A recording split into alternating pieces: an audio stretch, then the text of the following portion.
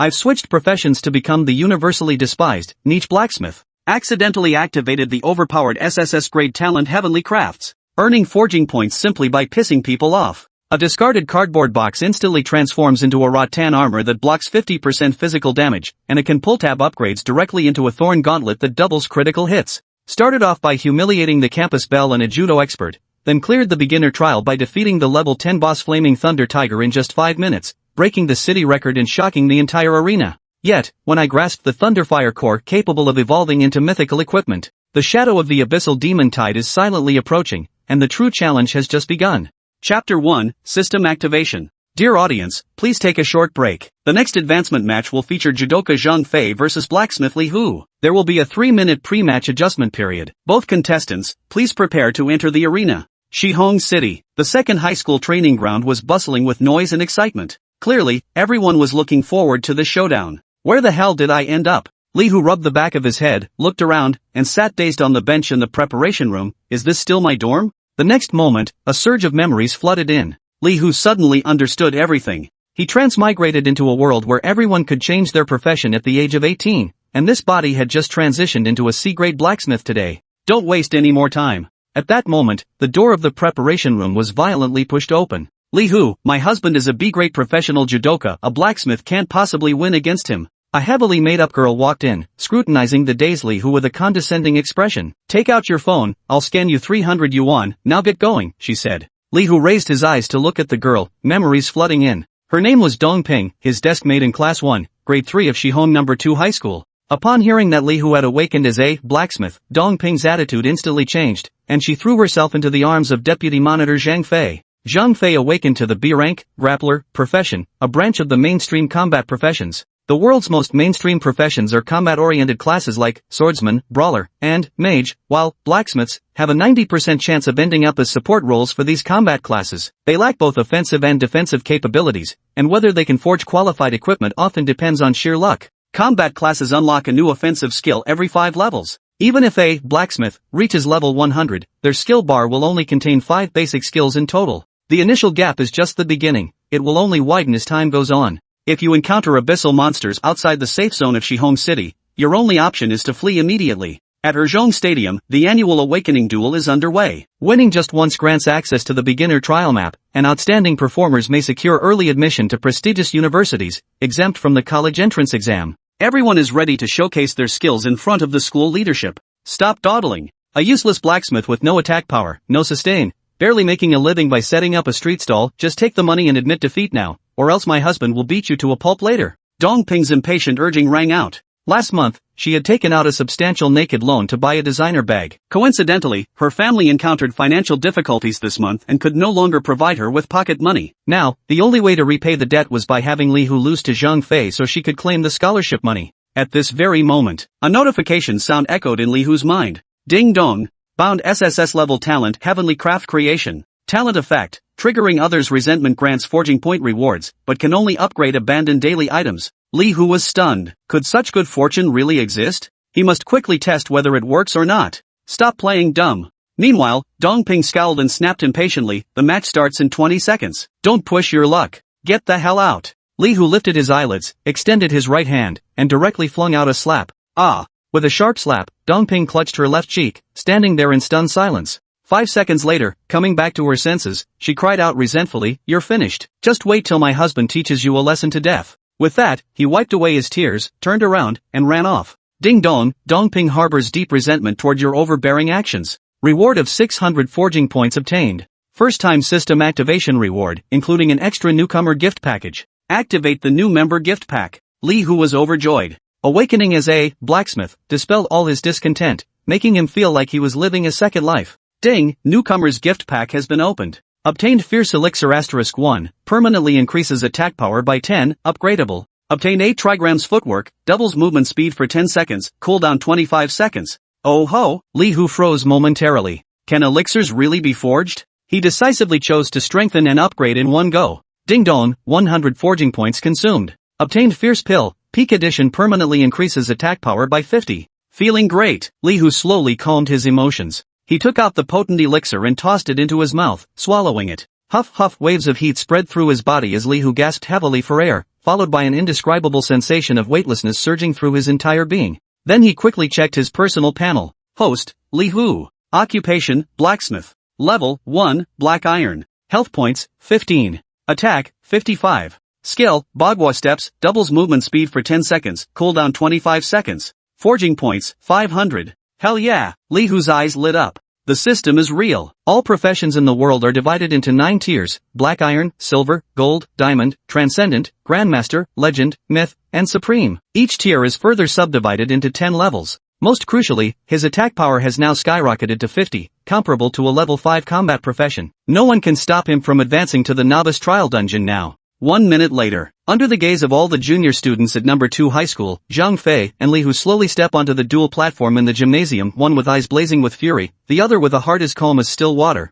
Begin the match. The commentator sits in the live broadcast room, gripping the microphone with fiery passion. Zhang Fei launches a lightning-fast attack. Dare to hit my woman. Zhang Fei leaps forward in a charging step, swinging fiercely toward Li Hu. Looks like you've got a death wish, punk. He comes from a fiercely competitive family, and his early experience has ingrained in him the belief that only the strong have a voice, driving him to constantly seek respect and power through brute strength. How dare a mere blacksmith be so arrogant? Annoying. Without even looking, Li Hu activated the 8 trigram step, dodging the shield bash. Swinging his right arm in a 180-degree arc, he unleashed a beautiful crescent moonstrike. Ah! Zhang Fei let out a blood-curdling scream. A deep look of disbelief spread across his face. He clearly blocked, yet nearly had his health bar emptied. What incredible attack power! How could a judo master lose to a blacksmith? Zhang Fei refused to believe in superstition. He launched another round of attacks. Smack! This time, not only did he fail to hit Li Hu, but he was also sent flying and crashed into the audience seats. On the other side, a pleasant notification chime rang in Li Hu's mind. Ding dong, Zhang Fei feels utterly humiliated, seething with resentment. Earned 1500 forging points reward. At the same time, complete silence fell over the room. Then, boom, the room erupted in an uproar. Did the blacksmith use cheats? Hey, don't go too far with this. There are actors here. How much for the appearance fee? Let's make money together, I'll pay triple. The school leaders and teachers were all dumbfounded. This outcome clearly took everyone by surprise. The referee immediately reviewed the video replay. They discovered that Li Hu dodged Zhang Fei's attack and then landed a critical hit with precise timing, showing no signs of cheating. After that, Li Hu was registered on the promotion list. Good job. On the awards podium, the national flag fluttered in the wind as the principal handed over a 6,000 yuan scholarship. This afternoon's rookie trial map will gather all the outstanding high school students from Shihong. We hope you can achieve another great result. Thank you, principal. Li Hu took the scholarship with great delight. I won't let my alma mater down. Leaving school, Li Hu went home, took a shower, and then began searching for suitable items to forge.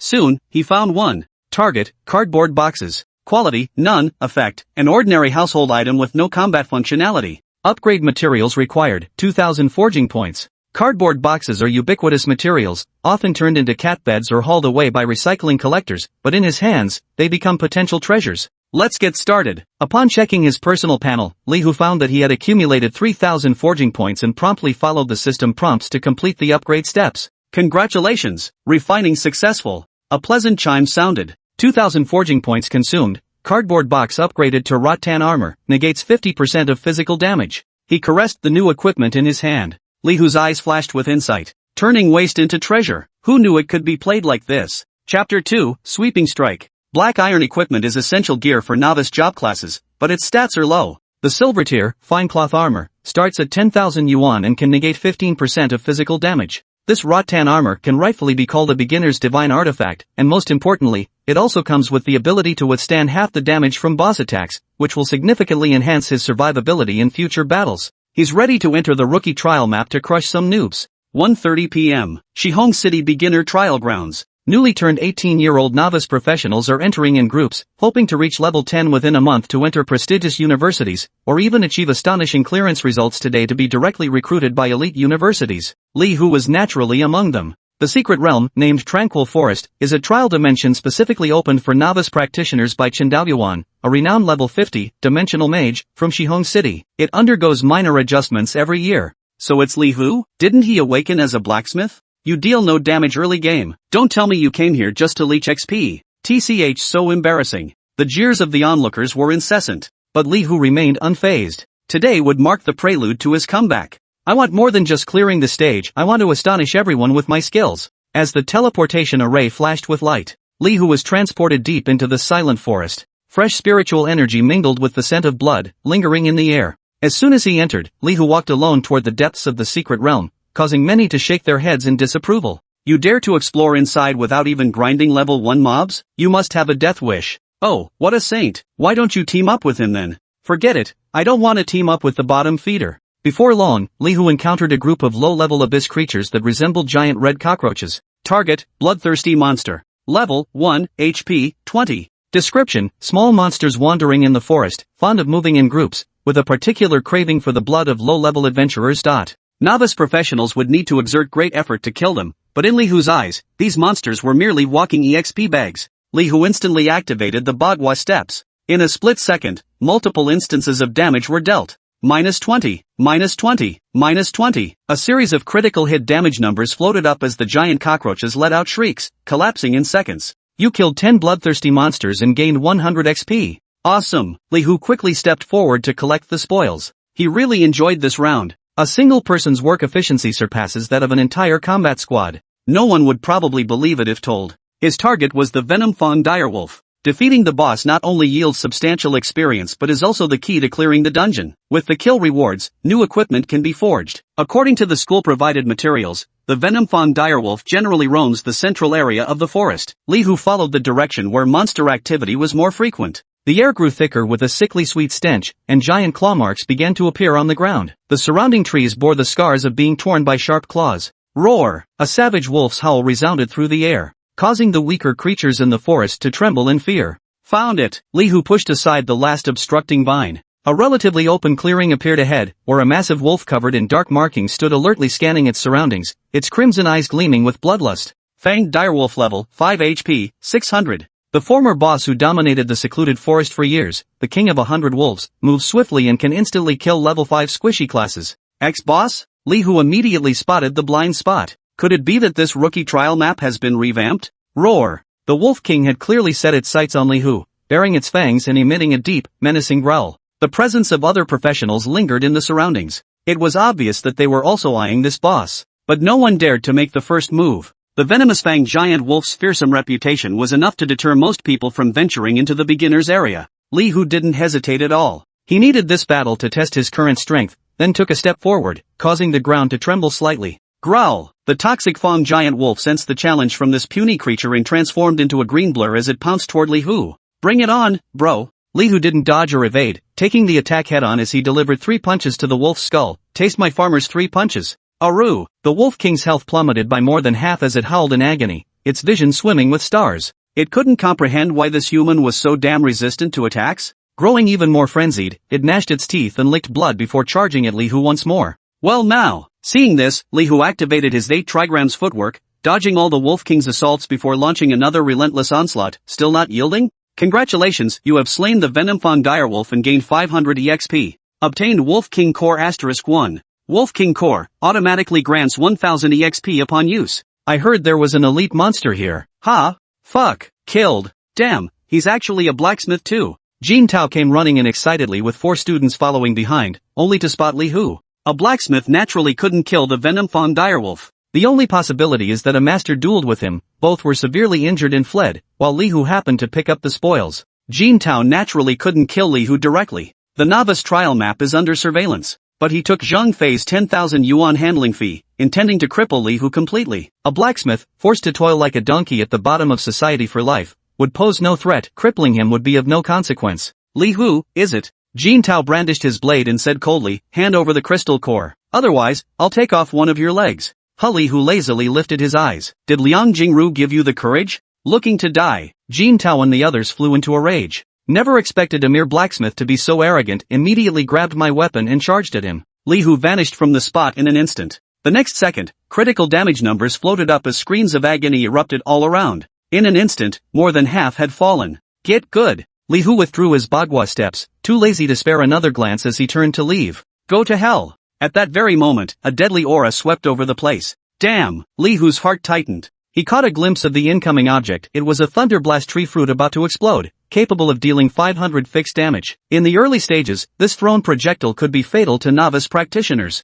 Never expected Jin Tao to pull such a sneaky move. Instantly activating 8 trigram steps, he kicked the Thunderblast tree fruit away. Boom! A deafening explosion echoed from about 20 meters behind. Without even glancing back, Li Hu moved with his instincts, his fist halting just 1 centimeter away from Jin Tao's terrified face, nearly touching his nose. Tiger bro, I was wrong. Seeing this, Jin Tao was scared out of his wits and kept begging for mercy. It was all Zhang Fei's instigation. The Thunderblast tree fruit was also given by him. Please spare me, I won't dare do it again. Your worthless life stays, for now. Li Hu turned and left. He had more pressing matters to attend to, leaving the terrified Jin Tao collapsed on the ground. Sweet mother of mercy, I kicked an iron plate this time, almost died right there. How can blacksmiths be this overpowered? This is way too strong. Chapter 3, Stunned the crowd. Li Hu had no time to spare for these minor players as he pressed deeper into the map. His earlier moves had stirred up a wave of resentment, but he'd raked in 4,600 forging points, a massive haul. The next second, the familiar light screen appeared before his eyes. Host, Li Hu. Class, Blacksmith. Level, 3 Black Iron. Health, 20. Attack, 65. Skill, Bagua Step doubles movement speed for 10 seconds. Cooldown, 25 seconds. Forging points, 4,600. Li Hu couldn't help but nod in satisfaction. He found this gameplay surprisingly satisfying. Ding! Forgeable item detected. Li Hu's eyes flickered. He picked up an inconspicuous little object from the ground, his gaze settling on the new option in the interface. Target, can tab. Quality, none. Effect, commonplace accessory with no combat utility. Upgrade materials required, 4,000 forging points. This is great. Li Hu's face lit up with delight. His current forging points were just enough. He'd been worried they might not be enough to handle the boss's attacks later. Now he had new gear. He decisively chose to upgrade and enhance it. A dazzling flash of light erupted. Consumed 4,000 forging points. Can tab upgraded to thorn gauntlets. Equipment, thorn gauntlets. Quality, silver. Attack, 100. Equip level, 1. Effect, critical damage doubled. Holy crap! 100 attack paired with doubled critical damage. Looking at the stats on the panel, Li Hu was thoroughly satisfied. His damage stats were now utterly staggering. A level 3 blacksmith could rival a level 8 swordsman. 2 minutes later, Li Hu swept through the area, clearing waves of level 3 monsters with his new equipment, the thorn gauntlets. He charged straight to the heart of the matter at a speed that shattered everyone's expectations. Killed 5 flame rats, EXP plus 180. Killed 7 lightning foxes, experience plus 140. Killed 10 bloodthirsty cats, EXP plus 200. As he continued his killing spree, and with the Wolf King Crystal Core's boost, Li Hu shot up from level 2 to level 4. Upon reaching the Yenting Tiger's lair, his experience points neared the level 4 cap. Hardly any students were visible in the vicinity. This was truly a no man's land. Finally, the real boss battle. Li Hu surveyed his surroundings, the air thick with scorching heat and thunderous energy. A towering, formidable figure radiating an intense aura of thunder and fire silently materialized atop the gray cliff, gazing down at Li Hu from above. Target, Flaming Thunder Tiger. Level, 10. HP, 2000.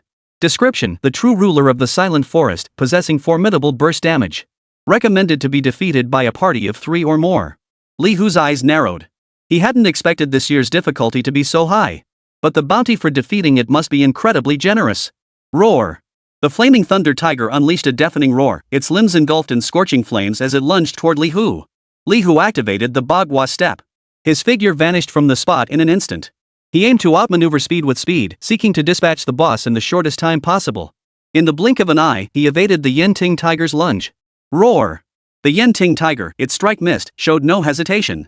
Instead, it stomped its front paws on the ground and charged forward again in an instant. In the distance, even the occasional novice adventurer who came here to watch the fight was scared out of their wits. They'd never witnessed anything like this before. From afar, they could only glimpse a man resembling a war god charging into the storm of thunder, fire, and sand, his fist pounding forward. 200. 400. 400. A wave of critical damage numbers flashed across the screen. Li Hu, empowered by the Thorn's gauntlets, unleashed 7 or 8 punches in rapid succession. Boom! Yen Tingdu's health plummeted, sending it into a frenzied rage. It could no longer tolerate such provocation from humans. It unleashed its full fury. The torrent of lightning it unleashed nearly swallowed Li Hu whole. Don't be naughty, little kitty. Seeing this, Li Hu remained utterly unfazed. He doubled his speed with the Bagua step, dodging every attack with lightning-fast maneuvers. Wearing his thorn gauntlets, he straddled the Yen Tingdu's back and shouted defiantly, "Take this, farmer's triple punch!" Aoarg! The Yenting Tiger let out a series of wails, its eyes filled with terror. Clearly baffled by such an overwhelmingly powerful newcomer. With continuous damage and powerful critical hits doubling the pain, even 2000 HP couldn't withstand it. Finally, the fierce beast's aura dissipated completely as it crashed to the ground. Defeated boss Yen Tingu, gained plus 3000 EXP. Obtained rare forging material Thunderfire Core. Clear time, 5 minutes 29 seconds. Congratulations on setting a new record for the Shihong City region. Rating, SSS. You have leveled up to level 5. Awesome. Li Hu's eyes flashed with delight. Not only had he gained massive amounts of experience and materials, but he also obtained rare forging materials. He recalled seeing on the news that the underground auction price for a Thunderfire heart reached as high as 500,000 yuan. The next second, as Yen Tingu was slain by Li Hu, the trial secret realm map was cleared. All novice adventurers were promptly escorted out of the realm, and the leaderboard refreshed once more. Li Hu's score stood prominently at the top. Ha! The record holder for clearing the dungeon is Li Hu? Top blacksmith? Teacher. I'm reporting this. Yeah, how could a support class speedrun a level 10 boss? Li Hu's trial results shattered the city record. It left everyone utterly stunned. A wave of skepticism followed. Too many couldn't believe their esteemed combat classes had been crushed by a blacksmith. Chen Shui is green with envy over your clear time. Received 400 forging points. Zhu Lin accuses you of cheating with illegal methods, denouncing the unfairness of the world. Received 500 forging points. Song Jiaqing, instantly defeated by the Wolf King, slams his thigh in frustration, trembling with envy. Gains 600 forging points. Meanwhile, Li Hu listened to the constant alerts ringing in his mind, barely able to suppress the grin on his face. This is too awesome. Bring on the storm. Cheating. He must be cheating. Zhang Fei clenched his fists so tightly the veins bulged, clearly losing his mind. Jin Tao, whom he'd sent to the secret realm to deal with Li Hu, not only failed his mission but had fled in terror. Getting instantly defeated that morning had shattered his pampered mindset. Unbelievably, Li Hu had surpassed himself in the afternoon. He speed cleared the beginner trial map. And set a new record. This is an utter disgrace. Zhang Fei was instantly overcome with rage. He couldn't believe Li Hu had completely surpassed him. Silence. Just as Zhang Fei was about to explode, the crowd suddenly fell silent. A leader in a suit and tie walked slowly forward, followed by several school administrators holding Li Hu's trial records.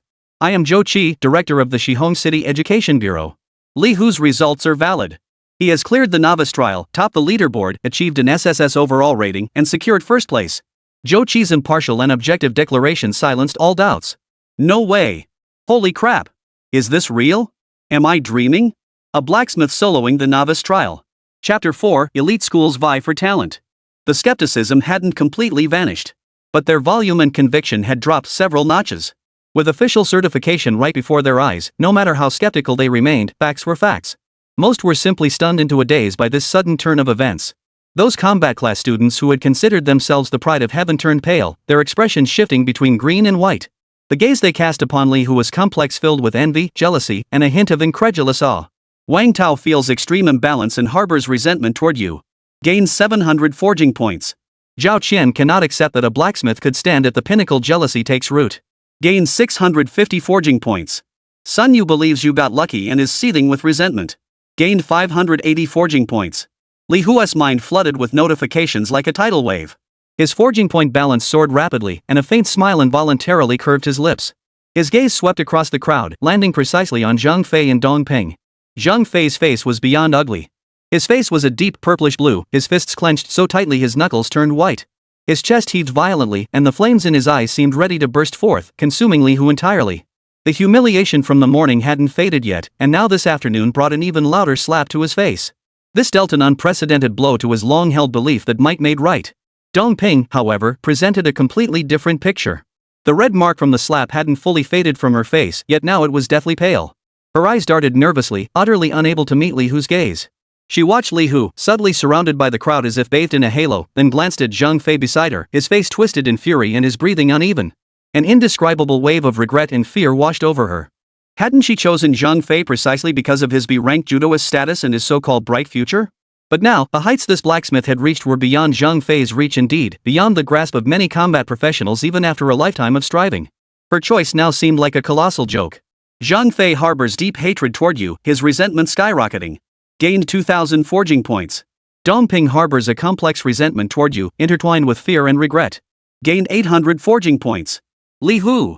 Just then, a booming voice cut through the chaotic clamor. A neatly dressed middle-aged man wearing gold-rimmed glasses pushed through the crowd and approached with a warm smile. I am Wang Ming, Director of Admissions at Jinghua University. Li Hu, first, congratulations on your astonishing achievement.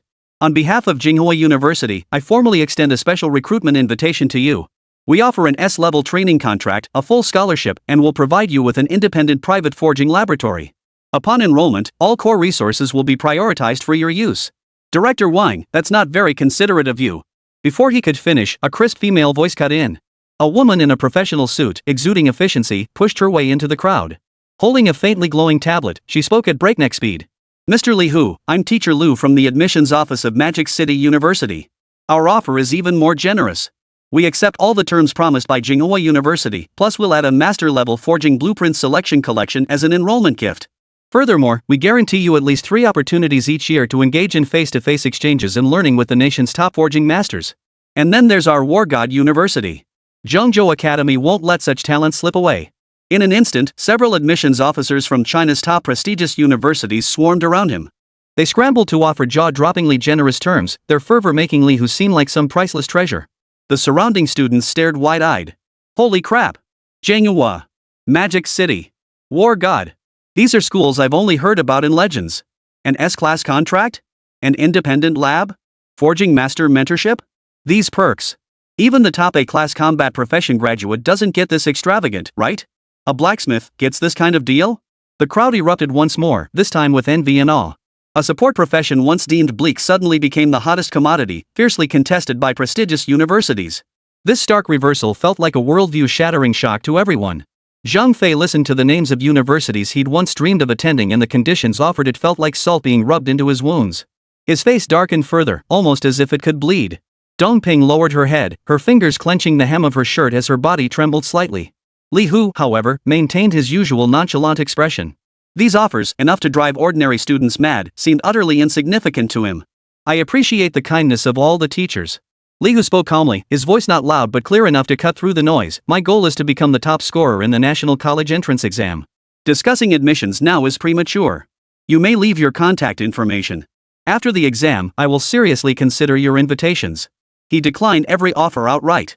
This composed and unhurried demeanor only earned him greater respect from the admissions officers.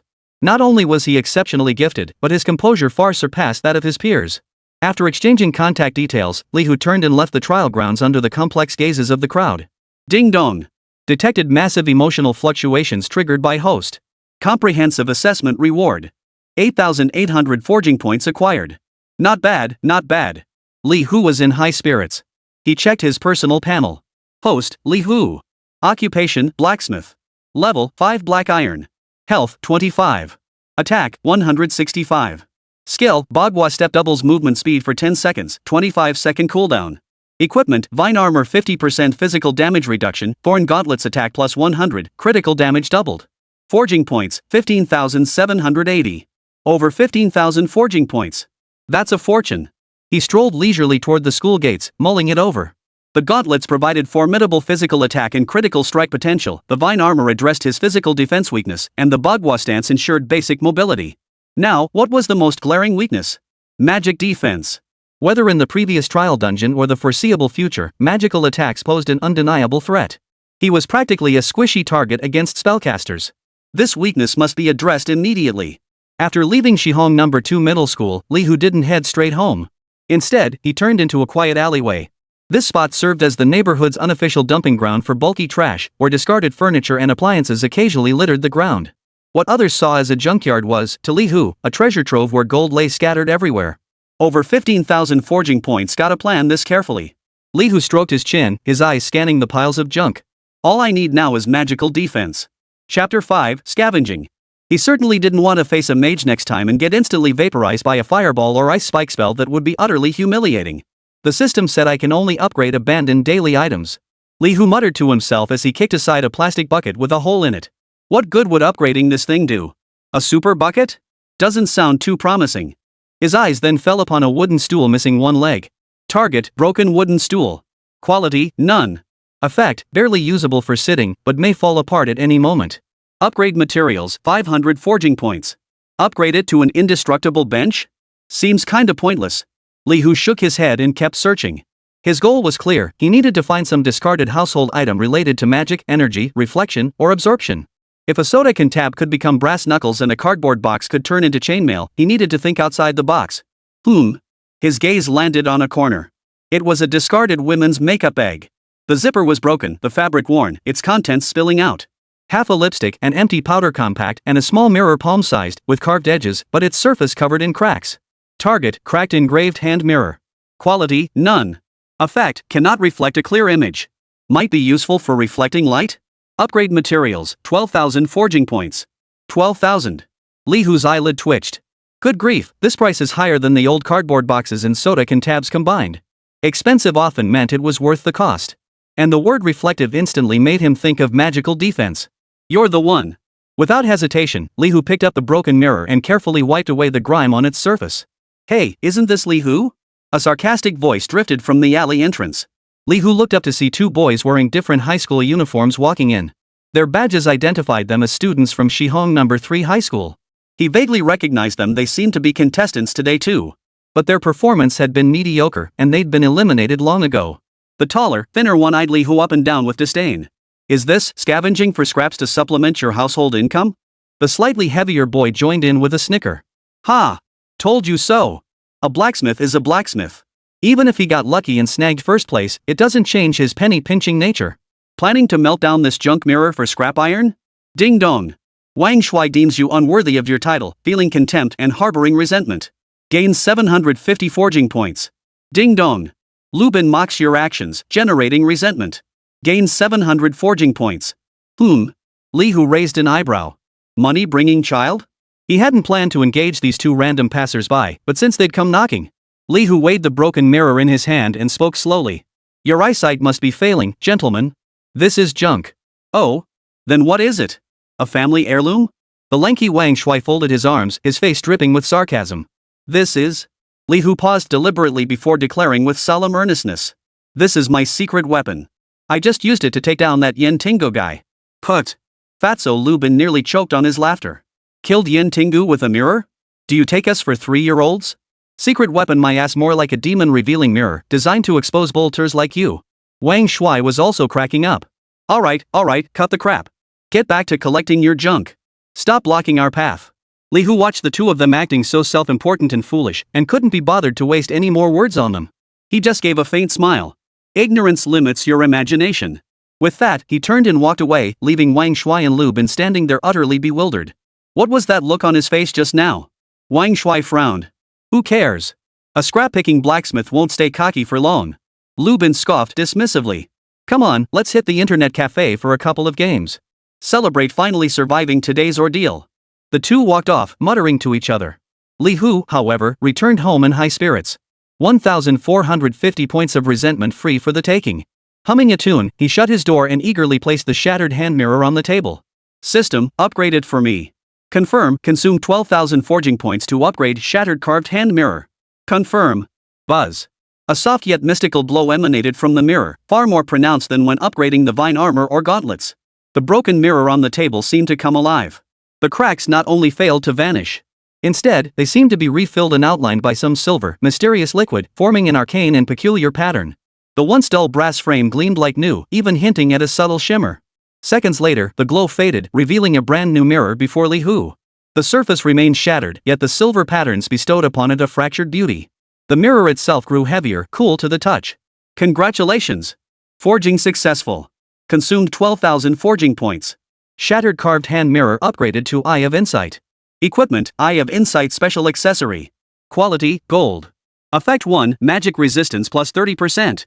Effect 2, True Sight passive has a chance to see through disguises, stealth, and certain illusion effects on targets whose level is no more than 10 levels below your own. Effect 3, Energy feedback passive when hit by a magical attack, has a 10% chance to reflect 20% of the damage back to the attacker. Equip level, 5. Holy. Li Hu couldn't help but curse under his breath. Gold quality. This thing skipped silver entirely and went straight to gold. And these stats, absolutely insane. 30% magic resistance. This directly addressed his biggest weakness, drastically improving his survivability against spellcasters. True Sight. See through disguises, stealth, and illusions? This is the ultimate counter to assassins and illusionists. Anyone attempting to ambush him or confuse him with illusions will have to think twice. And energy feedback. Though it only has a 10% chance to reflect 20% of the damage. But in critical moments, it might just turn the tables, making the opponent lose more than they gain. I hit the jackpot. Li Hu excitedly played with a mirror named Eye of Insight. This was no longer just a defensive item, it was more like a powerful strategic accessory. He immediately equipped the Eye of Insight. Instead of holding it in his hand, the mirror transformed into a streak of light and merged into his brow. A faint, nearly invisible silver mirror pattern flickered briefly. Host, Li Hu. Class, Blacksmith. Level, 5 Black Iron. Health, 25. Attack, 165. Magic resistance, 30%. Skill, Bagua step doubles movement speed for 10 seconds, 25-second cooldown. Equipment, Vine Armor 50% physical damage reduction, Thorn Gauntlets attack plus 100, critical damage doubled, Eye of Insight magic resistance plus 30%, True Sight, energy feedback. Forging points, 5230. Perfect. Li Hu clapped his hands in satisfaction. Physical defense, magic defense, attack power, burst damage, mobility, anti-stealth capabilities. He was now a fully equipped, well-rounded warrior. Chapter 6, Twin Phoenixes Seize the Dragon. The next morning. Sunlight filtered through the old window frames, casting mottled patterns across the wooden floor. Li Hu stretched lazily, feeling refreshed and alert. After a quick wash and change into his school uniform, he strolled leisurely toward Shihong No. 2 Middle School. No sooner had he stepped through the school gates than his homeroom teacher, Yang Shua, hurried toward him before he reached the classroom building. Yang Shua's face bore a strange mix of excitement and caution. Li Hu, you're finally here. Good morning, Teacher Yang. Li Hu was a bit surprised Yang Shua wasn't usually this enthusiastic. Yang Shua lowered his voice and leaned closer. Earlier, someone important came to the school looking for you. Oh? Li Hu raised an eyebrow, understanding immediately. It seemed his actions yesterday had caught the attention of certain circles. I told them you might be home today, so they went straight to your place. Yang Shua's tone carried a barely perceptible hint of flattery. Alright, I understand. Thanks, Teacher Yang. Li Hu nodded and didn't linger at school.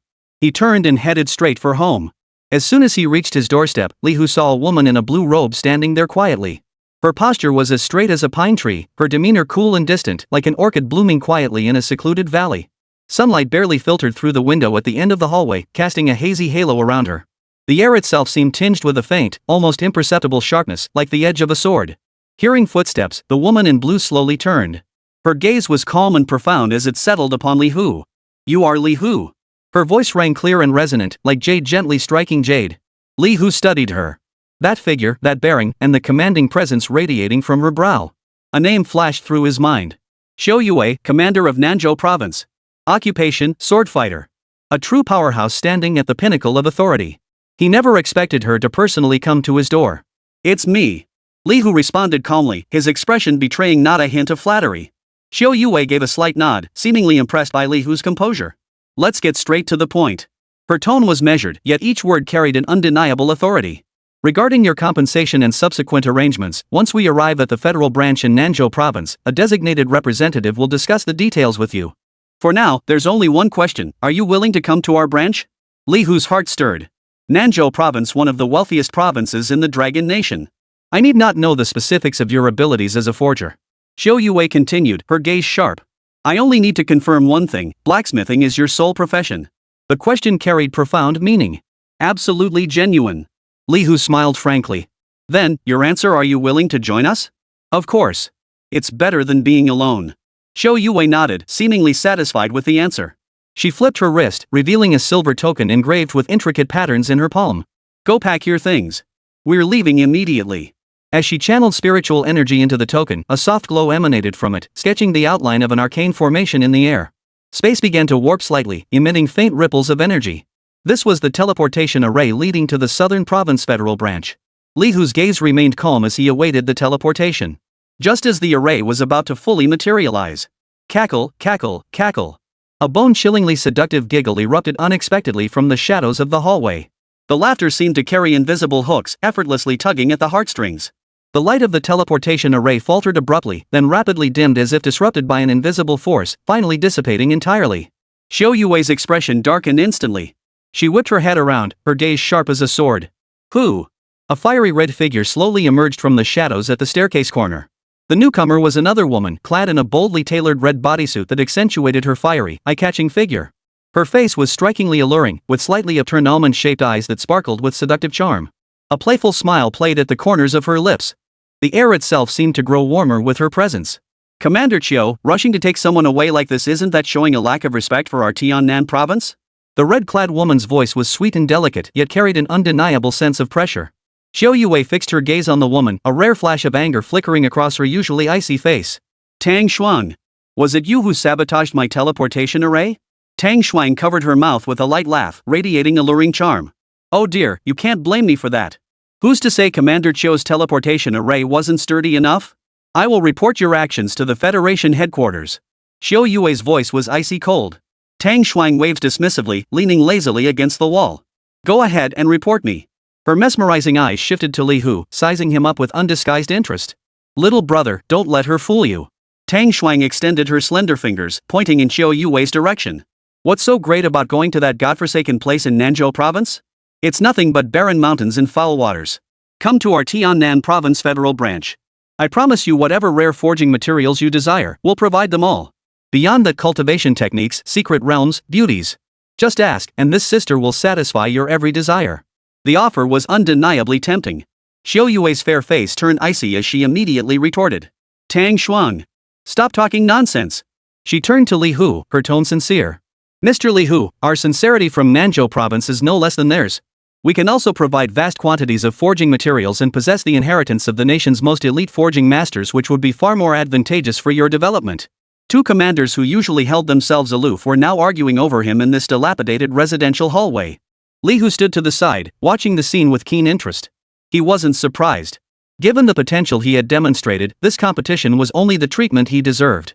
Just as they prepared to escalate their offers, a cold, authoritative voice abruptly cut through the air, carrying an unquestionable command. Ladies, excuse me. All eyes turned toward the source of the voice. A woman with a commanding presence, sword at her back and a gourd of wine in hand, entered first. With each step she took, the air seemed to grow heavier. Tang Shuang and Xiao Yue's expressions shifted slightly. They recognized that insignia it belonged to a commander-level figure from the Beixian Province Federal Branch. I am Mumian, commander of the Beixian Province Federal Branch, level 55, Moonlight Sword Immortal.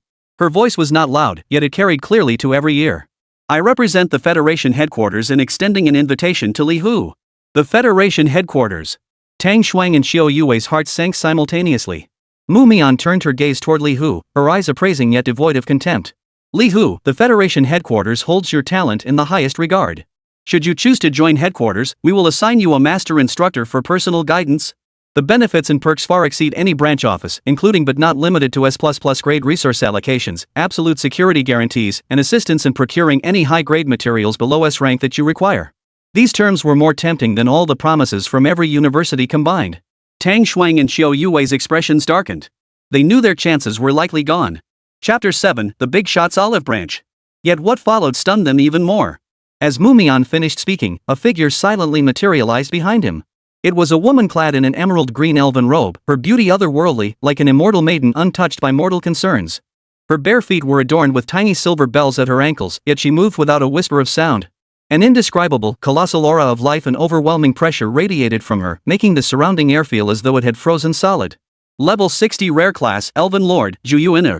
The moment Tang Shuang and Xiao Yue laid eyes on her, their breath nearly caught in their throats. The true heavyweight of the Federation headquarters had personally arrived. Zhu Yuani glided gracefully to Li Hu's side. Standing slightly taller than him, she carried a hint of superiority in her stance, yet her gaze remained gentle. She extended her slender jade-like hand, palm cradling a ring that shimmered with multicolored light. 300 pieces of diamond-grade forging materials as a token of our meeting. Zhu Yuani's voice was ethereal and melodious, like heavenly music. Li Hu, will you accept me as your master? 300 diamond materials. Li Hu's heart skipped a beat.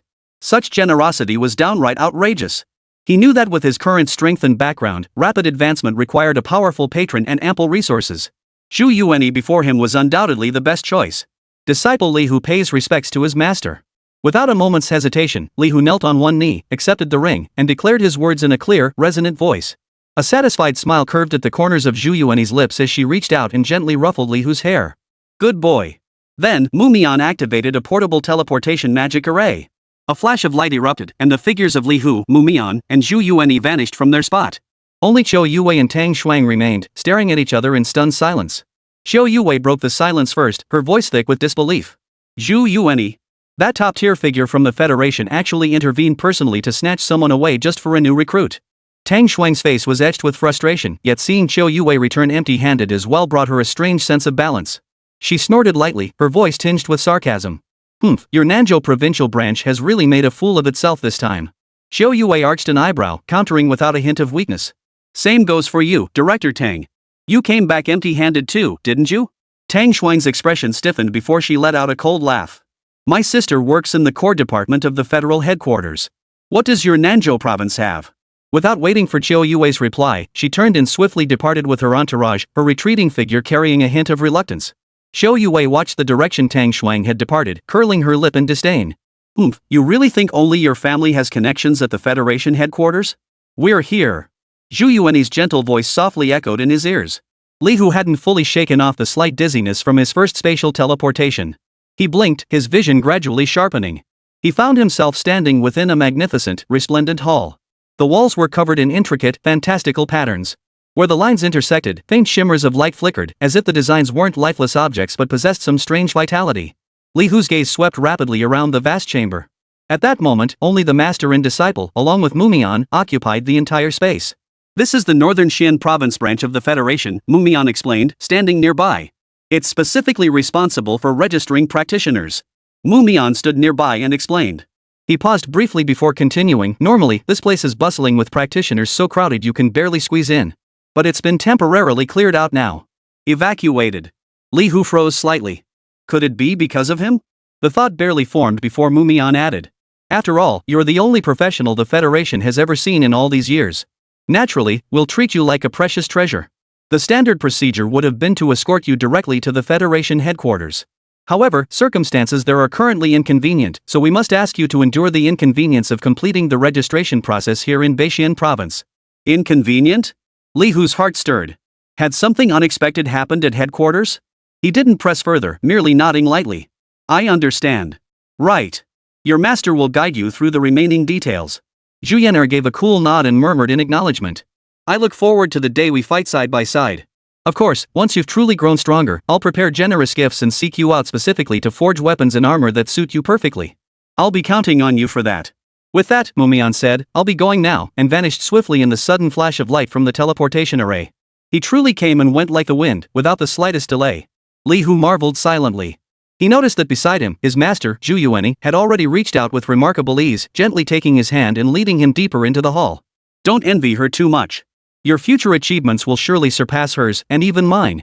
Zhu Yuan's soft voice echoed in his ear, her calm tone carrying an undeniable certainty.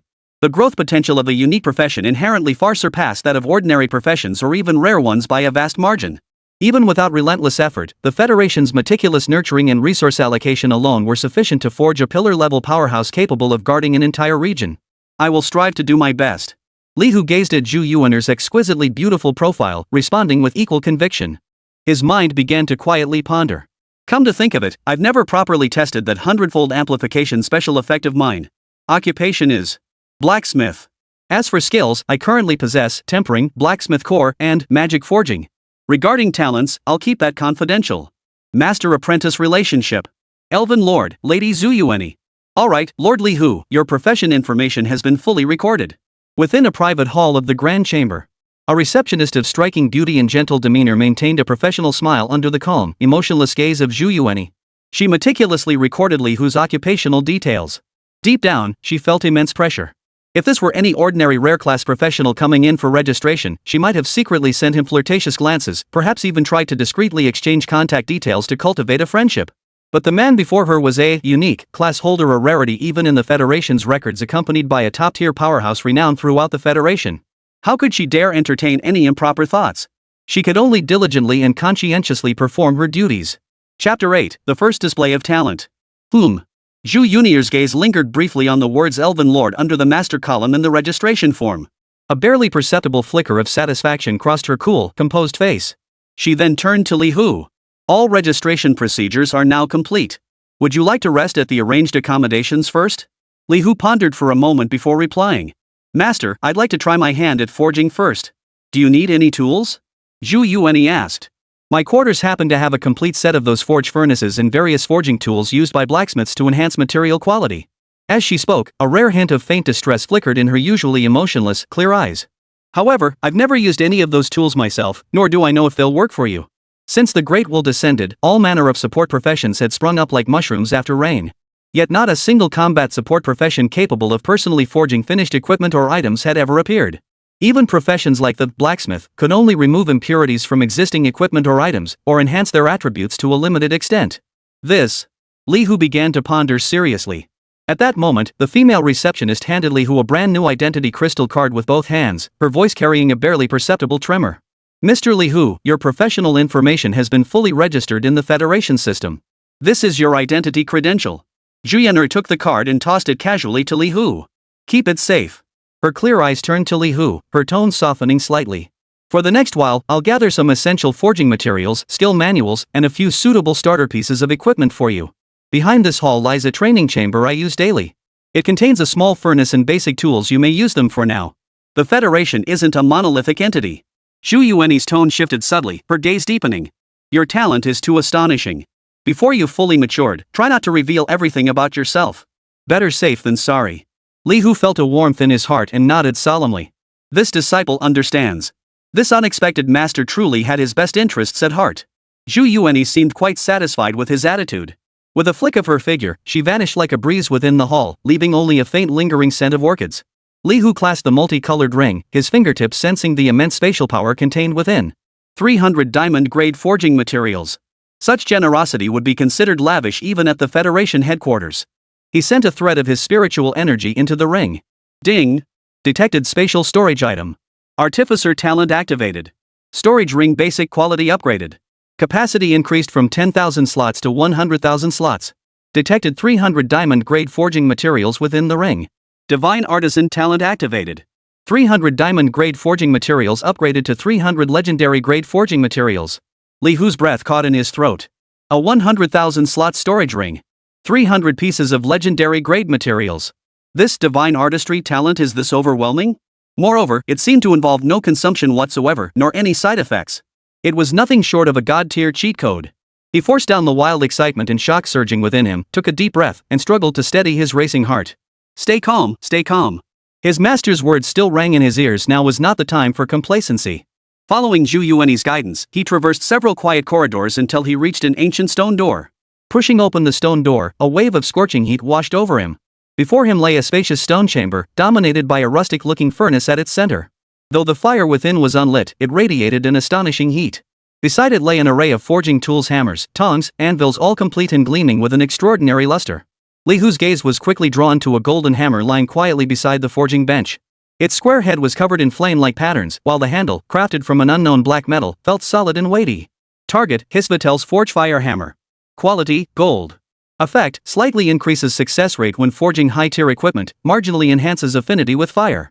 Equip level, none. A gold-grade forging hammer? Li Hu grasped the hammer's handle, feeling its warmth in his hand. The instant he lifted the great hammer. Ding! Forgeable item detected. Divine artisan talent activated. Hisvatel's Forgefire Hammer quality enhanced, upgraded to Hisvatel's Storm Hammer. Equipment, Hisvatel's Storm Hammer. Quality, platinum. Attack, 500-800. Effect 1, Storm Strike active, channels the power of wind and thunder to deliver a devastating blow to the target.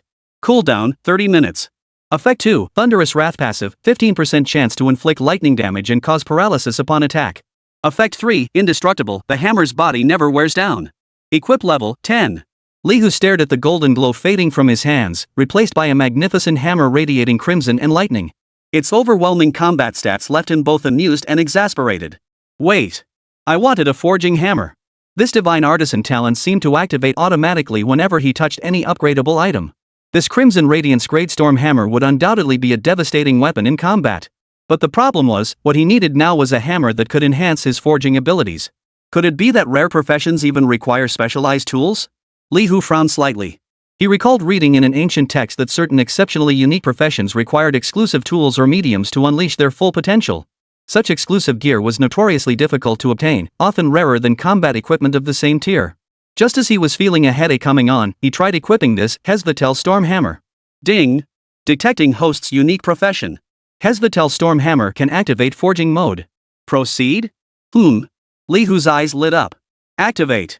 At his command, the crimson glow and electric sparks within the Storm Hammer abruptly retracted. The frenzied patterns on the hammerhead gradually faded, replaced by a more solemn, ancient texture, as if containing boundless creative power. The hammer itself felt more comfortable in his grasp, subtly aligning with his identity as a blacksmith. Equipment: Hisvital Storm Hammer Forged Mode. Quality: Platinum. Effect 1: Masterful Craftsmanship Passive increases forging success rate by 50%. Effect 2: Alchemy Touch Passive 20% chance to increase the crafted equipment's tier by 1 level during forging capped at the user's own tier. Effect 3: Resource Efficiency Passive reduces material consumption by 30% during forging. Effect 4: Divine Touch Passive 5% chance to add a random superior stat to forged equipment. Equipment level: None exclusive to blacksmiths. Li Hu stared at the refreshed attributes, his gloom swept away by boundless excitement and anticipation. Chapter 9: The Divine Weapon Takes Shape. The tools he had previously overlooked now shone with new brilliance in Li Hu's eyes. He first picked up the heavy iron anvil that had been sitting idle nearby. Ding! Forgeable item detected. Divine Artisan Talent activated. Stellar Radiance Gold Grade Quality Enhanced, upgraded to Lunar Radiance Anvil Platinum Grade. Equipment: Moonlight Anvil Forging Mode. Quality: Platinum. Effect 1: Solid Foundation Passive slightly increases stability during forging and minimally reduces material deformation failure rate. Effect 2: Star Moon Blessing Passive increases success rate by 10% when forging equipment related to moonlight or starlight attributes. The light was subdued, and the originally plain iron anvil's surface was bathed in a cool moonlight glow, adding an air of mystery. Next came the iron tongs, which appeared to have seen many years of use. Ding dong! Forgeable item detected. Artisan's Touch Talent activated. Hesvitel's Iron Pliers Gold Grade Quality Enhanced, upgraded to Hesvitel's Giant Force Pliers Platinum Grade. Equipment: Hesvitel's Giant Force Pliers Forging Mode. Quality: Platinum. Effect 1: Precision Control Passive. Enhances material manipulation accuracy during forging, increasing success rate by 15%. Effect 2: Tenacious Grip Passive reduces heat transfer by 50% when gripping high-temperature materials. The tongs have grown thicker, their joints gleaming with a cold, metallic sheen. Lastly, an unassuming small hammer. Clink. Forgeable item detected. Divine Artisan Talent activated. Goblin Hammer Gold Grade Quality Enhanced. Upgraded to Troll's Grip Platinum Grade. Equipment: Troll's Grip Forging Mode. Quality: Platinum. Effect 1: Precision Forging Passive increases success rate by 15% when performing detailed forging. Effect 2: Magic Breaking Power Passive when crafting magical items, has a chance to enhance their magical conductivity. A series of notification sounds sent Li Hu's heart racing. In an instant, 3 new platinum-grade forging tools appeared on the anvil. Combined with the previously upgraded Hesvitel Storm Hammer, plus 2 additional hammers, a small one and a large one that triggered upgrades when he casually picked them up and could also activate forging mode, he now possessed a total of 6 platinum-grade specialized forging tools. He carefully examined them, selecting the 4 with the most outstanding attributes. Hesvitel Storm Hammer, Hesvitel's Giant Force Pliers, Moonlight Anvil, and Troll's Grip. The combined effects of these 4 items' forging modes could actually boost forging success rates by a full 50%. Li Hu took a deep breath, suppressing his excitement. If he switched to a dedicated support role now, this gear would make him an absolute top-tier player. Of course, none of this would have been possible without Master Yuaner's generosity. These logistics-focused items had an extremely low drop rate in the outside world. Even a single silver grade piece could spark a frenzy. And here, his master had casually produced so many gold grade pieces. When master returns, I must ask her what type of equipment she needs. Then I'll personally forge the finest set for her. Li Hu made a silent vow, carefully stowing away the tools he wouldn't need for now. His gaze fell upon the ancient-looking furnace in the center of the room. Following the method Zhu Yuaner had taught him, he attempted to activate the furnace. Whoosh! A deep crimson flame erupted from the furnace's depths, illuminating the stone chamber. You have activated the gold-tier item Forest Spirit's Forge. Internal fuel remaining, 100%. Equipment, items, and materials can be forged and enhanced at any time. This forge grants an additional 5% enhancement success rate. Detecting host's unique profession forging mode activated. The fuel is actually full. Did the master leave it here without ever using it once? Li Hu muttered to himself. He was no longer surprised that the furnace could activate forging mode. Now, the crucial matter was something else upgrading this furnace as well. A gold grade furnace. After enhancement, it should reach platinum grade, right?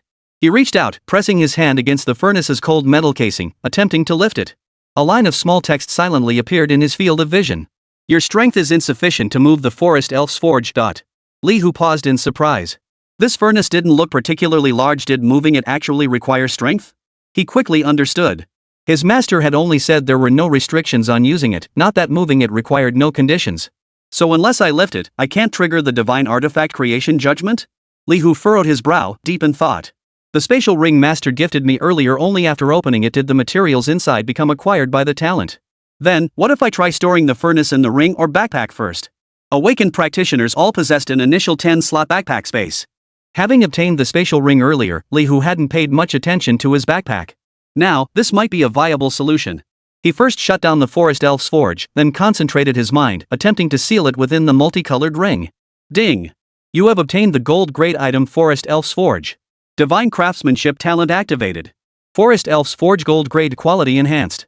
You have obtained a platinum-grade item, the Crystal Forge of the Elf Witch. His hunch was confirmed. Li Hu's heart leapt with joy as he retrieved the furnace from the ring. The furnace before him had undergone a dramatic transformation. The once rustic metal body now glowed with crystalline clarity, as if carved from a single flawless piece of azure crystal. Its intricate inner core was clearly visible, radiating a mysterious aura. You have activated the platinum-grade item Elven Witch's Crystal Crucible. Internal fuel remaining, 100%. Can be used anytime to temper and enhance equipment, items, and materials. This furnace grants an additional 5% enhancement success rate. Items forged in this furnace may randomly gain 1-2 additional new attributes. Detecting host's unique class, forging mode is additionally activated.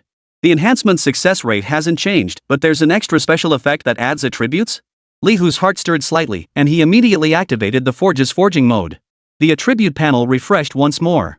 This furnace in forging mode grants an additional 7% forging success rate. Items forged in this furnace may randomly gain 1-3 new additional attributes. The forging success rate increased by 2%, and the upper limit for random attributes also increased by 1. Li Hu stared at the attributes before him, feeling exceptionally pleased. Though not a seasoned veteran, he possessed a solid grasp of the fundamentals.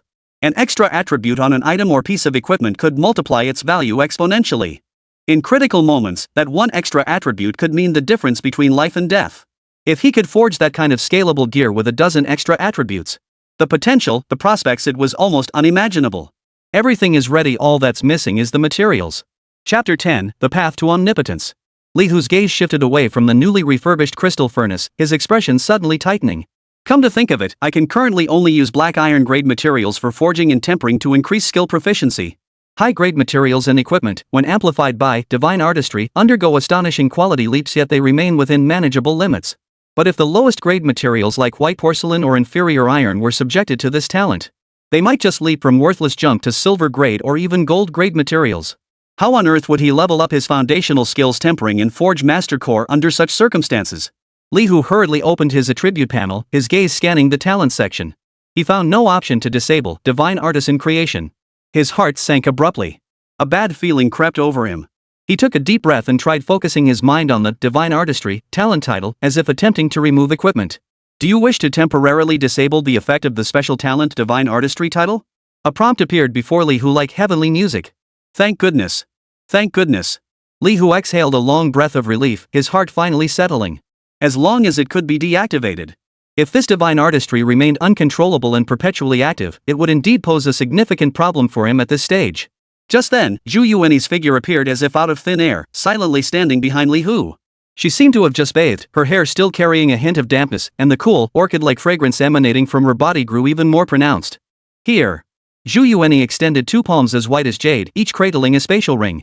Though crafted from a material similar to the multicolored ring he'd seen before, these rings emitted a more subdued radiance. Li Hu instinctively took them. One of these rings contains vast quantities of upgrade materials from black iron to gold quality. Each type is stocked with over 1 million pieces. Zhu Yuanyi's tone remained utterly matter-of-fact, as if discussing something utterly trivial. The other ring holds various class-specific armor sets and dozens of gold-quality skill books. Li Hu felt his heart skip a beat. Millions of each type, from black iron to gold. Plus various class-specific sets and gold-grade skill books. This generosity, it was like smashing a mobile treasure trove right in his face. He finally understood profoundly, having a good master was far superior to slowly accumulating everything through sheer talent and hard work. The starting point was entirely different. Oh, right, the gear is bound. Li Hu suddenly remembered something. In this world, once equipment was worn by a certain class, it would bind to their soul unless a special item was used. No other class could ever use it again. He quickly silently commanded his mind, temporarily deactivating the title effect of Divine Artisan. Then, he probed his mental energy into the ring containing the equipment and skill books. The dazzling array of gear nearly blinded him. He casually pulled out a double-handed greatsword with an imposing design. Hunter's Heavy Sword. Quality, Gold. Attack, 250-350. Effect, increases damage against beast-type targets by 20%. Equip level, 15. Requirements, Strength 80, Constitution 60. These stats don't seem to apply to me at all. Li Hu's current stats were nowhere near sufficient to equip this sword. But he immediately noticed a crucial detail. Wait. No class restriction? He only lacked the required stats and level to equip it. A thought struck Li Hu, and he pulled out several more pieces of equipment. Shadow Assault Dagger Gold Grade, Attack 18220, Critical Hit Rate plus 10%, requires Agility 70, Level 15. Windrunner Longbow Gold Grade, Attack 200-280, Attack Speed plus 15%, requires Agility 75, Strength 50, Level 15. Elemental Robe Gold Grade, Defense 8100, Spell Power plus 50, Spirit 80, Level 15. Without exception. These were clearly items for mainstream combat classes like Warrior, Assassin, Archer, and Mage, yet in his hands, none displayed any class restrictions. Li Hu's breathing quickened slightly. Suppressing his excitement, he retrieved several more pieces of gear from his ring, each radiating a peculiar aura. Cataclysm Staff Gold Grade, Cursed Effect plus 15%, requires Spirit 90, Perception 70, Level 18, Class Restriction, Curse Mage. Arcane Rune Sword Gold Grade, inflicts arcane damage on attack, requires Strength 70, Intelligence 70, Level 18, Class Restriction, Arcane Swordsman. Azure Cloud Taoist Robe Gold Grade, increases Taoist spell power by 10%, requires Spirit 80, Constitution 50, Level 18, Class Restriction, Cultivator. When he saw these rare class-specific items, and no class restrictions appeared in his hands either, Li Hu was utterly stunned. He, a blacksmith, could ignore all class restrictions and equip gear meant for any profession. As long as he met the attribute and level requirements. What's wrong? Xu Yuanyi's cool voice drifted from behind him, tinged with a barely perceptible hint of concern. Are these pieces of gear not suitable? Seeing Li Hu's furrowed brow and peculiar expression, she assumed he was dissatisfied with the gear or found none suitable for his use. No, master. Li Hu snapped back to reality, his face betraying his excitement. I'm just so thrilled. A flicker of confusion crossed Xu Yuanyi's clear eyes. Excited? She tilted her head slightly, observing Li Hu's complex expression, a mix of shock and ecstasy, yet his brows remained tightly furrowed. That frown of yours doesn't exactly look like you're happy. Master, I've discovered. I can equip gear from every class. Li Hu tried to keep his tone level as he shared his discovery. Every class? Xu Yuanyi was also slightly taken aback upon hearing this. She pondered for a moment before understanding. Blacksmith. I see. If one can forge anything, then naturally they can wield anything too. Makes sense. That class trait is truly formidable. Xu Yuanyi nodded, a rare hint of approval flickering across her usually cool, composed face. Li Hu took a deep breath, calming his excitement slightly, then turned his attention back to the skill books within the ring. Let me take another look at these skill books. He picked one up at random. Skill book, Whirlwind/Gold Grade. Type, Active Skill. Effect, swings weapon in rapid rotation, dealing area of effect physical damage to surrounding enemies. Prerequisites, Level 15, Strength 50.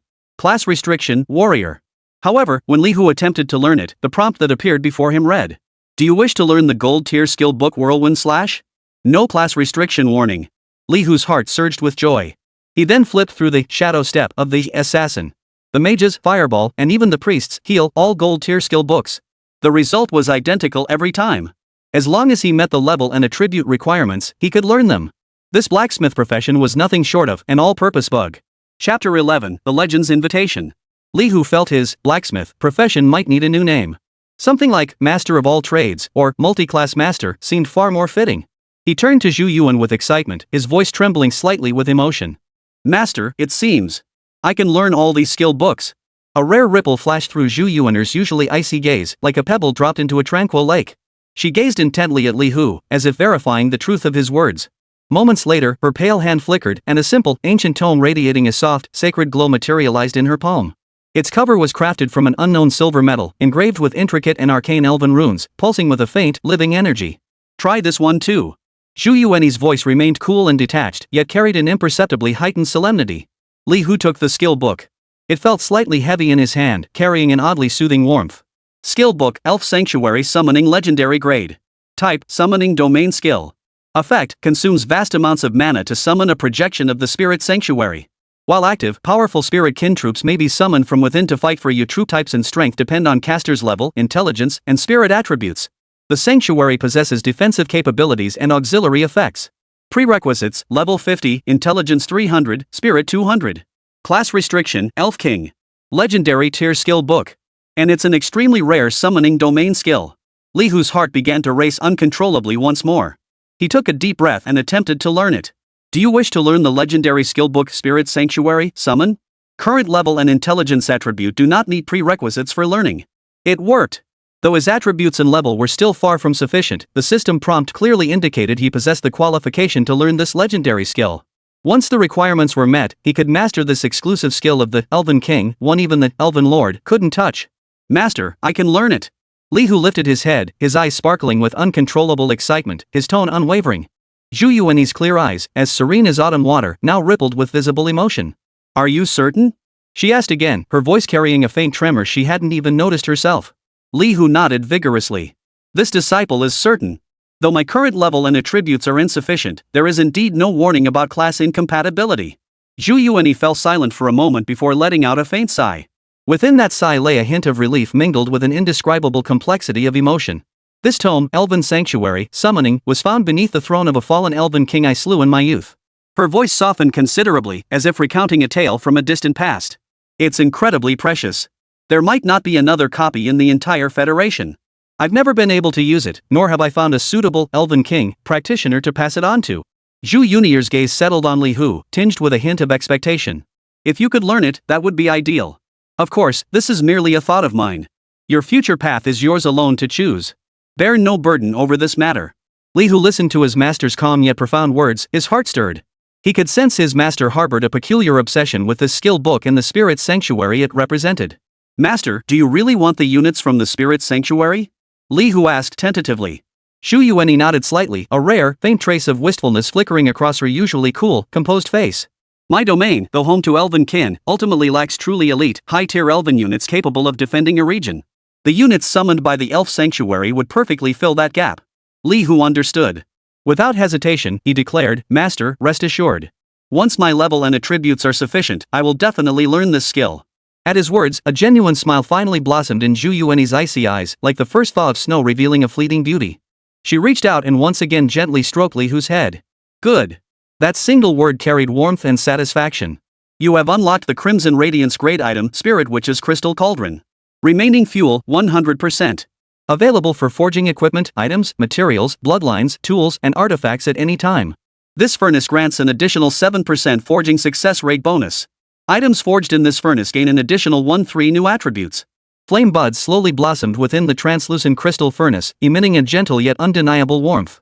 In the large side room of the treehouse, Su Chen's gaze fixed intently on the brand new set of forging tools before him, preparing to attempt his very first forging endeavor.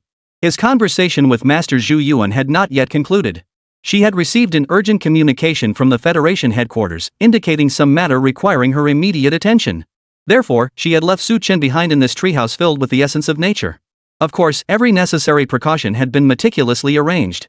The dense, layered protective magic barriers were enough to send shivers down one's spine at a single glance. Not to mention, her master had left behind a full 30 diverse life-saving artifacts. Rare items like the Substitute Puppet, 9 Heavens Escape Talisman, and Instant Shadow Dart were piled up almost like a small mountain. Among these tools were top-tier items capable of deflecting fatal attacks and instantly teleporting him to one of Zhu Yunier's secret world residences. Honestly, these preparations were truly excessive, so much so that he felt somewhat overwhelmed. Su Chen had intended to speak up and politely decline some of them. But Zhu Yuanyi's calm, unquestionable words gently silenced him. This branch office isn't necessarily the safest place either. Mine is. It's just a bit of caution. No need to overthink it. Yeah, it really was just a tiny bit of caution. Su Chen could only nod repeatedly, indicating he understood completely. So, after Zhu Yuanyi drifted away like wispy smoke, he carried a pile of life-saving items enough to make any practitioner green with envy back to the spacious side room he'd chosen. Only then did he truly begin grinding levels for his 2 core skills, tempering and blacksmithing. Currently, each level up for these skills required a full 2,000 experience points. To upgrade a skill's quality, a staggering 10,000 experience points were required. By comparison, successfully crafting an item yielded a mere 10 to 30 experience points. This path to leveling up is truly long and arduous. Su Chen murmured softly to himself, taking a moment to steady his breath. He casually tossed the 4 black iron grade goblin hearts and several black iron grade goblin finger bones into the crystal furnace. Immediately, a clear prompt window appeared before him. Chapter 12, Gold Grade Bloodline Potion. The path to leveling up is truly long and arduous. Su Chen murmured softly to himself, adjusting his breathing. He casually tossed the 4 black iron grade goblin hearts and several black iron grade goblin finger bones into the crystal furnace. Immediately, a clear prompt window appeared before him. Select the item type you wish to forge. Bloodline. Item. Armor. Weapon. Treasures. Skill books. A full 6 options, Li Hu's gaze swiftly scanned the faintly glowing inscriptions on these forged items. Without a moment's hesitation, his fingertip lightly tapped the first option, bloodline. After all, the materials left by his master were piled high enough for him to try each one thoroughly. Starting with the relatively higher value bloodline was undoubtedly the best choice. Begin forging. Estimated forging time, 2 minutes. As the system prompt sounded, the air temperature around the crystal furnace began to rise at a visible pace. Li Hu held his breath, his mind completely focused. Even with the vast memories granted by the passive ability of the blacksmith profession, he still felt a subtle flutter of anticipation at this first attempt. At the peak of the furnace's intensity, he reached out. The platinum-grade Hesvatel's giant force pliers in his hand seemed to come alive. With pinpoint precision, the tongs plucked an entire mass of shapeless, molten light enveloped in searing flames from the crystal furnace. The moment it left the furnace, the mass emitted astonishing energy fluctuations. He placed it steadily upon the moonlight anvil, which shimmered with a cool, lunar glow. Li Hu took a deep breath, clenched his right hand, and the equally platinum-tiered Hesvatel storm hammer materialized in his palm. The passive effect of the blacksmith profession, access to the collective forging knowledge of countless generations, manifested perfectly within him at this moment.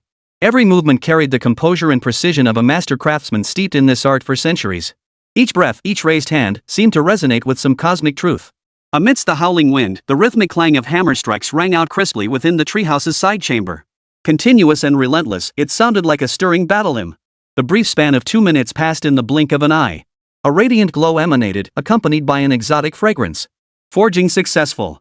Your skills blacksmith and tempering each gain 30 EXP. You may now inspect your forged item. Finally finished. Li Hu exhaled a breath of stale air and gazed at the object before him, still somewhat shapeless yet radiating an inner glow.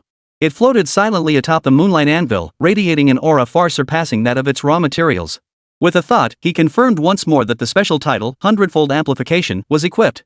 Only then did he choose to inspect the item's attributes. System notifications cascaded before his eyes like a waterfall. Due to the effect of equipping Hesvatel's Storm Hammer Forging Mode, your forged item gains an additional tier upgrade.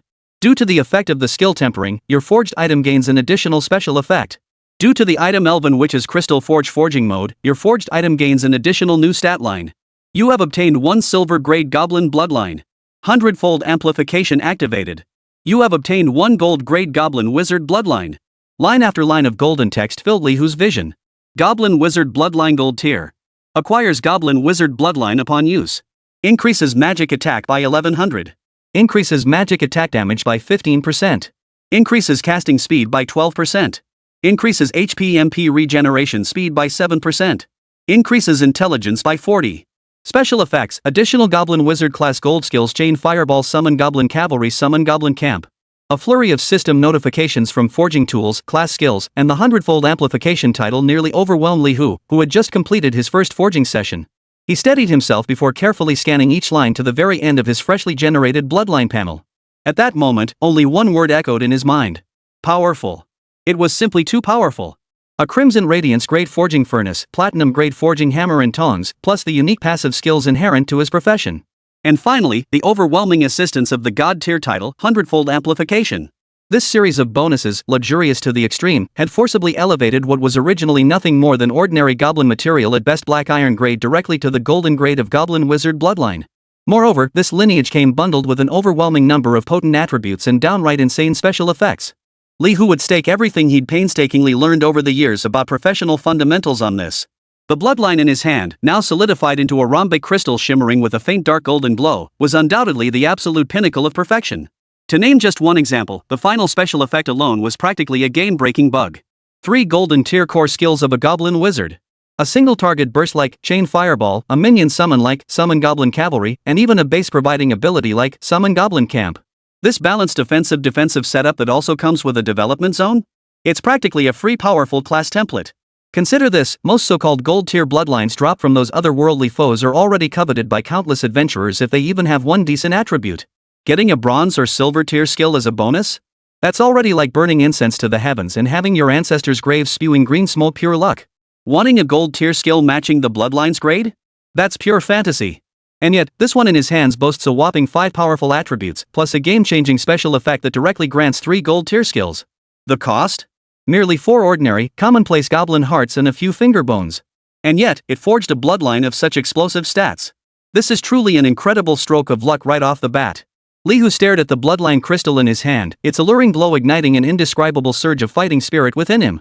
His most urgent task now was to seize every moment and forge as many items as possible. He needed to rapidly increase the proficiency and level of his two core skills, tempering and blacksmithing. As for grinding monsters to level up, that would have to wait until his master returned. Then they could discuss in detail which dimensional portal world would be the most suitable. Chapter 13, The Eve of the Storm. Li Hu did not immediately begin forging the next bloodline item. Instead, he turned his attention to the materials of slightly lesser quality. For instance, several nightshade plants exuding faint shadows. And a fist-sized piece of low-grade mana crystal. To ordinary practitioners, these might barely suffice for crafting low-grade potions or enchanting powders. Let's try alchemy forging. Li Hu's thoughts flickered as he tossed the materials into the elf witch's crystal furnace. Select the item category you wish to forge. Bloodline item armor weapon treasure skill book potion. This time, he selected the newly added potion option. The ghostly blue flame surged once more, seeming gentler than during the previous bloodline forging. Begin forging. Estimated forging time, 1 minute. Time passed in an instant. Forging successful. Your skills blacksmith and tempering each gained 15 EXP. A deep purple liquid took shape within the furnace, emitting a faint, peculiar odor, a blend of decaying stench and magical energy. Li Hu retrieved the liquid and placed it upon the moonlight anvil. The tempering process proved far simpler than bloodline refinement, focusing more on channeling and merging energies. Due to the effect of the equipped item Hesvatel Storm Hammer Forging Mode, the forged item gains an additional tier upgrade. Due to the effect of the skill tempering, the forged item gains an additional special effect.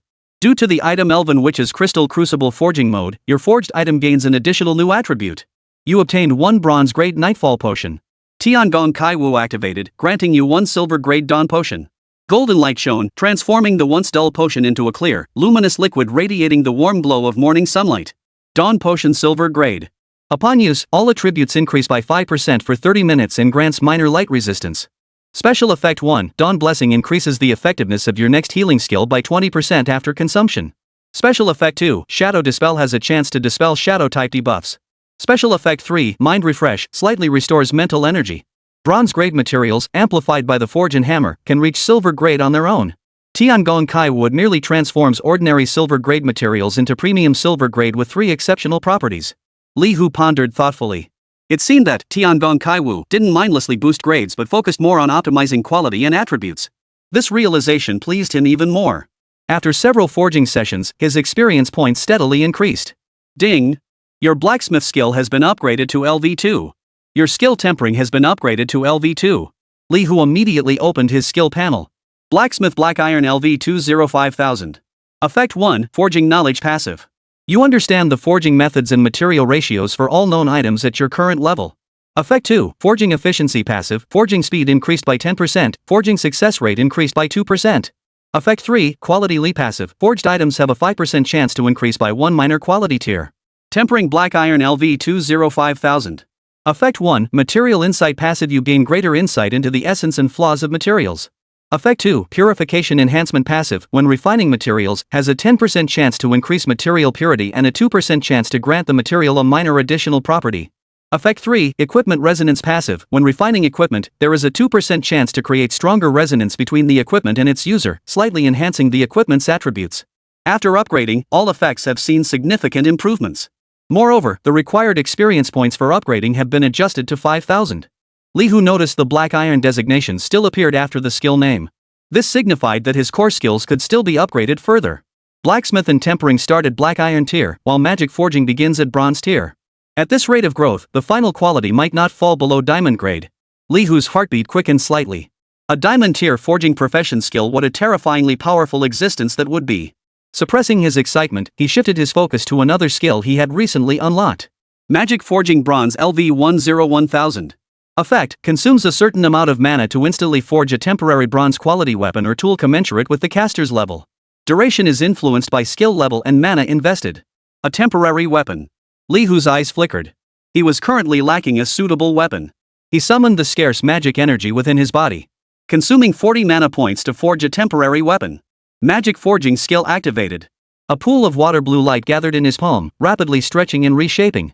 In an instant, a sleek bronze dagger, shimmering with moisture, took shape. You have obtained temporary weapon Water Tide Bronze grade. Heavenly Artifact Creation activated.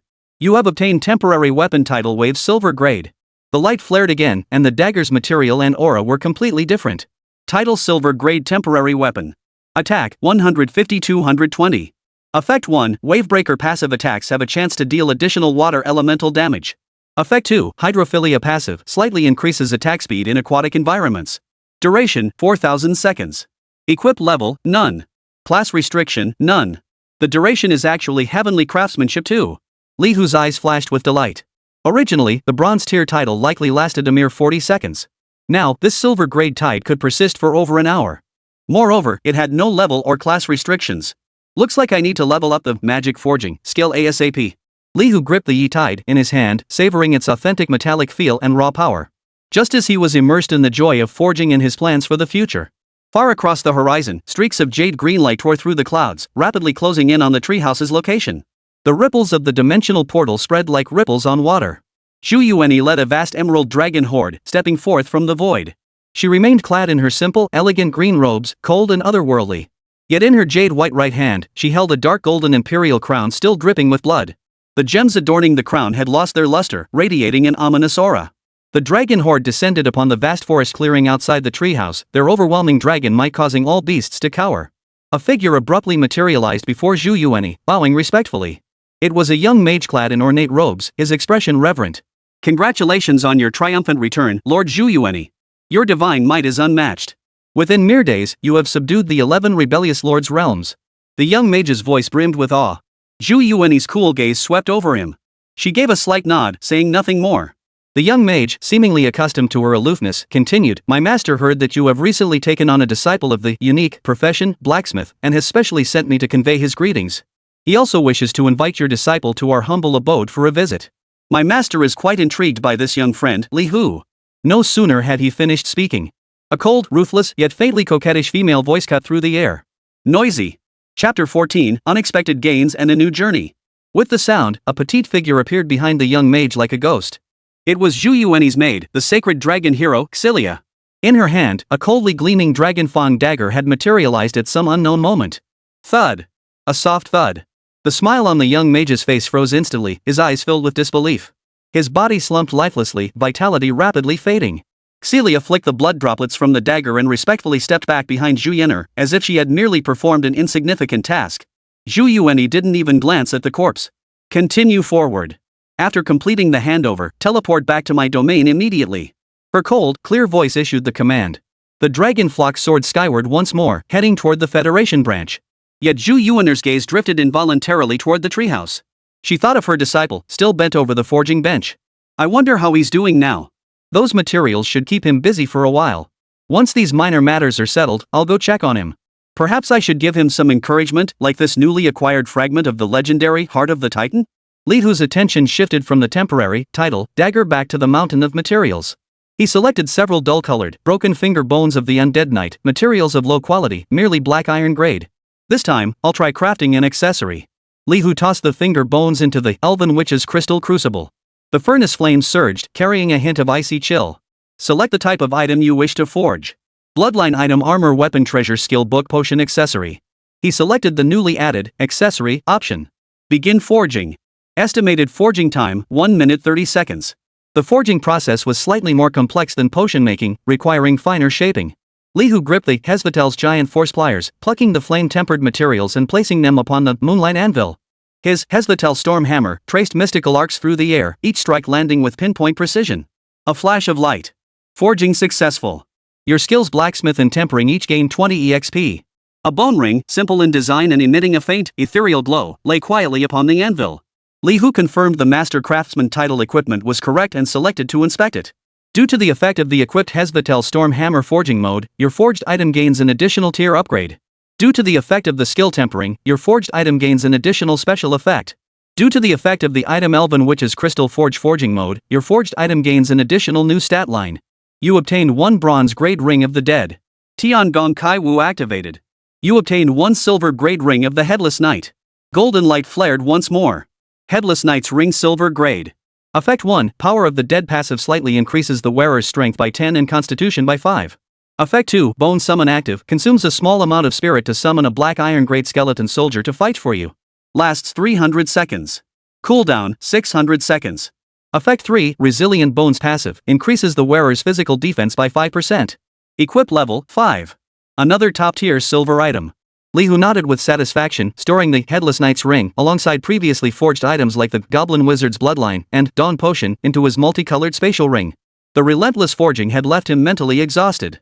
His mana reserves had also depleted significantly, especially after using mana forging. The level of the magic forging skill is still too low. The quality and duration of the temporary weapons it creates are both limited. Too bad I don't have any mana restoring potions on hand. He pondered that once his master returned, he might entrust her to sell some of these finished items he had forged. After all, he didn't need that many of them himself for the time being. Li Hu took stock of the results from his recent forging retreat. In just a few short hours, he had consumed a mere fraction of the low-grade materials stored in his master's ring, yet reaped a full 30 batches of bloodline potions, each at least silver-grade quality. Among them, 5 had reached gold-grade quality, boasting attributes that were nothing short of extraordinary. For instance, there was the Goblin Wizard Bloodline, along with 1 Wind Elemental Lord Bloodline Gold Grade and 1 Earthwalker Bloodline Gold Grade. Not to mention the other potions of equally impressive quality and several silver-grade minor equipment pieces. All of this is thanks to the vast materials and top-tier forging tools provided by my master. Li Hu's gratitude toward Zhu Yuaner deepened further. Just then, the space beside the treehouse rippled slightly. Zhu Yuaner's cool figure appeared silently. She had changed into a more elegant moon-white gown, her hair casually cascading down her shoulders. She seemed less imposing than usual, exuding a lazy, ethereal aura instead. Her clear eyes flashed with understanding as she saw the nearly depleted pile of low-grade materials before Li Hu and the crystal furnace beside it, still radiating residual heat. Seems your first attempt at forging took quite a toll. Zhu Yuan's tone was calm, as if she expected nothing less. With a flick of her delicate wrist, 3 more spatial rings, their radiance subdued, flew toward Li Hu. These contain 30 portions of diamond-grade rare materials. Familiarize yourself with their properties first. No need to rush. Take your time. Li Hu caught the rings and scanned them with his divine sense. His jaw nearly dropped. Inside were indeed all sorts of diamond-grade treasures he'd only ever seen in illustrated manuals. He looked at Zhu Yuan with a mix of amusement and exasperation. Master, you've misunderstood. Those materials, disciple has already used them all up, and everything succeeded. Zhu Yuan was momentarily stunned, a rare flicker of surprise flickering in her usually icy eyes. All successful? Li Hu hurriedly retrieved several representative pieces from his multicolored ring. The crystal radiating a faint, dark golden glow, the Goblin Wizard Bloodline. A bottle of Thunder Knee Guard Silver Grade, radiating the essence of thunder. And several vials of silver grade and even gold grade potions with various effects. This disciple is slow-witted and still low level, so I could only forge these. Most are silver grade, with a few lucky ones reaching gold grade. Li Hu spoke as modestly as he could. Zhu Yunier's gaze swept over each item, lingering especially on the Goblin Wizard Bloodline crystal. She even picked it up to examine it closely for a moment. The longer she looked, the deeper the astonishment grew in her eyes.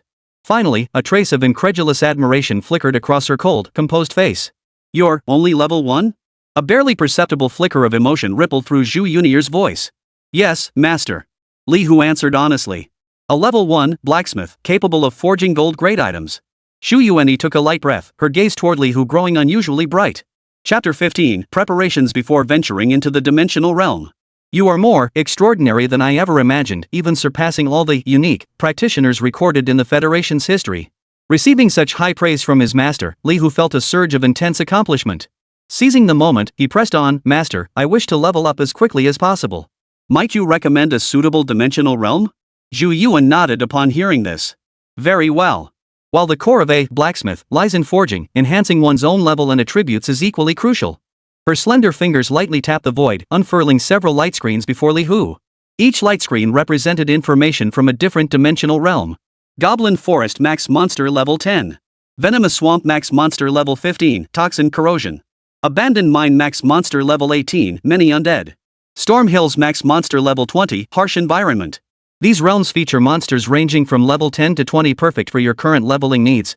Zhu Yuan explained. I've already handled matters at the Federation headquarters. Tomorrow, I'll take you to the Federation headquarters to formally register you as a professional and file your identity records. Li Hu's eyes flashed with anticipation at the news. He had long been fascinated by that colossal entity overseeing countless adventurers and dimensional realms. Then this disciple will go familiarize himself with combat in these lower-level realms today. Zhu Yuan shook her head. There's no rush. As if recalling something, she added, I have matters to attend to and cannot accompany you personally. Celia. At Zhu Yuaner's cool, clear call, a petite figure materialized silently behind her. It was none other than the Saint Dragon clan heroine, the maid Xylia. Still bearing that icy, emotionless expression tinged with a peculiar, childlike innocence, she bowed respectfully to Zhu Yuan. Mistress. You will now assist Li Hu, ensuring his safety and handling logistical support during his leveling runs in the lower tier. Zhu Yuan commanded.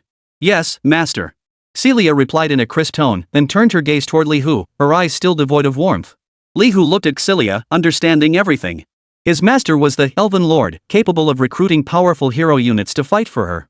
This Xylia was clearly one of the most trusted heroes under his command. After giving her instructions, Juyener vanished like wispy smoke, evidently off to attend to her own affairs. Inside the treehouse's side chamber, only Li Hu and Xylia remained, staring at each other in silence. Miss Xylia. Li Hu broke the silence first. I'm currently short on potions to restore my spiritual energy and magic power. Do you happen to have any? His most pressing need was to level up his magic forging skill, ensuring he always had a reliable weapon at hand. As for equipment, I'm fine for now. Celia vanished like the wind, likely off to find him some restorative potions. In the side room of the treehouse, Li Hu was left alone, the faint, icy aura of the sacred dragon hero still lingering in the air. He couldn't help but ponder how having a capable assistant like Celia could indeed save him a lot of trouble. Perhaps in the future, he could try summoning something. Or perhaps tame a highly intelligent magical pet. At the very least, with his skills as a blacksmith, crafting a few mana-powered golems or alchemical dolls by hand didn't seem impossible.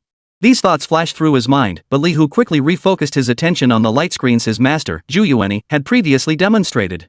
Goblin Forest, Venomous Swamp, Abandoned Mine, Storm Hills. The level caps for these otherworldly monsters generally ranged from 10 to 20. For someone at his current level, even a mere level 10 monster could pose significant danger. However, he possessed the game-changing title Master Craftsman. Plus, he had the luxurious forged gear bestowed by his master. Li Hu secretly hoped that upon reaching level 10, he might unlock an even more powerful new title. After careful consideration, he finally selected a level 10 world called Wailing Wilderness as his first testing ground. Next, he began rummaging through the pile of beginner supplies left by his master. Juyener had prepared a full 6 sets of beginner gear, each with a distinct style. Li Hu meticulously compared the attributes and enchantments of each set before selecting a 5-piece plate armor set named Unbreakable Will. This set boasted the highest base stats among the 6 and featured the most practical additional properties, emphasizing strength, constitution, and physical defense. Unbreakable Will Breastplate, Black Iron Grade. Heavenly Artifact Crafting activated. You obtained Unbreakable Battle Spirit Breastplate, Silver Grade. Unbreakable Will Greaves, Black Iron. Tiangong Kai Wu activated. You have obtained Unbreakable Battle Spirit Greaves, Silver. 5 flashes of golden light erupted as the entire Unbreakable Will set transformed under Tiangong Kai Wu into a formidable silver-grade Unbreakable Battle Spirit set. After fully equipping the set, Li Hu felt explosive powers surge through his entire body, with all his base attributes receiving a massive boost. He even felt confident enough to challenge those level 20 monsters right now. But playing it safe, it would be wiser to start in the lower level world to get a feel for the combat rhythm. Suppressing his urge to rush straight to the Wailing Wilderness, Li Hu turned his attention to the basic skill stones left behind by his master. With the unyielding battle spirit set boosting his strength attributes dramatically, many warrior skills previously inaccessible due to insufficient strength now lay open to him. Suddenly, he recalled the diamond-grade skill stone Zhu Yuan had casually tossed him earlier, Spirit Sanctuary, Summon. If this skill could also undergo the Art of Creation, Li Hu's heart raced. He could almost envision the summoned Elven Legion's ordinary Elven archers and warriors might be amplified into terrifying units like Royal Griffin Knights or Moon Priestesses. What if their numbers multiplied 100-fold, unleashing a 20,000-strong army of high elves? He couldn't help but chuckle. If his master, Zhu Yuan, knew that the skill stone she'd casually given him could achieve such results in his hands, he wondered what expression she would wear. Considering he started with only 3 skill slots, and skill stones were practically an endless resource for him, Li Hu decided to fill these 3 precious skill slots first. He carefully sifted through the mountain of skill stones. Many powerful skills were unsuitable for a level 1 like him due to their excessive mana cost or demanding requirements on mental strength. Finally, his gaze settled on 3 skill stones with no level restrictions and effects that seemed quite promising. Holy Flame Execution Bronze Grade Skill Stone summons a holy flame to strike a single target, dealing bonus damage to undead and dark creatures. Rock Blades Bronze Grade Skill Stone condenses earth elements into multiple high-speed spinning stone blades to attack multiple enemies. King's Chariot Summon Bronze Grade Skill Stone summons a sturdy bronze chariot for charging or transportation, lasting for a set duration. 1 single target burst, 1 area of effect clear, plus a summon mount that doubles as a charge tool. Li Hu stroked his chin, satisfied with the synergy of these 3 skills. Chapter 16, The Unyielding Set. Celia vanished like the wind. Inside the treehouse annex, only Li Hu remained. The faint, icy aura of the sacred dragon hero lingered in the air, mingling with the woody fragrance. He couldn't help but ponder how having a capable assistant like Cilia could indeed save him a lot of trouble. Perhaps in the future he could try summoning something. Or perhaps tame a highly intelligent magical pet. At the very least, with his skills as a blacksmith, crafting a few mana-powered golems or alchemical dolls by hand didn't seem impossible. These thoughts flashed through his mind, but Li Hu quickly refocused his attention on the light screens Master Zhu Yuaner had demonstrated earlier. Goblin Forest, Venomous Swamp, Abandoned Mine, Storm Hills. The level caps for these otherworldly monsters generally ranged from 10 to 20. For his current state, even a mere level 10 monster could pose significant danger, despite him no longer being the same person he once was. However, he possessed the game-changing title Master Craftsman. He also possessed the luxurious forging gear bestowed by his master and the 3 powerful bronze skills he had just selected. Li Hu secretly anticipated what formidable new title he might unlock once he reached level 10. After careful consideration, he finally chose a level 10 world called Wailing Wilderness as his first testing ground. Next, he began rummaging through the pile of beginner supplies left by his master. Zhu Yuaner had prepared a full 6 sets of beginner gear in different styles, each exquisitely crafted. Li Hu carefully compared the attributes and traits of each set before selecting a 5-piece plate armor set named Unbreakable Will. This set boasts the highest base stats among the 6 sets, with the most practical additional stats focused on strength, constitution, and physical defense. Unbreakable Will Breastplate Black Iron Tiangong Kai Wu activated. You obtained the Unbreakable Battle Spirit Breastplate Silver. Unbreakable Will Greaves Black Iron Tiangong Kai Wu activated. You have obtained Unbreakable Battle Spirit Greaves Silver. 5 flashes of golden light erupted as the entire Unbreakable Will set transformed under Tiangong Kai Wu into a formidable silver-grade Unbreakable Battle Spirit set. After fully equipping the set, Li Hu felt explosive power coursing through his entire body, transforming him beyond recognition. His base stats saw massive increases, greatly boosting his sense of security. He even felt confident enough to challenge those level 20 monsters right now, though his rational mind urged him to proceed step by step. But playing it safe, it would be better to start in the lower level world to get a feel for the combat rhythm.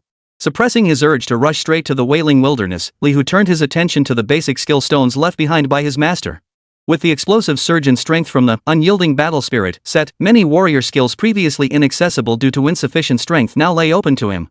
Suddenly, he recalled the diamond-grade skill stone Zhu Yuaner had casually tossed him earlier, Spirit Sanctuary, Summon. If this skill could also undergo the Art of Creation, Li Hu's heart raced. He could almost envision the summoned elven legions. Ordinary elven archers and warriors might be amplified into terrifying units like Royal Griffin Knights or Moon Priestesses. What if their numbers multiplied 100-fold, unleashing a 20,000-strong army of high elves? The spectacle would be truly magnificent. He couldn't help but smile. If his master, Zhu Yuaner, knew that the skill stone she'd casually given him could achieve such results in his hands, he wondered what expression she would wear. Considering he only had 3 skill slots initially, and skill stones were practically an endless resource for him, choosing which ones to use became a dilemma. Li Hu decided to fill these 3 precious skill slots first. He carefully sifted through the mountain of skill stones, dazzled by the array of options. Many powerful skills were unsuitable for a level 1 like him, either due to excessive mana cost or demanding requirements for mental strength. Finally, his gaze settled on 3 skill stones with no level restrictions and effects that seemed quite promising. Holy Flame Execution Bronze Grade Skill Stone summons a holy flame to strike a single target, dealing bonus damage to undead and dark creatures. Rock Blades Bronze Grade Skill Stone condenses earth elements into multiple high-speed spinning stone blades to attack multiple enemies. King's Chariot Summon Bronze Grade Skill Stone summons a sturdy bronze chariot for charging or transportation, lasting for a set duration. 1 single target burst, 1 area of effect clear, plus a summon mount that doubles as a charge tool. Li Hu stroked his chin, satisfied with the balanced combination of offense and defense these 3 skills offered. Just then, Cilia's figure materialized silently once more. She carried several heavy wooden crates, their surfaces engraved with intricate preservation runes. Restorative potions prepared for you, master. Her tone remained flat as she gently set the boxes on the ground, though they landed with a dull thud that belied her light touch. Li Hu opened one of them. Inside, rows of small potion bottles glowed faintly, neatly stacked in astonishing quantities. Small Mana Restorative Potion 20,000. Small HP Recovery Potion 20,000. The other crates contained medium and large restorative potions, each holding tens of thousands of bottles. Such a massive stockpile could sustain the demands of a small-scale war. Li Hu stowed each medical crate into his backpack's storage space, yet a peculiar thought surfaced in his mind. These medicine boxes themselves, as a special storage item, made him wonder if they could be enhanced by the Tiangong Kaiwu skill. If they could be enhanced with spatial attributes or preservation effects, that would be even more interesting. He pushed that impractical notion aside for now and said to Cilia, "Thank you. These potions are very timely. I've made my choice, a fantasy world with monsters capped at level 20. It seems to feature slimes, unicorn rabbits, and some undead creatures. Li Hu concealed the details of the Wailing Wilderness, replacing them with a description better suited to the current monster configuration. Celia gave a slight nod. We'll depart once you're ready. The human federation of today was no longer the fragile civilization that had passively endured invasions from the otherworldly enemy in the past. Countless pioneers had paid with blood and sacrifice to gain active control over the dimensional passages. These portals, once harbingers of catastrophe, were now largely re-engineered by the Federation into trial grounds, under the jurisdiction of major branches forges for tempering the next generation of professionals. Celia activated the teleportation array within the treehouse. A flash of light blurred Li Hu's vision, and in the next instant, he found himself beneath a colossal metallic dome. This was the teleportation hall of the Northern Xian Province Federal Branch's trial ground. People bustled about, each professional radiating distinct energy. The air carried faint ripples of power and a palpable tension. Dozens of light portals of varying sizes floated mid-air, each emitting a distinct colored aura. Every portal connected to a different dimensional realm. As Li Hu surveyed this spectacular scene, a towering, imposing figure blocked their path. The figure wore heavy, dark red plate armor, bearing a massive sword on his back as large as a door panel and studded with menacing shark-like teeth. A thick aura of bloodlust emanated from him, as if he had just emerged from a sea of corpses and blood. Chapter 17, The Frozen Grand Marshal. Lady Celia. The armored man spoke in a deep, resonant voice, his gaze sharp as blades. It swept over Celia before settling firmly on Li Hu. This must be the young friend Li Hu, the only professional disciple newly accepted by Lord Zhu. His tone carried an air of unquestionable certainty. I am Qin Jin, the Supreme Commander of the Northern Xian Province Federal Branch. If young friend Li Hu does not mind, I would be honored to personally escort you to the trial grounds. Qin Jin's offer sounded cordial, yet his oppressive aura made it difficult to relax. Celia's ice-blue eyes remained utterly still. Not necessary. She uttered the two words coldly, crisp and decisive. The atmosphere instantly grew tense. Several nearby professionals noticed the commotion, casting curious and wary glances their way. Isn't that Commander Qin Jin? He's the rock of our Beixian province. A rare level 50 blood berserker rumored to single-handedly wipe out a 10,000-strong monster horde. Who is that little girl? How dare she speak to Commander Qin like that? The murmurs were hushed, yet they reached Li Hu's ears with clarity. Li Hu felt a wave of confusion wash over him. Why would Commander Qin Jin suddenly block their path and offer his protection? Could it be that his master's reputation was simply too formidable? Qin Jin's brow furrowed slightly, as if he wanted to say more. She is the disciple of Lord Zhu. Her status is exalted. Her first trial must not be. His words trailed off. A cold gleam flashed in Celia's eyes. Crack! An extreme chill erupted suddenly. Qin Jin's massive frame, along with his heavy armor, was instantly encased in a thick layer of deep blue ice, transforming him into a human ice sculpture, his face still frozen in a look of utter shock. The surrounding air temperature plummeted, silencing everyone present. Noisy! Celia's cool voice rang out, tinged with impatience. A mere level 50 blood berserker. Don't get too cocky. Li Hu sucked in a sharp breath, his eyes nearly popping out of his head. Instant kill. A level 50 Federation Grand Marshal couldn't even withstand a single strike before Celia. Just how terrifying was the strength of this seemingly petite and delicate maid? At the very least, she must be level 55 or higher. Without so much as a glance at the frozen corpse, Celia said to Li Hu, "Let's go." Li Hu composed himself and hurried to keep pace with Celia. Under the awestruck and horrified gazes of the crowd, they walked toward one of the faintly glowing dimensional portal entrances. Left behind was the frozen solid Grand Marshal Qin Jin, radiating a bone-chilling aura, and a crowd of onlookers staring in stunned silence. Chapter 18, Undercurrents. Within the teleportation hall, the lifelike human ice sculpture stood silently, radiating bone-chilling cold. Only after Li Hu and Celia vanished completely through one of the light gates did the deathly silent crowd erupt like oil hitting a sizzling pan. Holy crap, Supreme Commander Qin Jin just got frozen solid? A young practitioner's voice trembled, his face etched with utter disbelief.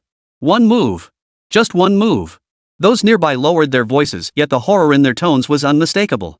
What kind of monstrously powerful being is that little girl? She didn't even trigger Commander Qin's blood slaughter chi, she froze his soul outright. Terrifying. That chill, I can feel the cold wind seeping into my bones even from this distance. The real issue is that Li Hu, the new disciple of Master Zhu. Someone steered the conversation toward another core aspect of the incident. To warrant such a powerful bodyguard, what's his background? I heard he's a unique practitioner. A well-connected mage murmured, his eyes flickering with an inexplicable light. Commander Qin and his men are likely planning to. He didn't finish his sentence, but those around him all exchanged knowing glances. The unique profession, each one represents infinite possibilities and immense potential. Naturally, they would attract covetous eyes from all factions. Amidst the murmurs of discussion, A figure as steady as a mountain appeared silently before the ice sculpture that had once been Qingjun. The newcomer wore silver-white standard commander armor, his face scholarly yet his gaze sharp as an eagle's. Merely hovering there, an invisible aura of authority radiated outward, instantly silencing the entire teleportation hall. Commander Mumian. Someone recognized the figure and gasped in surprise. Mumian's gaze swept indifferently over the surrounding professionals. The affairs here require no concern from you all. Disperse and continue your trials. His voice was calm, yet carried an unquestionable command. The gathered practitioners, as if granted a pardon, bowed in unison and dispersed swiftly, daring not to linger. In an instant, the vast teleportation hall was left with only Mumian and the ice sculpture. Mumian extended his hand and gently touched the solid ice covering Qingjun's face. The ice was bitterly cold, yet it could not touch him in the slightest. Qingjun. He spoke softly, his voice carrying clearly through the ice. Zhu Yuanyi has formally accepted that Li Hu as her disciple. Within the ice sculpture, Qingjun's eyes seemed to flicker slightly, yet he remained utterly bound.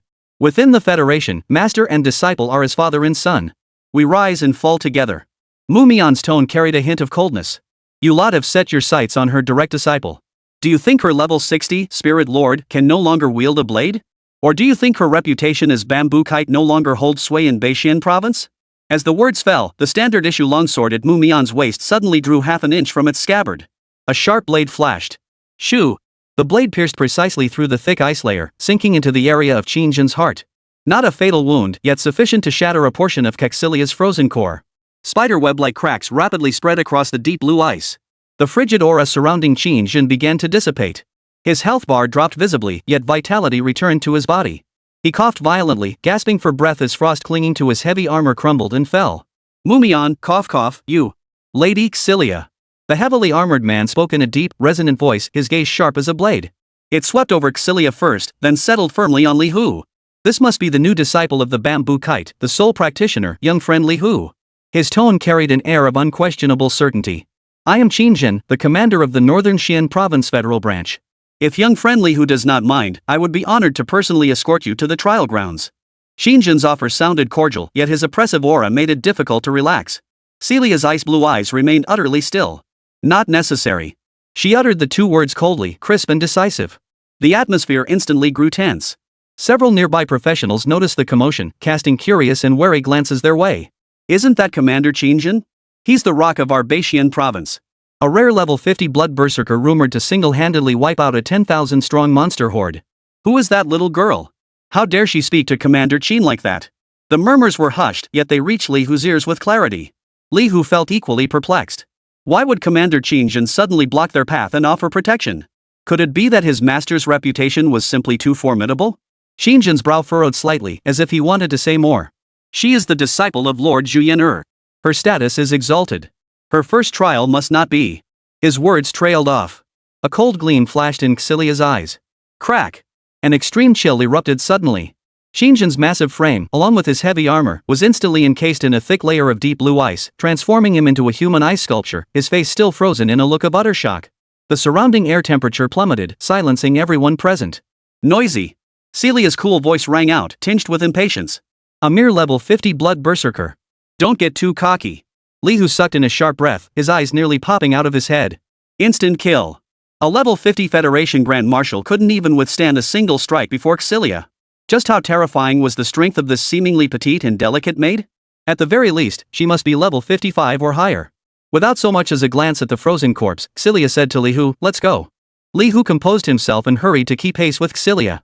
Under the awestruck and horrified gazes of the crowd, they walked toward one of the faintly glowing dimensional portal entrances.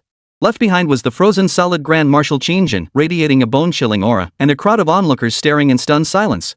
Chapter 18, Undercurrents. Within the teleportation hall, the lifelike human ice sculpture stood silently, radiating bone-chilling cold. Only after Li Hu and Caxilia vanished completely through one of the light gates did the dead silence among the crowd erupt like oil hitting a sizzling pan. Holy crap, Commander Qingjun just froze solid like that? A young adventurer's voice trembled, his face etched with disbelief. One move.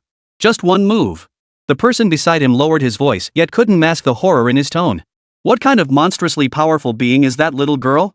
She didn't even trigger Commander Qin's blood slaughter chi, her soul was frozen solid instantly. Terrifying. That chill, I can feel the cold wind seeping into my bones even from this distance. The real issue is that Li Hu, the new disciple of Master Zhu Yuan. Someone steered the conversation toward another core aspect of the incident. To warrant such a powerful bodyguard, what's his background? I heard he's the only practitioner of his kind. A well-connected mage murmured, his eyes flickering with an inexplicable light. Commander Chin and the others are probably planning to. He didn't finish his sentence, but those around him all exchanged knowing glances. Unique professions, each embodying boundless possibilities and immense potential. Naturally, they attract covetous eyes from all factions. Amidst the swirling whispers of the crowd, a figure as steady as a mountain appeared silently before the ice sculpture that had once been Shinjin. The figure wore silver-white standard commander armor, his countenance scholarly yet his gaze sharp as an eagle's. Merely hovering there, an invisible aura of authority radiated outward, instantly silencing the entire teleportation hall. Commander Mumian. Someone recognized the figure and gasped in surprise. Mumian's gaze swept indifferently over the surrounding professionals. The affairs here require no concern from you all. Disperse and continue your trials. His voice was calm, yet carried an unquestionable command. The gathered practitioners, as if granted a pardon, bowed in unison and dispersed swiftly, daring not to linger. In an instant, the vast teleportation hall was left with only Mumian and the ice sculpture. Mumian extended his hand and gently touched the solid ice covering Shinjin's face. The ice was bitterly cold, yet it could not touch him in the slightest. Shinjin. He spoke softly, his voice carrying clearly through the ice. Zhu Yuanyi has formally accepted that Li Hu as her disciple. Within the ice sculpture, Shinjin's eyes seemed to flicker slightly, yet he remained utterly bound. Within the Federation, master and disciple are as father and son. We rise and fall together. Mumian's tone carried a hint of coldness. You lot have set your sights on her direct disciple. Do you think her level 60 Spirit Lord can no longer wield a blade? Or do you think her reputation as bamboo kite no longer holds sway in Beixian province? As the words fell, the standard issue longsword at Mumian's waist suddenly drew half an inch from its scabbard. A sharp blade flashed. Shoo! The blade pierced precisely through the thick ice layer, sinking into the area of Shinjin's heart.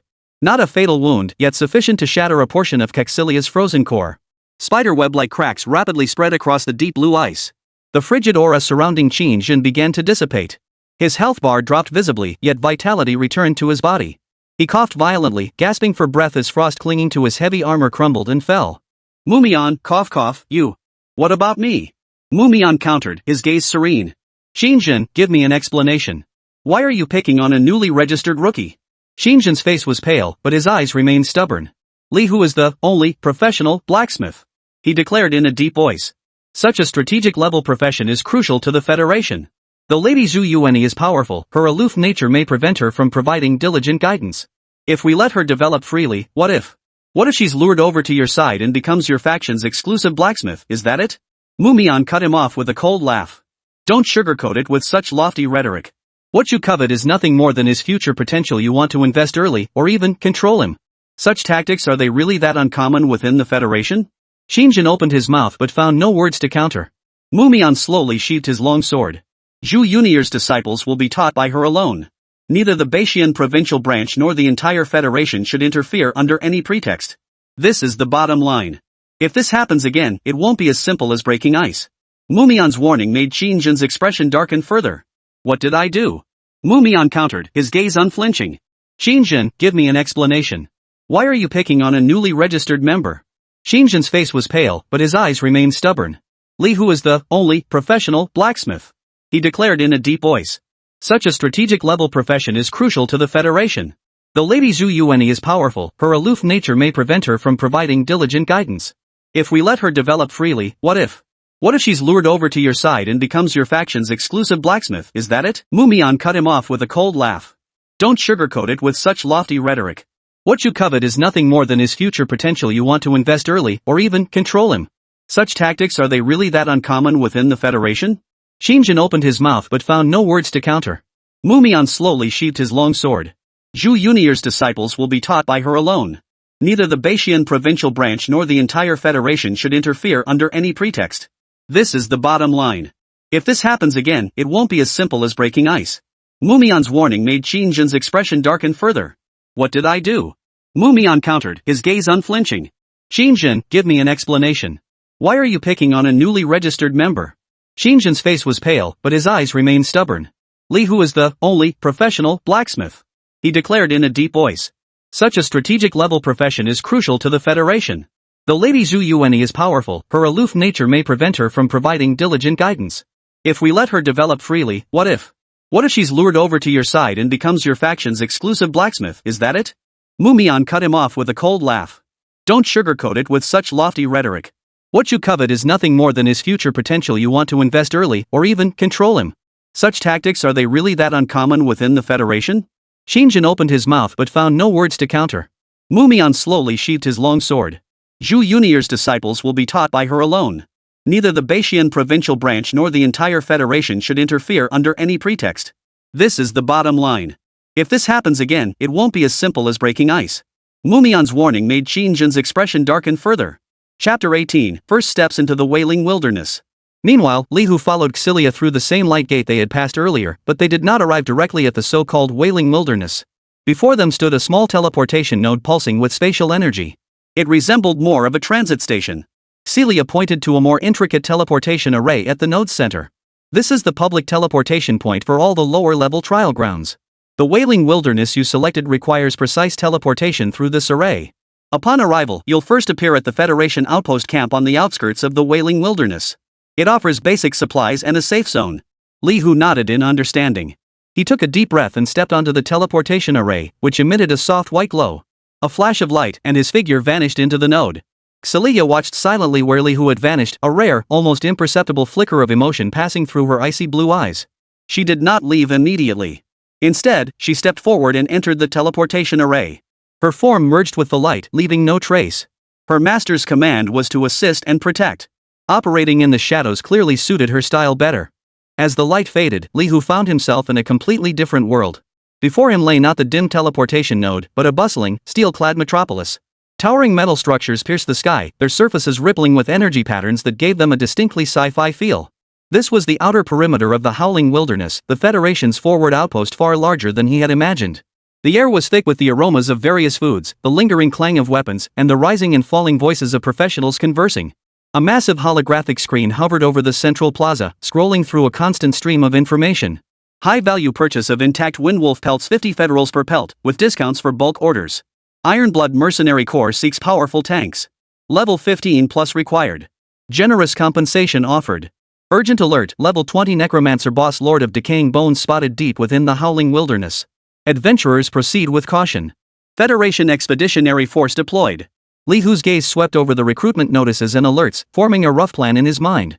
On the city streets, Federation guards in standardized armor patrolled intermittently.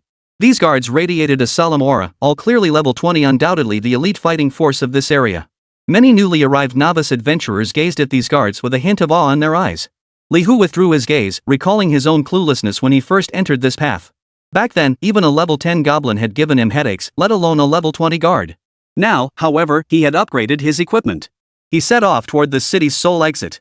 Perhaps it was because the unbreakable battle spirit set he wore was too conspicuous.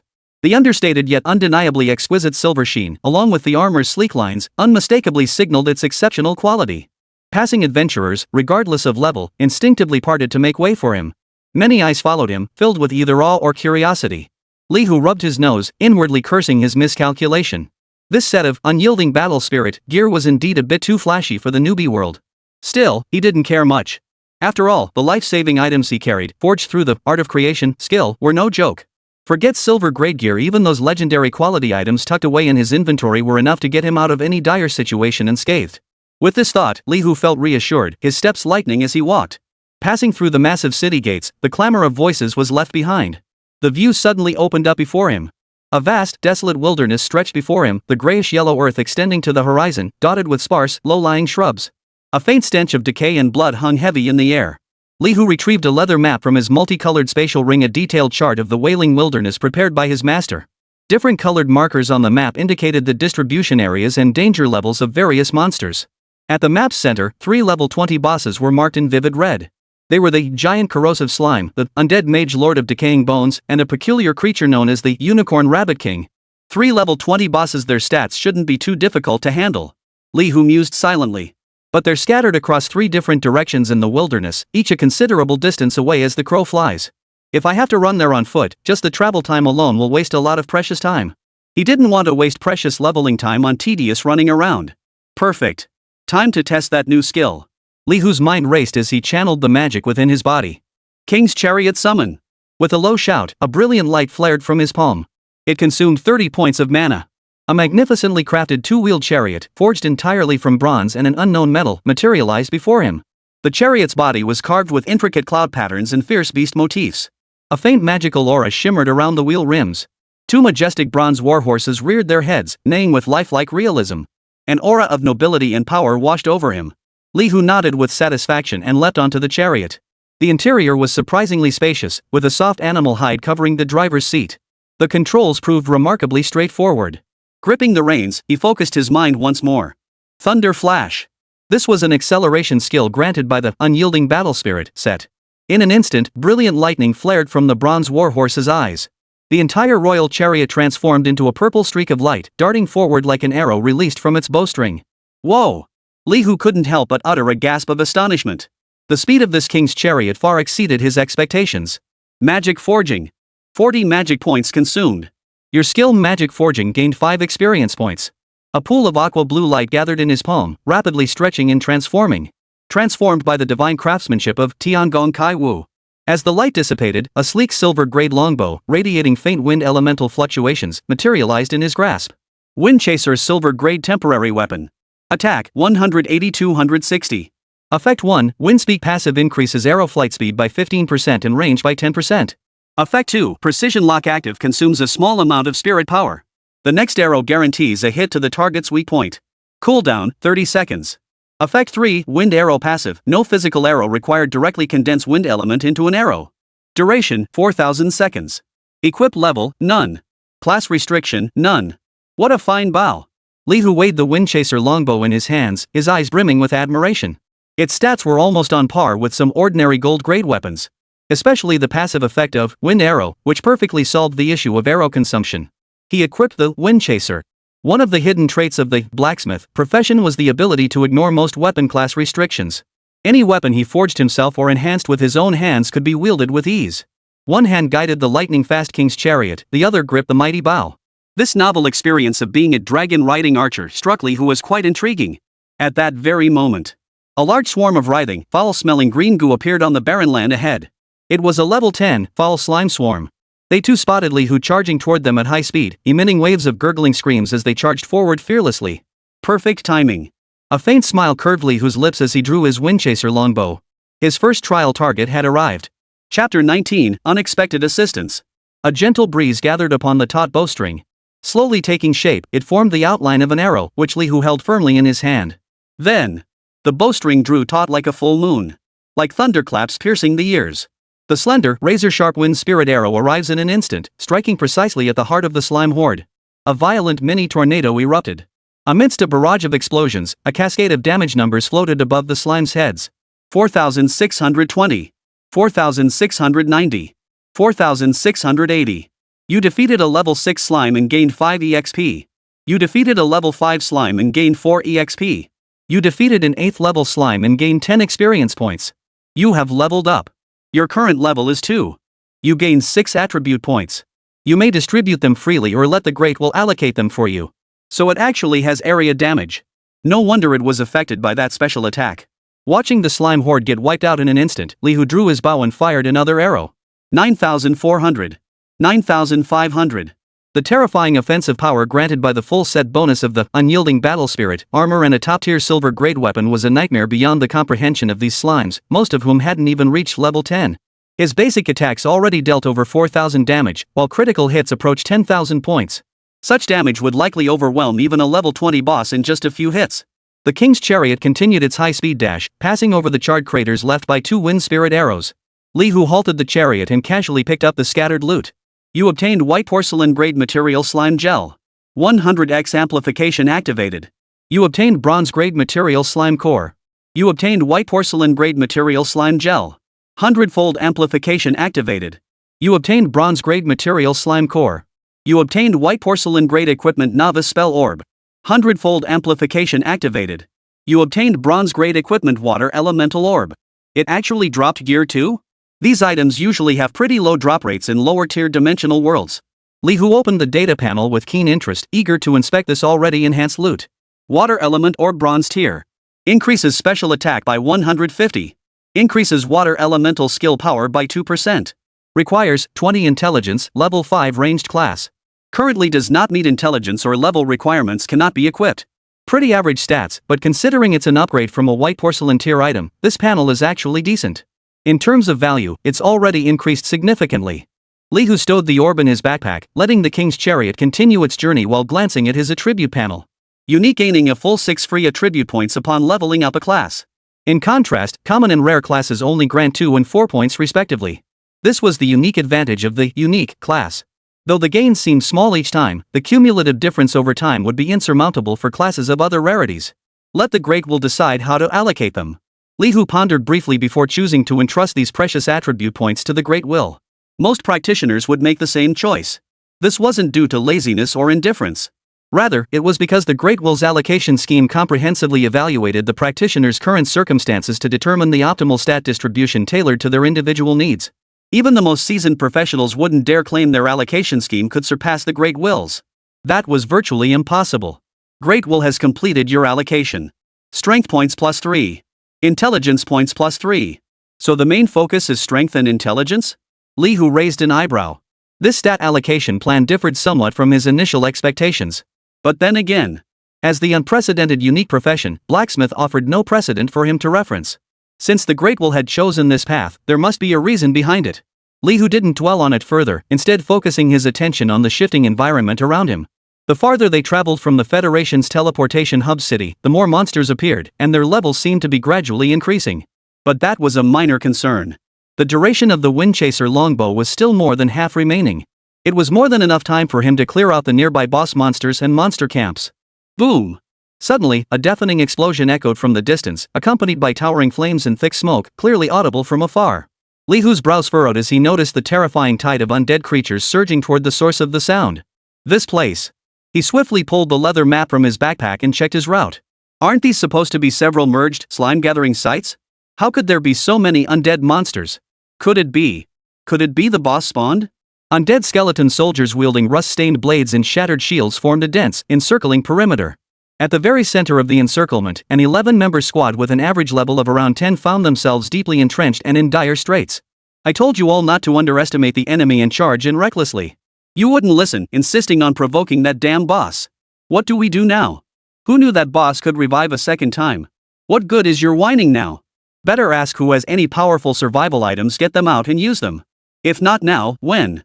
Wait till we're dead? If I had any, I'd have used them already. Why do I need you to remind me? My healing potions are almost gone. Does anyone else have any health bottles? Don't ask me. I'm completely out of healing items. It's over. We're all going to die here. Despairing arguments and stifled sobs spread rapidly through the squad, panic and gloom spreading like a plague. The skeleton soldiers paid no heed to their praise death throes. They mechanically thrust their bone blades forward, wave after wave, steadily depleting the survivors' dwindling supplies and stamina. Finally, the shield warrior holding the outer perimeter collapsed first after being struck by a sudden grayish-white magic bullet that erupted from the sea of skeletons. His health bar, already precariously low, now dwindled to a mere sliver. Refusing to hold the front line any longer, he retreated. Seeing this, the other warrior on the outer perimeter gritted his teeth and shouldered the crushing pressure of a two-pronged attack. But doing so was nothing short of hastening his own demise. Captain, I don't want to die. A young female archer had her arm slashed by the sharp bone blade of a skeleton soldier who had slipped into the rear of the squad during the chaos. The taut string called courage snapped completely in that instant. She collapsed to the ground, unable even to raise her hand to fight back. It was the other woman beside her, a slender assassin veiled in black, who sprang forward with agile grace. Her dagger flashed in a series of precise thrusts, cleanly shattering the ambushing skeleton soldier with a flurry of swift, deadly strikes. Get up! The female assassin turned her head, her narrow eyes reflecting urgency and reluctance. Sitting here will only hasten your death. Sister Chica, I can't. The archer remained limp, unable to rise, tears blurring her vision. Seeing this, the female assassin was about to say something more when 3 more undead monsters wielding bone spears broke through the front line's sparse defenses, snarling as they charged straight toward them. Gritting her teeth, she turned to meet the onslaught. I can't hold them back. A young man of the warrior class, having barely repelled a skeleton soldier, stumbled backward and staggered toward the female assassin, who was still locked in a grueling battle with the undead. Xiao Qiangya, help me. Before he could finish, a whistling gray magic bullet slammed into his back. His health bar emptied instantly, and he collapsed to the ground, dying with a look of bitter resignation. With the departure of this frontline defender, the entire squad's defensive line was utterly shattered by the ferocious undead horde. As wave after wave of skeleton soldiers surged in like a tidal flood, Xiaochanga, utterly overwhelmed, clenched her silver teeth in despair. Just as she resolved to go down fighting, determined to take as many undead monsters with her as possible. A violent blue whirlwind erupted without warning nearby. Wherever the whirlwind swept, it crushed dense clusters of skeleton soldiers into a sky-filling storm of bone fragments. Chapter 20, Aid in Passers-by. Azure Wind Spirit arrows whistled forth in rapid succession. Each arrow tore through the air with pinpoint accuracy, exploding into showers of bone fragments amidst the sea of undead skeletons. Under his command, the king's chariot raced across the wilderness like a specter, leaving trails of afterimages in its wake. The fearless skeleton soldiers could not match his speed, only futilely waving their rusted weapons. 4,750. 4,810. 9,600 critical hit. You killed a level 7 skeleton warrior and gained 7 EXP. You killed a level 9 skeleton archer and gained 12 experience points. You have leveled up. Your current level is 3. You gain 6 attribute points. You may distribute them freely or let the Great Will allocate them for you. Allocate by the Great Will. Li Hu didn't hesitate. The Great Will has completed the distribution for you. Strength points +2. Agility points +2. Intelligence points +2. The increased attributes made his attacks even more fierce. The squad besieged by the undead now teetered on the brink of despair. It's over. Completely over. Captain, we have to break out. If we don't leave now, we'll never get another chance. Where? Monsters are everywhere. Just then, they watched in horror as one side of the encirclement where skeletons had stood impenetrable moments before began collapsing in waves, as if swept away by an invisible giant hand. A flash of blue light flickered in the distance. With each flash, vast numbers of undead vanished into nothingness. What is that? Someone's clearing the monsters for us. Quick! Break through in that direction now. A resolute gleam flashed in the eyes of Xiaochanga, the veiled female assassin. Everyone, follow me. She charged first toward the relatively safe zone cleared by Li Hu, and the remaining team members, driven by sheer will to survive, followed closely behind. Li Hu naturally noticed their movements. He merely glanced their way, paying little heed. His purpose here was to level up and hunt bosses. Clearing these skeletons was merely part of the process. That these people seized the chance to escape was simply their luck. Just as he prepared to turn and investigate the source of the increasingly potent undead aura. Whoosh! A shadow arrow, carrying a chilling aura, flew silently from his rear, aimed straight for his back. Li Hu didn't even turn his head. The king's chariot executed an unthinkable sideways drift, narrowly evading the strike. The shadow arrow missed its mark, exploding into a small crater on the ground that billowed black smoke. A level 20 necromancer boss, the Lord of Decay, huh? Li Hu's gaze shifted toward a distant cluster of low earthen mounds. There, a skeleton mage clad in tattered robes and wielding a bone staff slowly materialized, its eye sockets burning with ghostly blue soul flames. Around it, more skeleton soldiers crawled from the earth, coalescing into an ever-growing army. Since you've come out, you won't be going back. Li Hu's lips curved into a faint smile. He retrieved a crystal stone from his backpack entirely crimson, engraved with intricate flame runes. This was one of the many life-saving tools Master Zhu Yuan had given him, the Pyroblast Core, gold-grade consumable. He channeled magic into it. The flame-burst core erupted with a blinding crimson light. Li Hu hurled it fiercely toward the center of the necromancer and the sea of skeletons. Boom! A deafening explosion reverberated across the wilderness. A miniature mushroom cloud rose into the air as a terrifying firestorm swept outward. All skeleton soldiers within range, along with the newly arrived Lord of Decaying Bones, were instantly consumed by the raging fire element, reduced to ashes. You have defeated level 20 boss Lord of Decaying Bones Elite, gaining 15,000 EXP. You have defeated a level 12 skeleton warrior. You have leveled up. Current level, 4. You gain 6 attribute points. You may distribute them freely or let the Great Will allocate them for you. Allocate by the Great Will. The Great Will has completed the distribution for you. Strength +1. Agility +1. Intelligence +2.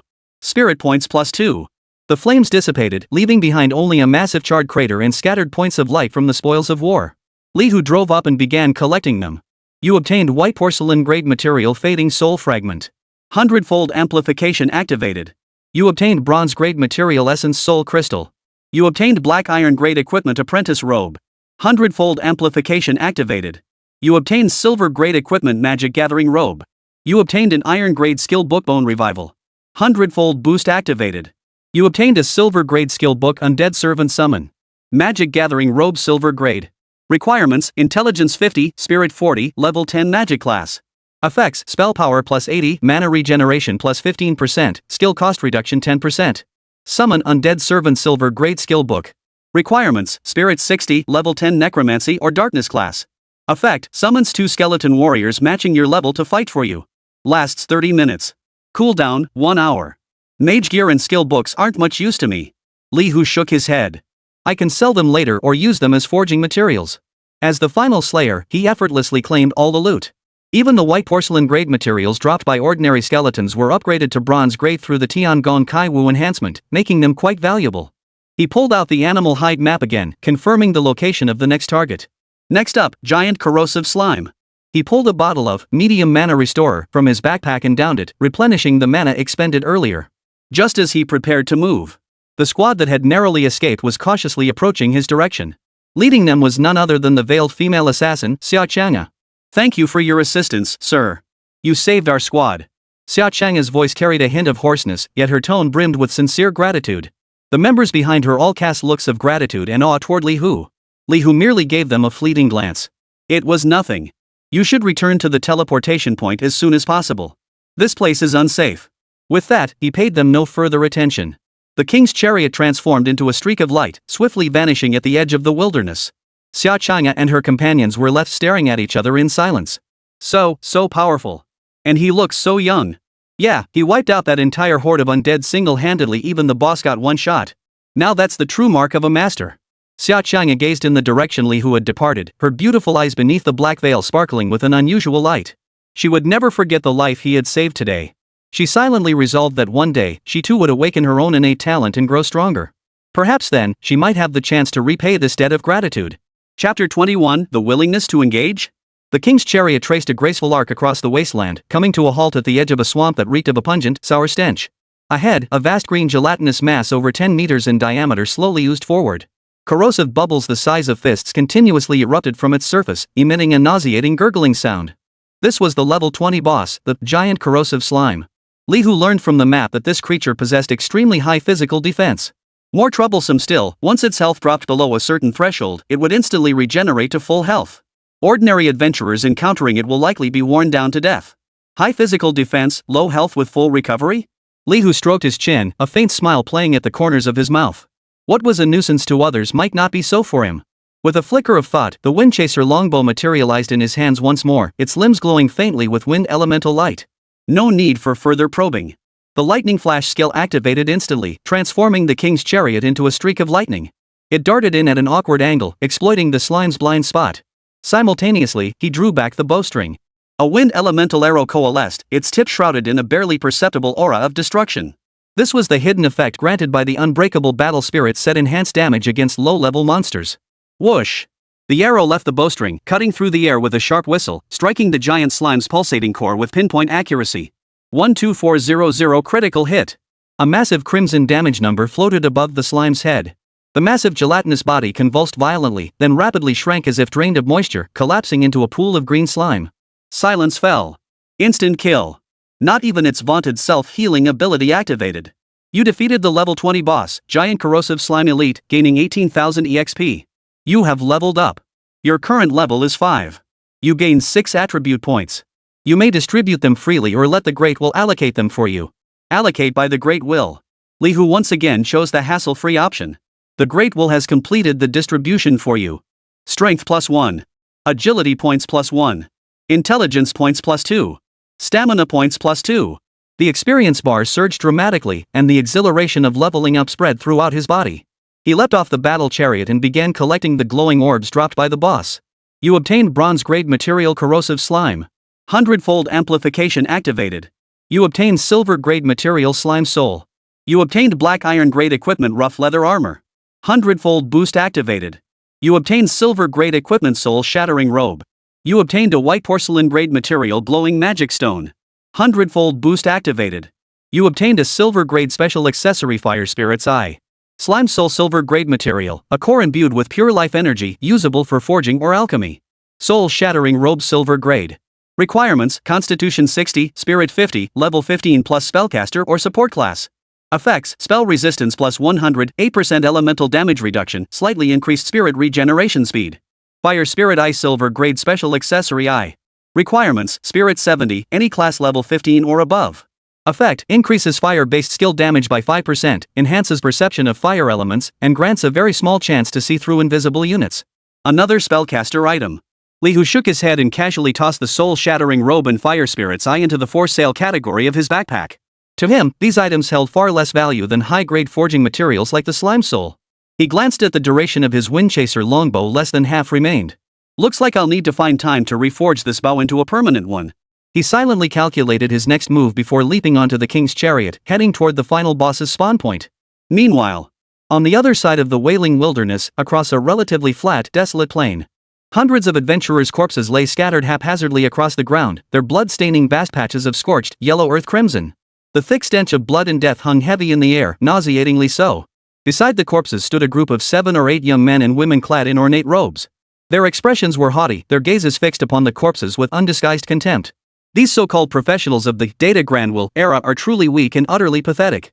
A youth with a golden pompadour sneered, kicking aside a still warm corpse with disdain. They didn't even put up a decent fight. We've cleaned them out completely. Lord Andy, the mission to eliminate 200 ordinary practitioners is complete. A voluptuous female mage reported respectfully to the red-eyed youth at the head of the group. The red-eyed youth known as Andy wore a hint of amusement on his lips. Very good. The optional task eliminating 5 rare professionals carries a rather generous reward. We might as well continue. He spoke indifferently, his tone carrying an air of finality. But, Lord Andy, rare practitioners are notoriously elusive. Deliberately seeking them out might prove a significant waste of time.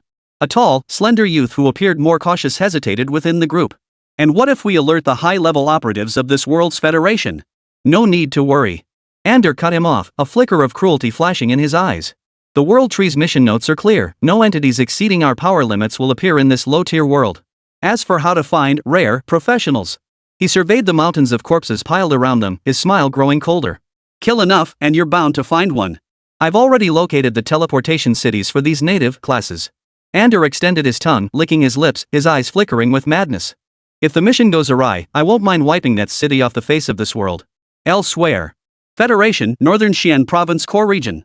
Outside a magnificent celestial palace suspended above the sea of clouds. Streams of light flashed as Zhu Yuanyi's figure appeared silently. She looked up at the palace radiating boundless majesty, her gaze serene and unruffled. Several figures had been waiting at the palace entrance. Each radiated an aura as deep as an abyss and as steadfast as a mountain peak. All were top-tier professionals holding high positions and immense power within the Federation, their levels generally ranging from 95 to 100. Lady Zhu Yuanyi, you have arrived. A woman dressed in a pink cherry blossom shrine maiden's robe, possessing a stunningly beautiful appearance and a high level of 95, approached with a smile. She was the renowned ice cherry blossom priestess of the Federation, Autumn Evening Light. Autumn girl. Zhu Yuanyi gave a faint nod. Summoning me here must involve more than just routine Federation affairs, correct? Xiao Wanzhao covered her mouth with a light laugh, a hint of mischief flashing in her beautiful eyes. Sister Yuaner, your insight is truly sharp as a torch. Indeed, there is another matter concerning your newly acquired precious disciple. Zhu Yuanyi's eyebrow lifted imperceptibly. Oh? Xiao Wanzhao's smile deepened. She deliberately lowered her voice, her tone tinged with mystery. Sister Yuan, please don't misunderstand, we're not here to compete for your disciple. We simply wish to ask, would you be interested in arranging a marriage for your young apprentice? Chapter 22, Unexpected Gains and the Legion's Embryo. The king's chariot came to a smooth halt behind a relatively concealed boulder. Li Hu gazed at the enormous rabbit on the distant plain, its fur gleaming with an eerie metallic sheen. That was the final of the 3 level 20 bosses in the Wailing Wilderness, the Unicorn Rabbit King. Its horn glinted with a dangerous coldness, clearly no pushover. Take care of this big guy first, and today's mission will be wrapped up. Li Hu muttered to himself, yet he didn't move immediately. He glanced at the remaining duration of the Windchaser longbow. It was running low. Perfect. I'll use this downtime to forge a few more pieces of gear and grind up my skill proficiency. A thought flashed through his mind, and a water blue glow once again illuminated his palm. Magic forging. 40 magic points consumed. Your skill magic forging gained 5 experience points. As the glow faded, a heavy armor piece shimmering with a silvery luster appeared in his hands. Glory of the Gladiator's Silver Grade. Defense, 350-400. Effect 1, Resilience Passive, increases maximum health by 5%. Effect 2, Resilience Passive 10% chance to lock health for 1 second when hit by a fatal attack. Cooldown, 1 hour. Equip level, 15. Class requirement, Warrior type. The stats are decent, but it's not the right class fit. Besides, my current Unbreakable Battle Spirit set is way stronger than this. Li Hu curled his lip and tossed it into his backpack's miscellaneous slot. He activated magic forging once more. Another silver grade item appeared this time, an exquisitely crafted earring. Longing, silver grade earring. Effect 1, Spiritual Link passive slightly increases spirit regeneration speed. Effect 2, Guardian Whisper active, consumes a small amount of spirit to cast a shield that absorbs minor damage, lasting 30 seconds. Cooldown, 5 minutes. Equip level, 10. Class restriction, none. The earrings are decent, but unfortunately, the Unyielding Battle Spirit set has its own exclusive ear ornaments, so these won't fit. Li Hu sighed in resignation and discarded them once more. Refusing to believe in bad luck, he continued forging. Flashes of light erupted one after another. A silver grade cloak, Giant's Battle Garment. Its stats were mediocre, adding a bit of strength and stamina not very useful to him. A silver grade ring, Deceiver's Confession. Its effect boosted stealth and critical damage, an assassin's tool, mismatched with his playstyle. Damn, my luck's really off today. Li Hu rubbed his nose, feeling a bit down. Just as he was about to give up and focus on defeating the boss, the next forging glow revealed a small golden coin. Greed coin, silver grade special item. Effect 1, Greed passive. When defeating monsters, has a 10% chance to drop an additional item quality not exceeding silver grade. Effect 2, Lucky Roll active, consumes 100 mana. Designate a target. The next loot obtained from that target doubles in quantity. Cooldown, 1 hour. Equip level, none. Class restriction, none. Whoa! This is interesting. Li Hu's eyes lit up. Increasing drop quantities, with a chance to double them. This is practically a god tier tool for farming monsters and loot. This one's a keeper. Without hesitation, he equipped the greedy gold coin. A gold coin icon appeared in his status bar. Glancing at his dwindling mana reserves, Li Hu pulled a bottle of medium mana restorer from his backpack and downed it. Just a few more tries, I refuse to believe nothing good will drop. He decided to keep grinding for skill experience, hoping to snag some more useful gear along the way. Magic forging. As the light faded, an ancient-looking book lay quietly in his palm. Its cover was adorned with intricate illustrations of bizarre magical creatures, emanating faint magical fluctuations. Monster Compendium, silver grade special equipment offhand. Effect 1, Erudition passive, intelligence plus 30. Effect 2, Magic Surge passive, special attack plus 200. Effect 3, Unspecified Summoning active, consumes 50 mana to randomly summon 1-3 common monsters of equal or lower level to assist in combat. Duration, 10 minutes. Cooldown, 30 minutes. Summoned creatures' attributes are influenced by the art of creation. Equip level, 10. Class requirement, none. Offhand equipment? It even boosts intelligence and special attack? This is great. Li Hu perked up. What surprised him even more was the active skill, Unspecified Summoning. It randomly summoned monsters and could be influenced by the Tiangong Kaiwu effect. He immediately equipped the Monster Compendium. Perfect chance to test this skill.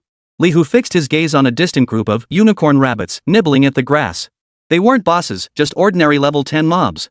With a thought, he activated Unspecified Summon. 50 mana points consumed. 3 glowing orbs materialized before him, rapidly coalescing into form. They were 3 ethereal, snow-white, shimmering spirit creatures, snowflake spirits. The moment they appeared, the 100-fold amplification effect of Heavenly Craftsman's Manual instantly activated.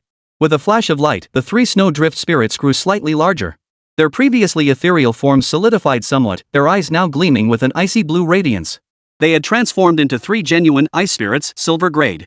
Their duration also skyrocketed from the original 10 minutes to a staggering 1,000 minutes. Silver grade summons with such a long duration? Li Hu's face broke into a satisfied smile. Go! Deal with those rabbits. He commanded the 3 ice sprites. The ice sprites chirped cheerfully, flapping their crystalline wings as they flew toward the distant herd of unicorn rabbits. They opened their tiny mouths in unison. Whoosh! A blizzard of ice crystals erupted from nowhere, instantly engulfing the entire area. The unicorn rabbits froze solid into ice sculptures before they could react, shattering into a sky-filling shower of ice shards. Your summoned creature has slain a level 10 unicorn rabbit. You gain 13 EXP. Your summoned creature has slain a level 9 unicorn rabbit. A string of experience notifications floated upward. This is far more convenient than doing it myself. Watching this unfold, Li Hu's regard for the monster compendium grew even higher. With his summoned creature doing the work, he could save even more time and energy. If I could only tame a few powerful permanent pets in the future, that would be perfect. He began to envision the future. Just then, at the far end of the plain, a vast, dark wave of skeleton monsters suddenly surged forth. Their numbers were staggering, stretching beyond sight as they moved swiftly in one direction. The thick aura of undead energy was palpable even from this distance, clearly detectable by Li Hu. So many undead. Could it be that previous Lord of Decay spawned again? No, the direction is different. Li Hu furrowed his brow. Judging by the scale, there's probably another boss appearing. A faint smile curved his lips. Free experience and gear delivered right to his doorstep, why pass it up? He raised the monster compendium in his hand once more. If we're going to fight, let's bring out the big guns. Unspecified summon. Magic surged. This time, the light was even more blinding than before. A venomous wyvern, its body covered in pitch-black scales, green venom dripping from its jaws. A werewolf commander, muscular and fierce, wielding a massive axe. A thunder slime, its entire body composed of lightning, crackling incessantly. A hideous gargoyle with wings spread wide. Dozens of monsters, each uniquely shaped, emerged one after another from the light. Under the hundredfold amplification of the Tiangong Kaiwu, every single one of them had reached the silver rank. Li Hu surveyed this fledgling monster army before him and nodded with satisfaction. Advance. Target, the undead horde ahead. Chapter 23, The Monster Army. Li Hu tilted his head back and downed a bottle of medium mana restorer. The icy liquid slid down his throat, instantly replenishing a portion of his mana gauge. His gaze swept over the makeshift army of silver-tier monsters before him, a barely perceptible curve lifting the corners of his mouth. You lot, charge. At his command, dozens of diverse summoned creatures roared as they charged toward the relentlessly advancing skeleton horde. At the forefront, the grim gargoyle flapped its wings, stirring up a vicious wind as it plunged directly into the sea of skeletons. Its hard stone claws tore through the fragile bones with ease. The werewolf commanders swung their massive axes, each strike sending showers of bone fragments flying. Ice elves floated gracefully mid-air, their breaths freezing entire groups of skeletons into icy sculptures. Venom dragons circled overhead, raining down dark green venom that corroded the undead skeletal remains. Thunder slimes bounced forward, each landing erupting in blinding lightning that paralyzed and crippled nearby foes. Li Hu stood leisurely atop the king's chariot, occasionally raising his hand as a water blue glow ignited in his palm. Magic forging. Another silver-grade equipment piece took shape in his hands before being casually tossed into the corner of his backpack. Your skill magic forging gained 5 EXP. His primary goal now was to grind up the skill proficiency of magic forging, while also hoping to craft more valuable items like greedy gold or monster compendium. Occasionally, he'd draw his bow and fire an arrow or two, dispatching any stragglers attempting to close in. Wind spirit arrows whistled through the air, exploding with precision among the skeleton horde, unleashing strings of high damage numbers. But most of the time, he left the fighting to his summons. These silver-tier monsters, amplified 100-fold by the art of creation, dealt devastating blows to the generally low-level skeleton soldiers. Though numerous, the skeleton army crumbled like paper before his small legion of monsters, collapsing rapidly. Within mere minutes, the once menacing sea of undead was largely swept away. Only one undead mage, clad in tattered black robes and wielding a bone staff, fled headlong into the distance atop a warhorse likewise formed of skeletal remains, without a backward glance as the skeleton army scattered. Oh. There's a leader after all. Li Hu narrowed his eyes, studying the necromancer's retreating figure. Doesn't look like much, but he sure runs fast. Not exactly boss material. He muttered under his breath, then remembered something. Activating the lucky throw skill from greedy gold in his status bar, he commanded. Go. Stop him for me. Li Hu commanded the 3 largest and most imposing werewolf commanders beside him. A fierce glint flashed in the 3 leaders' eyes. They sprang forward on their thick limbs, chasing after him like 3 whirlwinds. The necromancer clearly sensed the pursuit behind him and frantically urged his skeletal steed to flee. Alas, the bone steed's speed proved no match for the silver-rank Jackalman leaders, whose speed had been amplified 100-fold. In an instant, the 3 Jackalman leaders caught up to the necromancer. Their massive axes sliced through the air with a piercing whistle as they brought them down with brutal force. Crack! The necromancer and his skeletal steed were instantly smashed into a sky-filling shower of bone fragments. Yet, just as Li Hu thought the battle was over, a ghostly blue flame of soul suddenly erupted from the scattered fragments. The flames flickered and rapidly coalesced, and the necromancer reappeared, completely unharmed. A level 20 necromancer with a resurrection skill? Li Hu raised an eyebrow, slightly surprised. But it was useless. Before the necromancer could react, the second wave of attacks from the 3 werewolf commanders had already descended. This time, the massive axes cleaved straight through the flickering mass of soul flames. You have slain a level 20 necromancer elite. Gain 16,000 EXP. You have leveled up. Your current level is 6. You gain 6 attribute points. You may distribute them freely or let the Great Will allocate them for you. Allocate by the Great Will. The Great Will has completed the distribution for you. Strength +1. Agility +1. Intelligence +2.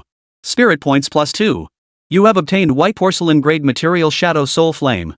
Activating 100x amplification, you have obtained bronze grade material Refined Soul Flame. You have obtained black iron grade equipment Ring of the Dead's Bones. 100-fold amplification activated. You have obtained silver grade equipment Ring of Soul Whispers. You obtained the black iron grade skill book Necromantic Awakening. Activating 100-fold amplification, you obtained the silver grade skill book Advanced Necromantic Transformation. Li Hu scammed the loot. The bronze-grade material was decent, but the silver-grade ring added a bit of spirit and shadow damage not very useful to him. As for the advanced necromancy skill book, it could transform corpses into higher-tier undead creatures. This advanced necromancy conversion might be worth keeping as forging material. Who knows, it could add some new tricks to the monster compendium. Li Hu stowed everything away in his backpack with satisfaction. He glanced toward the distance, where the map marked his next objective, the spawn area of the giant corrosive slime. Without realizing it, I've summoned quite a few helpers. Li Hu surveyed the dozens of silver-tier summons surrounding him, each unique in form yet equally fierce, and couldn't help but let a smile spread across his lips. Let's go! He leapt onto the king's chariot and waved his hand. The colossal monster army marched forward in a mighty procession toward their next destination. Meanwhile, behind an inconspicuous hill in the distance, a small party of about 10 adventurers stared in stunned silence at the army of hideous monsters marching across the plain, and the peculiar chariot leading them. Awe and disbelief were written across every face. Lu, leader, weren't we briefed that this area only had scattered low-level monsters and a few insignificant field bosses? A young mage's voice trembled as he pointed toward the swarming mass of monsters in the distance. What is that? A monster siege? The squad leader, a heavily armored shield warrior, turned ashen-faced, beads of cold sweat forming on his forehead. The intel was wrong. Absolutely wrong. He stared fixedly at Li Hu and his army of summoned creatures, his voice raspy. Those monsters. Each one radiates power far beyond level 20. They might even be higher level beings. Could it be that some hidden boss has awakened, uniting all the monsters in this area? Another rogue speculated, fear filling his eyes. Forget what it is. We need to get out of here. This place is too dangerous. Back to the main world. Now. The shield warrior acted decisively. He knew full well that against such a terrifying horde of monsters, their small party wouldn't stand a chance. Just as they prepared to quietly retreat, distancing themselves from this trouble spot, a young man with a gentle smile appeared behind them, blocking their retreat. Gentlemen, what's the rush to leave? The youth smiled, yet that smile sent a bone-chilling chill through the squad members. The next moment, a flash of bloodlight erupted. Chapter 24, Visitors from Another World and a Last-Minute Mission. The icy spearhead withdrew from the last professional's throat, trailing a spray of warm blood mist. The youth wielding the heavy halberd flicked blood droplets from its blade, his face wearing a look of utter indifference. He stood tall and straight, his features handsome, though an unshakable aura of ferocity lingered between his brows. Songfeng, is this the opponent you spoke of? The youth spoke, his voice tinged with impatience. The air rippled slightly, and a blurred, cyan-hued apparition materialized beside him, a long sword in hand, its aura subdued. I merely fulfill the mission objectives of the Great Will of Reincarnation. The guardian spirit known as Songfeng spoke with a voice as flat as a stone. These natives are too weak. The young man curled his lip in displeasure. They don't even warrant me taking them seriously. That last one, whatever they called him, the gunslinger, at least put up a fight. But I ended up overdoing it and killed him by accident. He recalled the incident, his tone tinged with both regret and a hint of boastfulness. I wish I could find some worthy opponents, preferably ones who'd force me to unleash your full power. A flicker of battle-hungry fervor danced in the youth's eyes. The shadowy figure of Songfeng remained silent, seemingly accustomed to his complaints. Just then, the youth's ears twitched slightly, as if he'd caught something. He strained his ears, and from the distance came the faint rumble of chariots rolling, mingled with the snarling of numerous strange creatures. The sound grew louder as it drew nearer, carrying an unusual sense of oppression. Interesting things are coming. A cruel curve formed at the corner of the young man's mouth. Put the mission on hold. I'm going to check it out. Ander, the World Tree mission remains unfinished. We haven't slain enough rare-tier practitioners yet. Zongfeng's phantom voice sounded the reminder, its tone as flat as ever. It doesn't matter. The youth waved his hand impatiently. Those useless fools can die any time. This commotion is far more interesting than the mission. Before his words had fully faded, he had already transformed into a streak of light, racing toward the source of the commotion. The phantom of Songfeng lingered briefly before sighing helplessly and dissipating into wisps of green smoke. Meanwhile, Li Hu's king's chariot led his fledgling monster army across the open plains. You have triggered a temporary mission, Purge of the Otherworldly Invaders. Mission briefing, a hostile force originating from a distant realm designated as Reincarnation has infiltrated the current newbie zone. Their purpose remains unknown, but their actions are highly destructive. The Great Will requires your assistance in purging these otherworldly enemies. Objective, eliminate otherworldly enemies. 0, unlimited quantity. Quest reward, based on quantity and quality of kills, receive substantial experience points, rare materials, special equipment, or skills. Mission penalty, none. Li Hu's eyebrows arched slightly. A temporary quest? He recalled his master, Zhu Yuani, mentioning that such missions were extremely rare, typically triggered only under specific conditions. The targets were often entities posing a potential threat to the world. The rewards were astonishingly generous, but so was the difficulty. An enemy from another realm infiltrating the newbie zone? Li Hu felt a pang of surprise. He couldn't help but recall that necromancer he had easily destroyed earlier, one who possessed the ability to resurrect. Could that guy's peculiarity also be connected to these so-called enemies from another realm? The appearance of such entities in the newbie world is hardly a good omen. Li Hu's gaze sharpened, his vigilance heightening. Without hesitation, he accepted the quest. Temporary quest, Purge of the otherworldly invaders accepted. Though there was no penalty for failure, he saw no reason to pass up such a high reward delivered right to his doorstep. Just then, he spotted a figure charging toward him at breakneck speed from ahead. The figure wielded a halberd, radiating fierce momentum as it moved with astonishing speed. Li Hu's gaze lingered on the figure for a moment. Almost simultaneously, the youth wielding the heavy halberd spotted Li Hu. More accurately, he saw Li Hu and the vast, terrifying horde of monsters trailing behind him. The arrogant grin on the youth's face froze instantly. Warning! High energy reaction detected. Target entity's power far exceeds current world limits. Great Will of Reincarnation advisory, encountered an opponent beyond combat capabilities. Immediate retreat recommended. A series of crimson warning prompts flashed frantically before the youth's eyes. Holy! Before he could even think, his body instinctively slammed on the brakes, abruptly halting his forward momentum. Without hesitation, he spun around and fled. His speed was even faster than when he'd arrived. Wrong intel. This isn't some ING native being hunted by monsters. The young man cursed furiously in his mind as he sprinted for his life. This is clearly the big boss commanding the monster army. He finally understood the commotion he'd heard earlier wasn't a monster uprising at all, but this big shot taking a stroll. Songfeng, get out there and hold them off. In desperation, the youth roared. A flash of blue light appeared once more, and the spectral form of his guardian spirit, Songfeng, materialized behind him, facing the surging horde of monsters. Songfeng gripped his long sword, his expression grave as his gaze locked onto the foremost few venomous flying dragons. He could sense the overwhelming pressure emanating from these beasts. Each one was a formidable threat. Just as Songfeng prepared to engage them, the sky suddenly darkened. Immediately, countless burning fireballs, like a meteor shower of doom, streaked down from the heavens, trailing long fiery tails as they pelted the entire battlefield in dense clusters. The fiery rain roared down, bathing the desolate wilderness in a crimson glow. Solid ground was easily torn apart and pierced, exploding into massive, charred craters. Soil and rock melted and vaporized in an instant from the intense heat. Rolling thick smoke and devastating dust, mixed with sparks, surged violently toward the heavens, completely obscuring the last vestiges of daylight. In the blink of an eye, the entire battlefield transformed into a churning sea of fire and a scorched wasteland of despair. Terrifying shockwaves and heat waves swept wildly in all directions. Each fireball unleashed astonishing destructive force, blasting scorched craters into the ground as smoke and dust billowed. Yet this apocalyptic scene seemed to cause Li Hu little concern atop the king's chariot.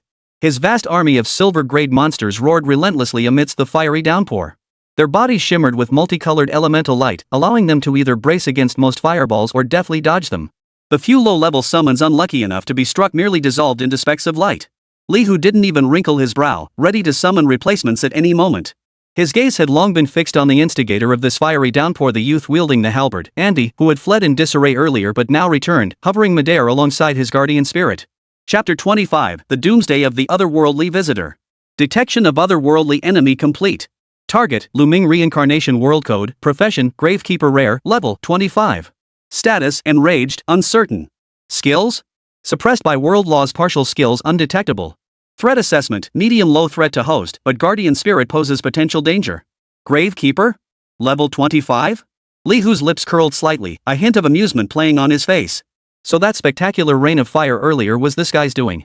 Looks like this is one of the mission targets. Anders' face was twisted into an expression of utter dismay.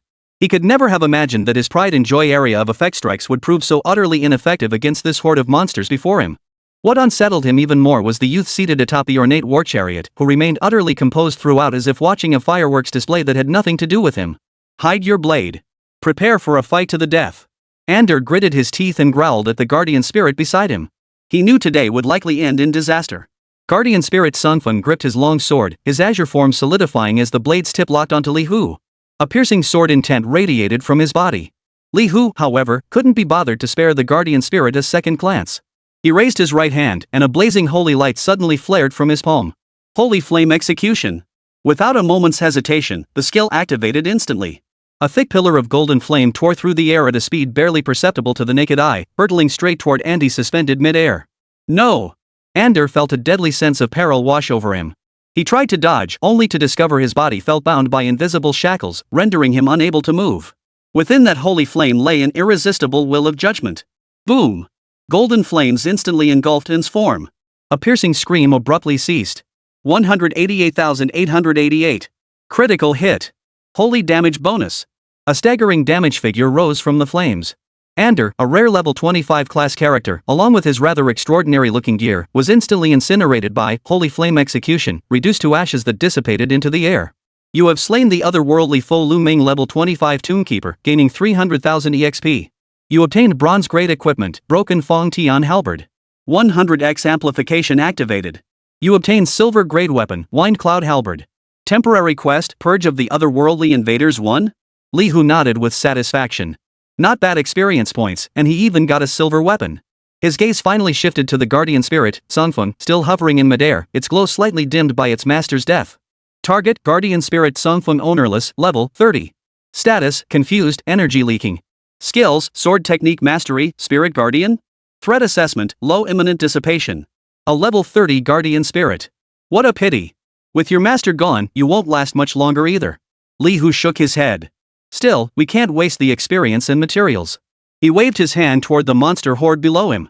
All of you, attack. Dozens of silver tier summons roared like wolves and tigers, charging toward the guardian spirit Sangfeng. Thunder slimes shot forward first, transforming into streaks of lightning as they collided with Sangfeng. The werewolf commanders leapt high from the ground, their massive axes gleaming coldly. Venomous wyverns circled overhead, gathering deadly venomous breath. Though still wielding his sword fiercely and unleashing sharp sword chi, Zongfeng now without his master's control appeared utterly helpless under the assault of dozens of summoned creatures of equal or even greater power. Its spirit light grew dimmer and dimmer. Finally, torn apart by the claws of a grim gargoyle, it shattered into a sky full of sparkling points of light with a low, unwilling growl. You have slain Guardian Spirit Zongfeng level 30, gaining 150,000 EXP. You obtained a bronze grade material, Damaged Spirit Core. Activating 100x Amplification. You obtained a silver grade material, Intact Spirit Core. You obtained a black iron grade accessory Guardian's Fragment. 100-fold amplification activated. You obtained a silver grade accessory Dragon in the box. Li Hu examined the two newly acquired silver grade items in his hands. Wind and Cloud Spear Silver Grade Weapon. Attack 280-350. Strength plus 25, Agility plus 15. Effect 1, Windbreaker passive attacks have a chance to tear through enemy armor, dealing additional damage. Effect 2, Sweep active consumes mana to unleash a powerful sweeping attack in a frontal cone area. Cooldown, 30 seconds. Equip level, 25. Dragon in the box Silver Grade Accessory Necklace. Spirit plus 30, Intelligence plus 20. Effect 1, Agility passive increases skill cast speed by 5%. Effect 2, Dragon Roar active, consumes mana, unleashes a dragon's roar to inflict spirit shock and brief daze on surrounding enemies. Cooldown, 60 seconds. Equip level, none. Both are decent silver grade items, especially this, Wind Cloud Spear, its attack power is quite impressive. Li Hu stroked his chin. Too bad my level isn't high enough to equip them yet. I'll save them as forging materials for now, or maybe use them for summon creatures later. He stowed both items in his backpack before opening the quest panel. Temporary quest, Purge of the Otherworldly Invaders 2? The target count remained marked with question marks, yet the map clearly highlighted the locations of the remaining 12 red dots. Those 12 red dots were now clustered together, moving slowly. It seemed they had sensed the death of their comrades and were attempting to regroup or flee. Oh? So they know to stick together for warmth? Li Hu's lips curled into a cold smile. Perfect. Saves me the trouble of hunting them down one by one. He glanced at his still vigorous monster army, brimming with confidence. Holy Flame Execution's cooldown is almost up. I'll take out one first, then leave the rest for my army to deal with. Far away on a distant hill, the petite figure of Xylia stood silently, her ice-blue eyes fixed on the unfolding events across the wilderness. From the descent of the fiery rain, to Li Hu's instant kill of Andy, to the monster army's coordinated assault on Sun Feng, the entire sequence unfolded with fluid precision and ruthless efficiency. She raised her hand, her fingertip lightly tapping the void. An imperceptible communication pulse connected to an unknown entity. Master. Her voice remained as cool and detached as ever, yet it carried a barely perceptible flicker. 2 targets eliminated. Young Master Li Hu, he surpasses any unique practitioner I've ever encountered. He's extraordinary. Yes, extremely so. Chapter 26, The Border City at the Edge of Despair. At the edge of the city where the teleportation gate stood, a makeshift sentry post stood guard. The air hung heavy with the faint mingled scent of blood and scorched earth. A staggering figure practically rolled toward the outpost. The health bar above his head flickered with a faint red glow, on the verge of extinguishing entirely. Thud! The ragged leather-armored thief slammed headfirst into the hard leg armor of a patrolling law knight, producing a dull thud. Beneath the knight's cold metal visor, his brow furrowed slightly as he looked down at the barely alive figure at his feet. The thief's level badge displayed a pitiful 13, perfectly matching his current wretched state. Enemy. Enemy. An otherworldly foe. The thief's voice rasped like a worn bellows, thick with despair, each word squeezed from his throat. He clung desperately to the knight's boot, his nails cracking from the pressure, blood seeping through as if it were his last lifeline. So many adventurers are dead. Outside the city, it's become their slaughterhouse. The surrounding adventurers, who had been lounging about, turned their heads at the words, their faces flushing with shock and confusion. The calm routine of their day was torn apart by this sudden, grim news. A female mage wielding a staff even let out a soft, derisive snort, seeming somewhat out of place. Hey, you! Did you get chased by wild dogs and lose your mind? Enemies from another realm? A slaughterhouse? A berserker slung a massive sword over his shoulder, his deep voice echoing with the inherent belief that threats in low-level zones were limited. Exactly. What kind of powerful foes could lurk on the outskirts of the newbie zone? At best, a few low-tier wild bosses. The Law Knight's gaze remained sharp. He didn't immediately rebuke the surrounding chatter, instead scrutinizing the thief's face, twisted with fear. Calm down. Explain clearly. What level? What class? His voice was steady, carrying an undeniable authority that sought to pull the thief back from the brink of collapse and restore a shred of rationality. T25th level. At least 25th level. All humans, clad in identical bronze-colored robes. Their methods were utterly brutal. The rogue jerked his head up, bloodshot eyes wide with terror as if reliving that hellish vision. Our squad, wiped out. And several other teams too. They didn't even manage to send out a distress signal. Level 25? Bronze robes? A collective gasp rippled through the crowd. The earlier mocking expressions froze, the light-hearted atmosphere vanishing completely. Panic spread like a plague, silent yet relentless. Some recalled the sudden, unanswered distress calls in the regional chat recently, along with scattered rumors about a mysterious black shadow. Now, these whispers crystallized into chilling omens of reality. The Law Knight's expression darkened, his heavy brow barely concealed by the metal visor. He bent down, staring into the rogue's eyes as if trying to dig the truth from the bottomless pit of terror within them. How did a level 13 rogue like you escape from a level 25 enemy? This question caused the crowd, who had just begun to trust him, to cast doubtful glances once more. After all, the level gap was like an uncrossable chasm. The thief gave a bitter laugh, his voice thick with endless sorrow and regret. The grimace was uglier than tears. I was originally level 20. Trembling, he pulled a talisman from his chest, utterly dulled and cracked, once his last hope. The price of the hourglass of time. A one-time life-saving item. The cost, level reset, all attributes permanently reduced by 90%, and permanently unable to level up again. A deathly silence fell over the crowd. Everyone was stunned by the terrifying penalty of this item, trading one's entire future for a single chance at survival. To survive at such a horrific cost revealed the terrifying predicament he had faced, a vision chilling to imagine. A flicker of emotion crossed the Law Knight's eyes. He slowly straightened his posture, his doubts vanishing. I believe you. He turned to a companion behind him, also clad in knight's armor, his tone decisive. Return to headquarters immediately. Report the situation and request reinforcements from senior operatives. Hurry. Yes, Captain. The knight wasted no time, turning on his heel and galloping toward the city center, each stride carrying the hopes of everyone present. The Law Knight captain drew a deep breath, his gaze sweeping over the terrified faces of all the professionals gathered near the teleportation point, attempting to steady their nerves. All personnel, heed my command. This is an emergency. Evacuate immediately through the dimensional portal. Leave behind all non-essential supplies. His voice boomed, attempting to suppress the crowd's panic, yet it could not dispel the despair already permeating the air. Yet, as the adventurers scrambled toward the faintly glowing portal entrance, something strange happened. What's happening? Why am I getting farther from the entrance? A mage cried out in alarm. Though he was clearly running forward, his body slid backward uncontrollably, as if repelled by an invisible force. Me too. This portal. I can't get through. Damn it. Something's wrong. To their horror, no matter how hard they tried, they couldn't draw near the dimensional portal entrance that seemed within arm's reach. The gateway of hope had become a wall of despair. The Law Knight captain's face turned ashen. Staring fixedly at the entrance where light twisted and warped, his unease reached its peak. It's a spatial interference device. The enemy must already be at the door. Despair washed over them like a cold tide, instantly drowning every heart and plunging them into an icy abyss. At that very moment. Whoosh! A faint, piercing whistle cut through the air, sharp and deadly. A shield warrior attempting to force his way through the dimensional portal jolted violently. A cloud of grayish-white blood mist exploded from his chest, and vibrant life withered away in an instant. He didn't even have time to utter a scream before collapsing stiffly. His life force vanished instantly, and his sturdy shield rolled helplessly to the side. In the distance, at the end of the dust-filled road, A dozen figures slowly materialized like emissaries emerging from hell itself. All clad in identical bronze-colored robes, their hoods concealed their faces, revealing only the tips of their staffs, which glowed with an ominous light. Each radiated a suffocating aura of level 25 power, its weight pressing heavily upon every heart.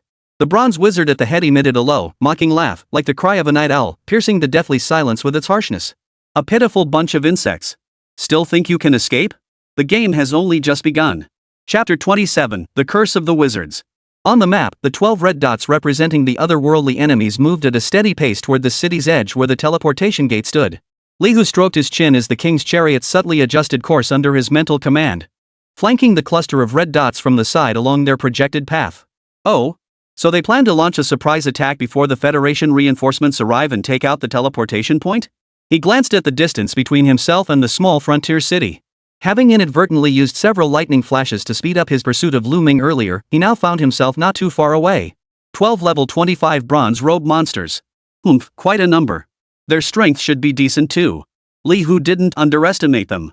Though he'd just effortlessly killed Lu Ming and his guardian spirit, that had been one-on-one, and he'd had the surprise of the Holy Flame execution to rely on. Facing an organized group of enemies, caution was paramount. He fished another bottle of medium mana restorer from his backpack and downed it in one gulp. The icy liquid soothed his parched mana reserves, swiftly replenishing them. Time for a little something extra to spice things up. Magical light surged once more from Li Hu's palm as the hundredfold amplification effect of heavenly artifact creation quietly activated. Elements began violently churning in the air, the ground trembling faintly beneath.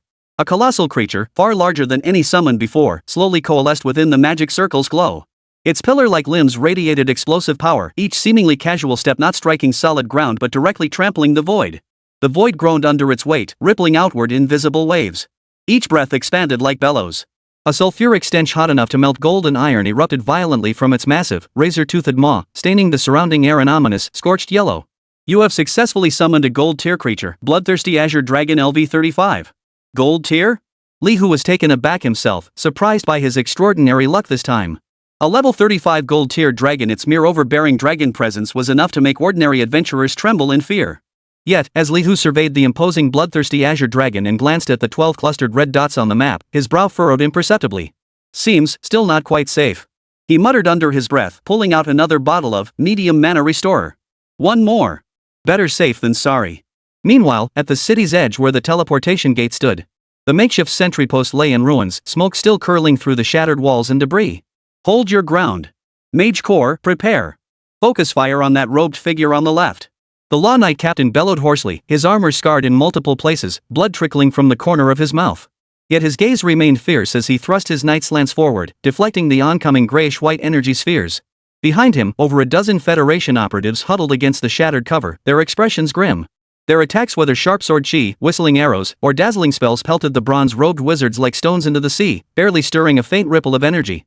In contrast, the bronze-robed wizards remained impassive, as if the fierce battle before them were merely a tedious extermination of pests. They merely waved their staffs, which resembled dried-out tree branches, with casual ease. In an instant, heart-stopping grayish-white energy spheres roared forth. They traced eerie arcs through the air, accompanied by shrieks that tore through the atmosphere. Dark green corrosive mist spread silently like living venomous snakes. Wherever it touched, even hardened alloy shields hissed and emitted acrid blue smoke. The defenses the Federation operatives prided themselves on crumbled like paper before these bizarre assaults. Ah! A shield warrior let out a piercing scream as an energy beam pierced straight through his tower shield, severing his arm at the shoulder and sending blood spurting wildly. Despair, like the deepest nightmare, gripped every heart. Fear spread, cold and bone-piercing. The dozen or so bronze-robed wizards appeared relaxed and carefree, as if they weren't engaged in a life-and-death struggle but leisurely clearing weeds from the roadside. Their faces beneath hoods remained indistinct, yet the occasional low chuckles that escaped them were filled with mockery and cruelty. These natives are weaker than we imagined. One of the wizards chuckled softly, then with a casual flick of his wrist, a sickly green fire serpent swallowed a thief attempting a sneak attack. Captain, something feels off.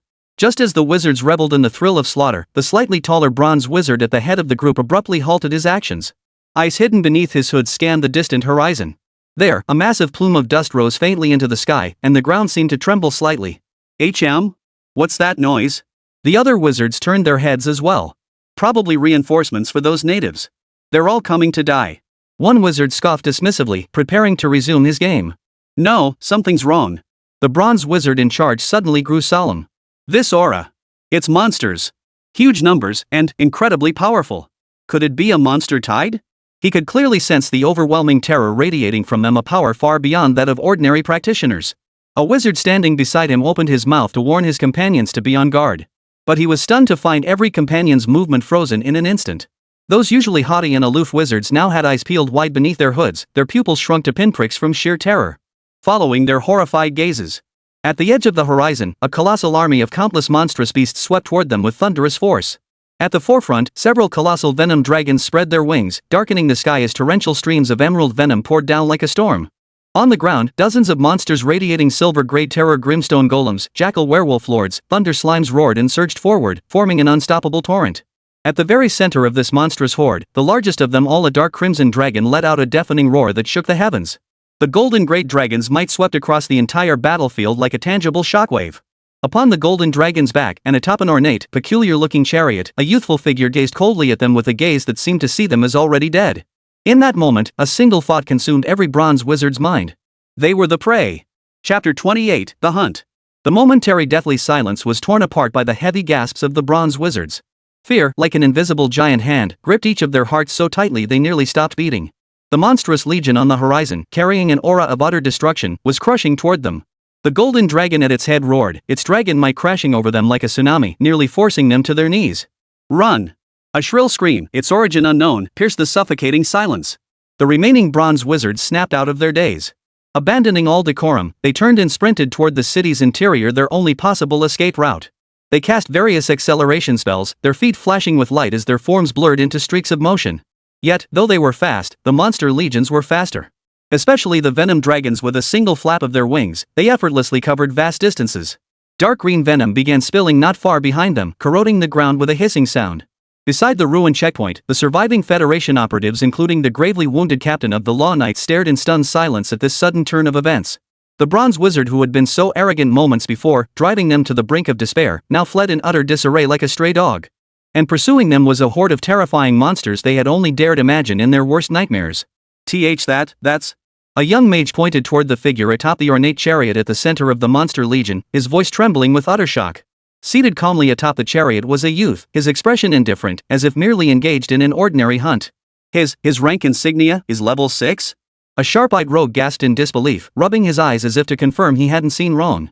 A level 6 professional commanding a monster army of at least level 30 creatures, including a golden tier boss pursuing a dozen level 25 bronze wizards? The scene was utterly absurd, yet it played out before their eyes with brutal reality. A rare class. It must be some kind of extremely rare summoner class. The Law Knight captain struggled to speak, his voice hoarse yet tinged with realization. He had seen all manner of professionals, yet never heard of such an absurd existence. Just as everyone's minds were reeling, someone cried out in delight. The dimensional portal. It's functioning normally again. Heads snapped toward the teleportation portal, once shrouded in spatial interference and inaccessible. Now, the distorted light had smoothed out, emitting a steady, faint glow. The instinct for survival instantly overpowered everything else. Quick! Get out of here! Get out of here! The surviving adventurers hesitated no longer, scrambling toward the dimensional portal as if it were the only Noah's Ark. The body of the shield warrior shot down earlier had not yet grown cold, yet no one spared it a second glance. On the other side, the fleeing bronze wizards felt terror and confusion churning within them like molten lava. Senior Andy! What do we do? What kind of monster is that thing? One wizard gasped for breath as he shouted at the lead bronze wizard, his voice trembling with fear. The leader, called Andrew, wore a face so dark it could drip water. He glanced back. The colossal form of the golden dragon drew ever closer, its oppressive presence suffocating. What else can we do but run? Andrew gritted his teeth, his words straining through clenched jaws. His magical chariot is too fast. We won't outrun it. He knew full well the chariot was no ordinary contraption. Even laden with such a colossal horde of monsters, it still moved with the swiftness of the wind. Damn it! This is all your fault. If you hadn't insisted on completing the damn extra mission, we'd have returned through the teleportation array ages ago. The other wizard finally erupted in bitter complaint, his voice thick with resentment. If not for this unexpected complication, they wouldn't have ended up in this predicament. A flash of sharpness flickered in his eyes, but now was no time for infighting. Summoners are inherently fragile, with scant health reserves. He rapidly assessed the situation, searching for a glimmer of hope in their desperate predicament. If we can get close enough to him, I'm confident I can kill him with a single strike. Close in? How do we break through those layers upon layers of monsters? A wizard asked in despair. Even the silver-ranked monsters alone were more than they could handle, let alone that golden dragon. Ander drew a deep breath and pulled a scroll from his robe, its surface shimmering with silver light and inscribed with intricate, arcane magical runes. Planar Travel, a 4th-level sorcery scroll. His voice carried a barely perceptible tremor. It allows us to bypass obstacles over short distances and teleport directly near our target. The other wizard's eyes lit up at first, then dimmed. A 4th-tier scroll? Senior Andy, the cost of using such a high-grade scroll. One wizard hesitated before speaking. High-tier magic scrolls often came with severe side effects, permanently reducing one's maximum mana pool by 20%. Ander stated the price calmly, though his hand trembled slightly. But this is our only chance. He snapped his head up, gazing at Li Hu closing in behind them and the ornate yet deadly king's chariot. Li Hu seemed in no hurry to unleash his monster horde to tear them apart immediately. Instead, he trailed behind them leisurely, like a cat toying with a mouse. Prepare your most powerful single-target offensive spells. Wait for my command. A flash of mad determination flickered in Andrew's eyes. He saw Li Hu raise his hand, seemingly preparing to cast some wide-area spell. There was no time to wait. Now! Ander roared, violently tearing open the spatial walk scroll in his hand. On the king's chariot, Li Hu watched the rapidly approaching red dot on the map, a faint smile curling his lips. Still trying to make a last-ditch effort? He had already locked onto the lead wizard, likely the very Ander Xilia had mentioned earlier. The cooldown on Holy Flame Execution had just ended. Combined with the area of effect damage of Rock Slicer, it was enough to clear out a large group first. In his eyes, aside from that wizard named Andy who seemed slightly stronger, the rest were mere nobodies. Of course, better safe than sorry. Even a lion gives its all when hunting a rabbit. Golden holy flames and earth-hued elemental light flared simultaneously in Li Hu's palms. Yet, just as he was about to unleash his skill, a blinding silver light erupted from the 12 fleeing bronze wizards ahead. Their figures blurred within the silver light, and in the next instant, they vanished from their original positions. Li Hu's eyebrow arched. Immediately, the space around the king's chariot violently distorted. 12 figures materialized simultaneously, radiating intense killing intent and blazing with attacks of various elemental energies. Dozens of spells, each channeling their utmost power, rained down upon Li Hu atop the chariot. Die! Ander's ferocious roar echoed across the battlefield. Boom! A violent explosion erupted, engulfing the king's chariot in a blaze of multicolored light. Yet the expected screams never came. The light faded. Li Hu sat unscathed atop the chariot, not even a thread of his robe disheveled. A faint, almost invisible golden shield rippled around his body. Above his head, a series of bright red damage numbers 0,0,0 floated lightly, glaringly conspicuous. All attacks were nullified. Chapter 29, Elemental Totem. 12 figures charged with lethal resolve, only to face the brutal reality of their attacks being utterly nullified. The bronze wizard's snarling expressions froze instantly, replaced by unparalleled terror. Impossible! Ander let out a desperate roar, unable to accept the reality before him. Their meticulously planned last stand had proven as laughable as a child's prank. Upon the king's chariot, Li Hu's lips curled into a mocking smile. Is that all you've got? And you dare try to pull off a sneak attack? He had long activated absolute defense. These attacks from 25th level wizards weren't even enough to tickle him. Ironically, however, Li Hu harbored a different thought. Could it be they mistake me for one of those fragile, low-defense summoners? He stroked his chin, finding the misunderstanding rather amusing.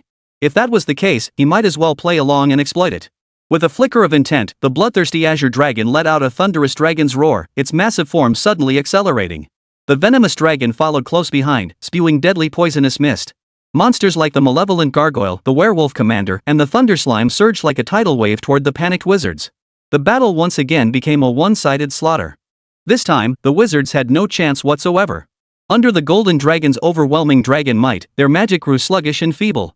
Silver-ranked monsters tore through their defenses with ease, devouring them whole. 2,356. 3,128. 2,897. Damage numbers flashed relentlessly, heralding the doom of the bronze wizards. Within mere minutes, the battle was utterly concluded. All 12 bronze wizards from the other world had fallen. Li Hu's experience bar surged dramatically. Experience plus 7,200. Experience plus 7,200.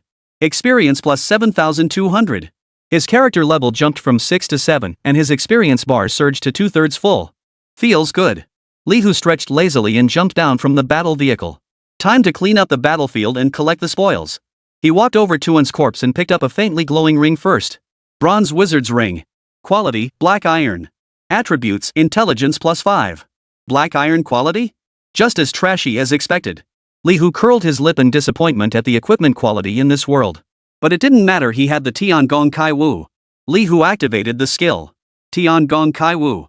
The ring's glow instantly surged, its once dull hue transforming into a dazzling brilliance. Seconds later, the glow faded. Bronze Wizard's Ring. Quality, silver. Attributes, intelligence plus 50. Additional skill, mastery of witchcraft slightly enhances the potency of witchcraft skills. That's more like it. Li Hu nodded in satisfaction. While the stat boost wasn't overly impressive, it was at least silver quality. He picked up the equipment and materials dropped by the other wizards one by one, using Tiangong Kai Wu to enhance them all. After enhancement, the equipment all reached silver quality, but the attributes were still somewhat lackluster for Li Hu. Best sell these to the system store or use them for forging. Li Hu shook his head and stowed all the loot into his backpack. Ding! You have completed the temporary quest, Invasion from Another Realm. Rewards, plus 10,000 EXP, Golden Skill Book, Flame Totem. Oh! An unexpected bonus. Li Hu's eyes lit up. He hadn't expected killing these otherworldly sorcerers would trigger a quest. He opened his backpack and pulled out the skill book, which glowed with a golden light. Flame Totem. Quality, gold. Type, active skill. Effect, summons a flame totem that continuously deals fire damage to surrounding enemies and has a chance to inflict the burn effect. A gold-grade flame totem? Looks promising. Li Hu's mind stirred, and he activated Tiangong Kai Wu once more. The golden glow on the skill book was instantly replaced by an even more dazzling crimson radiance. A powerful energy fluctuation emanated from the skill book, heating the surrounding air. Minutes later, the light faded. Elemental Totem. Quality, Crimson Radiance. Type, active skill. Effect, summons an elemental totem that continuously deals random elemental damage fire, frost, lightning, poison to surrounding enemies, with a chance to inflict additional status effects such as burning, freezing, paralysis, or poison. Additional effect, elemental affinity slightly increases the power of all elemental skills. Holy crap! Crimson Radiance grade? Li Hu was utterly stunned. He never imagined that Tiangong Kai Wu could enhance a gold tier skill book to such terrifying levels. This transcended the rare tier, reaching the legendary Crimson Radiance tier. This skill is God tier. Li Hu rubbed his hands together excitedly. Random elemental damage, built-in crowd control and debuffs, plus enhanced elemental skill power. It's a perfect skill that combines crowd control, amplification, and damage all in one. This elemental totem must be my top priority skill to learn at level 10. Li Hu had already made up his mind. He glanced at his character stats. Character Li Hu. Class, none. Level 8 XP, 12560-80000. Level 9 was still a ways off, and level 10 seemed like a distant dream. Looks like I'll have to keep grinding monsters. Li Hu sighed, about to resume his search for the next target. Suddenly, a familiar figure appeared before him. Lord Li Hu, Lady Yao wishes to discuss urgent matters with you. Please return immediately. Celia stood respectfully before Li Hu, her voice soft and respectful. Yuaner wants to see me? What's the matter? Li Hu was puzzled but nodded nonetheless. Understood. But could you wait until I clear out the nearby bosses first? Also, these summons are about to expire, might as well use them while we can. Li Hu gestured toward the remaining red dots on the map and the monsters still tirelessly sweeping the battlefield. Celia paused for a moment, then offered a resigned smile. Alright, since Lord Li Hu insists, I'll wait here for you. Thank you for your patience. Li Hu chuckled, leaping back onto the king's chariot and racing toward the red dots on the map. Celia stood quietly in place, watching Li Hu disappear into the distance. Her gaze was deep and serene, as if guarding some precious treasure. As Li Hu sped along, he glanced back at Celia. Just as I thought, she never leaves my side. He chuckled inwardly, his suspicion that he was being secretly protected growing stronger. With this protection, he could focus on grinding monsters and leveling up with greater peace of mind. Half an hour later, Li Hu finally cleared all the remaining timed monsters on the map. His level smoothly rose to 9, and his experience bar filled to 1/6 capacity. Ding! Congratulations on reaching level 9. You have gained plus 5 free attribute points. Phew, finally level 9. Li Hu exhaled deeply, glancing at the now empty map. Looks like I've cleared all the necromancer bosses in this world. They won't respawn anytime soon. Time to switch worlds and keep leveling up. Li Hu summoned Celia to his side with a thought. Let's go, Celia. It's time for us to leave. Celia smiled faintly, extending her slender hand to gently take Li Hu's. Yes, Lord Li Hu. The next moment, Li Hu felt a flash before his eyes. The surrounding scenery shifted instantly. He found himself standing before a massive dimensional portal. Surrounding the passage stood ranks of Federation operatives clad in standardized armor. All ranked above level 50, their auras were powerful and solemn. The entire area was completely sealed off, guarded with extreme vigilance. Only then did Li Hu realize that Celia had transported him directly into the heart of the Federation's teleportation city. Chapter 30, A Year of Shocking Awakening. Before the colossal dimensional portal, the air seemed to freeze solid. Federation operatives clad in standard armor scanned every corner with piercing gazes. Their rank insignia all indicated levels above 50, radiating an oppressive aura. The entire area was completely sealed off, the security so tight it felt suffocating. Li Hu felt as though he had stumbled into a military-restricted zone. He glanced around, his gaze settling on the expressionless guards. Though high level, their expressions held a hint of surprise. Their surprised gazes converged on Li Hu. How could a level 6 now level 9 professional appear within this inner zone sealed off by high-level teleportation points? Celia took Li Hu's hand and walked forward with composed steps. Her presence softened the previously icy atmosphere somewhat. Yet the guards' gazes on Li Hu remained curious and scrutinizing. They seemed to be speculating about his identity. Anyone worthy of being personally escorted by Lady Celia was no ordinary individual. Li Hu ignored the stares, lifting his gaze toward the faintly glowing dimensional portal. This was the gateway to leave this world and journey to the next training ground. Celia gently tugged at his sleeve. "Lord Li Hu, let us proceed." Her voice was gentle, yet carried a hint of urgency. Li Hu nodded. Following Celia, he stepped into the dimensional passage. A dizzying sensation swept over them. The scene before them shifted like a shattered kaleidoscope. When his vision cleared, Li Hu found himself in a completely different place. It was a vast training ground. The ground was paved with a hard, specialized material. Various simulated training facilities stood in the distance. A faint aura of magical energy permeated the air. This was the trial ground of the Baishian provincial branch. At the edge of the arena, a familiar figure stood. She wore simple training attire, her posture straight and upright. It was Mumian. Mumian appeared to be inspecting the training facilities. Hearing movement, she turned around. When she saw Li Hu and Celia, a flicker of surprise crossed her eyes. "Li Hu? Celia?"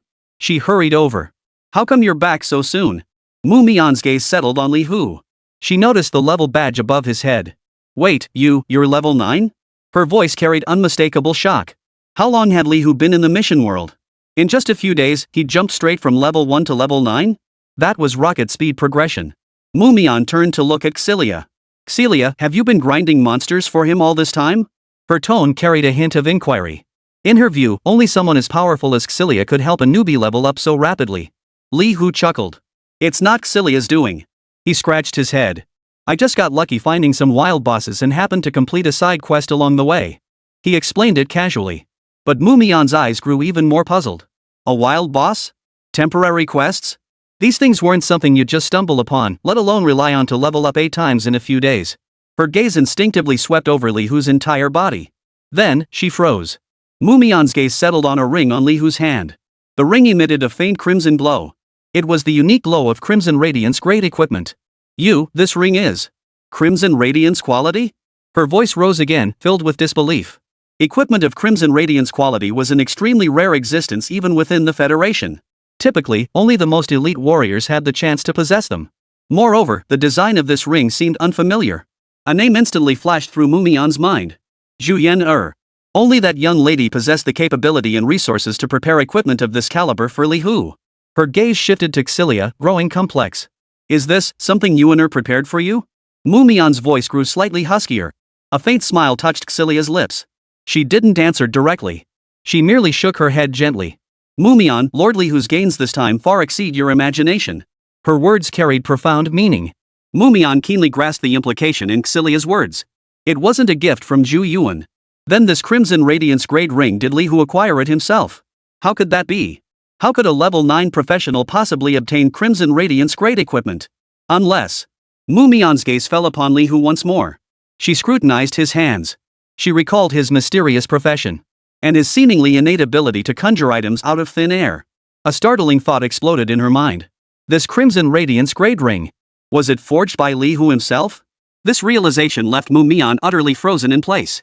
She stared at the young man before her, still low in rank. The shock surged through her like a tsunami. This wasn't merely a matter of potential. This was nothing short of monstrous. The look of utter astonishment lingered on Mumian's frozen face.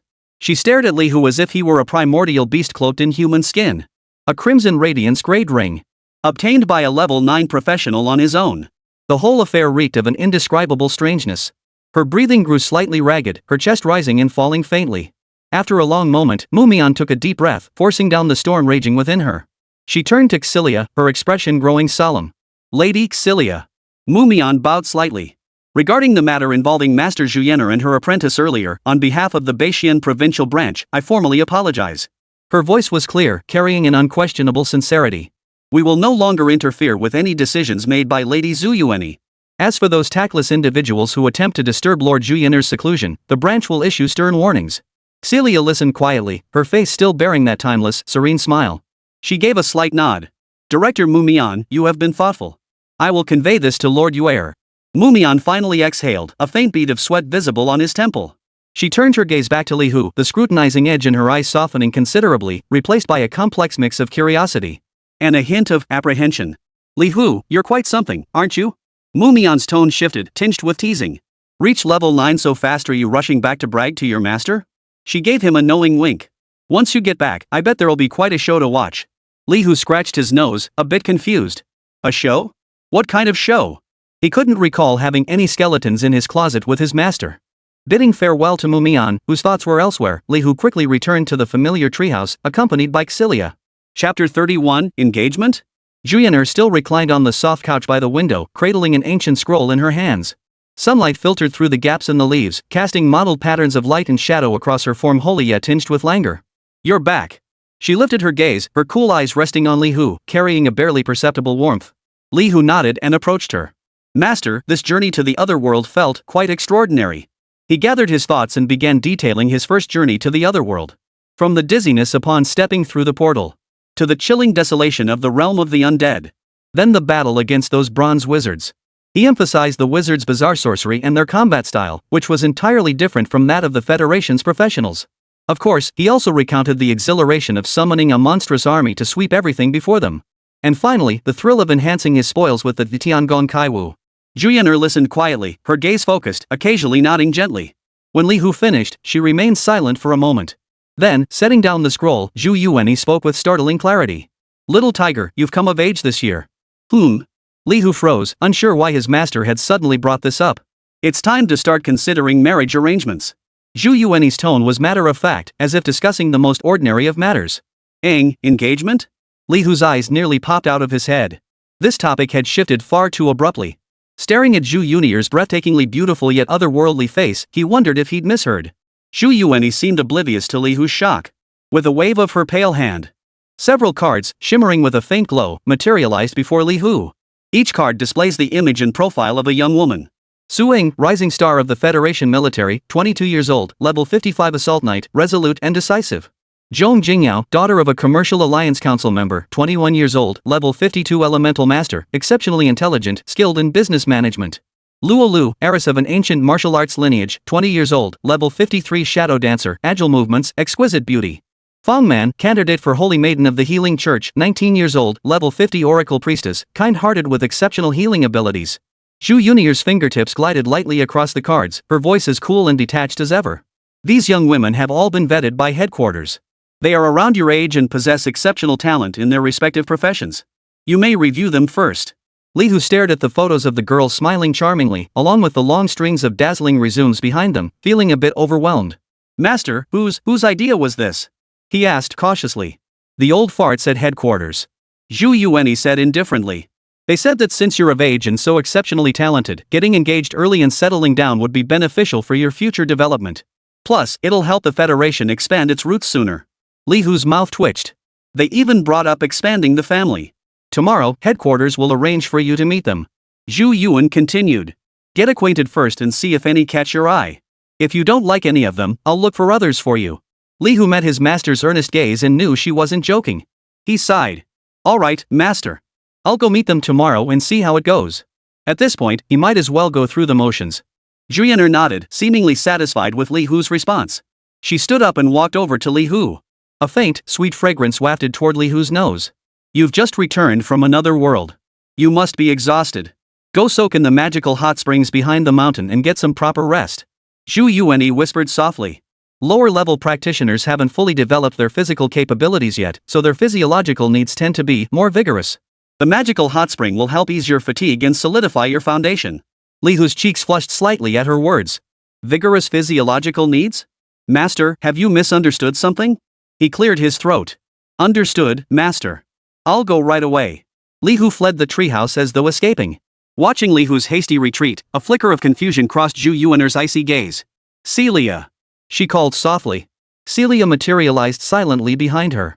Lady Yuan. It seems Xiao Hu isn't particularly interested in the engagement matter? Zhu Yuan furrowed her beautiful brows. A meaningful curve lifted at the corner of Xilia's lips. Lady Yuan, in this servant's opinion, there are two possibilities. Oh. First, Lord Li Hu was easily embarrassed. Hearing this news suddenly, he feels shy and is putting on a calm front. Zhu Yan'er pondered thoughtfully. The second possibility. Celia paused, her voice lowering slightly, tinged with a faint, almost imperceptible smile. Perhaps Lord Li Hu believes only children make choices. He wants it all, he just couldn't bring himself to say it outright. The magical hot springs on the back mountain were shrouded in mist. The water glowed a faint, ethereal blue, radiating peculiar magical fluctuations. Li Hu shed his clothes and slowly stepped into the hot spring. The warm water instantly enveloped his entire body, each pore seeming to unfurl. An indescribable sense of comfort spread through his entire being. His taut nerves relaxed profoundly. Li Hu exhaled a long breath, immersing his entire body in the water, leaving only his head exposed. The magical energy within the spring water felt like countless gentle hands, softly massaging his skin and seeping into his body. The fatigue from the recent battle and leveling up rapidly faded away under this nurturing magic. Li Hu closed his eyes, quietly savoring this rare moment of bliss. In his mind, the events of the past few days flashed by like scenes from a movie. Ever since activating the unique profession, Master of All Things, the trajectory of his life had been utterly transformed. Becoming an apprentice to Zhu Yuan, the mysterious and powerful elf lord, propelled him to new heights, granting him resources and protection beyond the imagination of ordinary people. When he first stepped into this strange world and faced those bizarre bronze wizards, he truly wouldn't have known how to handle the situation without his monster legion. Still, the outcome proved satisfying. Not only did he successfully complete the temporary quest, Invasion from Another World, earning abundant experience and golden skill books, he also enhanced the dropped items from those wizards to silver quality using Tiangong Kai Wu. Particularly remarkable was the golden skill book, Flame Totem. Under the might of Heavenly Artifact, it leaped to become the Crimson Radiance Great Elemental Totem. This was nothing short of a windfall. Li Hu's heart brimmed with anticipation for the future. Once I hit level 10, I should be able to undergo my first-class certification, right? He mused to himself. He wondered what kind of resounding title the system would bestow upon him then. As for his initial talent, hundredfold amplification, it currently only boosted experience gains and quest rewards. He wondered if advancing levels or fulfilling specific conditions might unlock new progression paths for this talent. If it could even multiply skill effects or attribute points by 100-fold, that would be truly game-changing. After soaking in the hot spring for a long while, feeling all traces of fatigue washed away, Li Hu reluctantly stepped out of the water. Drying himself off and changing into clean clothes, he felt refreshed and invigorated. Returning to the treehouse, Li Hu picked up his long-neglected phone. The screen lit up, revealing several unread messages. One was from his homeroom teacher, old Zhang, inquiring about his recent situation with a hint of concern in his words. Li Hu thought for a moment, then replied briefly to let him know he was safe, mentioning only that he had found an exceptional teacher to study under and wouldn't be returning to school for the time being. As for the constant stream of friend requests flashing on his social media apps, Li Hu simply set his account to reject all new connections. He had no desire to be disturbed by irrelevant people. Chapter 32, Hot Spring Break. Opening the news app, several eye-catching headlines caught his attention. Hero of the Federation. Level 80, Explorer, Tang Xian returns after 3 months in S-rank horror world, Misty Manor. Below was a photo of Tang Xian, looking slightly weary but with eyes still sharp. Li Hu tapped to read the full report. Monster Tale World's extremely bizarre dimensional rifts where internal rules diverged sharply from reality, brimming with unknown dangers and horrors. Even high-level professionals faced near certain death upon entering. That Tang Xian, an explorer, survived 3 months in an S-rank ghost story world and made it back alive. His strength and willpower speak for themselves. Sadly, only he returned from the expedition. Li Hu couldn't help but inwardly gasp upon reading the small print at the end of the report. These high-level areas were indeed beyond his current imagination. Another piece of news carried a touch of sorrow. Tragic news.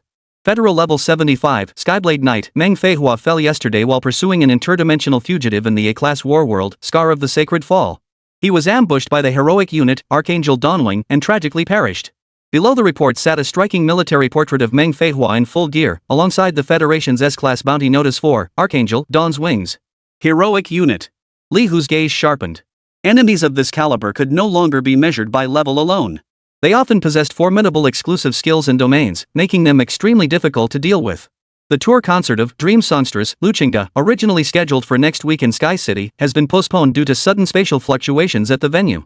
The new date is yet to be determined. This news item was somewhat lighter in tone. Li Hu had heard of this top-tier singer from the Federation. It was said her voice possessed the power to soothe the soul, even aiding practitioners in their cultivation. If I get the chance, I might go listen to her someday. He casually swiped past the article. The final news item, however, made Li Hu frown slightly. Urgent notice. The B-grade dimensional portal in the Divine Resonance Sea of the East Sea was sealed by a coalition of Federation powerhouses early this morning. However, 3 otherworldly enemies with the profession trait, Gravekeeper, escaped amidst the chaos after their guardian spirit, Deep-Sea Giant Demon, was slain. Their current whereabouts are unknown. All practitioners are advised to exercise caution. Enemies from another realm. And with the trait of Gravekeeper. This reminded him of the necromancers he had encountered before. It seems this world isn't as peaceful as it appears on the surface. Threats lurked everywhere. Li Hu's gaze shifted away from the news interface, yet the terms Gravekeeper and Guardian Spirit lingered in his mind. It inevitably reminded him of the bronze wizards he'd encountered in the necropolis. Though individually not the strongest, their eerie witchcraft and summon creatures had caused him some minor trouble. Now, another otherworldly foe with the trait, Gravekeeper, had emerged. Its very name seemed intrinsically tied to concepts of the undead and guardianship. Guardian Spirit. Li Hu murmured softly. If the Gravekeeper could command powerful entities like those sorcerers, perhaps even multiple guardian spirits, the battle would become exponentially more challenging. Though he now possessed summoned creatures like the bloodthirsty Azure Dragon, numerical superiority might not translate to victory against true powerhouses. Especially given the news reports stating that the 3 Gravekeepers only escaped after their guardian spirit, the Deep-Sea Giant Demon, had been slain. This suggested the Gravekeepers themselves possessed formidable melee skills or other survival tricks up their sleeves. Situations where we're outnumbered or besieged by multiple powerful foes will likely become commonplace. Li Hu frowned slightly, sensing a hint of pressure. He reviewed his available skills. The elemental totem was powerful, but its cooldown was lengthy and its attack range limited. Summoned creatures like the bloodthirsty Azure Dragon were indeed formidable, yet they remained external forces, and their duration was also an issue. It seems I still need more summoning abilities, ones with area of effect attacks or those that provide sustained support. Li Hu mused. Perhaps he should look for equipment or skill books that could permanently record and summon monsters, similar to the Monster Compendium. Gurgle. A faint rumbling from his stomach snapped Li Hu out of his thoughts. Only then did he remember that after soaking in the hot spring, he hadn't had a chance to eat. Stepping out of the room, a rich aroma of food hit him. On the dining table, Celia had prepared an incredibly lavish spread. Each dish shimmered with a faint golden glow, all of them clearly golden quality. Lord Li Hu, these were all specially prepared for you at Lord Yaoer's request, Celia said with a smile, a hint of anticipation in her eyes. Li Hu looked at the table laden with delicacies, feeling somewhat helpless. He knew that while gold-tier food offered powerful effects, similar effects couldn't stack within a short period. No matter how much he ate, it would merely satisfy his appetite without significantly boosting his attributes. Master and Celia mean well. Li Hu felt a warmth in his heart and chose not to point it out. Under the persuasion of Juyener and Celia, he finally sat down and began to savor this lavish dinner. The tender dragon's saliva fish slices melted in his mouth, their magical essence nourishing every fiber of his being. The grilled unicorn tenderloin was succulent and juicy, each bite seeming to pulse with surging strength. Even knowing the effects wouldn't stack, Li Hu ate with profound satisfaction. After the meal, Li Hu leaned back in his chair and rubbed his slightly rounded belly. Thank you, master. Thank you, Celia. I'm full. Zhu Yuanyi's delicate brows furrowed slightly. Is that all you ate? She looked at Celia. These ingredients were carefully selected and paired according to Xiao Hu's level and current needs. It's essential he finishes every last bite to absorb the maximum energy from them. Celia chimed in with her own plea. Indeed, Lord Li Hu. This is all Lady Yaoer's thoughtful preparation. It would be such a waste to let it go to waste. Hearing this, Li Hu felt beads of sweat forming on his temples. This wasn't about eating, it was outright pressure being applied to him. He took a deep breath and said solemnly, Master, Celia, I understand your meaning. Rest assured, I'll work hard to level up and won't let you down. Seeing the earnestness in his expression, Zhu Yuan finally let a satisfied smile touch her lips. It's good that you understand. But don't be too impatient, your cultivation progress already far exceeds that of ordinary people. She paused, then addressed Celia. Celia, continue coordinating with the Federation's finest culinary team. Have them prepare a variety of gold-tier dishes daily for delivery. Spare no expense on ingredients. Ensure Xiao Hu receives sufficient energy daily. Yes, Lady Yuan. Celia replied respectfully. Li Hu listened nearby, inwardly amazed. Golden-grade dishes every day without repetition? This extravagance was downright outrageous. It seemed his new master wasn't only profoundly powerful, but also possessed unimaginable wealth. Chapter 33, Li Hu, the man everyone wants. After dinner, Zhu Yuanyi as usual reminded Li Hu to rest early and conserve his energy. But Li Hu felt no sleepiness at all. Feeling the earnest expectations of his master and Celia, he instead felt his body brimming with determination. I can't keep coasting along like this. I need to focus on improving my strength. Returning to his room, Li Hui's gaze fell upon the silver-grade equipment and materials in his backpack, all enhanced through the Tiangong Kai Wu technique. Selling these to the system store would be a waste. Better to use them to level up my blacksmith skill. With a thought, he retrieved the crystal forge of the spirit witch. The crystal-clear furnace body emitted a soft glow, its flames still burning brightly within the hearth. The fuel gauge showed 50% remaining. Li Hu first temporarily removed the Tiangong Kai Wu title from his head. Though powerful, this title offered no bonuses during ordinary forging. He retrieved a stack of slime essence from his backpack. These were materials dropped from thunder slimes he had slain earlier, plentiful in quantity, though only of black iron quality. Next, he retrieved 2 skill books, both also of black iron quality. Charge and block. Both skill books were commonplace items, neither particularly useful nor worth discarding, making them perfect for forging experiments. Forging direction. I'll go with weapons. Li Hu pondered for a moment before making his decision. He still lacked a reliable melee weapon. While magic forging offered a chance at exceptional results, its high randomness made it less reliable than crafting a basic weapon for immediate use. Place the slime essence and 2 skill books into the crystal furnace. Begin forging. The furnace blazed fiercely, swiftly melting the inserted materials. About 2 minutes later. Ding! Forging successful.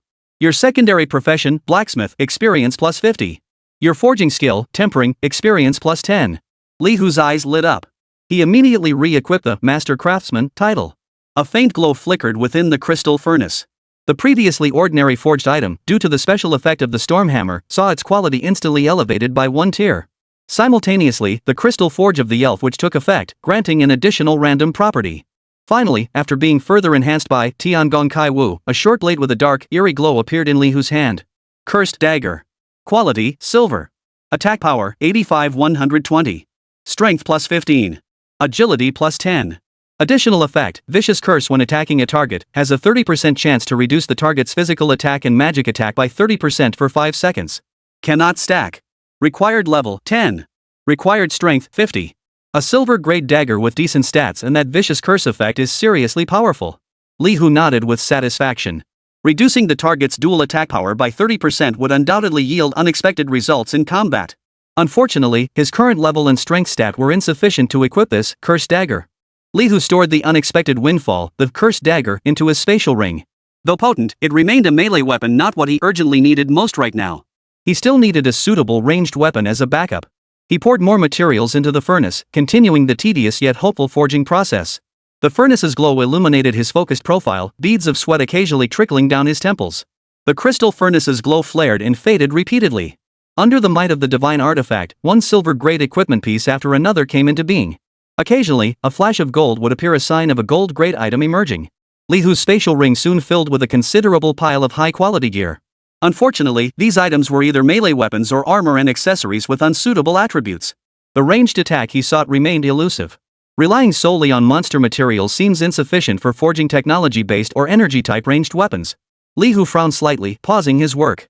After a moment of contemplation, he retrieved some black iron ore and several bottles of alchemical concoctions of varying colors from his backpack. These were basic materials he had gathered during previous quests, not monster drops. Perhaps incorporating these non-monster materials might yield different results. He decided to experiment with a new forging formula. This time, Li Hu temporarily removed the Master Craftsman title from his head. He wanted to see what kind of items he could forge solely through the skill of blacksmith and the effects of the crystal furnace itself, without the enhancement of the title. The furnace flames surged once more, devouring the ore and alchemical potions cast into its depths. Meanwhile, in another quiet chamber of the treehouse, the air before Zhu Yuanyi rippled faintly as a blurred silhouette slowly coalesced. Within the light, a slender figure clad in bronze-colored battle armor could be faintly discerned. The armor traced breathtaking curves, yet the face remained shrouded in a hazy halo of light. Only a pair of slightly upturned phoenix eyes could be vaguely discerned, radiating a lazy, seductive charm. Zhu Yuanyi, the voice intoned, I hear you recently disposed of one of my worthless juniors. The woman in armor's voice carried a peculiar magnetism, tickling the eardrums like feathers. Zhu Yuanyi's icy eyes remained utterly still. Outmatched. They deserved their fate. The woman in battle armor seemed to chuckle softly. True enough. A worthless fool dying is no great loss. I wouldn't stoop to quarreling with you over such trash. But you've been hiding your hand well. To have found a unique practitioner without a whisper. Her tone carried a hint of amusement. My junior, though useless, was at least a rare class.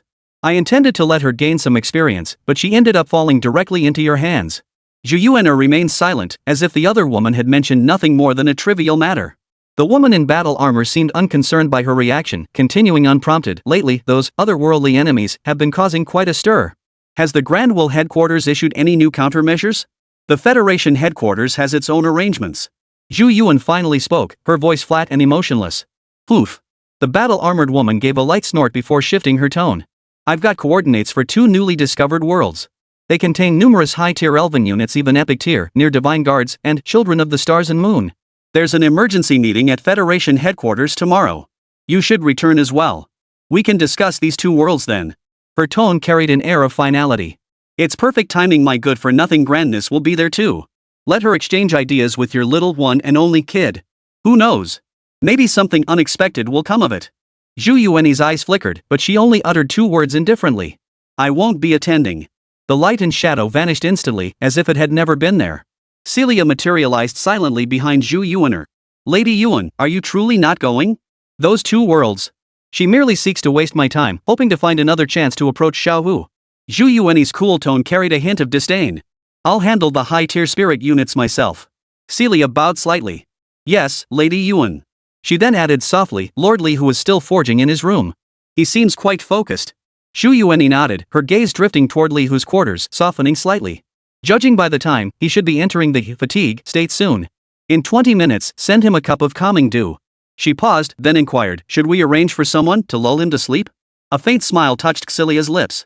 This servant will inquire about Lord Li Hu's wishes. Chapter 34, The Queen's Invitation. At 5:30 in the morning, the sky still held traces of lingering darkness. Li Hu opened his eyes, his biological clock terrifyingly precise. The fatigue status had long vanished, leaving him feeling refreshed and alert. He recalled the previous night. Just as his mental energy was depleted and he was about to slip into unconsciousness, Celia entered carrying a cup of dew that emitted a peculiar fragrance. The calming essence proved remarkably effective. After drinking it, he had fallen into a deep sleep almost instantly. In his hazy memory, Celia's face, always bearing a faint smile, appeared exceptionally gentle. Li Hu rubbed his temples, a peculiar sensation flickering through his mind.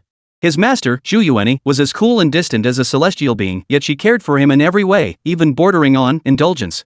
The maid, Celia, was even more attentive, her care bordering on something beyond the bounds of master and servant.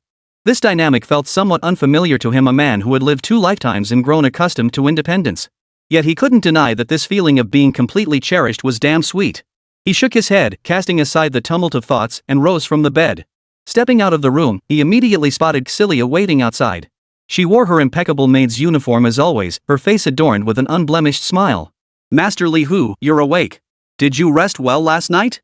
Your complexion seems somewhat sleep-deprived? A flicker of concern crossed Celia's eyes.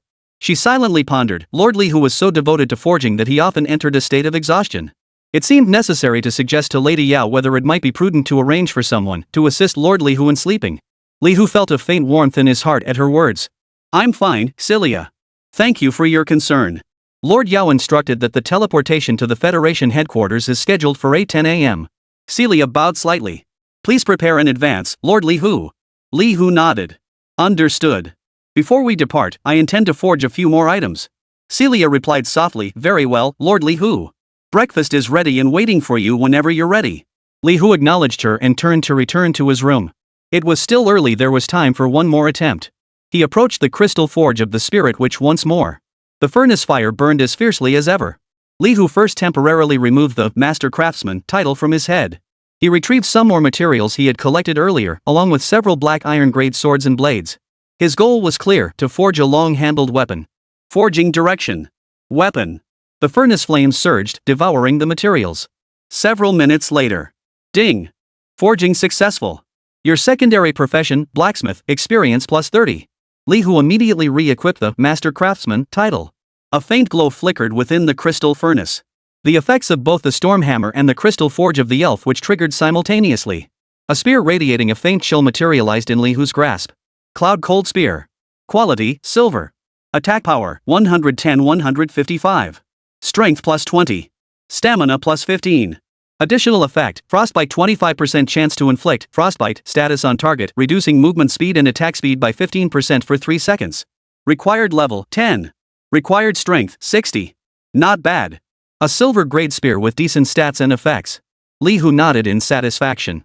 This, Cloud Cold Spear, boasted higher attack power than the Curse Dagger, and its special effect leaned toward crowd control, making it a viable alternative for level 10 gear.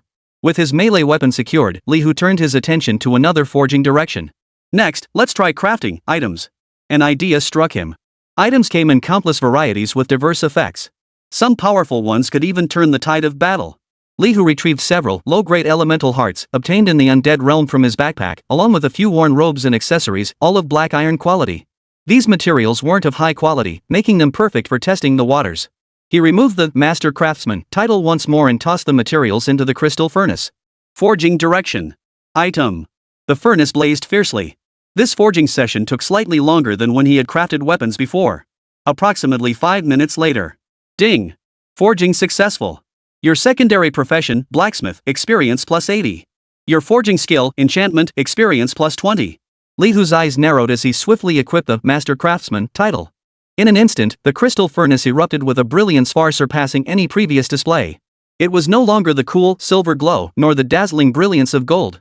Instead, it was a deep, mysterious crimson glow. The light shone so intensely it bathed the entire room in crimson. The furnace body trembled slightly, as if something extraordinary was about to be born. Li Hu's heartbeat quickened involuntarily. Scarlet Radiance quality. He had actually forged an item of Crimson Radiance quality. The light slowly receded. A crimson card, shimmering with strange, flowing light, floated silently above the crystal furnace. Its surface was etched with intricate, ancient elven runes, radiating an energy fluctuation that made one's heart race. Li Hu took a deep breath and reached out to grasp the card in his hand. Invitation from the Elf Empress.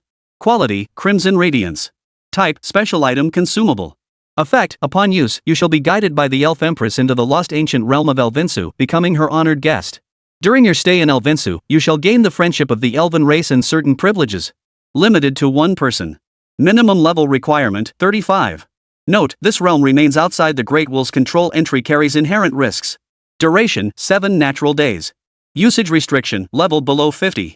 Special Note 1, time flows at a different rate within Elvinsu compared to the outside world. The exact ratio is unknown. Special Note 2, unknown hazards exist within the ancient realm of Elvinsu. Proceed with caution. Special Note 3, this invitation binds to the user's soul. It cannot be traded or dropped and will self-destruct upon leaving Elvinsu. Li Hu stared at the properties of this invitation from the Spirit Empress, his eyes flickering with shock and wild excitement. To journey to an elven realm and become the Empress's guest. This was an opportunity that seemed too good to be true. Though there were level restrictions and warnings of inherent risks. But the value and potential of a Crimson Radiance great item were undeniable. He had ultimately underestimated the potential of this secondary profession. Especially in this era, where the frequency of new dimensional gate openings had drastically decreased, and the expansion of the Great Will seemed to have stalled. The strategic value of an item that allows autonomous exploration of the unknown world is self-evident. The Crimson Radiance Great Invitation required a minimum level of 35 to enter. Li Hu silently assessed the situation. Considering solo entry and the unclear intentions of the inviter, the highest difficulty level in this Elvinsu world would likely be at least between levels 50 and 60, if not higher. Risk and opportunity coexisted.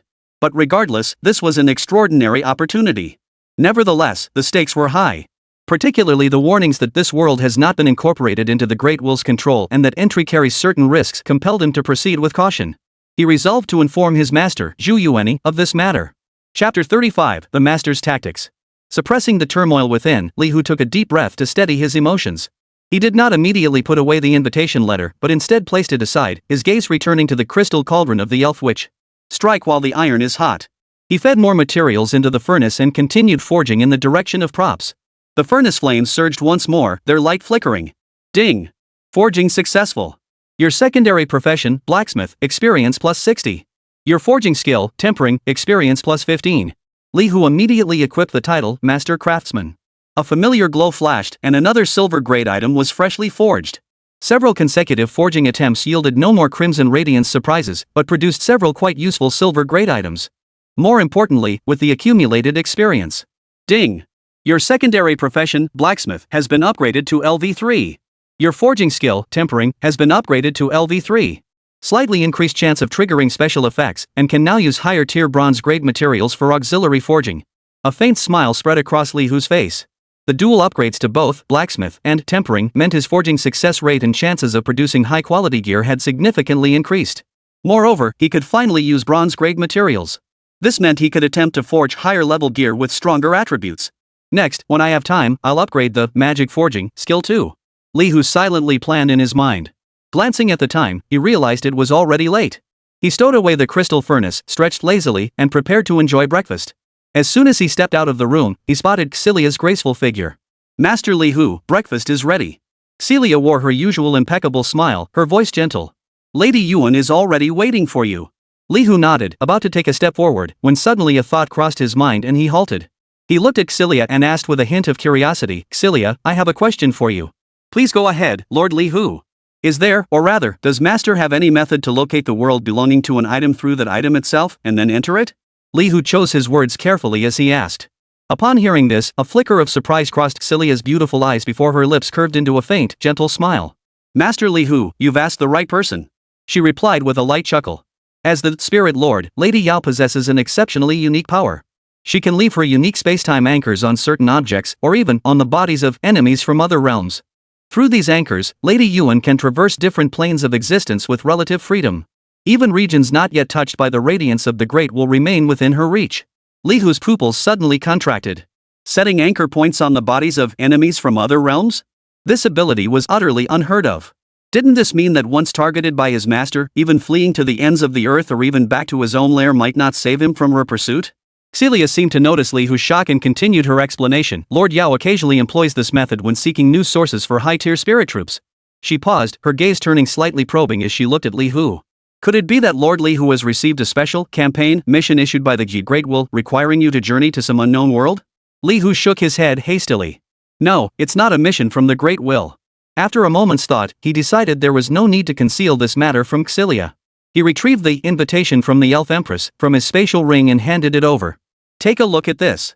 Xilia took the card with a look of puzzlement, her gaze settling on its properties. The next moment, her eyes, which usually held a faint smile, suddenly widened in disbelief. This is a Crimson Radiance Great Invitation? Her voice trembled slightly. Lord Li Hu, did you forge this? Celia's gaze darted back and forth between the invitation and Li Hu, her astonishment reaching new heights. She knew exactly what a Crimson Radiance Great artifact signified. Moreover, this was an invitation to directly access an unknown ancient spirit realm. The forging difficulty of an item of this caliber was simply unimaginable. Lord Li Hu possessed such terrifying forging prowess. Yes. Li Hu nodded, briefly explaining the invitation's effects and his own reservations to Xilia. After listening, Xilia drew a deep breath, struggling to steady the tremors within her heart. Her gaze fixed on Li Hu, her eyes brimming with awe and a hint of indescribable complexity. Lord Li Hu, you truly always manage to create miracles beyond imagination. She murmured softly. I imagine Lady Yuan would be quite surprised to learn of this matter. You intend to inform Lord Yuan about this invitation, correct? Li Hu nodded slightly, his gaze carrying a hint of solemnity. Celia led Li Hu to the quiet room outside Zhu Yuaner's quarters. Morning sunlight filtered through the gauze curtains, casting dappled patches of light. Zhu Yuan still wore her simple white gown, her demeanor as cool and pure as a lotus atop a snow-capped peak. She sat composed before an ancient zither, her fingertips lightly caressing the strings without playing, as if deep in thought. Lady Yuan. Celia spoke softly. Zhu Yuan erased her gaze, her clear eyes meeting Li Hu's with a hint of inquiry. Li Hu took a deep breath and solemnly presented the invitation from the Spirit Empress. Master, during my forging yesterday, I was fortunate enough to obtain this item. I have come to seek your guidance. Zhu Yuan took the card, her expression initially calm. But as her gaze swept over the crimson-hued flowing light and intricate elven runes etched upon it, even her cold, phoenix-like eyes flickered with a distinct flicker of surprise. Her fingertips lightly brushed the card's surface, sensing the strange energy contained within. Scarlet radiance quality. Zhu Yuan murmured softly, a barely perceptible note of admiration in her tone. Capable of traveling independently to the ancient spirit realms untouched by the Great Will. She lifted her gaze to Li Hu, her eyes softening slightly. Little tiger, this opportunity of yours is truly immense. The potential of a blacksmith seems to manifest in your hands in ways far beyond ordinary understanding. Li Hu felt a slight ease in his heart. Gaining his master's approval meant more than anything else. Chapter 36, Journey to the Celestial Palace. But my strength is still too weak. This invitation requires a level 35 character to enter, and it warns of unknown risks. Zhu Yener nodded slightly. Elven Su. That name seems vaguely familiar. She pondered for a moment.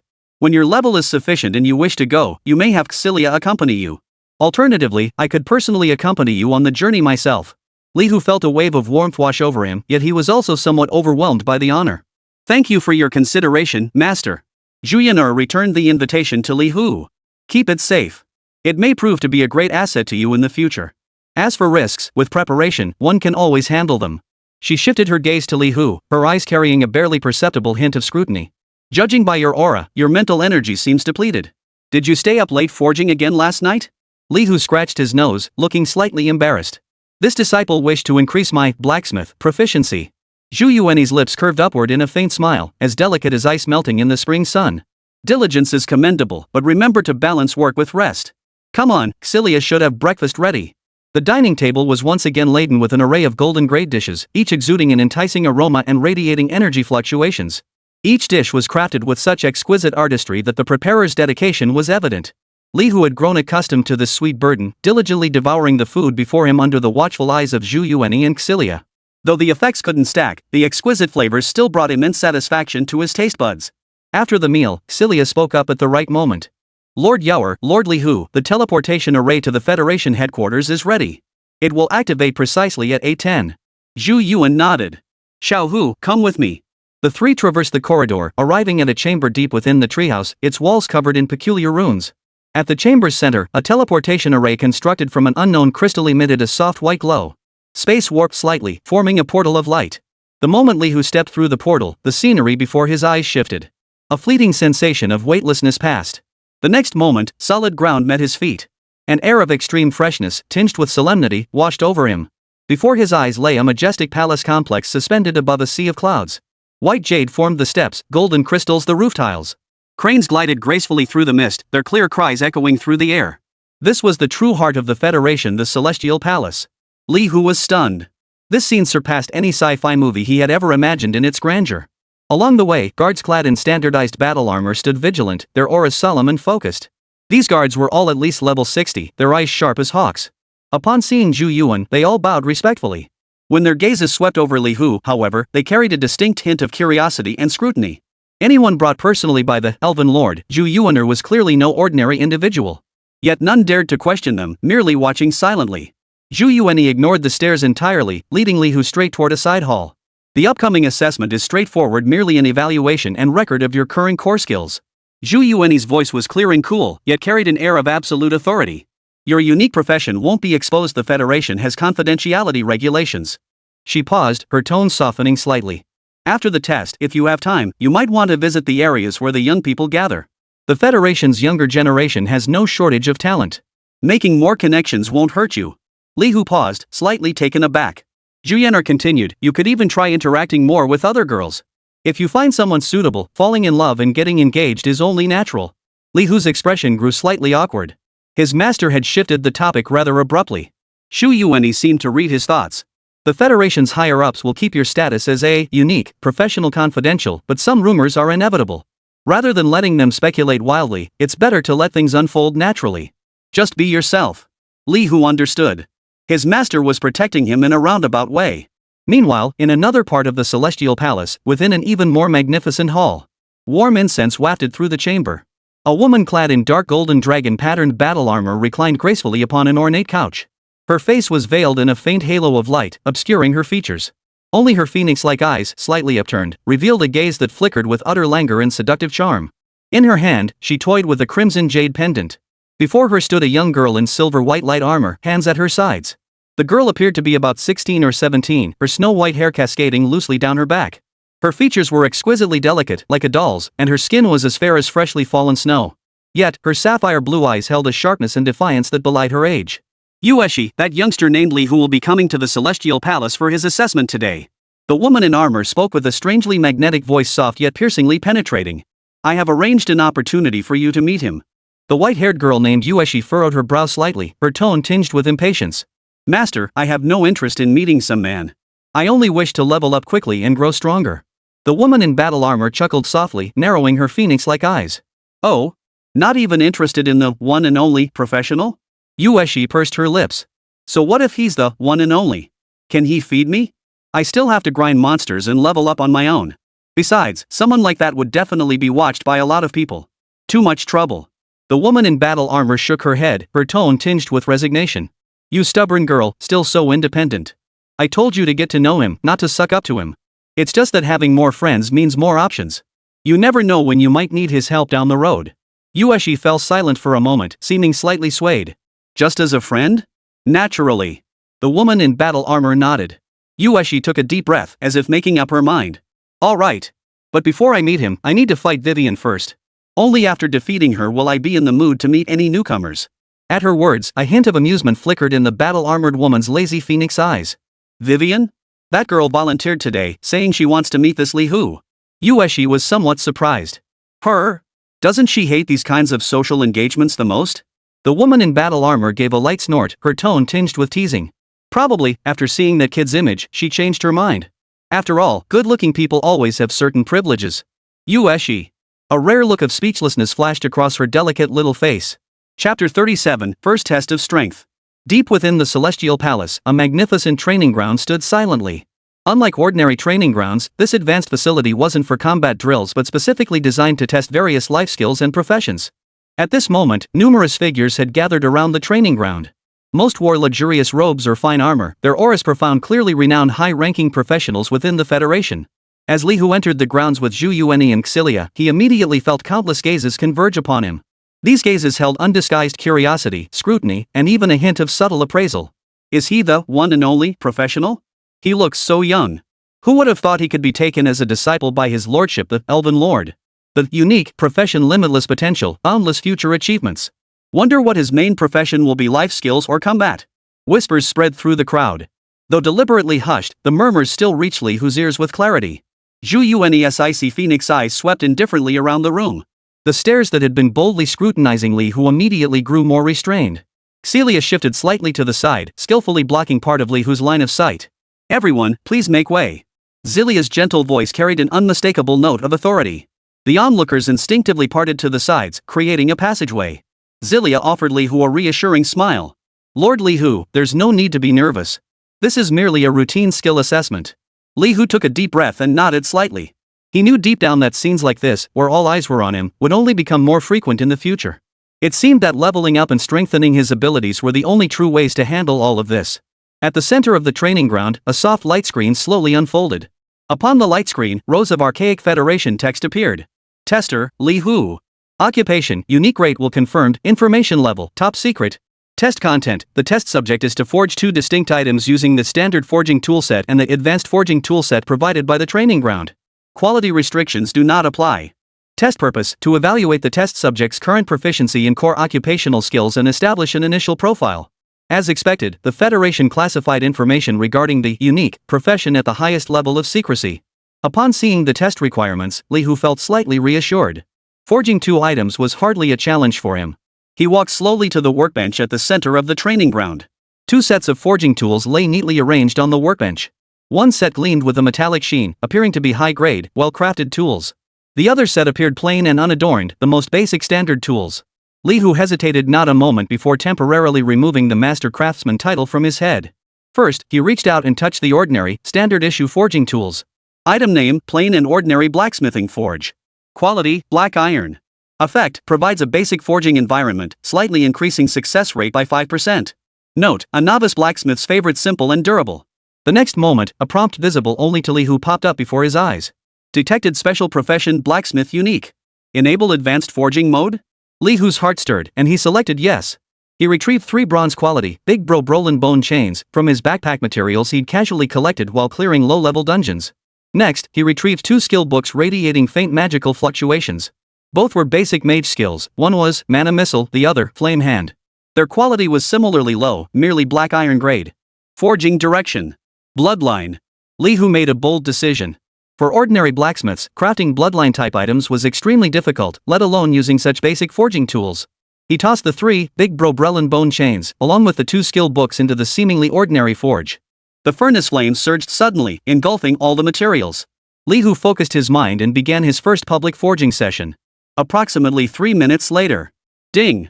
Forging successful. Your secondary profession, blacksmith, experience plus 120. Your forging skill, tempering, experience plus 30. A silver glow blossomed within the furnace. Thanks to the effect of the tempering skill, the quality of the forged item was elevated by an additional tier. A peculiar armguard, shimmering with a silvery glow and seemingly woven from countless tiny bones and magical runes, appeared in Li Hu's hands. Brawler Mage Bloodline Armguard form. Quality, silver.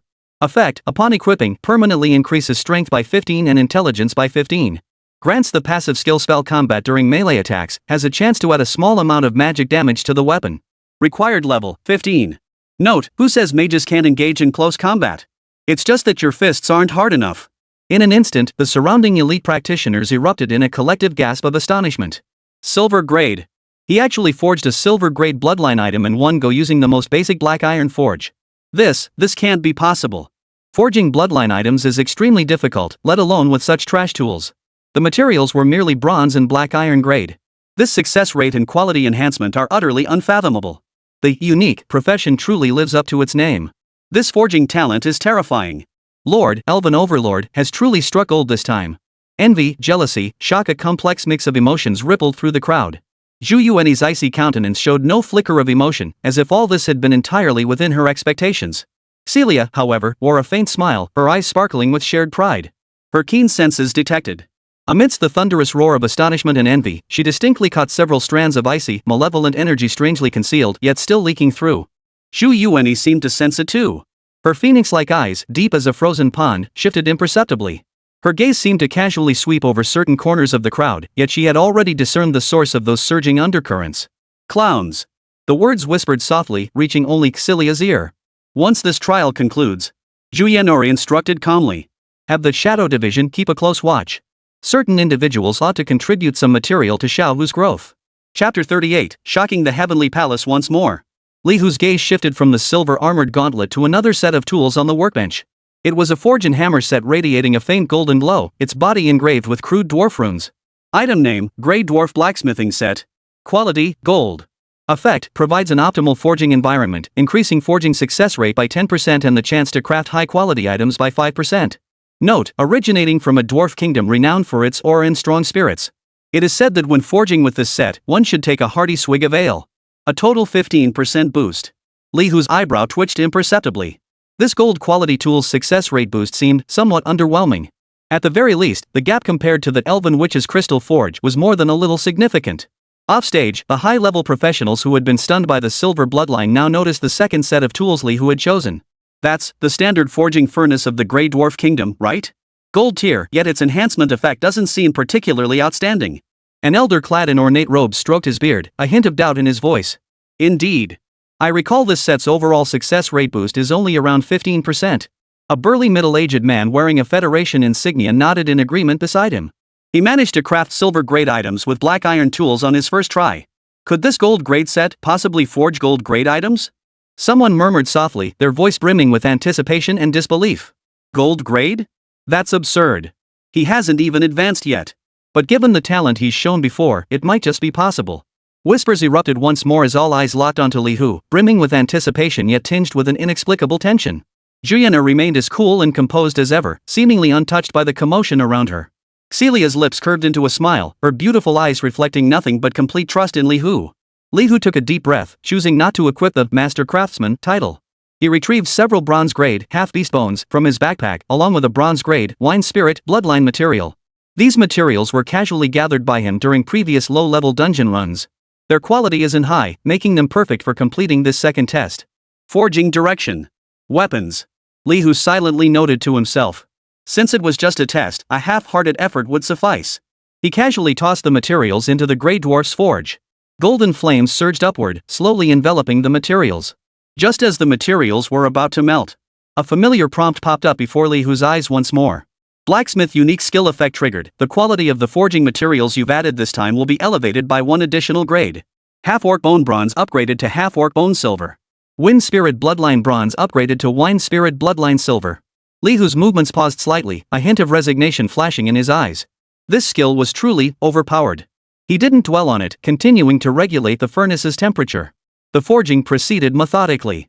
About 5 minutes later, the furnace's glow gradually dimmed. A weapon was about to take shape. Ding! Another crisp system notification sounded. Blacksmith unique skill effect triggered. The quality of the item forged this time will be elevated by 1 additional tier. In an instant, the silver glow flickering within the furnace suddenly surged. A crimson glow, far deeper and more mysterious than when forging the Battle Mage bloodline, erupted from the furnace. The blinding crimson glow bathed the entire advanced training ground in a blood-red hue. A savage, violent aura spread along with the light. Great will prompt, forging successful. Great will notice, congratulations on successfully forging a Crimson Radiance grade weapon, the Bone Shattering Spear.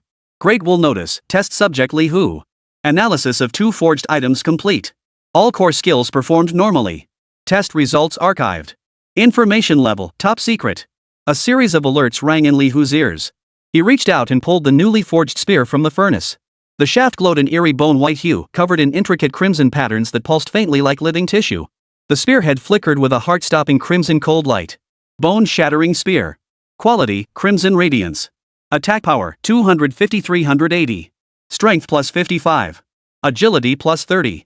Stamina plus 25. Additional effect I, Bone Shatter. When attacking a target, has a 30% chance to inflict the Bone Shatter effect, reducing the target's physical defense by 20% for 5 seconds and causing continuous health loss.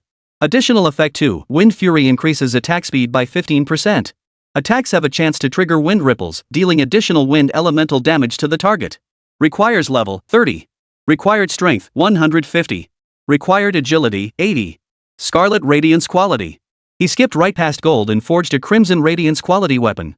The training ground fell deathly silent. All the high-level practitioners watching mages and warriors alike were left speechless, their jaws dropped in utter disbelief. Scarlet.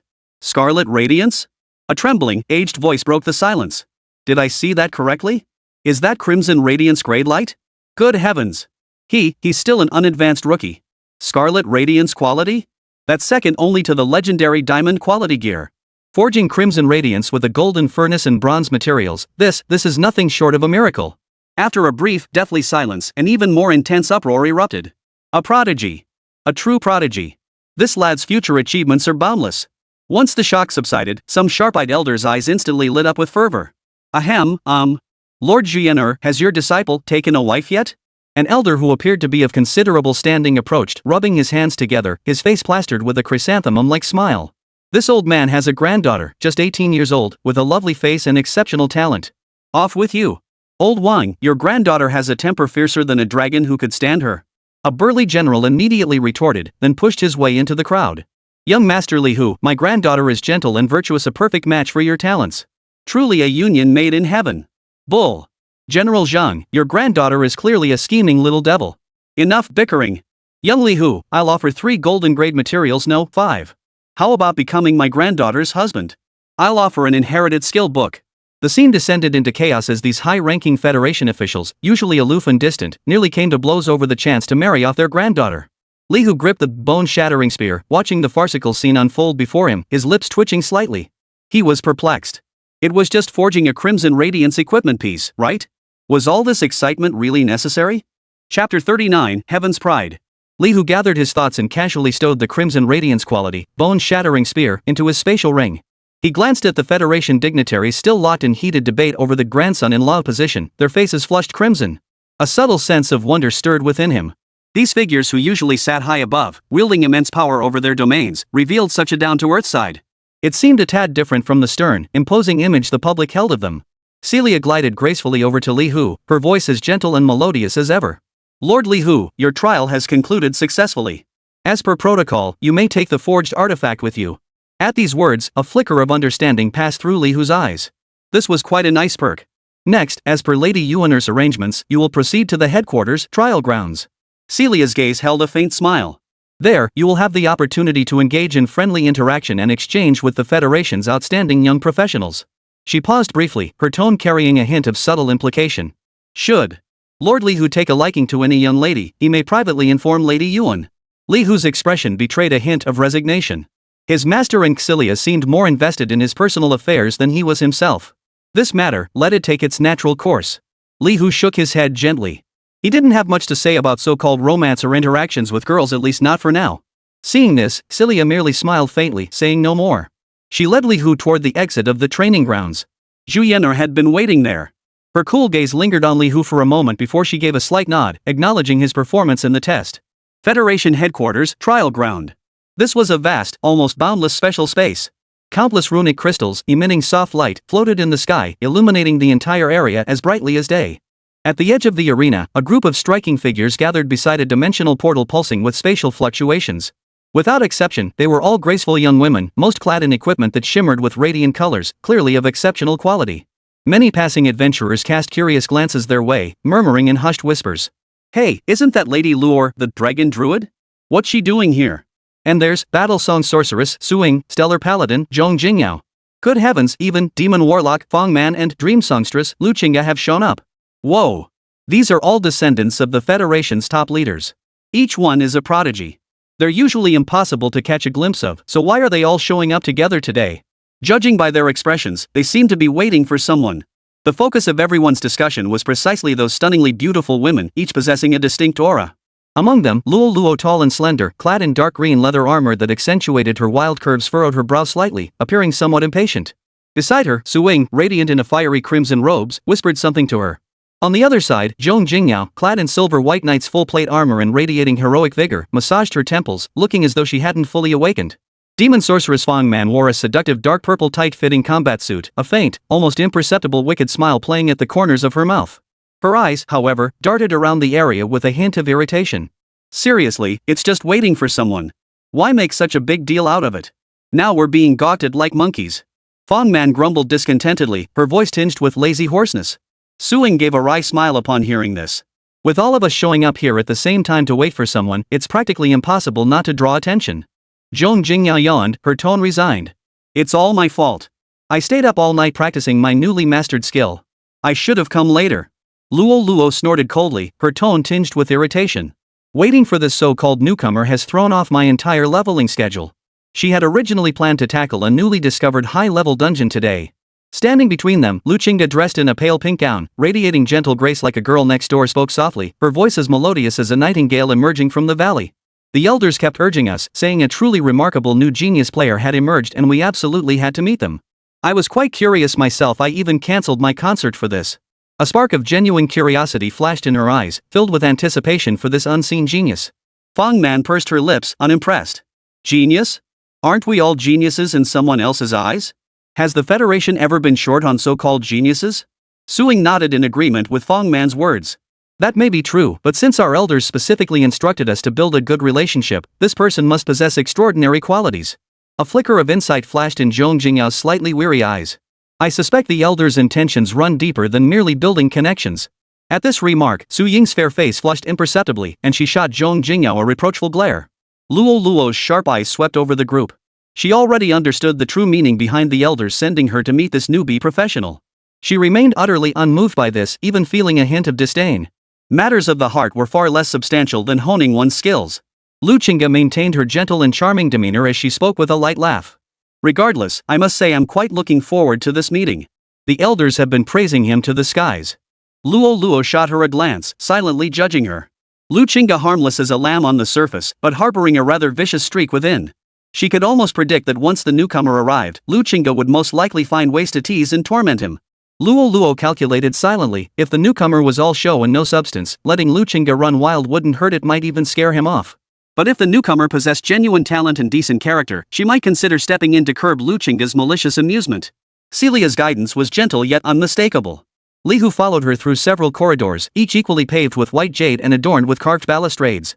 The federal headquarters, trial ground, finally came into view. This hall was far grander and more magnificent than the northern Xian provincial branch. Its soaring ceiling seemed to pierce the clouds, its dome studded with stars that shimmered with eternal light. Countless practitioners surged like a tidal wave, their clamorous roar nearly shaking the dome loose. Li Hu's gaze swept across the crowd. The practitioners here were overwhelmingly high level, many radiating an aura of power that made him pause in awe. This is the main hall of the trial grounds. Celia explained softly beside him. You need to proceed to the eastern side, near the 17th dimensional portal. The person Lord Yuan instructed will be waiting there. Li Hu nodded slightly. Chapter 40, First Glimpse of Beauty. He strode eastward, his mind pondering Zhu Yuaner's arrangements. His master had sent him to meet these rising stars of the Federation's younger generation. It was likely far more than just making some acquaintances. Perhaps the deeper purpose was to let these favored daughters of heaven witness firsthand the unbridgeable chasm between a rare profession and a unique profession. It was a silent intimidation. It was also a veiled declaration. The crowd bustled. Li Hu navigated through it. His level 9 crimson radiance set, though not exceptionally high-leveled, radiated a dazzling crimson glow. The fierce aura emanating from the equipment itself proclaimed its extraordinary quality. Many players noticed his gear. Their eyes flickered with surprise, then settled into understanding and respect. They instinctively parted to make way for Li Hu. A level 9 newcomer possessing a full set of Crimson Radiance gear spoke volumes. He was either the core disciple of some superpower, or he was an unparalleled prodigy blessed with immense destiny. Either way, he was no ordinary adventurer to be trifled with. Li Hu paid it no mind. His attention had already settled on the 17th dimensional portal not far ahead. There, several graceful figures stood tall and slender, drawing particular attention. They were the very women who had been discussing matters at the edge of the trial ground earlier. Luo Hua, Zhong Jingyao, Bongman, Suing, Lu Qingge.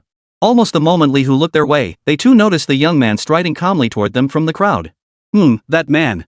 The first to speak was the radiant Suing, her moist eyes glinting with curiosity.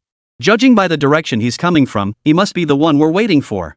Zhong Jingyao rubbed her still sleepy eyes and studied Li Hu. He looks decent enough. She offered a fair assessment. Fang Man's mischievous eyes scanned Li Hu up and down, a playful curve lifting at the corners of her mouth.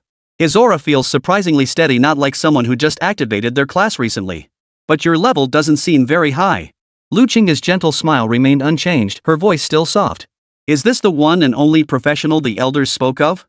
Luo's gaze was the sharpest, her brows slightly furrowed. Judging by the gear, it should be Crimson Radiance quality and a full set at that. But his level, from what I sense, it seems to be only level 9. At this remark, the expressions of the other women shifted slightly. Level 9? Fang Man snorted derisively, her tone dripping with undisguised skepticism. He just activated his class yesterday, and today he's already level 9? Even if he was leveling up like a rocket, that's still absurd. Zhong Jingyao also frowned. Reaching level 9 in a single day is indeed hard to fathom. Unless he's been taking down elite monsters or bosses way above his level. Su Ying's gaze toward Li Hu grew more probing. Lu Qingge's eyes sparkled with an unusual light, her interest in Li Hu seemingly growing even stronger. As they murmured among themselves, Li Hu had already approached them. His gaze swept calmly across the faces of the 5 women, each uniquely captivating, without a trace of awkwardness. Hello, everyone. I'm Li Hu. His voice was calm as he introduced himself. The women's murmurs abruptly ceased. The young man before them was indeed the one and only professional. And he had just confirmed his name himself. You really are Li Hu? Fang Man raised an eyebrow, a hint of teasing in her tone. That genius who just activated his class yesterday and hit level 9 today? Zhong Jingyao's gaze fixed intently on Li Hu. You're really level 9? How did you manage that? Facing their skepticism, Li Hu remained unfazed. Just got lucky, cleared a few extra bosses. His casual explanation caused Fang Man and Zhong Jingyao's pupils to contract slightly. Just killed a few extra bosses? He made it sound so effortless. After all, boss-level monsters were notoriously vicious, requiring meticulous preparation to defeat. Yet this newcomer made it sound as simple as eating or drinking. Su Ying's gaze toward Li Hu couldn't help but carry a hint of admiration and respect. Her cheeks flushed slightly as she murmured softly. Junior Li Hu, you're truly impressive. Noticing Su Ying's slightly bashful expression, Li Hu gave a polite nod without saying more. Lu Qingge spoke with a sweet smile. Little brother Li Hu, it's a pleasure to meet you. I'm Lu Qingge. I look forward to learning from you in the future. Luo Hua merely gave him a cold glance, offering no words of her own. Li Hu handled the gazes and words of the others with composure. He had the confidence of his unique profession. And he had a master as formidable and unfathomable as Zhu Yuanyi backing him. To him, these so-called heaven-sent prodigies were merely embellishments along his future path. Of course, if they could become friends, he wouldn't refuse. But if they chose to be enemies, he feared them not. Standing alongside these 5 women, each radiating a distinct aura, Li Hu naturally became the most captivating focal point beside the 17th dimensional portal.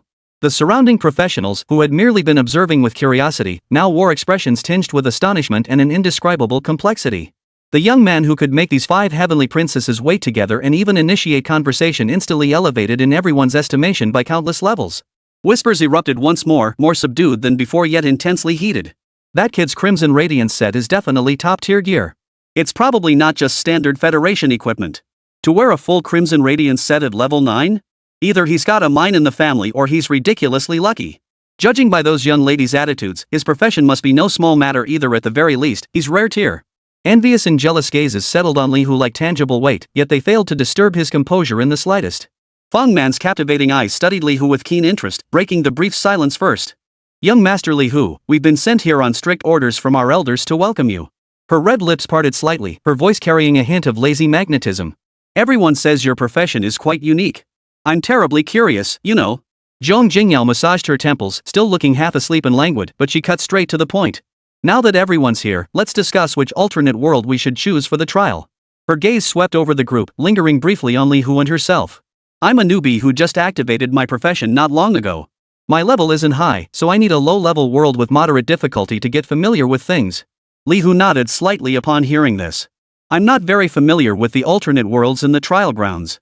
Whatever you senior sisters decide is fine with me. He understood his current standing well.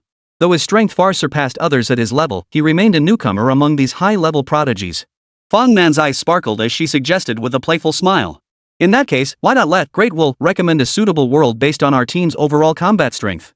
That would save us the trouble of selecting one ourselves. Li Hu had no objections.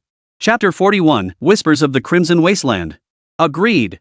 Fang Man nodded with satisfaction, then extended her slender jade-like finger and tapped lightly at the void before her. A pale blue light screen unfolded before her, displaying intricate runes and options.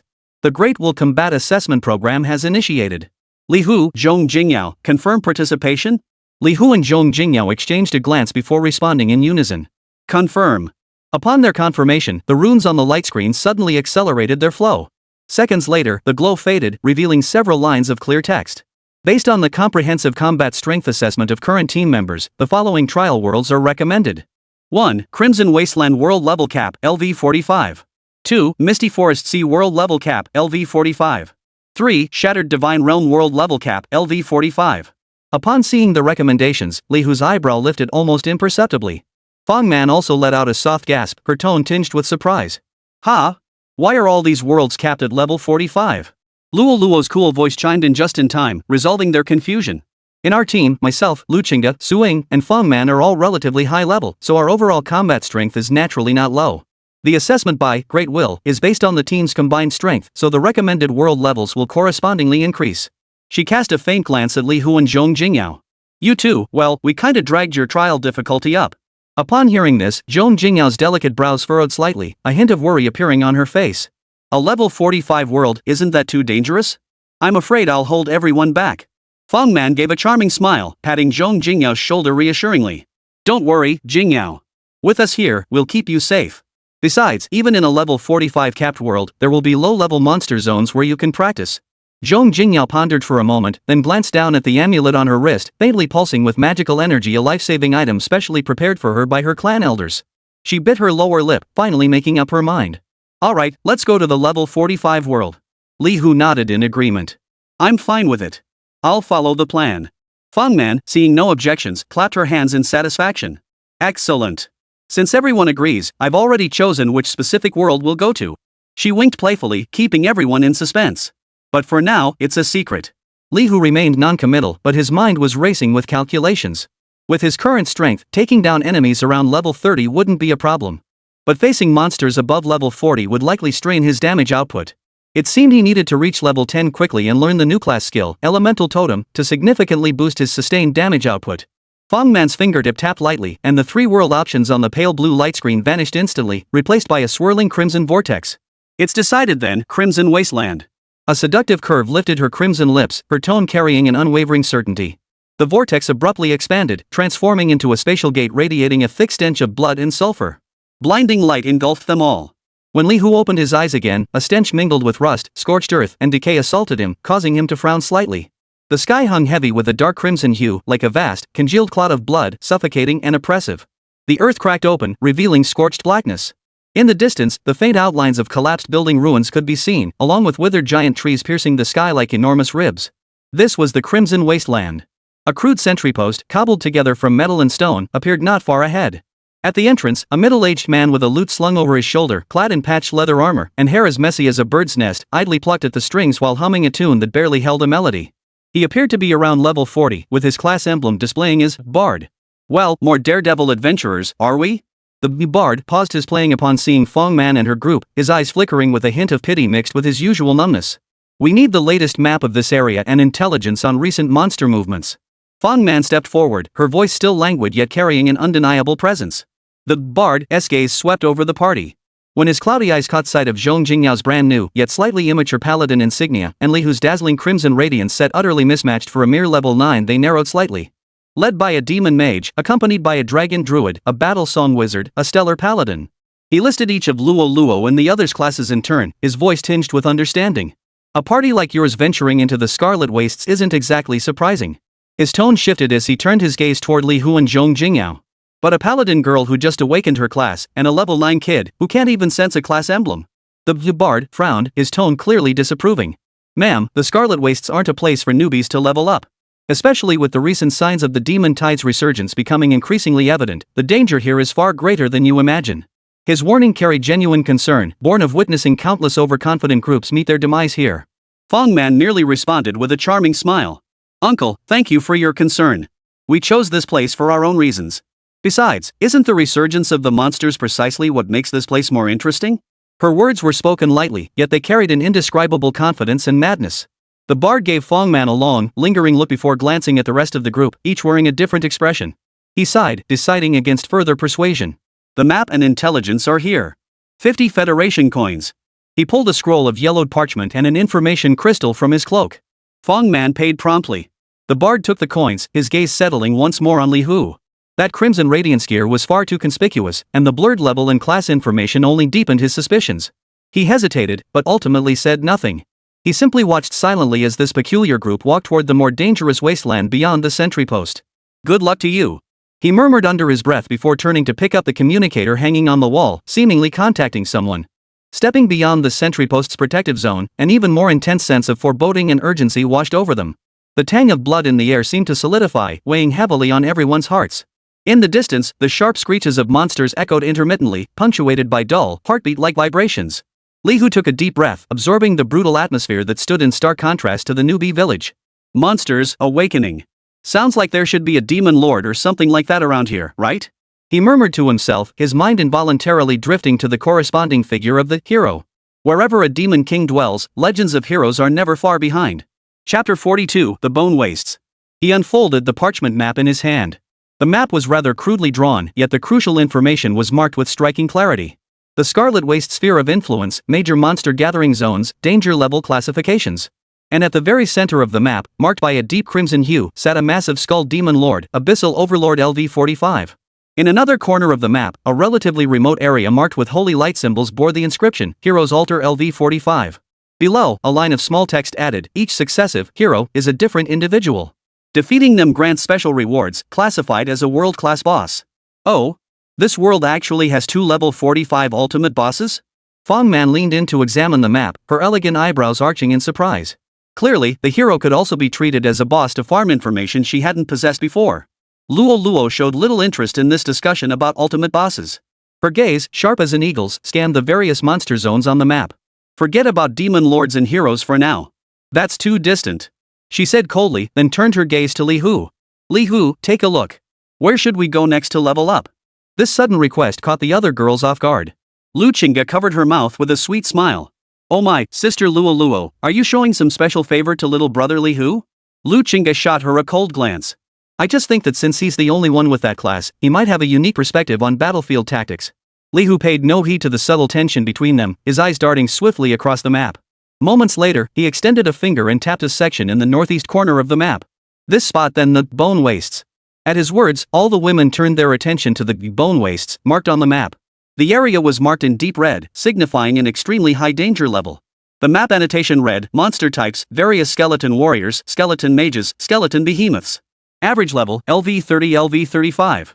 Special note, suspected presence of 11 demon generals LV-40, tier bosses roaming the area. Here? Su Ying's expression shifted slightly, her voice tinged with concern. Monsters ranging from level 30 to 35 in such large numbers, and even 11 level 40 demon generals. Isn't that a bit too dangerous? Zhong Jingyao nervously swallowed, instinctively tightening her grip on the knight's sword in her hand. Fong Man frowned slightly, sizing up Li Hu. Little brother, are you sure? The monster density here is pretty high. Li Hu responded calmly. Are there really that many monsters? He paused, then raised his finger to point at several other areas marked in deep red on the map. Why not take a look at the other places? While Lu Qingge remained cheerful, seemingly confident in everything, Luo, Su Ying, Zhong Jingyao, and even Fong Man subconsciously scrutinized the map once more. Upon doing so, their expressions all turned somewhat. The skeletal wastes, though boasting high-level monsters and numerous bosses, actually appeared considerably less densely populated with monsters overall compared to other equally dangerous zones. At the very least, it lacked that suffocating density. Fong Man's lips twitched imperceptibly. The doubt in her earlier tone now felt awkward. This newcomer seemed sharper than she had anticipated. Li Hu lifted his gaze from the map, his expression calm as he swept it over the varied reactions of the others. He knew what the bone wastes marker signified. Level 25 plus common monsters were everywhere. There were even as many as 11 level 40 demon general tier bosses. For a team whose average level far exceeded his own, this might merely be a challenge. But for him, a level 9 newcomer and the equally inexperienced Zhong Jingyao, it was nothing short of a den of dragons and tigers. This area does indeed have the lowest monster density among all high-risk zones. Li Hu's voice was low, yet it reached every ear with clarity. Even so, the danger level here remains extremely high for us. He wasn't exaggerating, he was simply stating a fact. The air seemed to freeze for an instant. The earlier, slightly relaxed atmosphere, born from Fong Man's setback, suddenly grew heavy. Suing, usually fiery and passionate, saw the smile on her face fade slightly, revealing genuine concern. Zhong Jingyao, usually so poised and spirited, instinctively tightened her grip on the hilt of her knight's sword, her knuckles turning slightly white from the pressure. She knew full well that with her current strength, facing a monster over level 30 would be a struggle, let alone a level 40 demon general. Maybe we should switch worlds? Fong Man spoke first, her tone carrying a barely perceptible hint of retreat. It wasn't that she was truly afraid, but she felt there was no need to start with such a high difficulty opening right off the bat. Especially since there were two obvious dead weights in the group. Zhong Jingyao pressed her lips together and murmured softly. I'll follow the group's lead. Her voice trembled slightly, betraying her lack of confidence. Lu Qingge maintained her gentle, faint smile, as if any hardship were insignificant in her eyes. I don't mind where we go, as long as we're all together. She gently tucked a strand of hair that had fallen across her chest behind her ear, a hint of amusement glinting in her eyes. Luo fell silent, her dark green eyes flickering with contemplation as she weighed her options. What do you think, Li Hu? Suing turned her gaze toward Li Hu, seemingly more concerned with the opinion of this newly minted soul professional. Li Hu met her gaze, his expression calm. My suggestion is to start by testing the waters at the outskirts of the bone wastes. The area we've chosen is relatively close to the Federation's temporary outpost here.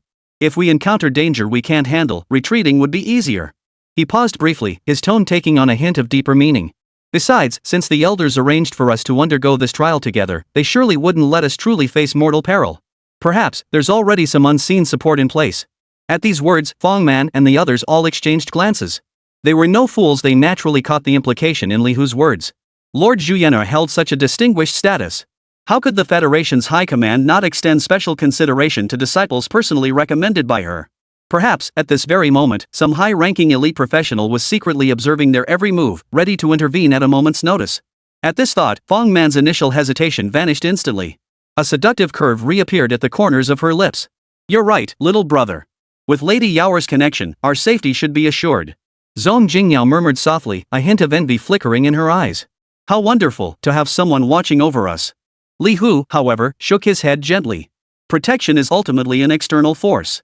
In the end, you still have to rely on yourself. His tone was calm, yet carried an unwavering resolve. Lu Qingge watched Li Hu with keen interest, her eyes brimming with growing curiosity. Little brother Li Hu truly is one of a kind. I'm growing more and more eager to see what you'll do next. Seeing that the group seemed to have reached some tacit understanding, Suing spoke up. So, shall we set out for the bone wastes, now? Li Hu nodded. We can. Luo finally spoke, her voice as cool and detached as ever. Let's go. Chapter 43, The Late Pastry Chef and the Frost Knight. Just as Li Hu and his group stepped through the spatial gate into the Crimson Wasteland, their figures vanishing into the Federation headquarters trial grounds. Near the 17th dimensional portal, the gathered professionals had not yet fully dispersed, still buzzing with discussion about the earlier pairing of those prodigies and the mysterious newcomer. Suddenly, a slightly hurried, high-pitched cry rang out. Wait for me. A sweet fragrance wafted through the crowd as a petite figure rushed forward, looking slightly disheveled. She wore an adorable pink and white puffy skirt adorned with intricate candy and pastry decorations, topped with a tiny chef's hat whose brim still bore traces of flour. In her hands, she clutched an oversized oven that seemed utterly mismatched to her petite frame, clinking and clanking with each step. The girl possessed a sweet, innocent face. Her large, watery eyes were slightly reddened with anxiety, and her fair cheeks bore a faint flush from exertion, making her look especially endearing. Phew. Did I make it? She stopped before the empty dimensional portal entrance, leaning on her knees and panting heavily as she asked. The surrounding professionals were first drawn to her peculiar magical pastry chef outfit, then amused by her adorable appearance. Young lady, the person you're looking for went in a while ago. A kind middle-aged man informed her. Ha? They're already gone? Vivian Sophie, the magical pastry chef, instantly fell silent. Her wide, watery eyes filled with tears of disappointment, as if she might burst into tears at any moment. It's all my fault. I got so absorbed in making the new, rainbow-exploding macarons, that I completely lost track of time. She stamped her foot in frustration, causing the large oven in her hands to shake. Isn't this Vivian-sama, the young princess of the Sufal family? I hear her magical desserts aren't just delicious, they come with all sorts of amazing buff effects. Her combat prowess is nothing to scoff at. Why is she here too? Could she also be waiting for that newcomer? Looks like she missed him. This should be entertaining. The Sophie family's heiress is famously scatterbrained, but her temper. The murmurs weren't loud, yet they reached Vivian's ears clearly. She pursed her lips, deeply frustrated at missing her chance to meet that legendary one and only professional. Just then, a chill aura spread silently through the air. The crowd instinctively fell silent, stepping back to make way. A tall, solitary figure strode forward. She wore heavy armor shimmering with faint blue runic light, wielding a massive battle scythe that radiated bone-chilling cold. The scythe's blade seemed encrusted with frost that never melted. Her face was hidden beneath the shadow of her helmet, revealing only a pair of icy blue eyes, cold, distant, and utterly devoid of emotion. Death Knight, Gu Hanyan. Her mere presence seemed to lower the temperature at the edge of the arena. The gazes of the present adventurers were filled with awe. This was a formidable presence who truly walked hand in hand with slaughter and death. Vivian felt that familiar chill and shivered involuntarily, her disappointment instantly replaced by a hint of fear. Han. Sister Han Yen. She called timidly, her voice as thin as a mosquito's buzz. Gu Hanyan's ice blue eyes turned to her, her voice as hard and cold as shattering ice. You're late too. Vivian nodded rapidly like a chick pecking at grain. It's all because I was greedy. No, I was focused on researching new magical desserts. Gu Hanyan ignored her excuses, her gaze sweeping over the deserted dimensional portal entrance. They've already gone in. Yeah. Vivian's face fell. Sis Hanyan, do you know which world they went to? Can we still catch up? Gu Hanyan paused briefly before shaking her head. The Great Will's teleportation is random. Even if we knew the world's name, the portal might have shifted by now. Unless we have their spatial beacon. Vivian's shoulders slumped, her beautiful face etched with despair. What should we do? Aunt Yuan specifically told me to build a good relationship with that Li Hu guy. Her small mouth pouted as if deep in thought. Gu Hanyan glanced at her tone as calm as ever. Since we missed them, we'll wait here. Or spar with me. At the word spar, Vivian shook her head like a bobblehead, her face turning pale. No. No need, Sister Hanyan. I'll just wait here for Lord Li Hu to come out. Are you kidding? Sparring with the battle maniac Gu Hanyan? That'd be asking for a beating. She'd rather wait here. I need to properly apologize to Lord Li Hu. It's all my fault for being late. Vivian muttered softly, yet her eyes flickered with a barely perceptible mix of anticipation and bashfulness. Truthfully, beyond her elder's instructions, she herself was filled with intense curiosity and a hint of girlish longing toward this one and only professional warrior. The very person who commanded such esteem from Master Zhuyener that countless prodigies had gathered here in anticipation. Gu Hanyan watched Vivian's distinctly starstruck expression, a fleeting trace of resignation flickering in her icy blue eyes. She said nothing more, merely walking silently to the side. She planted the massive ice battle scythe into the ground and closed her eyes to rest. The entire edge of the trial ground once again fell into a subtle stillness, filled with surging undercurrents, all because of the arrival of these two latecomers. Chapter 44, Whispers of the Verdant Forest. Li Hu's figure appeared first at the edge of a lush, vibrant forest. Here, the air was thick with the fragrance of plants and the damp earthy scent of soil, a stark contrast to the lifeless desolation of the crimson wasteland. Tall trees stood dense and leafy, sunlight filtering through layered canopies to cast dappled patterns of light. In a nearby clearing, a group of small monsters roamed, creatures with curved horns on their heads, dark red skin, and crude stone axes in hand. Fallen Fiends LV-25. Their levels and names were clearly displayed above their heads. Li Hu's gaze remained calm, he made no move to act. He waited. Moments later, accompanied by faint elemental ripples and the whistling of wind, several figures arrived in quick succession. Feng Man led the way, a hint of surprise flickering across her charmingly alluring face.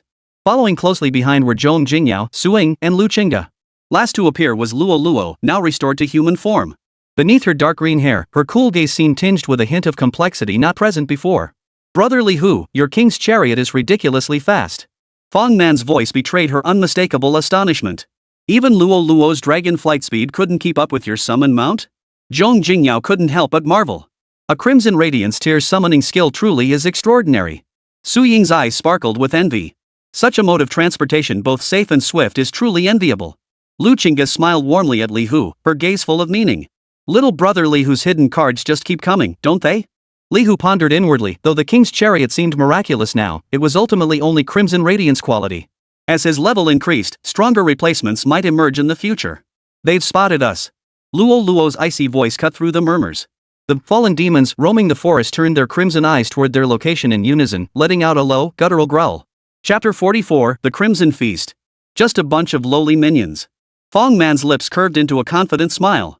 As a demon sorceress, such scenes were nothing new to her. With a flick of her jade-like hand, a miniature teleportation array materialized before her.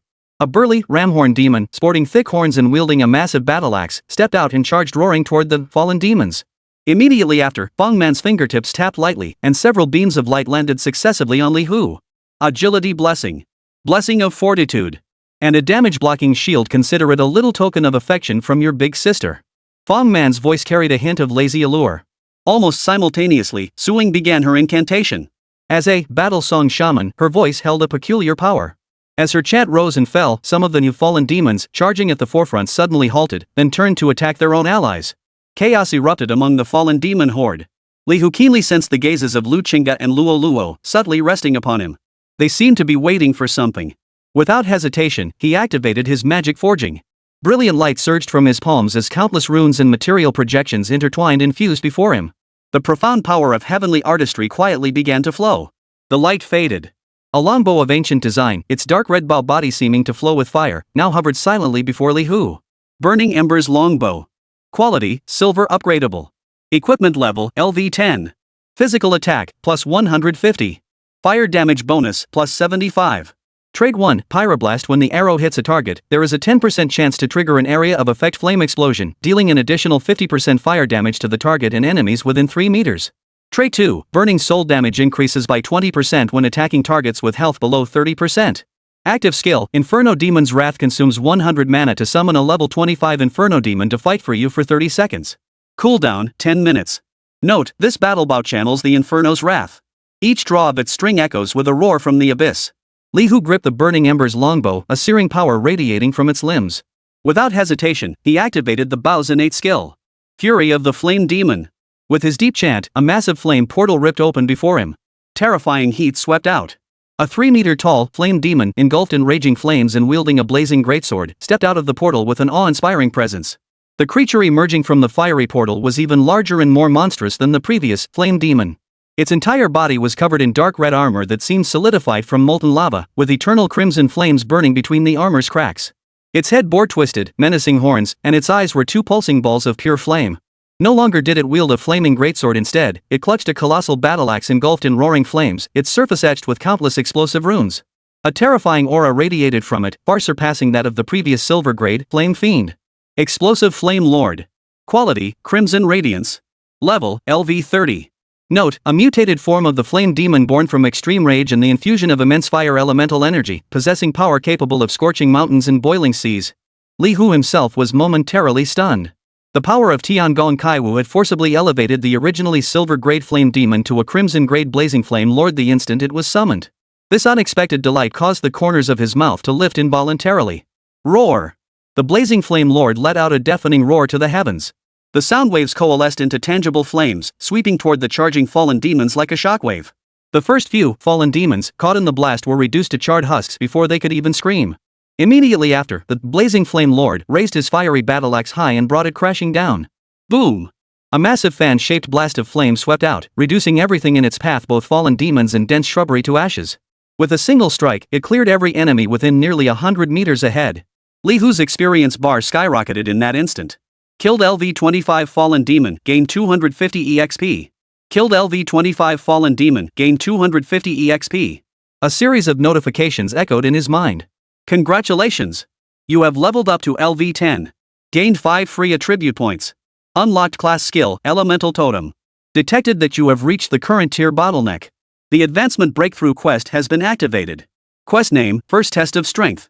Objective, independently defeat at least one boss-level monster of LV35 or higher in the Scarlet Wastes or an equivalent parallel realm. Quest reward, class tier advancement, plus 20 to all attributes, and acquisition of new class traits. Li Hu immediately allocated all 5 free attribute points to Spirit. He could feel that with each level up and increase in Spirit, his mastery over magic forging and art of creation grew ever more fluid and intuitive. Go! Clear out the trash mobs in this forest. Li Hu issued the command to the Blazing Flame Lord. The Blazing Lord let out a low growl, taking heavy, deliberate steps like a moving volcano as it advanced deep into the forest. Li Hu glanced at the duration timer above the Explosive Flame Lord's head. Remaining duration, 995 seconds. Nearly 10 minutes of duration was quite substantial for a powerful Crimson Radiance tier summoned creature. Brother Li Hu, where did you get a Crimson Radiance tier summoning artifact? Fang Man's eyes widened in disbelief as she watched the rampaging blazing lord, her voice thick with shock and confusion. Using an artifact of this caliber for such a minor skirmish seems like such a waste, doesn't it? Suing couldn't help but interject. Exactly, Junior Li Hu. Such a precious item should be saved for stronger bosses. A flicker of interest crossed Luo's cool gaze. She pondered, if this explosive flame lord was Li Hu's standard tactic, then his value would far exceed their expectations. Lu Qingge maintained her cheerful smile, though the curiosity in her eyes deepened. Zhong Jingyao silently observed Li Hu. She couldn't shake the feeling that this mysterious unique class held even more secrets yet to be uncovered. It's not an item. Li Hu spoke calmly, cutting short their speculation. It's a skill attached to my weapon. A weapon skill? Fang Man's voice shot up, her alluring face etched with utter disbelief. What weapon can summon a Crimson Radiance tier boss? Suing and Zhong Jingyao also looked utterly incredulous. Lu Qingge's smile faded slightly. She sensed that things were more complicated than she had imagined. Li Hu offered no further explanation, merely raising his burning embers longbow once more. Fury of the Flame Demon. Another massive flame portal ripped open before him. Amidst the stunned gazes of the crowd, a second explosive flame lord, equally massive and radiating an equally terrifying aura, roared as it stepped through. Go that way. Li Hu commanded the second explosive flame lord to charge toward another section of the forest. Immediately, he drew his bow once more. Fury of the Flame Fiend. The third blazing flame lord descended. Li Hu commanded it to advance deeper into the forest from another direction. Chapter 45, Undercurrents Beneath the Iceberg. Li Hu offered no further explanation, merely raising his burning embers longbow once more. Fury of the Flame Demon. Another colossal flame portal ripped open before him. Amidst the stunned gazes of the others, a second blast flame lord equally massive and radiating the same terrifying aura roared as it stepped through. Go that direction. Li Hu commanded the second explosive flame lord to charge toward another section of the forest. Immediately, he drew his bow once more. Fury of the Flame Fiend. The third blazing flame lord descended. Li Hu commanded it to advance deeper into the forest from another direction. Fang Man was speechless. Summoning one Crimson Radiance tier boss after another, was this truly something a level 9, no, a newly promoted level 10 rookie could accomplish? Li Hu's actions showed no sign of stopping. Time and again, he drew back the burning longbow, murmuring the incantation for Flaming Demon's Wrath in a low voice. One after another, explosive flame lords poured through the portal, accompanied by occasional flame spirits, creatures formed from condensed fire elements under the influence of heavenly artifact creation. Soon, more than a dozen explosive flame lords and flame spirits had gathered at the forest's edge. Like a raging wildfire, they swept deep into the lush forest. This can't be a weapon skill, right? Fang Man stared at the fiery creatures that had formed a veritable mini-army, her voice thick with bewilderment and disbelief. Even if it is a weapon skill, what about the cooldown? The mana cost? And the duration of these summons seems a bit too long, doesn't it? Li Hu merely smiled faintly at her words. That's how I always farm bosses. With a flick of his thoughts, he activated the newly unlocked skill. Elemental Totem active, consumes 100 mana to summon an elemental totem at a designated location. The totem automatically attacks enemies within range and grants corresponding elemental buffs to allied units. Totem attributes correlate with the caster's primary elemental affinity. Currently available totem, Flame Totem. Flame Totem duration, 60 seconds. Cooldown, 30 seconds. A wave of clarity washed over him. Li Hu raised his bow once more. This time, he not only unleashed Fury of the Flame Demon, but also infused the newly grasped power of Elemental Totem into the flow of heavenly artistry the instant he summoned it. Boom! From the portal stepped a colossal, explosive flame lord, its size surpassing all previous explosive flame lords by several orders of magnitude. Its flames burned more intensely than ever, and the battle axe in its grasp blazed with a near-white core of fire. Time remaining, 9,999 seconds. Go! Find those so-called demon generals. Then crush them. A cold gleam flashed in Li Hu's eyes. All the explosive flame lords and flame spirits, upon receiving the command, let out a deafening roar in unison. They transformed into a crimson torrent, surging toward the deeper regions of the lush forest, the area marked by the demon generals' activity. Fang Man's mesmerizing almond-shaped eyes widened uncharacteristically, nearly as large as pigeon eggs. She stared blankly at the forest engulfed by the crimson torrent, murmuring to herself without thinking. This guy. Could he be a hidden summoner class? No, that can't be right. Even a top-tier summoner couldn't unleash troops this recklessly, could they? And every single one is boss level. The look in her eyes as she regarded Li Hu had shifted from initial scrutiny and teasing to a complex mix of horror and utter bewilderment. Li Hu heard her whisper but merely shook his head calmly. I'm not a summoner. He offered no further explanation, yet Fang Man seemed to detect a peculiar undertone in his composed tone. Lu Qingge's smile remained gentle and graceful, yet the light in her autumn water-like eyes flickered uncertainly. She gently tucked a strand of her flowing black hair behind her ear, her voice tinged with a barely perceptible hint of melancholy. Sister Luo-han, it seems we truly can only be qualified spectators this time. Luo remained silent. Her dark green pupils resembled a bottomless, icy pool, yet beneath its surface, a storm was brewing. She had assumed that even if Lihu possessed some peculiar abilities, they would merely involve formidable offensive power or perhaps a life-saving trump card. But the army of summoned creatures before her, like a natural disaster, had completely shattered her understanding. This newcomer, no, this monster. For the first time, Luo began to truly grasp the weight behind the name Lihu.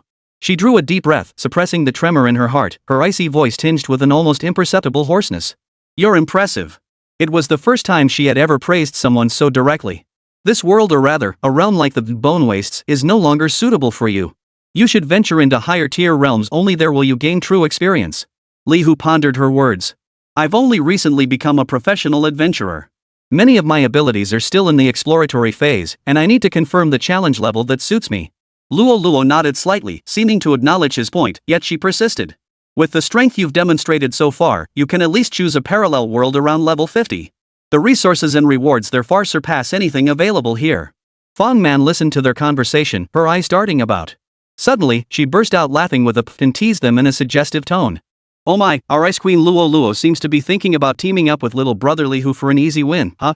Luo's icy gaze swept over Fong Man, her tone utterly unruffled. I don't want to team up with him. The smile froze on Fong Man's face. Luo continued, his summoned creatures are far too powerful. If we teamed up, I wouldn't get a single chance to act, nor would I gain sufficient combat experience. I simply admire his strength.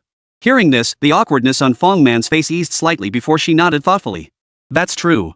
If we're just grinding these common monsters, tagging along with him wouldn't offer much in terms of training value. We wouldn't even get to farm experience points. Zhong Jingyao added softly. Yeah, grinding monsters feels more solid when you do it yourself. Suing appeared slightly tense. She cautiously glanced at Luo, then at Lihu, and asked softly. Sister Luo, your admiration for junior brother Lihu, it's purely for his potential and combat prowess, right? The fiery-hearted girl's voice now carried an almost imperceptible tremor. Luo's dark green eyes flickered slightly as her gaze returned to Lihu. Her tone was calm, yet it seemed to hold some deeper meaning. For now, yes. For now? Suing sucked in a sharp breath, her beautiful eyes brimming with shock. Those 3 words struck her like a pebble tossed into a lake, sending towering waves crashing through her heart. That's how it is now. Did that imply the future might be different? Fong Man and Zhong Jingyao also froze for a moment before their faces lit up with amused expressions. Lu Qingge's eyes deepened with amusement. She noticed that the existence of those explosive flame lords was absurdly prolonged. Recalling the elder's description of Lihu as a kind of all-rounder, her understanding of that assessment seemed to deepen.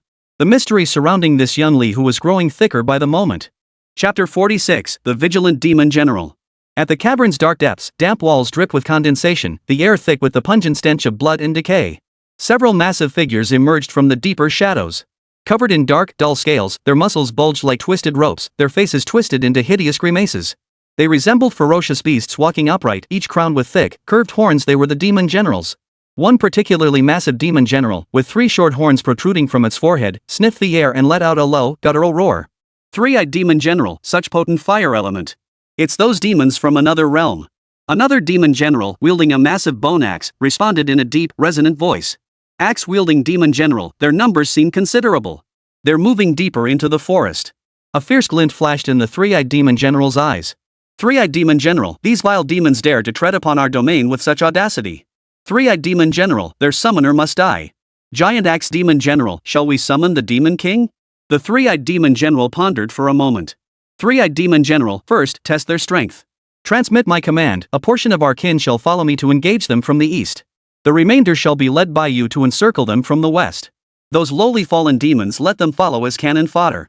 Giant axe demon general, understood. Several demon generals immediately split into 2 groups. Heavy footsteps echoed through the cavern as they surged toward the exit, their bloodthirsty intent palpable. Scattered fallen demons stirred at the commotion, brandishing their crude weapons as they shuffled along behind. Outside, deep within the lush forest, a blazing flame lord strode through the dense forest with burning steps, carving a scorched path in its wake. Its massive frame smashed through obstructing trees, its scorching breath causing surrounding vegetation to wither instantly. Suddenly, it halted, its flame-formed eyes fixed ahead. Several demon generals wielding various weapons emerged from the shadows, accompanied by a horde of squeaking fallen demons, blocking its path. At their head stood the very same three-eyed demon general. The moment the three-eyed demon general laid eyes on the explosive flame lord, its pupils contracted sharply. Three-eyed demon general, what a powerful flame demon! Stronger than anticipated. Without hesitation, the explosive flame lord unleashed a deafening roar. Its blazing war axe, radiating an aura of utter annihilation, came crashing down. Battle erupted in an instant. Outside. Forest Edge Day. Li Hu and his companions stood atop a relatively high earthen slope, gazing into the depths of the forest. In the distant sky, a faint crimson glow illuminated the horizon, its intense elemental fluctuations palpable even from afar. Fong Man's alluring almond-shaped eyes narrowed slightly, sparkling with excitement.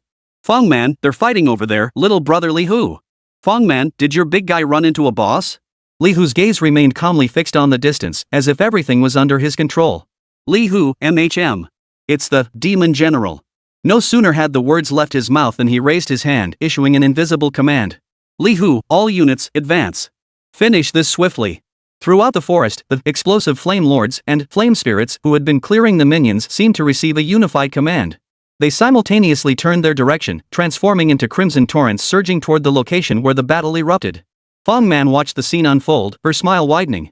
Her voice carried a hint of mischievous excitement, as if she relished the chaos. Fong Man, oh my, a boss battle? How thrilling! Fong Man, too bad it's so far away. Even with my scouting skills, I can't make out the details. Li Hu spoke calmly. Li Hu, we can get closer. Li Hu, but I doubt they'll last much longer. His tone was calm, yet carried an unquestionable confidence. The battle in the area locked down by the explosive flame lords ended with surprising swiftness. Dozens of explosive flame lords and even more flame spirits converged from all directions like crimson waves, instantly engulfing the few demon generals and the fallen demons they commanded. Devastating flames intertwined with exploding elemental spells, creating a grand pyrotechnic display of death. The screams lasted only a moment before abruptly ceasing. Experience notifications flashed repeatedly in Li Hu's mind. Defeated LV-40 Demon General Boss, gained 80,000 EXP. Defeated LV-40 Demon General Boss, gained 80,000 EXP. Defeated LV-40 Demon General Boss, gained 80,000 EXP. Defeated LV-40 Demon General Boss, gained 80,000 EXP. Defeated LV-40 Demon General Boss, gained 80,000 EXP. Li Hu raised an eyebrow slightly. He had raised his hand to signal the blazing lords to begin clearing the battlefield and collecting loot, but the motion halted midway. Only 5? He murmured to himself. The map clearly marked a full 11 demon generals. The other women also noticed the change in Li Hu's expression. Suing asked, puzzled. Suing, Junior Li Hu, what's wrong? Are you dissatisfied with the spoils? Li Hu didn't answer, only raising his burning ember longbow once more. The bowstring drew taut as flame elements coalesced once more. Flaming Demon's Wrath. Accompanied by a deep chant, another massive flame portal ripped open the void. A brand new creature, its aura no weaker than the previous explosive flame lord, roared as it stepped out. Fong Man witnessed this scene. Her mesmerizing almond-shaped eyes fluttered, and a playful curve lifted the corners of her mouth. Fong Man, oh dear, little brother here's gotten hooked on the fight, huh? Fong Man, or did you think the last spectacle wasn't grand enough and want to put on another show for us? Her tone carried a hint of teasing, as if convinced Li Hu was deliberately showing off. Li Hu shot her a glance and explained calmly. Li Hu, there are only 5 kill notifications. Li Hu, according to the map, there should be 11 demon generals here. Fong Man's smile stiffened slightly upon hearing this, then gave way to a look of sudden understanding. Fong Man, ah. So that's how it is. She stuck out her tongue sheepishly, a hint of apology in her expression. Fong Man, sorry. I misunderstood you, sis. Li Hu shook his head, his expression still calm. Li Hu, it's fine. He paused, then added. Li Hu, but you weren't entirely mistaken either.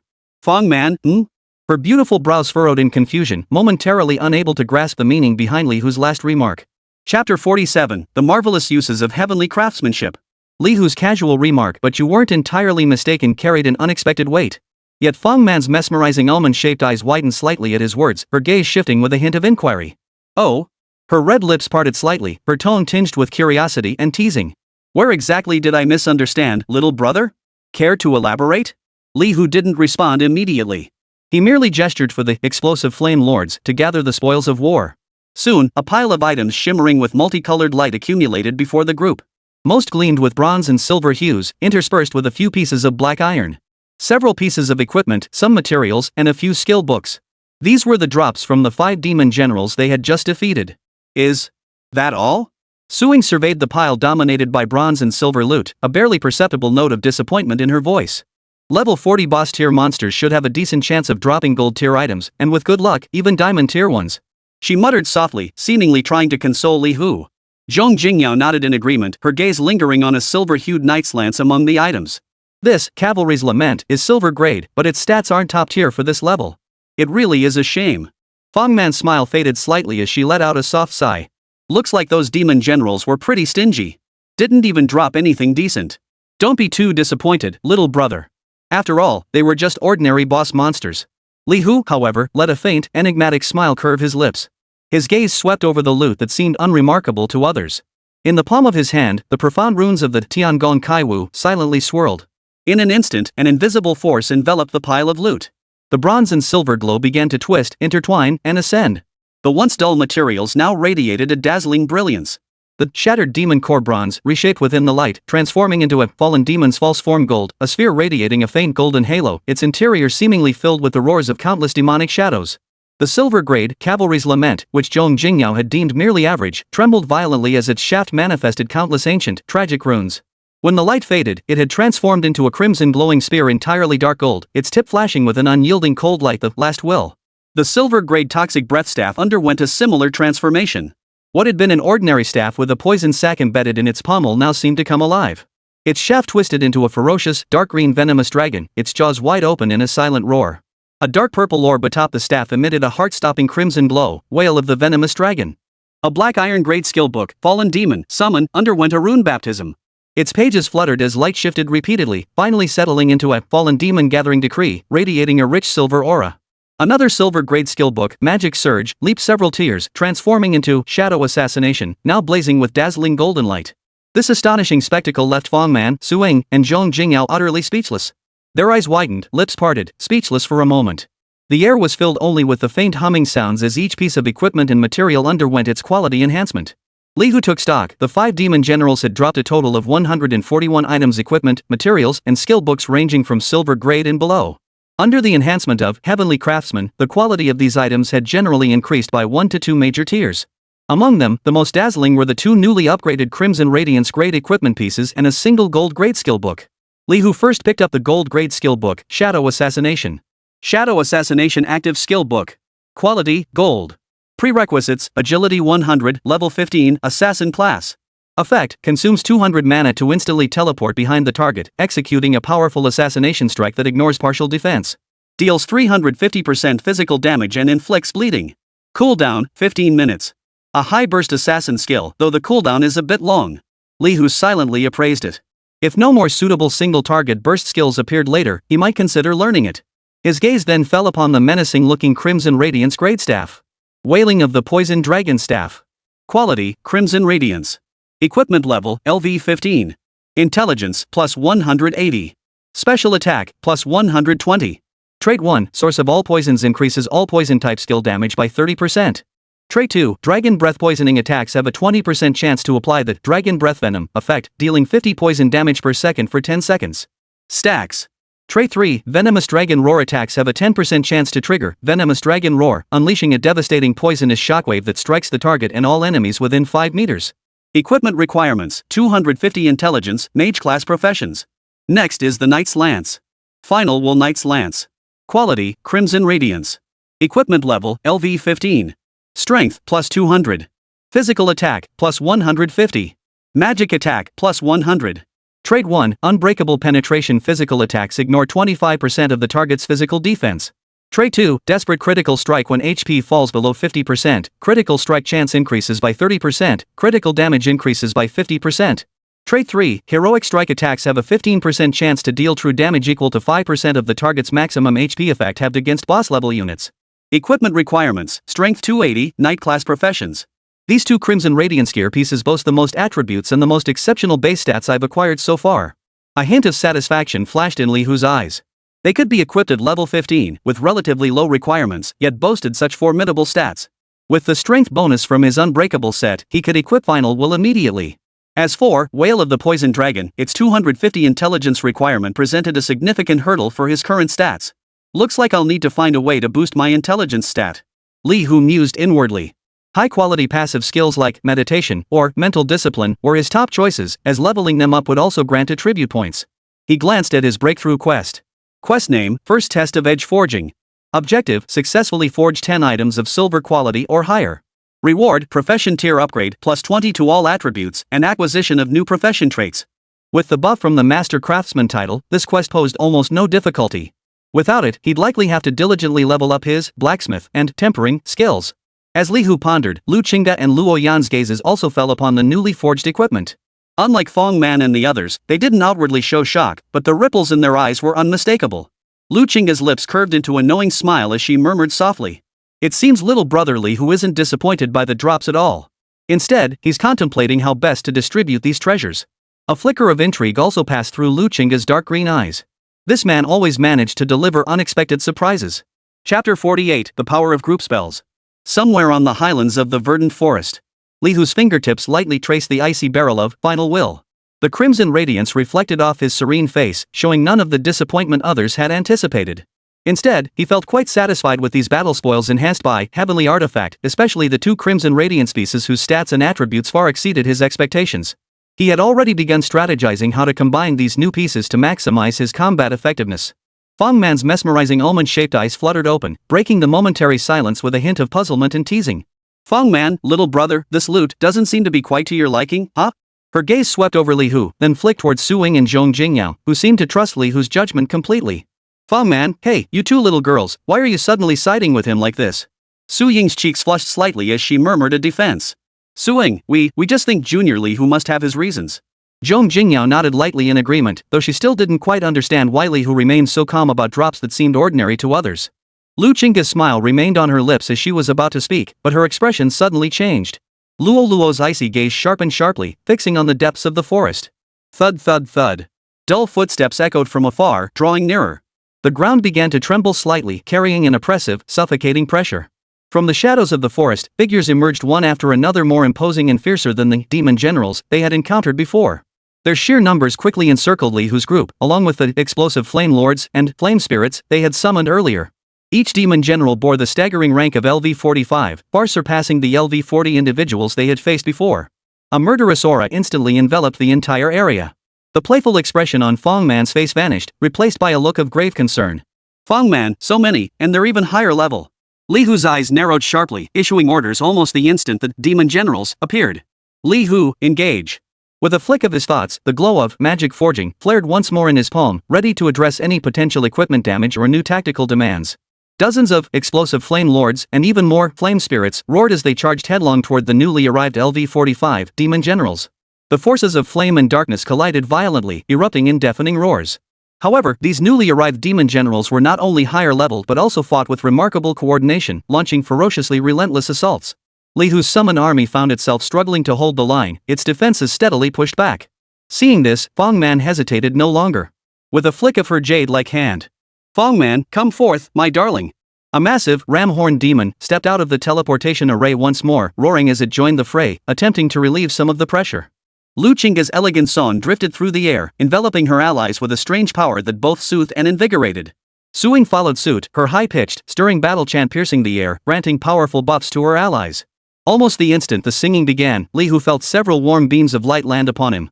Gained Lu Qingda's skill serene chant buff, special attack increased by 15%, physical defense increased by 20%, and gained a shield effect restoring 50 HP per second for 30 seconds. Gained Su Ying's skill battle chant of breaching formations buff, physical attack increased by 20%, immunity to debuffs probability increased by 10%, lasts 30 seconds. Feeling the surging new power within him, Li Hu's gaze grew solemn. He took a deep breath and made his decision. Li Hu, Elemental Totem. He pressed his hand to the ground, and magic surged forth. An earthen-hued totem, engraved with weighty runes, rose from the ground. Almost the instant the totem took shape, the profound power of Tiangong Kai Wu quietly activated, enveloping the totem in brilliant light. As the light faded, the once ordinary elemental totem had transformed into a colossal structure several meters tall. It shimmered with a diamond-like brilliance, radiating the immense power of the earth. Grand Earth Totem Diamond Grade, special attack power increased by an additional 30%, physical attack power increased by an additional 30%. All skills deal an extra 100 points of earth elemental damage. Attacks have a 15% chance to summon the power of the earth, calling down a meteor to strike the targeted enemy unit. Totem duration, 120 seconds. Cooldown, 30 seconds. A sense of power far greater than before surged through his entire body. Li Hu could distinctly feel a wondrous connection forming between himself and the earth beneath his feet. He raised his burning longbow, its crimson glow intertwining with the earthen aura of the earth totem. Li Hu, holy flame execution. An arrow blazing with searing white holy flames, simultaneously wrapped in dense earth yellow light, tore through the air. Where the arrow passed, the air violently distorted, even lifting tiny pebbles from the ground to trail behind it. Boom! The arrow struck a level 45 demon general, unleashing a terrifying torrent of energy. The holy flame and earth elemental power fused perfectly. The demon general didn't even have time to scream before its health bar was instantly wiped clean. Simultaneously, several flaming meteorites plummeted from the sky, striking precisely at the densest cluster of demon generals, raising a cloud of dust and cries of agony. Coordinated with the explosive Flame Lord's relentless assault, a small section of demon generals directly before Li Hu was wiped out in an instant. Fang Man, struggling to command the horned fiends in defense, watched the scene unfold. Her beautiful eyes widened in disbelief. Fang Man, this is a totem? You know this kind of buff skill? She almost thought she was seeing things.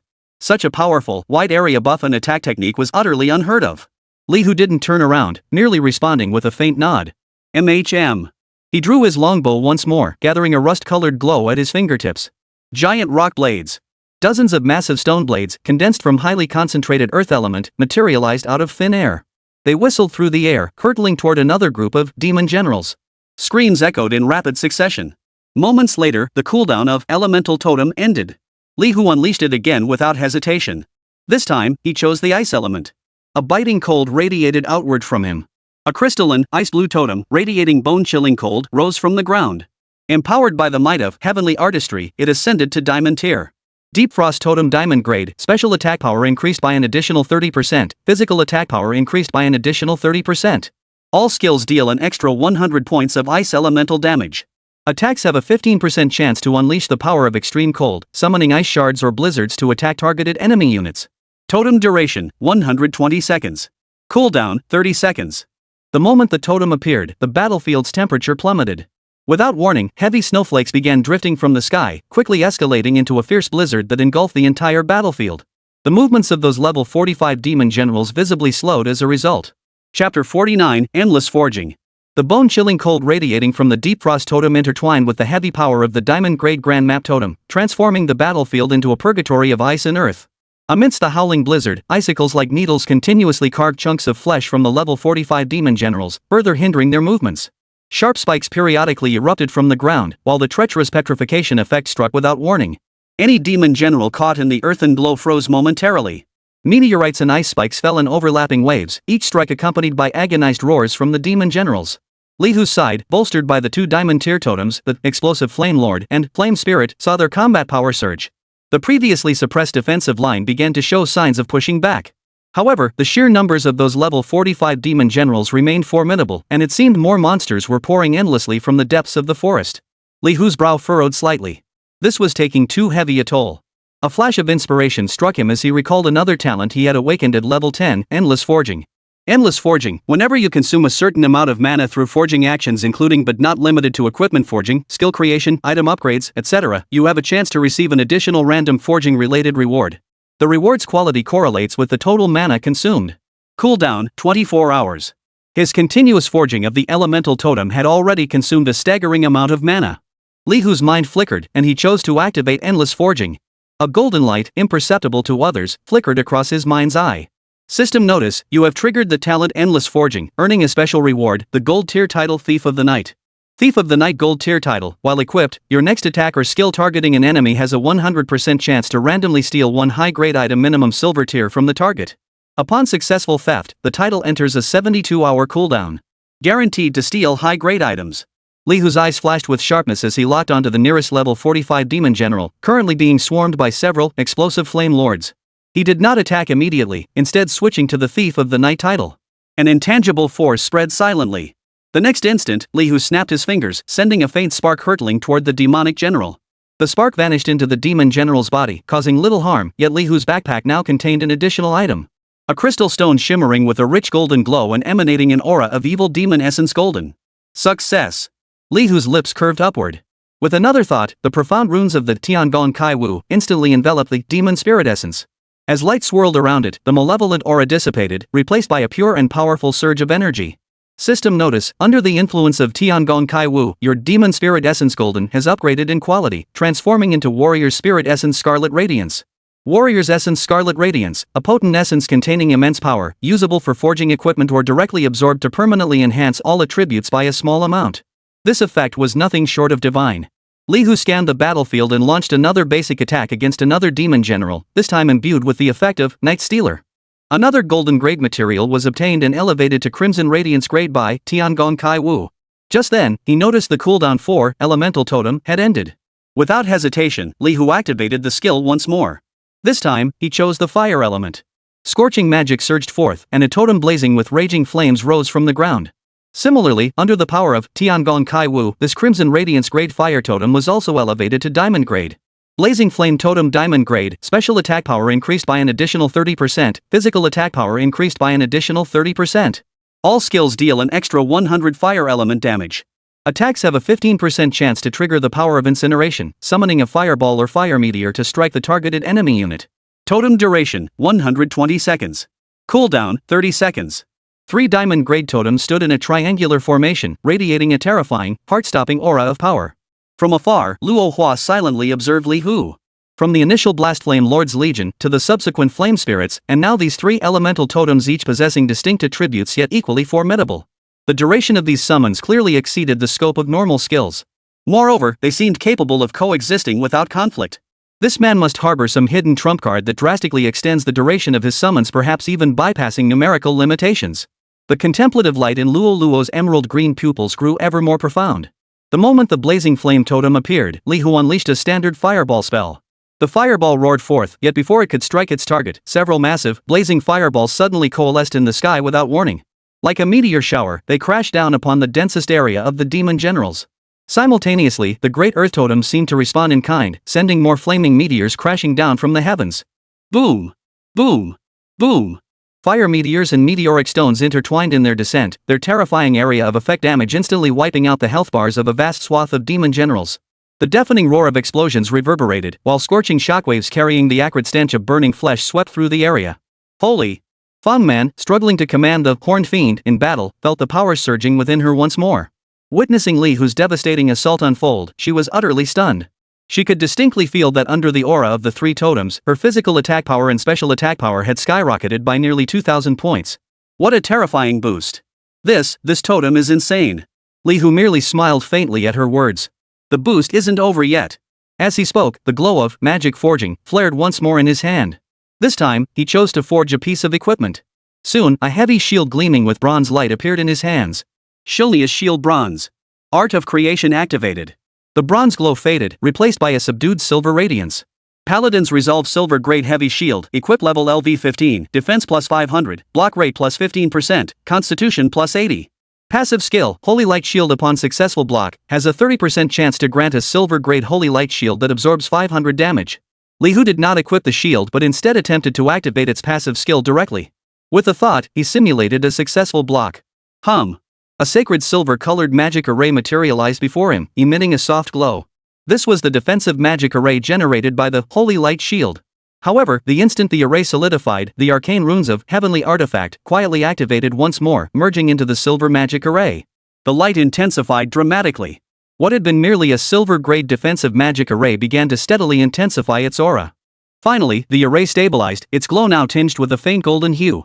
System notice: the silver-grade magic array generated by your skill Holy Light Shield has been enhanced under the influence of Tiangong Kai Wu, transforming into the gold-grade magic array Guardian of Hope. Guardian of Hope gold-grade magic array grants all friendly units within a 10-meter radius a shield absorbing 1500 damage points and restoring 100 health points per second. The magic array lasts for 30 seconds. Chapter 50, Sacred Iron Hooves. Golden light spread like a tidal wave. A massive, intricate magic array coalesced before Li Hu. Guardian of Hope. This was already a gold-tier defensive magic array. It no longer protected only Li Hu. Warm light radiated out to a radius of 10 meters. Enveloping Fang Man, Suing, Zhong Jingyao, and even Lu Qingge and Luo Luo. Each person now bore an additional layer of resilient golden shield. The shield could absorb up to 1500 points of damage. Even more reassuring was the steady regeneration of 100 HP per second. Suing instinctively touched the golden aura flowing over her body. Such powerful protective energy. She felt the surging vitality within her body, her voice tinged with delight. A flicker of admiration also passed through Zhong Jingyao's beautiful eyes. A group protection skill of this caliber held a measurable value in combat. Her teammates had gained the gold tier, Guardian of Hope. Li Hu himself additionally possessed a silver tier, Holy Light Shield, directly triggered by the Paladin's Perseverance shield. With both shields stacked, his defensive capabilities reached astonishing heights. Yet, Li Hu's brow remained partially furrowed. Though powerful, Guardian of Hope lasted only 30 seconds. The number of demon generals before them remained vast, seemingly endless. They charged the defenses built by the 3 elemental totems with reckless abandon. We need stronger offensive capabilities or more sustained control. Li Hu's mind raced. He realized he could apparently equip both armor and weapons simultaneously. Paladin's Resolve was a shield, classified as armor. The Burning Ember's longbow in his hands was a weapon. The two did not conflict. This meant his tactical options could be more flexible. Meanwhile, Lu Qingge's icy gaze never left Li Hu. From summoned legions to elemental totems. To this utterly baffling skill enhancement. With every move Li Hu made, he redefined her understanding of the word genius. She could distinctly sense an extremely subtle energy fluctuation emanating from him as he forged the shield and activated his skills. That fluctuation was identical to what she had witnessed during the totem's advancement. He must possess some innate talent that enhances equipment or skills. Lu Qingge thought to herself. Moreover, this talent seemed to have no usage limit, or perhaps an extremely short cooldown. She glanced at Luo Luo nearby, whose form was already faintly outlined with crimson dragon scales. Luo Luo's aura grew increasingly dangerous and powerful, clearly gathering for some kind of explosive release. A barely perceptible curve lifted at the corner of Lu Qingge's lips. Perhaps I should be the one to reveal this secret first. A sudden, inexplicable competitive urge flashed through her mind. Just how many of these damn things are there? Fong Man's voice carried a hint of weariness and complaint. The horned fiends she commanded were fierce, yet they seemed overwhelmed against the endless waves of level 45 demon generals. Kill one wave, another comes. It never ends. Zhong Jingyao's expression grew unusually grave. She carefully observed the movements and numbers of the surrounding demon generals. Something's not right. Zhong Jingyao murmured in a low voice. The numbers of these demon generals are far too abnormal. Their target is very clear, it's us. I suspect we may have been targeted by a far more powerful entity. Like a demon king.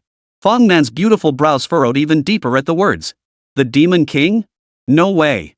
A boss of that caliber, how could we possibly handle it now? She found it hard to believe Zhong Jingyao's theory. Her gaze then shifted to Li Hu, who had remained calm throughout. What do you think, kid? Li Hu's gaze swept over the surging tide of demons. His expression remained serene, even tinged with a barely perceptible hint of mockery. They're trying to wear us down with sheer numbers. Too bad that tactic won't work on me. Before he finished speaking, he raised his hand once more. The light of magic forging flared. A brand new totem coalesced in the palm of his hand. This time, the totem radiated a deep emerald green, brimming with vibrant vitality and resilient with elemental power. Heavenly artistry activated. Emerald light surged instantly, transforming into dazzling diamond brilliance. Giant Tree Totem Diamond Tier, special attack power increased by an additional 30%, physical attack power increased by an additional 30%. All skills deal an extra 100 points of wood elemental damage. Attacks have a 15% chance to activate Life Force, summoning binds to entangle or Treant Guardians to assist in attacking the targeted enemy unit. Totem duration, 120 seconds. Cooldown, 30 seconds. The 4th Diamond Tier Totem rises from the earth. Earth, Blazing Flame, Deep Frost, Giant Tree. The 4 totems resonate in unison, their overwhelming presence causing the surrounding demon generals to stir momentarily. Not far away, Luo Luo already transformed into a half-dragon form, her crimson scales gleaming with metallic sheen flashed a hint of surprise in her icy dragon eyes. Just how many different elemental totem skills did this man possess? Moreover, these formidable totems seemed capable of coexisting simultaneously, each maintaining an astonishingly long duration. Li Hu showed no sign of stopping. Magic forging activated once more. This time, an ancient bronze horn appeared in his hand. Cavalry horn bronze. The glow of heavenly artistry arrived as promised. The bronze faded away, and the horn transformed into a brilliant golden hue engraved with intricate battle patterns. Heavy cavalry horn gold. Sounding this horn summons 50 heavy cavalry to fight for you. The cavalry lasts for 5 minutes, with their attack power influenced by the user's physical attack. Cooldown, 1 minute. Li Hu brought the heavy cavalry horn to his lips without hesitation. Woo! A mournful yet powerful horn blast echoed across the battlefield. Golden light gathered before Li Hu. 50 heavily armored heavy cavalrymen, each wielding a lance, materialized from the light. They radiated the formidable aura of a gold tier unit. Yet, the instant they materialized, the mystical runes of Tiangong Kai Wu on Li Hu's body flared once more. The light enveloped the 50 newly summoned golden tier heavy cavalry. Their bodies shook violently. The golden armor on their bodies began to radiate an even more dazzling diamond-like brilliance. The spears in their hands seemed imbued with sacred power. System notice: your gold tier summon unit Heavy Cavalry has undergone a quality upgrade under the influence of Tiangong Kai Wu, transforming into the diamond tier unit Sacred Cavalry. 50 Holy Cavalry. Each radiated a terrifying, diamond tier aura of authority. They knelt in unison on one knee, offering the knightly salute to Li Hu. "We obey your summons, my lord." Their deep, unified voices resonated with devotion and battle intent. Li Hu gave a slight nod. "Break through their encirclement." "Yes." 50 Holy Knights roared their affirmation. They mounted their steeds, whose bodies were similarly clad in armor as brilliant as diamonds. In the next instant, they transformed into an unstoppable torrent of steel, charging straight toward the densest cluster of demon generals ahead. Diamond tier troops faced off against level 45 demon generals. It was almost overwhelming. The lances in the Holy Knights' hands tore through the demon generals' scales with ease. They sliced through like red-hot blades cutting through butter. The seemingly impenetrable encirclement of monstrous foes was instantly torn open by this sacred iron hoof, creating a massive breach. Chapter 51, Prelude to the End. Diamond light illuminated every inch of the battlefield. 50 Holy Knights plunged like merciless spears of divine retribution, driving deep into the demon generals' formation. Each charge swept away vast waves of black, the fragile lives of the demon generals, utterly helpless before diamond tier might. Lances swung, holy light blazed, severed limbs and shattered scales flew in all directions. These level 45 demon generals proved as fragile as paper before the Holy Knights, utterly defenseless. The once despairing sea of monsters was now being swiftly purged by these 50 figures. Fang Man's mesmerizing almond-shaped eyes widened to their fullest, her red lips parting slightly wide enough to fit an egg. Watching the imposing knights whose every strike carried devastating force, her voice trembled. What kind of monsters are these knights? Diamond tier. Li Hu's voice came calmly, as if stating a trivial matter. Yet the words diamond grade struck everyone like a sledgehammer. Fang Man sucked in a sharp breath, her gaze toward Li Hu shifting completely. This man possessed not only unfathomable strength himself, but even the troops he summoned effortlessly reached the unattainable diamond quality. Li Hu's gaze, however, did not linger long on the glorious exploits of the Holy Knights. His sharp gaze swept over the still fierce, death-defying, yet noticeably thinning ranks of the demon generals. The way these demon generals appear is peculiar. Both their numbers and strength far exceed normal parameters. If I'm not mistaken, the real big shot is probably getting restless. That so-called Demon King may have broken through some kind of limitation in this world. Li Hu's voice was not loud, yet it sent a chill through everyone present. As he spoke, his hands never ceased their movements. The glow of magic forging flickered continuously as new summons filled the gaps on the battlefield. The golden glow of the Guardian of Hope magic array enveloped them once more, ensuring absolute safety. The 4 diamond-grade elemental totems remained steadfast, relentlessly weakening foes and strengthening allies. Glowing orbs of experience erupted from Li Hu's body. With each fallen demon general, his power grew exponentially. The demon generals slain by the Holy Knights and Blastflame Lords exploded into a shower of radiant light. Li Hu's thoughts flickered, and the materials and equipment scattered across the battlefield flew toward him of their own accord. The profound runes of the art of heavenly craftsmanship swirled, sweeping over each piece of spoils. Damaged demon general armor silver transformed into flawless demon general battle armor gold. The corrupted weapon fragment gold ascended into the pure hero's broken blade scarlet radiance. The quality of every material soared, transforming ordinary drops into coveted masterpieces in an instant. Roar! With a final, resentful roar, the last level 45 demon general was pierced by the lance of a holy knight, disintegrating into black smoke. The prolonged battle cries finally ceased. On the battlefield, only the diamond-like glow emanating from the Holy Knights and the overwhelming aura radiating from the 4 elemental totems remained. Suing exhaled a long breath, wiping sweat from her brow. Her voice carried both the relief of surviving a catastrophe and utter disbelief. Finally over. Honestly, I thought I was done for this time. Fang Man looked equally shaken, patting her ample chest as she shot Li Hu a complex look. Little brother, this wasn't a battle, it was a one-sided slaughter. With you around, I feel like I could breeze through any dungeon with my eyes closed. Zhong Jingyao silently watched Li Hu's retreating figure. This man kept redefining her understanding of what it meant to be powerful. From his endless stream of powerful summons to his mind-boggling skill and equipment upgrades. His hidden cards seemed to be endless. A fierce curiosity, mingled with a faint, inexplicable emotion, quietly took root within her heart. She even found herself contemplating whether she should muster the courage to ask for his contact information once this incident concluded. Not far away, Lu Qingga Stellar Paladin caught every subtle shift in Zhong Jingyao's expression. A barely perceptible ripple flashed across her icy eyes. She tightened her grip on the long sword in her hand, silently resolving within herself. It seemed that upon returning, she too must accelerate her leveling pace. Li Hu recalled the Holy Cavalry and Totem, and the battlefield's oppressive aura suddenly lessened. He turned to face the slightly weary group, his expression still solemn. Don't celebrate too soon. The battle isn't over yet. The real show is just about to begin. No sooner had the words left his mouth. The sky suddenly darkened. What had been merely a sky obscured by forest now seemed drenched in thick ink. A sinister blood-red crescent moon silently emerged from the heart of the darkness, radiating an ominous aura that sent shivers down the spine. A weighty pressure, heavy as mountains, descended from above. The sky turned completely ink black, the blood moon suspended at its center, radiating a suffocatingly eerie glow. Boom! An indescribable terror crushed down from the heavens, threatening to shatter the earth itself. World Core Quest triggered, the Demon King's descent. Objective, defeat or survive against the Demon King's Vanguard avatar. Mission hint, the Demon King's objective is to capture the Chosen One, Li Hu. The cold, mechanical prompt echoed in everyone's mind. From the deepest shadows of the forest, a figure slowly emerged. He was not much taller than the previous demon general, yet each step he took caused space to warp slightly. A hideous crimson bone armor covered his entire body, while a pair of broken bat wings flapped slowly behind him, stirring waves of foul wind.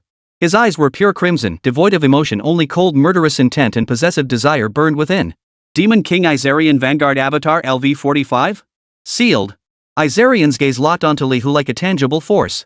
At last. I've found you, soul from another world.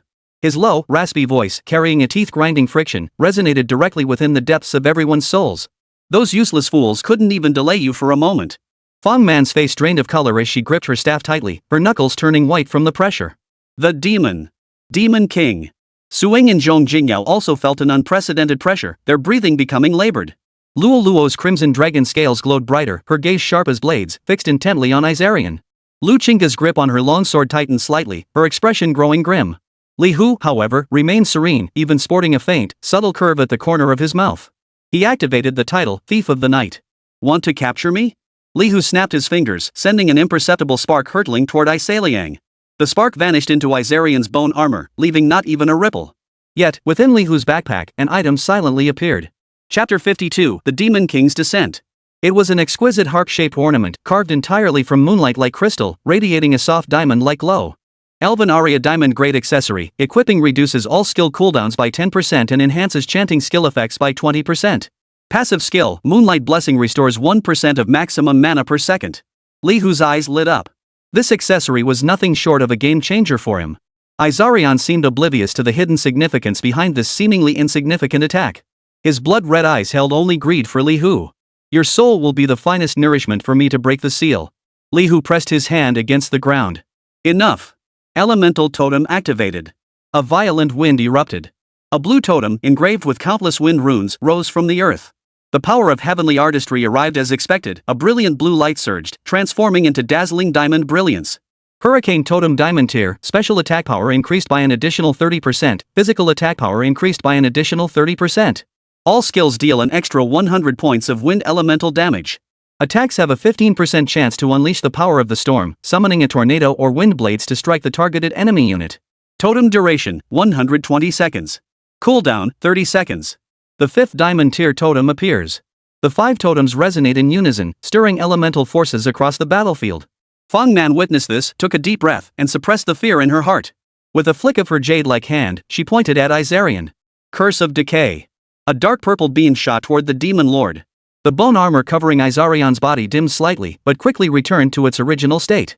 Fong Man's face lit up with delight. It worked. Both his physical and special attack power have been reduced by 10%. Luo Ying's icy voice rang out. Watch out for his charge. Keep your shields up. Li Hu merely smiled faintly. Exactly as expected. He thought to himself. Woo. The desolate horns sounded once more. Another 50 holy knights materialized from the golden light, their diamond armor still dazzling under the blood moon. 100 holy knights formed an impenetrable iron wall. My shield should suffice. Li Hu declared confidently. The golden glow of the Guardian of Hope enveloped them all once more. A flicker of impatience crossed Izarian's blood-red eyes. The struggles of ants. He extended his bony claw and swept it forward. Come forth, my minions. Rumble. The ground trembled as countless dark figures surged forth from the depths of the forest. It was yet another horde of LV-45 demon generals, their numbers no less than before. Roaring, they charged toward the 100 sacred knights. A fierce clash erupted once more. Li Hu raised an eyebrow. This just won't end. He pressed his hand against the ground once more. Elemental totem. This time, it was a deep, oceanic blue. A totem, seemingly formed from countless acres of azure waves, rose from the earth, radiating a colossal mist. The brilliance of Tiangong Kai Wu shone forth, radiating a diamond tier aura of power. Raging Tide Totem Diamond Tier, special attack power increased by an additional 30%, physical attack power increased by an additional 30%. All skills deal an extra 100 points of water elemental damage. Attacks have a 15% chance to summon tidal forces, calling forth giant waves or water elementals to assist in attacking the targeted enemy unit. Totem lasts 120 seconds, cooldown 30 seconds. The 6th Diamond Tier Totem. The moment the totem materialized, several colossal creatures formed from pure water elemental energy roared forth from it, joining the fray. Li Hu surveyed the chaotic battlefield before him, his gaze serene. 6 totems. The additional area of effect debuffs should handle these grunts effectively. Earth's petrification and meteor strikes, ice's slows and blizzards, fire's scorching and fireballs, wood's entanglements and trance, hurricanes rips and tornadoes, and tidal waves impacts and water binds. The entire battlefield had transformed into a realm of elemental destruction. 6 towering diamond tier totems shone in unison, their elemental might threatening to tear the very fabric of space apart. Countless newly emerged level 45 demon generals roared like a dark tide, charging fearlessly against the formation of 100 divine knights. Izarian's blood-red eyes watched it all with cold detachment, as if savoring the final struggles of ants. Li Hu's gaze, however, fixed upon a demon general charging at the forefront, attempting to tear through the cavalry's defenses. At that moment, a golden light imperceptible to others flashed through his mind once more, identical to the sensation he had felt when earning the title of Thief of the Night. System notice, special event Demon Lord's Descent triggered. The Chosen One's talent, Endless Forging, has been activated once more. Reward type leans toward instant combat support. System notice, you have triggered the talent Endless Forging, receiving a special reward. The cooldown of the title Thief of the Night has been reset, and you gain 1 enhanced theft effect. Li Hu's eyes narrowed. This was truly a timely blessing. Without hesitation, he switched back to the Thief of the Night title and locked onto the most active demon general. With a flick of his finger, a more concentrated spark shot forth, silently vanishing into the demon general's body. Almost instantly, the demon general's movements faltered noticeably, as if it had lost something vital. 3 new items appeared in Li Hu's backpack. A dimly glowing, silver-hued rhombic crystal blood of the demon general's silver-grade bloodline item. A broken battle axe covered in demonic runes, the broken demon lord's war axe silver-grade weapon.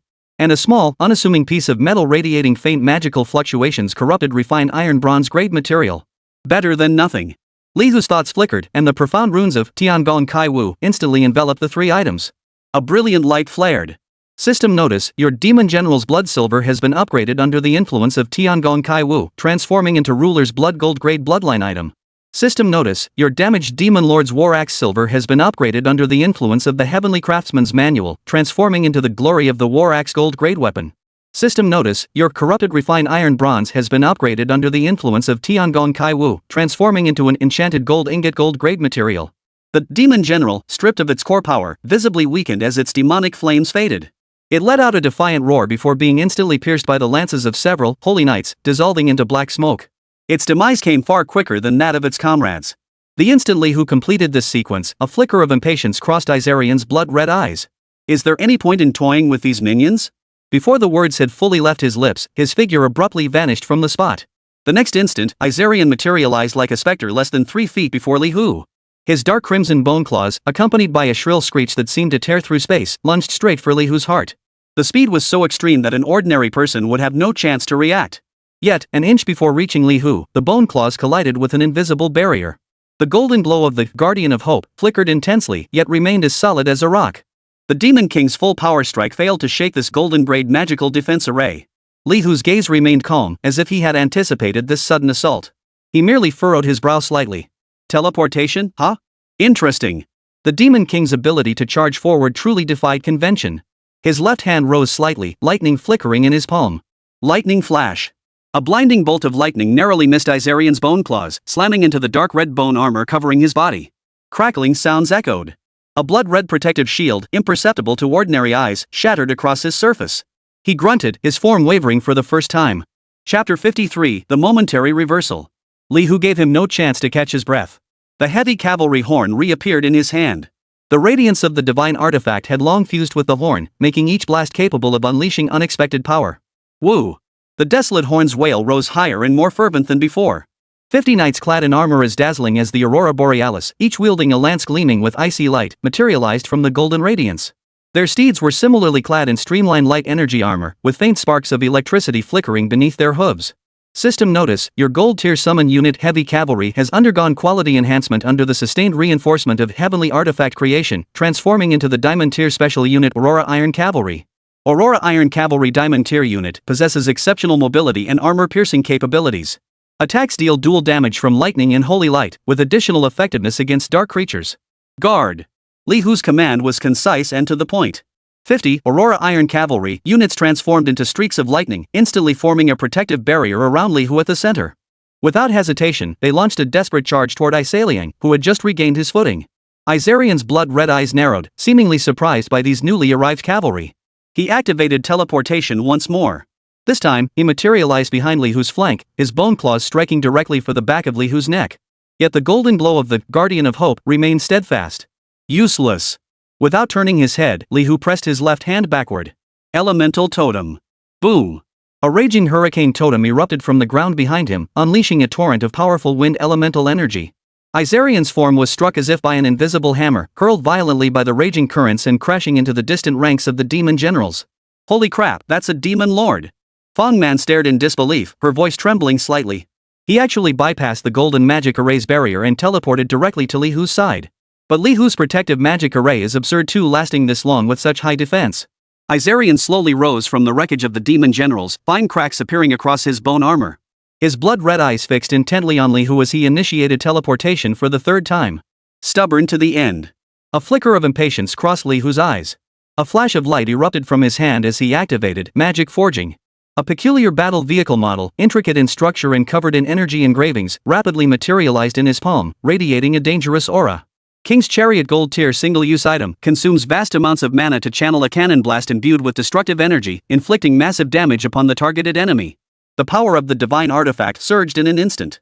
Golden light surged, transforming into a blinding crimson radiance.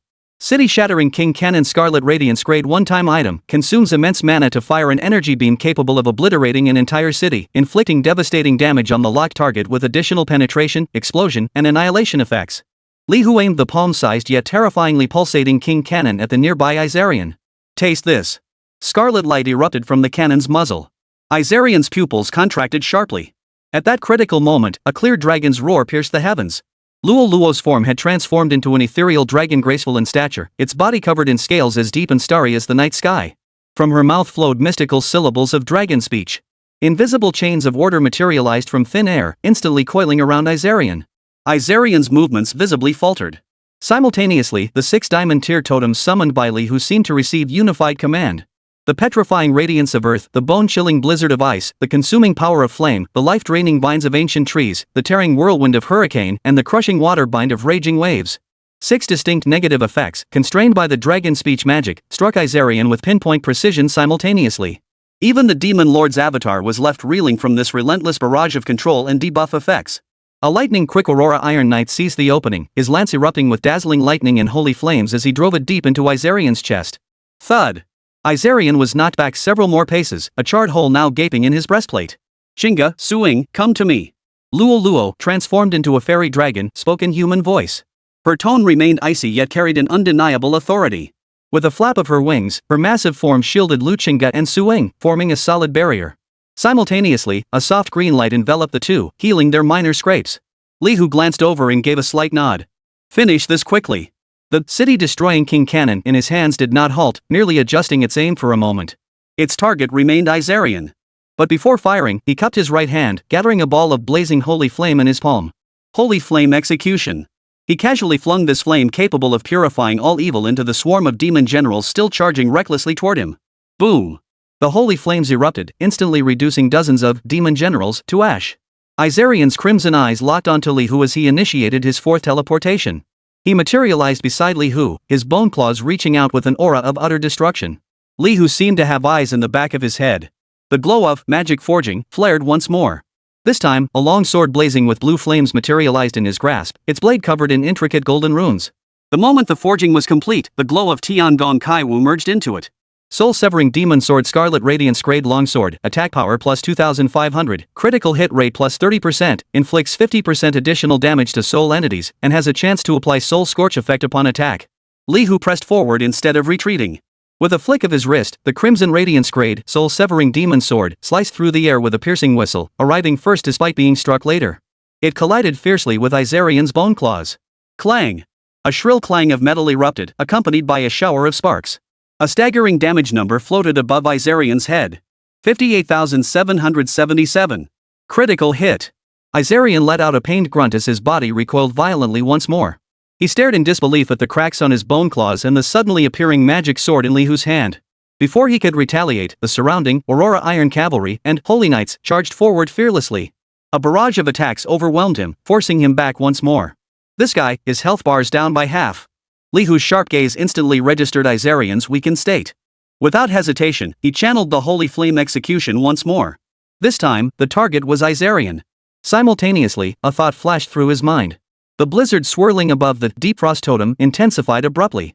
Countless icicles carrying a soul-piercing chill crashed down relentlessly upon Isaliang and the surrounding demon generals. Holy flames and blizzard intertwined, half scorching like purgatory, half freezing like the underworld. Why do I feel? Fong Man murmured to herself, her gaze growing unfocused. Little brotherly who looks more like that arrogant big boss. That demon lord seems more like a stubborn challenger, charging in time and again to meet his end. Luo shifted back into her half-dragon form, a hint of peculiarity flickering in her dark green dragon eyes. Zhong Jingyao's lips curved slightly as she murmured softly. Indeed. Su Ying's cheeks flushed slightly as she asked in a soft voice. Is that supposed to be a compliment? Lu Qingda's cool voice carried a hint of a barely perceptible smile. What else could it be? Chapter 54, The Hero of Another World. No sooner had she spoken. A cold system alert sounded unexpectedly in Lihu's mind. System warning, detected unknown interference with world order by chosen one Lihu. The native world's suppression force has marked you as a high-priority threat target. System warning, kingdom forces have designated you as mortal enemy. The hero has received highest priority hunt orders targeting you. System notice, the hero, bearing the blessing of the world's will, is initiating dimensional teleportation. Estimated arrival at current coordinates in 10 seconds. 10 seconds. Lihu's brow finally furrowed slightly. This sudden system alert carried an undeniable sense of pressure. He rapidly processed the information. The hero is coming. Lihu's voice was calm, yet it froze the atmosphere that had just begun to relax. Fong Man's excitement froze on her face. The hero? That legendary being, cultivated by every kingdom, specifically tasked with eliminating abnormalities? Luo Yan's emerald dragon eyes narrowed as she looked at Lihu, her gaze complex. It seems your interference with this world's order has grown so significant that even the suppressors can no longer ignore it. Zhong Jingyao's breath caught slightly. Su Ying's small hand instinctively clenched the hem of her robe. Lu Qingda's knuckles turned white as she gripped her sword, her gaze sharp. Before the words had fully faded. Above the battlefield, a brilliant holy light tore through the darkness cloaked by the blood-red crescent moon. The light radiated holiness and majesty, carrying an aura that purified all evil. A figure bathed in the light descended slowly. He possessed the pointed ears characteristic of elves, his face strikingly handsome, almost otherworldly. His magnificent silver-white armor shimmered brilliantly under the holy light. His gaze swept across the battlefield, finally settling upon the tottering figure of Demon King Izarian. A flicker of pity or perhaps regret at seeing his prey snatched away by another passed through his eyes. Hero Keliseth LV50 World will Blessing Status. Keliseth extended his hand, a soft white aura emanating from his palm. Wretched creature, beneath the hero's radiance, you shall find temporary respite. A solid white shield instantly enveloped Eurasian's nearly shattered body. The demon lord's rapidly depleting health was abruptly halted by this shield. Keliseth finally turned his gaze toward Lihu, his eyes brimming with arrogance and scrutiny. Visitor from another world, your performance is over. The Demon King is mine. And you shall be mine as well. A faint, pure white halo radiated from his body. The negative energy fields of the 6 diamond totems melted away like ice the moment they touched the halo.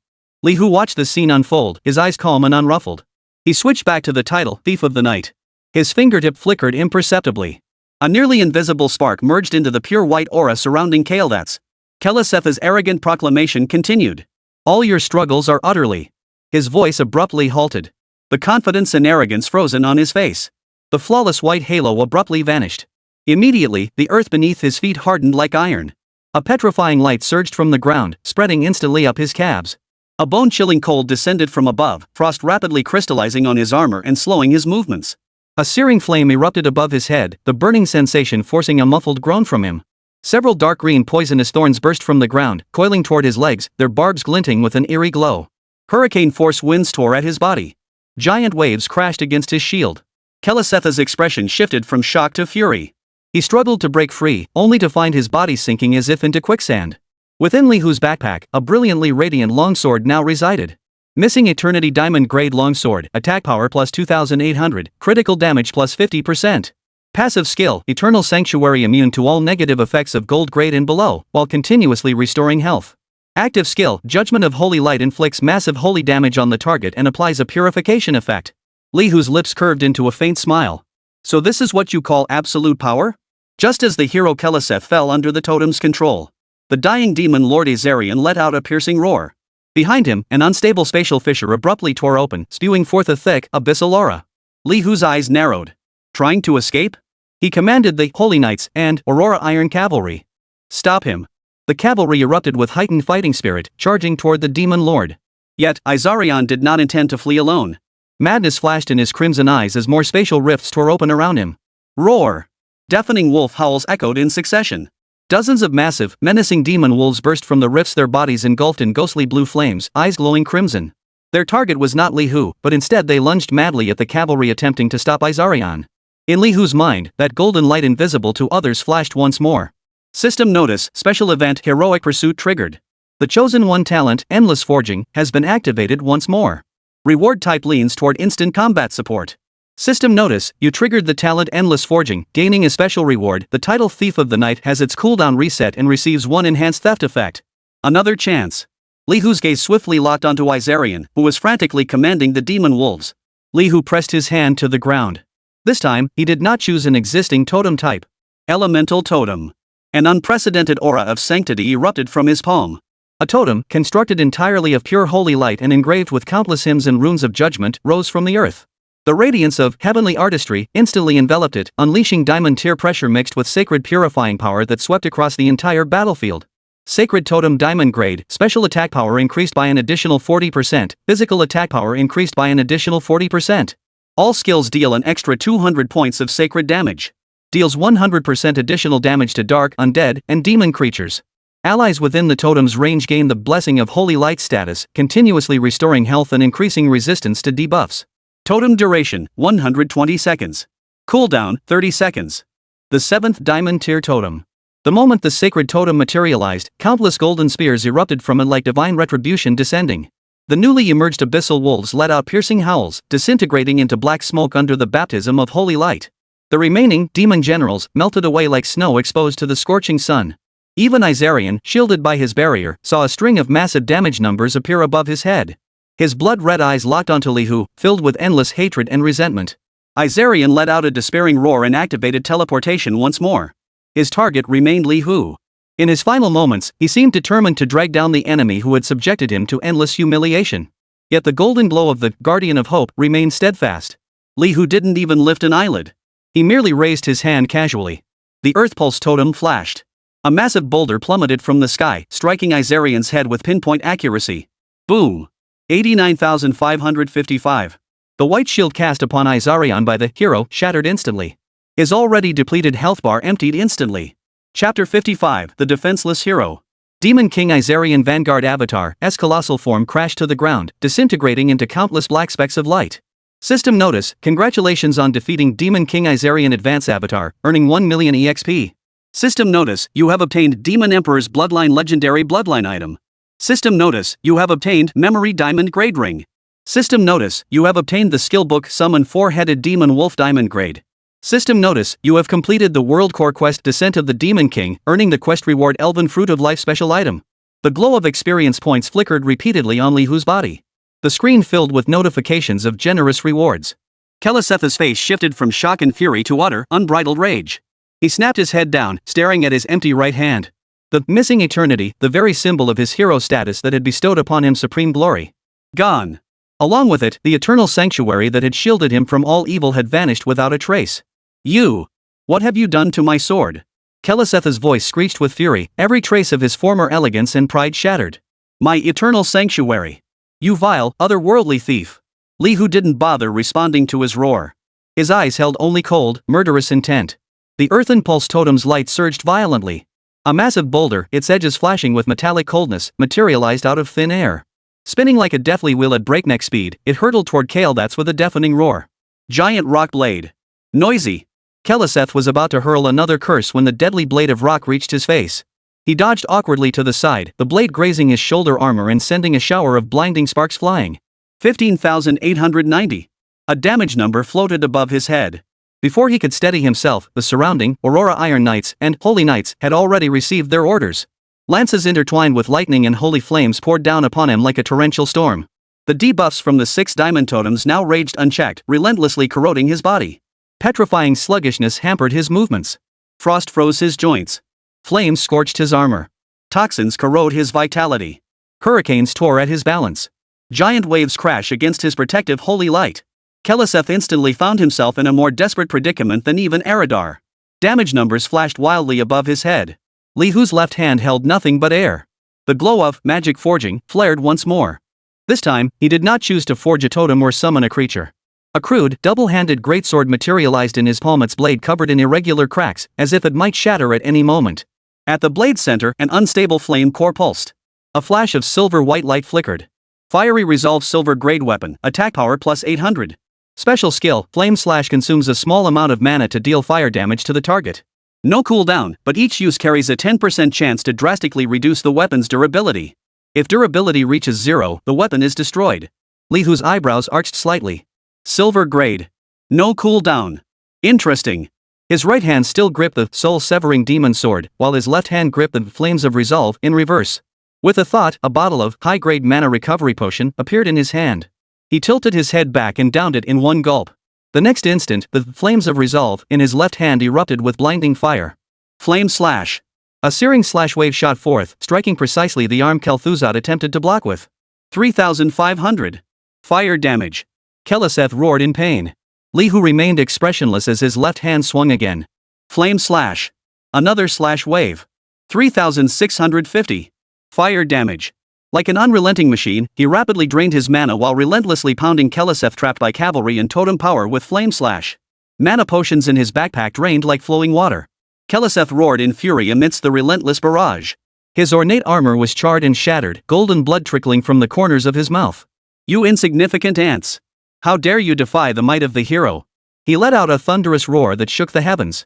Blinding holy light erupted from his body. This light was not for healing, but brimmed with devastating, frenzied power. Boom! An unstoppable shockwave radiated outward from his center. The first few members of the Aurora Iron Cavalry were flung away, horse and rider alike. Even the golden magic circle of the Guardian of Hope, enveloping Li Hu and his companions, trembled violently under the impact of this raging holy light. The light flickered erratically as cracks spread rapidly across its surface. Bang! A crisp cracking sound. The long-standing golden gray protective magic array was finally shattered by Kael'Thas's forceful assault.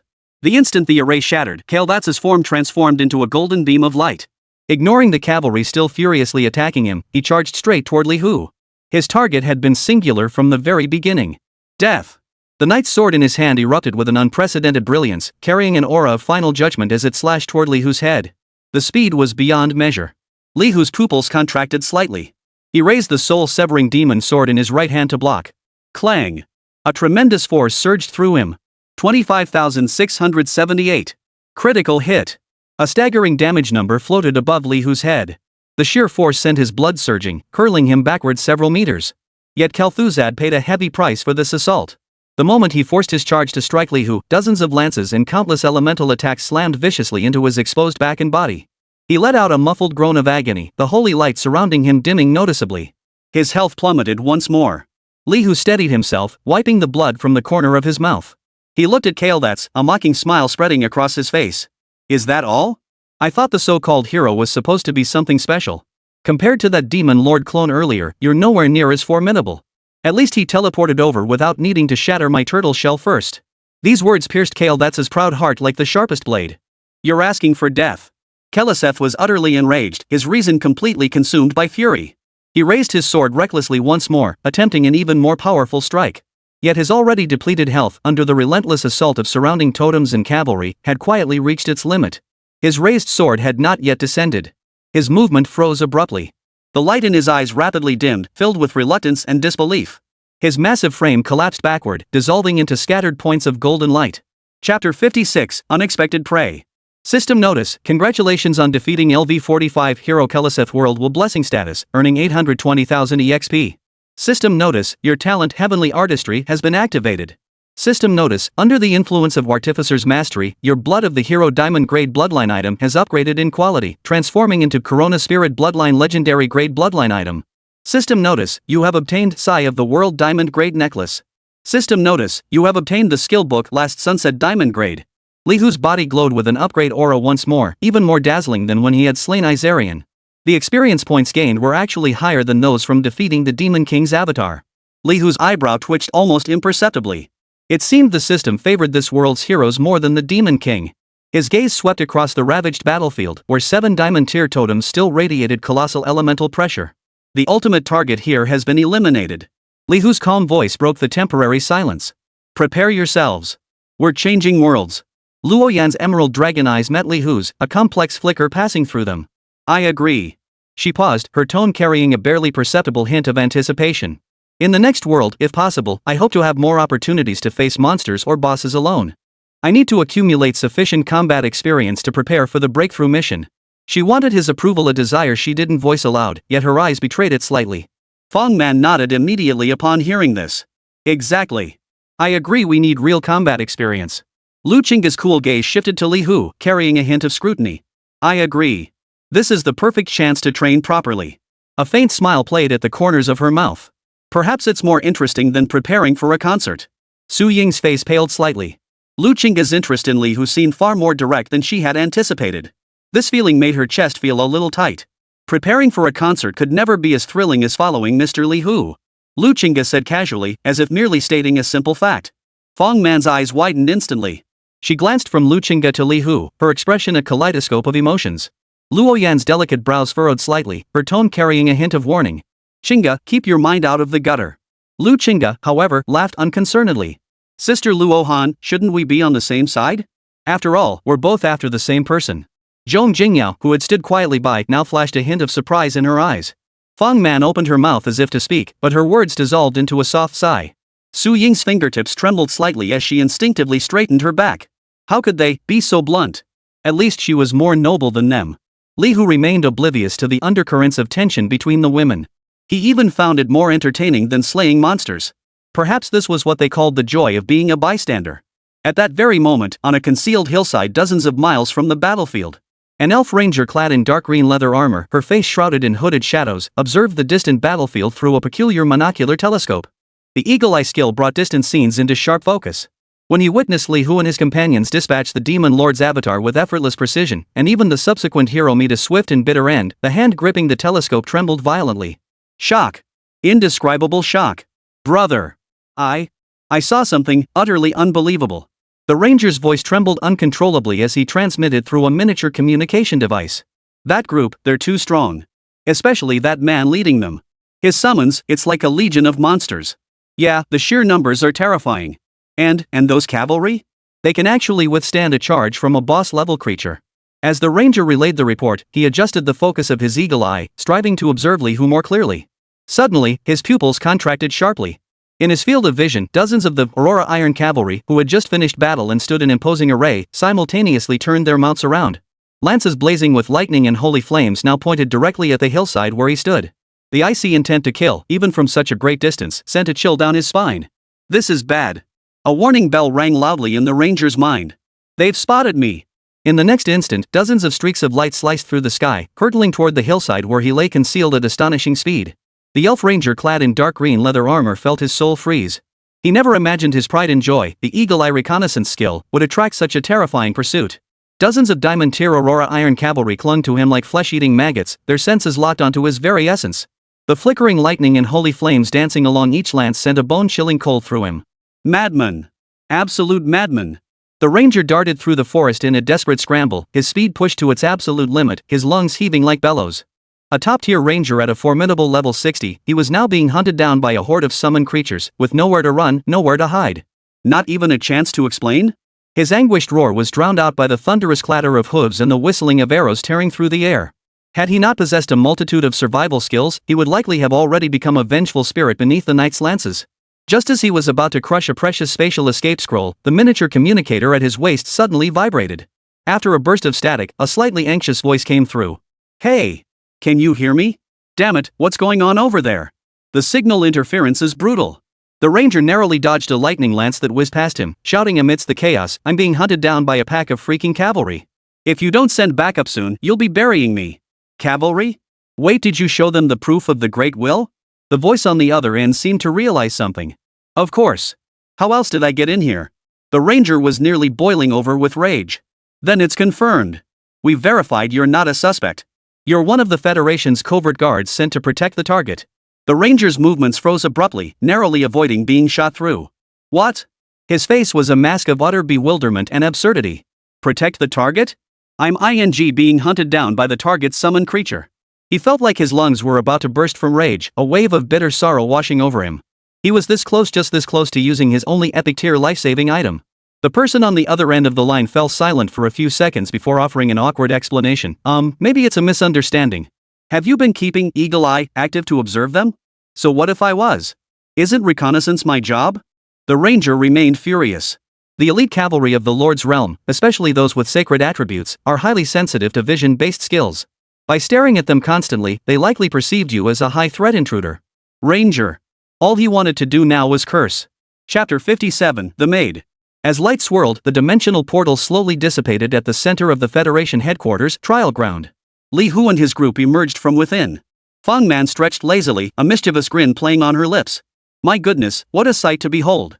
Our mighty Lord Li Hu was only level 10, right? Yet he can command his summoned creatures to chase a top-tier level 60 ranger all over the place. If word got out, he'd be a strong contender for the Federation's Rookie of the Year. No, the Federation's best. Li Hu remained impassive, neither confirming nor denying the remark. It was the Holy Knights who spotted someone lurking at a great distance for an extended period. Out of caution, I dispatched a squadron to investigate. The target reacted swiftly and fled immediately. The cavalry pursued for a while, but I didn't pursue further. He paused before adding, later, a minstrel from the Federation outpost came to explain, confirming that individual's identity as a shadow guard. Not far away, a minstrel carrying a harp approached with a gentle smile, gracefully bowing to Li Hu and his companions. As Lord Li Hu mentioned, the ranger's predicament was truly a case of reaping what one sows. The bard chuckled softly. He likely spent years on missions in the old world, unaware of certain rules in the Lord's realm.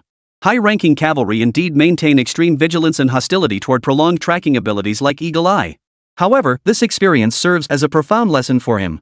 I hope you all learn from it as well, growing into the true pillars of the Federation in the future. Li Hu's lips curled in an almost imperceptible smile. He suspected that Ranger wouldn't want to see him for days.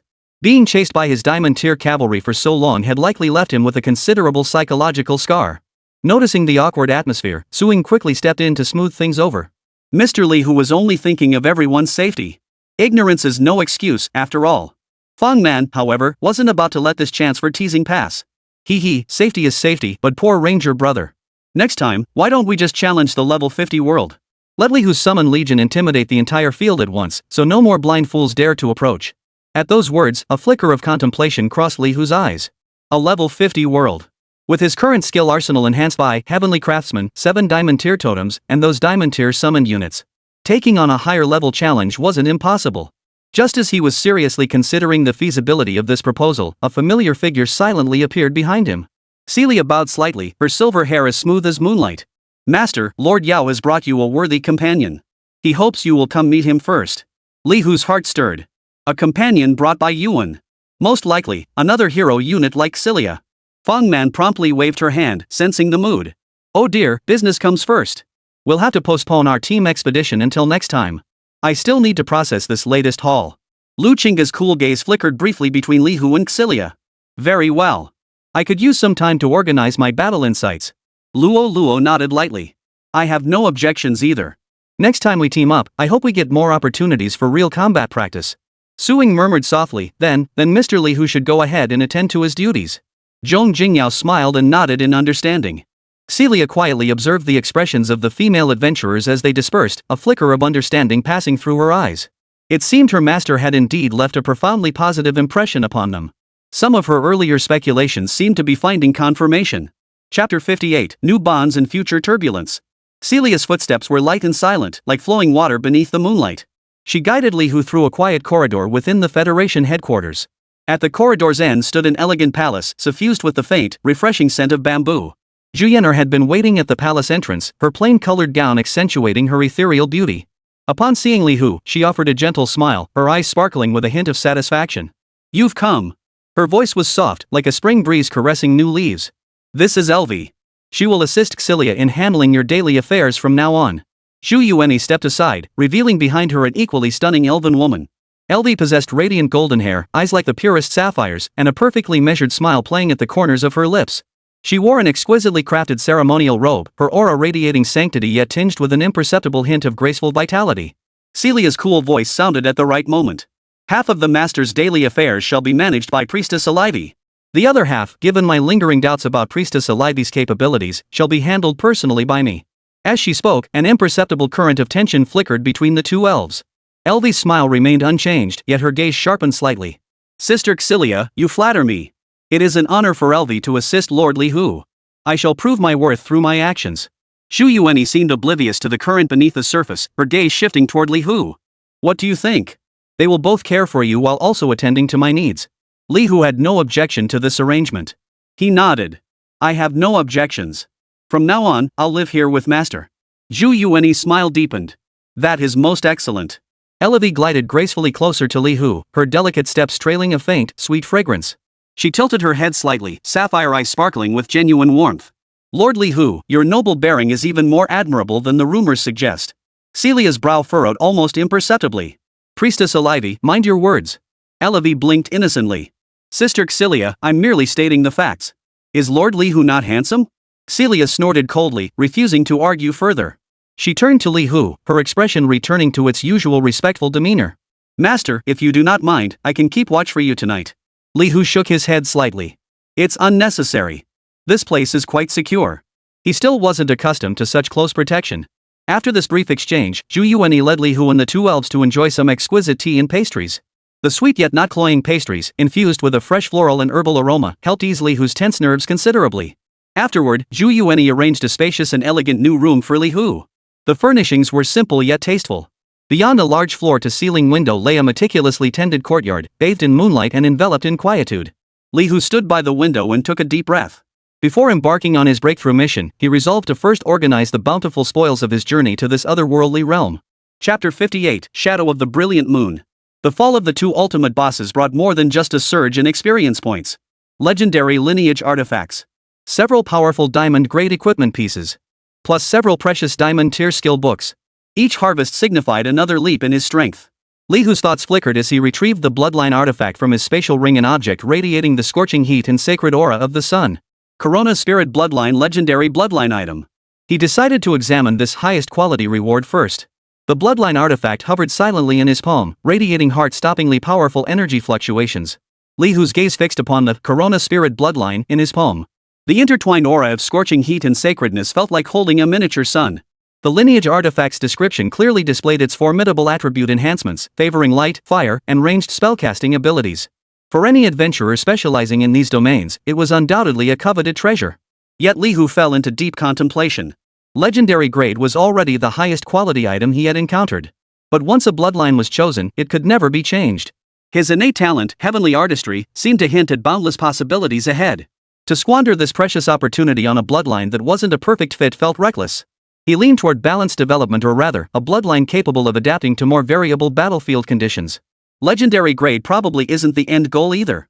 Li Hu murmured to himself, ultimately tucking away the Corona Spirit Bloodline with care. As a top-tier material, it might prove more valuable in the future.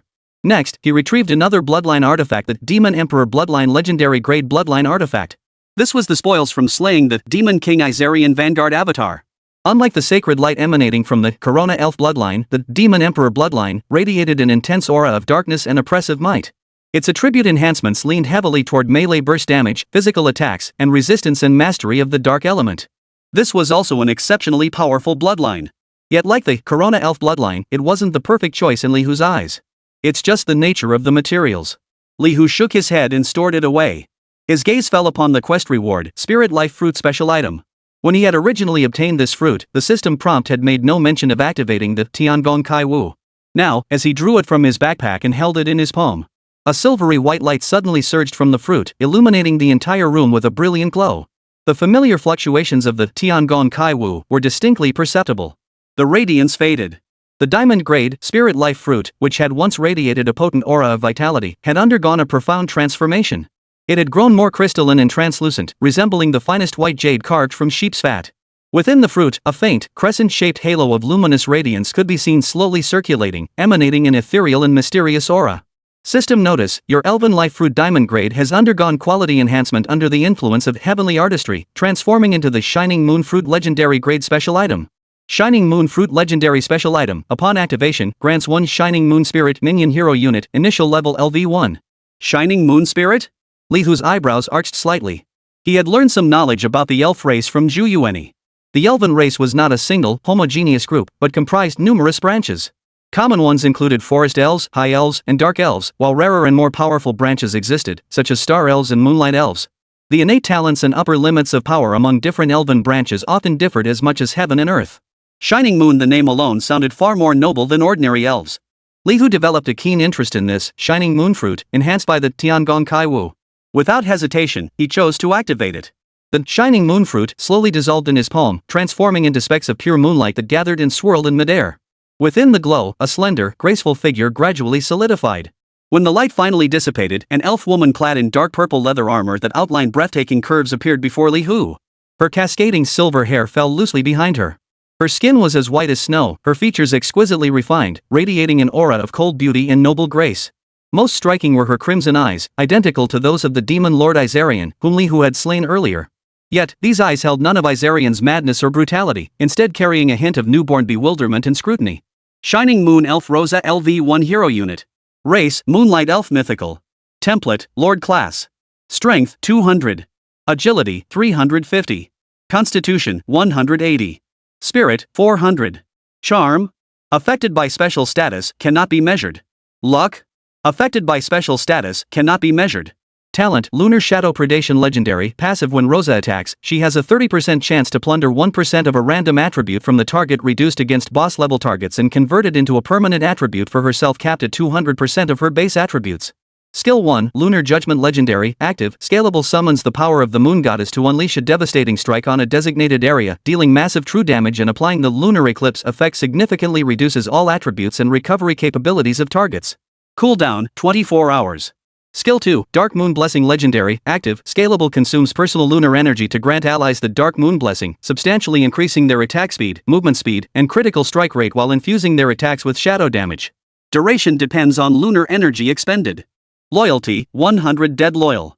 Li Hu glanced at Rosa's attribute panel, a hint of surprise flashing in his eyes. Though only level 1 initially, her 4 core attributes were shockingly high. Her agility and spirit, in particular, rivaled those of some elite units in their 30s or 40s. 2 scalable legendary skills, one a powerful offensive ability, the other a top-tier support. What truly baffled him was the legendary talent named Moonlight Predator. Attacks had a chance to permanently strip enemy attributes. This growth potential was nothing short of terrifying. What surprised Li Hu most, however, was the loyalty stat already maxed out at 100 points. He recalled that when Xilia was first summoned, her initial loyalty had only been 80 points. Why is your loyalty already at 100? Li Hu looked at Rosa and voiced his confusion. Chapter 59, The Weight of Faith. Rosa's crimson eyes flickered slightly as she studied Li Hu. After a moment, she replied in a voice tinged with ethereal quality. Because you defeated it. It? Li Hu furrowed his brow. Rosa nodded slightly. I was once the demon king chosen by the world will. What you defeated earlier was not my true form, but the distorted power and projection of will that the world will forced upon me. It was your arrival that freed me from its control. Deep within Rosa's crimson eyes, Li Hu's calm face was reflected, yet beneath it seemed to swirl a turbulent undercurrent. The world will chose me as the demon lord, entrusting me with a mission of destruction of fate, never my own desire. Her voice was ethereal, tinged with a hint of relief after liberation, yet also a touch of indifference toward her past fate. It twisted my power, forging the frenzied projection you witnessed. Your arrival was like a light tearing through the darkness, shattering the shackles of that will and allowing me to glimpse my true self. Thus, you are no longer a slave to power, but the wellspring of my faith, my master. This explanation carried more profound weight than any intricate contract. Li Hu stared at her. This moonlight elf's loyalty stemmed from a redemption that felt almost like rebirth. He nodded, accepting this unexpected devotion. This is the residence of my master, Zhu Yuanyi. On ordinary days, besides my master and me, there is also a holy dragon maid named Xilia and another elf priestess, Elibai, who stay here. Li Hu's tone remained calm as he briefly described their surroundings. They are both powerful beings, responsible for assisting with daily affairs. Rosa listened quietly, her crimson eyes flickering slightly as she processed the information. I understand, master. Li Hu pushed open the door and the faint light of dawn, mingled with the fresh scent of bamboo leaves, washed over them. In the courtyard, the standoff between two figures shattered the tranquility. Xylia stood resplendent in silver-white battle armor, radiating an aura of icy detachment that kept others at arm's length. Elvi, dressed in an exquisite ceremonial robe, her golden hair gleaming, wore a smile so perfectly composed it bordered on defiance. The air between them crackled with invisible electricity, crackling and popping. Oh? Has a new sister joined our master's side? Elvi broke the tense silence first, her gaze settling on Rosa with a hint of scrutiny and amusement. Xylia snorted coldly, her gaze like a sharp blade sweeping over Rosa's distinctive dark purple leather armor and crimson eyes. Master, who is this? Li Hu remained expressionless. She is Rosa, the newcomer. She will also be mine from now on. The simple introduction carried an air of absolute certainty. Celia's gaze lingered on Rosa for a moment, her tone tinged with the caution of a senior figure. As one of the master's servants, you should understand the most basic principles of care. I hope you won't disappoint your master. Rosa lowered her gaze slightly, her voice still ethereal yet tinged with earnestness. I will strive to learn diligently and live up to my master's expectations. Elvi chuckled softly, observing Rosa with keen interest. A moonlight elf? Now that's a rare breed indeed. Seems far more interesting than those mindless dragons who only know how to fight and kill. Her gaze drifted toward Xylia, the pointedness of her words unmistakable. The chill emanating from Xylia intensified. At least I'm not like certain smooth-talking creatures who only know how to deceive their masters with sweet words. Elvi's smile remained unchanged, but her tone suddenly sharpened. Oh? That's still better than certain useless fools who can't even handle the important task entrusted by Lord Yao. You! Celia clenched her teeth, clearly stunned by the remark. Enough! Li Hu spoke calmly, cutting off the argument that was about to erupt between the two. The tense atmosphere in the courtyard froze for a moment. Celia took a deep breath, turned toward Li Hu of her own accord, and resumed her usual respectful demeanor. Master, since Miss Rosa is new here, she is unfamiliar with many of the rules. I am willing to guide her personally, helping her adapt to life here as quickly as possible so she may serve you better. Li Hu glanced at her, then turned his gaze to Rosa. Very well. Rosa raised no objection to the arrangement, instead offering a slight bow to Xylia. Thank you for your kindness, Senior Xylia. Celia nodded, her expression softening slightly as she addressed Rosa. Follow me. We shall first pay our respects to Lord Yuan. With that, she turned and led the way deeper into the palace. Rosa glanced at Li Hu. Seeing him nod, she too began walking, following closely behind Xylia. The dark purple figure soon vanished around the corner of the corridor. In the courtyard, only Li Hu and Elvi remained.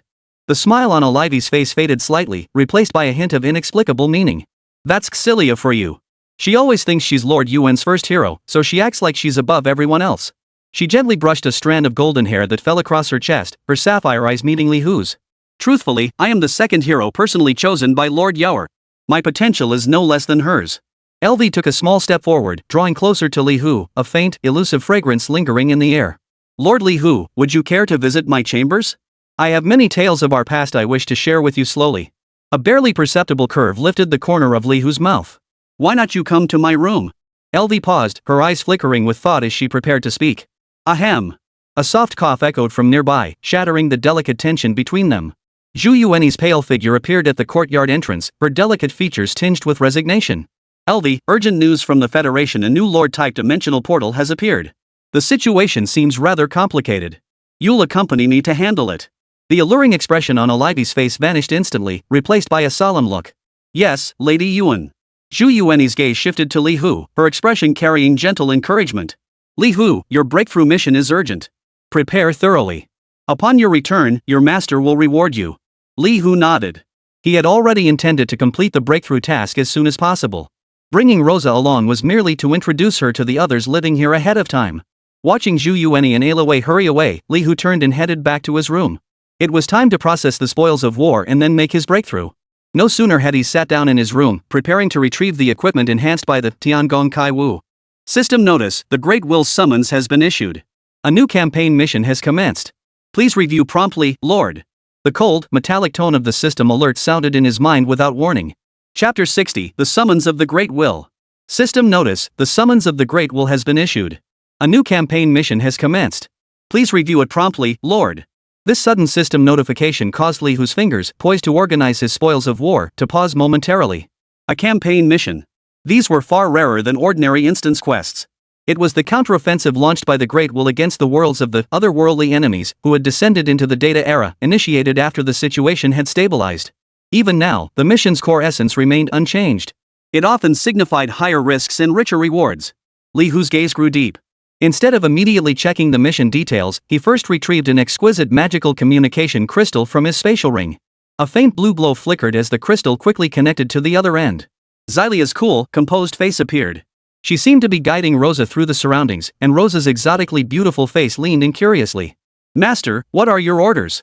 Celia's voice was as deferential as ever. Li Hu's voice was deep and solemn. "The system has just issued a campaign mission. I have not yet accepted it." "A conquest mission?" Xylia's expression grew more serious, clearly understanding the weight of such a mission. Beside them, Rosa's crimson eyes flashed with an unusual light, tinged with subtle anticipation. "Master, please allow Rosa to accompany you." Before Li Hu could elaborate, Rosa spoke up of her own accord, her tone resolute. Li Hu glanced at her. The loyalty and fighting spirit of this moonlight elf surpassed his expectations. A combat mission is no trivial matter. "Rosa understands. I will give my all and never be a burden to my master." She bowed slightly, her silver hair cascading down like a waterfall. Li Hu pondered briefly before nodding. "Very well. An additional legendary tier hero unit would undoubtedly provide a crucial boost in the unknown world of conquest. Thank you, Master." Rosa's voice carried a barely perceptible hint of excitement. The communication did not cut off immediately. Celia's voice sounded again, tinged with a hint of contemplation. "Master, before I brought Rosa to familiarize her with your residence, I exchanged messages with Lady Yuan. Lady Yao mentioned that the spatial ring she gifted you contains a special spatial anchor." "A spatial ring had an anchor point too?" Li Hu heard this and didn't feel particularly surprised. Master Yuan had indeed thought of everything. But a question immediately came to mind. "Celia, that ring has already been enhanced by my innate talent. Could you contact Master Yuan again now? See if she can still sense the anchor points she set on the spatial ring she gifted me?" This was indeed a crucial question. If the anchor points failed, returning home would become a major challenge in this unfamiliar world of conquest. Celia seemed to have anticipated his question. "I'll confirm with Lady Yao immediately." She gave Li Hu a slight nod before closing her eyes, evidently connecting with Zhu Yuan through some means. Moments later, Celia opened her eyes, her tone light. "Master, Lady Yao has replied. The anchor point established specifically for you has not become invalidated due to the ring's enhanced quality. Furthermore, she has granted me partial access to its functions. In case of emergency, I can attempt long-distance support or retrieval through this anchor point." This news completely put Li Hu at ease. Zhu Yuan's arrangements always provided security when he needed it most. "Very good." A faint smile touched Li Hu's lips. "Stay on standby. I'll assess the situation after accepting the mission." After ending the communication, Li Hu took a deep breath and refocused his attention on the system panel before him. With a slight shift of his thoughts, he selected the flickering, dark gold-hued campaign mission. System notice: you have accepted the conquest mission The Lost Gods. Mission name: The Lost Gods. Mission type: Conquest Mission Multi-Team Participation. Quest world: Ares Continent Fantasy-infused world. Mission background: on ancient Ares continent, the radiance of the gods has long dimmed, and their once devoted followers have sunk into despair. Yet, souls unwilling to fade into oblivion now seek to steal the world's last vestiges of light, attempting to kindle the illusory divine flame. The Great Will has sensed these disturbances and hereby summons brave warriors to eliminate the threat and quell the chaos. Primary objective: 1. Rebirth Flame Anursumage, the chief archmage of an ancient magical empire who sought to retrace the path of the gods. Having successfully reincarnated, he now secretly rebuilds his power. 2. Bones of the Lich Sokotan reincarnated, an ancient lich whose soul fused with the supreme laws of death, reborn through a special ritual into a new lifeform, seeking to dominate the netherworld. 3. Echoes of the End Obsidian Dragon Sargera's remnant soul, the lingering essence of a colossal dragon slain in the primordial war of the gods, awakened by a malevolent force and now seeking to devour the world's primordial essence to resurrect. Quest duration: 90 calendar days. Rewards vary based on mission completion and contribution, including but not limited to substantial experience points, legendary tier or higher gear items, special titles, and world reputation. Special Note 1: multiple recruited teams may participate in this campaign, potentially forming cooperative or competitive relationships. Special Note 2: Lords have 72 hours for pre-battle preparations. Upon preparation time expiration, they will be automatically teleported to the mission world. Special Note 3: Lords may enter the mission world solo or in a party max 5 members. Party members must belong to the same faction and have accepted this campaign mission. Li Hu carefully read every detail of the mission. The Lost Gods. A world with a name, the continent of Ares. This usually meant a more complex background and stronger natives. The targets were 3 beings whose very names carried extraordinary weight. The Reborn and RSUS. The Reincarnated, Sokotan. And the Dragon Soul, Sargeras. Each radiates an aura of "I'm powerful, I'm formidable." Pick any one of them, and they're capable of stirring up storms or even overturning the world. Multiple factions involved meant that beyond these formidable local foes, he would also encounter kindred spirits from other realms. Those lords, likewise chosen by the Great Will. Are they potential allies, or even more dangerous rivals? Will they collaborate for mutual benefit, or clash blades? Everything remains unknown. A hint of amusement curved Li Hu's lips. Only such a world, with such adversaries, was worthy of the term conquest. He sensed that the rewards of this journey would be substantial indeed. Chapter 61, Preparing for Battle. 72 hours of pre-battle preparation felt both ample and urgent to Li Hu. His first inventory check focused not on dazzling diamond tier equipment or skill manuals, but on a previously overlooked special item that might now deliver unexpected benefits. It was a palm-sized, archaic-looking, elven witch's crystal cauldron special item. Its dark purple body bore intricate elven runes, faintly pulsing with magic. He had obtained this crystal cauldron during his previous exploration of another world, completing a minor side quest for a reclusive elf witch. He hadn't paid it much mind at the time, but upon carefully examining its properties now, Li Hu's eyes lit up slightly. Elven Witch's Crystal Crucible. When placed beside a forge during equipment crafting or enhancement, there is a small chance to grant the finished item an additional random property. Property quality correlates with the equipment's quality. Nice piece of gear. Without hesitation, Li Hu retrieved it and placed it beside the forging bench he had temporarily summoned in the corner of the room. With a thought, the silver glow of Tiangong Kai Wu silently enveloped an inconspicuous material in his backpack, inferior magic wolf soul. A flash of light flickered. System notice: under the influence of Tiangong Kai Wu, your inferior demon wolf soul has been upgraded in quality, transforming into Night Demon Wolf Bloodline Silver Grade Bloodline item. Li Hu nodded slightly. Not bad. He retrieved several discarded bronze grade items and attempted to reforge them using the Elven Witch's Crystal Furnace. After several attempts, an item named Whisper of the Wind Spirit Silver Grade Leather Armor successfully gained the Agility attribute, boosting movement speed by 5% through the combined effects of Tiangong Kai Wu and the Crystal Forge. Though only silver grade, this success gave him a clearer understanding of the Crystal Furnace's value. Looks like forging just got a whole lot more exciting. After handling these matters, Li Hu finally turned his attention to himself. Zhu Yuanyi had reminded him that breaking through his tasks was paramount. He immediately settled his mind, beginning to digest the vast experience and combat insights gained from his journey to the other world. The energy within him surged like a raging river, crashing against invisible barriers under his guidance. The two skills most vital to his profession, blacksmith and tempering, were the first to undergo transformation, fueled by the massive influx of experience. Golden light surged from his body as two consecutive system notifications echoed in his mind. System notice: your skill Blacksmith Master Tier has been upgraded to Blacksmith Grandmaster Epic Tier. System notice: your skill Tempering Master Tier has been upgraded to Essence Refinement Epic Tier. Immediately, an even more powerful sensation of advancement swept through his entire body. System notice: level breakthrough quest complete. Your level has increased to LV11, LV12, LV16. 5 levels in a single leap. A surging power filled his limbs and bones. Li Hu slowly opened his eyes, a flash of sharpness darting across his gaze. Level 16. Finally, he could equip several high-level items previously inaccessible due to insufficient level. He opened his attribute panel, where 2 newly added skill slots lay quietly awaiting filling. But gazing at the dazzling diamond tier skill books and gear in his backpack, each still radiating brilliant light yet marked with the requires level 45, Li Hu couldn't help but let out a soft sigh. The revolution is not yet complete. Comrades must continue striving. Master, 20 minutes remain until teleportation. Rosa's cool, slightly admonishing voice came from outside the door. She seemed to have been standing quietly by the door all along. Li Hu gathered his focus. 20 minutes. That would suffice. He swiftly selected suitable skills from his reserve pool to fill the 2 newly unlocked skill slots. Mana Gathering Spirit Rare Passive increases your mana regeneration rate by 30%. When casting spells, has a 10% chance to refund 20% of the mana cost. Stellar Insight Rare Active consumes mana to reveal a target's weaknesses and partially concealed information for 30 seconds. Cooldown, 5 minutes. Both were support-oriented skills, but their practicality made them valuable. Oh, right, Rosa. Li Hu seemed to recall something. You're still only level 1 and don't even have a decent piece of gear on you. The teleportation countdown had only 3 minutes left.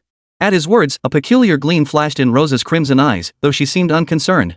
Serving my master is all I need to be content. But Li Hu couldn't possibly let her go into battle completely unarmed. He immediately contacted Xilia through the communication crystal. Xilia, prepare a set of bow and leather armor suitable for Rosa at level 1. Make it as quickly as possible. As you command, master. Celia's efficiency was remarkable. Within a minute, she appeared at Li Hu's doorstep bearing a set of dark leather armor, an exquisitely crafted longbow, and a full quiver of enchanted arrows. Master, this is a level 1 starter set I urgently procured from Federation Logistics. It carries faint shadow and armor-piercing effects. Rosa took the gear and began putting it on with slightly awkward movements, yet she carried herself with a unique, dashing charm. Watching this, Li Hu suddenly asked, Celia, are there any special considerations for equipping hero units? Celia gave a slight nod.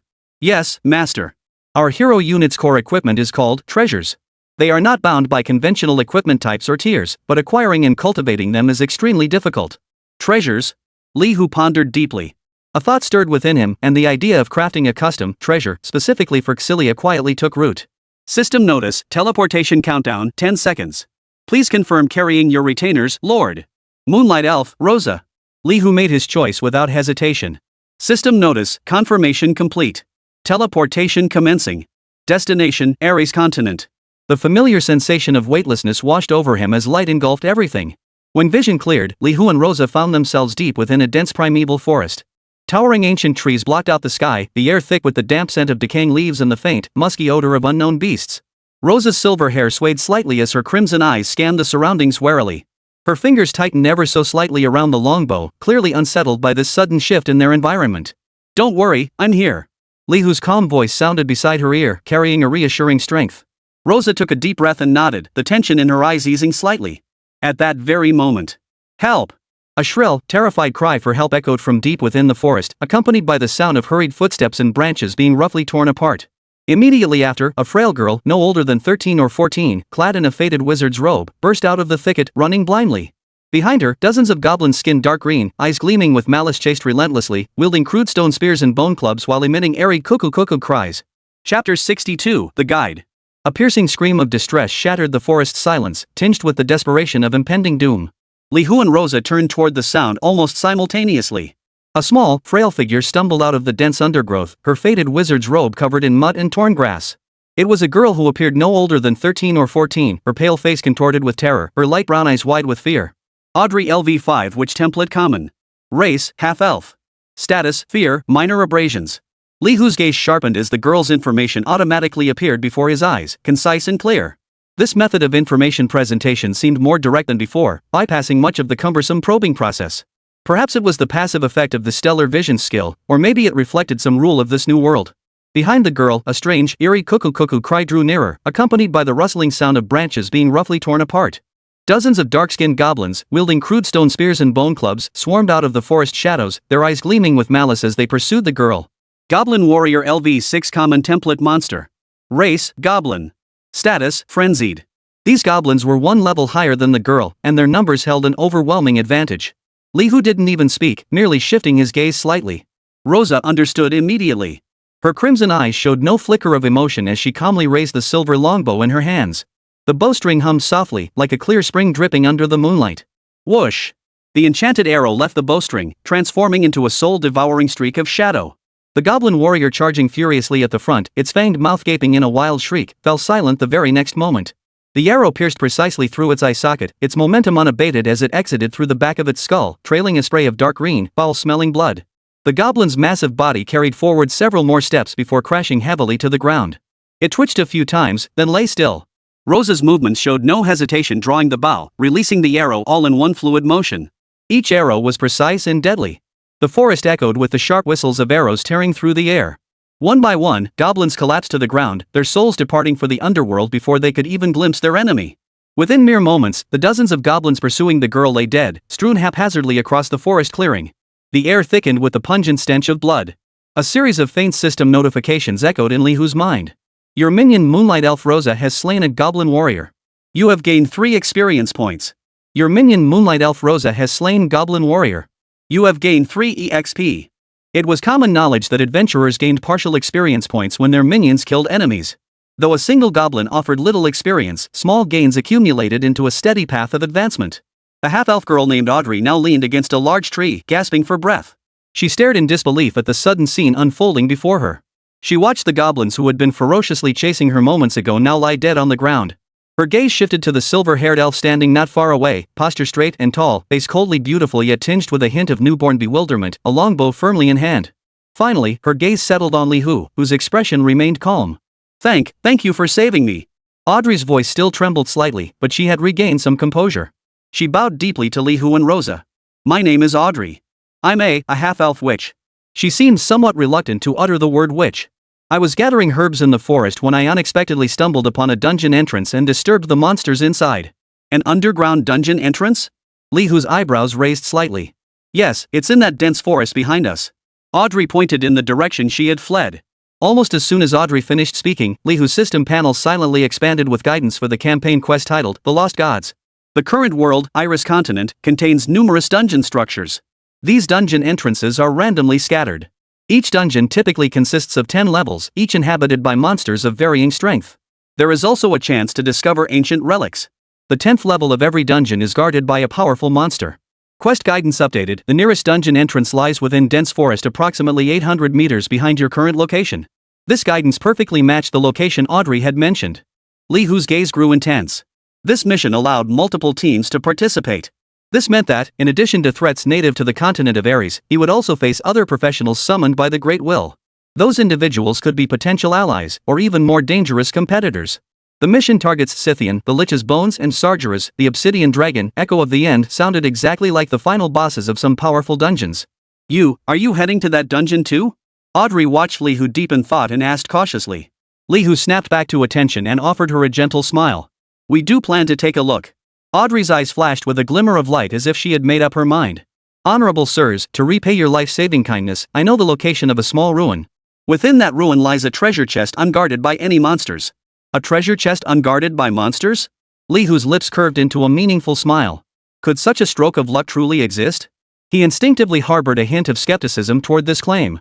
However, he possessed absolute confidence in his own abilities. Even if there were traps, he had sufficient trump cards to handle them. If there are no monsters guarding it, why doesn't Miss Audrey just take the items from the treasure chest herself? Li Hu voiced the question that had been on his mind. Audrey's expression darkened slightly, her voice growing huskier. Because we witches are beings not favored by the gods. Even though those ancient deities have long vanished, the divine punishments and prohibitions they left behind still exist.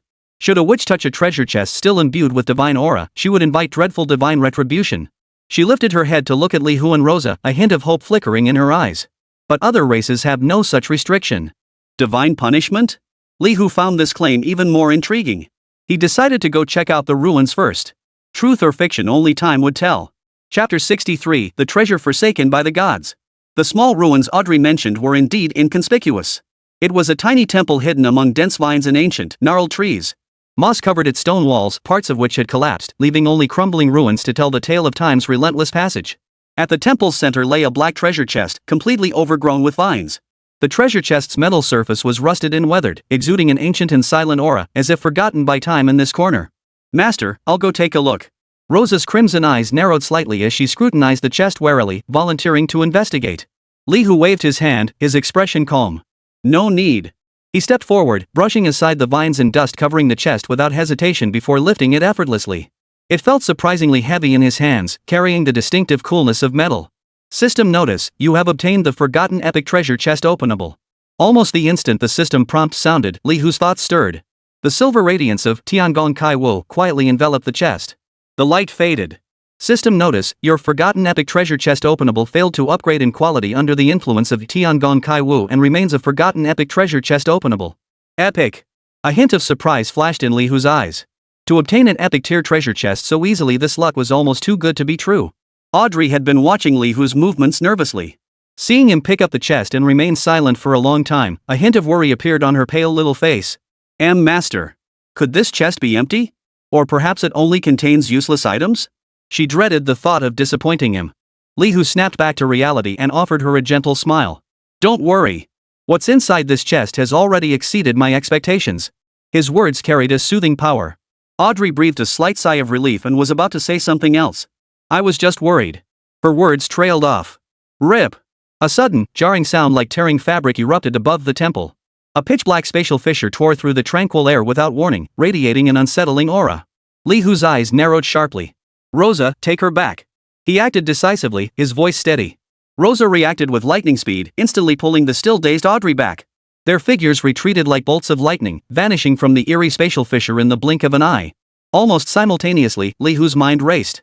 He instantly activated two items from his backpack. He activated the mysterious, magic calendar silk weaving. Simultaneously, a certain ability tied to the War and Chariot Factory was triggered. The glow of Tiangong Kaiwu flickered once more. System notice, you have obtained Magical Tales Miscellany Silver Grade Special Item. Immediately afterward, the shimmering, metallic-hued phantom of a chariot, adorned with magical runes, abruptly materialized before Li Hu. King's Chariot. Almost the instant the King's Chariot appeared, several towering figures leapt one after another from the pitch-black spatial fissure. They were towering figures clad in uniform, dull armor, with sharp curved blades hanging at their waists. Their skin bore an unsettling grayish-green hue. The leader clutched a yellowed parchment scroll in his hand, his eyes darting greedily and urgently around the temple interior. The treasure map is correct, the deity's chest lies here. One of the lizard-like creatures croaked in a raspy, grating common tongue. Yet in the subsequent combat information, the system labeled them as Werewolf Marauders. Werewolf Marauder LV-15 Elite Template Otherworldly. Race, Werewolf. Status, Greedy, Frenzied.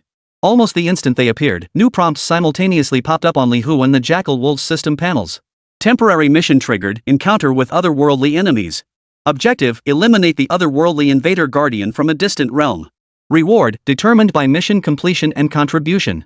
The stakes were instantly clear. It was either kill or be killed. The level 16 werewolf captain at the head of the pack immediately spotted Li Hu standing atop the king's chariot, clutching the treasure chest. Kill him. Reclaim the divine treasure. It roared furiously, swinging its curved blade as it charged toward Li Hu first. The other werewolves followed closely behind, their eyes gleaming with a bloodthirsty light. Li Hu stood atop the king's chariot, his expression stern.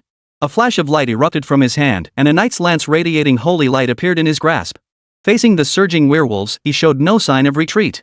With a fierce thrust forward, he pointed his lance. Holy flame execution. Blazing flames plummeted from the sky like meteors, striking the charging werewolf ranks with pinpoint accuracy. Boom! Boom! Boom! Explosions echoed in rapid succession, scorching shockwaves mingling with the hyena men's piercing screams as they instantly engulfed half the temple ruins. Massive damage numbers floated above their heads. These werewolves clearly hadn't expected this human, who appeared to be a melee class, to unleash such terrifying magical damage. A caster. Shields up, hold the line. The jackal wolf captain bellowed in a mix of shock and rage. A jackal man beside him instinctively raised a crude bone shield. Yet under the relentless barrage of holy flame execution, the shield shattered within mere seconds. The werewolf itself screamed in agony before turning to charcoal. Despite the heavy toll, 3 half-dead werewolves, fueled by reckless courage and the brief respite bought by their fallen comrades, broke through the meteor shower's coverage. Their eyes glowing crimson, they closed in on the king's chariot. A savage gleam flashed in the eyes of the leading werewolf captain. His curved blade rose high, slicing through the air with a sharp whistling sound as it aimed for Li Hu's head. It intended to tear this dreaded spellcaster limb from limb. Yet a cold smile curved Li Hu's lips. The knight's lance in his hand instantly dissolved, replaced by a colossal surge of earth elemental power coalescing in his palm. Hum. A massive blade formed from rock materialized before him at a visible speed, radiating a heavy yet razor-sharp aura. Die. Li Hu uttered the single word softly. The massive rock blade swept out with overwhelming force, slicing cleanly through the bodies of the 3 half-dead werewolves.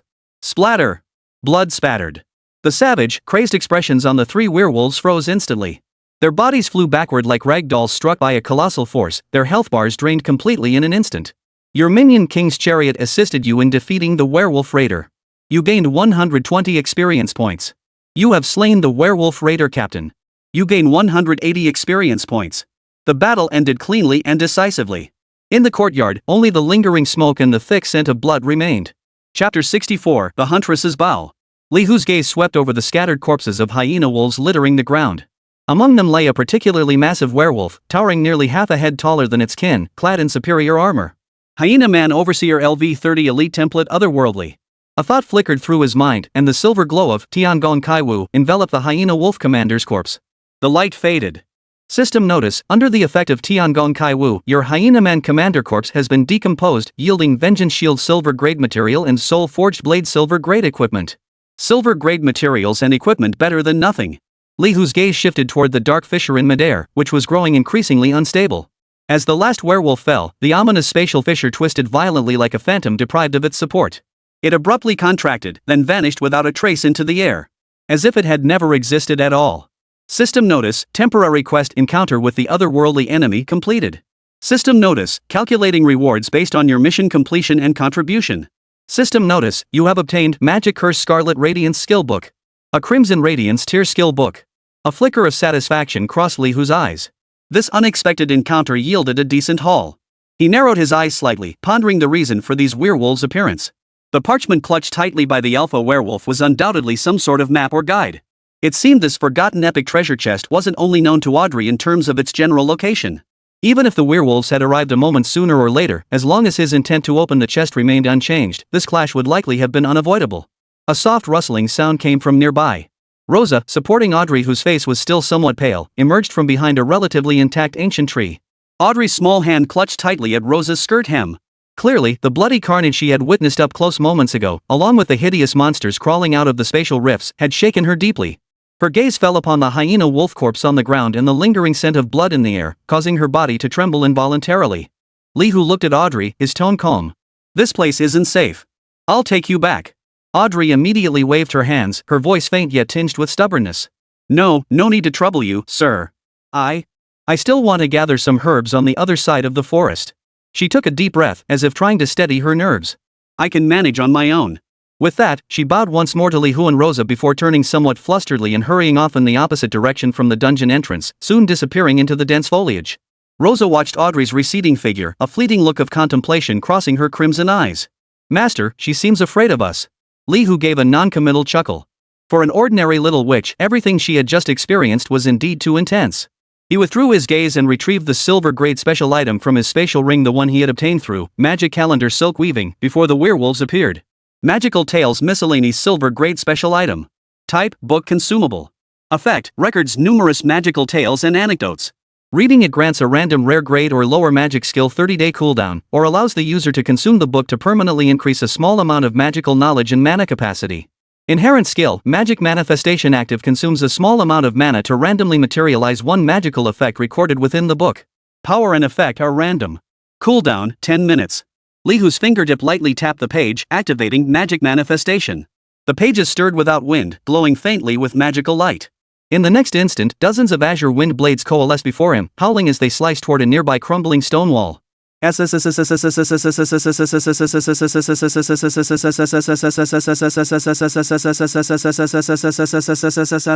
Stone fragments scattered, leaving several gouges of varying depths on the wall. 1,000 wind blades common grade magic effect. Average in power, but excels in surprise. Li Hu casually tossed the Magical Tales Miscellany back into his spatial ring. His attention returned to the forgotten epic grade treasure chest resting quietly in his palm. If both materials and corpses could be enhanced through Tiangong Kai Wu, could the chest itself and the items obtained from it also benefit from this process? Without further hesitation, he chose to open the chest. A faint glow flickered. System notice, you have opened the forgotten epic treasure chest and obtained the hunting goddess's bow epic damaged. A longbow appeared in his hands, ancient in design, its limbs carved with intricate patterns yet covered in fine cracks, its bowstring dull and faded. Almost the instant he acquired it, Li Hu activated Divine Artistry once more. A silvery glow enveloped the damaged longbow entirely. The light faded. System notice, under the influence of Tiangong Kai Wu, your hunting goddess bow epic damaged has been upgraded in quality, transforming into hunting goddess bow epic intact. It worked! A gleam of excitement flashed in Li Hu's eyes. Items obtained from treasure chests could indeed undergo secondary enhancement.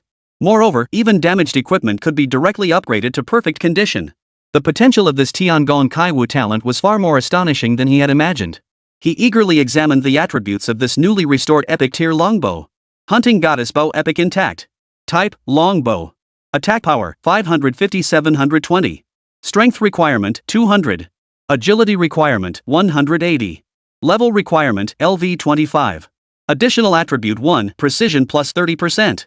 Additional stat 2, increases damage dealt to beast and monster type targets by 25%. Additional skill 1, hunting mark active marks a target, increasing all damage taken by 15% and ensuring all attacks against it critically hit for 30 seconds. Consumes 100 mana. Cooldown, 5 minutes. Additional skill 2, Goddess's Gaze passive attacks have a 10% chance to ignore part of the target's defense and deal additional damage equal to 5% of the target's maximum HP effect reduced against Lord level and above targets. Description, a weapon once wielded by a mighty goddess of the hunt, imbued with divine radiance and the nightmare of all prey. Powerful attributes, practical skills. Especially the passive Goddess's Gaze, a god tier skill for boss fights. However, when Li Hu's gaze fell upon the strength and level requirements, his brow furrowed slightly. 200 strength, level 25. He was only level 16 now, and his strength stat was still far below the requirement. It seemed this powerful bow would have to gather dust in his backpack for now. Chapter 65, An Unexpected Delight. Li Hu's gaze settled on the hunting goddess bow. The bow's body radiated a subdued, dark golden hue. After restoration, the countless tiny cracks that once covered it had vanished without a trace, replaced by sleek, powerful lines. Hunting Goddess Bow Epic Intact. Type, Long Bow. Attack Power, 550-720. Strength Requirement, 200. Agility Requirement, 180. Level Requirement, LV 45. Additional Attribute 1, Precision plus 30%. Additional Stat 2, 25% increased damage against beast and monster type targets. Bonus Stat 3, Armor Penetration plus 20% ignores 20% of target's physical defense when calculating physical damage.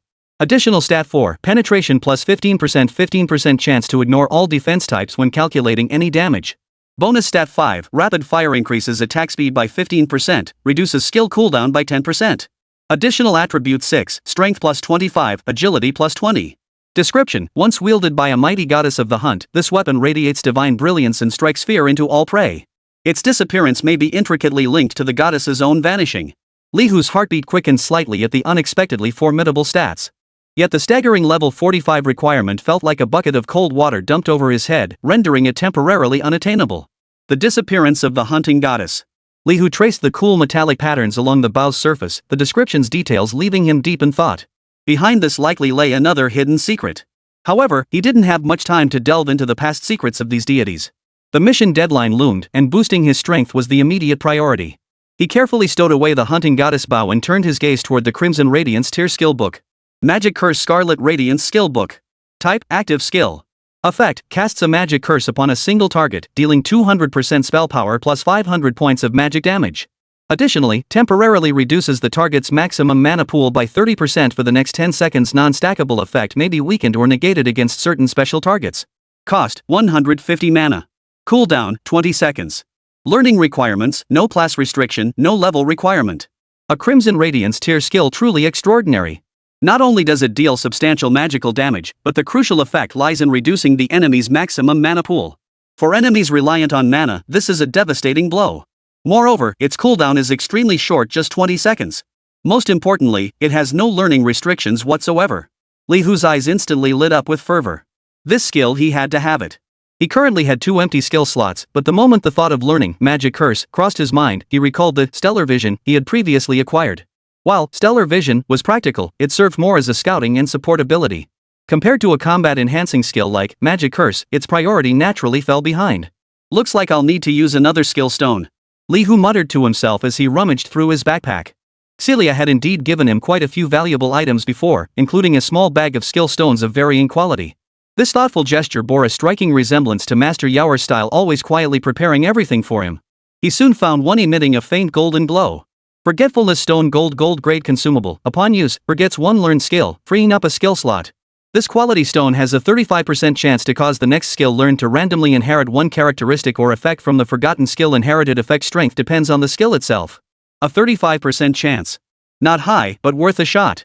Li Hu hesitated no longer, immediately choosing to use this gold grade Forgetfulness Stone on Stellar Vision. A flash of light erupted as the Stellar Vision skill icon vanished from his skill panel. Without a moment's delay, he shattered the Magic Curse skill book. A dark crimson light merged into his body. System notice: you have successfully learned the skill Magic Curse Scarlet Radiance grade. System notice: due to the special effect of the Golden Forgotten Stone, your skill Magic Curse has successfully inherited some characteristics of Stellar Vision. It worked! Li Hu's heart leapt with joy. He immediately opened his skill panel to examine the newly transformed Magic Curse. Magic Curse Scarlet Grade active. Effect: casts a magic curse on a single target, dealing 200% spell power plus 500 magic damage and temporarily reducing their maximum mana pool by 30% for the next 10 seconds. Additional effect inherited from Stargazing Vision. Upon casting this skill, grants the caster the Stellar Protection status for 10 seconds, increasing physical defense by 15% and special defense by 15%. Cost: 150 mana. Cooldown: 20 seconds. The original damage and mana cap reduction effects remain unchanged. The key addition is the defense boost inherited from Stellar Vision. Though its duration is brief, just 10 seconds, the 15% boost to both physical and special defense can shift the tide of battle at critical moments. This unexpected bonus lifted Li Hu's spirits even higher. This string of good fortune bolstered his confidence in their journey across the continent of Ares. Rosa, let's go check out that dungeon entrance. Li Hu gathered his focus and addressed the moonlight elf beside him. Yes, master. Rosa gave a slight nod, her crimson eyes showing no hint of dissent. The two proceeded one after the other, following the direction previously indicated by Audrey, deeper into the denser jungle. After traveling about 700 or 800 meters, the surrounding light abruptly dimmed. The branches and leaves of ancient, towering trees nearly completely obscured the sky, with only scattered patches of light filtering through the gaps. The air was thick with a damp, putrid stench, mingled with a faint sulfuric tang. Beneath the massive rock wall, nearly entirely covered by thick vines, a dark, cavernous opening revealed itself. Broken stones and weathered bones littered the entrance's edges, resembling the long-abandoned gateway to an underground city. It matched Audrey's description perfectly. Li Hu's gaze lingered at the entrance. He soon noticed the skeletal remains of an adventurer leaning against the rock wall not far to the left of the entrance. The clothing on the skeleton had long since rotted away, leaving only a few scattered metal armor plates stubbornly clinging to the bones. Below the waist of those bones, something seemed to be faintly glowing within an inconspicuous patch of weeds. Li Hu's eyes flickered as he slowly approached. Just as he bent down, ready to part the weeds and investigate. Snap! The previously motionless skeleton of an adventurer suddenly lit up with 2 points of ghostly blue flame in its eye sockets. It lunged forward, its withered bone claws snapping toward Li Hu's ankle. Undead skeleton LV3 common template undead. The unexpected change occurred. Before Li Hu could react. Whoosh! An arrow wrapped in shadow energy tore through the air at a speed imperceptible to the naked eye. It struck the undead skeleton's skull with pinpoint accuracy. Boom! The skeleton's head exploded on impact, its soul flame extinguished instantly, reverting to a scattered pile of white bones. Rosa stood expressionless nearby, longbow in hand, the bowstring still quivering slightly. Li Hu straightened up and glanced at the scattered bones on the ground. Just a little trap, as expected. His tone was flat. A mere level 3 undead skeleton posed no threat whatsoever to him. Chapter 66, Necromancer. Li Hu's gaze shifted from the scattered pile of white bones to the thicket of weeds. He pushed aside the damp blades of grass. A broken needle lay quietly in the soil, its surface covered in a thin layer of rust. Broken fingernail special item. Li Hu picked it up. It felt cold to the touch, carrying a faint, musty scent. With a flicker of thought, the silver glow of the Tiangong Kaiwu enveloped it. The light faded. System notice: under the influence of Tiangong Kaiwu, your broken needle has been upgraded in quality, transforming into a lost needle black iron grade special item. Lost compass black iron grade special item. Type: support item. Effect: in dungeons or maze-like environments, it continuously points toward the nearest exit or entrance.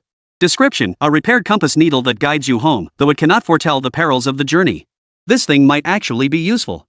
Li Hu stowed the lost path compass in his backpack. He turned to face the pitch-black cave entrance, its depths as vast as the gaping maw of a colossal beast. Master, I'll go in first to scout. Luo Sha's voice was cool and detached, yet carried a hint of initiative. Li Hu shook his head, his tone calm. No need. I'll go first. Without a moment's hesitation, he stepped into the unknown darkness. Rosa followed closely behind, her crimson eyes scanning the surroundings warily. The moment they crossed the threshold, a faint spatial distortion washed over them, as if they'd passed through an invisible membrane. The scene before them suddenly opened up, no longer confined to the narrow cave entrance. A stone staircase stretched downward beneath their feet, with extinguished torches embedded in the stone walls on either side at intervals of several meters. As Li Hu stepped onto the first stair, the pair of torches closest to him ignited with a soft puff, their blue flames flickering to life. The flickering light illuminated the mottled moss on the stone walls. He continued descending, the torches on either side lighting up one after another as he advanced, dispelling the darkness ahead while lengthening the shadows behind him. The staircase wasn't particularly long. Soon, Li Hu reached the end. A relatively spacious stone hall opened before him. Scattered throughout the chamber lay countless goblin skeletons, some reduced to nothing but white bones, others still clinging to decaying flesh. The air thickened with the pungent stench of dust and the unmistakable putrid odor of the undead, clear evidence of a brutal battle fought long ago. Just as Li Hu's gaze swept over the bones. Snap, crackle. The faint, grating sound of bones rubbing together abruptly filled the hall. The scattered goblin skeletons on the floor lit up with ghostly blue soul flames in their eye sockets, resembling flickering torches. They staggered to their feet, their hollow eye sockets locking onto the two uninvited guests, Li Hu and Rosa. Goblin undead LV5 common template undead. Race, goblin undead. Status, dazed, attack instinct. Sure enough, this dungeon had been overrun by undead creatures. Li Hu understood immediately. The boss of this first level was likely connected to an undead mage or similar entity. He didn't even need to speak. Rosa understood immediately. Her silver longbow rose once more, its string instantly knocked with 3 frost-enchanted arrows, each gleaming with icy chill. Whoosh! Whoosh! Whoosh! The arrows tore through the air, carrying a bone-chilling cold, striking precisely at the newly awakened goblin undead. Icy blue frost mist exploded instantly. The goblin undead froze mid-motion. Thick layers of frost rapidly crystallized over their bodies. Their soul flames flickered violently beneath the ice before extinguishing completely. In the blink of an eye, dozens of goblin undead within the hall were transformed into ice sculptures, shattering into a pile of ice crystals and skeletal remains. Li Hu and Rosa pressed deeper into the hall. Along the way, they encountered more low-level undead creatures, shambling skeleton soldiers, drifting specters, and lesser monsters tainted by the undead aura. Amidst these, they also encountered self-regenerating magical traps, like poison darts shooting from walls and spikes erupting from the ground. Though not particularly powerful, these traps were triggered at deceptively opportune moments, always activating when attention was focused on the undead creatures.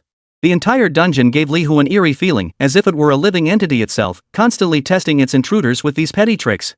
At a narrow passageway turn, several, Carrion Crow's LV7 common template monster, lurking in the shadows suddenly pounced out with shrill squawks. Li Hu's eyes flashed coldly as a light gleamed in his hand.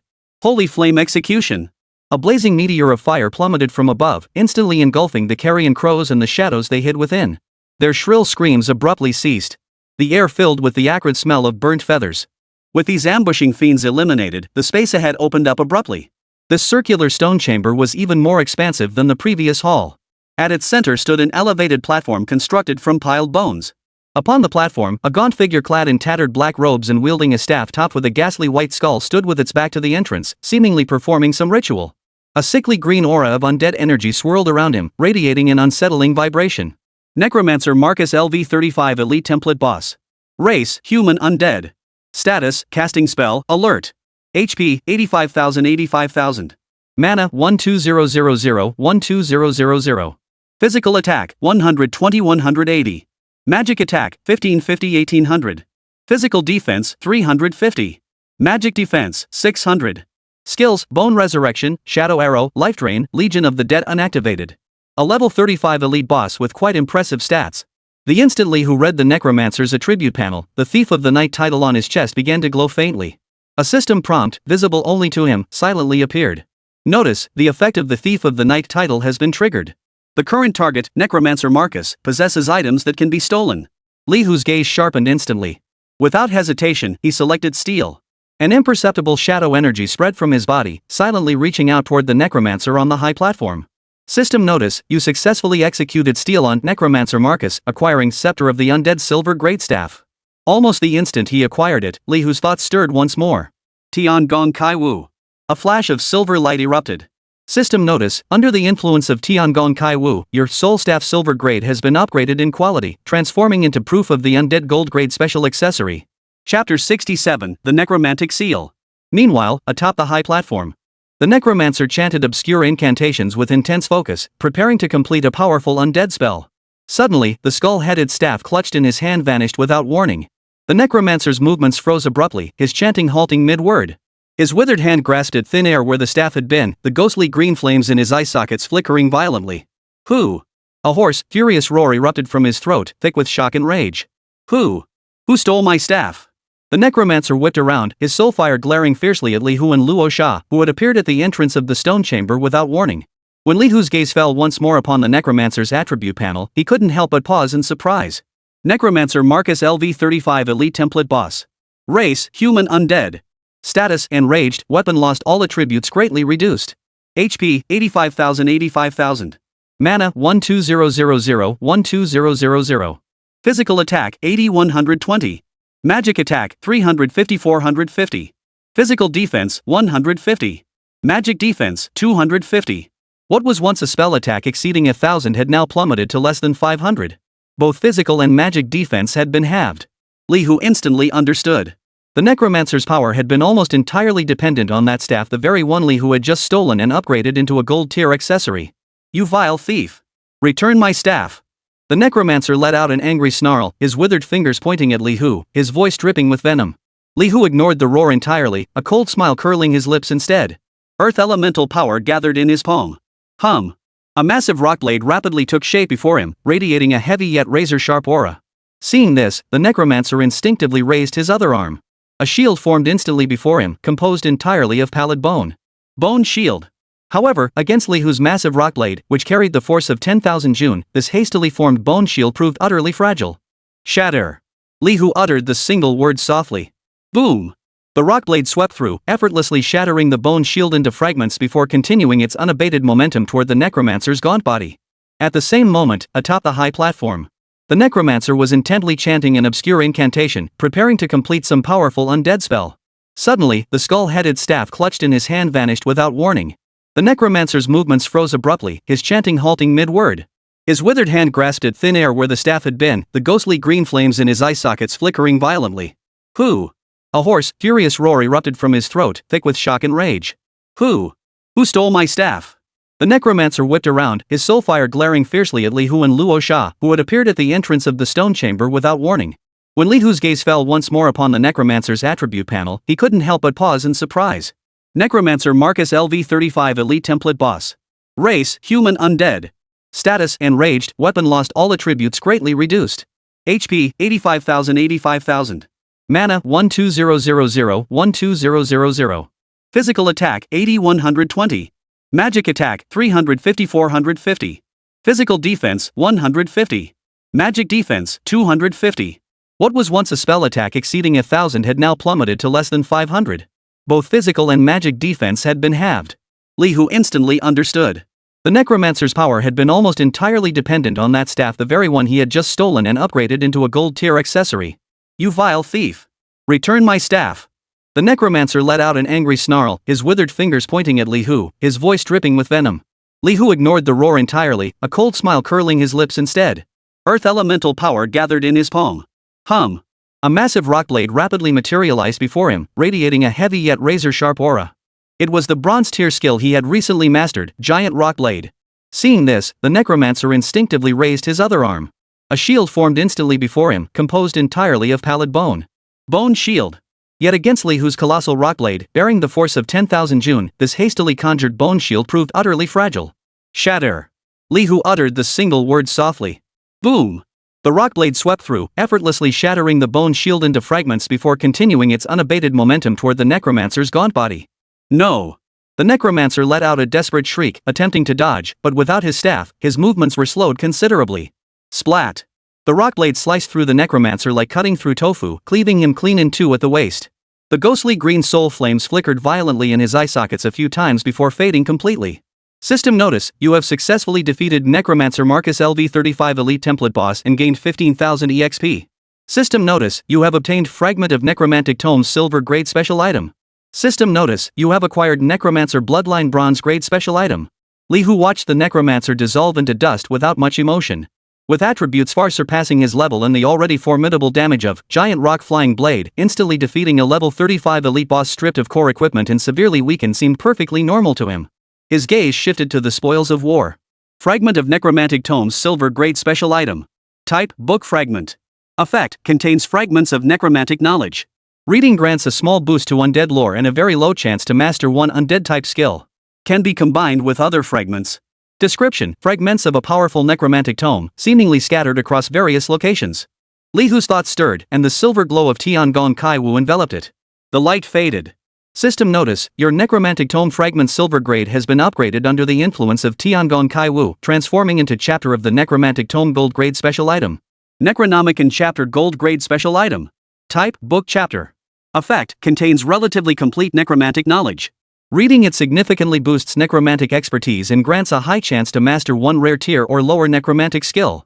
Alternatively, consume this chapter to upgrade one learned necromantic skill by one level capped at the skill's maximum level. Description, a crucial chapter from a powerful necromantic tome, containing deeper secrets of the undead. This upgrade is pretty decent. Chapter 68, The Lost Earth Goddess's Divine Art.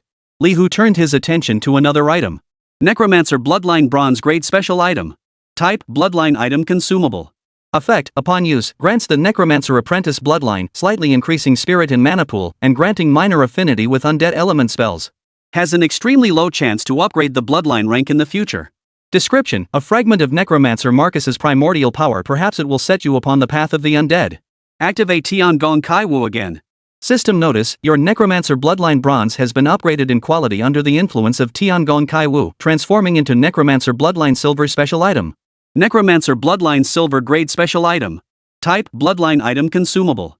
Effect, upon use, grants the Necromancer Bloodline, moderately increasing maximum spirit and mana reserves while granting affinity with undead element spells. Also grants the innate talent Bone Control Basic. Has a low chance to upgrade the Bloodline tier upon subsequent use. Bone Control Basic passively increases all attributes of summoned undead creatures by 10%. Can actively control ordinary undead creatures not exceeding your level by consuming mana. Quantity depends on mental attribute. Description: a purer form of primal power from the necromancer Marcus, enabling you to advance further along the path of the undead. Lihu stowed both items away, having no immediate plans to learn or use them. Master, this way. Rosa's cool voice echoed as she pointed toward a stone wall behind the necromancer's platform. There, an inconspicuous hidden door stood quietly ajar, revealing a pitch-black passage leading deeper into the darkness. Lihu nodded, surmising this must be the entrance to the next level of the dungeon. He first carefully inspected the area near the hidden passage entrance, confirming there were no remaining traps or lurking undead creatures. Only then did he and Rosa, one in front and one behind, step into the passage. The passage was narrow and deep, the air even more damp and chilling than the stone chamber outside. After traversing several dozen meters, Rosa suddenly halted, her gaze fixed on a recessed corner along the left wall, nearly indistinguishable from the rock surface.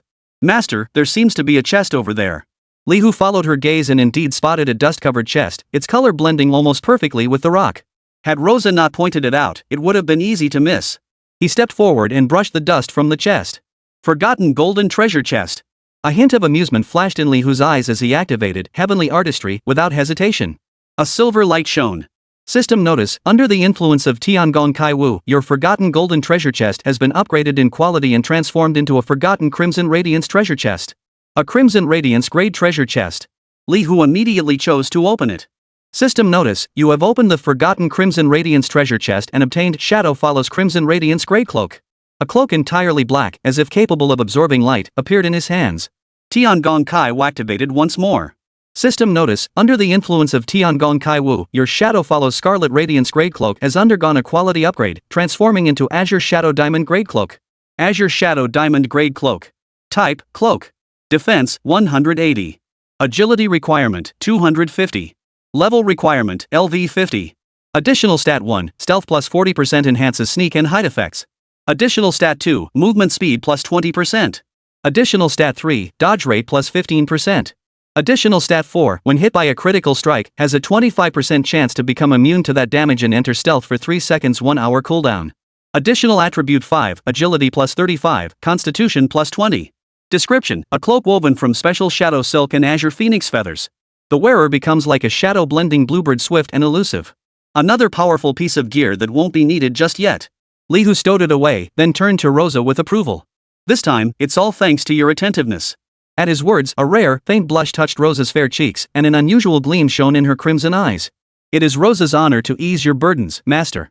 She bowed her head slightly, her voice soft yet tinged with an almost imperceptible tremor. Master. Rosa. Lihu observed her hesitant expression and understood her unspoken words, yet he gently interrupted: completing our mission comes first. Let us press on. Yes, master.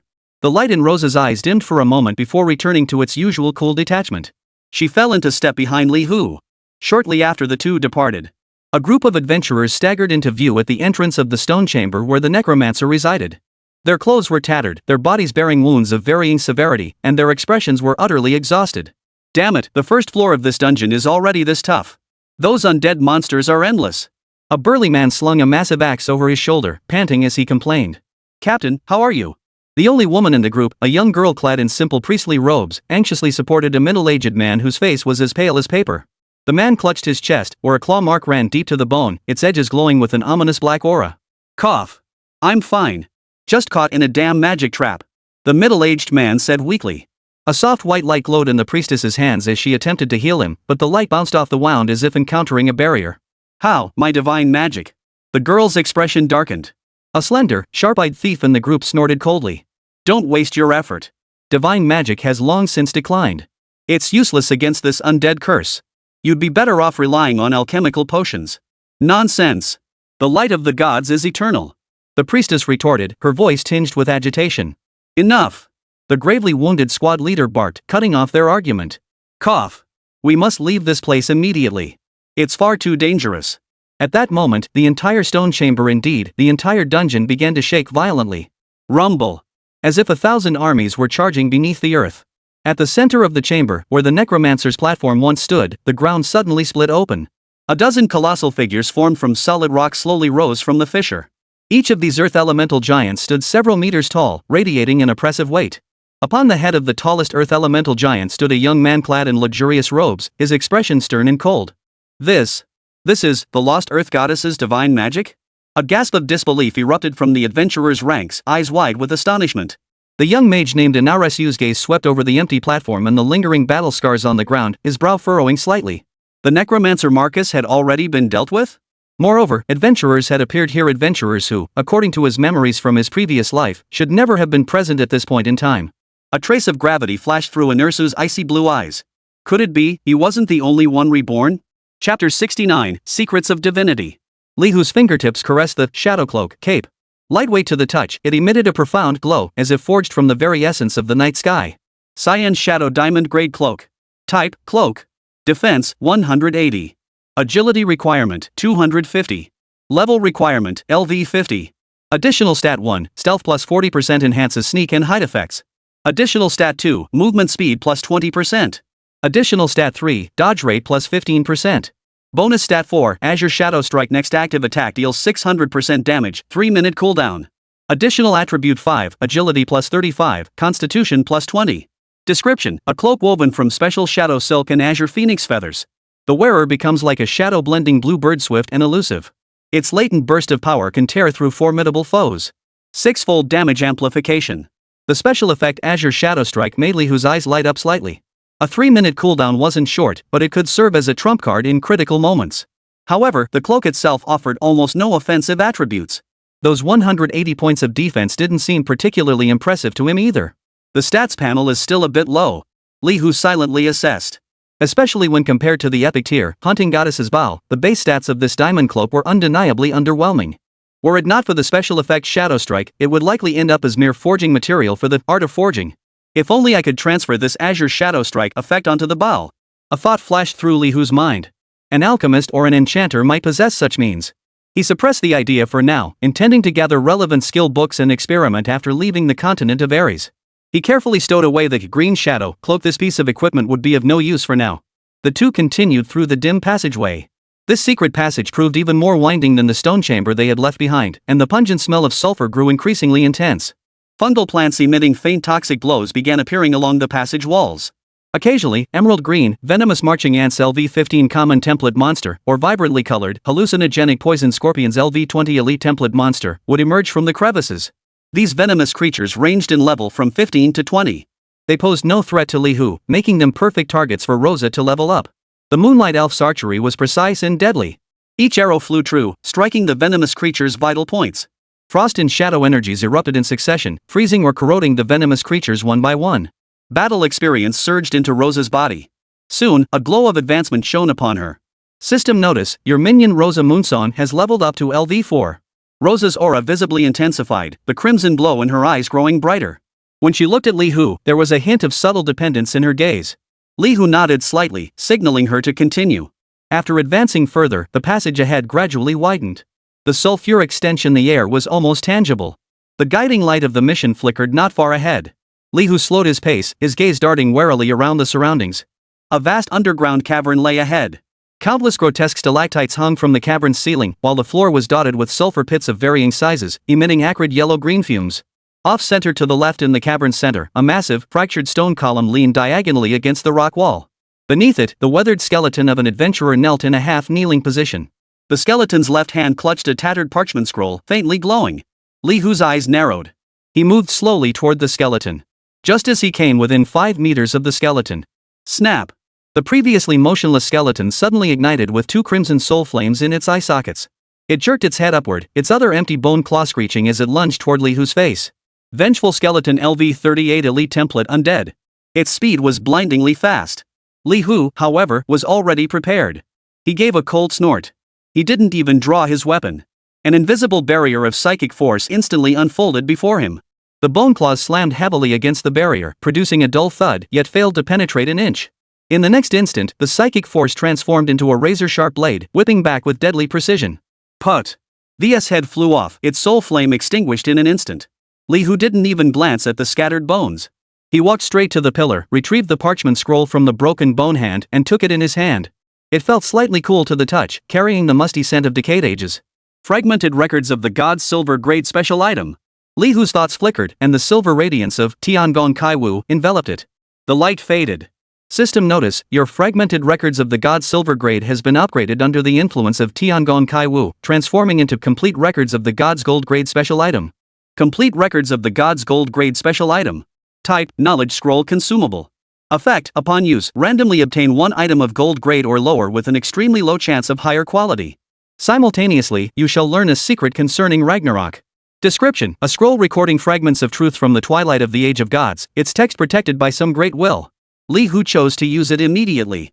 The parchment dissolved into a golden light and merged into his brow. System notice, you have used complete Chronicles of the Gods. You have obtained Heart of the Earth Gold grade special material. System notice, you have uncovered a portion of the secrets of Ragnarok. A stream of obscure, ancient information flooded Li Hu's mind. The twisted, previously indecipherable script on the parchment was now translated into the familiar Federation common tongue by a colossal will. The God King falls, the stars lose their order. Ancient prophecies foretell that the divine essence of the gods shall also be lost, their radiance no longer eternal. The gods trembled, attempting to weave the fate to evade the irreversible apocalypse. The merciful Earth Goddess, unwilling to witness the slaughter of living beings nor see divine power dissipate into nothingness, concealed her own divine essence within a sanctuary forged by the gods themselves, an underground city known as the Land of Trials. She hoped that future generations might inherit her power and safeguard the last vestiges of life upon this continent. Li Hu's heart skipped a beat. The Earth Goddess's divine essence. It was actually within this very dungeon. This revelation was staggering. A deity. That meant an entity of at least level 50, possibly even higher. The power contained within their divine essence is beyond imagination. If only it could be obtained. Li Hu's eyes burned with intense fervor. However, the Chronicles of the Gods offered only vague hints about the divine essence's exact location. It only mentioned the dungeon known as the Trial Grounds. And Ursus. The name flashed instantly through Li Hu's mind. That reborn individual must know far more about this world's secrets than he did. Perhaps he would know the exact clues to the Earth Goddess's divine essence. Li Hu immediately opened his quest panel and checked the location of an RSU in the quest guide. The light point representing an Ursu was now extremely close to his current location. Almost at the other end of this cavern. Chapter 70, The Theft of Divinity. At the far end of the cavern, a thick, cloying stench of blood mingled with the earth element's characteristic, oppressive dampness, creating an atmosphere so suffocating it felt like it would crush you. Several adventurers lay sprawled across the floor, their bodies twisted in gruesome death throes. The sole survivor, the priestess who had earlier attempted to heal their leader, was now suspended in midair, her throat clamped by a massive stone hand. Her pale face flushed crimson from oxygen deprivation, her eyes filled with despair and terror. An RSU stood atop the largest of the earth elemental giants, his luxurious robes fluttering in the cave's faint breeze, his face as cold as ice. A believer in the gods? A hint of mockery flickered in his icy blue eyes. His voice was low, yet it reached the girl's ears with crystal clarity. What a pitiful faith. Where is your god now? The girl struggled violently, yet could not budge the rock like palm an inch. He will punish you. The words came out in broken gasps from her throat, carrying her last shred of defiance. A mocking curve lifted the corner of an RSU's mouth. Punish me? The old gods have long since rotted away. The so-called new gods are nothing but power-stealing vermin. This world needs no gods. He paused, his voice brimming with unquestionable arrogance. Or rather, the only one worthy of being the God King is me. The rock-like palm clenched violently. Snap. The girl's neck bones snapped with a crisp crack. Her head fell limply, the light in her eyes extinguished forever. An RSU casually flicked his wrist, as if discarding a piece of trash. Her lifeless body was flung aside, crashing heavily onto the cold rock. He didn't even glance back at the fallen adventurers. A bunch of useless trash. Not even good enough to buy us time. An RSU muttered under his breath, his gaze shifting toward the deep passage ahead, the entrance to the dungeon's second level. That fool Marcus, he went down far too easily. Seems this trial ground has some interesting twists compared to my memories. Behind him, a dozen earth elemental giants followed with heavy footsteps, their movement causing the ground to tremble slightly as they advanced deeper into the passage. Shortly after, an Ursus and his group vanished into the passageway. Two figures materialized in the ravaged stone chamber. Ugh, we're always a step too late. A petite girl with delicate features and black-rimmed glasses stamped her foot in frustration as she surveyed the scattered corpses and lingering elemental fluctuations. Her name was Vivian, an elemental mage. Beside her stood another girl clad in black light armor, a slender, sharp sword at her waist. Her snow-white hair stood out starkly in the dim light, while her crimson eyes shone like the purest rubies, yet held a hint of icy sharpness. Gu Hanyen, a swordswoman, remained serene throughout. It's okay, Vivian. It's just the first floor boss. There are more to come. Gu Hanyen's voice was cool and detached, yet carried a hint of reassurance. Well, that's one way to put it. Vivian pouted, looking a bit reluctant. We almost bumped into that guy Li Hu earlier. Xiaoman sent a message saying that Li Hu is super handsome and has incredible potential. He's practically a human bug. Did you hear? Even Luo Hang and Lu Qingge are paying special attention to him. Seems like he's got something going on. At those words, a crack finally appeared in Gu Hanyan's composed expression. A flicker of disbelief and astonishment shot through her crimson eyes. Luo Hong? Lu Qingge? Are you sure? Her voice carried a rare note of astonishment.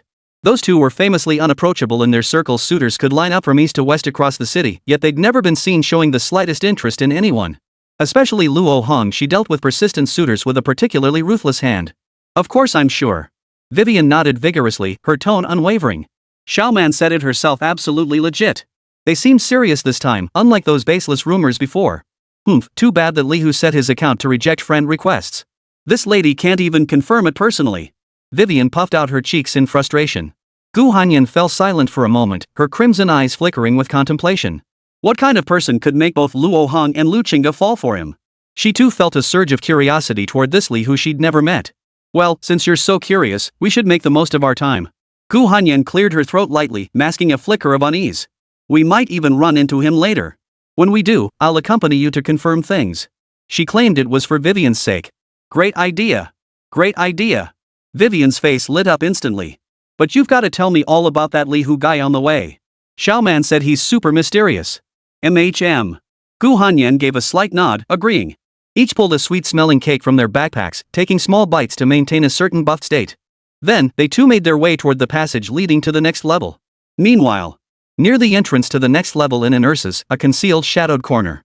Li Hu and Rosa stood motionless, like two statues, lying in wait. Li Hu's gaze remained fixed on the direction where an Ursus had vanished. He had learned of the Earth Goddess's divine essence from the complete records of the gods, and an Ursu, this reborn being, was undoubtedly a crucial clue in the search for that essence. Yet he hadn't anticipated that an Ursus himself seemed to covet the power of the divine. Master, he's coming out. Rosa's voice echoed in his mind, tinged with caution. Li Hu gave a slight nod, his gaze sharp as an eagle's. His original plan had been to wait until an Ursu emerged from the first layer and entered this connecting area before attempting contact. But now, a bolder idea took root in his mind. An Ursus might be carrying an item related to the divine essence. The title Thief of the Night emitted a faint vibration perceptible only to him. Opportunities often come but once. Rumble. Heavy footsteps echoed, drawing nearer. An RSUS reappeared at the passageway entrance, accompanied by his group of earth elemental giants. He seemed poised to pass through here, heading toward the other end of the cavern, the very place where Li Hu and his companions had previously discovered the chronicles of the gods. Li Hu's breath seemed to halt in that instant. His focus sharpened, zeroing in on an Ursu. Now. Night Thief activated. An imperceptible surge of shadow energy, like an invisible tentacle, silently reached out toward an Ursus. An Ursus seemed to sense something, his brow furrowing imperceptibly as a flicker of alertness passed through his icy blue eyes. But before he could react. System notice, you have successfully executed Steal on an Thus LV? Elite Template Boss and obtained Divinity of the Forest God Legendary Special Item. Chapter 71, Divine Essence of Nature. Almost the instant he acquired it, Li Hu felt that familiar warmth surge through his chest once more. Tiangong Kai Wu. A flash of silver light flickered and vanished. System notice, under the influence of Tiangong Kai Wu, your Divinity of the Forest God Legendary Grade Special Item has upgraded in quality, transforming into the Divinity of the Nature God Legendary Grade Special Item. Almost the instant the cold system notification sounded, the deity essence in Li Hu's hand, which had previously radiated a rich forest aura, suddenly burst into an intensified glow. A far more colossal and boundless natural power emanated from it. Li Hu's gaze swiftly turned to the attributes of this transformed divine essence. Divinity of Nature Legendary Tier Special Item. Type, Divine Fragment Core Item. Effect, no equipment restrictions. When equipped, all base attributes plus 500. Maximum HP and MP increased by 30%. Automatically restores 1% of maximum HP and MP per second. Additional Attribute 1, Nature Penetration. All your attacks deal 20% true damage, ignoring part of the target's defense and resistances. Additional Effect 2, Divine Power Reserve. Gain 1000 Divine Power. Divine Power can be used to activate Divine Essence skills and regenerates slowly. Additional Attribute 3, Divine Blessing. Reduces all skill cooldowns by 15%. Additional Attribute 4, Natural Harmony. Your next attack deals damage based on your current attack power, plus an additional random percentage between 50% to 200%. Can trigger up to 3 times per day. Innate Skill 1, All Things Grow. Consumes 100 Divine Power to instantly restore 50% of your maximum health and grant a potent healing shield lasting 10 seconds, equal to 30% of your maximum health. Cooldown, 5 minutes. Innate skill 2, Wrath of Nature consumes 300 divine power to summon nature's fury, unleashing devastating strikes within a designated area. Effect scales with divine power expended. Cooldown, 30 minutes. Description: forged from the divine essence of the forest god, it embodies a purer and more potent primal force of nature. It is both a symbol of authority and a wellspring of power. Terrifying attributes. Li Hu's heart skipped several uncontrollable beats.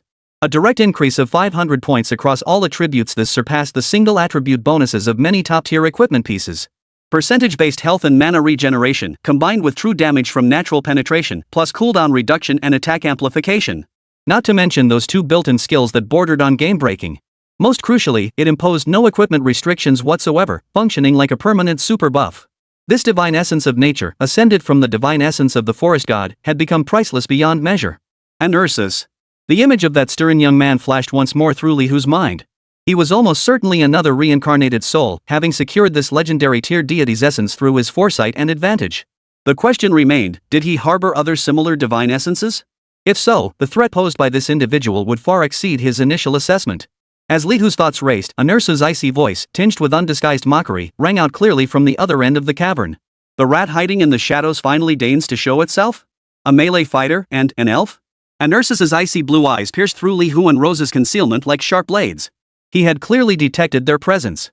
Li Hu's gaze sharpened, abandoning any pretense of concealment. He raised his hand directly. A crystalline totem, radiating a deep, icy glow, abruptly coalesced before him, emanating a bone-chilling cold. It was the Deep Frost Totem, enhanced to diamond grade by the art of heavenly crafts. The moment the totem manifested, a surge of frost power coursed through Li Hu's body. His attack power surged instantly, and his strikes now carried the biting damage of icy elements. Without a moment's hesitation, he channeled the totem's power. A visible shockwave of frigid air, carrying devastatingly low temperatures, slammed toward an Ursus. The faint sneer on an Ursus' lips froze momentarily. 30,210. A massive damage number floated above his head. A thin layer of frost instantly crystallized on his luxurious robes. A flicker of astonishment crossed Anus's eyes, his initial arrogance swiftly replaced by solemnity. Whoosh! At that very moment, Rosa seized her chance. A poison-tipped arrow, gleaming with an eerie green light, shot toward an Ursus like a venomous snake striking. 1900. Poison, loses 300 HP per second for 10 seconds. An RSUS's brow furrowed, yet he seemed too preoccupied to tend to his wounds or the debuff. His face suddenly turned deathly pale. A horror and disbelief that seemed to come from the depths of his soul spread across his face. His most precious possession. His greatest reliance since rebirth. That divinity of the forest god had vanished. How could this be?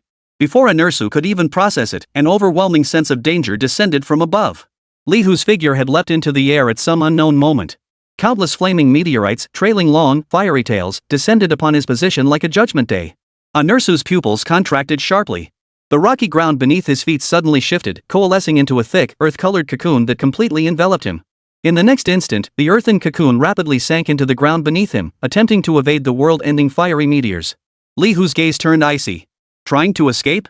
He clenched his fist, channeling earth elemental power with frenzied intensity. A massive rock blade formed once more, striking the ground where an RSU had vanished with even greater ferocity than when it had cleaved Marcus. Boom! The ground shattered, and the newly formed earth cocoon cracked apart. 68,520. 68,952. 120,352. Critical hit. 3 terrifying damage numbers appeared one after another above the disheveled figure of Anus. Anursus suddenly spat out a mouthful of blood. His luxurious robes were now torn to shreds, and his aura had dwindled to an extreme state of exhaustion. His gaze locked onto Li Hu. From the faint yet unmistakably familiar fluctuations of natural divine power emanating from the man, he finally grasped the truth. A suspicion more terrifying than death itself began to take root in his mind. It's you! Anus' voice became shrill and distorted with extreme fury and horror. You stole my godhood? Li Hu's lips curled into a cold smile, neither confirming nor denying the accusation. He raised his hand once more, and the dark power of curses instantly coalesced. Magic Curse. Chapter 72, One Reborn is Enough. A black beam struck an Ursus with pinpoint accuracy. 70,125. Another massive damage figure flashed. An Ursus' health had already plummeted by nearly a third in just a few exchanges. The black cursed beam burrowed into an Ursus' body like flesh-eating maggots. The magic within him surged outward like a flood breaking through a dam. Curse of Magic Drain. Simultaneously, the bone-chilling cold emanating from the Deep Frost Totem continued to ravage his body, each tiny ice crystal carrying a bone-piercing chill. Anus's complexion grew even paler than before. Deep within his eyes, the haughty composure of the reborn finally showed a crack. Stripped of his godhood, he seemed utterly powerless against this mysterious adversary. Oomph! An Ursus snorted coldly, forcing down the storm raging within his heart. A thick, earth-colored energy shield abruptly coalesced before him, shielding him completely. With a flick of his wrist, a teleportation scroll pulsing with spatial fluctuations materialized in his palm. Today's gift, I remember it well. An Ursus' voice was bone-chillingly cold, dripping with undisguised murderous intent. Once I reclaim the Earth Goddess's divine essence, I shall take back the stolen essence of yours along with your life. He acknowledged that, stripped of his divinity, he was no match for Li Hu, who now held it. Biding his time was the wise choice. The light of the teleportation scroll was about to flare. Li Hu's gaze remained serene, without a ripple of emotion. He merely raised his hand casually. A totem, utterly distinct from the deep frost totem, yet radiating equally potent energy fluctuations, surged from the ground. Emerald light swirled as countless poisonous thorn vines burst forth from the totem, instantly piercing through the earth elemental shield before an Ursu. The teleportation light that had just begun to glow abruptly ceased under this sudden assault. The thorn vines spread like living creatures, completely entangling and trapping an Ursus along with the towering earth elemental giants beside him. Damn it! And thus his expression darkened. Without hesitation, he crushed a crystal stone at his waist. A more solid layer of the elemental shield, shimmering with a multicolored halo, enveloped him. Simultaneously, the earth beneath his feet violently churned. Over a dozen earth elemental giants, each level 40 or higher and vastly larger in stature, roared as they burst forth from the ground, forming a protective circle around him. Li Hu's gaze swept over the newly emerged earth elemental giants, a cold, sharp curve forming at the corners of his mouth.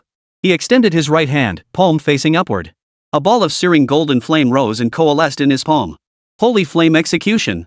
In the next instant, a torrent of golden flames descended like divine retribution, instantly engulfing more than half of the earth elemental giants. Amidst piercing wails, their hardened rock bodies rapidly melted and disintegrated under the scorching holy flames. Almost simultaneously, the power gathered by the deep frost totem erupted.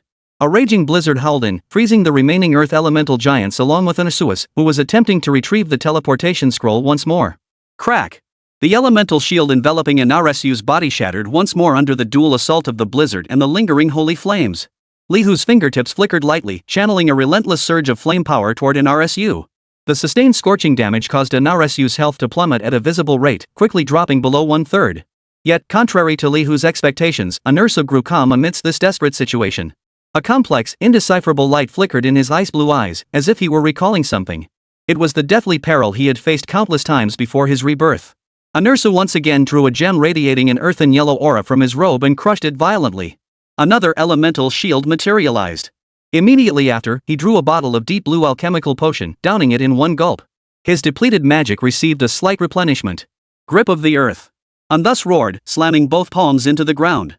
Two massive hands formed from rock burst through the earth, one reaching for Li Hu, the other for Rosa beside him. Li Hu's body shifted, deftly evading the giant hand's grasp while carrying Luo Sha. Instead, he used the momentum to plant his feet on the back of one of the giant palms.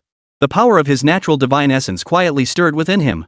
A colossal surge of life force erupted from beneath his feet, surging into the rock palm. Crack! The hard rock hand crumbled inch by inch under the corrosive force of this vitality, turning into a pile of rubble. Immediately behind Li Hu, the shadowy form of a towering tree, ethereal yet vibrant with life, materialized silently. Amidst the swaying tree shadows, several creatures, deer spirits, unicorns, brown bears, and others formed from pure life energy leapt joyfully from the tree, charging straight toward the elemental shield, covering an Ursus's body. Boom! The seemingly impenetrable shield shattered like fragile glass. A cold gleam flashed in Li Hu's eyes as he raised his hand once more. Magic curse! A black beam of light pierced precisely into an Ursus's body. The faint magic he had just regained through potions was instantly drained away. An Ursu grunted, gritting his teeth against the soul-shredding agony. With his last shred of willpower, he managed to raise another faltering elemental shield. He stared fixedly at Li Hu, his eyes filled with disbelief and terror. What was this man's origin? Why was he so powerful? Why had there been no trace of such a figure in his memories before his rebirth? At that very moment. Whoosh! An arrow, dipped in a deep green poison, whistled through the air with a sharp piercing sound, striking an Ursus precisely between his exposed eyebrows. It was Rosa's attack. Thud! The arrow sank 3 inches into his flesh. An Ursus's body jerked violently, the forced composure on his face finally shattering completely. He pointed at Li Hu in a fit of rage, his voice sharp and twisted with fury and bewilderment. Who the hell are you? Li Hu's expression remained impassive, his voice steady and utterly unruffled. The one who kills you. The moment the words fell, a totem shimmering with violent lightning coalesced before him. Crimson lightning serpents danced frantically across its surface, crackling with deafening intensity. Fury Thunder Totem. This was the Crimson Radiance Great Lightning Totem Li Hu had obtained earlier, now enhanced through the power of heavenly artifact creation. The moment the totem appeared, Li Hu's attack power surged dramatically once more, each strike now imbued with devastating thunderous force. Anursa stared at the terrifying aura emanating from the Fury of Thunder Totem, his pupils suddenly contracting to pinpricks. A chill rising from the depths of his soul sent him plunging into an icy abyss. That was his death warrant. Chapter 73, The Death of Anursus. The moment the Fury Thunder Totem materialized, its devastating thunderous power locked onto Anursu. The fragile elemental shield barely holding together on his body proved as flimsy as paper against the raging crimson lightning serpents. The elemental radiance flowing across it was swiftly eroded and extinguished by the thunderous force. Crack! A shrill, piercing crack, like glass shattering under a giant hammer, erupted suddenly. The elemental shield, struggling desperately to hold, shattered into countless fragments.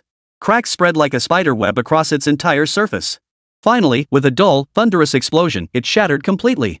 It dissolved into a swirling storm of shimmering fragments, like rootless dandelion seeds drifting helplessly and fading away amidst the furious lightning. Crack! A shrill cracking sound echoed. The elemental shield shattered in response, dissipating into a sky filled with points of light. Anursus's face, illuminated by the chaotic lightning, appeared deathly pale. His health plummeted like an avalanche, teetering on the brink of death. In utter despair, Anursus trembled as he fumbled to retrieve the last precious vial of life-restoring potion from his storage space. Simultaneously, he laboriously chanted ancient, obscure syllables, seemingly preparing to unleash some ultimate divine spell. Yet, at this critical juncture between life and death, a strange, paralyzing sensation swept through his entire body without warning. Anursus's body stiffened abruptly, convulsing uncontrollably. The vial in his hand clattered to the ground, shattering into pieces. The incantation he was about to complete abruptly halted. Self-paralysis. A few disjointed syllables forced their way from his throat, his eyes filled with utter bewilderment and unwillingness. Li Hu's cold gaze remained utterly unflinching. He seized the fleeting opportunity with precision. Another magic curse coalesced silently, like the Grim Reaper's scythe, mercilessly striking Anursu, who had lost all ability to resist. The black beam of curse struck Anursu's forehead with pinpoint accuracy. 85,320. A fatal damage number slowly rose from above Anursu's head. The light in his eyes faded completely. System notice: you have successfully defeated Anursu's LV45 Elite Template Boss. You have gained 90,000 EXP. System notice: your level has increased to LV17. System notice: you have completed Campaign Mission I, Whispers of Divinity. You are confirmed as the final slayer of Anus. Almost simultaneously, a grand and majestic voice resounded within the minds of all adventurers who participated in this campaign mission. The first-tier area boss in RSUS of the Trial Grounds has been defeated. Campaign Quest I, Whispers of Divinity, is complete. Final Slayer, Li Hu. The news instantly sent the entire first layer of the Trial Grounds into an uproar, even among the groups of adventurers who had just entered. Holy crap! Anursus is dead? That fast? Li Hu? That Li Hu again? What kind of monster is he? Soloing a level 45 elite boss? You've got to be kidding me. I thought Anursus had a bunch of earth elemental giants guarding him? How did he pull this off? This guy's strength is utterly unfathomable. Too strong. He's in a completely different league. Awe, skepticism, admiration, a whirlwind of emotions swirled within the hearts of the adventurers. Many teams that had arrived full of confidence, ready to vie for the first kill on Anursus, now fell silent. Sigh, wasted trip. Didn't even get a taste of the soup. This Li Hu, could he be some ace secretly cultivated by a top-tier guild? Who cares? Anursus is gone, but there are still 2 other boss areas on the first floor. Let's head over there. After a brief commotion, most adventurers swiftly shifted their focus, setting off toward the 2 remaining unclaimed boss areas within the dungeon. Within the dim passageway leading to the dungeon's second level, Vivian clutched Gu Hanyan's hand as they advanced cautiously. When the system notification sounded, Vivian abruptly halted, her eyes widening behind her black-rimmed glasses. Li Hu. She let out a short gasp, her voice brimming with disbelief and excitement. Hanyan, look! It really is Li Hu. The legendary player's sister Xiaoman talked about. He actually took down Anursu all by himself. How awesome is that? Vivian excitedly shook Gu Hanyan's arm, her cheeks flushed slightly, eyes sparkling with admiration. At those words, a barely perceptible ripple of emotion flashed across Gu Hanyan's cool, crimson eyes. Li Hu. This name reappeared in her field of vision sooner than she had anticipated. Within the cavern, Anursus's towering form slowly collapsed, dissolving into scattered points of light. A small pile of loot, each piece radiating multicolored halos, remained where he had stood. Li Hu approached calmly, his gaze sweeping over the items on the ground. With a thought, the silver radiance of the art of craftsmanship flowed like water, enveloping all the fallen items. The light faded. System notice, your fragmented mage's soul diamond grade has been upgraded under the influence of Tiangong Kai Wu, transforming into a complete mage's soul scarlet radiance grade special material. System notice, your damaged divine art page gold grade has been upgraded under the influence of Tiangong Kai Wu, transforming into Earth Goddess's divine art compendium diamond grade skill book.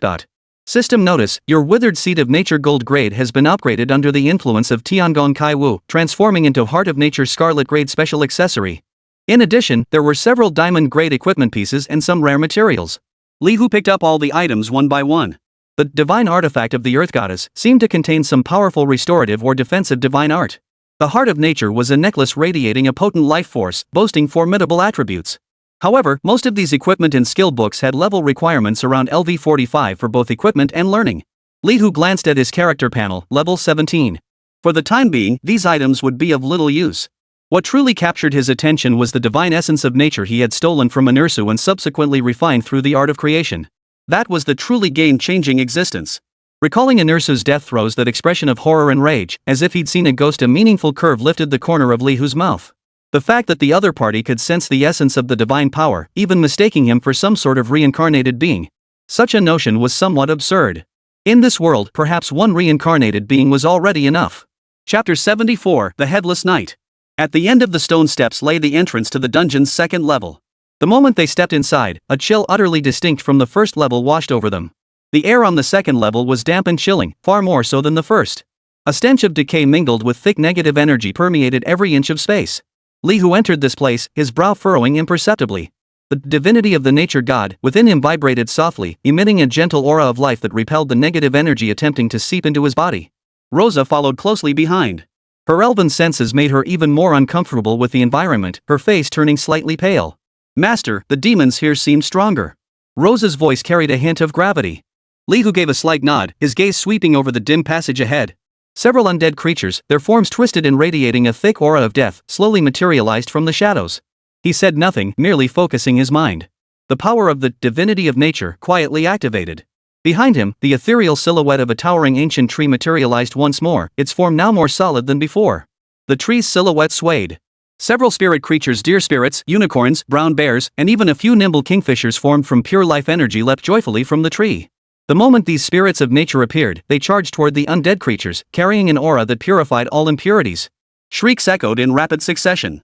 The undead creatures, which had been formidable foes to the adventurers, melted away before these spirits of nature as swiftly as ice under the scorching sun. Within moments, the passage was cleared of all monsters. Li Hu watched this scene unfold, his regard for the divinity of nature growing even higher. Not only did this deity grant terrifying attribute bonuses and devastating single-target burst damage, but the nature spirits it summoned proved astonishingly efficient at clearing common monsters. This undoubtedly compensated for his previous weakness in area of effect capabilities. Recalling his battle with Anersu, had the title Thief of the Night not successfully stolen the opponent's divinity of the forest god, defeating a reborn boss possessing a divinity would have required considerably more effort. The stark contrast between Anersu's weakened state after losing his deity status and his overwhelming power while possessing it was undeniable. The strategic significance of the title Thief of the Night far exceeded Li Hu's initial expectations. Directly stealing an enemy's most crucial item or power core, cutting off the source of their strength, proved far more lethal than mere attribute suppression. Li Hu now harbored heightened anticipation for the new titles he could forge with Tiangong Kai Wu upon reaching level 20. He and Rosa pressed deeper into the dungeon. Soon, they reached the boss area of the dungeon's second layer. A vast subterranean cavern stretched before them, its center dominated by a ruined altar. Upon the altar, a towering figure clad in tattered black heavy armor stood motionless atop a skeletal warhorse. It had no head. Where its neck had been severed, a ball of ghostly blue soul flame burned fiercely, radiating a bone-chilling aura. Wandering Headless Knight LV45 Elite Template Boss. Li Hu's gaze fell upon the Headless Knight. He did not rush to attack, instead instinctively activating Night Stealer. An imperceptible shadow energy extended. System notice, you have successfully stolen from Wandering Headless Knight LV45 Elite Template Boss and obtained Headless Knight's Cloak Gold Grade equipment. A warm sensation returned to Li Hu's chest.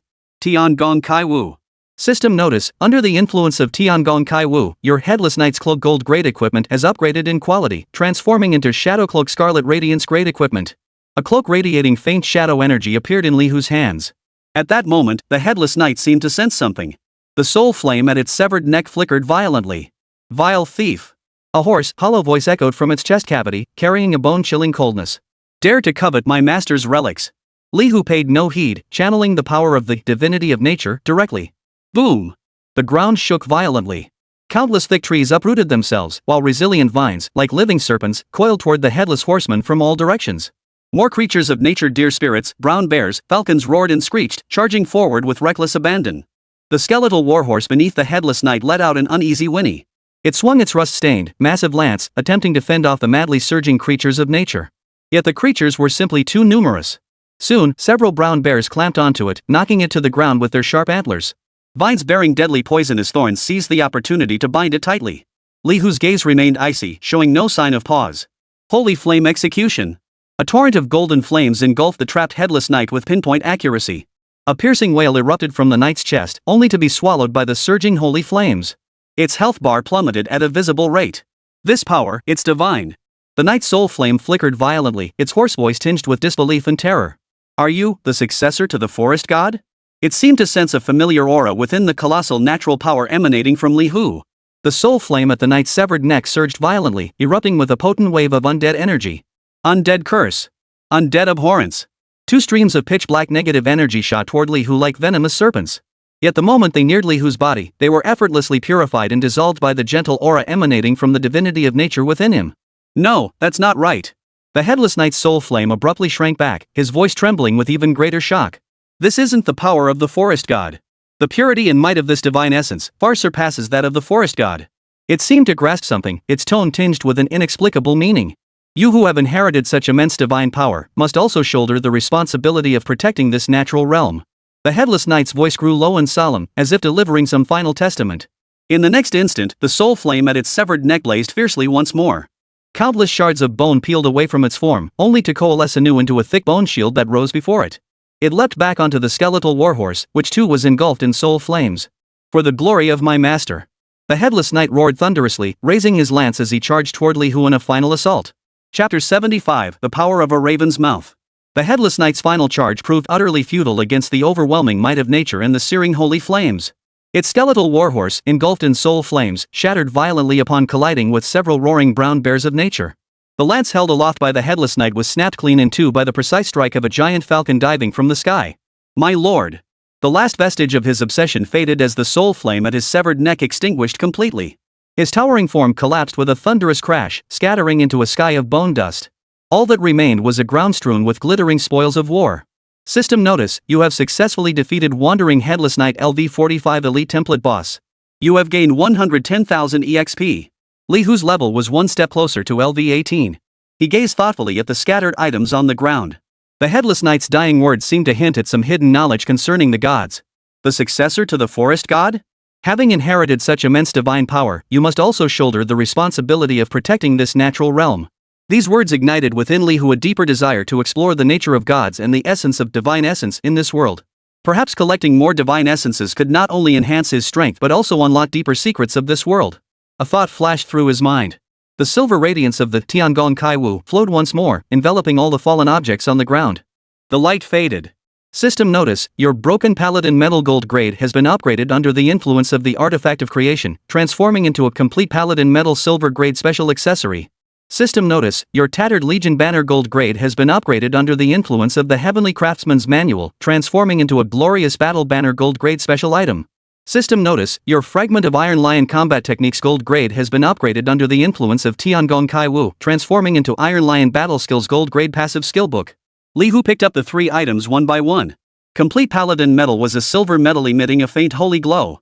Its attributes were average, but it seemed to possess some special trigger condition. Glory battle banner was a war banner embroidered with a golden griffin pattern. Planting it in the ground creates a wide area buff aura, boosting all attributes of friendly units within range by 10% and granting a chance to resist one debuff. Lasts 5 minutes with a 1-hour cooldown. This is a highly effective group support item, proving invaluable during team battles. Finally, the Iron Lion combat technique is a skill book. Upon learning it, it permanently increases strength by 50 points, constitution by 30 points, and melee physical critical strike rate by 10%. A straightforward passive skill that purely boosts base stats, simple yet brutally effective, and arguably the most practical. Li Hu nodded with satisfaction. These gains undoubtedly bolstered his confidence for the exploration ahead. He glanced at the dim entrance leading to the third level of the dungeon. With his current strength and the power of the divinity of nature, soloing this dungeon was highly feasible. The 3 boss encounters in the first layer of the trial grounds. An Ursus, the reborn being bearing the divinity of the forest god, had already been dealt with. The wandering headless knight had also fallen. Only the final boss remained, the Lich reincarnate, Sukotan, along with the rumored remnant soul of the Dragon of Endings, said to guard the dungeon's deepest depths. Li Hu's gaze flickered slightly. Lich. These high-ranking undead beings were notoriously cunning and difficult to deal with. They mastered vicious curses and necromantic arts, possessing near-immortal vitality. In ancient texts, powerful Lich Lords were even dubbed undying overlords, walking plagues, and incarnations of catastrophe. And this Sukotan was, moreover, a reincarnated being. This implies he likely retains memories and power from his previous life, and may even possess special artifacts or player-like data panels. Its danger level would be no less than that of a Nus who possessed godhood. Li Hu took a deep breath, suppressing the thoughts churning within him. He summoned several agile deer spirits once more to scout ahead. Rosa, let's go, he said to the elven girl beside him. The two moved forward, one ahead and one behind, toward the entrance of the dungeon's 3rd level. Meanwhile, in a secluded corner of the dungeon's 1st level, a square-jawed young adventurer with piercing eyes commanded a 3-meter-tall, driedwood guardian, its entire body formed from decayed timber. The guardian knocked several poorly equipped adventurers from this world to the ground. Is this all you've got? You dare compete with us for monsters? A sneer curled the corner of the youth's mouth. Think numbers matter? In this world, only the Lord Adventurer represents true strength. Beside him, a middle-aged man in plain robes and an unremarkable face pushed his glasses up his nose. Zhang, this world doesn't seem to have a Lord-class system. Though I have heard rumors about lost divinities like that divinity of the Earth Goddess. If one could obtain such a fragment, it would likely surpass any lord. The broad-faced youth called Xiao Zhang curled his lip. Old Zhao, divine essences are things you stumble upon by chance. It's more reliable to just stick to completing the main quests. Old Zhao, the middle-aged man, sighed, a hint of longing flickering across his face. Ah, I just hope we get a little luck. At those words, the broad-faced youth's mouth twitched violently. His expression instantly turned peculiar, even tinged with a hint of terror. Old Zhao, whatever you do, don't go wishing for it. I'm genuinely terrified of your luck. Last time in that immortal world, you casually said, this immortal's ruins shouldn't be too dangerous, right?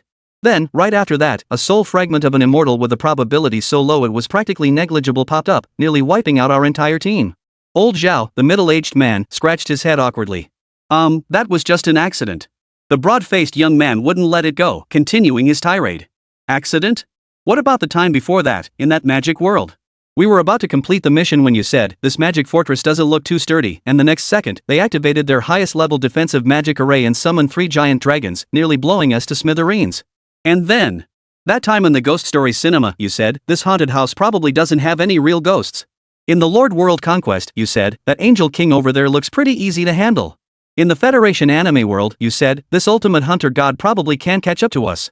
Chapter 76, Secrets of Divinity. The broad-faced young man grew increasingly agitated as he spoke, practically pointing his finger at the middle-aged man's nose. Old Zhao. Brother Zhao. Zhao uncle. I beg you. Can you please stop casually setting flags from now on? The middle-aged man flushed crimson at the outburst, yet remained unconvinced. He muttered under his breath. This mission objective is just a routine dungeon exploration. It's not like some powerful boss is going to suddenly appear this time, right? The words had barely left his mouth. A pitch-black fissure tore open in the space before them without warning. A withered hand, as gnarled as an ancient tree branch, slowly emerged from the fissure. Immediately afterward, a hoarse and icy voice, as if from the depths of hell itself, echoed in their ears. Are you, the calamities from beyond this world? The expressions on the broad-faced youth and the middle-aged man froze instantly.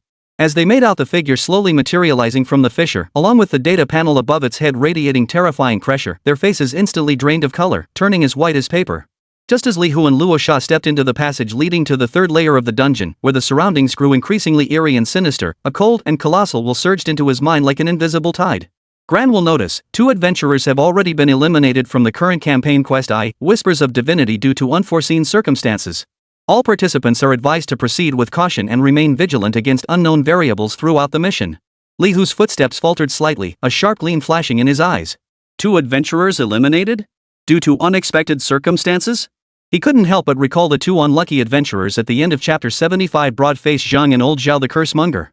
They seemed to have encountered some sudden, powerful enemy. It appeared the dangers of this trial ground extended far beyond the obvious bosses and monsters. Unexpected, huh? Li Hu murmured to himself, his heart barely stirred. He had long grown accustomed to all manner of unexpected situations.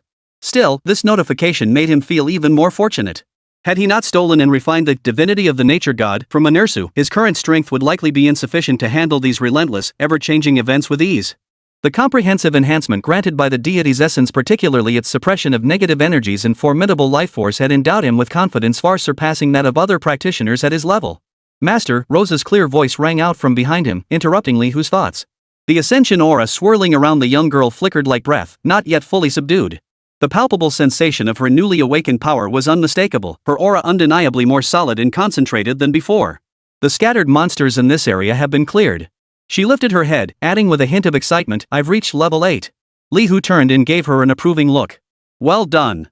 Li Hu silently nodded in his heart, his satisfaction evident. Originally, he had planned to linger longer on the 3rd level of the dungeon. His goal was to push Rosa's level up further, solidifying her foundation as much as possible so she could become self-reliant sooner. However, Rosa's growth rate was remarkably encouraging. As his first follower, her strength gains also served as a boost to Li Hu. We shouldn't linger here. Let's head to the 4th level as soon as possible, Li Hu said in a deep voice. We'll focus on leveling you up once we return to the trial grounds. Yes, master. Though puzzled, Rosa responded without hesitation. Just then, a faint whistling sound cut through the air. A vividly emerald green, exceptionally agile green sparrow appeared from nowhere, landing lightly on Li Hu's outstretched arm. In its small beak, it held a scroll of ancient parchment bound with golden thread. Li Hu's eyes flickered. The green sparrow carried a pure essence of nature that resonated faintly with the power of his divine essence. He took the scroll. The bird let out a clear chirp, then flapped its wings and vanished into the depths of the dim passageway. Li Hu unrolled the parchment, revealing lines of archaic script. System notice, you have obtained fragmented records of the god's silver grade special item. With a thought, the silver radiance of the Tiangong Kai Wu quietly enveloped the parchment. The light faded. System notice, under the influence of Tiangong Kai Wu, your fragmented records of the god's silver grade special item has upgraded in quality, transforming into complete secret records 2 gold grade special item. Li Hu's gaze fell upon the transformed parchment. The text had become sharper, and much of the contents seemed to have been restored. He began reading carefully. The parchment contained an ancient secret tale about the goddess of winter. In the age of deep winter, the goddess of winter, who wielded ice and snow, grew arrogant as her divine throne towered above all mountains, overlooking the suffering of mortals. One day, a ragged beggar sought shelter and sustenance from her temple amidst a blizzard. Seated aloof in her divine realm, the goddess ignored him, leaving him to freeze to death outside her sanctuary. Little did she know, that beggar was but a fragment of the end dragon's will, sent to test the hearts of the gods. As the beggar perished, the dragon's wrath scorched the heavens. The end dragon tore through the void, descending upon the winter goddess's divine realm. Beneath the divine battle, ice froze 10,000 miles, and the howling blizzard wailed. Yet the goddess of winter was no match for the dragon. Her divine form shattered, her realm collapsed. The dragon of the end devoured the winter goddess's divine essence, transforming her power into its own. From that day forth, the winter goddess vanished from the world, leaving only the legend of the dragon of the end, whispered amidst the wind and snow. Li Hu read every word, his eyes growing brighter with each sentence. The goddess of winter's divine essence, devoured by the dragon of the end. And deep within this dungeon, it was rumored that the very remnant soul of the dragon of the end was guarded. Though merely a fragment, having devoured a divine essence, it was highly probable that this remnant still held a shard of the winter goddess's divine power or even the entire essence itself. In an instant, Li Hu's heart began to race uncontrollably. The divine essence of the god of nature had already transformed him beyond recognition. If he could obtain the divine essence of the goddess of winter as well, how terrifying would his power become? Ice and fire, nature and decay. To unite these opposing yet formidable forces within a single being. Li Hu took a deep breath, forcing down the surge of excitement within him. The remnant soul of the dragon of the end's power undoubtedly far surpassed that of Enrage and the Headless Knight. But this temptation was simply too great. He glanced once more at the dark passageway, his gaze burning with unprecedented intensity and resolve. The second divine core, he was determined to obtain it. Chapter 77, The Feast of Divine Fragments. The dim passage abruptly opened into a vast chamber, and a chill far more biting than before swept over him, nearly freezing his very soul. Before him lay a vast, astonishing ice crystal cavern. Countless thick icicles hung from the ceiling like menacing fangs, while the floor was covered in a thick layer of ice that glowed with a faint blue light. At the very center of this crystalline realm, however, stood not the single boss Li Hu had anticipated, but dozens. 30 figures radiating powerful frost divine energy hovered silently midair. Their forms were nearly identical, each clad in shimmering, shattered ice crystal gowns, their features indistinct save for pairs of ice blue eyes. Those eyes, flickering with sorrow and venomous hatred, fixed their gaze relentlessly upon the intruders. Winter Goddess's Soul Fragments LV-45 Elite Template Boss X30. Woe even Li Hu, known for his steady nerves, couldn't help but suck in a sharp breath at this sight. 30 level 45 elite bosses. This wasn't mere numerical superiority, it was a veritable feast of bosses, or rather, a slaughter awaiting the intruders. Master. Rosa's voice carried an imperceptible tremor, clearly shaken by the scene before them. Li Hu's eyes narrowed. Without hesitation, the effect of the Knight's Reaper title activated instantly. Invisible shadow tentacles shot out like lightning, sweeping with pinpoint accuracy over every soul fragment of the Winter Goddess. System notice: you have successfully executed steal on the Winter Goddess's soul fragment, obtaining frozen divine particle gold grade material. System notice: you have successfully stolen frozen divine particles gold grade material from the Winter Goddess's soul fragments. A barrage of system notifications flooded the screen, 29 in total. A warm sensation surged continuously from Li Hu's chest as the radiance of Tiangong Kai-Wu scarcely ceased. System notice: your frozen divine particle gold grade material has been upgraded under the influence of Tiangong Kai-Wu, transforming into a strand of the Winter Goddess's divine power Scarlet Radiance grade special item. System notice: your frozen divine particle gold grade material has been upgraded in quality under the influence of Tiangong Kai-Wu, transforming into a strand of the Winter Goddess's divine power Scarlet Radiance grade special item. A full 29 pieces of a strand of the Winter Goddess's divine power Scarlet Radiance grade special item. Li Hu could distinctly sense that each strand contained pure ice god essence. Though faint, its intrinsic quality was exceptionally high. If he could absorb all this divine power.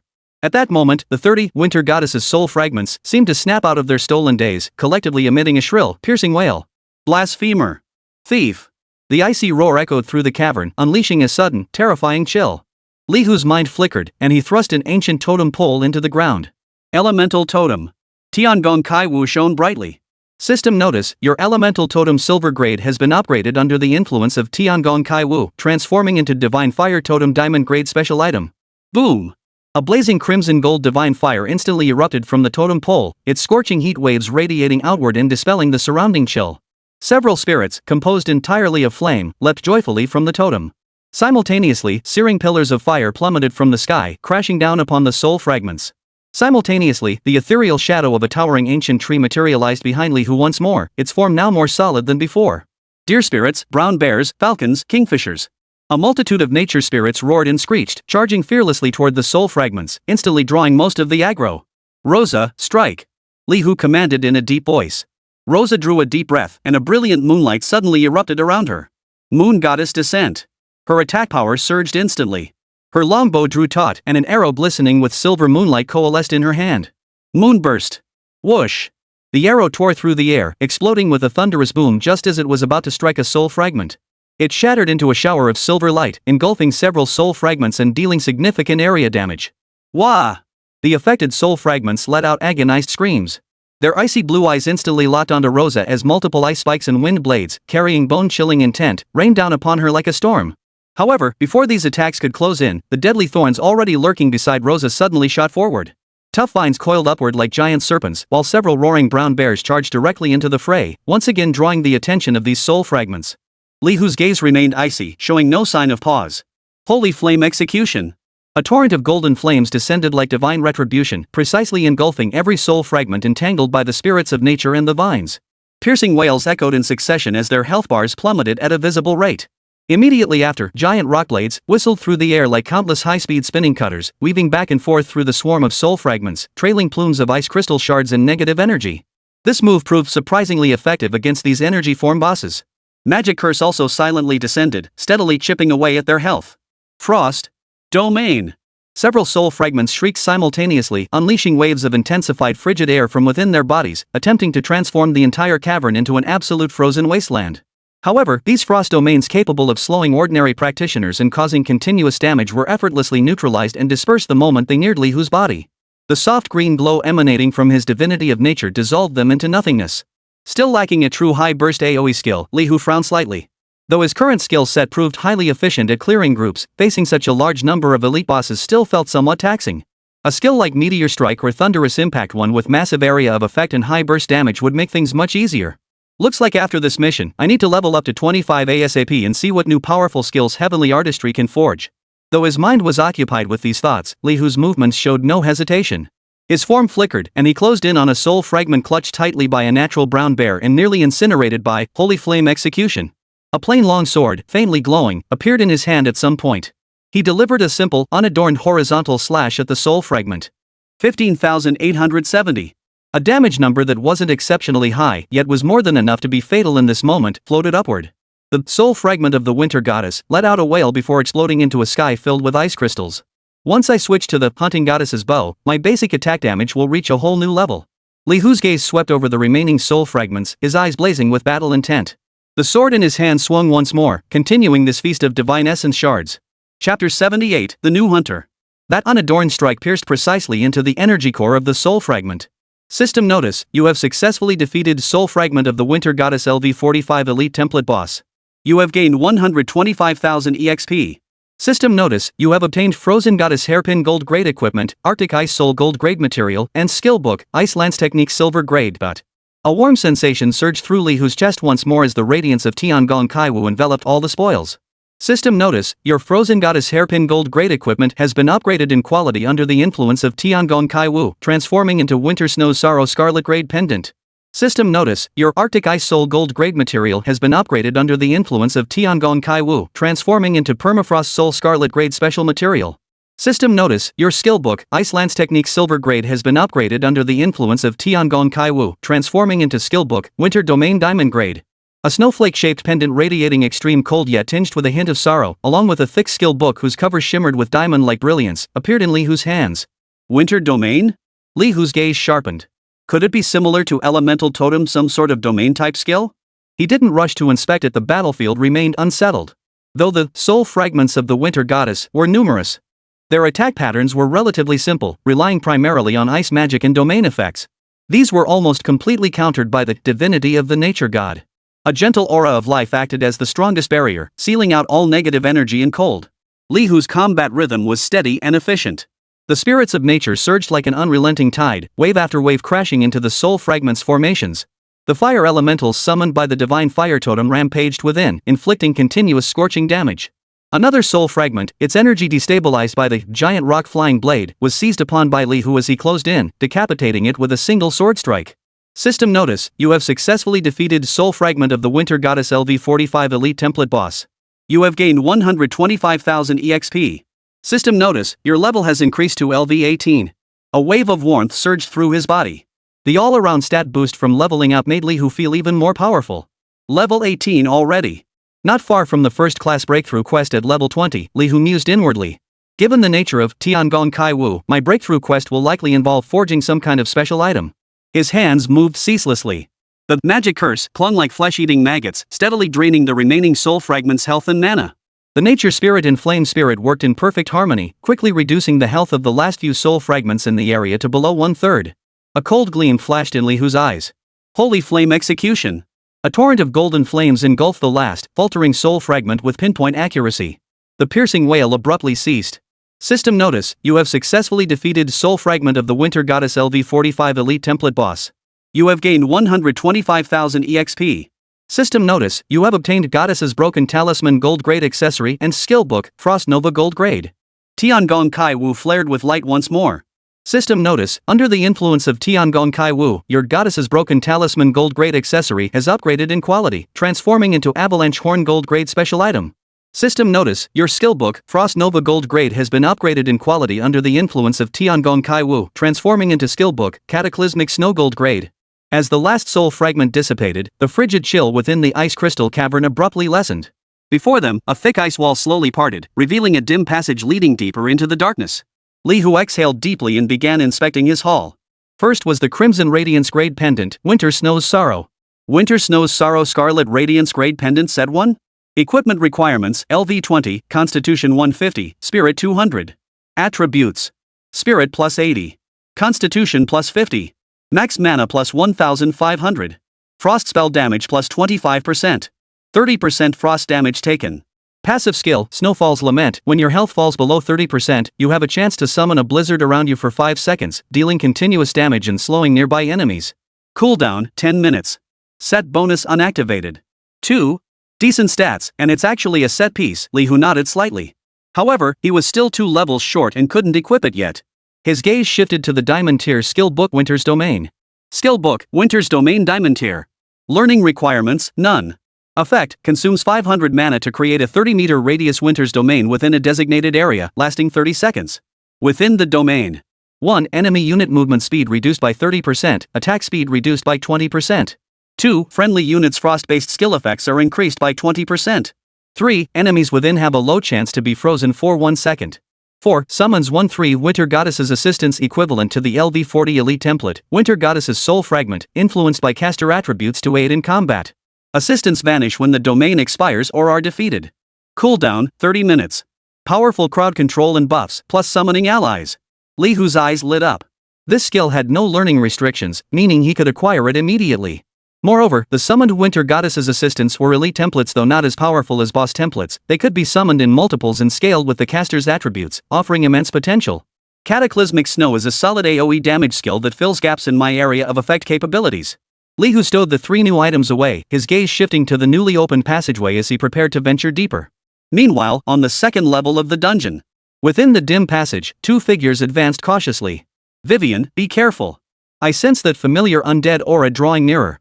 Gu Hanyan gripped a rune-inscribed short sword, her gaze sharp as an eagle's as she scanned the surroundings vigilantly. Beside her, Vivian, a fair-haired, blue-eyed girl clad in ornate robes, nodded solemnly, a grave expression crossing her pale face. Ever since discovering that someone had beaten them to the boss in Ursus, they had set their sights on another powerful boss mentioned in the intelligence, the Lich reincarnate, Sakotan, lurking deeper within the dungeon. Don't worry, Sister Hanshan. Vivian tapped her staff lightly, conjuring a charming rabbit doll made entirely of colorful candies and cream. The creature nuzzled affectionately against her leg. My sweet guardian Sugar Bunny possesses damage transfer abilities.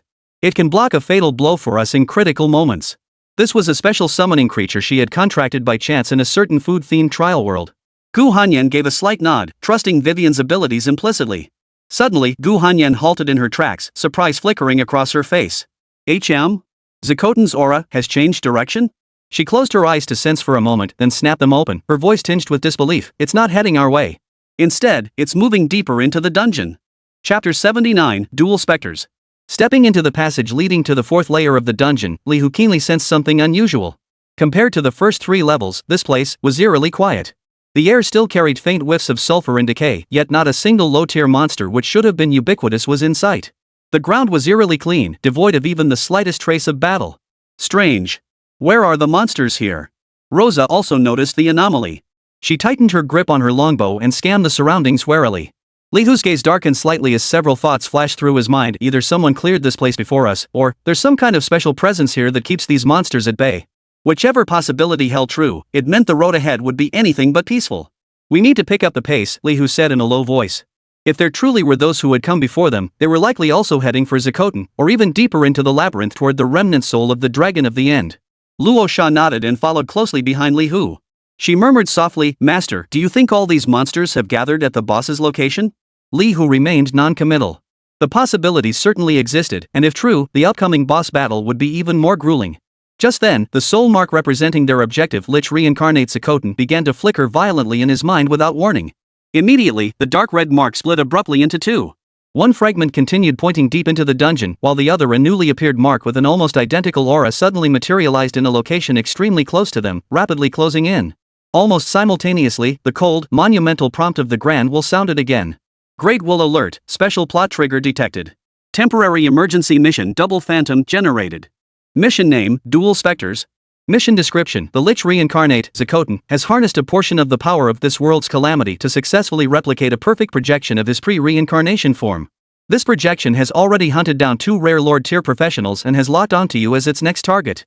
Mission objective: defeat or expel Sakotan's perfect projection. Mission reward issued based on completion rate. Failure penalty: none, but you might die. Accept? Harness the power of the world's will? Cloned his pre-reincarnation self? A flicker of surprise crossed Li Hu's eyes before his lips curved into an amused smile. Interesting. Who knew such methods existed? He accepted without hesitation. Rosa, prepare for battle. Li Hu's voice was calm, yet tinged with a chilling intent to kill. Rosa paused slightly, then sensed the sudden surge of immense malevolence. A hint of regret flitted across her small face. Finally getting a chance to explore alone with her master, only to be interrupted so soon. Yet she swiftly gathered her focus, moonlight swirling around her as she entered combat readiness. Meanwhile, on the 10th level of the dungeon. This was a vast cavern covered in molten lava and skeletal remains, the air thick with suffocating sulfur and the stench of death. In the cavern's center, atop a small mountain of piled bones, a massive red dragon, now only half its charred body remaining, slowly opened its dark golden dragon eyes. Its left half from head to tail, including its wings, had vanished entirely. The wound was a smooth, jagged surface, as if erased by some fundamental force. Cough, cough. The red dragon emitted several weak coughs, spewing wisps of black smoke from its remaining maw. Useless struggle. Do you truly believe this could change anything? A hoarse, aged voice echoed through the cavern, tinged with the weary mockery of one who sees all. It seemed to be addressing some unseen presence. My fate was sealed long ago. How could you mere ants fathom the gaze of him? All you do now is but a minor trial set by him for the chosen cultivator.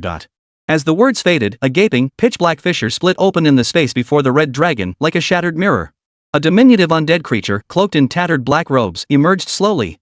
It clutched a staff fashioned from white bone, its tip crowned by a skull that pulsed with eerie green flames. A trial? I refuse to accept this. The diminutive undead screeched, its voice shrill and piercing, brimming with venom and defiance. Why? Why must he choose those outsiders? This world belongs to us. The red dragon's massive single eye narrowed slightly, observing this insignificant being. Your resentment is meaningless. Before absolute power, all schemes and tricks are futile. Oomph. Even if I ultimately fall to that lofty aim, the diminutive undead's voice grew more venomous, I will first crush every single one of those so-called professionals he favors. Let them know this is no playground where they can run rampant. It jerked its head up, its ghostly green soulfire fixated on a single point, as if piercing through layers of obstruction. Especially that boy bearing the divine essence. The moment the diminutive undead finished speaking, a clear, melodious yet undeniably authoritative female voice echoed through the cavern without warning. Oh? Who do you intend to kill? The instant the voice echoed, both the arrogant little undead and the fate-knowing, crippled red dragon jolted in shock. An ice-blue figure had silently materialized at the cave's entrance. She wore a perfectly tailored dark blue maid dress adorned with silver lace trim, her silky ice-blue hair cascading straight to her waist. Yet, as she slowly raised her head, revealing vertical pupils like the purest gold yet gleaming with an inhuman, icy coldness, the temperature within the entire cavern seemed to plummet to freezing point. The skeletal staff in the diminutive undead's hand trembled slightly, and the lone eye of the red dragon filled with disbelief and terror. This maid. Who is she? The instantly who accepted the double phantom mission, the air around him seemed to freeze for a moment. The immense malevolence that had previously only been a distant lock-on now surged toward him like a tangible tidal wave. It's here! Lihu growled, his gaze sharp as lightning, fixed firmly ahead. Rosa stood ready, moonlight energy coursing through her longbow. The arrow was not poised for release. Before the words faded, the space ahead twisted violently. A pitch-black fissure ripped open with a bone-chilling crack. The eerie sounds of decaying metal grinding against skeletal bones echoed from within the tear. Instantly, a massive claw entirely composed of skeletal remains and rusted metal surged forth, clawing at the edge of the fissure. Ha ha ha! Finally, found you! A hoarse, icy voice, like the grinding of rusted machinery, slowly emerged from the fissure, dripping with chilling malevolence. A tall, humanoid creature, hunched over, stepped out of the fissure one step at a time. It wore a crooked, tattered crown inlaid with dark gems, its body covered in armor cobbled together from broken metal and bones. Grayish-black undead mist spewed intermittently from its joints. Its face was a hideous skull, its eye sockets burning with two pools of ghostly blue soulfire. In its hand, it clutched a bizarrely shaped staff radiating intense negative energy. Lich reincarnates Sokotan Perfect Projection LV-50 Lord Class Boss. Level, 50. HP, 8,500,000 8,500,000. Physical Defense, 12,000. Special Defense, 15,000. Special Attack, 28,000.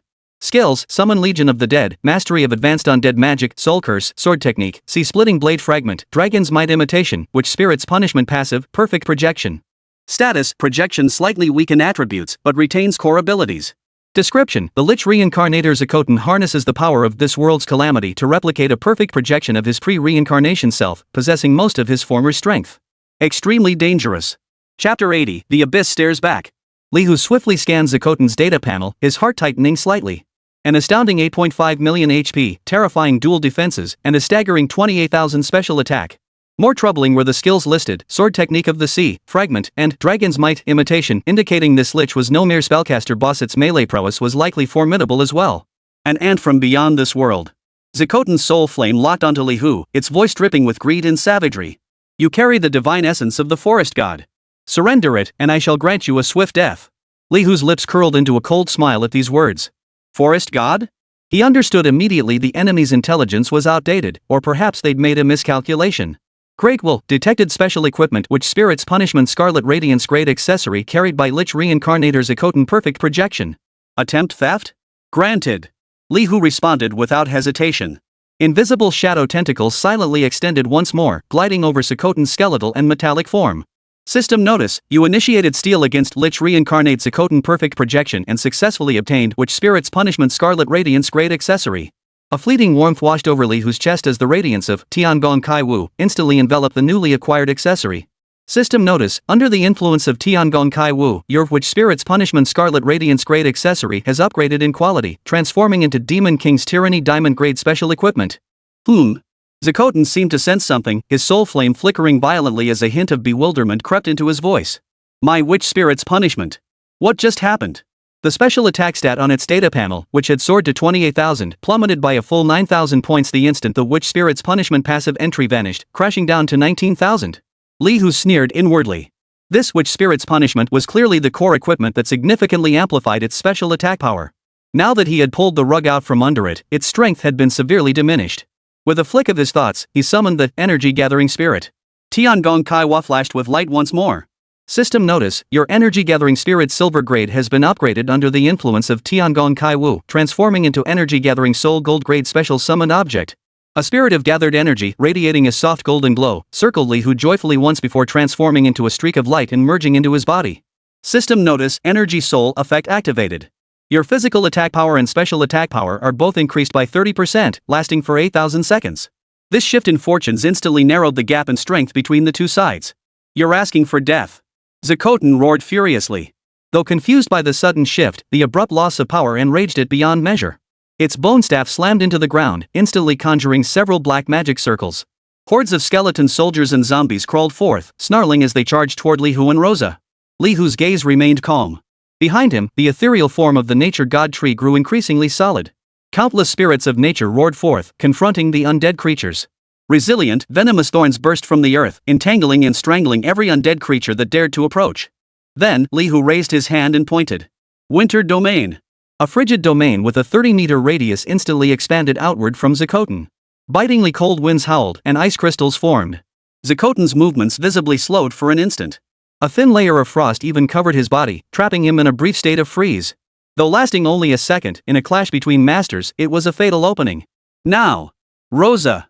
Rosa understood instantly. Moon Goddess Descent, activated in an instant, the luminous power of the moon flooding her body as her aura surged dramatically. Her longbow drew taut to a full moon, and an arrow imbued with terrifying lunar energy screamed forth. Moonburst! Whoosh boom! The silver arrow struck Zakoten with pinpoint accuracy as the creature was still in the final moments of its frozen state. It exploded with a thunderous boom, scattering into a shower of silver light. Though Zakoten possessed exceptionally high special defense, this strike did not inflict significant direct damage. However, the moonlight power infused within the arrow clung to it like flesh-eating maggots, relentlessly eroding its energy shield and effectively preventing its immediate counterattack. Vile vermin! Zakoten roared furiously, its death energy erupting violently, shattering the thin ice encasing its body. Its ghostly blue soul flame locked onto Li Hu as it raised its bone staff high. Feel despair. Light of destruction. A massive black magic circle, spanning half the passageway, rapidly materialized above Zakoten's head, emanating a thick aura of death and destruction. In the next instant, hundreds of ink-black beams of annihilation shot forth from the circle like a web of death, engulfing Li Hu in an inescapable deluge. Rosa's face paled as she cried out, "Master, be careful!" Li Hu stood his ground, neither flinching nor dodging, his face showing not a hint of emotion. Boom! Boom! Boom! Countless beams of light of destruction struck Li Hu with pinpoint accuracy, erupting in deafening explosions. Dust and energy turbulence instantly engulfed his figure. Yet when the dust settled, Li Hu stood there still, unscathed. The soft green glow emanating from the divinity of nature enveloped him like an impenetrable barrier, deflecting and nullifying every jet black beam of destruction. Damage, 0. What? Zakoten's raspy voice was filled with disbelieving horror. Its light of destruction was a high-level undead magic containing powerful negative energy and soul corrosive effects. Even a defensive-type practitioner of the same level couldn't possibly emerge unscathed. In the split second Zakoten was stunned, Li Hu moved. His figure flickered like a ghostly apparition as he closed the distance. A plain long sword, appearing in his hand at an unknown moment, surged with immense power under the enhancement of soul gathering. It struck a brutal blow against Zakoten's chest. 98,750. A massive damage number floated above Zakoten's head. Thud. Though merely a projection, Zakoten emitted a hollow sound like shattering bones. His massive frame was sent flying backward by the strike, crashing violently into the rock wall behind him. Simultaneously, the fearless spirits of nature had already broken through the lower-tier undead's defenses. Like a tidal wave, they engulfed Zakoten, who had just regained his footing. Claws tore, energy blast struck, instantly stripping away another chunk of his health. Zikotan's soul flame flickered violently, rage and shock mingling within it. Impossible. Absolutely impossible. My undead magic, why is it ineffective against you? A sudden realization struck it, its voice trembling with confusion, the divine essence within you, that pure force of life and nature. This isn't the forest god. The forest god's divine essence, while once countering my power, could never have been completely immune to my advanced undead magic. I personally crippled it with the wither curse. The projection of Zikotan plunged into profound bewilderment and alarm. The young man before it, and the mysterious, powerful divine essence within him, had utterly overturned its understanding. Chapter 81, The Goddess's Sigh. Zikotan's soul flame flickered violently with bewilderment and alarm. It could not comprehend why its vaunted high-level undead magic melted away before this youth like fresh snow under the scorching sun. That pure, colossal force of life and nature far surpassed anything it remembered from the forest god's divine essence. Forest god? A cold sneer curled Lihu's lips. Ha! You lofty beings, whether those self-righteous so-called heroes or you, a lingering lich projection, all love slapping others with your delusional labels. If your eyesight's failing, stay hidden instead of making fools of yourselves. His words struck like an invisible slap, stinging Zikotan's phantom face. To be mocked so by an insignificant mortal, coupled with the bizarre failure of his own power and the overwhelming divine strength radiating from his opponent, finally ignited Zikotan's fury. You seek death. His hoarse roar brimmed with utter venom and madness. A mere mortal dares blaspheme the divine and spout nonsense before me. I shall make you witness true despair. Scourge of the undead, descend. As its skeletal staff slammed into the ground, the entire fourth level of the dungeon began to tremble violently. Countless pitch-black fissures spread outward, spewing forth thick, suffocating death energy. In the next instant, countless undead creatures poured forth from the fissures, skeleton warriors wielding rusted blades, slow-moving yet immensely powerful stitched zombies, ghostly spirits circling overhead, and even several massive bone dragons whose flapping skeletal wings stirred chilling winds. These undead creatures were all around level 50, their sheer numbers nearly filling the entire wide passageway, forming a veritable tide of death. Faced with such a terrifying undead horde, Rosa's face paled slightly, her grip on the bow tightening further. Lihu, however, remained utterly composed, as if the mountain of corpses and sea of bones before him were mere illusions. With a flick of his thoughts, the golden grade, chi-gathering soul, that had earlier merged with his body was once again separated and suspended in his palm. Since you want to play big, let me show you what true power looks like, Lihu said indifferently. The dazzling radiance of Tiangong Kai Wu flared once more, completely enveloping the energy-gathering soul. System notice, under the influence of Heavenly Craftsman, your energy-gathering soul gold grade has undergone a significant quality upgrade, transforming into an energy-gathering spirit scarlet radiance grade special creature. As the light dissipated, a spirit creature now more solid and imposing, its entire body ablaze with crimson divine flames, let out a joyful cry before reintegrating into Lihu's body. System notice, energy-gathering spirit effect activated.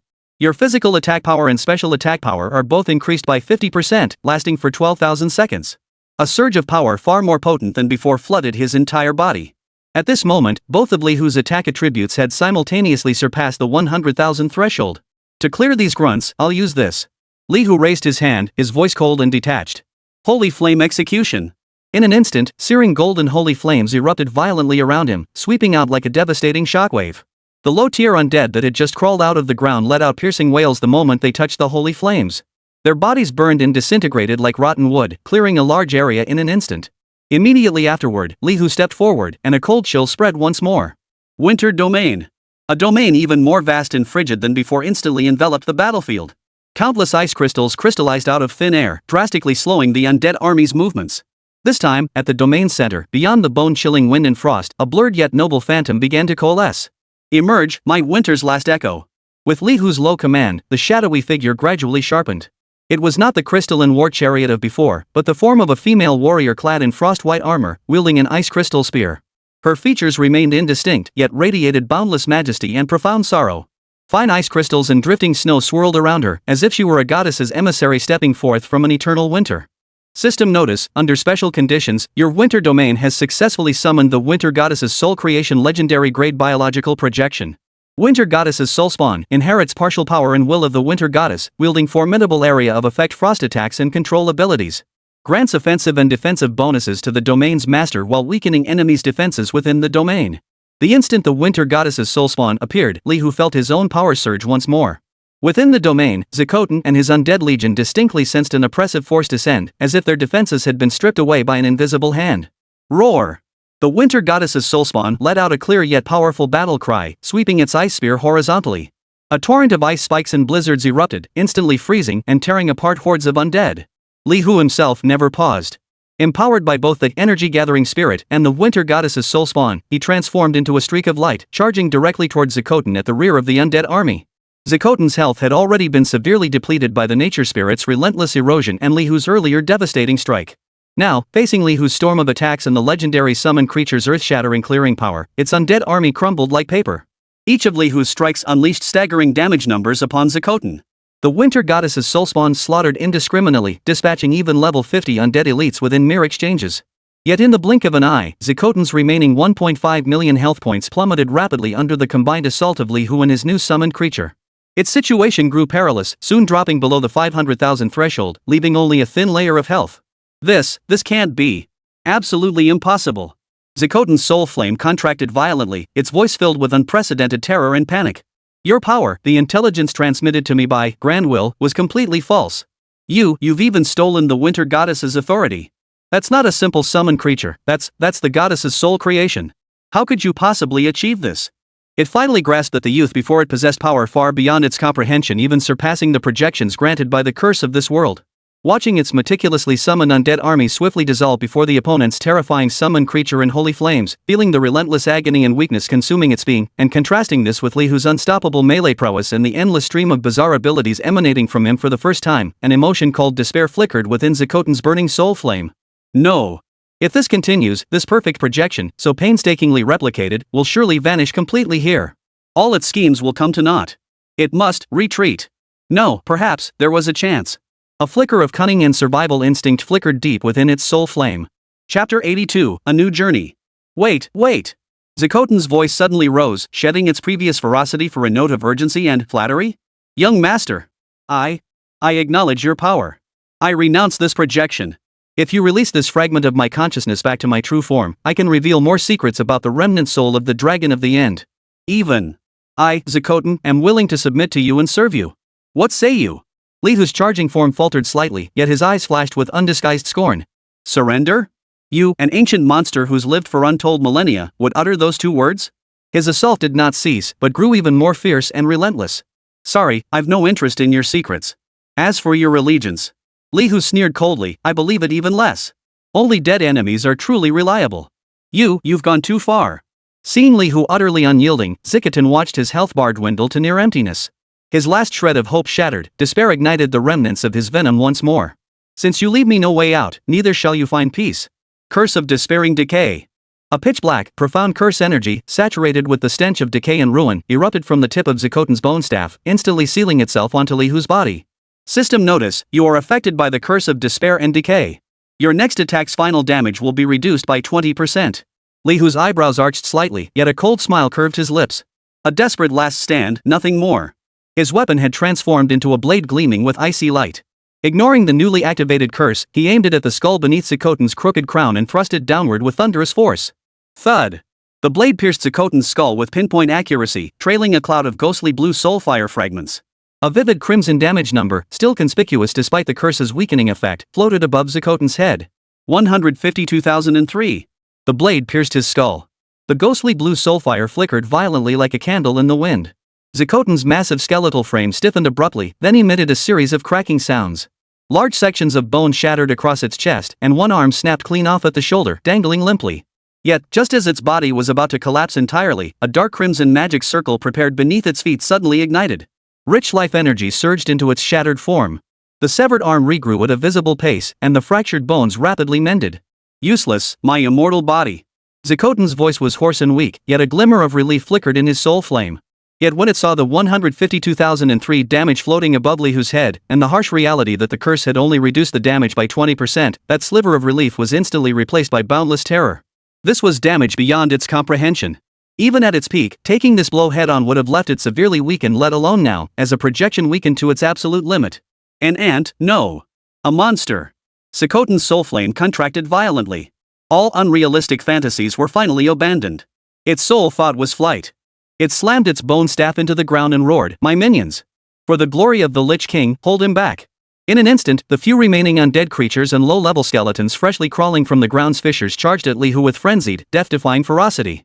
Simultaneously, an even denser aura of death surged from Zikotan. A layer of shadowy shield materialized once more, and its bones hardened noticeably. Evidently, it had cast some form of undead magic to fortify its defenses. After completing these actions, the space behind Zakoten began violently warping.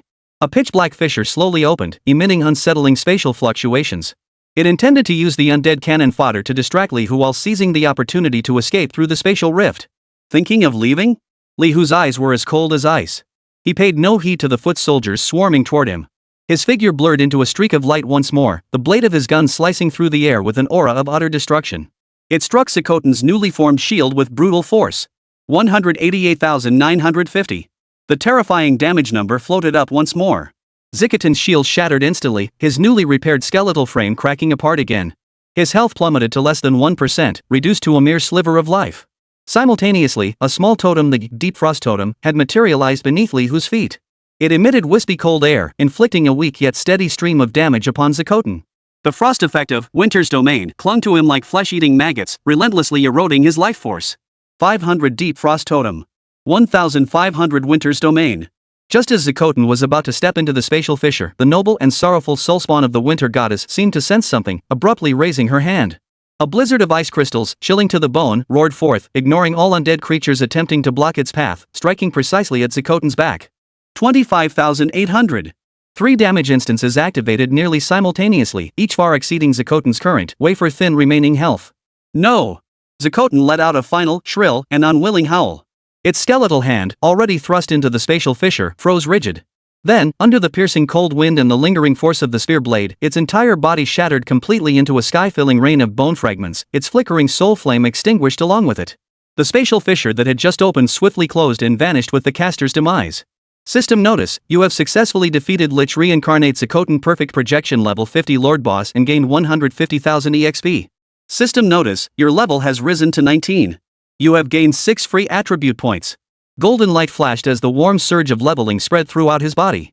With Zakoten's complete defeat, the battlefield erupted with scattered loot glowing in myriad colors. Li Hu's mind stirred, and the radiance of Tiangong Kaiwu enveloped all the fallen items.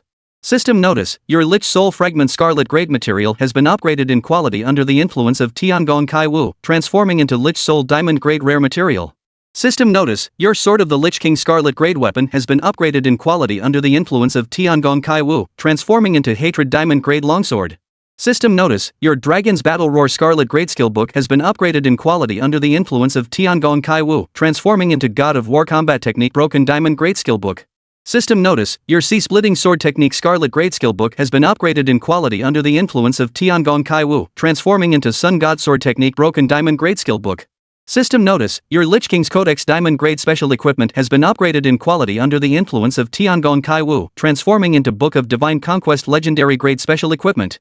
System notice: your temporary quest Eliminate Threat Zakoten is complete, 100% completion.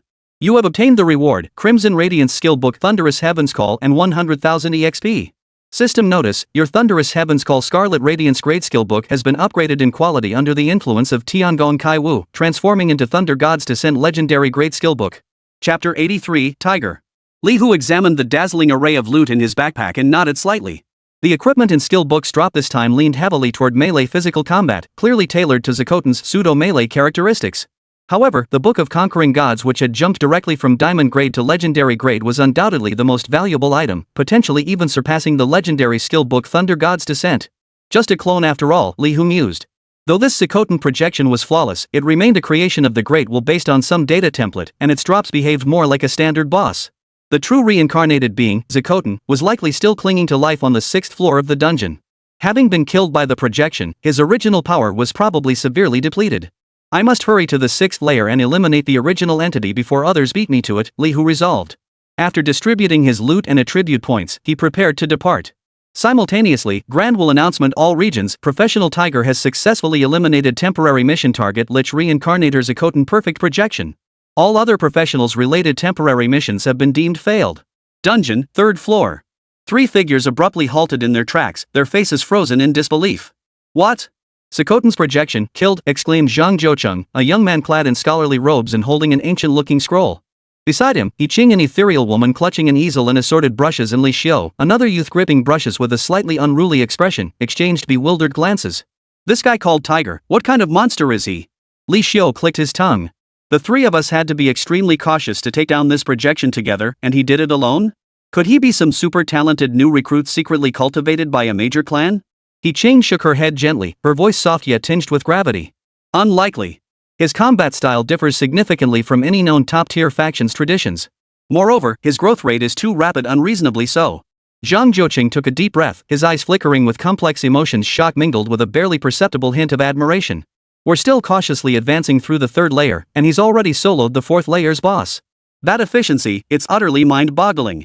Li Xiu spoke with a hint of reluctance. Does that mean our temporary mission failed? A wasted trip? He Chang offered reassurance. Don't worry. We still have 2 other temporary targets. Plus, the hint mentioned that the perfect projection was killed, meaning Zikotan's true form is still out there. Since the projection is gone, his strength must be significantly weakened. We might still have a chance. Zhang Jiuqing's eyes sharpened as he declared, exactly. We can't let that tiger claim all the rewards. Battle poem, Swift Stride. The tome in his hand stirred without wind, chanting a series of rhythmic syllables. A pale blue aura enveloped the trio, instantly boosting their movement speed. Move. Head to the 6th layer as fast as you can. The odds aren't great, but we have to try. We can't let him take all the spoils.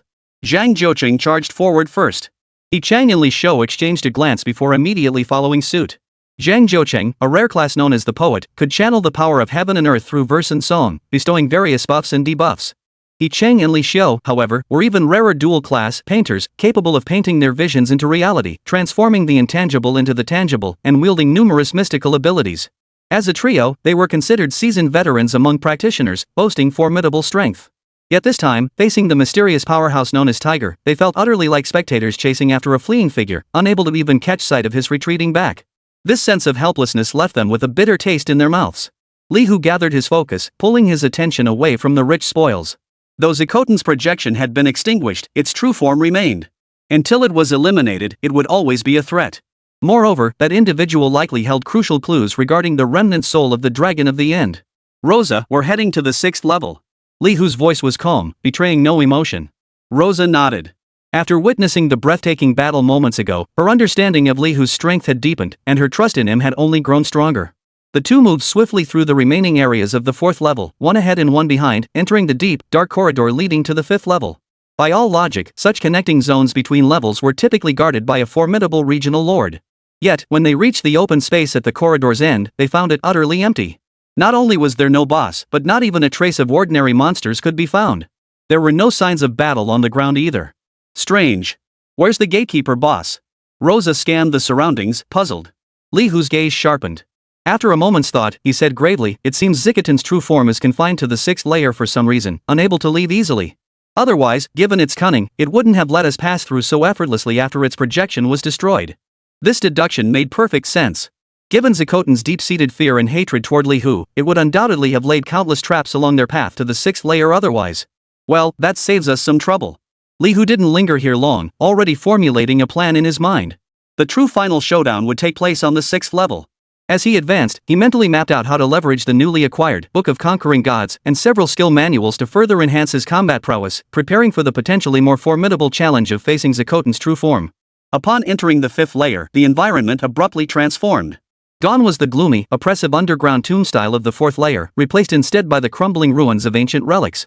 A faint elemental fluctuation permeated the air, and occasional spatial fissures caused by energy disturbances could be glimpsed. As the pair cautiously explored deeper into the 5th layer, a nimble figure silently detached itself from Li Hu's shadow. It was a deer-like spirit radiating a soft aura of life, the tracking deer spirit, one of Li Hu's summoned creatures skilled in reconnaissance and support. It leapt lightly ahead, its slender ears twitching alertly from time to time. Suddenly, the tracking deer spirit halted, emitting a low warning cry before transforming into a streak of light and dashing off in a specific direction. Something? Li Hu's eyes narrowed sharply. Exchanging a glance with Luo Sha, he immediately followed. Amidst the shadows woven by collapsed stone pillars and tangled vines, the tracking deer spirit gently touched a small, curled-up figure on the ground with its faintly glowing antlers. It was a girl of about 15 or 16, clad in slightly tattered adventurer's leather armor. Her flaxen hair lay tangled across her cheeks. Her face was as pale as paper, her lips tinged with an unnatural bluish-purple hue. She lay unconscious. Chapter 84, An Unexpected Encounter. Someone here?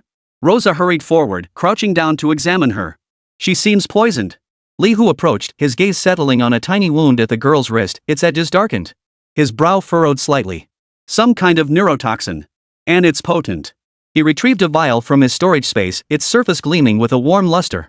Inside, an emerald green liquid shimmered.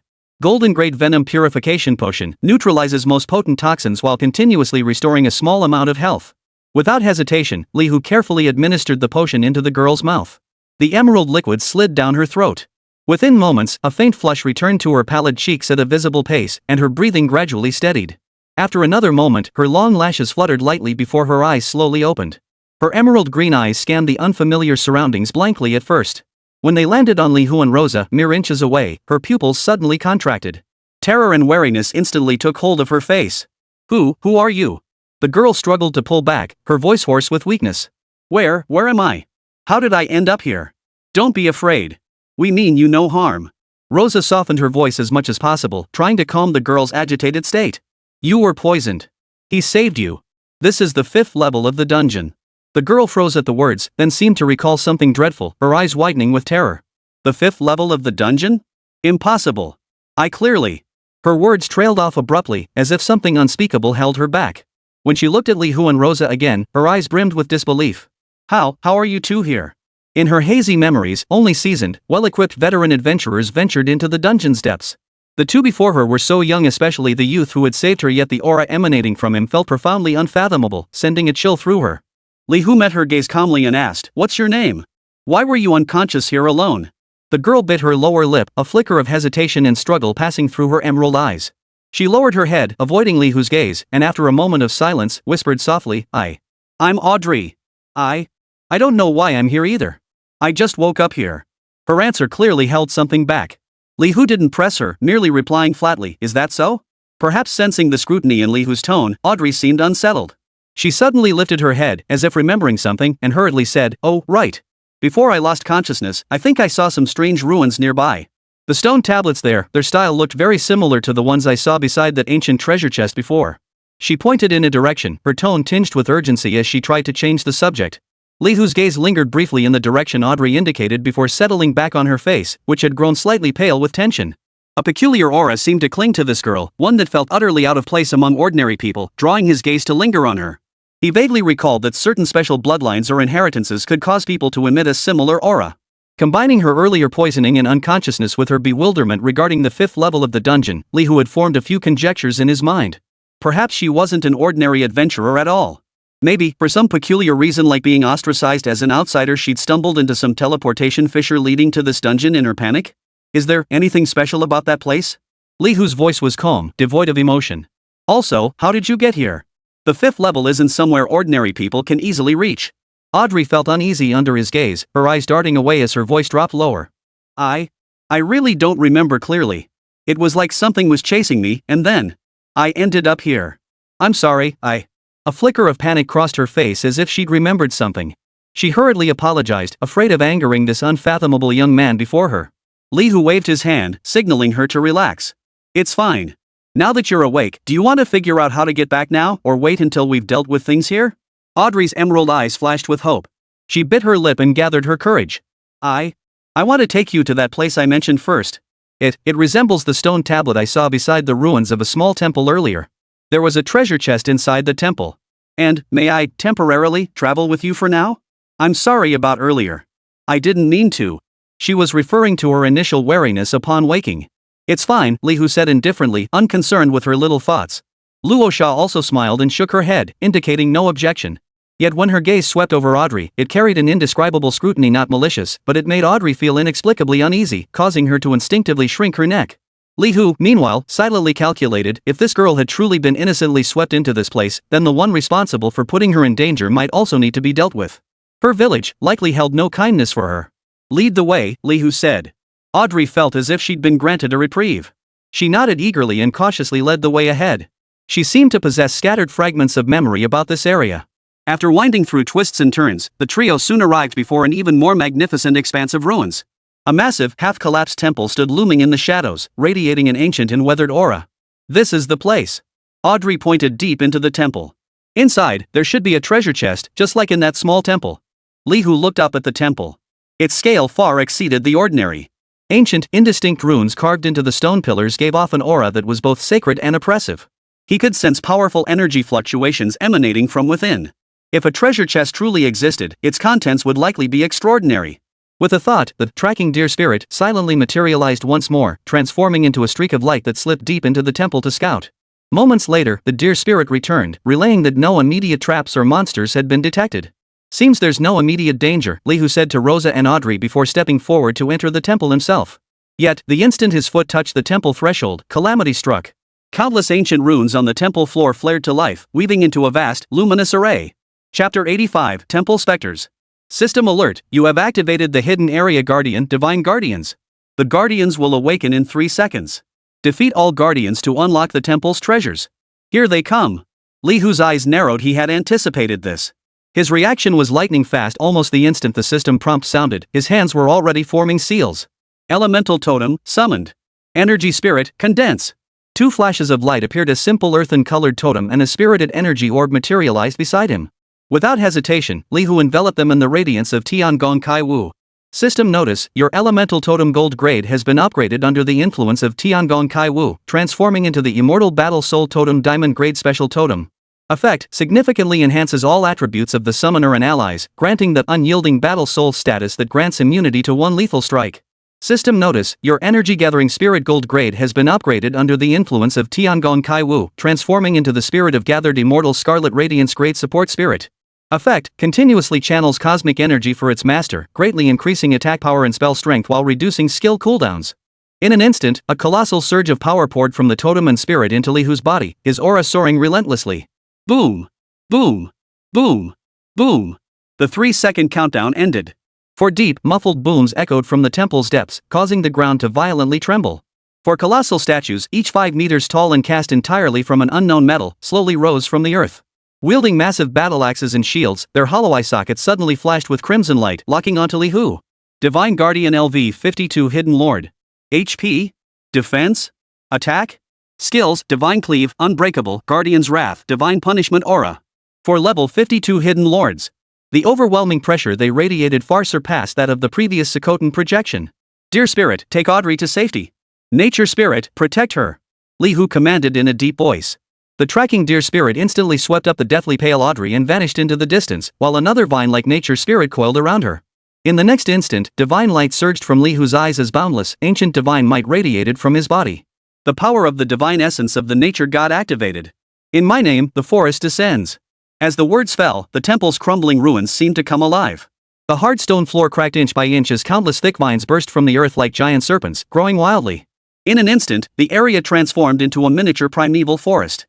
Sharp, poisonous thorns sprouted everywhere, radiating a dangerous aura. Dozens of diverse nature spirits darted through the trees, emitting low growls, while wisps of undead energy drifted among the vines, silently coiling toward the 4 divine guardians. Immediately, a chill erupted from Lihu's body. Winter Domain, activate. Extreme cold swept outward from him, plunging the air temperature and coating the ground in thick frost. Lihu's own attributes surged once more, while the 4 divine guardians were blanketed in white frost, their movements visibly slowed.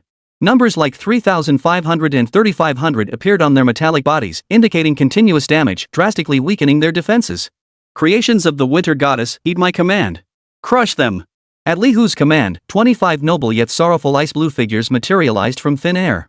Wielding crystal bows or sharp blades, they were the legendary Tyr, winter goddess's soul-forged creatures, enhanced through the heavenly artifact creation technique. The moment they materialized, they locked onto the divine guardians, unleashing a fierce assault.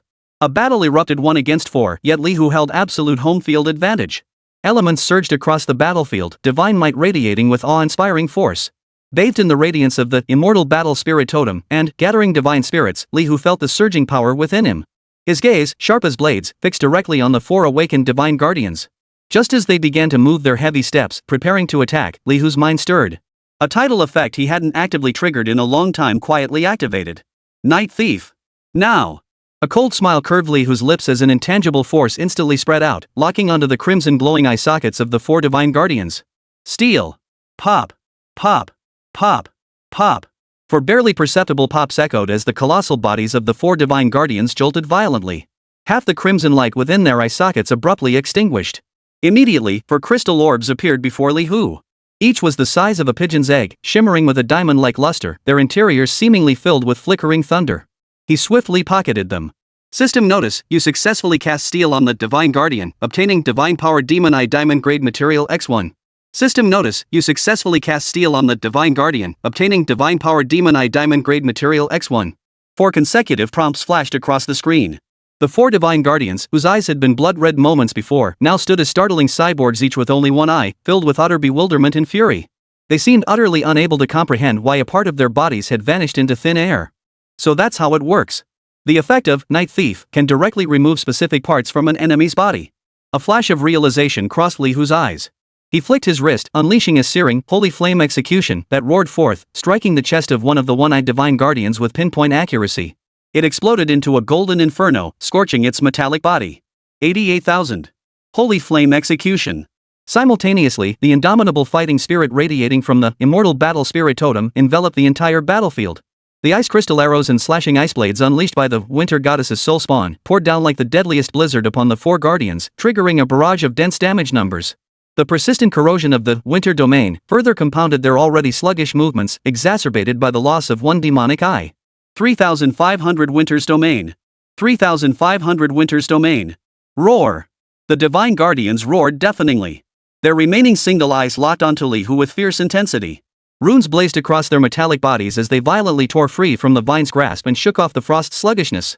All 4 guardians simultaneously raised their massive axes. Terrifying divine power began to coalesce upon the axe blades, their targets fixed squarely on Li Hu. Divine judgment. For thick beams of energy, brimming with destructive force, erupted from their single eyes in an instant. They intertwined into a deadly web, instantly enveloping Li Hu. Audrey, watching from afar, covered her mouth in horror, her eyes filled with despair. Rosa's heart also tightened. The sheer power of any single one of these attacks was enough to instantly kill an ordinary practitioner. Yet Li Hu stood unflinching at the center of the crisscrossing beams, his expression unchanged. The divine might of his godhood of nature flowed silently through him. The soul-chilling sense of lock-on and oppressive pressure felt to him like a gentle breeze, rendering him immune to all negative effects. Boom! The beams struck their targets with pinpoint accuracy, erupting in blinding light and terrifying energy fluctuations. 0. 0. 0. 0. 4 crimson zeros floated up from Li Hu's head. His terrifying defense, combined with the damage reduction from his divine essence, had managed to withstand all 4 of these world-shattering divine judgments without even breaking through his defenses. Chapter 86, The Divine Might is Inconceivable. What? For the first time, a flicker of something resembling shock flickered across the single eye of the Divine Guardian. Rosa watched in stunned silence beside them, then snapped into action. Swinging her staff, she unleashed a volley of magic arrows to join the assault. Though the damage was minimal, it was better than nothing. The Divine Guardians seemed to refuse to believe their misfortune. Their single eyes gathered divine power once more, unleashing another 4 divine judgments at Li Hu. The result remained the same, 4 conspicuous zeros. They appeared trapped in some fixed program, relentlessly casting ineffective divine judgments at Li Hu. Finally, after over a dozen futile strikes, the Divine Guardians seemed to grasp the issue. Their attack pattern abruptly shifted. A strange, obscure fluctuation spread from the light swirling within their sole remaining eye. Jade eye grinding. Buzz. An invisible energy swept across the battlefield. Li Hu's immortal battle spirit totem, gathering divine spirits, tracking deer spirit, and the newly summoned spirits of nature, along with the vines in the forest, instantly froze in their actions and skill effects. It was as if time itself had solidified around them. Even the spread of the frigid air from the winter domain slowed momentarily. Only the 25 winter goddess's soul-forged creatures continued to radiate icy killing intent, their attacks utterly unaffected. Li Hu once again sensed a force attempting to bind his movements and spellcasting, but the divinity of the nature god intervened once more. A flash of sacred radiance erupted, and all negative effects vanished without a trace, like stones sinking into the sea. Li Hu raised an eyebrow.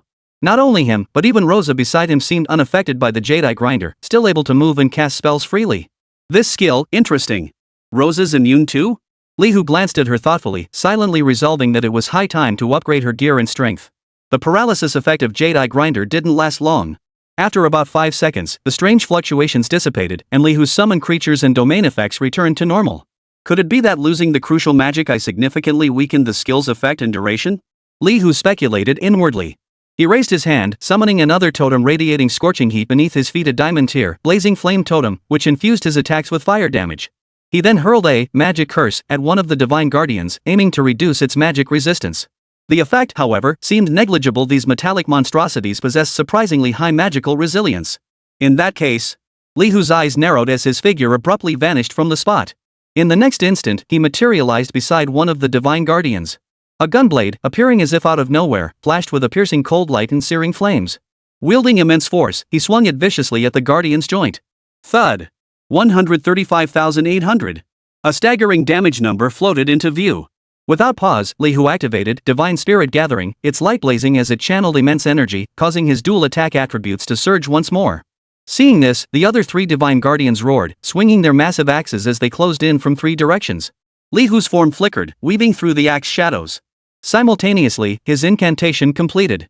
A sky filled with flaming meteors roared down, intertwining with the ice crystal blizzards unleashed by the Winter Goddess's soul creations. Together, they formed a realm of dual destruction, ice and fire enveloping all 3 guards. Boom! Under Li Hu's relentless storm of attacks, the Divine Guardian who had been struck down first could no longer sustain its already faltering energy core deprived of its magic eye. With a final, unwilling wail, its massive metallic frame exploded, scattering into fragments across the ground. System notice, you have successfully defeated Divine Guardian LV-52 Hidden Lord and gained 200,000 EXP. Li Hu's form flickered, narrowly evading another guard's powerful sweeping strike. He countered with a barrage of even more intense flaming meteors, firmly seizing control of the battle's rhythm. Audrey watched from afar, her eyes wide and mouth agape wide enough to fit an egg. Her emerald eyes brimmed with disbelief. Those were 4 colossal metal statues radiating terrifying pressure. Approaching them alone made her feel suffocated. Yet in this youth's hands, they were being dispatched as easily as slicing through cucumbers. Who exactly was he? Could he be the legendary hero? No, the vast aura emanating from him, one that seemed to merge with nature itself, felt more like the forest god incarnate. Audrey's heart pounded wildly as she gazed at Li Hu with awe and a hint of unmistakable reverence. On the battlefield, as the final Divine Guardian collapsed with a reluctant howl, the intense energy fluctuations gradually subsided. System notice, you have successfully defeated Divine Guardian LV-52 Hidden Lord and gained 200,000 EXP. System notice, all Guardians have been defeated. The temple's treasure has been unlocked. Li Hu casually wiped a non-existent bead of sweat from his brow, his tone calm. It was a bit tricky. Audrey nearly choked on her breath at those words. Slightly tricky? You call this tricky? She opened her mouth to protest, but wisely kept her thoughts to herself. This noble's definition of tricky clearly existed on a different plane entirely. Li Hu's gaze fell upon an oddly glowing, eyeball-shaped crystal that had fallen to the ground after the last Divine Guardian exploded. Unlike the divine-powered demonite she had stolen earlier, this crystal bore a warm jade hue throughout, yet within it, countless minute runes seemed to flow. Jade Demonite Diamond-grade special material, one of the core components of a Divine Guardian, containing peculiar binding power. Can be used for forging or special rituals. Li Hu's thoughts stirred, and the radiance of Tiangong Kai Wu enveloped it once more. System notice, under the influence of Tiangong Kai Wu, your Jade Demonite Diamond grade has undergone a quality upgrade, transforming into Forbidden Divine Jade Pupil Legendary grade special material. Effect, imbued with powerful forbidden power over time and space, it can be used to construct top-tier prohibitions or refine equipment containing binding divine techniques. Legendary grade material. Not bad. Li Hu nodded with satisfaction and stowed it away. His gaze shifted toward the temple's depths. There, with all guards defeated, an ancient stone platform slowly rose. Upon it lay a treasure chest shrouded in a hazy purple glow, mysterious and alluring. An epic-grade treasure chest. A flicker of anticipation crossed Li Hu's eyes. He strode toward the stone platform. Audrey and Rosa cautiously followed behind, curiously examining the chest. Li Hu reached out and gently touched the chest. System prompt, you have discovered an epic temple treasure chest. Do you wish to open it? Open. Chapter 87, Divine Essence acquired. System notice, the talent chosen 1 unique has triggered a 100x amplification effect. The quality of the treasure chest you obtain will be enhanced. The purple glow on the chest suddenly blazed with overwhelming brilliance, emanating an indescribably weighty and sacred aura that even overshadowed the divine pressure previously radiated by the guardian deities. As the light faded, the once epic treasure chest had transformed into an object cast entirely from an unknown divine metal. Its surface was engraved with countless earthen runes, radiating a deep, earthy yellow divine glow. Ancient deities gift mythic tier unique treasure chest. Li Hu took a deep breath, a flicker of excitement in his heart, and slowly opened the chest. There was no blinding golden radiance as imagined, nor any earth-shattering supernatural phenomena. The instant the chest opened, a surge of pure, primal earth and divine power washed over him, transporting him to the dawn of chaos, the very beginning of all things.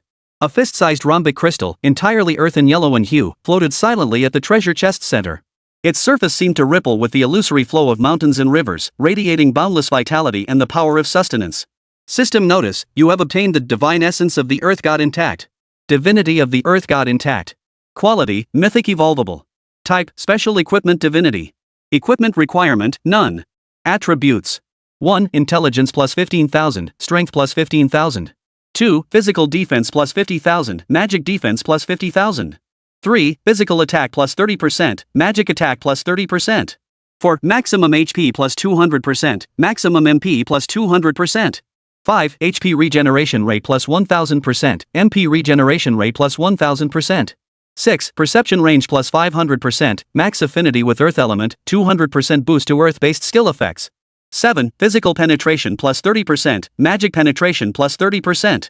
8. Divine power max plus 10,000. 9. All skill cooldowns reduced by 20%.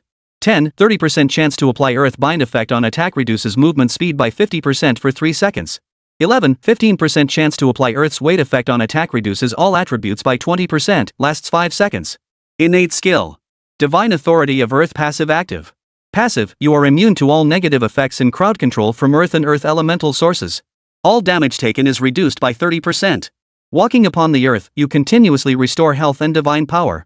Active, consume divine power to temporarily channel the primal essence of the earth, unleashing various earth divine art CG, earthquake, piercing strike, earth guardian, summon rock giant, etc.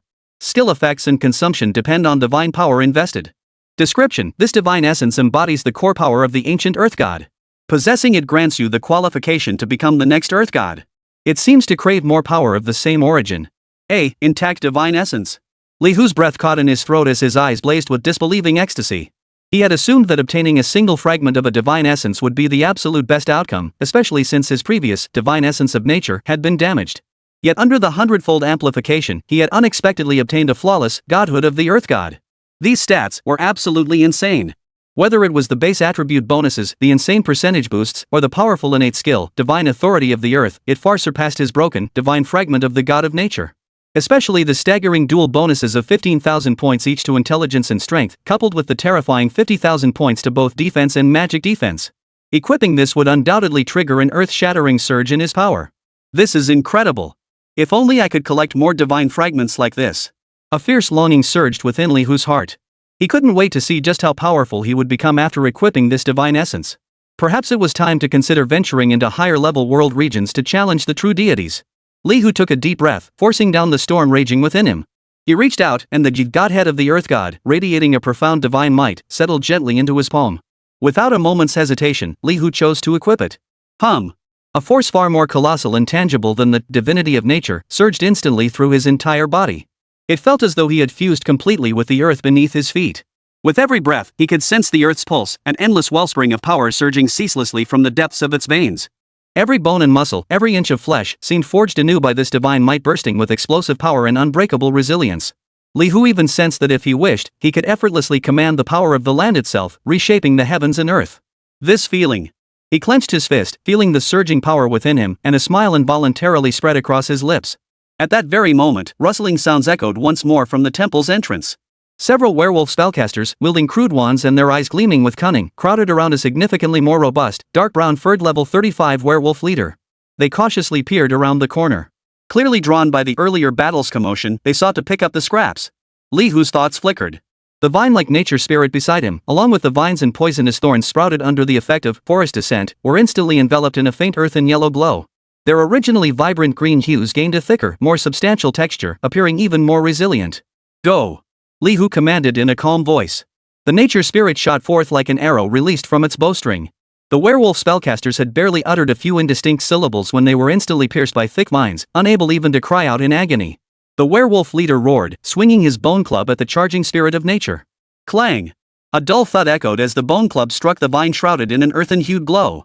It merely caused the vine to tremble slightly, inflicting no substantial damage. A flicker of astonishment crossed the werewolf leader's eyes.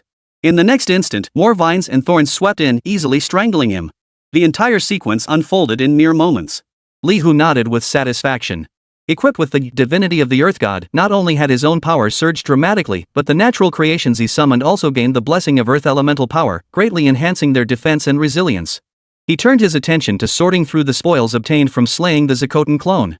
He casually tossed a pile of miscellaneous materials into his storage space. Several diamond-grade equipment pieces and skill books, mostly requiring level 50 gear or learning restrictions, were of no immediate use. His gaze finally settled on an ancient-looking book radiating a faint aura of sanctity. Chapter 88, An Unexpected Visitor. Book of Divine Proof Legendary Special Offhand. Equipment requirements, level 35, Intelligence 5000. Attributes. 1. Intelligence plus 2000. 2. Spirit plus 1000. 3. Plus 20% to holy type skill effects. 4. Casting speed plus 10%. 5. Divine power plus 500. Innate skill, divine speech passive. When casting certain skills, there is a low chance to consume divine power, transforming it into more potent holy type effects. Effect varies based on skill and divine power consumed. Description: an ancient tome containing fragments of the mysteries of deification. Its bearer gains heightened sensitivity to divine power. It seems to yearn for the nourishment of true divine energy. Legendary offhand item, usable at level 35. Li Hu stroked his chin. The attributes of this Book of Divine Proof were worlds apart from his two divine essences, but as a level 35 transitional item, it was already quite impressive. Especially that divine power plus 500 attribute caught his attention. It seems divine power isn't exclusive to divine essences after all, it's just that divine essences provided on an entirely different scale. He equipped the Book of Divine Proof. A faint yet pure aura of sanctity merged into his body, sharpening his perception of sacred aligned power. From afar, Audrey watched as Li Hu effortlessly slaughtered a squad of werewolves with a mere wave of his hand, then produced a book radiating divine light from thin air. The reverence in her emerald eyes deepened. She felt increasingly certain that this man was no ordinary mortal. He was likely a deity walking among humans, or perhaps a messenger of the gods. Her demeanor grew increasingly cautious and reverent. Li Hu naturally noticed Audrey's change, but said nothing. His thoughts now turned to the two divine essences he possessed, the goddess of nature flawed, and the god of earth intact. The power attributes of these two divine essences do not conflict, rather, they complement each other. Nature is born from the earth, and the earth sustains nature. He sensed that possessing both divine essences simultaneously might yield unexpected advantages. Once this world's great will fully awakens and takes control, acquiring high-quality items, especially divine essences like these, will likely become exponentially more difficult. A sharp gleam flashed in Li Hu's eyes. We must seize the moment to gather as many high-quality materials as possible, even more divine essences. Whether for personal use or as provisions for future advancement, this is crucial. As he pondered, commotion erupted again outside the temple. A squad of swift, venom-drenched dagger-wielding werewolf scouts slipped in silently. Li Hu didn't even bother to intervene personally. With a mere thought, the vines and nature spirits coiled around the temple surged forth with a howl. As the frigid chill of winter's domain spread and the scorching flames of blazing totem consumed them, the werewolf scouts vanished into experience points before they could even touch the hem of Li Hu's robe. Effortless. At that moment, Li Hu's brow lifted imperceptibly as his gaze shifted toward a point beyond the temple. His keen senses detected two distinct, yet equally formidable, professional adventurer auras rapidly approaching. Oh? Other adventurers found this place so quickly? He was slightly surprised. Moments later, two figures appeared at the temple entrance. Leading the way was a young woman clad in an exquisitely crafted black gothic dress armor, wielding a massive scythe that glowed with a faint blue light. Her face was cold and sharp, her silver-gray hair falling loosely around her shoulders. Her blood-red eyes held no trace of emotion, and her entire being radiated a heart-stopping aura of death and ice. Death Knight, Gu Hanyan. Following closely behind was a girl dressed in a fluffy, adorable pink magic cake skirt, clutching a wand adorned with a gemstone at its tip that resembled a colorful candy. Her radiant golden curls cascaded around her face, and her sapphire blue eyes shone like the purest sky. A sweet, lively smile graced her lips, forming a stark contrast to the icy aura of the Death Knight beside her. Magical pastry chef, Vivian Sophie. The moment Li Hu saw these two, a peculiar look flashed in his eyes. Weren't these two precisely the so-called dating partners his chief master, Yaoer, had mysteriously mentioned in their communications supposedly reserved for him? Though Yaoer had been vague about it back then, Li Hu knew exactly what she meant without needing to think too hard. He just hadn't expected to encounter them prematurely in this war mission world, and in this manner. The moment Vivian Sophie stepped into the temple, her gaze locked onto Li Hu with pinpoint accuracy. Her sapphire blue eyes instantly lit up, as if she'd discovered some priceless treasure. The next second, she lifted her skirt hem and scampered toward Li Hu with cheerful little steps, her face beaming with a dazzling smile. Yay! Found you! You must be brother Li Hu! Sister Yuan was absolutely right, you're super handsome. She ran up to Li Hu, tilting her little face upward, her eyes crinkling into crescent moons. Then, under Li Hu's stunned gaze, she declared in a voice so sweet it could make one sick. Honey! The air seemed to freeze solid in that instant. Li Hu's expression stiffened slightly. Luo Sha, who had been sizing up the newcomer with a hint of wariness, suddenly darkened at the sound of husband. Her gaze toward Vivian brimmed with hostility and ill will. She could clearly sense the momentary shock and a barely perceptible flicker of unease that washed over her master upon hearing that address. That saccharine honey struck like a bolt from the blue, instantly charging the temple's atmosphere with palpable tension. Li Hu's composed expression nearly cracked, his lips twitching slightly. This turn of events was somewhat unexpected. Master Yuaner's arrangement was perhaps a bit too direct. Luo Sha's originally cool eyes suddenly turned icy, her sharp gaze piercing like an ice spike, fixing directly on the rosy-cheeked girl in the pink dress. The aura surrounding her grew noticeably more dangerous. Audrey, however, looked utterly bewildered. She glanced from Li Hu to the overly familiar girl, completely lost as to what was happening. Vivian Sophie, however, seemed utterly oblivious to the dark currents stirring in the air. Her small face remained upturned, her bright blue eyes sparkling as she gazed at Li Hu, filled with anticipation and childlike adoration. Vivian! A cold, slightly exasperated and warning female voice rang out. Gu Hanyan, wielding a massive black scythe, approached. Her blood-red eyes swept over Li Hu before glaring at her scatterbrained companion. Mind your manners. Chapter 89, This defense is unnatural. Vivian stuck out her tongue and muttered under her breath. But Sister Yao said Brother Li Hu would like it if I called him that. Her gaze shifted back to Li Hu, growing even more earnest. Brother Li Hu, can I call you husband? Gu Hanyan pressed her temples, feeling a headache coming on. Her gaze shifted slightly, catching the icy aura emanating from Rosa beside Li Hu. The unmasked hostility in the elf girl's eyes sent a chill through her heart. This elf girl was powerful, and her possessiveness toward Li Hu seemed quite intense. Vivian followed her gaze to Rosa, pouting her lips slightly as she instantly categorized Rosa as her number one love rival. Her gaze swept over the slightly awkward Audrey, silently assessing the threat level. Gu Hanyan stepped forward, offering Li Hu a slight nod with a crisp voice. Hello, Li Hu. I'm Gu Hanyan. This is my friend, Vivian Sophie. She paused briefly before adding. We missed the meeting arranged by Senior Yuan earlier due to some unexpected tasks. Li Hu's expression had already regained its composure. He nodded. I recognize you both. Yuan mentioned you. His gaze swept over the two of them, his tone unreadable. To encounter you here is indeed quite a coincidence. Gu Hanyan's blood-red eyes fixed on Li Hu, the ancient deity's gift, treasure chest behind him shimmering with a hazy purple glow, and the lingering traces of battle within the temple. It seems neither of us intends to form an alliance. She stated directly. The temple's temporary objective, Zakotan's clone, has likely been dealt with by you. We're more interested in the remaining primary objective. Gu Hanyan's scythe tip-tapped lightly against the ground, emitting a faint scraping sound. So, how about a race? I object. Vivian immediately raised her small hand, her expression serious as she countered Gu Hanyan. If it's teaming up with Brother Li Hu, I'm all for it. Li Hu heard this and a faint, almost imperceptible curve lifted the corners of his mouth as he looked at Gu Hanyan. A contest? He countered, his tone tinged with amusement. If I didn't want a contest, wouldn't it be easier to just eliminate you all outright? The air seemed to grow colder by several degrees at his words. Gu Hanyan narrowed her blood-red eyes, emanating a cold, deathly aura that subtly clashed with Li Hu's own weighty divine might, which seemed to merge with the earth itself. You can try. She showed no sign of backing down. Li Hu, however, did not immediately act. He merely shifted his thoughts. Within the temple, the dormant spirits of nature and vines were instantly enveloped in a solid, earthen-hued glow. Several dragon-shaped spirits of nature, hastily formed from thick vines and rocks, roared as they burst from the ground, their ferocious heads aimed at Gu Hanyan and Vivian. Two earth elemental giants, several meters tall and formed entirely of heavy rock, stepped forward with heavy footsteps, blocking their path. These newly summoned creatures radiated an aura of terror far surpassing that encountered by the werewolf scouts earlier.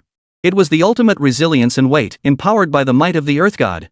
Li Hu's voice remained calm. If you wish to negotiate terms or engage in combat, you must first overcome them. He understood clearly, these special spirits of nature, born from the essence of the earth god, possessed limited attack patterns and would disintegrate after a single fierce assault or sufficient damage. Yet their defensive capabilities were absolutely unshakable for players at their current stage. Unless they played their true trump cards. Gu Hanyan observed the rapidly multiplying summons before her, their auras distinctly different. A flicker of surprise and keen interest crossed her crimson eyes. Interesting summons. She gripped the massive scythe in her hand, her fighting spirit surging. Even if they're crimson radiance tier creatures, I'll fight my way out. Seeing this, Vivian's face fell. Reluctantly, she tugged at Gu Hanyan's sleeve. Hanyan, do we really have to fight Brother Li Hu? Gu Hanyan glanced at her and lowered her voice. Don't be silly. This is probably just him testing us. If we perform poorly now, how will we ever make a good impression on him later? Vivian's sapphire blue eyes darted about before she nodded vigorously. Makes sense. Her sweet smile blossomed once more, though this time, it held a hint of fierce determination. To make the best impression on Brother Li Hu. She raised the wand in her hand, its gemstone sparkling like a colorful candy. Come forth, my desert army. Whoosh. A cloyingly sweet aroma filled the air. Cookie men wielding miniature knives and forks, cake soldiers, and pudding knights materialized from thin air. They crowded densely in front of Vivian, facing off against Li Hu's rock giant and vine dragon from a distance. The scene was absurdly comical, yet tinged with an eerie solemnity. Gu Hanyan wasted no words and moved first. Her petite frame unleashed terrifying strength disproportionate to her size. The enormous, deep blue scythe in her grasp seemed weightless in her hands. Cold prison slash. With a sharp command, a massive azure blade a side blade swept toward the foremost rockvine dragon, its edge sharp enough to tear through space and its chill bone-piercing. Boom! The side beam struck the rockvine dragon squarely. Yet. 0. A bright red, glaring 0 damage point floated up from the rockvine dragon's head. The scythe blade, powerful enough to cleave steel, merely left a faint white mark on its surface, shrouded in an earthen-hued glow. It failed to fully crack even the outer layer of rock. What? Gu Hanyan's bloodshot pupils suddenly contracted. At the same moment, Vivian's desert army charged forward. Cookie soldiers brandished their paring knives, cake soldiers raised their forks, and they charged fearlessly toward the earth elemental giants and vine dragons. Clang! Clang! A flurry of attack sounds erupted.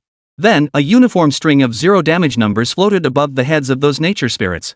Vivian's desert summons also failed to break through the defenses. How is this possible? Gu Hanyan's face twisted in disbelief. Refusing to accept defeat, she took another deep breath, causing the ghostly blue glow on her scythe to intensify. Deathblight, Rift! Another even more powerful strike slammed into the same rockvine dragon. Thud! 0. Still that hopeless 0 damage. The rockvine dragon didn't even flinch, only the earthen yellow aura on its body flickered faintly. Gu Hanyan's expression froze completely. Chapter 90, The Despair of 0. Gu Hanyan's expression froze completely. Those blood-red eyes, always cold and haughty, were now filled with utter disbelief. 0. 0 again. Her full power strike, even utilizing her core skill, failed to truly dent the surface of the opponent's summoned creature. This was no longer merely a matter of defensive strength. This was outright rule-level suppression. This can't be.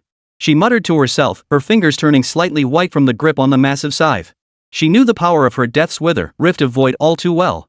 Even an elite lord of equal rank would suffer greatly if hit directly by it. Yet this rock and vine monstrosity before her remained utterly unmoved.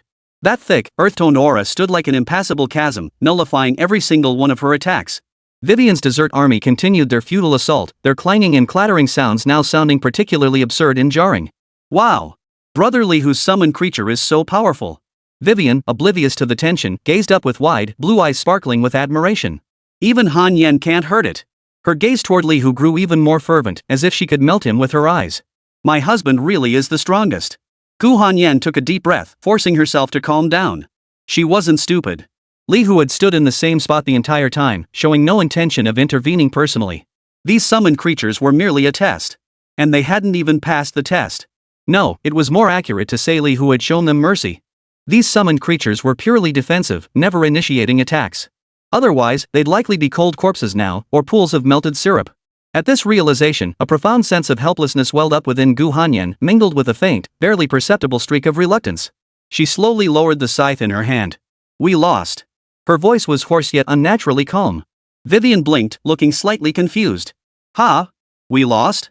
But Brother Li, whose summoned creatures didn't even attack us. Gu Hanyan offered no explanation, only fixed Li, who with a complex gaze. This man was even more unfathomable than Senior Yuan had described.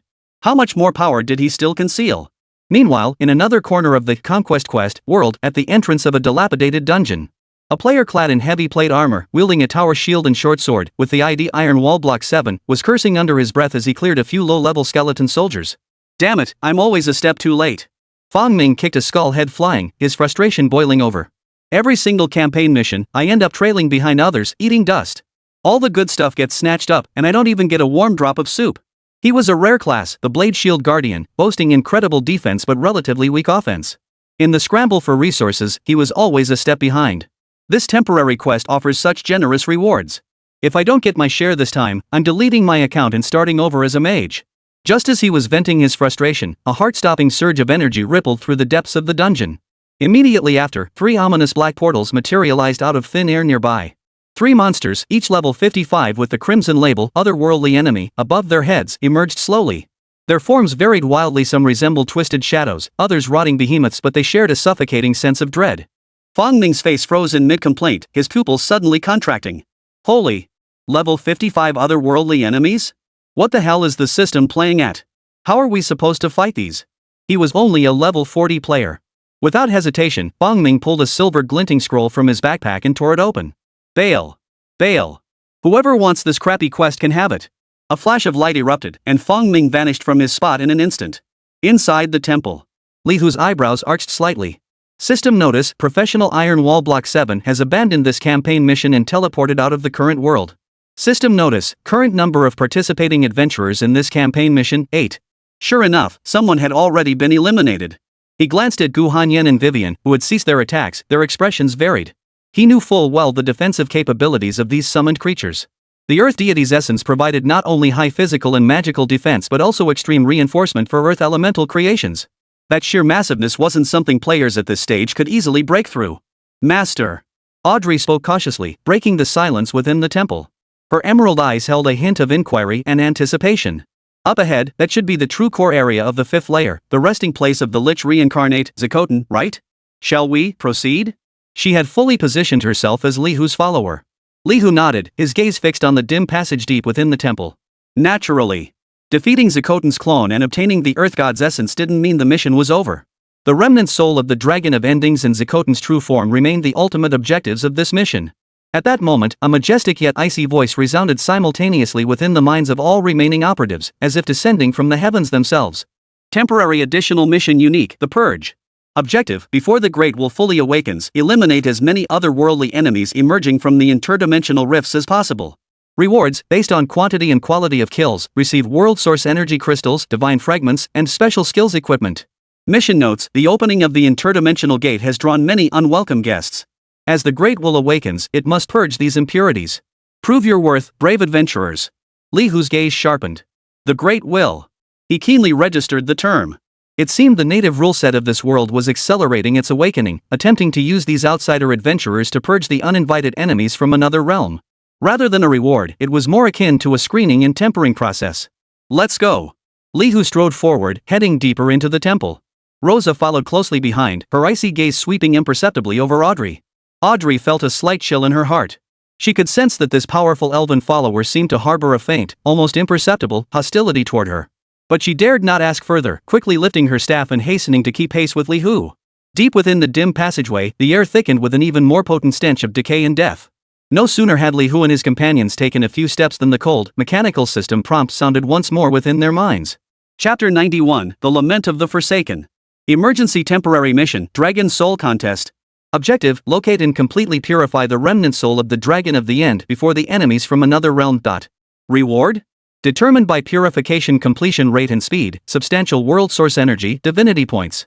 Failure penalty, if the remnant soul is seized or corrupted by the otherworldly enemy, it will accelerate this world's collapse. All practitioners' mission evaluations will be drastically reduced. Mission countdown, 3 hours. Li Hu's footsteps faltered slightly. The remnant soul of the Dragon of the End. This was one of the core objectives of this expedition. Now, it had become entangled with those enemies from another realm, making time increasingly urgent. Audrey's face paled slightly. My lord, the otherworldly foes, have they set their sights on the dragon soul too? Li Hu did not respond, his gaze sweeping sharply ahead. At the passage's end, the space suddenly opened up.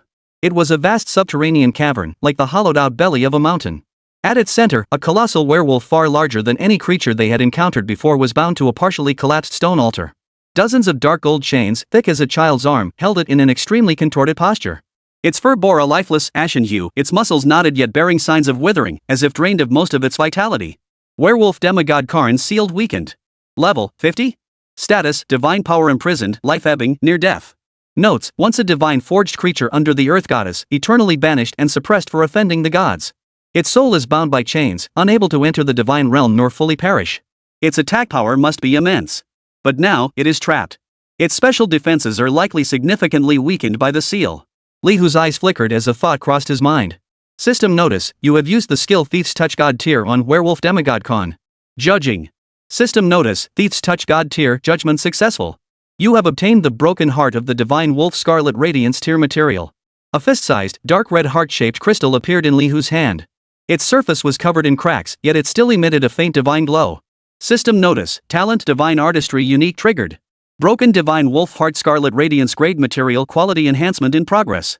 A flash of light. Divine wolf heart diamond grade special accessory. Quality, diamond grade. Equipment requirement, none. Attributes, strength plus 3000, constitution plus 3000, max HP plus 50%, damage taken 10%.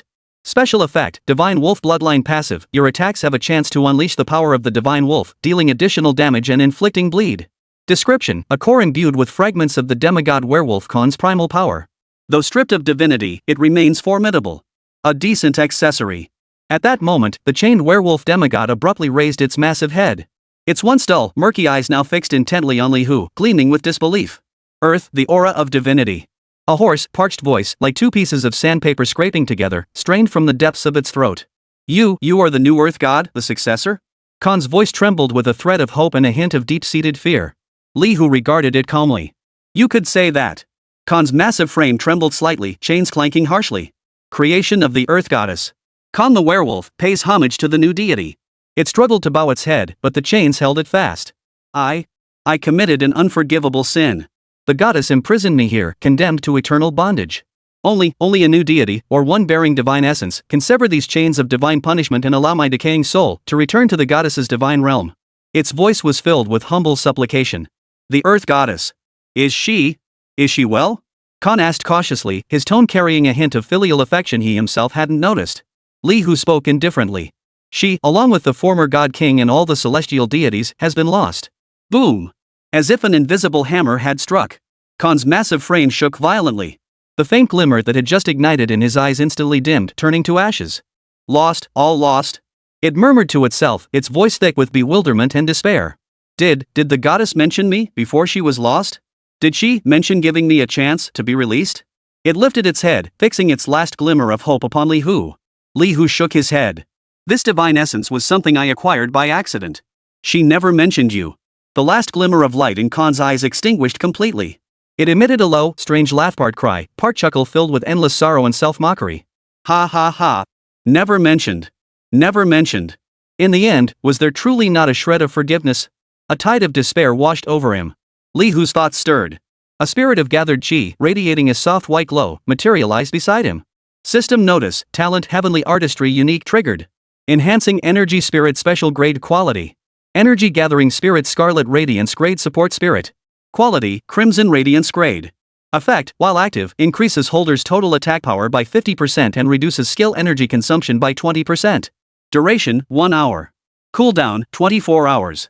A surging wave of power flooded Li Hu's entire body. He looked at Khan, his voice calm. Since your goddess failed to grant you liberation, then I shall take her place. Khan's laughter abruptly ceased. It stared blankly at Li Hu, a complex, unfathomable light flickering in its eyes. After a long moment, it slowly closed its eyes. Its massive form relaxed completely, ceasing all struggle. Thank you, divine being. Li Hu said no more. The spirits of nature beside him, vines and rock formations shrouded in earth and yellow halos, roared as they surged toward the chained werewolf demigod. The frenzied assault instantly engulfed Khan. In the final moment before life completely faded, a faint smile of relief seemed to flicker across Khan's face. System notice, you have defeated werewolf demigod Khan, sealed weakened and gained 1,500,000 EXP. System notice, the talent heavenly artistry unique triggers a 100-fold amplification effect. The quality of your loot will be enhanced. A dense, earth yellow glow coalesced where Khan had vanished. System notice, you have obtained the Earth's Blessing Bag complete crimson radiance grade. System notice, you have obtained the Demigod's Gift Chest diamond grade. System notice, you have obtained the skill book Divine Might complete diamond grade. Chapter 92, Lucky Bag. 3 pieces of loot floated silently in the air. Li Hu's gaze first landed on the earth-colored Lucky Bag. Earth Fortune Bag complete crimson radiance grade. He had opened lucky bags before. They usually yielded 2 or more items, making them rarer than treasure chests of the same tier. This time, it was a complete crimson radiance grade lucky bag. He wondered what surprises the 100-fold boost would bring. Li Hu reached out to touch it. System notice, talent heavenly artistry unique triggers 100x boost effect. The quality of items you obtain will be enhanced. The lucky bag burst into brilliant light before slowly fading away. 3 items radiating diamond-like brilliance appeared before Li Hu. A skill book, a token, and a magical accessory. Li Hu picked up the skill book first. Part/diamond grade skill book. Class requirement, Wanderer. Level requirement, 25. Effect, after a 1.5 second charge, unleashes a slash that ignores part of the target's defense, dealing 300% physical attack plus 10,000 fixed damage physical damage. During the charge, the caster cannot move and takes 20% increased damage. Cooldown, 30 seconds. Description, 1 strike severs the heart leaving only death or injury. A rogue skill? Li Hu raised an eyebrow slightly. The damage output is quite impressive, especially the burst after charging. Too bad it has a level 25 requirement, he couldn't use it yet. Still, a diamond grade skill book spoke for itself in value. Best to stash it away for now. His gaze shifted to the second item, the magic type accessory. Agony Memory Diamond Grade Necklace. Equipment requirements, level 35, spellcaster class. Attributes: Intelligence plus 1500, Spirit plus 1000, Spell critical rate plus 10%, Spellcasting speed plus 15%. Special effect: Sage's Wound passive. Your spells have a 10% chance to inflict the Sage's Wound effect on the target, reducing all healing effects received by 50% for 10 seconds. Description: a relic once belonging to a powerful sage, imbued with the agony and resentment he felt at the moment of his death. This Memory of Agony was originally a Crimson Radiance tier wound of the sage. Its attributes are decent, and the special effect is passable. But Li Hu already possesses the Proof of Divinity, so this necklace offers limited enhancement for him. I'll keep it for crafting materials. Li Hu casually tossed it into his storage space. Finally, there was that ancient-looking token. Forest Dancer Recruitment Order Diamond Grade Special Item. Effect: upon use, summons 100 high-tier spirit troops, the Forest Dancers, from the ancient spirit tree to fight for you for 20 minutes. Forest Dancers possess formidable ranged shooting abilities and agile close combat skills. Uses: 1-1. Cooldown: 72 hours.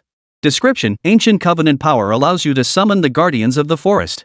High-tier spirit units. Li Hu's eyes lit up. 100 Forest Dancers, lasting 20 minutes, and usable again after a 3-day cooldown. This was practically a portable elite squad. Whether for breaching strongholds or clearing areas, they could prove immensely valuable. He was thoroughly satisfied with this lucky bag's haul. Stowing his loot away, Li Hu's gaze shifted toward the entrance to the next level. System notice: you are about to enter the 6th level of the temple. This level is permeated with an undispellable undead toxic breath. Please consume at least a silver-grade antidote beforehand, or you will suffer continuous health loss and reduced all attributes.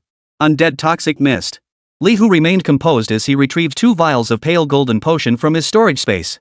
Potent detox potion gold grade, upon consumption, grants immunity to most toxins of gold grade and below while significantly enhancing resistance to higher grade toxins. Duration: 10 days. These were products of his earlier alchemical experiments. He downed 1 bottle himself. Then he handed the other bottle to Rosa beside him. Thank you. Rosa took it and drank it down in one swift motion. Audrey had already taken a similar potion before entering the temple, so she didn't need one now. The 3 stepped into the deep passage leading to the 6th level. The moment they entered, an overwhelmingly foul stench and bone-chilling cold assaulted them. A faint gray mist, visible to the naked eye, filled the air. A single breath stung her throat fiercely and left her feeling listless. Audrey instinctively wrinkled her nose, her delicate nostrils twitching slightly. Though she had taken the potion beforehand, the vile essence of this undead poison still caused her physical discomfort. So this is undead poisonous mist, she murmured silently. Her witch teacher had once warned her that high concentrations of undead poisonous mist could not only corrode the flesh of the living but also corrupt their souls.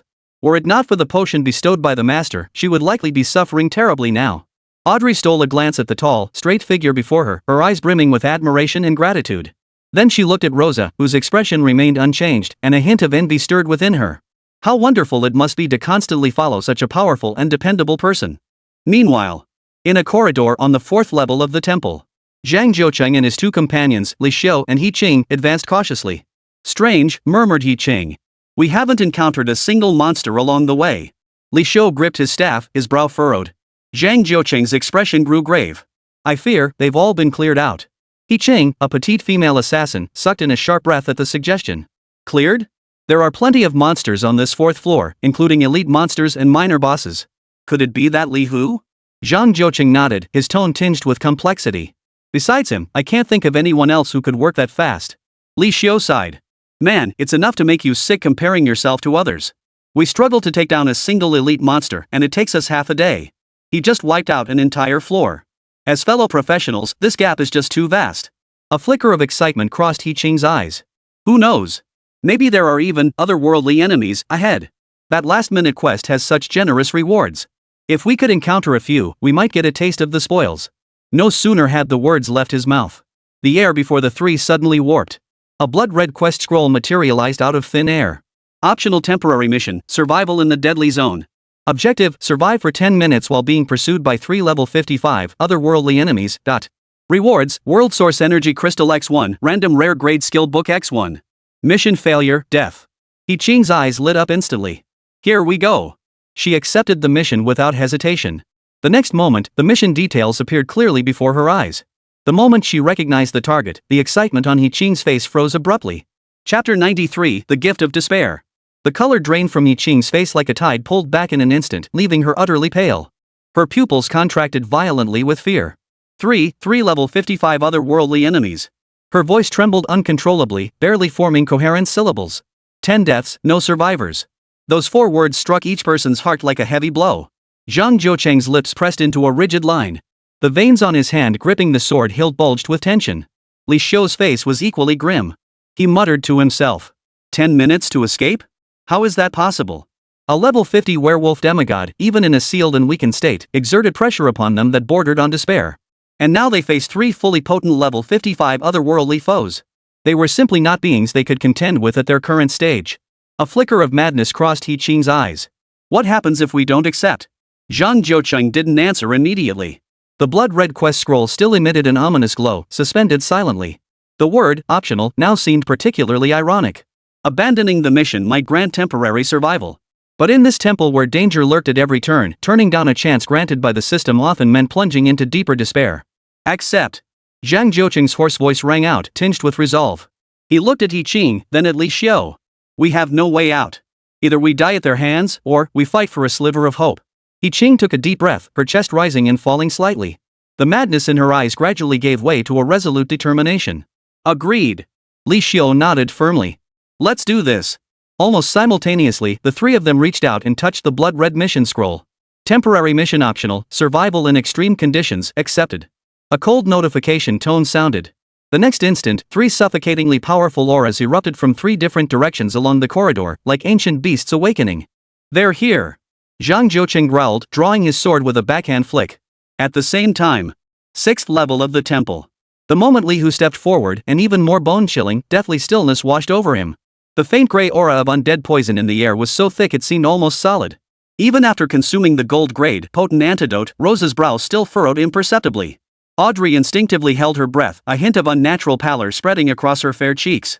The toxic fumes here were far more intense than the system had indicated. Li Hu remained composed.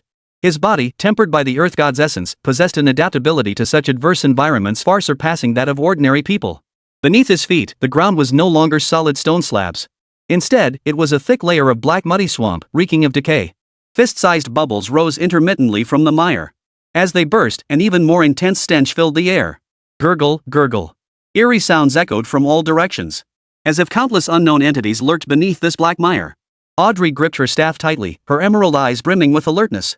She sensed that the danger in this area far surpassed any previous level. Li Hu scanned the surroundings. This was a vast underground swamp stretching endlessly into the distance. In the distance, fragments of crumbling stone structures were faintly visible, like abandoned islands adrift upon the black mire. Beyond the noxious aura of undead, a faint yet persistent scent of despair hung heavy in the air. It felt as though countless souls had once wailed here, only to fade into eternal silence. Watch your step. Li Hu spoke softly. He could sense something moving swiftly beneath the swamp. Before his words had fully faded. Splash! Several swamp-binding spirits, their bodies entirely covered in black mud, revealing only stark white bones and crimson eye sockets, suddenly burst forth from the muddy swamp at the trio's feet. Their arms resembled withered branches, their fingertips flickering with an eerie green glow as they lunged straight for the nearest target. Audrey. Swamp-binding spirit elite. Level, 48. Status, undead, toxin infected. Audrey gasped and instinctively tried to step back. But her ankle was seized by a bony hand that had silently emerged from the swamp mud. The icy touch sent a chill through her entire body. Rosa reacted with lightning speed. Her elven longbow drew taut in an instant. Whoosh! An arrow imbued with fierce wind elemental energy pierced the skeletal hand gripping Audrey's ankle with pinpoint accuracy. The bone hand shattered instantly. But more swamp wraiths were already snarling as they charged forward. Li Hu's gaze remained calm. He didn't even glance at the charging spirits. His attention was fixed on the darkness farther away. There, it seemed, a more powerful presence was stirring. The earthen-hued aura enveloping the nature spirit beside him suddenly solidified. A low, rumbling roar. Instead of retreating, the nature spirit advanced, actively confronting the swamp-bound spirits. Vines encased in rock armor lashed out like mad serpents bursting from their lair. Thud! Thud! Thud! Several swamp-bound spirits were instantly flung away, the sound of shattered bones clearly audible. Yet these spirits seemed oblivious to pain. They struggled to rise from the mire and charged once more, fearless of death. Their attack struck the spirit of nature's rocky armor, sparking only a few insignificant sparks. The earth deity's essence granted more than mere defense. It also granted the ultimate enhancement to earth elemental creations. Li Hu's thoughts flickered. The black mud beneath his feet suddenly churned violently. Gigantic arms formed from silt and shattered bones violently thrust upward from the swamp. Their target was not Li Hu and his 2 companions, but those fearless swamp spirits. Squish! Squish! The muddy giant hands easily seized the spirits, then crushed them viciously. Green venomous blood and shattered bones splattered everywhere. The scene grew rather bloody. Audrey watched in stunned silence. She had never imagined combat could be so effortlessly graceful. This noble seemed to wield unimaginable control over this land saturated with death and decay. Li Hu's gaze remained fixed on the distance. He could sense that with the demise of these swamp-bound spirits, a faint yet pure essence of death energy was converging toward a specific direction. That place must be the core of this layer. It was also the most likely hiding place for the remnant soul of the dragon of the end. A faint smile curved his lips. Perhaps this time, he would reap a decent reward. After all, his innate talent, heavenly artistry, bolstered by the million hidden luck points from the Favored by Fortune title, always brought unexpected surprises. Just like that Diamond tier, City in the Clouds summon, skill book back then. It had been forcibly upgraded to the Epic tier, Supreme City Summon. Though the requirements a level 90 deity class and 40,000 intelligence points still left him daunted. Its growth potential far surpassed any fixed stat epic equipment. Once summoned, what a magnificent spectacle it would be. Li Hu snapped back to reality. He glanced at his experience bar. Ever since receiving that special advancement breakthrough quest at level 20, his experience points had remained in storage. Now, that accumulated experience had reached a truly staggering figure. Once the quest was completed, he would soar to new heights. Let's go. Li Hu took a step forward, heading toward the direction where the death energy was gathering. Rosa and Audrey hurried to follow. The black swamp ahead seemed to grow even deeper. The air thickened with an oppressive sense of despair. Faintly, a multitude of whispers as if countless voices murmuring simultaneously echoed from all directions. Those whispers carried a potent allure. As if luring the living toward eternal ruin. Chapter 94, The Awakening Will. The faint murmurs spread like invisible tentacles, attempting to burrow into the minds of the three. Rosa's elven ears twitched slightly. Her delicate brows furrowed, a flicker of wariness crossing her eyes. Audrey's face turned pale as she gripped her staff tightly, seemingly resisting some kind of erosion. Li Hu, however, seemed utterly oblivious. His mental fortitude, tempered by the Earth God's essence, was far from ordinary. To him, these whispers were nothing more than insignificant noise. His mind was now more immersed in sorting through his recent gains and planning for the future. The Earth God's divine essence was undeniably powerful, granting an immediate leap in combat prowess. Though he had yet to test the hunting goddess's bow, it surely wouldn't disappoint. Yet, Li Hu sensed that the skill book transformed from the Diamond tier, City in the Clouds summon, into the Epic tier, Supreme City summon, after being amplified 100-fold by Tiangong Kaiwu, might hold even more astonishing potential. Though the requirements of a level 90 deity class and 40,000 intelligence points stood like an insurmountable chasm before him. Its scalable nature and the profound implications of the word supreme sparked boundless imagination within him. He was almost certain this god-defying boost was inextricably linked to his mysterious title, Favored by Fortune. That million points of hidden luck seemed to deliver unexpected surprises at the most critical moments. As his thoughts swirled, Li Hu summoned his quest panel. His gaze settled on that unique class advancement quest. Blacksmith Breakthrough Quest Unique. Objective 1, successfully slay 2,000 monsters at least 10 levels below your own using weapons you have forged yourself 0-2,000. Objective 2, successfully forge at least 3 pieces of equipment reaching epic quality. Quest Objective 3? Unknown condition, requires self-discovery. Quest Reward, Class Advancement, acquire a unique forging talent, significant boost to all attributes, and a mysterious reward. Defeat 2,000 high-level monsters. That's no small number. Li Hu's mind raced as he recalled his newly acquired talent skill Magic Forging. Magic Forging special grade scalable, without requiring any forging tools or materials, consume magic power and stamina to directly forge equipment no higher than one's current tier equipment quality and attributes are random, influenced by luck, forging proficiency, and magic power invested. Forged equipment possesses magic affinity, allowing the wielder to mentally manipulate it for limited transformation or auxiliary attacks. He decided to give it a try. Li Hu extended his right hand, magic surging within his palm. Elemental forces in the air began to coalesce. Seconds later, a slender, pale blue longsword engraved with wind element runes materialized in his hand. Adorning the hilt were several emerald green leaves, exuding a faint natural aura. System notice, you have successfully forged Windspeaker's Blade Gold Grade Longsword. Windspeaker's Blade Gold Grade Longsword. Quality, Gold Grade. Equipment requirement, Level 20. Attributes, Attack Power plus 800, Agility plus 150. Special effect, Wind Walk passive, increases attack speed by 10%. Special effect, Wind Blade active, consumes a small amount of mana to unleash a wind blade for a ranged attack, dealing 150% physical attack wind elemental damage. Cooldown, 5 seconds. Description, a feather-light blade imbued with the power of wind, forged directly from magical energy. A golden tier weapon. Not bad. Li Hu casually handed the Windspeaker's blade to Rosa beside him. Try it out. Rosa took the long sword, a hint of surprise flashing in her eyes. She could sense the pure magic emanating from the blade. Just then, from the swamp ahead, an enhanced swamp binding spirit slightly larger than ordinary ones and radiating denser black mist roared as it charged forward. Enhanced Swamp Binder Elite Boss. Level 50. Without hesitation, Rosa flickered her wrist. The Windspeaker's blade left a trail of blue afterimages as it pierced precisely into the Enhanced Swamp Binder's eye socket. Thud. A soft thud. The Enhanced Swamp Binder's movements halted abruptly. Its massive form collapsed with a thud, dissolving into a pool of black water that seeped back into the mire. System notice: your ally has defeated Enhanced Swamp Binder Elite Boss. Progress on your quest Blacksmith Breakthrough Mission updated 1-2000. It worked. Li Hu nodded with satisfaction. Weapons crafted through magic forging could also count toward mission progress. This undoubtedly made completing his mission much easier. The trio pressed deeper into the heart of the death energy convergence. The surrounding whispers grew clearer, tinged with a heart-stopping madness and despair. Audrey's face grew paler, fine beads of sweat forming on her forehead. Suddenly, rumble. The corridor ahead began to violently tremble without warning. Large chunks of rock plummeted from the ceiling. The floor began to crack like a spider web. Watch out! Rosa cried out, pulling Audrey back swiftly. Audrey's eyes brimmed with terror, her body trembling slightly. Yet, when her gaze fell upon the figure ahead still standing tall and composed, the panic in her heart miraculously subsided. It felt as though, with this man present, even the sky falling would hold no terror. The tremors lasted over 10 seconds before finally subsiding. The once spacious corridor had now collapsed by more than half. Dust and smoke filled the air. Amidst the collapsed ruins, a magnificent treasure chest lay quietly, shimmering with an eerie blue glow. The chest was made of a material neither gold nor jade, its surface engraved with intricate and eerie runes that radiated an ominous aura. A treasure chest? Audrey spoke uncertainly. Rosa's brow furrowed deeply. Something's off. For such a conspicuous treasure chest to suddenly appear in a place like this feels too deliberate. She looked at Li Hu, waiting for his judgment. Li Hu's gaze lingered on the treasure chest for a few seconds. He too sensed something amiss. This was likely a trap. Or perhaps some sort of test. But so what? A faint smile touched his lips. Let's go see. With his current strength, coupled with the environmental control granted by the Earth Divine Authority and the potential unexpected benefits from the Heavenly Craftsman's Manual, even if it were a trap, he had the confidence to crush it.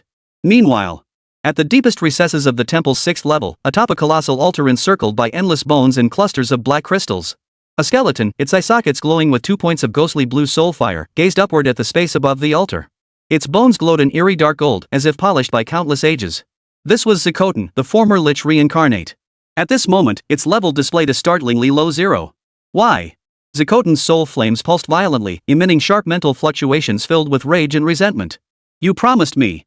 You swore that if I sacrificed everything to reincarnate as this world's undead overlord, you would grant me power to confront the impending catastrophe.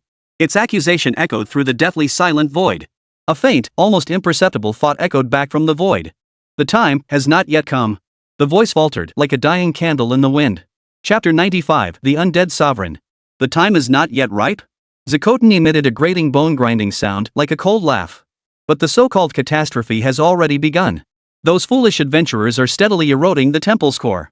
If you do not grant me power now, by the time they reach this place, it will be too late. Balance must not be easily broken. The voice of that will grew fainter and fainter. Zikotan's soulfire nearly burst from his eye sockets. Balance? At a time like this, you still care about that damn balance. I'm the pawn you chose. Now the entire chessboard is about to be overturned, and you tell me I can't break the balance? The rules of the world. The voice of the thought became barely audible, then fell completely silent. As if it had never existed at all. Bastard! Zikotan roared in impotent rage. It could sense that the lingering fluctuation representing this world's residual willpower, the very force that had communicated with it, had vanished completely. Had it been weakened by those adventurers? Or had it chosen to abandon itself? Endless fury and despair filled its soulfire. At that very moment. Crack! A pitch-black fissure suddenly tore open in the space above the altar. A bitter chill seeped out from the fissure. Immediately after, a diamond-shaped crystal, roughly the size of a palm, shimmering with an icy blue divine light and featuring jagged, irregular edges, drifted slowly down from the fissure. The crystal radiated a pure and potent divine aura. The soul flame in Zikotan's eyes abruptly sharpened. It instinctively extended its bony hand and caught the crystal. System notice: you have obtained Divinity of the Winter Deity Incomplete 1-2. Divine Essence? Divinity of the Winter Deity? Zikotan's soul flame erupted with unbridled ecstasy. The magnificent treasure chest, shimmering with an eerie blue glow, lay quietly at the center of the collapsed ruins, emanating an uncanny aura that felt utterly out of place in its surroundings. Li Hu naturally heard Rosa's warning. His deep gaze fixed on the treasure chest, yet a playful curve tugged at the corners of his mouth. A trap? Or a gift? To him, it made little difference. System notice, talent chosen 1 unique triggered 100x amplification effect. The quality of the treasure chest you obtain will be enhanced. Buzz. The ghostly blue glow on the treasure chest suddenly intensified, releasing a bone-chilling cold mixed with an unknown force. As the light faded, the once sinister chest transformed into a vessel entirely forged from frost crystal ice. Its surface was etched with countless frost runes, emanating a piercing chill. Frozen Divine Gift Chest Mythic Tier Unique Chest. Another Mythic Tier Unique Treasure Chest. Li Hu's heart stirred. This luck was simply absurd. He reached out and slowly opened the chest. No earth-shattering spectacle unfolded, only an extreme, icy cold force surged forth, as if it could freeze one's very soul. A ring, carved from ice crystal and glowing with a faint blue light, floated silently within the chest. System notice, you have obtained the Frostlord's Ring Mythic Tier Unique. Frostlord's Ring Mythic Unique. Quality, Mythic Evolving. Type, Ring. Equipment requirement, none. Attributes. 1. Intelligence plus 12,000, Spirit plus 12,000. 2. Frost spell damage plus 50%.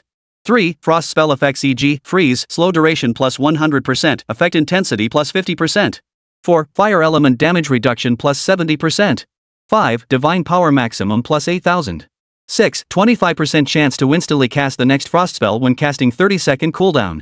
7. 20% chance to apply deep freeze on attack target cannot move for 2 seconds, guaranteed to trigger against creatures below god tier. Innate skill, Frost Domain descends active, consumes divine power to create a 500-meter radius frost domain. All enemies within suffer continuous frost damage and suffer drastically reduced movement and attack speed. While inside the domain, frost spell costs are reduced by 30% and power is increased by 30%. Duration depends on divine power invested. Description: a ring imbued with fragments of an ancient frost sovereign's power. Wearing it, you become the master of ice and snow. It seems to crave a purer form of frigid energy. Li Hu's eyes lit up. The attributes of this ring are nothing short of terrifying. Particularly noteworthy is its massive boost to frost spells and the formidable Frost Domain descends ability. Though he currently doesn't specialize in frost magic, the value of this piece of equipment is undeniable. Perhaps I could give it to Audrey. Li Hu glanced at Audrey beside him, her face still slightly pale. This ring would be perfectly suited to her frost talents. Putting away the Frostlord's ring, Li Hu's gaze shifted deeper into the corridor. That faint yet pure death energy, along with a newly emerging divine fluctuation carrying a biting chill, emanated from that direction. Let's go. See our old friend. Li Hu's tone was calm, tinged with an inexplicable sense of anticipation. The trio pressed onward. The deeper they went, the more intense the chill and deathly stillness in the air became. Large patches of solidified black ice began appearing on the ground, radiating an ominous aura. Finally, they arrived at a vast subterranean cavern. At the chamber's center stood a colossal altar, constructed from countless skeletal remains and clusters of black crystals. Above the altar, a skeleton clad in tattered robes, its eye sockets burning with 2 points of ghostly blue soul fire, floated silently. Its bones glowed in eerie dark gold, shrouded in visible ice blue cold mist and thick death energy. This was the Lich Zikotan. Yet this Zikotan bore no resemblance to the clone Li Hu had encountered before. Its level had surged to a staggering 60. The overwhelming pressure it radiated far surpassed any enemy Li Hu had faced before. Zikotan Undead Lord Divine Corruption. Level, 60 Boss Template. Status, Divine Corruption God of Winter, Necromantic Transformation. HP? Divine Power? Just as I thought. Li Hu's gaze sharpened. He could distinctly sense the divine power within Zikotan that did not entirely belong to it. That power carried an extreme chill and decay. It's a divine essence. Li Hu understood in his heart. It seemed that during his exploration of the temple, Zikotan had also encountered some extraordinary event. You lowly mortals dare to tread upon my domain. Zikotan's soul flame abruptly turned toward Li Hu and his companions, its hollow eye sockets erupting with a fierce, icy intent to kill. Its raspy, piercing voice echoed through the void. Your souls shall become the new cornerstones of my eternal realm. Before the words faded, Zikotan raised its bony hand. Whoosh! An endless blizzard erupted from nowhere, sweeping toward the trio like a tsunami, laden with countless razor-sharp ice crystals. The temperature within the subterranean cavern plummeted to freezing point. Audrey's face paled, and she instinctively began to chant a spell. Rosa drew her longbow, gathering fierce wind elemental energy onto the arrow. Li Hu, however, merely raised his right hand with a calm expression. Night Thief Unique Title Effect activated. A faint, imperceptible glow flickered from his fingertip, silently shooting towards Zikotan. Chapter 96, Resurrection Item. Zikotan was immersed in the exhilaration of crushing the intruder, his soul flame pulsing violently. Suddenly, it sensed the icy blue divine essence within its body, that power it had recently fused with, granting boundless strength, being seized by an invisible giant hand and forcibly dragged outward. No! Zikotan let out a piercing mental shriek of utter terror. That divine power was its hope for vengeance, its foundation for reigning over this land. Yet no matter how it struggled, it could not halt the divine essence's drain. System notice, you have successfully stolen divinity of the winter deity incomplete 1-2. System notice, the innate talent heavenly artistry unique triggers a 100-fold amplification effect. The quality of the item you obtained will be enhanced. In Lihu's hand, a palm-sized, irregularly fractured ice blue rhombic crystal suddenly burst into brilliant light. Within the icy blue glow, faint illusions of the four seasons spring, summer, autumn, and winter rotated in succession. Finally, the light condensed. A flawless crystal, radiating the essence of seasonal cycles and imbued with complex, potent divine power, now floated serenely. System notice, you have obtained the divinity of the seasonal god intact mythic grade. Divinity of the seasonal god intact mythic grade. Attributes omitted. Description, a deity essence bearing the complete authority of the ancient seasonal god. Possessing it grants you the right to control the cycle of the seasons and balance the vitality of all things. It seems to await a true master. A flicker of satisfaction passed through Lihu's eyes. Another intact divine essence secured. And what's more, it was the rarer and more powerful divine essence of the seasonal god. At the same moment, upon the altar, without the divine essence's support, Zikotan's terrifying froststorm and undead domain instantly dissipated. The divine radiance on its body receded like a tide. Its level plummeted precipitously from a terrifying 60, 50, 40, 30. Finally, it settled at a mere 25. Its dark golden bones lost their luster, turning dull and lifeless. My power, my divinity. Zikotan's soul flame flickered violently, filled with despair and disbelief. Like a puppet whose strings had snapped, it fell lifelessly from midair, crashing heavily onto the cold altar with a dull thud of shattered bones. Lihu gave it no chance to catch its breath.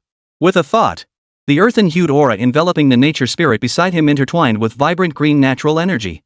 A roar erupted. Vines fused with the dual divine powers of earth and nature, like chains of judgment, instantly pierced through Zikotan's fragile skull. Pop! The soul flame within Zikotan's eye socket struggled violently a few times before finally extinguishing completely. System notice, you have defeated Zikotan Undead Lord Weakened and gained experience points. System notice, Campaign Quest 2 Shadows in the Temple Depths completed. Target Lich Zikotan slain by player Tiger Crouching Sunflower. Somewhere within the temple, Gu Hanyan, who had been blocked by an invisible barrier and unable to advance, suddenly felt the resistance before her vanish. Her taut nerves finally relaxed. That elusive yet indomitable force, imbued with the potent essence of nature and earth, had rendered her every step impossible. Recalling the suffocating feeling of being trapped, she couldn't help but exhale softly. That force? Was it Lihu's summoned entity? A flicker of astonishment crossed Gu Hanyan's beautiful eyes. To have held her captive for so long, the summoned entity's strength and its controller's power far exceeded her expectations. Could his profession truly be of the unique tier? A bold thought surfaced in her mind. She recalled her master's words about the possibility of unique class practitioners existing in this world. Such beings possess the potential to reshape the entire landscape. Vivian beside him wore an excited look. Awesome! The obstacle's gone. Let's hurry and find Big Shot Lihu. The system just notified us he soloed all the bosses on the 6th floor. That's insane. Gu Hanyan watched Vivian's starstruck expression and shook her head helplessly. Vivian, if he really is the only professional player, it might not be that easy to get in touch with him. Vivian, however, paid no heed, growing even more smug. So what? If this lady sets her sights on someone, do you think he'll just run away? Oomph. We put in a ton of effort to complete the conquest quest. Gu Hanyan merely sighed softly at her words. Great effort? She and Vivian, in this temple raid, probably didn't even qualify to wave flags and cheer. At best, they were merely two fortunate spectators. The true eye of the storm had always been, and always would be, that one person alone. Lihu. System notice, Talent Heavenly Craftsman Unique triggered 100x amplification effect. The quality of items you obtain will be enhanced. A series of system notification tones sounded consecutively in Lihu's ears. He looked down at the items left behind after Zikotan's dissipation. 3 pitch-black crystals, pulsing with a faint, eerie glow like beating hearts, lay silently on the altar's cold stone slab. Lich's Life Vessel Legendary Grade Material. Beside them lay 3 thick tomes, their covers made of unknown creature hides, emanating a potent aura of death. Shell of the Lich King's Secret Codex Legendary Grade Material. Finally, a perfectly round orb glowed with a soft white light, as if a soul whispered within it. Reincarnation Soul Orb Legendary Grade Item, a special artifact. Upon use, it resurrects one deceased target non-divine at a designated location, restoring them to peak condition. The resurrected target must retain a complete soul. Lihu's pupils suddenly contracted. A resurrection item. And a legendary grade resurrection item at that. Such an item was virtually unheard of in the Federation's recorded history. Even the most skilled life element practitioners would require an immense, painful sacrifice to resurrect a deceased individual with an extremely low success rate. Yet this reincarnation soul orb could directly resurrect non-divine targets. It was nothing short of defying the heavens. His fingertips gently traced the warm surface of the reincarnation soul orb. This effect likely surpasses even the hundredfold amplification of the Heavenly Craftsman's Manual. The title favored by fortune seemed to be exerting an unimaginable influence from beyond. At that very moment, a colossal and icy will abruptly descended upon his mind. Notice, in the current campaign scenario Requiem of the Temple, 6 professionals have been eliminated. 6. Li Hu's gaze sharpened slightly. It seemed the battles in other zones were equally brutal. He must hurry to the 10th level of the temple and complete the final mission objective. Chapter 97, Epic Divinity. There seems to be another treasure chest here. Rosa's cool voice interrupted Li Hu's thoughts. She pointed toward an inconspicuous corner behind the altar. There, a plain wooden treasure chest stained with traces of black ice crystals sat quietly. Compared to the earlier ornate, frozen divine gift chest, this treasure chest appeared plain and unadorned. Li Hu walked over. System notice, talent heavenly artistry unique triggers a 100x amplification effect. The quality of the treasure chest you obtain will be enhanced. The familiar glow flared once more. The ordinary wooden chest rapidly deformed and reshaped within the glow. Finally, a treasure chest crafted entirely from shadow crystals appeared before him. Its surface was engraved with countless twisted runes, emanating an aura of both foreboding and allure. Shadow Void Chest Legendary Grade Treasure Chest. Another legendary grade treasure chest. Li Hu had grown accustomed to such occurrences. The title favored by fortune, combined with the enhancement from Artificer's mastery, made him a true master at opening chests. He opened the Shadow Void chest. Inside the chest lay a single item. A thin, fragile ancient parchment, delicate as a cicada's wing, seemed ready to shatter at any moment. Fragmented records of the god's silver grade miscellaneous item. Li Hu's eyebrows arched slightly. A legendary tier treasure chest, and this is what it yields. Yet, the very next second. System notice, talent heavenly artistry unique triggered 100x amplification effect. The quality of the item you obtained will be enhanced. A fleeting glow emanated from the parchment. The once tattered parchment instantly became whole and pristine, its material transforming from ordinary sheepskin into a strange paper shimmering with starlight. The patterns and text inscribed upon it became crystal clear, emanating an ancient and weathered aura. Complete compendium of the god's diamond grade special item, upon use, randomly grants 2 diamond grade items equipment, consumables, skill books, materials, etc. Li Hu's breath caught slightly. Diamond grade. And 2 items at that. This complete compendium of the gods might even surpass certain ordinary mythic grade items in value.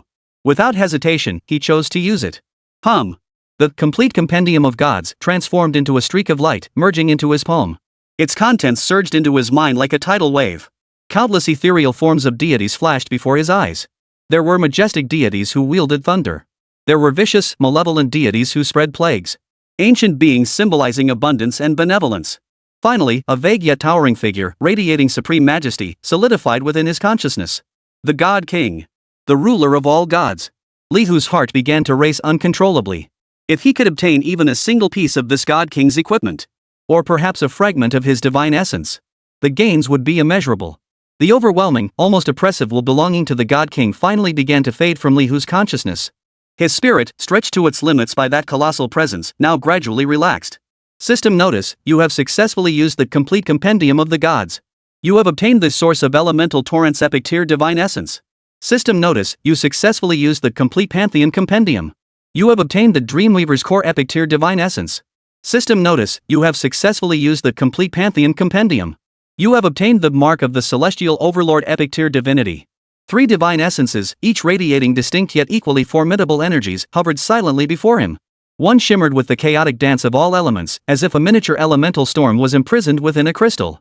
Another presented a deep, swirling indigo blue, murmuring secrets of slumber and fantasy, like a gateway to unknown dreams.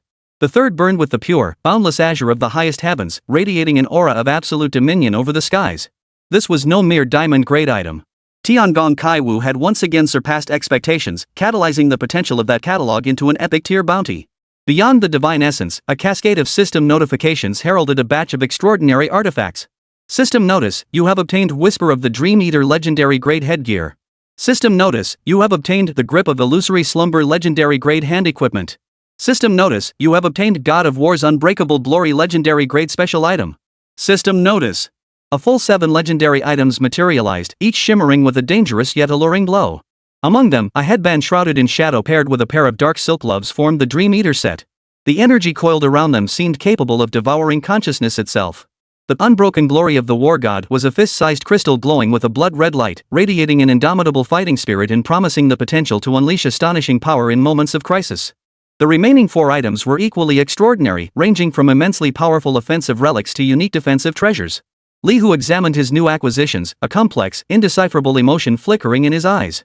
With these 3 newly acquired divine essences, he now possessed a formidable collection of 4 epic-tier divine essences, including the divine essence of the earth god he had always relied upon.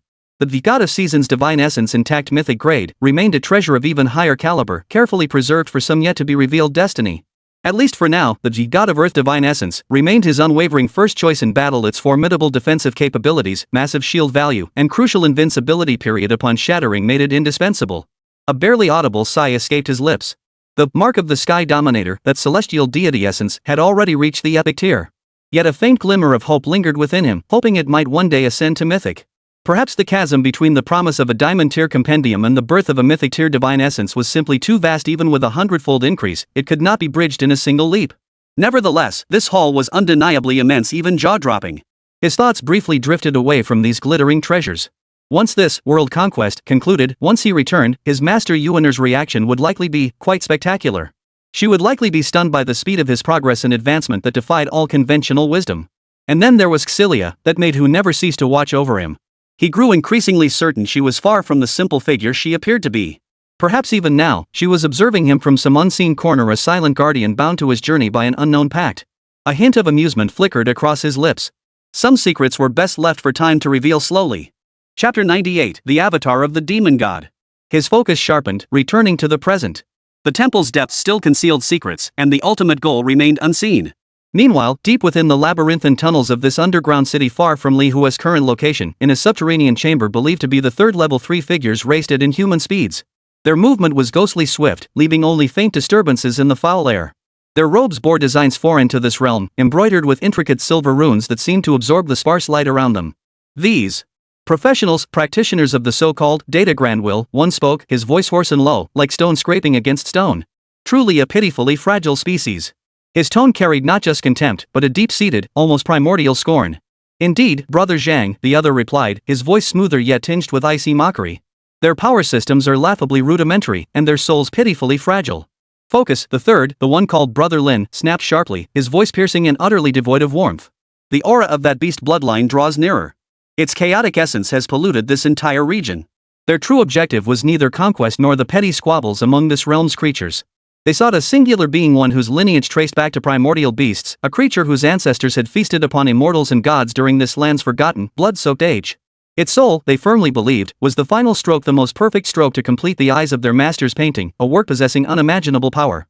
They arrived at a heavily guarded pass, where a broad corridor descended into deeper darkness, the entrance to the 4th sublevel.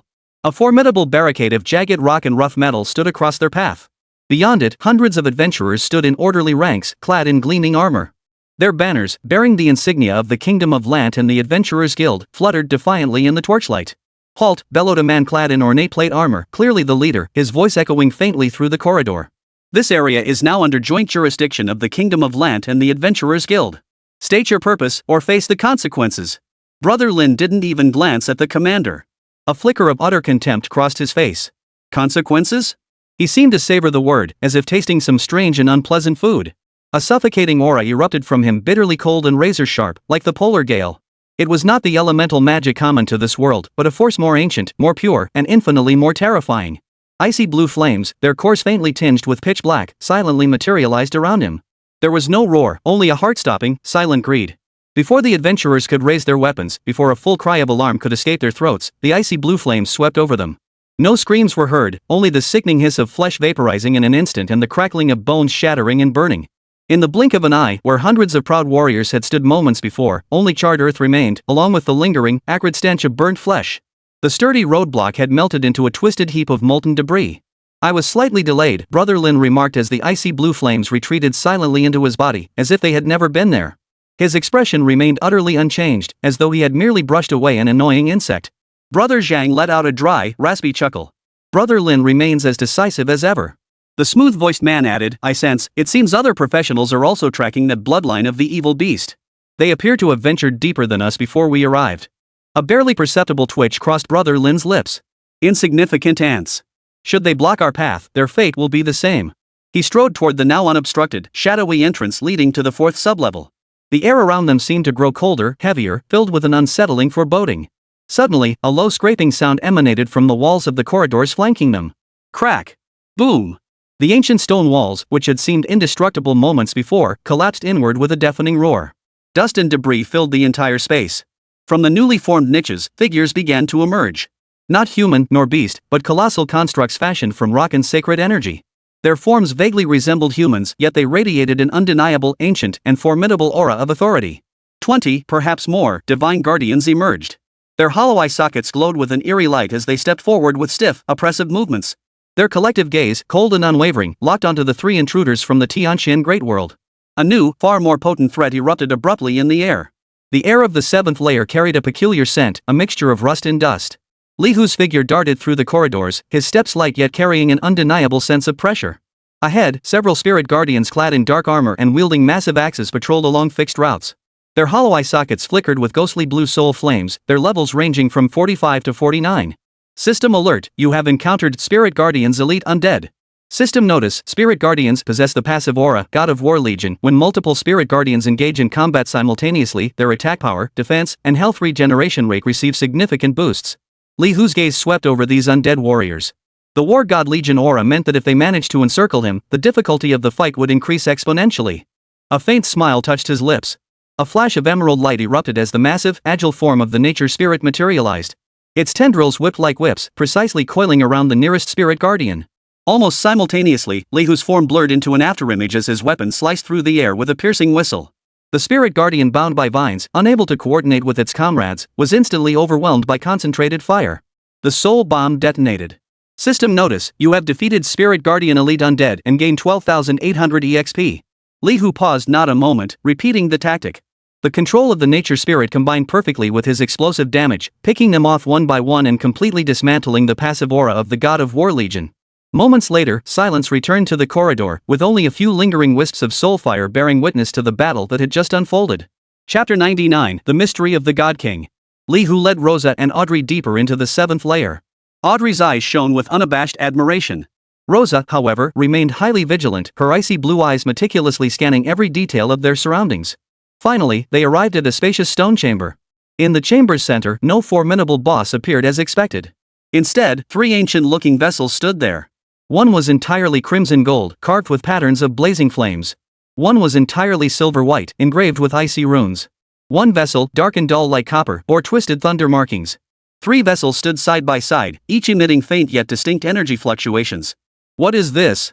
Audrey looked at Li Hu with a puzzled expression. Li Hu's gaze, however, was drawn to the enormous mural painted on one side of the stone chamber's wall.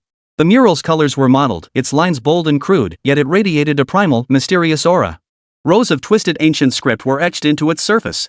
Rosa immediately stepped forward, positioning herself beside Li Hu, her gaze fixed warily on the 3 eerie jars. Audrey, meanwhile, studied Li Hu curiously, trying to read something in his expression. System notice, Data Grand will initiating ancient script analysis. System notice, analysis complete. A stream of information slowly flowed into Li Hu's mind. The mural depicted an ancient tale. In a distant age, a demon god of boundless power and savage nature ravaged the world. Later, a great god king intervened and sealed it away. Yet the demon god's power proved too formidable to eradicate completely. The God King divided its soul and power into 3 parts, sealing each within a specially crafted divine urn. These 3 fragments of power were not equal. The mural concludes, should any brave soul reach this place, they may choose to shatter any one of the divine vessels, releasing the sealed fragment of the demon god spirit. Upon successfully slaying a fragment, one shall receive the gift left by the God King. The quality of the reward shall depend upon the strength of the fragment slain. Li Hu's eyes flickered slightly. So that's how it is. Gold, silver, and bronze 3 divine urns. These were not merely distinctions in material, but also represented the power tier of the fragment spirits sealed within. The fragment within the golden divine vessel was undoubtedly the weakest. The dark, dull bronze divine vessel, however, must contain the most potent fragment of demonic power. Once one jar is shattered, the other 2 will disintegrate on their own. Only by defeating the released fragment could one claim the reward and unlock the path to the next level. Li Hu's gaze darted back and forth across the 3 divine vessels. Adventurers who reached the 7th level of this temple were likely few and far between. The trials and gifts left by this god king were clearly intended for the truly mighty. A confident curve lifted the corners of his mouth. Given the opportunity, he naturally chose the most challenging path. That strongest fragment of the demon god, no matter how formidable, should still be within his capabilities. What truly mattered to him was the quality of the divine king's gift. I choose this one. Li Hu extended his hand, pointing toward the dark, mountain-like bronze divine vessel. Before the words had fully left his mouth, his fist had already slammed into it. Boom! The solid bronze divine vessel shattered instantly. A thick, impenetrable cloud of pure black mist erupted violently from the shattered vessel. The black mist churned and coalesced, swiftly forming a 3-meter-tall humanoid silhouette composed entirely of shadow energy. It possessed no facial features, only 2 crimson points of light flickering where eyes should be, radiating a heart-stopping aura of savage brutality. Demon God's Avatar Lord Class Elemental Shadow. Level, 55. HP, 15 million. Attack? Defense? Skills, Shadow Arrow Rain, Mana Burst, Soul Siphon? Special, this unit is a pure energy entity with extremely high physical resistance, high elemental resistance, and immunity to shadow damage. 15 million hit points. Li Hu's eyebrows arched slightly. Its health pool was indeed substantial.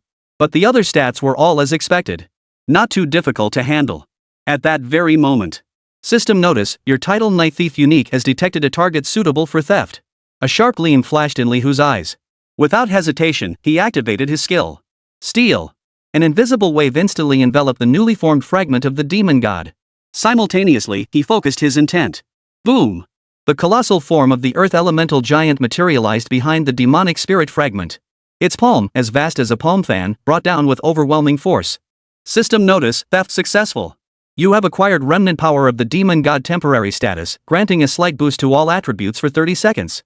A faint, imperceptible wisp of black mist escaped from the demonic spirit fragment and merged into Li Hu's body.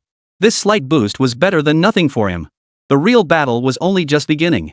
With a thought, Li Hu summoned a spirit entity glowing with soft white light, the energy-gathering spirit. The 100-fold amplification effect of Heavenly Craftsman's art triggered once more.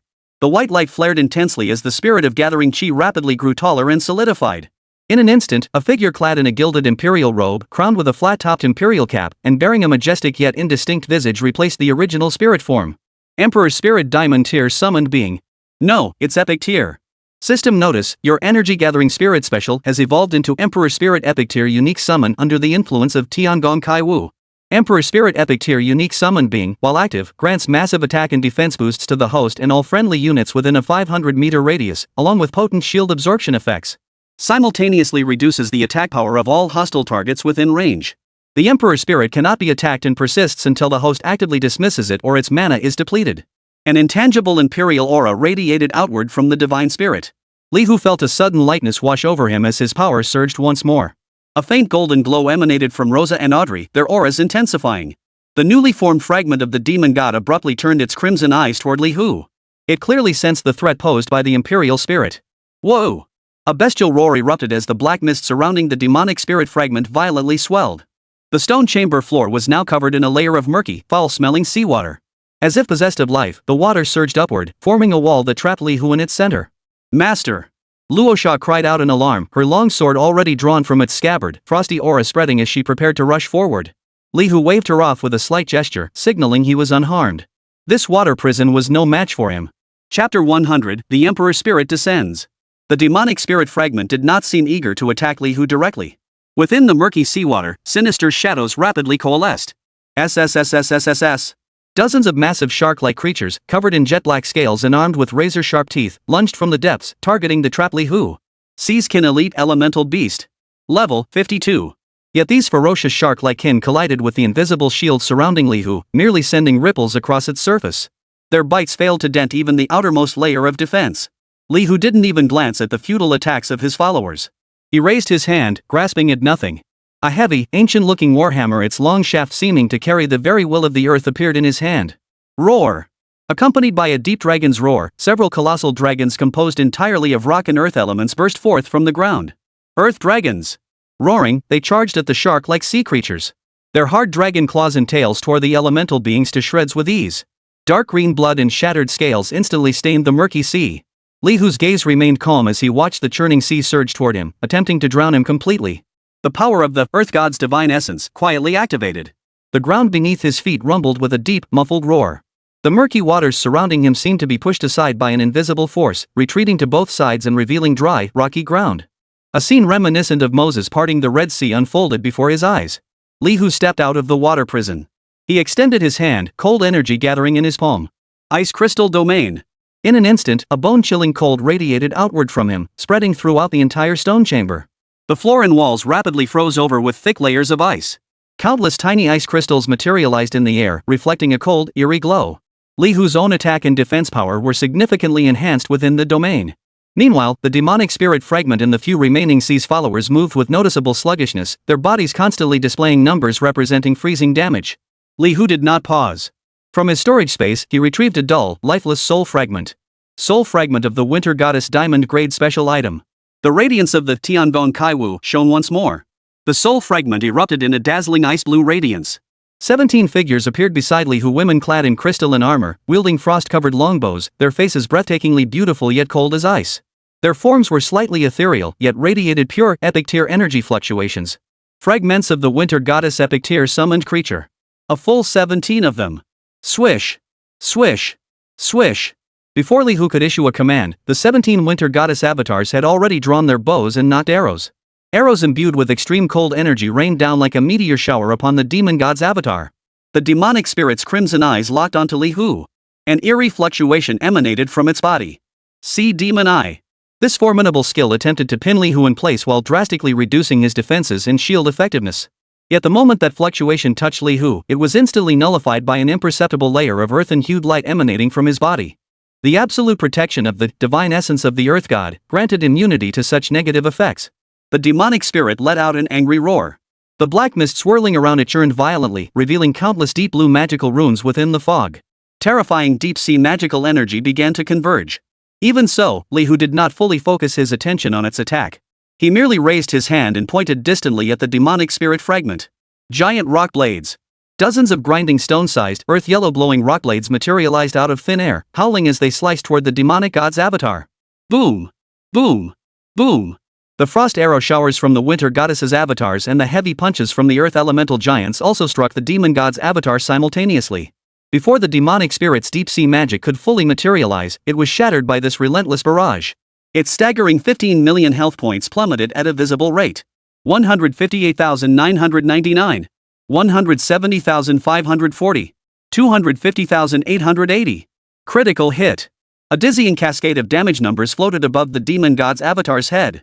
In the blink of an eye, its health had plummeted below 10%. The demonic avatar seemed to sense its impending doom. It let out a piercing, shrill roar, and an even more wicked, more foul aura erupted from its body. Demon Curse. A jet-black beam of light shot straight toward Li Hu. This curse sought to permanently weaken Li Hu's attack power. Yet, the outcome mirrored that of the Sea Demon's Eye. The earth-hued divine aura flickered faintly, and the vicious curse vanished without a trace, like a stone sinking into the sea. A cold smile curled at the corner of Li Hu's mouth. His intent stirred once more. Dozens of more solidified earth spirits surged from the ground, roaring as they pounced upon the already precariously weakened demonic god fragment. Its final health bar was instantly wiped clean. System notice: you have successfully defeated Demon God's Avatar Lord Tier and gained 80 million EXP. System notice: you have obtained the throne of the Demon God Broken Diamond Grade. System notice: you have obtained the skill book See Demon's Eye Diamond Grade. System notice: you have obtained the Demon God's War Boots Diamond Grade. 3 items floated silently where the demon god's avatar had vanished. Li Hu's gaze swept over them. The 100-fold amplification effect of Tiangong Kai Wu precisely enveloped these 3 pieces of loot. A brilliant light flared. The once broken, cracked black seat rapidly repaired and reforged itself, ultimately transforming into a complete throne radiating ancient majesty. Countless twisted, powerful demonic runes were engraved upon it. Demon Throne Complete Legendary Item, Special Item. When placed in a specific location, it slowly gathers shadow and chaos energy, imposing a faint curse effect on designated targets within its domain. Produces 1 Demon Energy Crystal Epic Material daily. That skill book also leaped from Diamond Tier to Epic Tier. Tidebringer's End Epic Skill Book, upon learning, masters the skill Tidebringer's End.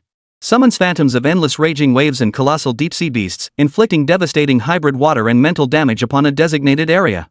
Imposes the deep-sea terror status on survivors, drastically reducing all their attributes.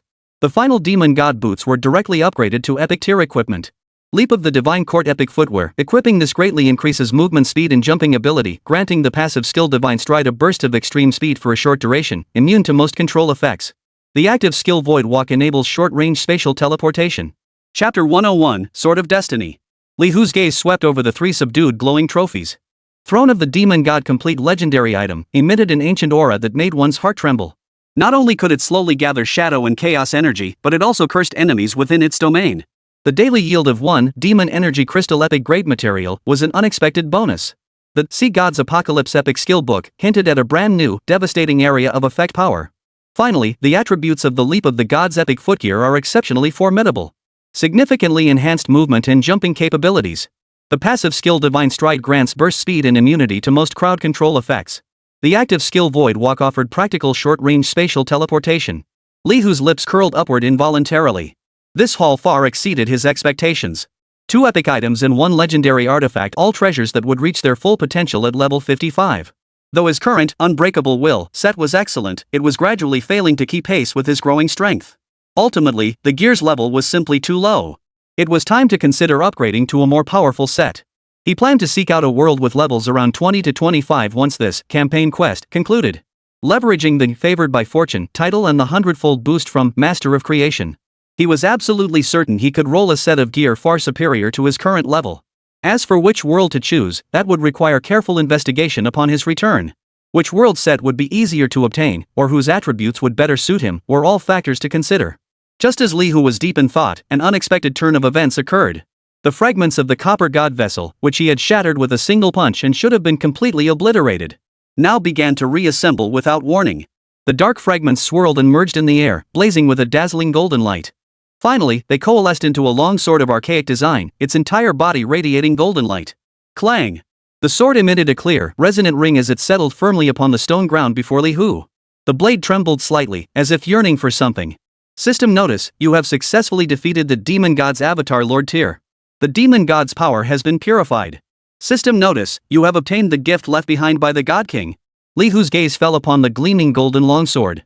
Dragon Burying Sword Unfinished Epic Grade Equipment. His thoughts stirred. The radiance of Tiangong Kai Wu instantly enveloped this unexpected divine weapon. Golden light surged violently, nearly piercing through the entire stone chamber. A terrifying aura, far surpassing any previous epic tier equipment, emanated from the blade. System notice: your Dragon Burying Sword Unfinished Epic Grade Equipment has been enhanced by the influence of Tiangong Kai Wu, completing its imperfections and evolving into the Fate-Severing Sword Mythic Grade Unique Equipment. Mythic Grade. Li Hu's pupils suddenly contracted.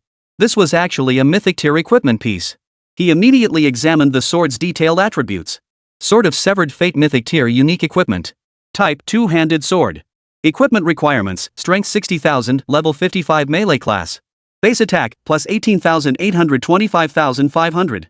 Strength, plus 2,000. Agility, plus 1,500. Stamina, plus 1,500. Additional trait: Breach Army. This weapon ignores 35% of the target's physical defense and 35% of their magic resistance. Additional trait: Judgment. Each attack deals additional true damage equal to 10% of your strength.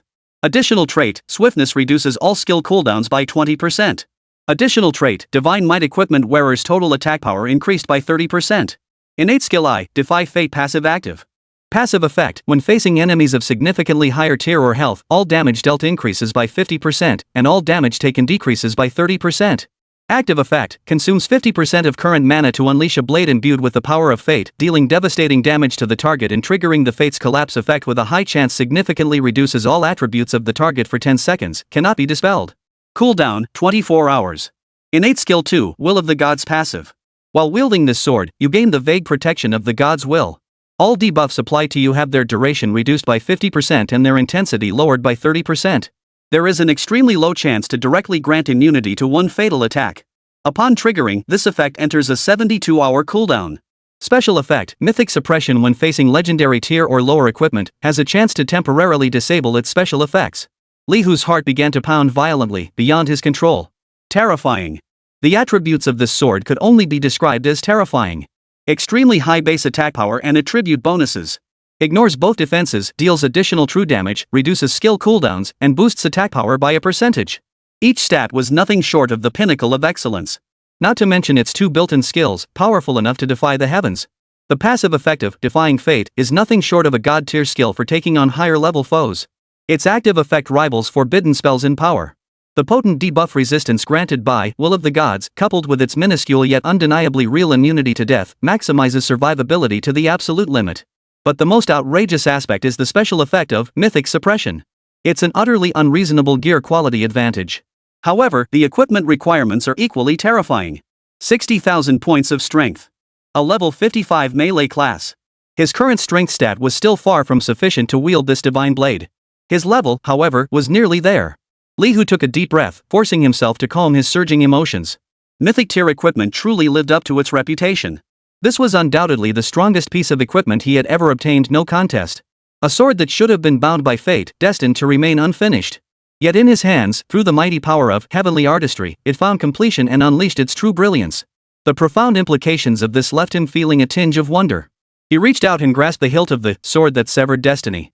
A cold, heavy sensation washed over him, as if he were holding the weight of the entire world. Though temporarily unusable, the mere existence of this sword provided immense confidence. Li Hu solemnly stowed it away in his backpack's spatial pocket. The energy fluctuations within the stone chamber gradually subsided. He looked at Rosa and Audrey. Let's go. To the next level. Audrey, still reeling from the shock of witnessing a mythic tier artifact emerge, nodded eagerly at his words. Rosa silently followed behind him, her eyes brimming with trust. The spirits of nature transformed back into streams of light, merging back into Li Hu's body. The group made their way toward the entrance leading to the temple's 8th level. As they walked, Li Hu mentally tallied the gains from this campaign quest. A level 35 Dawn Dragon Roar Epic Spear. A level 45 Storm's Wrath Epic Battle Axe. Now, a level 55 Sword of Fate Severed Mythic Grade 2-handed sword had been added to the collection. Powerful weapons spanning every tier were nearly complete. Not to mention legendary items like the Throne of the Demon God, along with numerous epic skills and equipment. His ability to learn skills and equip weapons regardless of class restrictions. This advantage will be amplified infinitely after acquiring these top-tier items. The path ahead remained fraught with unknowns and dangers. Yet Li Hu's stride grew ever more resolute and composed.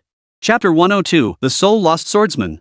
The entrance to the temple's 8th layer was deep and silent. As Li Hu stepped inside, a chill unlike that of the 7th level washed over him. The corridor felt unusually vast and empty. Faded ancient murals carved into the stone walls on either side bore the marks of time's relentless passage. After walking for a long time, only a few wandering type monsters appeared sporadically. They were low level and feeble in strength. Li Hu didn't even need to lift a finger. Rosa and Audrey dispatched them with ease. System notice, defeated Lost Wraith, gained 1200 EXP. System notice, acquired Tattered Soul Cloth White Grade. The experience points were pitifully low. The loot was practically worthless.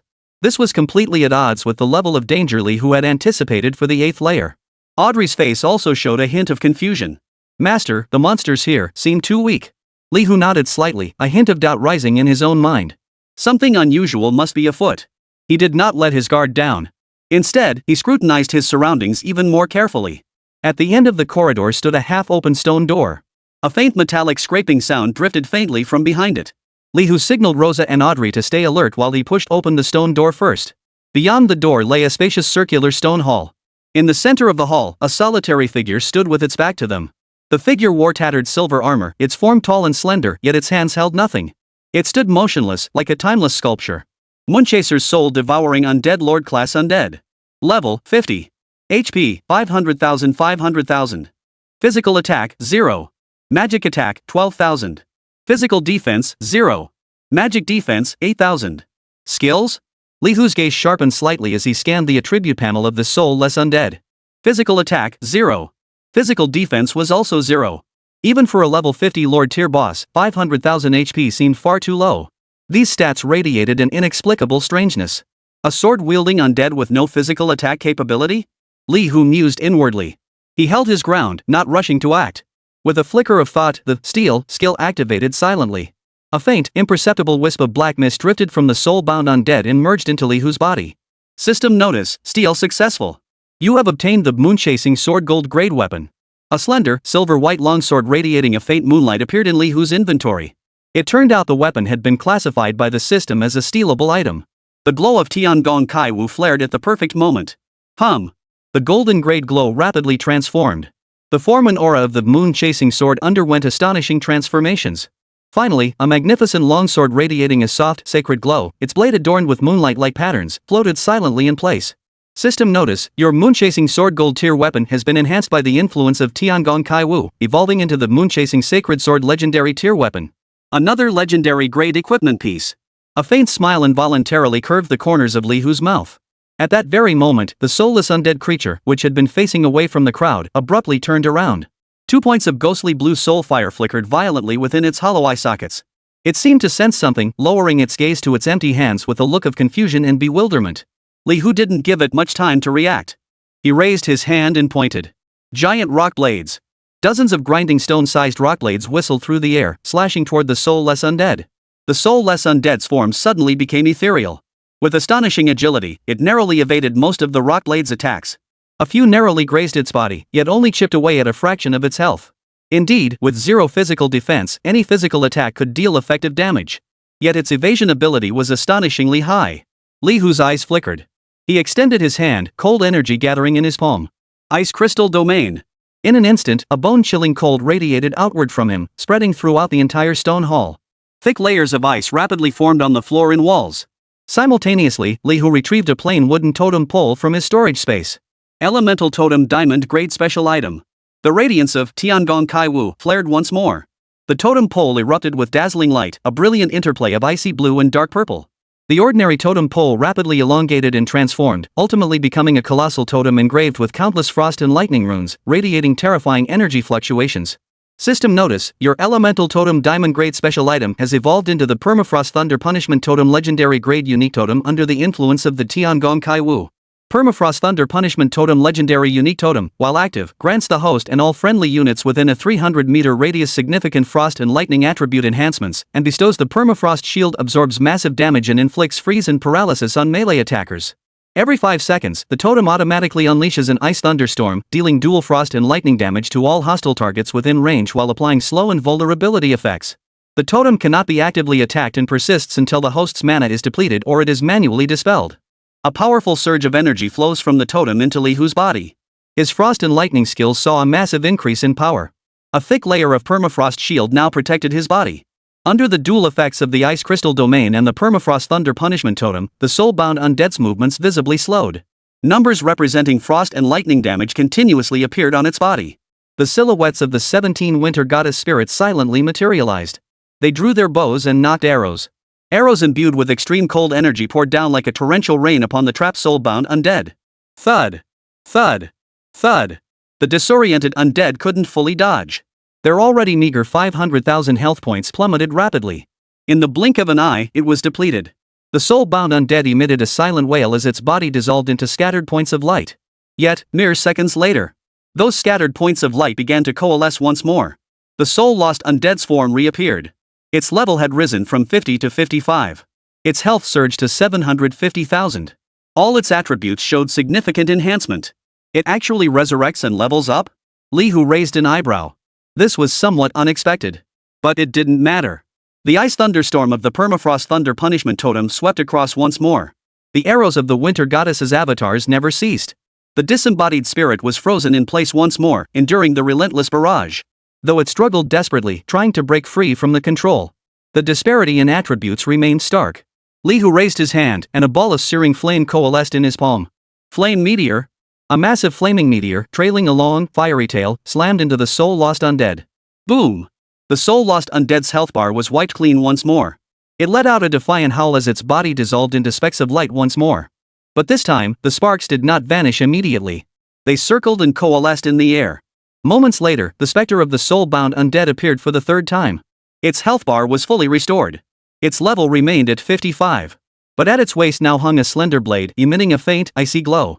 A thin yet resilient energy shield now enveloped its body. Even more astonishingly, a flickering soul flame now burned within its hollow eye sockets. A hoarse, icy voice emerged from its mouth. It was you who took my sword. Chapter 103, Moonlit Lament. Li Hu's gaze remained calm as he did not answer its question. He could sense that this third resurrected, soulless undead had grown considerably stronger. Particularly the new blade and the protective shield enveloping its form. The power of the earth stirred silently. The ground beneath Li Hu's feet trembled faintly. Dozens of solidified earth spirits roared as they surged from the ground, charging toward the soulless undead. Boom! The energy shield enveloping the soulless undead shattered in an instant under the frenzied onslaught of the earth spirits. Li Hu's form shifted simultaneously. In his hand, a pitch-black spear had appeared, the Dawn Dragon's Roar. Magic curse. An invisible force of curse instantly descended upon the soul-lost undead. Its magical defenses were drastically weakened. Immediately after, Li Hu's spear shot forth like a dragon. Dragon Soul Thrust. Sweep 1,000 armies. 358,770. Critical hit. 289,550. A string of staggering damage numbers floated above the soul-devouring necromancer's head. Its health plummeted below half in an instant. Facing the frenzied onslaught of Dawn Dragon Roar, the soul flames within the hollow spirit's empty eye sockets contracted violently. The slender blade at its waist finally raised to block at the last possible moment. Clang! The shrill clash of metal reverberated through the stone chamber, causing the air itself to tremble. Where blade met spear tip, fine sparks of ghostly blue flashed, yet failed to fully absorb the overwhelming force. The soulless specter's body jerked violently, staggering backward several meters. The arm gripping the blade trembled unnaturally. Even with the successful block, the immense disparity in power had inflicted significant damage. The energy shield that had just solidified over its body had already shattered completely under the earlier Dragon Soul thrust. Now, its battered silver armor bore several new, vicious cracks, exposing more charred bone beneath. The soul-devouring specter steadied itself, its hollow eye sockets fixed intently on Li Hu, its soul flame flickering erratically. Its hoarse, icy voice sounded again, tinged with an unnerving tremor of disbelief. Are you a god?" Li Hu held the Dawn Dragon Roar, its tip angled toward the ground. His gaze remained serene, undisturbed by the question. The soul-lost spirit did not wait for an answer, murmuring to itself instead, its voice thick with confusion and sorrow. "I once pursued the radiance of the moon goddess, seeking the pinnacle of the sword path throughout my existence. In the end, I fell to an unknown deity, my soul imprisoned here, doomed to eternal torment." Its soul flame flickered more violently, as if reliving distant, unbearable memories. "Today, I encounter yet another being of such overwhelming power." It slowly raised its head, and within its hollow eye sockets, the 2 points of ghostly blue flame ignited with a resolute light. "Come then. Let me witness the full extent of your power. To fight a mighty being like you with all my strength, even if it means my soul is scattered once more, I shall have no regrets." Before the words faded, a chilling radiance surged from the slender blade in the soul-bound specter's grasp. Its entire body blurred into a shadowy afterimage as the air around it was torn apart by the rapidly spinning sword chi, emitting a piercing howl. Blade storm. Countless solidified sword energies erupted from its center, spreading outward in a frenzy. They coalesced into an impenetrable zone of death, sweeping toward Li Hu. The temperature within the stone hall seemed to drop several degrees under the chill of this fierce sword intent. Facing this overwhelming assault, Li Hu's lips curved into a faint smile. He chose not to evade. The spear shaft of Dawn Dragon Roar vibrated slightly in his grasp. Pure brute force erupted without any flourish. Break! With a low shout, the spear shot forward like black lightning, striking with pinpoint accuracy at the weak point of the swirling sword energy. Boom! The raging blade storm was torn apart by this single thrust, a massive gap ripped open in its midst. Li Hu's form sliced through the shattered sword energy. The spearhead of Dawn Dragon Roar, carrying unmatched might, pointed directly at the soul-lost death spirit's head. The soul flame in the soul-lost death spirit's eyes shrank violently, clearly unprepared for its ultimate technique to be broken so easily. It hastily raised its blade in a desperate attempt to block. But it was all too late. Thud! A dull thud echoed. The shaft of Dawn Dragon's roar struck squarely against the soul-lost undead's helmet. 450, 320. A staggering damage number floated above the soul-lost undead's head. Its body flew backward like a... Li Hu's assault showed no sign of stopping. His foot stomped the ground, causing a slight tremor, and his figure closed in once more. The spear became a blur of afterimages, each strike precise and deadly. The soul-lost undead struggled to fight back, its slender blade grazing Li Hu's form several times. Yet, despite their fierce appearance, these attacks only registered a cold 0 damage point upon striking Li Hu. The sheer disparity in attributes rendered the soul-lost undead's resistance utterly futile. Its health bar rapidly drained to 0 under Li Hu's relentless barrage. "I have lost." The soul-lost spirit emitted a barely audible sigh as its body gradually dissolved into specks of light, ultimately vanishing completely into the air. This time, it did not resurrect. System notice: you have successfully defeated Moonchaser's soul-devouring undead lord class undead level 55 and gained 180,000 EXP. With the boss's demise, the stone chamber fell silent once more. On the ground lay several items, each emitting a distinct glow. A skill book radiating a crimson glow. Another crimson skill book, its glow more subdued. And an oddly shaped, unfinished metal arm blade flickering with silver light. Li Hu's gaze swept over them, his thoughts stirring. The radiance of Tiangong Kai Wu instantly enveloped the crimson skill book. System notice: your Stormblade Sword Technique Scarlet Radiance Grade Skill Book has been enhanced by the influence of Tiangong Kai Wu, evolving into Godslayer Sword Art Legendary Grade Skill Book. Godslayer Sword Technique Legendary Grade Skill Book, upon learning, masters the Godslayer Sword Technique, dealing additional damage to divine beings and possessing a chance to sever the target's energy link. Li Hu nodded with satisfaction, then turned his gaze to the second skill book. The glow of the Tiangong Kaiwu flared once more. System notice, your Poem of Longing Scarlet Radiance tier skill book has been enhanced by the influence of Tiangong Kaiwu, evolving into Song of Immortality Legendary tier skill book. Song of Immortality Legendary Grade Skill Book. Upon learning, master the Song of Immortality to bestow powerful life bonds and healing effects upon an ally, significantly enhancing their survivability. This skill book was clearly better suited for Rosa or Audrey. Finally, there is that unfinished silver arm blade. The radiance of Tiancher Kaiwu shines for the third time. Hum.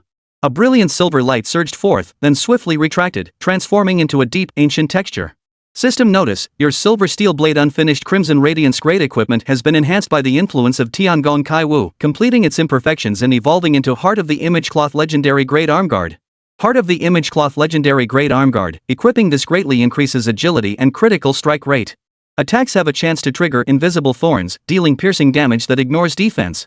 Li Hu stowed the 3 newly acquired legendary grade items in his bag. He recalled the last words of the soul-devouring necromancer and its fated pursuit of the moon goddess, ultimately defeated by the deity. This temple radiated an eerie atmosphere everywhere. The otherworldly enemy mentioned in the G campaign quest seemed to be stirring in some hidden corner. He must swiftly enhance his strength to confront the greater crisis that could erupt at any moment.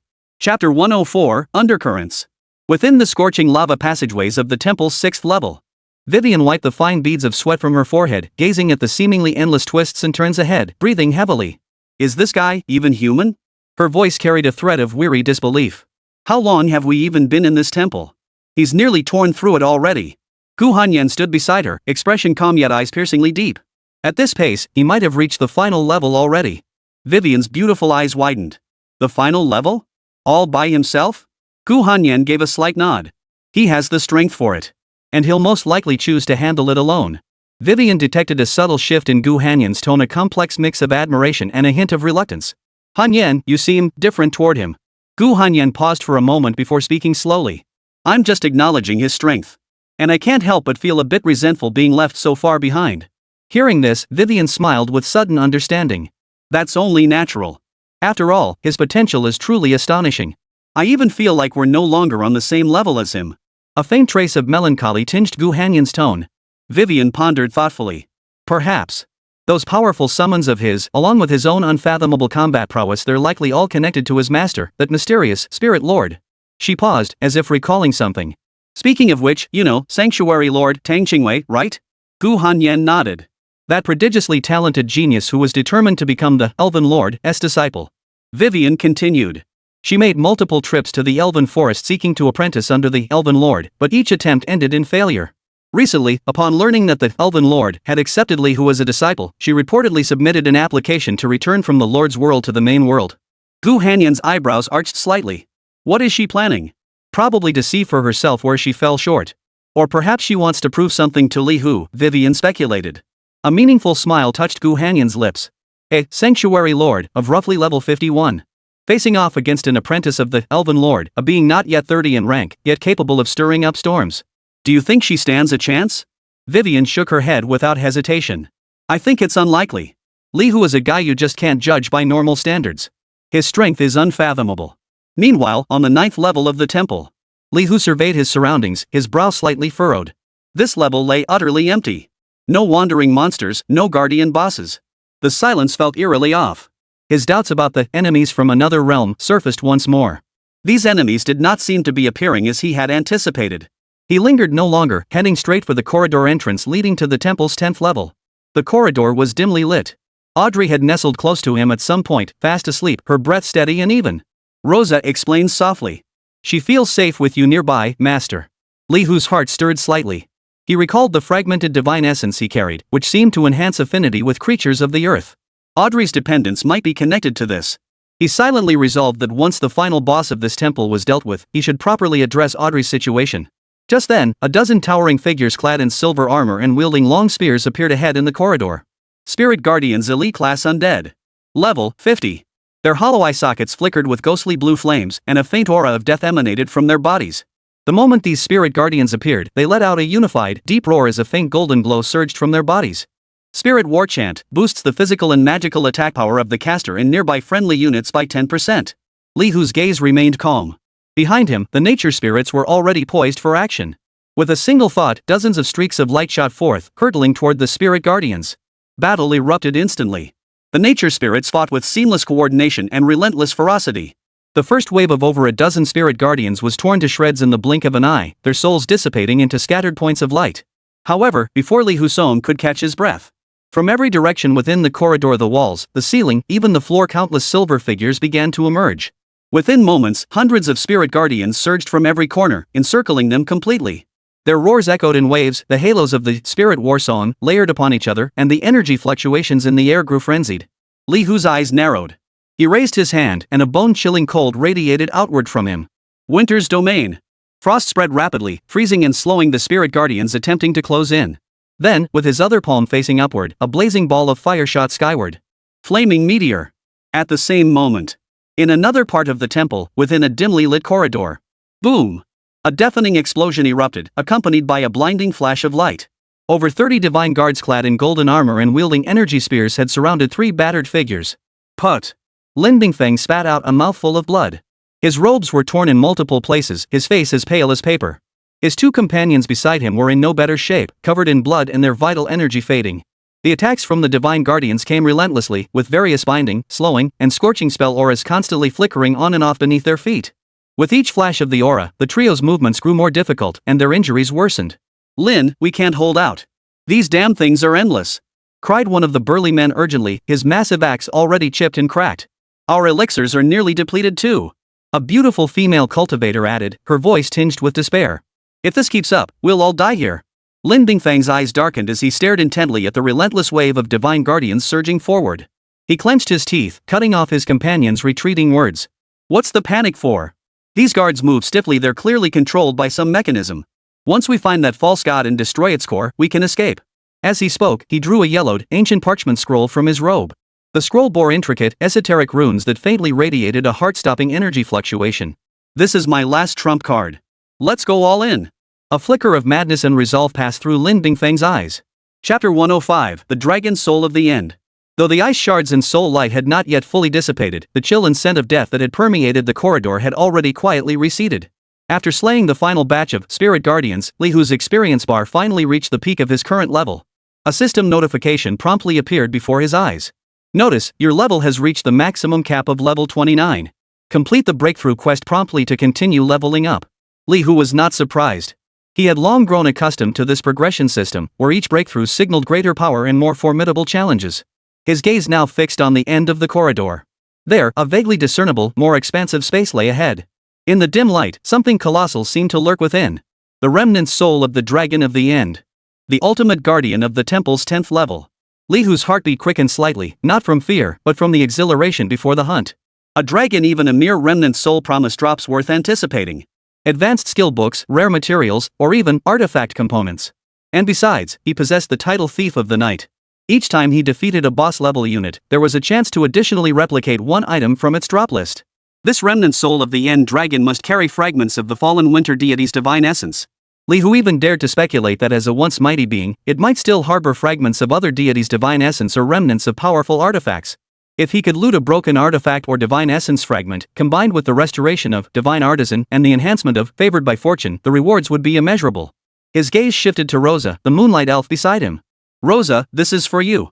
Li Hu opened his palm, revealing a divine essence radiating a soft halo and containing the essence of the changing seasons, resting quietly in his hand. Divine essence of the seasonal god epic.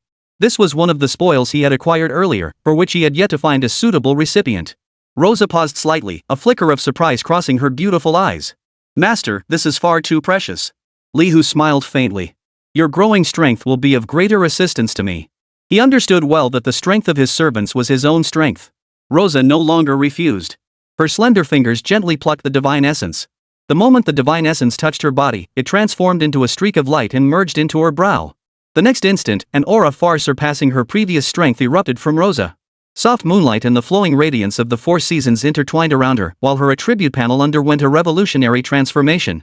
Both physical and magical attack power instantly surpassed the 100,000 threshold. Her health, defense, and all resistances experienced a meteoric surge. Mystical runes representing the changing seasons now appeared on her flowing elven robes, shimmering with a faint divine glow. "How does it feel?" Li Hu's voice carried a hint of anticipation. Feeling the surging power within her, Rosa's voice held a hint of disbelief and delight. Master, I feel stronger than ever before. Li Hu nodded with satisfaction. Divine essence could actually be equipped to servants. This discovery instantly sparked a new plan in his mind. He still held several divine essences of different attributes. If he could arm all his servants with full loyalty and form a divine essence squad, the vision was too magnificent to contemplate. Suppressing his excitement, Li Hu's gaze sharpened once more. Let's go. Time to meet that big guy. He led Rosa as they slowly stepped into the 10th level of the temple. It was a vast circular chamber, its stone walls engraved with ancient, obscure totems. At the center of the space, a massive red dragon lay coiled. Only half its body remained intact, the other half seemed torn apart by some terrifying force, the severed edge burning with an eternal black flame. Its crimson eyes blazed with savagery and madness. Igniza, Dragon of the End, Fragmented Soul, Lord Class, Undead Dragon. Level? Status, Shattered, Raging. Li Hu's pupils contracted slightly. Even as a mere remnant soul, the dragon's aura was still enough to send shivers down one's spine. Without a moment's hesitation, the instant the dragon sensed their presence, a skill was already silently activated. Steal. An imperceptible shadow shot from Li Hu's fingertip, instantly vanishing into the shattered remains of the Dragon of the End's soul. System notice, theft successful. You have obtained the divinity of the God of Calamity epic grade. It worked. Li Hu's heart leapt with joy. Another divine essence secured. Almost simultaneously, the dragon's remnant soul unleashed a deafening roar, its frenzied dragon might sweeping toward him like a tangible force. Li Hu's expression remained unchanged as he pointed his left hand forward. Elemental Totem. A totem pole blazing with raging flames shot up from the ground, radiating an ancient and powerful aura. Notice, you have obtained Burning Totem Legendary. Burning Totem grants you a flame shield equal to 20% of your maximum health and infuses all your skills with 20,000 fire element damage for 30 seconds. While active, summons a 6-winged red dragon of your level to fight alongside you. The moment the totem appeared, a searing shield enveloped Li Hu and Rosa. Immediately, the totem's apex erupted in brilliant light. A slightly smaller yet equally terrifying 6-winged red dragon materialized as a spectral form. With a piercing dragon's roar, it charged relentlessly toward the half-remaining soul of the End Dragon. Battle erupted instantly. Scorching dragon breath and pitch-black nether flames intertwined and collided within the vast circular stone hall. The 6-winged crimson dragon summoned by Li Hu engaged in a fierce struggle with the half-broken soul of the End Dragon, Igniza. Though merely a totem summon, the 6-winged red dragon displayed astonishing combat prowess, each strike carrying the might to incinerate all in its path. Li Hu's gaze was as sharp as an eagle's, fixed intently on the colossal form of the End Dragon's remnant soul. Remnant soul of the Dragon of the End, Igniza, Lord Class, Undead Dragon. Level? Physical attack, 78,500. Magic attack, 76,000. Physical defense, 72,000. Magic defense, 71,000. Health, 5 million, 5 million. Status at Broken, Enraged, Soulbound Doom. A real tough nut to crack. Both attack and defense stats exceed 70,000, while health soars to 5 million. Without the flame shield and additional fire damage from the Burning Totem, plus Rosa's powerful support, this battle would have been exceptionally difficult. Chapter 106, The Last Words of a Broken Soul. Yet, to Li Hu's surprise, the remnant soul of the End Dragon offered no fierce resistance commensurate with its power against the relentless assault from him and his summoned creatures. Its attacks were sporadic and sluggish, resembling more an instinctive struggle than conscious combat. Beneath the fury in its crimson dragon eyes, a profound weariness seemed concealed. Boom! Rosa's moonlight-infused longbow drew taut once more. An arrow imbued with the essence of the changing seasons pierced precisely into the charred, black-flamed gash on the dragon's remnant soul. 88,560. An impressive damage number floated into view. At that moment, a hoarse, aged voice abruptly echoed within Li Hu's mind. You took the damned misfortune deity essence from my soul. Li Hu's movements faltered slightly, yet his attack did not cease. Dawn Dragon Roar, the spear shot forth like a dragon, still piercing straight for the opponent's vital point. The remnant soul of the Dragon of Endings made no attempt to dodge, allowing the spear tip to pierce its shattered scales. 65,320. Indeed, you are the fortunate one favored by him. The aged voice carried a hint of resignation, along with an indescribable complexity of emotion. Even my fate has been so easily rewritten by you. Li Hu's brow furrowed slightly. While directing the 6-winged red dragon and the spirits of nature to concentrate their attacks, he coldly remarked. Now is not the time for chit-chat. Forget fate for now, take down the boss first. The lingering soul of the Dragon of the End let out a low, dragon-like roar, as if sighing. I have long anticipated this day. Those scum on the 9th layer, I purged them. I merely wished for you, or rather, for my destiny, to arrive a little sooner. Li Hu's heart jolted in shock. It had deliberately cleared the minions just to wait for him to kill it? This was already the second boss to willingly seek death. The first was the moon-chasing swordsman's lost soul, and now it was the lingering spirit of this dragon of the end. Could this truly be connected to his favored by fortune talent? He could sense the gentle glow emanating from the seasonal god's divine essence on Rose's body, continuously amplifying her attacks.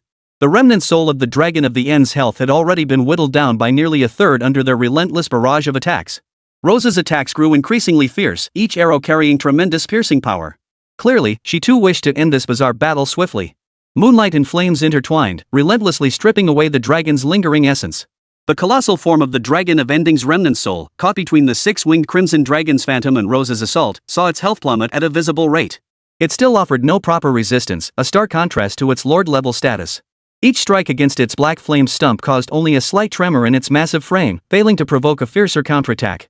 I can sense it, a new will is awakening. The aged, raspy voice echoed in Lihu's mind once more, carrying an odd calmness rather than the despair of impending death. When you, or rather, the will you represent, fully takes over this world, I may be reborn in another form, becoming a trial for those who come after. But by then, I will no longer be who I am now. Its voice held no resentment, instead carrying a sense of liberation, as if shedding some heavy shackles. My apologies for such a lackluster battle. The remnant soul of the dragon of the end spoke with a hint of apology, as if excusing the lackluster intensity of this boss battle. Lihu's Dawn Dragon Roar attack showed no sign of slowing. The cold gleam at the spear's tip flashed with each strike, every thrust landing with pinpoint precision on the dragon soul's energy core. It matters not. He replied indifferently, his voice devoid of much emotion. Even if you resist with all your might, with my current strength and all these weakening effects, you probably won't cause me much trouble. In fact, you'd struggle to break through my defenses. This wasn't arrogance, but absolute confidence rooted in his own power, a calm statement of fact. The remnant soul of the dragon of the end fell silent for a moment, as if digesting Lihu's words or sensing its own rapidly draining vitality. Then, the fury in its crimson dragon eyes seemed to fade slightly, replaced by a peculiar scrutiny, as if observing an intriguing work of art. You carry the aura of the earth god. That divine essence is pure. Lihu's heart stirred slightly, but he did not deny it, his attacks remaining relentless. Within my soul, fragments of other fallen deities' divine essences are also imprisoned. Though few, if you're fortunate enough, you might find them within my remains. The ancient voice carried a hint of temptation, like a final gift, calmly describing the potential treasure. A barely perceptible smile touched the corner of Lihu's mouth. Luck? His favored by fortune talent was far more than mere luck. After defeating a boss, he had an extremely high chance of obtaining special items carried within its soul divine essence included. This dragon was practically a walking treasure trove, and an exceptionally cooperative one at that. Are there living deities in this world? The remnant soul of the dragon of the end suddenly asked, its voice tinged with an ancient bewilderment, like a child lost for 1,000 years. Lihu shook his head calmly, his spear never faltering. I do not know. Indeed. It's been too long. I've forgotten whether any of my kind remain who haven't yet met their end. The dragon soul's voice grew low, tinged with an indescribable desolation that mirrored its own fading form. Lihu offered no reply. The spear in his hand, combined with Rose's arrows and the six-winged red dragon's breath, continued to pour relentlessly upon the remnant soul of the dragon of the end. The rhythm of the battle remained firmly in his grasp, precise and efficient. The remnant soul's life force had dwindled to a mere flickering ember, like a candle in the wind. The savagery and madness in its crimson dragon eyes gradually faded, replaced by a profound sense of release and a faint, almost imperceptible bewilderment. It uttered no sound. Its colossal form, battered by relentless assaults, began to grow ethereal, its edges shimmering with scattered specks of light. The black infernal flames seemed to dim considerably, losing their fierce ferocity. Lihu's gaze, calm yet piercing, fixed intently on the dragon's soul as it neared dissolution, awaiting the final moment. The colossal form of the dragon of the end's remnant soul finally reached its breaking point under the relentless barrage. Its crimson dragon eyes had completely lost their savagery and madness, leaving only profound resignation and a barely perceptible trace of bewilderment. The last shards of light spilled from the edges of its ethereal form. Boom! A muffled yet soul-shaking roar. The remnant soul of the dragon of the end abruptly exploded, scattering into a sky filled with dancing points of light, like magnificent yet sorrowful fireworks. Immediately after, several brilliant beams coalesced from the sparks, silently hovering midair. Chapter 107, The Dust Settles and New Choices. Lihu's gaze remained calm, yet his mind was clear. System notice, congratulations on successfully defeating the Lord Tier boss remnant soul of the dragon of the end Ignissa. Gained 15 million EXP. System notice, your talent Night Thief has triggered successfully, granting an additional copy of Divine Fragment, Storm Epic. System notice, your talent Divine Artistry automatically triggered, upgrading the quality of Divine Fragment, Storm Epic. Congratulations on obtaining Divine Essence of the Storm God Epic. System notice, you have obtained Divine Fragment, Earth Epic. The talent Heavenly Artistry has automatically triggered, enhancing its quality. Congratulations on acquiring Divine Essence of the Earth God Epic. System notice, you have obtained Divinity Fragment, Shadow Epic. The innate talent Heavenly Artistry has automatically activated, enhancing its quality. Congratulations on acquiring Divinity of the Shadow God Epic. 3 epic tier divine essences, enhanced by Divine Craftsmanship, quietly radiated the pure divine radiance of their distinct attributes. Alongside them lay a heavy armor shimmering with dark gold and a long sword of ancient design, radiating a 5-colored glow. Dragonbone Netherflame Armor Legendary Heavy Armor. 5 elements return to Origin Sword Mythic Tier 1-handed sword. Li Hu's lips curved into a faint smile. This haul far exceeded expectations. System notice, you have completed the temporary quest Last Wish of the End. Reward obtained, Skill Book Great 5 Elements Sword Style Legendary. System notice, your innate talent Heavenly Artistry has automatically triggered, upgrading the quality of Great 5 Elements Sword Style Legendary. Congratulations on obtaining Great 5 Elements Reincarnation Sword Cannon Legendary. Another legendary tier skill book and a sword technique at that. Li Hu was thoroughly satisfied. System notice, you have completed all main side temporary objectives in this world. Overall evaluation SSS grade. You may choose to return to the main world immediately or remain in this world for an additional natural day 24 hours. Finally, he could leave. Li Hu let out a light sigh. This temple expedition had yielded such rich rewards that his strength would soar once more. His gaze shifted to Audrey, who had remained quietly by his side. It was time to deal with her situation. The battle is over. Li Hu's voice was calm, yet carried an undeniable authority. We're leaving this place. Audrey's frail body trembled slightly. Her small face, which had relaxed slightly at the end of the battle, instantly filled with unease and tension. She lifted her head, her sapphire eyes holding a hint of pleading. Her lips trembled as if she wanted to say something, yet she dared not speak. Let's get out of this dungeon first. We'll figure out what to do about your old place later. Li Hu added, attempting to soothe her emotions. Audrey lowered her head, her hands clutching the hem of her dress tightly, her fine lashes trembling slightly. Li Hu's heart stirred slightly. He casually checked Audrey's character panel. Audrey Special NPC. Status, confused, anxious, yearning to follow. Description, the last surviving heir of an ancient bloodline, bearing secrets unknown to others. If you earn her genuine recognition and allegiance, unexpected surprises may await. Take her away, and there'll be surprises? Li Hu's eyebrow twitched slightly. At that moment, the entrance to the corridor they had come through warped. A crack radiating soft white light slowly opened, revealing glimpses of a familiar forest scene within. Notice, the spatial passage to the outside world has opened. You may depart the underground temple through this passage at any time. Li Hu's gaze shifted away from Audrey and toward the spatial fissure. After a moment's consideration, he made his decision. Audrey, lead the way. We're leaving through here. Audrey snapped her head up, a flicker of disbelief and delight flashing in her eyes before she nodded vigorously. Yes, sir. Her voice trembled slightly, yet it was filled with unwavering resolve. Beside them, the moonlight elf Rosa took it all in. Her cool gaze lingered on Audrey for a moment, appraising the seemingly fragile and helpless human girl. Finally, Rosa's gaze returned to its usual calm. This girl, even if she truly followed her master, seemed to pose no threat whatsoever to her. Li Hu took the first step, striding toward the spatial fissure. Audrey followed closely behind him, her small face filled with both apprehension toward the unknown and a secret hope.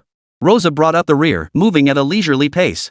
One by one, the trio stepped into the spatial passageway, which shimmered with a soft, flickering light.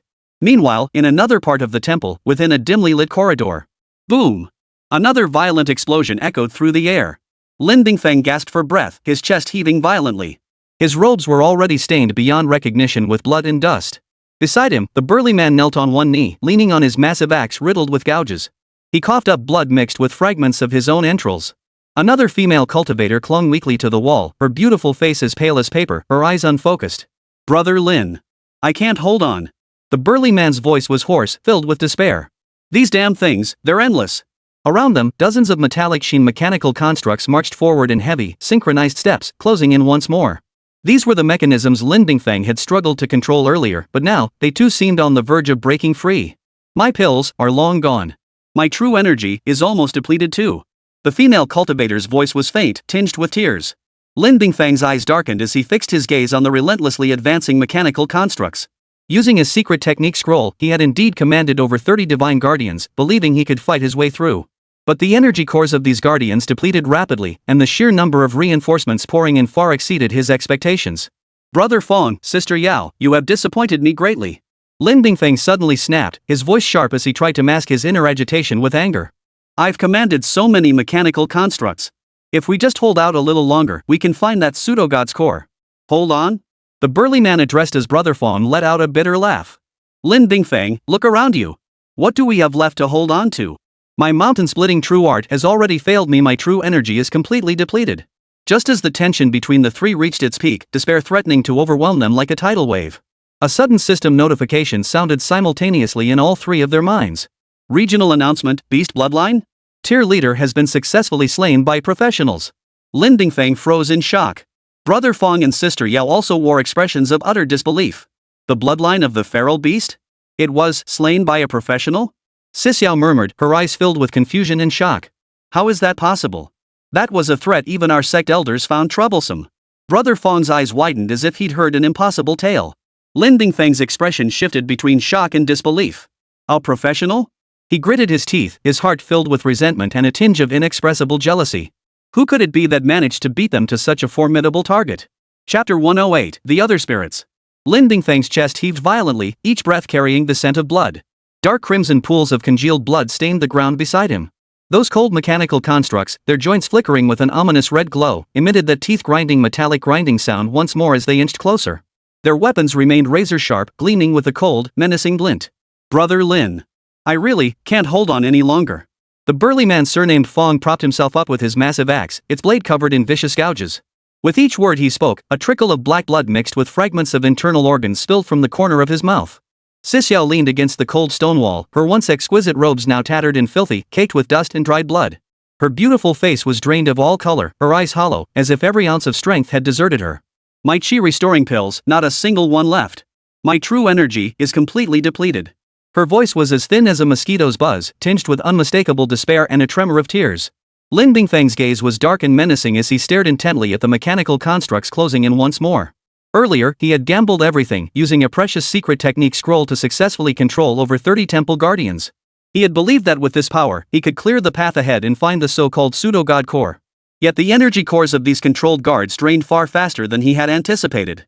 What chilled him even more was that the mechanical guards surging forth from the depths of the passageway seemed to be endless in number.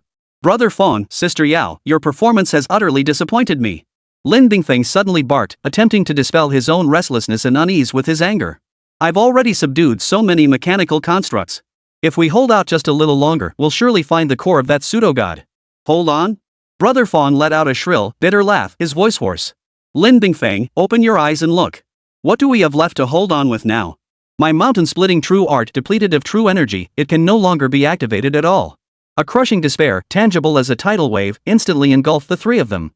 At that very moment, a cold, abrupt system notification rang out clearly in all three of their minds simultaneously. Regional announcement, Beast Bloodline? Tier leader has been successfully slain by professionals. The rage on Lin Bingfang's face froze instantly. Brother Fong and Sister Yao also wore expressions of utter disbelief, frozen in place. The bloodline of the feral beast was slain by a professional? Sis Yao murmured, her vacant eyes clouding over for the first time with deep confusion and shock. How is this possible? Such a terrifying existence, even our sect elders would find it an extremely difficult challenge. Brother Fong's bloodshot eyes widened as if he'd heard the most unbelievable tale imaginable. Lin Bingfang's face turned iron gray in an instant, then shifted to deathly pale, his expression shifting like shifting clouds. A professional? He ground the words out between clenched teeth, his heart churning with overwhelming resentment and a hint of jealousy he refused to acknowledge. Just who was this unknown entity who had emerged from nowhere, managing to outmaneuver the elite disciples of our prestigious orthodox sects to eliminate such a formidable target? Meanwhile, Li Hu led Audrey and Rosa through the spatial fissure, which shimmered with a soft, white glow. The scene before them suddenly opened up. The familiar scent of the forest washed over them, carrying the earthy fragrance of soil and the freshness of plants. Sunlight filtered through dense foliage, casting dappled patterns of light. Audrey's slender frame trembled slightly as she greedily inhaled the forest air. Her sapphire eyes brimmed with longing for the outside world and a hint of barely perceptible bewilderment. Li Hu scanned his surroundings, his expression calm. The rewards from slaying the remnant soul of the dragon of the end far exceeded expectations. Beyond the experience and several divine essence artifacts he had already inventoried, his heavenly craftsman talent shone brilliantly once more. It forcibly elevated several unremarkable divine essence fragments into complete, epic-tier divine essences. The divine essence of the sea god, the divine essence of the god of love, and a complete divine essence of the god of wisdom. Additionally, there was a legendary tier accessory named the Dream of the Hollow Falcon, boasting quite impressive attributes. All of these would become the cornerstones for his next leap in power. He looked at Audrey. Lead the way. I want to see where you used to live. Audrey nodded firmly at his words, a flicker of gratitude crossing her small face before being replaced by deep sorrow. She walked silently ahead, with Li Hu and Rosa following at a leisurely pace behind. Soon, a deliberately cleared clearing in the woods came into view. In the center of the clearing lay nothing but charred debris and collapsed wooden beams. Audrey's little grass hut had been completely destroyed by fire. The girl's eyes instantly reddened, tears welling up but held back with determination. She stood silently before the ruins, her slender figure stretched long in the fading sunlight, appearing profoundly lonely. On the other side of the forest, several young elves gathered together, whispering among themselves. Wells, the elven youth leading them, wore a hint of impatience and hidden worry on his handsome face. Wells, you're truly formidable. With just a few words, you scared that half-elf witch into hiding in the dungeon, never to emerge again. A slightly shorter elf boy chuckled, his tone tinged with flattery. Yeah, that filthy bloodline should have been kicked out of our forest ages ago. Another elf youth chimed in, his face bearing undisguised disgust. Guys, I was wrong last time. I shouldn't have said you liked that witch. The first elf turned to Wells, his voice tinged with apology. How could I possibly like that monster? Wells' voice suddenly rose, tinged with irritation at being provoked. Her departure is a blessing for us all, at least she won't be polluting our eyes anymore. The other elven youths nodded in agreement, their words brimming with relief and contempt toward the half-elf witch. Yet as he listened to his companion's words, Wells felt an inexplicable pang of pain and an unshakable sense of guilt. Unbidden, the girl's stubborn, lonely gaze flashed through his mind. Just then, a low, rhythmic thudding sound drifted faintly from the forest's edge. What's that sound? One elf youth pricked up his ears in alertness. Sounds like heavy cavalry? No, more like some kind of massive magical beast approaching. The older elf's expression shifted slightly as he swiftly drew the longbow from his back. Let's go check it out. Wells suppressed the turmoil in his mind and, together with the other elven youths, crept toward the source of the sound. At almost the same moment, Li Hu, standing before the ruins of a thatched hut, raised an eyebrow slightly. The divine essence of the earth god within him stirred faintly, and a peculiar sense of perception spread out across the ground. Dozens of life signatures were converging toward their location at a steady pace. Judging by the aura, they were likely elves. And, more specifically, elves from the village of Audrey. Chapter 109, The Majesty of the Forest God. Tree shadows swayed, rustling sounds drawing nearer with a disciplined lightness. Dozens of agile figures emerged from the depths of the forest. Leading them was the elf hunter Vita, his gaze sharp as a falcon's, a longbow engraved with wind runes clutched tightly in his hand. He had anticipated encountering a well-equipped group of outsiders and was prepared for a fierce battle. Yet, when he took in the scene unfolding in the clearing, his feet halted involuntarily. No thrones of soldiers, no hideous legions of beasts. Only a deer-like spirit creature, radiating a soft, ethereal glow, stood quietly. Its eyes were like the purest lakes.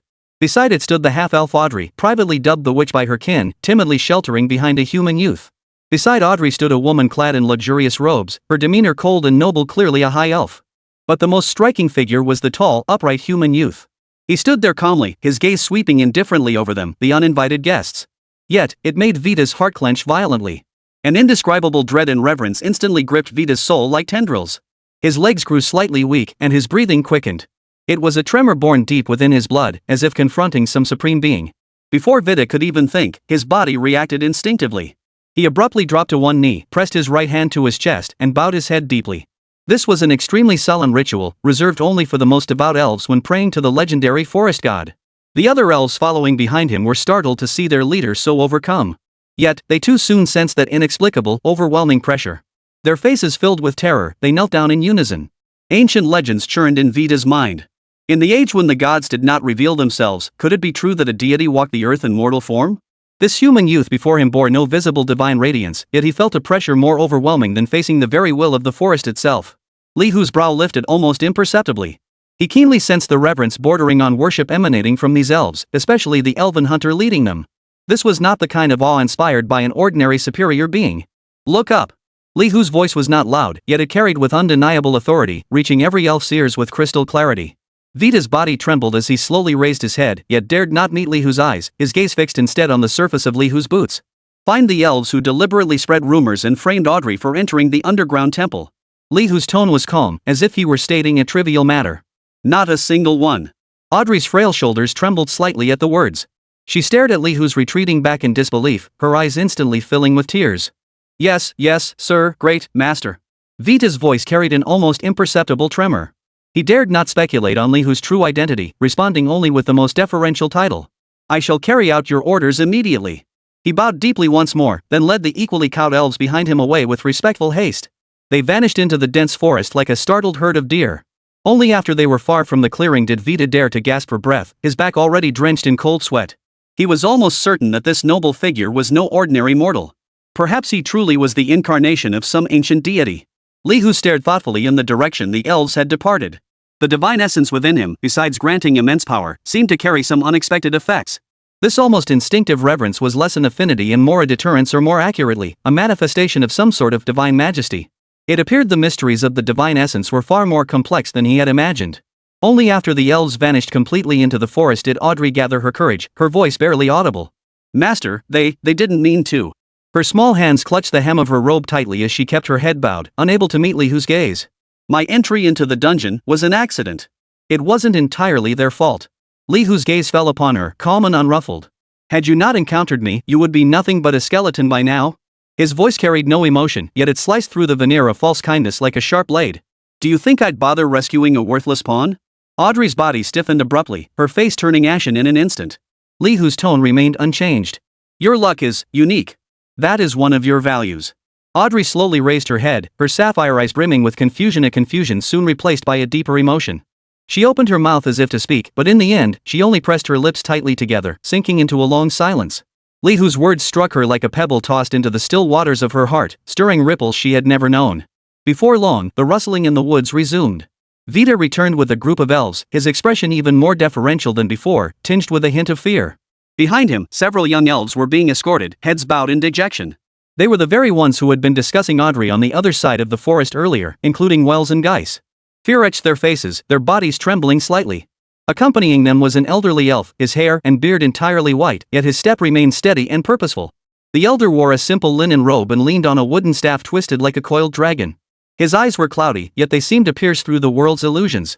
When the elf's gaze fell upon Li Hu, and especially upon the dear spirit beside him radiant with a gentle aura and imbued with the essence of nature, the elder's previously composed face suddenly paled. The wooden staff in his hand clattered to the ground with a thud. His body shook violently. His cloudy eyes blazed with disbelief, followed by profound reverence and dread. Thud! The elven elder's knees buckled, and he fell directly to his knees, his forehead pressed tightly against the cold ground. His voice was hoarse yet reverent. Ancient spirit of the forest, is it you? Have you descended upon us? Honored deity, please calm your wrath. Forgive our mortal ignorance and transgressions. Vita and the other elves, including the young ones brought as captives, watched the scene unfold, each of them pale with shock. This elder was the oldest among their tribe, said to have once, in his youth, been blessed with the rare ability to sense a faint trace of divine essence. His judgment held unquestionable authority within the clan. Even he had lost his composure, kneeling in such profound reverence. Then this human youth before them. Vita and the other elves harbored not a shred of doubt in their hearts. The gaze they cast upon Li Hu had completely shifted from the earlier reverence to the worship and dread reserved for a true deity. Chapter 110, This is Zhu Yuanyi. The old elf's profoundly devout prostration struck each young elf's heart like an invisible sledgehammer. Wells felt his legs go weak, the blood seemingly draining instantly from his handsome face, leaving it ashen. He had once sneered with such contempt at that half-elf girl, viewing her as a stain. Now, standing behind her was a presence that made their very souls tremble. Geis trembled like a withered leaf in the wind, his eyes wild with panic, all trace of his usual composure gone. Wells! It's all your fault. You were the one who called her bloodline filthy. You were the one who urged us to intimidate her. His voice was shrill and tearful as he tried to shift all blame onto his pale-faced companion beside him. Vita whipped her head around, her fierce gaze like a dagger piercing the reckless words of Geis. Shut up! The deep, furious command silenced Geis's shrieking for a moment. Vita's heart pounded wildly in his chest, cold fear threatening to consume him. Would this mysterious powerhouse, whom Audrey referred to as the Master, unleash devastating wrath upon them for their exclusion and bullying of the half-elf girl? He dared not dwell on it, praying humbly within that this godlike being would punish only the true culprits, not vent wrath upon the entire village. The other elven youths, witnessing the elder's uncharacteristic prostration and the unmasked terror in Wells and Geis's eyes, finally snapped back to reality. The earlier, laughable sense of superiority and exclusion had long since been crushed into dust by boundless terror. One by one, they collapsed to the ground, foreheads pressed tightly against the cold, damp earth, bodies shaking uncontrollably. Spirit Lord, spare our lives. We were blinded by momentary folly, deceived by the slander of Wells and Geis. Audrey, please intercede with the divine being. We know we were wrong. Cries of supplication and pleas for mercy, intertwined with choked sobs of despair, wove into a chaotic chorus of lamentation across the forest clearing. Audrey watched the scene before her in silence. Those faces, once etched with contempt and scorn, now bore only humiliation and terror. Instead of the anticipated satisfaction, her heart felt hollow and numb. She slowly turned to face Li Hu's calm profile, her voice faint yet unexpectedly firm. Sir, I wish to leave this place. Can you take me with you? Li Hu's gaze lifted from the elves groveling on the ground and settled on Audrey. His usually emotionless eyes now seemed to reflect the faint starlight in the girl's own. Yes. A single word, spoken with casual ease, yet carrying the weight of mountains. At the same moment, deep within the void so distant it defied measurement, a palace woven from starlight stood. Zhu Yuan reclined lazily on an ornate divine throne, her slender, pale fingertips gently touching a crystal stone that shimmered with an eerie blue glow. On the other end of the crystal, a clear reflection revealed a heroic woman clad in silver battle armor, kneeling on one knee. Elvi. My lord, all your previous commands have been duly executed. Elvi's voice was steady and efficient, devoid of any unnecessary embellishment. A faint curve touched Zhu Yuan's lips, and a rare warmth flickered in her eyes, deep as the cosmos. Very well, Levi. From this moment on, your sole and paramount duty is to ensure Xiao Chen's safety at any cost. Should anything happen to him, you should understand the consequences. Elvi's straightened spine stiffened slightly, a flicker of solemn understanding passing through her eyes. Your servant obeys. Additionally, Zhu Yunier paused, as if gathering her thoughts. Prepare a batch of the highest grade cultivation materials for Xiao Chen. Whether rare herbs or exotic metals, variety is irrelevant, quantity is paramount. The more, the better. Should resources prove insufficient, directly activate the highest access level at the Federation's central auction house. You may freely draw upon my contribution gold card. Upon hearing this, a rare flicker of surprise crossed the usually placid eyes of Li Wei. The sovereign's contribution gold card held such immense authority that it could mobilize resources beyond the Federation's wildest imagination. Yes, master. I shall see it done. As Alivi's figure vanished, another communication request abruptly lit up. A more solid form of light and shadow slowly materialized before Zhu Yuanger. It was a young woman with dazzling golden hair and silver eyes that seemed to pierce straight to the soul. Her uniform exuded the authority of the Federation's core governing body. Lady Zhu Yuani, the girl's voice was cool and flat, carrying the detached formality of official business. Federal Headquarters has recently received a joint complaint from over 30 top-tier sequence operatives. They unanimously accuse your hero unit, Alivi, of leading her private forces to forcibly seize precious strategic resources from their respective worlds without authorization. Their actions are extremely egregious and have caused profoundly negative repercussions. The faint smile on Zhu Yuani's face vanished instantly, replaced by an almost indifferent coldness. Oh? Is that so? Her voice was light and airy, as if discussing a trivial matter. That only proves those reckless fools harbored ill intentions toward my sole disciple, Xiao Chun. Each word cut like a blade tempered in ice, radiating an invisible, suffocating pressure. Tell them this, Elvi has merely given them a small lesson this time. If there's a next time, she'll personally dismantle their divine thrones and crush their divine essences. Facing such a blatant threat, the silver-eyed, golden-haired girl's pupils contracted imperceptibly. Lord Zhu Yuaner, your actions have severely violated multiple core statutes of the Federation and caused immeasurable disruption to the existing order across numerous worlds. Order? Zhu Yuani let out a faint, derisive snort, her laughter brimming with contempt and arrogance. My disciples are my order. The blonde-haired, silver-eyed girl seemed to draw a deep breath, wisely choosing not to press the issue further. The Great Will has issued new mission directives. Her expression turned grave. According to highest-level monitoring, an ultra-large world designated past life is experiencing unpredictable, violent mutations in its willpower. Preliminary assessment indicates a high probability of either a forbidden existence at the level of a divine emperor awakening or a cross-dimensional descent. The situation is critically urgent. The Great Will demands the immediate mobilization of all top-tier practitioners ranked sequence 7 and above to form a joint expeditionary force. Depart for that world at once to suppress, expel, or if necessary, completely eliminate the threat. Upon hearing this, Zhu Yuani didn't even lift an eyelid. I'm not going. Chapter 111, Divine Favor and the Homecoming.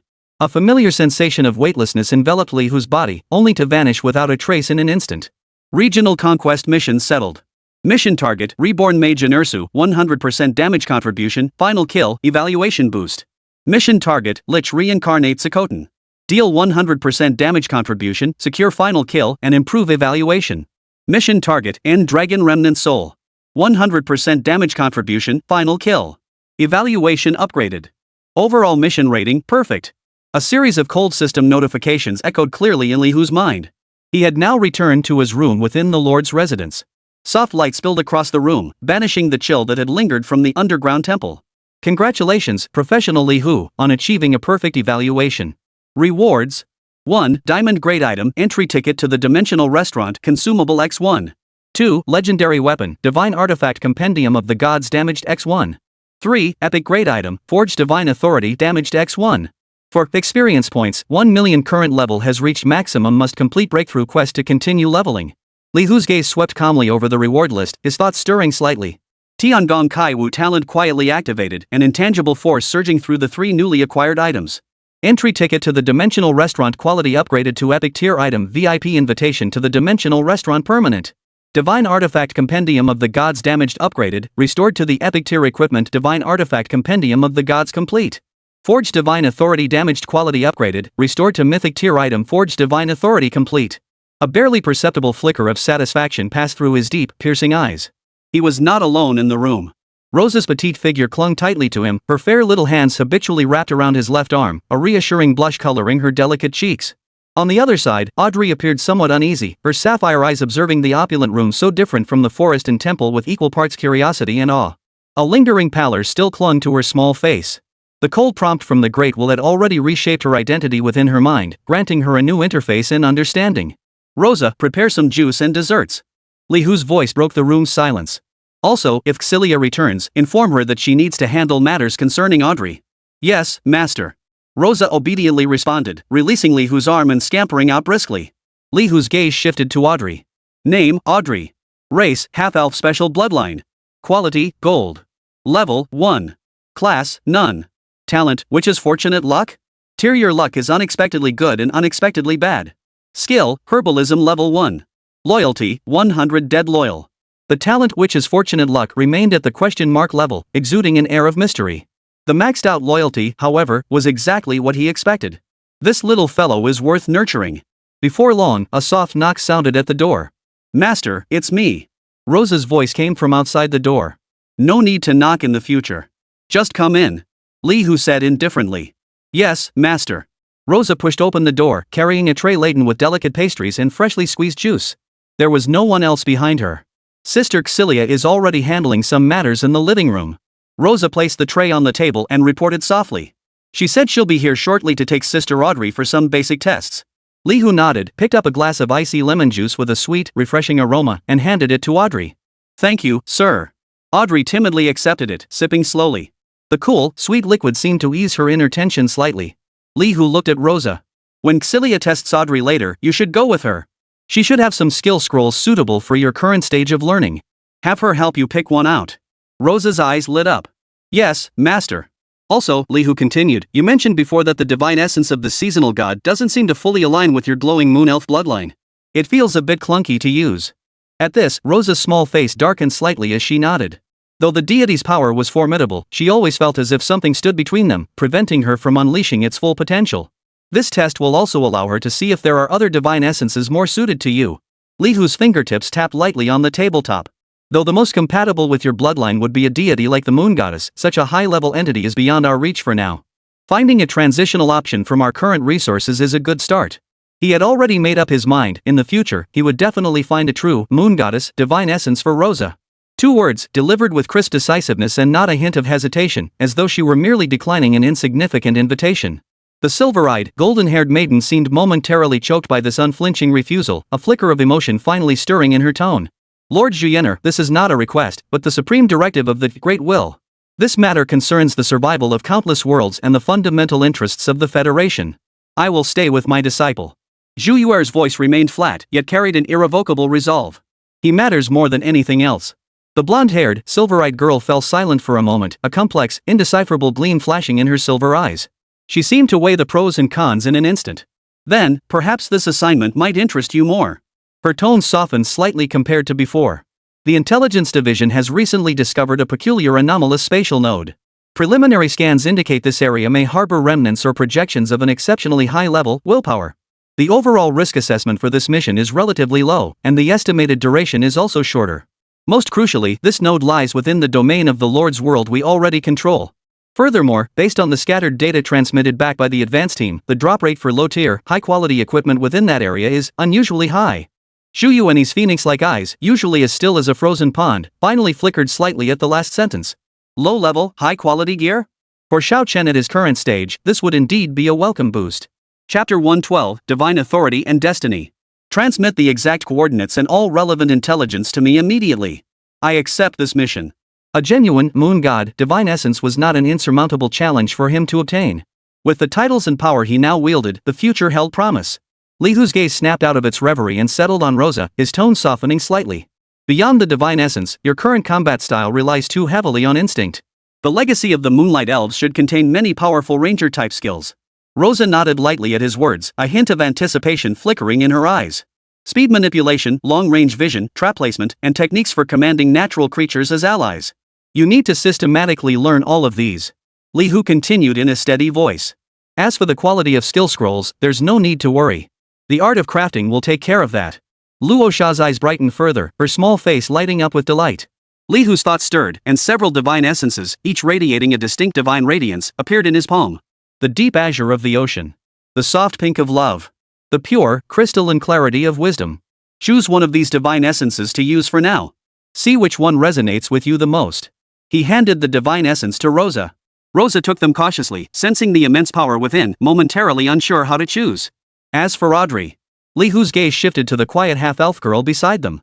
Her divine essence issue will address that after Xylia assesses her specific potential and determines her path forward. Audrey clutched the hem of her dress nervously upon hearing this, her small face bearing a trace of bewilderment and a hint of barely perceptible hope. Just then, the door creaked open. Xylia's slender figure entered, carrying an air of efficiency after handling her affairs. "Master, you sought me?" Her voice was cool and melodious. Li Hu nodded. "Take them for testing. Rosa's divine essence and skills, and Audrey's potential assessment." "Yes, master." Xylia responded, her gaze sweeping over Rosa and Audrey with a hint of scrutiny. Rosa and Audrey followed Xylia out of the room. The door closed softly, restoring silence to the room.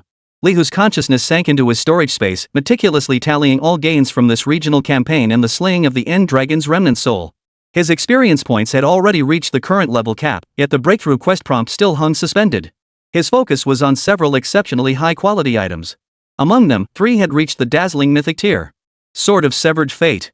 Submission to Fate. And the item that had just ascended from epic tier, Forged Divine Authority. Li Hu first retrieved Divine Authority of Forging. It was an ancient-looking, gilded warhammer whose head gleamed with a heavy metallic sheen, as if it held boundless creative power. Divine Authority of Forging complete. Type, item special equipment. Quality, mythic. Equipment requirements, profession blacksmith, equipped with divine essence. Effect 1, Hand of the Gods. When forging with this hammer, no materials used will ever be destroyed. Effect 2, Miracle sublimation.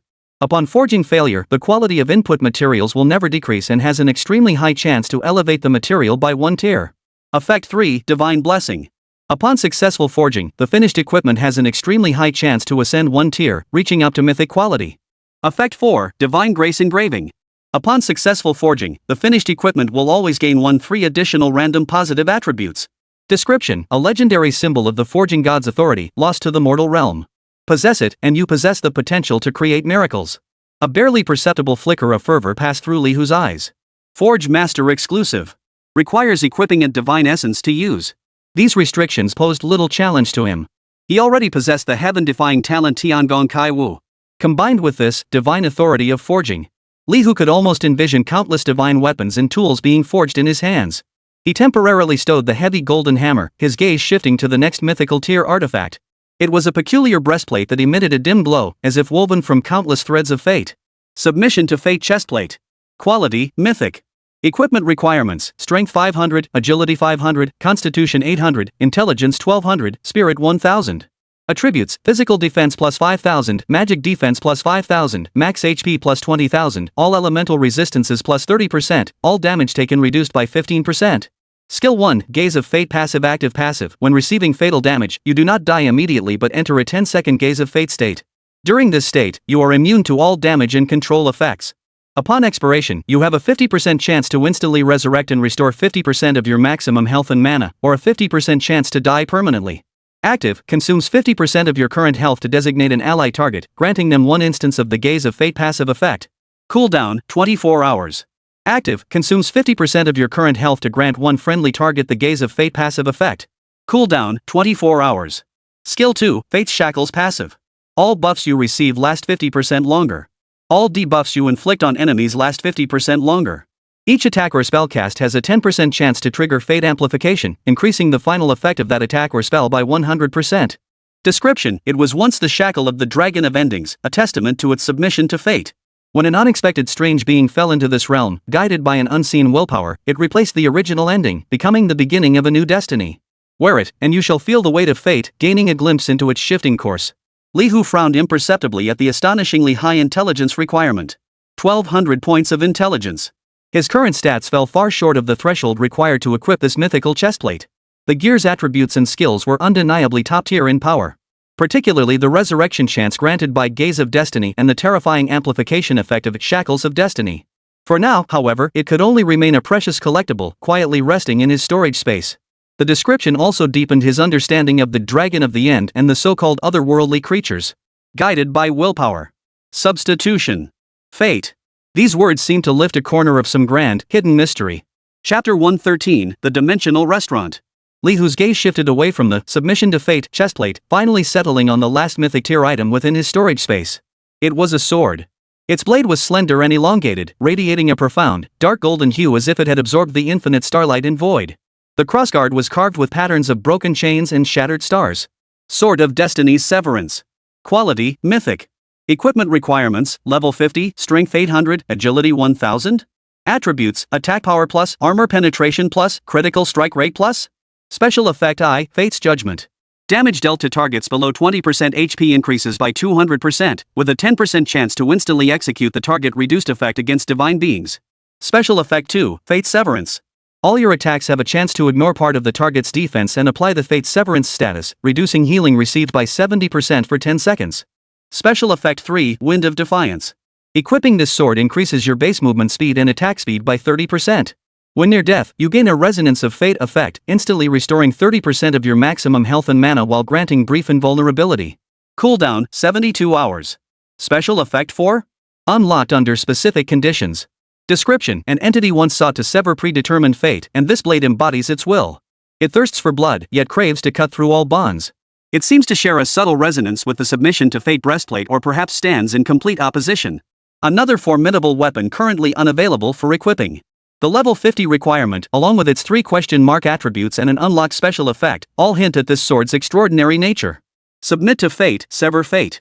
Li Hu's fingertips tapped the names of these 2 pieces of gear unconsciously, plunging him into a moment of contemplation. He gathered his focus and continued cataloging his other epic loot. Goddess of the Hunt Bow epic weapon, a longbow with an ancient design, engraved with hunting motifs, dealing bonus damage to beast-type monsters. Ocean God's Staff epic weapon, a scepter crowned with a massive blue gemstone that amplifies the power of water element spells and grants the skill Deep Sea Vortex. Leap of the Divine Court epic weapon, a light yet razor-sharp spear that greatly enhances jumping ability when equipped, granting the charge skill Leap of the Divine Court. Supreme X City, miscellaneous summon epic skill book, upon learning, grants mastery over summoning skills, randomly invoking various peculiar creatures from the X City plane to fight alongside you. Sea God's Apocalypse Y.J epic skill book, upon learning, masters a powerful water elemental area of effect divine spell, channeling the Sea God's power to deliver devastating blows to enemies. Li Hu's gaze swept over these items one by one, finally resting on a card emitting a soft white glow. Dimension Restaurant VIP Invitation epic item. Effect: possession grants permanent access to the mysterious dimensional restaurant. Within, you and your companions enjoy complimentary dining indefinitely and may sample exotic delicacies infused with unique energies. Daily rotating special menus offer dishes that grant permanent attribute points or special buffs upon consumption. Permanent free access, plus attribute points. The value of this invitation was self-evident. Li Hu stowed it away with satisfaction, then glanced at several other level-restricted items he had acquired earlier. Thunder God's Descent Skill Scroll requires level 35. Grand 5 Elements Sword Style Skill Manual requires level 40.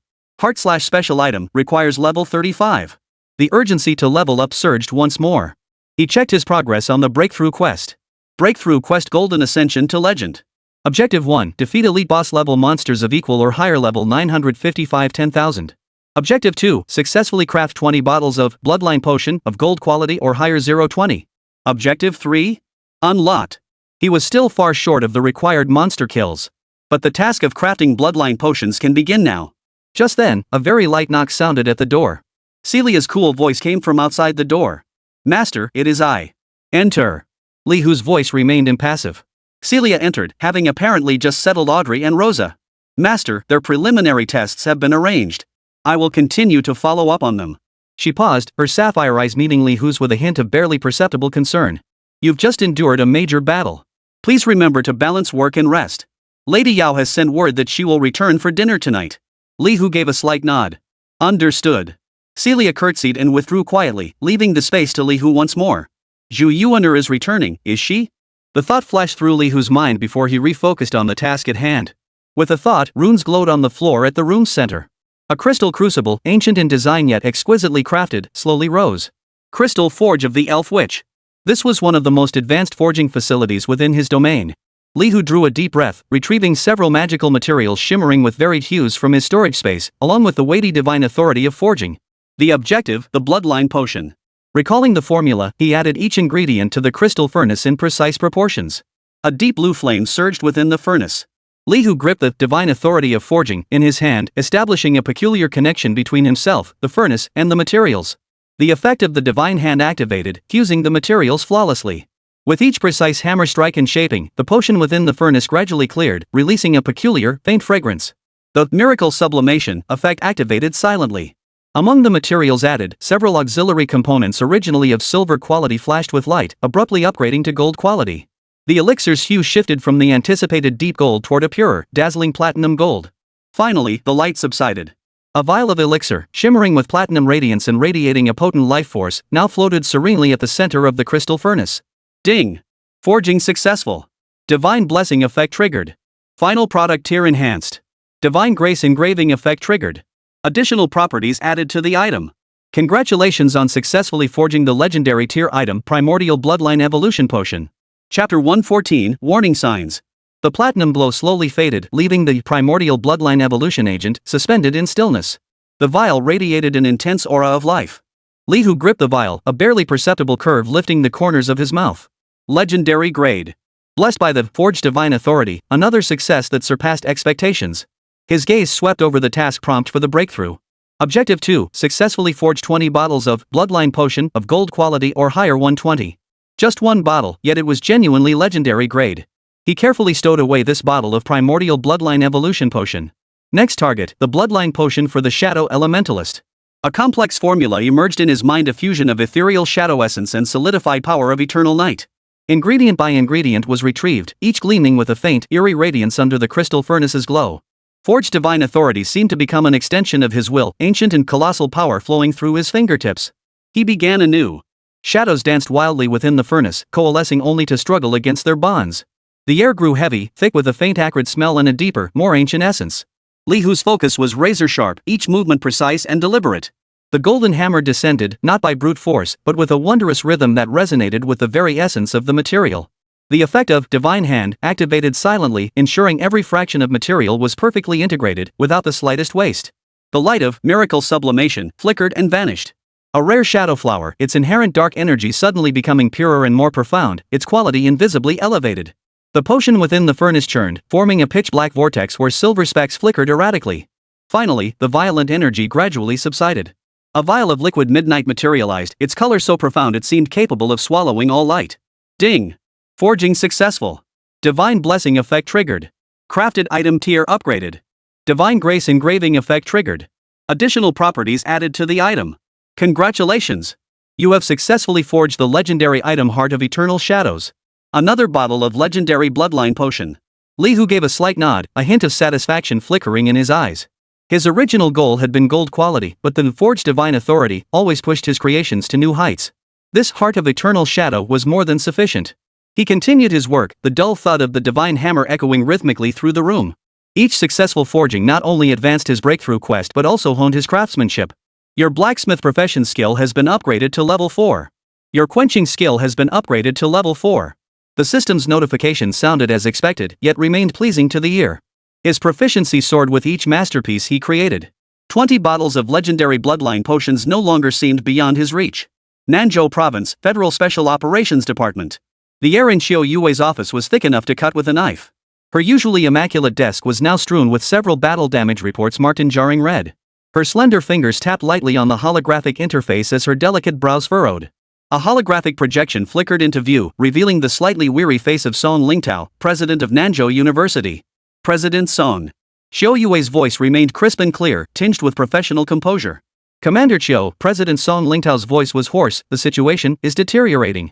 His eyes, usually sparkling with scholarly brilliance, were now bloodshot, radiating profound worry. The latest student-led combat mission, casualty reports far exceed expectations. Xiao Yue's expression remained impassive, but the knuckles gripping her light pen tightened slightly. The otherworldly creatures encountered have demonstrated strength and tactics far exceeding the established threat levels for their respective regions. Song Lingtao continued, his voice heavy.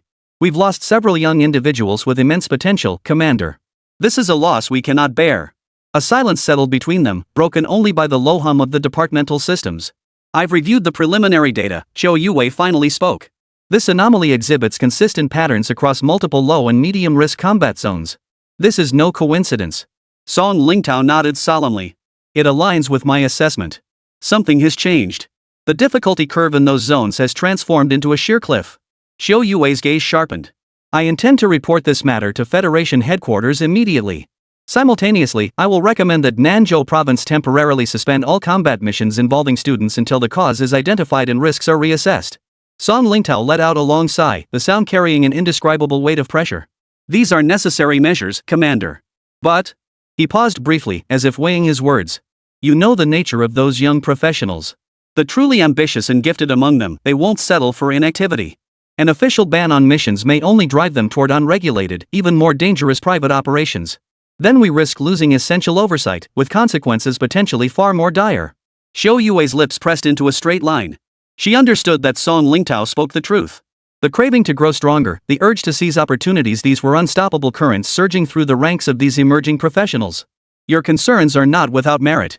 But the current casualty rate has already exceeded acceptable limits. We must take action. Zhou Yue ended her communication with Song Lingtao, her expression grave. She immediately activated the encrypted channel to the Federation headquarters. Once connected, she concisely reported the discoveries in Nanzhou, the unusually powerful enemy forces, and the rapidly escalating student casualties. She reiterated her recommendation to temporarily suspend student participation in combat missions in Nanzhou. Headquarters' response came swiftly, yet carried a certain detachment. A calm synthetic voice acknowledged receipt of the report. Abnormal circumstances in Nanzhou province recorded. Data analysis underway. Recommendation: temporarily suspend non-essential student-level combat operations. Maintain monitoring and provide further updates. A recommendation. Not an order. A familiar wave of helplessness washed over Yue, surging beneath her professional composure.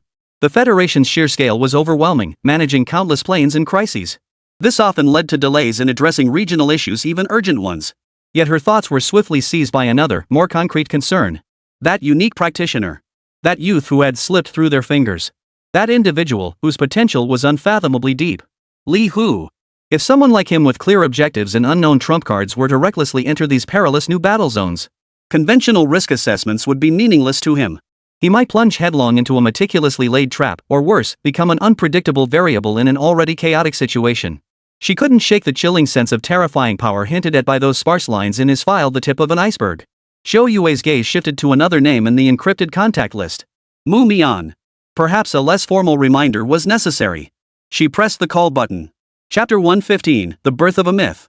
Inside the chamber, the glow of the crystal crucible gradually dimmed. Before Li Hu, 20 vials of bloodline potions, each radiating a distinct aura, floated silently. They represented the fruits of his labor over several hours.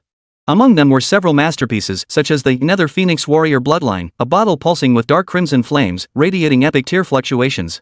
Another, the Earth Druid Bloodline, was deep and weighty, seemingly containing boundless vitality, also reaching epic quality. The most dazzling of all was the Holy Radiance Elf Bloodline, flowing with sacred light and seemingly containing the fluttering shadow of wings within a legendary tier bloodline. His breakthrough task interface silently updated. Objective 2, successfully forge 20 bottles of Bloodline Potion of gold quality or higher 2020. Task Objective 2 had been flawlessly accomplished. Yet Li Hu's face showed little joy, instead bearing a trace of contemplation. 20 bottles, most were gold grade, a few were epic, and only a handful reached legendary. To others, this might be an achievement shocking enough to astound the world, yet he remained unsatisfied. His divine forging authority, his unstoppable, heavenly artistry, talent, and the mysterious fortune bestowed by, favored by luck. Merely reaching legendary tier felt like it hadn't tapped into the full potential of these abilities. He sensed he could do better, forge truly mythic-grade artifacts. Audrey, Rosa. The images of those two elven girls flashed through his mind. Their bloodlines were unique. Ordinary elven blood potions might offer some enhancement, but they were far from the optimal choice. Li Hu's gaze returned to the crystal furnace and the rare materials stored in his inventory, specifically prepared for the elves. He resolved to try again, aiming directly for a higher tier. This time, he would tailor the most suitable elven bloodline for Audrey and Rosa. A deep blue flame surged within the crystal crucible once more intense than any previous attempt. Li Hu's expression was utterly focused as the golden radiance of the forged divine authority surged, resonating with the divine patterns etched upon his arm. One by one, moonlit hearts of ancient elven trees, stardust-infused nightspeak pollen, and dewdrops containing pure natural energy were cast into the furnace. The effect of the divine hand covered the entire process, the fusion of materials approaching the trajectory of the Tao, flawless and perfect. Each hammer strike triggered a wondrous resonance within the furnace's energy. The radiance of miracle sublimation flashed successively upon several core ingredients, their inherent qualities breaking through invisible constraints to reach unprecedented heights. The elixir within the furnace gradually transformed from its initial silvery white hue to an eerie crimson, resembling the blood-red crescent moon at twilight. A powerful and mysterious aura began to emanate from the furnace, causing even the light within the room to warp slightly. Beads of sweat formed on Li Hu's forehead. The strain of this forging far exceeded anything he had endured before. Finally, as the last flicker of crimson light retreated inward, the furnace flames gradually subsided. A vial, radiating an ethereal crimson glow as if countless crescent moons swirled within its walls, floated silently at the center of the crystal furnace. The fluctuations it emitted had already surpassed legendary tier. Ding! Forging successful. Divine blessing effect triggered. Final product tier enhanced. Divine grace engraving effect triggered. Additional attributes added to the item. Congratulations on successfully forging the epic tier item Crimson Moon Spirit Bloodline. Epic! Li Hu's brow furrowed imperceptibly, seemingly still not entirely satisfied with this outcome. Yet at that very moment, the innate talent heavenly artistry within him, as if drawn by some force, suddenly activated. An indescribably profound radiance surged from his body, instantly enveloping the vial of Crimson Moon Spirit Bloodline. The vial began to violently tremble, its crimson hue shifting toward a deeper, more sacred silver white. The crescent moon pattern swirling upon it seemed to come alive, evolving into the ethereal forms of sun, moon, and stars. A colossal, overwhelming pressure, like a deity descending to the mortal realm, filled the entire room. Ding! Talent heavenly artistry effect triggered. Epic tier item Crimson Moon Spirit Bloodline quality upgraded. Congratulations! You have successfully obtained the mythic tier item Divine Moon Spirit Bloodline. Mythic! A flash of uncontrollable delight and sudden understanding finally flickered in Li Hu's eyes. So that's how it is. The combination of forged divine authority and heavenly artistry was the true key to unlocking the realm of mythic. He reached out and gently grasped the vial of Divine Moon Spirit Bloodline, which radiated a soft, silvery white divine glow. An unprecedented sense of accomplishment surged within him. Forging myths with bare hands, this legendary art, once thought to exist only in tales, was now truly mastered by him. He sensed this was merely the beginning. In the future, both he and his companions would have the opportunity to equip mythical grade gear forged by his own hands and utilize mythical grade bloodline potions. Li Hu carefully stowed away the bottle of Divine Moon Elf Bloodline. Considering that once a bloodline was activated, its fundamental nature could not be altered, he resolved to continue forging. He would find the most perfect, most suitable bloodline for every trusted companion. This was not only a responsibility to them, but also the ultimate pursuit of his own power system. Within the chamber, the rhythmic clang of the divine hammer resounded once more, this time with a more confident, more composed cadence. Charred ruins stood where the once glorious sect hall had been, now reduced to wispy wisps of smoke. The air thickened with the pungent stench of blood mingled with charred carbon. Mumion stepped on a shattered plaque, faint traces of the character's mystic fire still visible. She casually brushed dust from her sleeve, her graceful movements jarring against the surrounding devastation. TSK, they really couldn't take a hit. She murmured, her tone as flat as if she were critiquing a dish that didn't suit her taste. The last elder who had attempted a counterattack now lay as a pile of ashes at her feet. Just then, a series of urgent communication alerts sounded. Mumion raised her wrist, and a holographic screen popped up, revealing Xiao Yue's slightly anxious face. Lord Mumion. Xiao Yue's voice carried a hint of urgency. Emergency situation. I cannot reach the Elf Lord. Mumion raised an eyebrow. Oh? Where's that old fossil retired to this time? Lord Mumion, please be serious. Xiao Yue's frown deepened. The anomaly in the campaign mission zone is classified as high priority intelligence. The Lord must be notified immediately. An anomaly? Mumion's tone remained casual. What kind of anomaly could it be?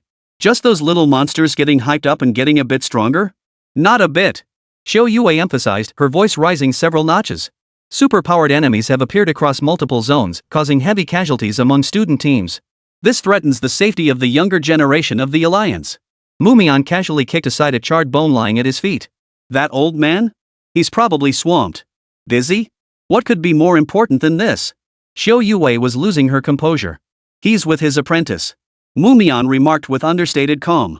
Chapter 116, Unexpected Communication. His disciple? Li Hu? Xiao Yue's voice abruptly halted. The anxiety on her face froze instantly, replaced by an indescribable sense of suffocation. That name pierced her heart like a thorn. Missed it. Just like that, missed it. Mumian seemed to sense her emotional fluctuation, a faint, almost imperceptible curve lifting the corner of his mouth. Yes, that's the kid who nearly got snatched away by your southern province. According to our high-level projections, that kid won't even need to reach level 50 before he can reliably produce top-tier legendary items, maybe even mythic grade gear. Commander Chiu, why not pay him a visit early to build goodwill? You might need his favor someday. Xiao Yue took a deep breath, suppressing the turmoil within her. Level 50. That's still a long way off. Her tone was complex. Besides, even if that time comes, how could a lowly branch commander like me possibly persuade such a figure? Far off? Mumian seemed to have heard something amusing. Commander Chiu, do you have some misunderstanding about the word genius? That kid? He's been a professional for less than 3 full days. And he's already level 20. As for his combat prowess. Mumian paused, as if gathering his thoughts. Let me put it this way, one swing of his hammer could leave those so-called elite students from your southern province with nothing but scraps. You tell me, doesn't that completely overturn your perception of the logistics profession? What? Xiao Yue's pupils suddenly contracted. The composure on her face completely shattered, replaced by utter shock. Less than 3 days, and he's already at level 20? And that terrifying combat prowess. Is this even human? After the shock, a surge of intense joy and anticipation welled up within her. The Federation. The Federation's future might truly be transformed beyond recognition because of this young man. Just as Xiao Yue was about to speak, the communication feed from Mumian's end suddenly began shaking violently. Oh, look who's here to throw themselves into the fire. Mumian's voice carried a hint of impatience. Alright, beautiful Xiao, I'll find a way to relay the intel. You take it easy over there too, don't wear out all the promising recruits. Got some local specialties to deal with here. Gotta go. Before the words had fully left his mouth, the communication was abruptly cut off.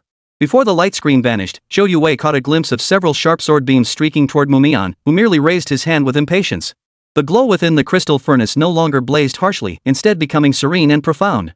A pristine vial of bloodline elixir floated silently, its surface carved with a valiant Valkyrie relief. The entire vessel shimmered with brilliant platinum radiance, within which intricate golden lightning bolts danced erratically, as if containing the power of thunderous force. Ding! Forging successful. Divine Blessing effect triggered. Final product tier upgraded. Divine Grace engraving effect triggered. Additional attributes added to the item. Congratulations on successfully forging the mythic tier item Elven Valkyrie Bloodline Physical. Mythic tier. Li Hu's fingertips lightly brushed the bottle's surface, sensing the surging power within. A familiar sense of accomplishment welled up, yet it didn't last long. This bottle of Elven Valkyrie Bloodline was undoubtedly a top-tier creation, specifically crafted for physical-type elves. Yet, his brow furrowed almost imperceptibly. Even among mythic-tier items, subtle distinctions existed, much like stars varied in brightness. Audrey and Rosa required nothing less than flawless perfection. The rare materials within his storage space remained plentiful, sufficient to support even bolder experiments. He prepared to continue. Just as Li Hu was about to reignite the furnace, light yet respectful footsteps echoed outside the room, carrying a unique rhythm. My lord, the elven priestess and heroine, Olivia, has come to pay her respects. A soft, melodious female voice sounded outside the door, like a forest spring flowing over rocky creeks. Li Hu's movements paused slightly. Enter. The door opened gently, and a figure glided gracefully inside. The visitor was a female elf clad in a moon-white priestess robe.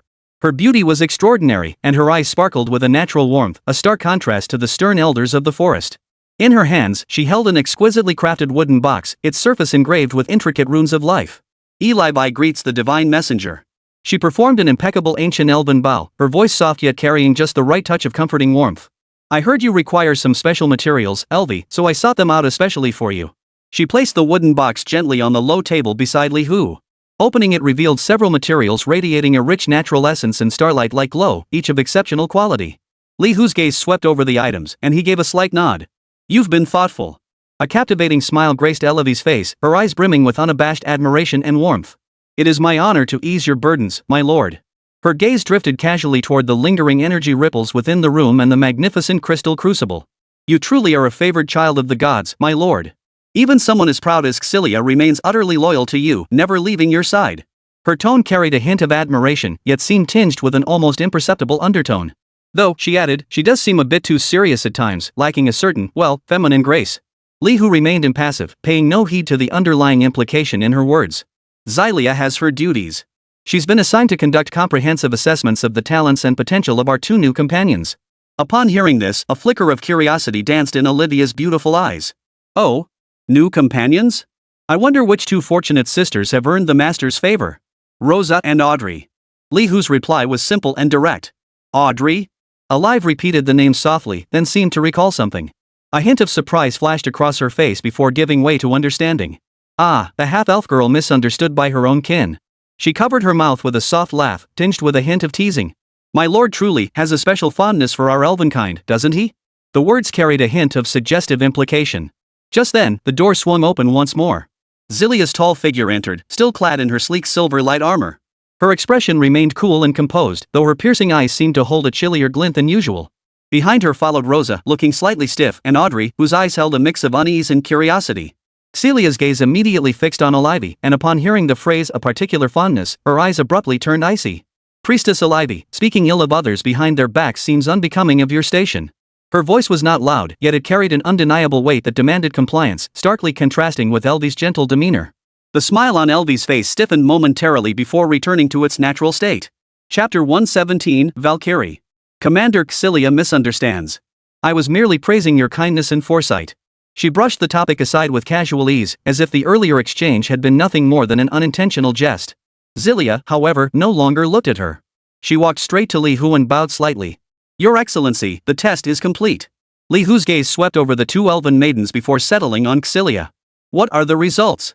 Rosa possesses exceptionally high elemental affinity, particularly with wind and water. I recommend pairing her with a ranged spellcasting subclass to maximize her innate talents. Celia reported clearly and logically, her voice returning to its usual steady tone. Li Hu nodded. This matched his initial assessment. What about Audrey? He turned his gaze to the half-elf, who still looked somewhat timid. For the first time, a subtle flicker of unease crossed Celia's face. Audrey's situation is somewhat unique. The final recommendation from the Great Will is a melee assassination subclass with high attack, high burst damage, and high mobility. Li Hu's eyes narrowed slightly the moment he heard this suggestion. A half-elf once deemed an ominous witch, with unknown blood flowing through her veins. Close quarters assassination? This was vastly different from his initial conception. Close quarters assassination. Those four words struck Li Hu's heart like a heavy hammer. He had imagined countless possibilities for Audrey, but never this one. The half-elf who, in his memory, had always timidly hidden behind others, speaking in a soft, delicate voice. To train her in the deadly art of assassination, where blades flash and lives hang by a thread. The lingering warmth of the crystal furnace seemed to mingle with the palpable silence filling the room. Li Hu's gaze fell upon Audrey.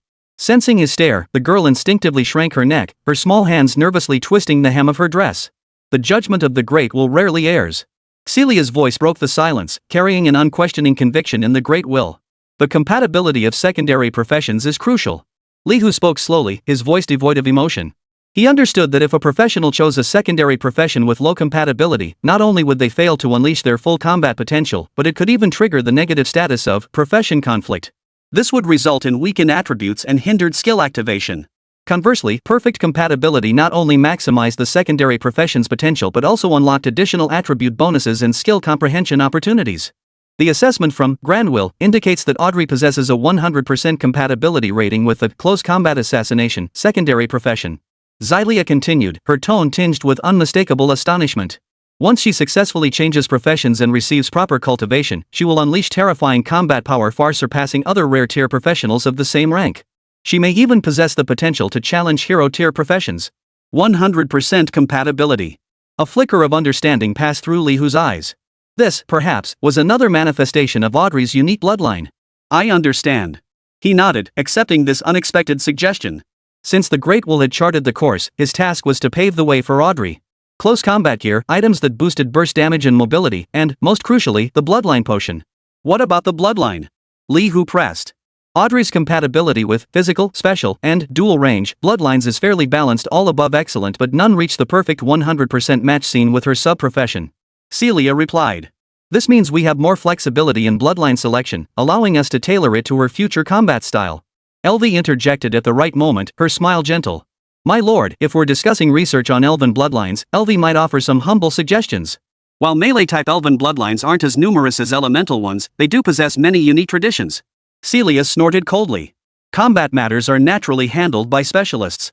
Your Excellency, the priestess, should focus your energies on prayer and healing. Commander Celia, you are mistaken. A powerful bloodline is itself a component of combat strength, is it not? Olivia countered softly, refusing to be outdone, her gaze still carrying a hint of amusement, as if this were merely a casual discussion. The familiar tension began to simmer between them once more. Enough. Li Hu interjected. Rosa and Audrey's future growth will require both of your dedicated guidance. He turned to Olivia. For matters of bloodline and spellcasting techniques, we shall rely heavily on the priestess. Then he turned to Xilia. For combat experience and practical skills, we must trouble the commander. The two exchanged glances, each seeing a hint of resignation in the other's eyes. Nevertheless, they simultaneously bowed to Li Hu in acknowledgement. As you command, sir. The tension eased slightly.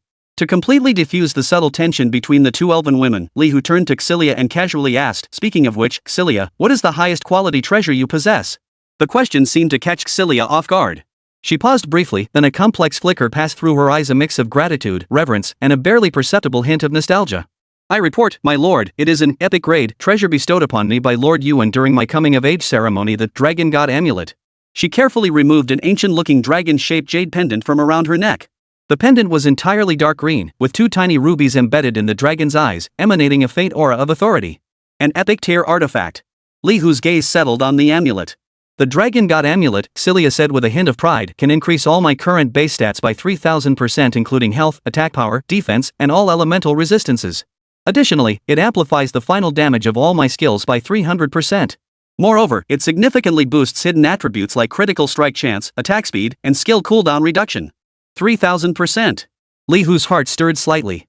Such terrifying enhancements explained why Xilia possessed such formidable combat prowess. He recalled the shattered forehead bone of the storm dragon god he had obtained earlier from the remnant soul of the dragon of the end. That too was a treasure, albeit merely an accessory to a divine-grade equipment piece. The true treasure slot differed from weapons and armor. Each adventurer typically possessed only one. Once equipped, it directly empowered the wearer, granting powerful, global-scale enhancements. An epic tier, Dragon God's Talisman, possessed such formidable power. Then what about a mythic tier treasure? In Li Hu's mind, the radiance of forged divine authority and heavenly artistry quietly ignited. A sudden thought took root in his mind. Perhaps he could attempt to forge a mythic tier treasure himself and pit it against this Dragon God Amulet. Chapter 118, Shadows of the Far Seas. No sooner had the thought formed in Li Hu's mind than, as if sensing it, Olivia's soft voice, tinged with a gentle smile, sounded once more. If you are interested in treasures, my lady, I possess a modest gift bestowed upon me by Lady Ya years ago. With a graceful flick of her pale hand, a jade pendant materialized in her palm, radiating a luminous moonlight and a rich aura of life. Shaped like a crescent moon, it bore intricate and exquisite ancient elven script. At its center was set a teardrop-shaped transparent crystal. Within the crystal, liquid light seemed to flow slowly, like a miniature moonlit spring. Moon Magic Spirit Spring Epic Tier Treasure Elf Exclusive. This artifact is called the Moon Magic Spring. Elvie's tone carried a barely perceptible hint of pride, yet her gaze remained tenderly fixed on Li Hu. Though it lacks the formidable power of Commander Xilia's Dragon God Talisman, when it comes to enhancing spellcasting for elves, particularly moon and life magic, its effects may be nearly as potent. It enhances the wearer's spell power and maximum mana pool by 2800%. Furthermore, it reduces the mana cost of all moon and life spells by 50%, while increasing healing effects and spell area of effect by an additional 30%. Most crucially, it can condense 1 drop of lunar essence daily, usable to restore mana or nourish the soul. Elibai spoke slowly, her beautiful eyes never leaving Li Hu's face as she observed his reaction. Exclusive to elves. A 2800% boost to spell power and mental energy. Within Li Hu's mind, it felt as though a new door had been pushed open. So treasures could possess such distinct racial and class affinities. This Moon Magic Spring held value for elven spellcasters far surpassing that of ordinary, versatile epic treasures. He glanced at the Dragon God Talisman in Xilia's hand, then at the Moon Magic Spring in Olivia's palm. One leaned toward physical versatility, the other specialized in spell support. What if he could forge a mythic artifact tailored to a specific type? The targeted enhancements it offered might far surpass those of generic mythic treasures of the same tier. This idea ignited like a wildfire spark, instantly consuming his thoughts. Thank you, Priestess Elvie, for enlightening me. Li Hu withdrew his gaze, his tone calm. I've decided to temporarily cease my outings. For the time being, I will focus on honing my primary class skills and conducting some forging experiments. He looked at Xilia and Elvie. I entrust the daily training and growth guidance of Rosa and Audrey to you both. Xilia and Elvie exchanged glances, each seeing a hint of indescribable complexity in the other's eyes. Nevertheless, they bowed in unison. We shall obey your orders, my lord. Just as Li Hu prepared to immerse himself once more in forging, ready to put the myriad inspirations surging through his mind into practice, the door to the room was pushed open by a gentle yet resolute force. A figure stepped inside, bathed in the sunlight streaming through the doorway, carrying a familiar, reassuring aura. Zhu Yan. She wore her usual simple, elegant gown, her exquisite features bearing a barely perceptible hint of reproach and concern. Nonsense. Zhu Yuan's voice was soft, yet carried an unmistakable tone of authority. She walked over to Li Hu and, without a word, took hold of his wrist. The cool touch made him pause slightly. You've just finished the battle quest. Instead of resting properly, you want to lock yourself in the forge again? Her gaze swept over the lingering energy fluctuations in the room, her brows furrowing slightly. I know you have many ideas, but your body comes first. Come with me. Rest first. Li Hu opened his mouth to protest that he wasn't tired, but meeting Zhu Yuan's determined gaze, he ultimately let out only a soft sigh. As Zhu Yuan led him by the hand down the corridor toward the rest area, Li Hu felt the warmth radiating from her palm. Strangely, the urgency and restlessness in his heart began to subside. It's just, there's so much I don't know about this world, about the power systems of practitioners. Li Hu explained softly, trying to make her understand he wasn't solely focused on grueling training. Every forging, every exploration, reveals new possibilities. It's a truly wondrous feeling. Zhu Yuan's pace slowed slightly as she turned her head, gazing at him tenderly. I know. Your talent, your dedication, I see it all. Her voice was as nourishing as spring rain. But precisely because of that, you needn't rush to achieve results. The road ahead is long. I'll always be here, supporting every attempt and exploration you make. What you need now is to relax and settle in. Li Hu felt a warmth in his heart and nodded. Meanwhile, in the distant Divine Resonance Sea, the sky hung heavy with leaden clouds, low and threatening, as if ready to spill down at any moment. Giant waves relentlessly pounded against treasure ships as majestic as mountains, producing deafening roars. Yanbei, the legendary level 96 gem captain of the Federation, stood with hands clasped behind his back at the bow of his flagship, the Zhenhai. Dressed in his deep blue captain's uniform, the gems on his epaulets shone brightly. Time had carved deep lines into his rugged face, yet they could not obscure the sharp, hawk-like glint in his eyes. He gazed out at the endless black ocean, his brow furrowed. In recent times, dimensional portals had been appearing across the seas with unprecedented frequency. The types of worlds they encompassed were diverse from low-energy elemental realms to deathly plains teeming with undead, and even ominous unknown domains. A profound unease lingered in Yanbei's heart, refusing to dissipate. He sensed vaguely that a storm far greater than any before was brewing. Just then, a young officer in a sailor's uniform hurried up behind him and saluted. Reporting to the captain. In the northwest sector, Alert Zone 3, a brand new high-intensity, eerie awakening, dimensional portal is forming. Energy reaction level, extremely high. Yanbei's eyes narrowed sharply. Anomalous resurgence. He murmured the chilling phrase under his breath. Order the 3rd and 5th subfleets to immediately proceed to the target sea area and execute strategic suppression. All other fleets, maintain level 1 alert. Aye, Captain. The young officer saluted and departed, his footsteps carrying a barely perceptible heaviness. Yanbei gazed once more toward the distant, churning waves and sighed deeply. What a tumultuous season. Zhu Yunier's fingertips carried a faint chill, yet they calmed Li Hu's restless heart somewhat. Her soft, measured words carried wisdom in every sentence. Li Hu did need to settle down, but not to a complete standstill. Chapter 119, The Moon Goddess and Bloodline. Watching Zhu Yuan leave the restroom, Li Hu took a deep breath only after confirming she was out of sight, his gaze sharpening once more. Rest? Not a chance. His mind was now consumed with thoughts of rapidly enhancing his strength and the moon god's divine essence. Elvi's lunar magic spring had given him a new perspective. If he could equip Rosette and potentially future elven spellcasters he might recruit with similar moon-aligned enhancement artifacts, or even divine essences, their combat power would increase exponentially. He deftly opened the Multiverse Forum, exclusive to practitioners. This vast repository gathered the wisdom and experience of countless adventurers. Li Hu typed the keywords directly into the search bar: Lunar Goddess Divine Essence, Acquisition Methods, High Efficiency.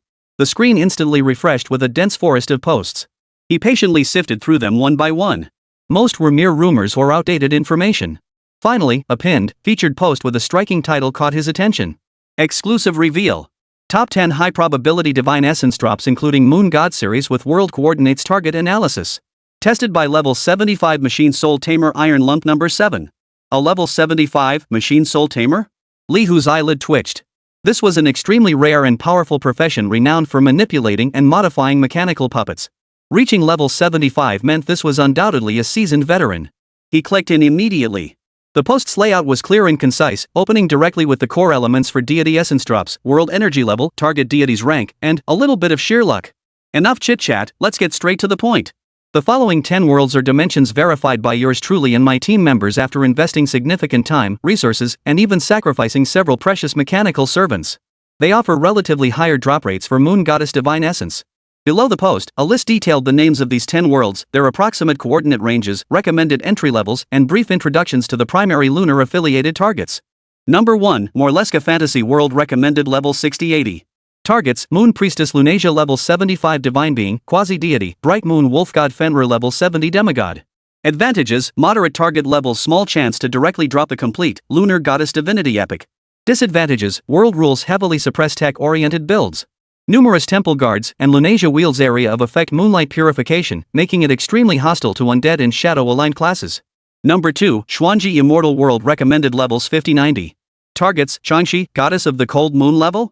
Pseudo-God, Wangshu, Star Goddess of the Dark Moon level. Pseudo-God. Pros: Eastern Xianxia system. Moon Goddess Deity grade quality is exceptionally high, with a chance to drop fragments or complete forms of Lunar Goddess Deity grade legendary, or even Goddess of the Cold Moon Deity grade epic. This realm abounds with rare natural treasures, ideal for alchemy and artifact forging. Disadvantages: deeply treacherous world teeming with powerful beings. Both targets are incredibly elusive, rarely seen in ordinary times. They only reveal themselves during specific celestial events, e.g., full moon nights, stellar anomalies. Additionally, native cultivators here are extremely xenophobic, harboring intense hostility toward outsiders, professional adventurers. The post went on at length, listing 10 worlds. Li Hu read with rapt attention, his fingers swiping rapidly across the virtual screen. Based on his current circumstances and the stable planar portals accessible through Zhu Yuanyi's base, he swiftly narrowed down 4 viable options. Besides, Morleska Fantasy World and Xuanji Immortal World. There was also Shadow Moon Death Domain recommended levels 40-60, with the target being the Bone Moon Succubus level 55 Lord, chance to drop, Shadow Moon Divine Fragment rare. And Ancient Starsea Battlefield recommended level 70, targeting the Broken Moon God Warpuppet level variable core, Mechanical Moon God Core epic material, can extract divinity. Li Hu stroked his chin, weighing his options. Shadow Moon Deadlands had the lowest target level and offered the lowest quality divine fragments, but it was safe and allowed for rapid farming. However, even with the Art of Creation enhancement, rare grade fragments could only reach epic quality at best, making them cost inefficient.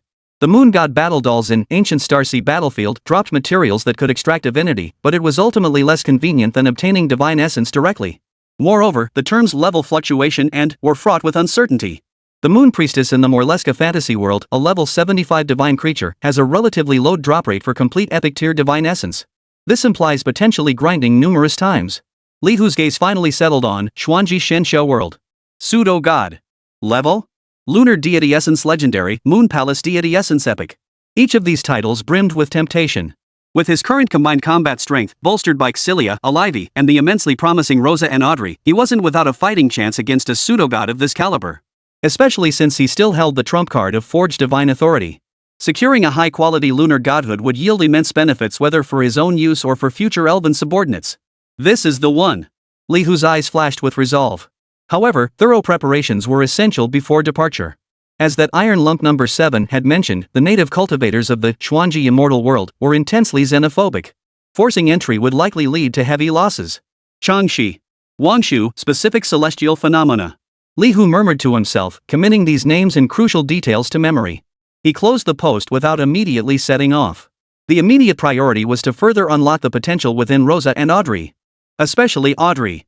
The 100% compatibility with the close combat assassination subprofession granted by the Yi Great Will, coupled with that peculiar unknown bloodline, hinted at terrifying growth potential. Bloodline potions. Li Hu grasped this crucial point.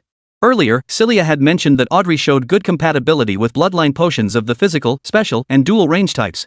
His task now was to utilize heavenly artistry and divine forging authority to craft the ultimate bloodline potion tailored specifically for her. As for Rosa, her exceptionally high elemental affinity also required a suitable bloodline to further enhance her spellcasting abilities. Li Hu stood up, his eyes burning with the flame of forging. He could hardly wait to see what astonishing power these two elven maidens would unleash after consuming the top-tier bloodline potion he had personally concocted. Chapter 120, The Secret of Purple and Azure. Li Hu's fingertips traced an almost imperceptible trail across the virtual screen. The forum page refreshed frantically, a torrent of information cascading down like a waterfall. He had just finished compiling intelligence related to the Xuanji Immortal World. The results of this compilation, however, unleashed a torrent of molten lava deep within his heart, enough to scorch the heavens and boil the seas. Lunar Divine Essence. Godhood of the Moon Palace. Merely these two names sent shivers through his soul. Every cell in his body trembled with a frenzied yearning for that supreme authority and immortality.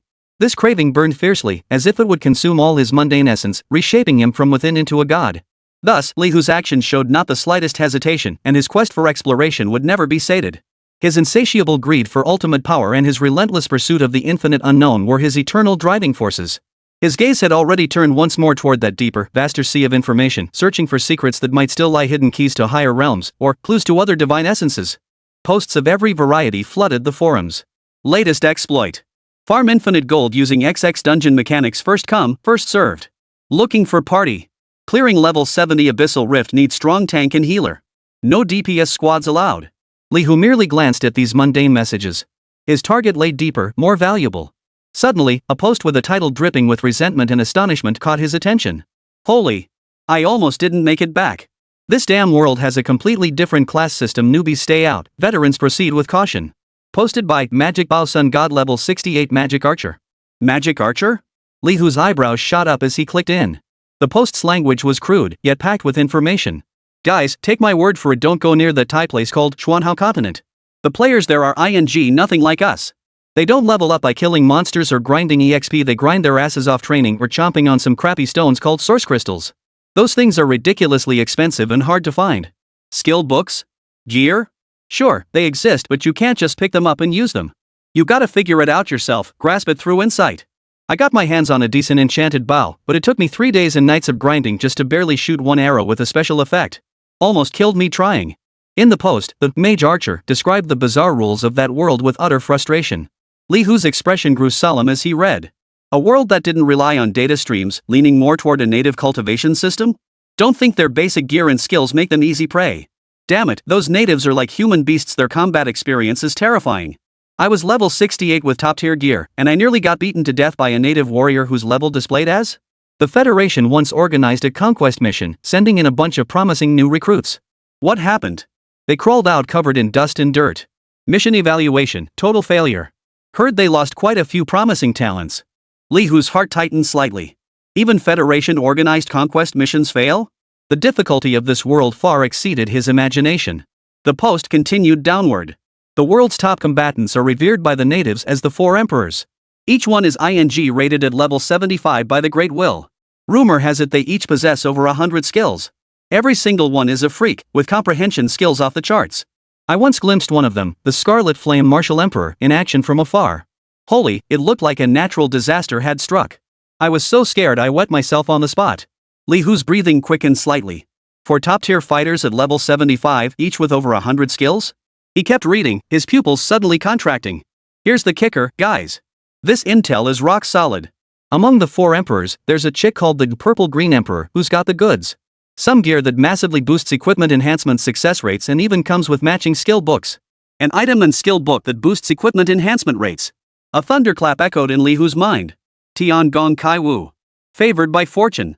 If he could obtain that treasure from the Purple Green Emperor, and then combine it with his blacksmith profession and these two talents, his enhancement success rate would reach an utterly unimaginable level, one that would make even the gods and Buddhas jealous.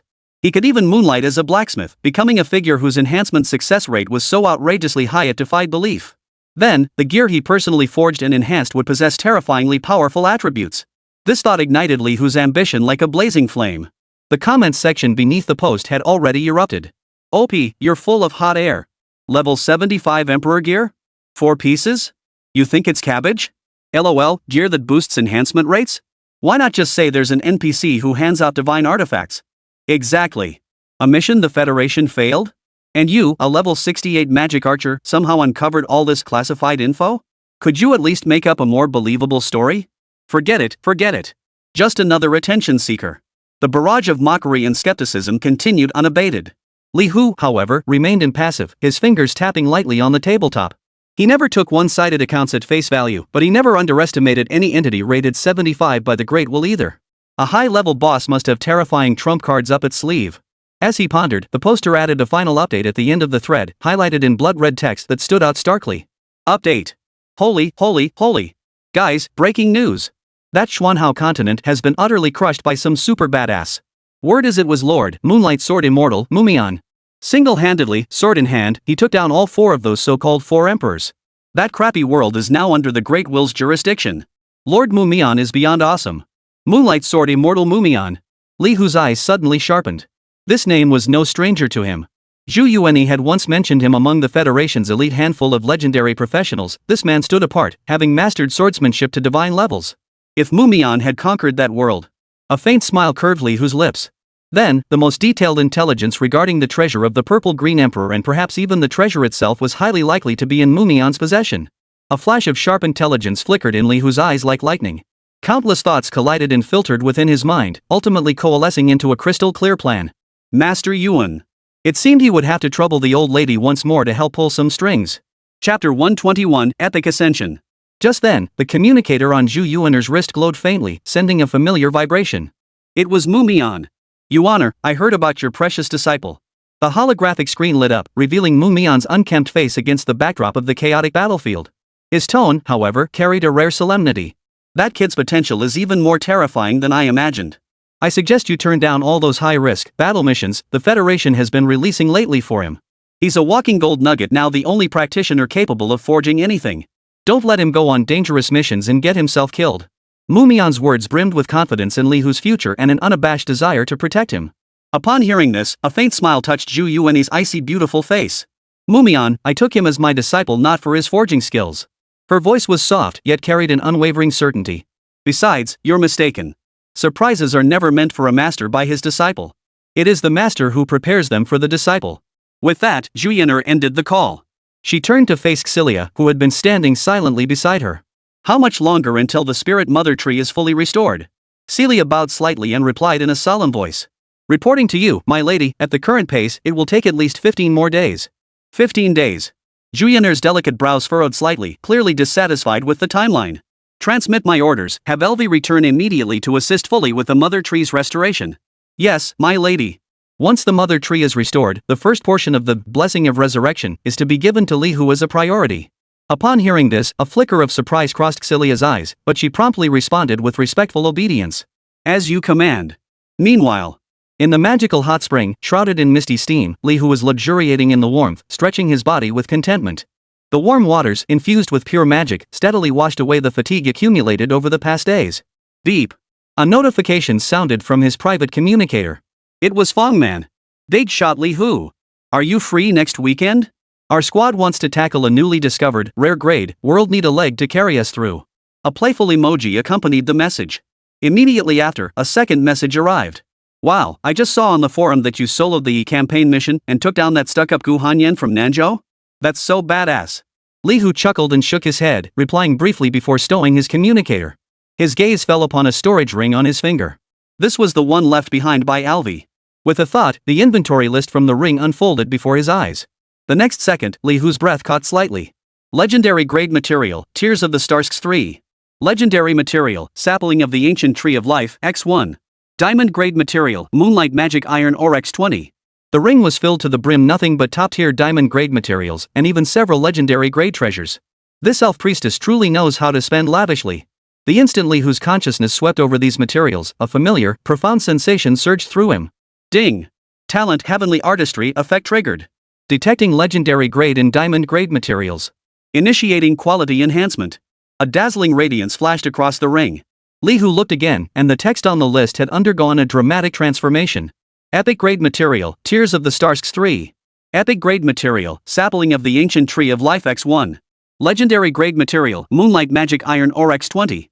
All diamond grade materials had been elevated to legendary grade. And those few original legendary grade materials had directly ascended to epic grade. But the surprises didn't end there. Ding!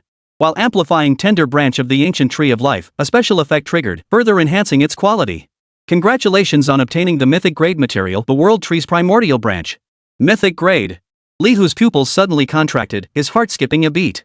He slowly rose and stepped out of the hot spring, warm droplets of magical energy sliding down his well-defined muscles. The instant his feet stepped outside the hot spring's perimeter, a clear system notification sounded in his ears. Ding! Congratulations on fulfilling the hidden condition of Zhu Yuer's care. You have obtained the limited time buff, Master's Blessing. Master's Blessing, for the next 3 days, all profession experience gained through forging, combat kills, or any other means will be doubled. Double EXP. Li Hu's eyes instantly ignited with a flame hotter than the furnace's fire. He glanced at the ring in his hand, which held a mythical grade material, then thought of the 3-day double EXP buff. It seemed the next 3 days were destined to be spent in this forging room. Suppressing his inner excitement, he dressed properly and immediately sought out Zhu Yuan. Master, Li Hu got straight to the point. I'd like to ask for contact information for Lord Mumion, the Moonlight Sword Immortal. Zhu Yuan was leisurely sipping a fragrant cup of elf flower tea. At his words, she lifted her gaze, a flicker of understanding in her eyes. Is this about that world called Xuanhao Continent? Li Hu nodded, his eyes gleaming with unhidden longing. In the intelligence gathered there, I discovered a unique artifact potentially related to the blacksmith profession. Moreover, I'm quite intrigued by that world's cultivation system itself. Xu Yuanyi set down her teacup, a faint smile curving her lips. That world was actually one of the candidate locations I had prepared for several advanced blacksmith class items for you. Since you've discovered it yourself, you may decide for yourself. She paused briefly before adding softly. When you act, remember to notify Xilia. Also, keep an eye out for any campaign missions that the Granwill might issue for that world in the near future. Yes, Master. Li Hu responded respectfully, then asked curiously, speaking of which, Master, what level have you enhanced your own equipment to? Hearing this question, Zhu Yunier's face unexpectedly revealed a rare trace of helplessness. I've never enhanced mine. She stated plainly. The higher the quality of the equipment, the greater the risk of failure during enhancement. Not only would you lose precious materials, but there's even a chance the equipment's quality could be downgraded. My luck has never been particularly good. Li Hu's heart stirred. So even someone as formidable as Zhu Yuanyi, one of the Federation's top combatants, was troubled by enhancement success rates. Xu Yuanyi looked at him, her tone growing unwaveringly firm. But you needn't worry at all. Go ahead with the enhancement.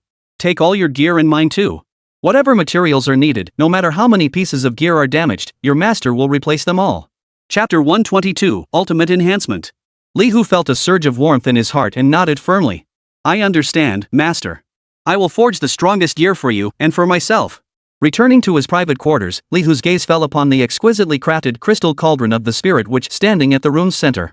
It was time to test the true power of this unique artifact. He reached out and gently touched the smooth crystal surface of the furnace. A virtual interface instantly unfolded before his eyes. Elven Witch's Crystal Forge. Current function, equipment enhancement. Base enhancement success rate bonus, 20%. Base success rate for epic equipment enhancement, 25%. Base success rate for legendary equipment enhancement, 10%. Mythic equipment enhancement base success rate, 1%. Seeing these figures, Li Hu's eye twitched slightly. The success rate for enhancing epic gear was a staggering 25%. Consider this, even the most skilled blacksmiths in the Federation's capital city barely managed a 5% success rate when enhancing epic gear. This crystal furnace's base success rate was 5 times theirs. He drew a deep breath and retrieved a heart-shaped crystal shimmering with diamond-like brilliance from his storage space. Heart of the Divine Wolf Diamond Grade Treasure. This was loot he'd obtained from defeating a boss earlier, but he'd never brought himself to use it. The crystal furnace's interface immediately displayed the corresponding enhancement information. Target equipment, Heart of the Divine Wolf Diamond Grade. Current enhancement level, +0. Success rate for enhancement to +1, 50%. Li Hu didn't hesitate. He retrieved 5 more pieces of the same diamond grade material from his storage space Wolf King's shattered bones. Additional materials detected that can increase success rate. Deploy? Yes. As the materials were placed into the energy slot beneath the crystal furnace, the success rate figure on the interface began to rapidly fluctuate. Success rate increased to 75%. Initiate enhancement. Li Hu growled softly and pressed the confirmation button. Buzz. The crystal furnace shook violently, instantly filling its interior with dazzling azure light. Countless mystical elven runes swirled and coiled within the glow, emitting a melodious hum. The light grew ever brighter, nearly bathing the entire room in a sea of azure. At that very moment, a golden pillar of light, far more dazzling than any before, erupted from the furnace's core and shot skyward. Ding! Enhancement successful. Triggered favored by fortune talent effect, critical hit on this enhancement. Your equipment Heart of the Divine Wolf enhancement level +1. Critical hit effect triggered, additional enhancement level +5. Congratulations! Your equipment Heart of the Divine Wolf has been enhanced to +6.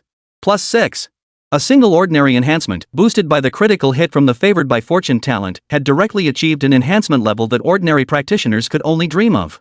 Li Hu's breath caught for half a second. He stared intently at the heart-shaped crystal within the crystal furnace, now completely transformed into a dazzling golden hue, sensing the energy surging within a force several times more colossal than before. Heart of the Divine Wolf +6 Diamond Grade Treasure. Attribute 1, all base attributes +600%. Attribute 2, +600% physical and elemental skill damage. Attribute 3, gains passive skill Divine Wolf's Protection. When health falls below 30%, generates a shield absorbing 100,000 plus 50% of max health damage for 10 seconds. Cooldown, 1 hour. Attribute 4, gains the skill Frenzied Wolf Bite active. Next attack inflicts a tear effect, dealing 300% additional damage and causing the target to bleed for 5 seconds, losing 5,000 plus attack power 20% HP per second. Cooldown, 30 seconds. All attributes have received earth-shattering enhancements. This completely surpassed what an ordinary diamond-grade treasure should possess. The fervor in Li Hu's eyes intensified. Without hesitation, he immediately chose to continue the enhancement. The interface information refreshed once more. Target equipment, part of the Divine Wolf plus 6 diamond grade. Success rate for enhancement to plus 7, 35%. The success rate had dropped. Li Hu felt no regret. He retrieved 10 more diamond grade Wolf King bone shards from his storage ring and poured them all into the energy slot. Success rate increased to 95%. Nearly 100% success rate. Continue. A blue glow once again engulfed the crystal furnace, more intense and violent than before. This time, the dazzling golden pillar of light was more than twice as thick as before. Ding! Enhancement successful. Triggered favored by fortune talent effect, critical hit on this enhancement. Your equipment Heart of the Divine Wolf enhancement level plus 1. Critical hit effect triggered, additional enhancement level plus 3. Congratulations! Your equipment Heart of the Divine Wolf has been enhanced to plus 10. Plus 10. Li Hu's fist clenched tightly. 2 enhancements, 2 critical hits propelling a plus 0 item straight into the hallowed realm of plus 10. At that moment, a new system notification slowly unfolded in his field of vision. Equipment enhancement rules. Equipment of different qualities possess different enhancement level caps. Rare grade equipment has an enhancement cap of plus 10. Diamond grade equipment has an enhancement cap of plus 20. Epic tier equipment has an enhancement cap of plus 30. Legendary equipment has an enhancement cap of plus 40. Mythic tier equipment has an enhancement cap of plus 50. Upon reaching the maximum enhancement level, there is a very small chance to trigger a quality breakthrough, elevating the equipment's rarity tier. I see. The enhancement cap for diamond tier equipment is plus 20. Li Hu's gaze fell once more upon the already radiant heart of the Divine Wolf. What he sought was the absolute limit. Target equipment, Divine Wolf's Heart plus 10 diamond grade. Success rate to enhance to plus 11, 15%. The success rate was shockingly low. Yet a maniacal grin spread across Li Hu's face. He emptied every single diamond-grade material from the ring LV had given him. Moonlight demon iron ore, stellar sand, deep-sea sunken silver. Dozens of types, hundreds of precious materials piled like a small mountain before the crystal furnace. Pour them all in. At his command, the materials transformed into streaks of light, vanishing into the energy channel. The success rate figure on the interface began to skyrocket at a dizzying speed. Success rate increased to 100%. Enhance. Li Hu let out a low growl and slammed his fist down on the confirmation button. Boom! The entire crystal furnace the entire forging chamber shuddered violently in that instant. A blinding golden light, as brilliant as an exploding star, instantly engulfed everything. Li Hu had to squint to shield his eyes from the blinding radiance. A colossal pillar of light, unlike anything seen before, surged skyward from the furnace's core as if piercing the heavens. Its color had transformed from pure gold into a sacred hue, one tinged with the iridescent brilliance of multicolored glass. Chapter 123, The Codex of 10,000 Gods. Ding! Enhancement successful. Triggered ultimate effect of favored by fortune talent, this enhancement triggers a 10x critical hit. Your equipment Heart of the Divine Wolf enhancement level plus 1. Critical effect triggered, additional enhancement level plus 9. Congratulations! Your equipment Heart of the Divine Wolf has reached its maximum enhancement level, plus 20. Upon reaching the enhancement level cap, the equipment's attributes undergo a qualitative leap. Li Hu's eyes snapped open, fixating on the final attribute panel. Divine Wolf's Heart plus 20 diamond grade maxed. Quality, near legendary. Attribute 1, all base stats plus 3000%. Attribute 2, all damage final amplification plus 2000%. Attribute 3, skill Divine Wolf's protection passive enhanced. Shield value increased to 1 million plus 300% of max HP, duration 30 seconds, cooldown 10 minutes. Attribute 4, enhances the skill Frenzied Wolfbite active, adding 500% true damage. Bleed effect upgraded to Divine Wolf Curse, which cannot be dispelled and lasts 10 seconds. New Attribute 5, gains unique passive Blessing of the Wolf God. All your attacks have a 10% chance to trigger a double cast or double strike with no cooldown. This attribute. It has completely crushed the vast majority of unenhanced legendary grade treasures on the market. Li Hu took a deep breath, forcing down the overwhelming elation threatening to burst from his chest. He knew this was only the beginning. If the Divine Wolf's Heart could achieve this, then what earth-shattering miracles could be wrought upon his own gear, his master's equipment, or even that mythical world tree's firstborn branch? His gaze hardened with unwavering resolve. At the same time, within a colossal structure suspended amidst the stellar sea of the Federation's central star domain. This was the Federation's highest-tier combat arena, the Summit of Glory. At this moment, the grandstands, capable of holding 1 million spectators, were packed to capacity. Countless gazes converged upon the center of the combat arena. On the field, a burly man clad in heavy rune armor was sent flying backward like a cannonball. He slammed into the distant energy barrier with a dull thud before sliding slowly to the ground, unconscious and his fate unknown. Opposite him, a slender figure slowly withdrew her pale fist. Her silver hair flowed like moonlight, her features as exquisitely carved as the most perfect creation of the gods. Yet her golden eyes held not a shred of emotion, cold as ice. The victor, Sanctuary Lord. The mechanical voice of the referee echoed throughout the arena. The stands fell deathly silent before erupting into a roar of discussion. Another knockout. Good heavens, how many consecutive victories is this for her? A spectator muttered under his breath, his eyes filled with awe and reverence. His friend beside him pulled up a virtual screen, watching the relentlessly scrolling battle record, and swallowed hard. 236. Her opponent, a level 92 rune-heavy armor and centurion of the Federation Legion, couldn't even land a single punch against her. What kind of monster is this woman? Meanwhile, Li Hu's gaze shifted to another treasure of paramount importance to him. It was an ancient, unassuming book, gifted by Zhu Yuanyi, its entire body shrouded in a faint divine glow. Book of Divine Proof Legendary. This equipment determined whether he could accommodate more divine essences in the future, the cornerstone of his power system. He drew a deep breath and solemnly placed the book into the crystal furnace. Target equipment, Book of Divine Proof Legendary. Success rate at +1 enhancement, 30%. As expected, the base success rate for legendary tier equipment had dropped significantly. But Li Hu was flush with cash at this moment.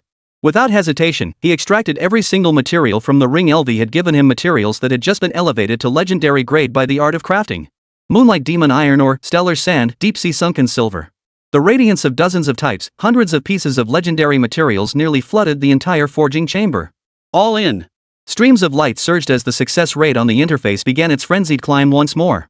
Success rate increased to 100%. Enhance. Boom.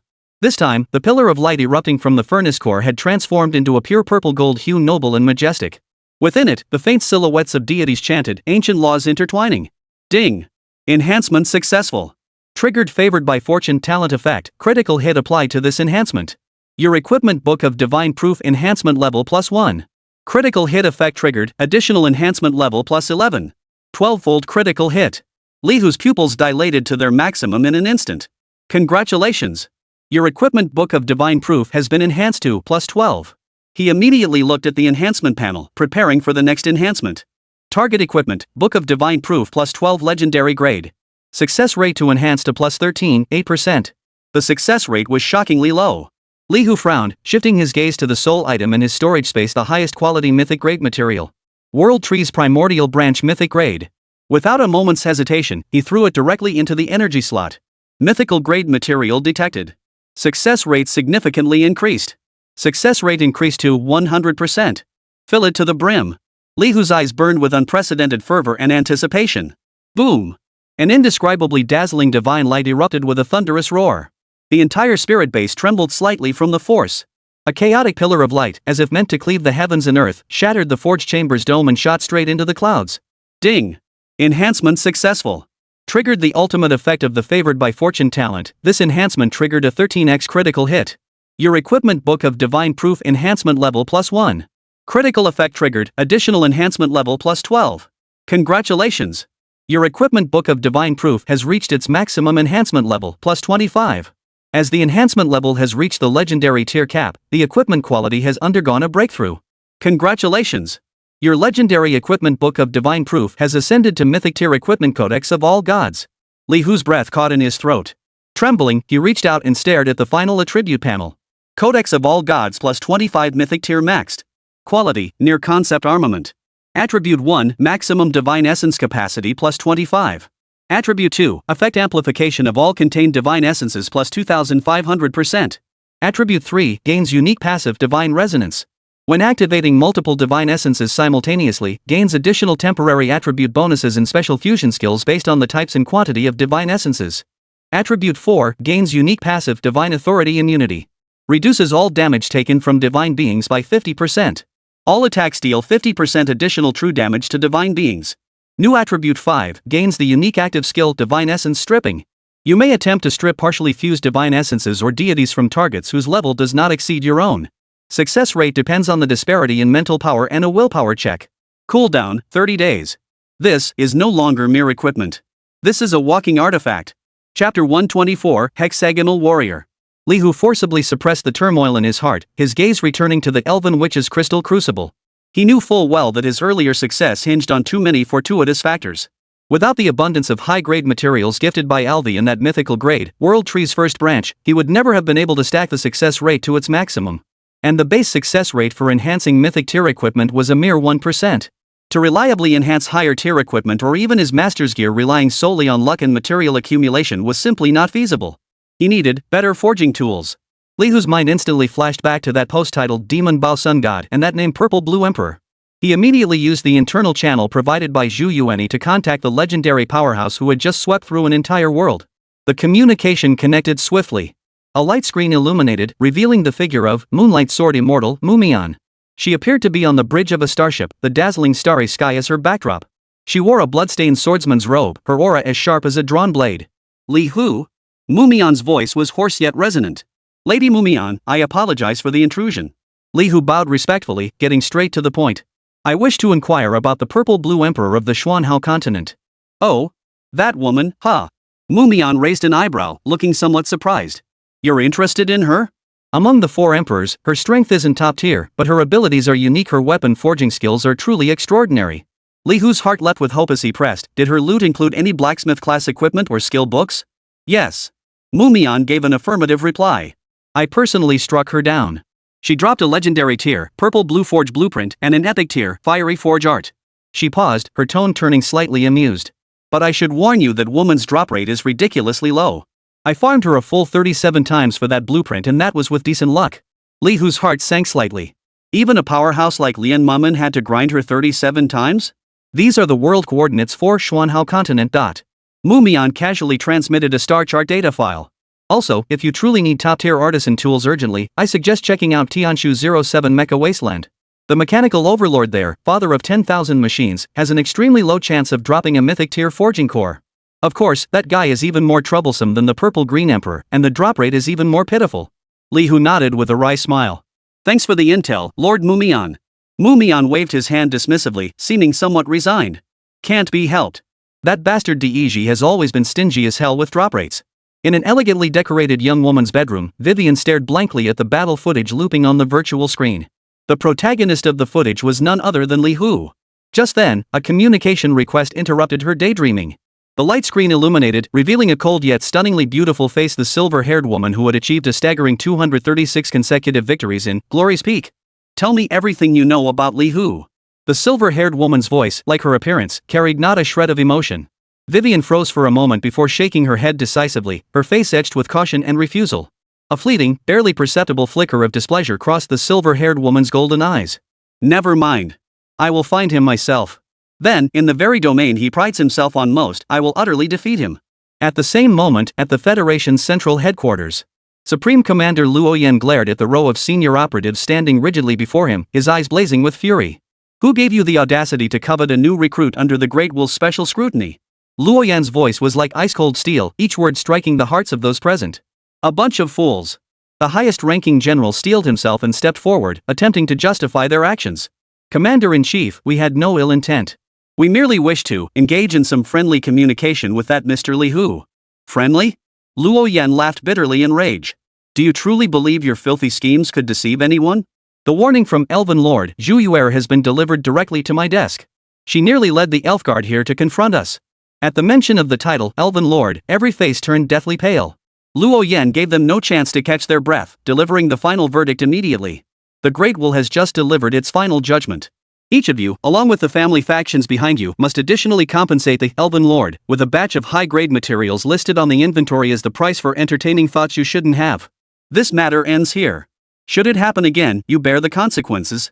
Every high-ranking practitioner present wore expressions of utter disbelief. Such severe punishment merely for a thought? Had the Great Will's favoritism reached such an unreasonable extreme?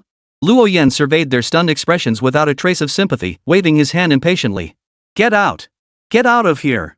Only after everyone had been dismissed did the office fall silent once more. Exhausted, Luo Yan rubbed his temples and sank back into his commander's chair. He deftly opened his personal terminal and tapped on a web novel titled The Chronicles of the Artisan God, intending to relax his frayed nerves. However, the moment the novel page loaded, a blood-red emergency mission alert forcibly popped up. Emergency S-Class mission, new dimensional portal activated. Coordinates: Pegasus Galaxy Alpha 789 star domain. Detected unique world rules. Energy system is source power, profession system is artisan. Supreme Commander Luo Yan must proceed immediately to assess world ownership. Luo Yan's gaze froze solid on that world description. Source energy. Artisans? Wasn't this precisely the world setting from the novel he was binge reading, The Chronicles of the Artisan God? After ending his communication with Mumian, Li Hu immediately accessed the Federation's internal database for detailed information on the Purple-Blue Emperor. As the holographic display unfolded, rows of data and imagery coalesced into a breathtakingly formidable entity. Boss name: Purple-Blue Emperor, Xuanhao Continent, one of the 4 emperors. Level: 75 World Ruler. Profession: Artifact Master, Array Grandmaster, Flame War Emperor. Ability overview: masters over 300 combat and support skills, excels in weapon-based combat and formation-based entrapment. His signature artifact, the Purple-Green Treasure Furnace, combines offense and defense into a near-flawless weapon. Evaluation: combines the tankiness of a top-tier frontline, the burst damage of elite damage dealers, and the crowd control and sustain of premier support with no obvious weaknesses. Li Hu's gaze grew heavier than ever before. This boss is practically a perfect all-around warrior. Chapter 125, Finale. Yet when his gaze swept over the drop list, that gravity was replaced by a burning desire. Maximum drop: Epic Blacksmith exclusive item blueprint for the Purple-Blue Forge. An epic forge blueprint. Though inferior in quality to the Elven Witch's Crystal Forge, it likely possessed different special bonuses and could even complement the Crystal Forge. He was determined to obtain it. Heavily guarded. Li Hu muttered to himself, recalling Mumian's words, that world had been incorporated under the Grand Will's jurisdiction, meaning it must be guarded by the Federation's legions. To pull off what Mumian did, defeating 37 world lords in a row in plain sight, would be nothing short of a pipe dream. Unless, he could crush everything with absolute power. A mad notion took root in his mind. He would forge a team where every member wore mythic gear.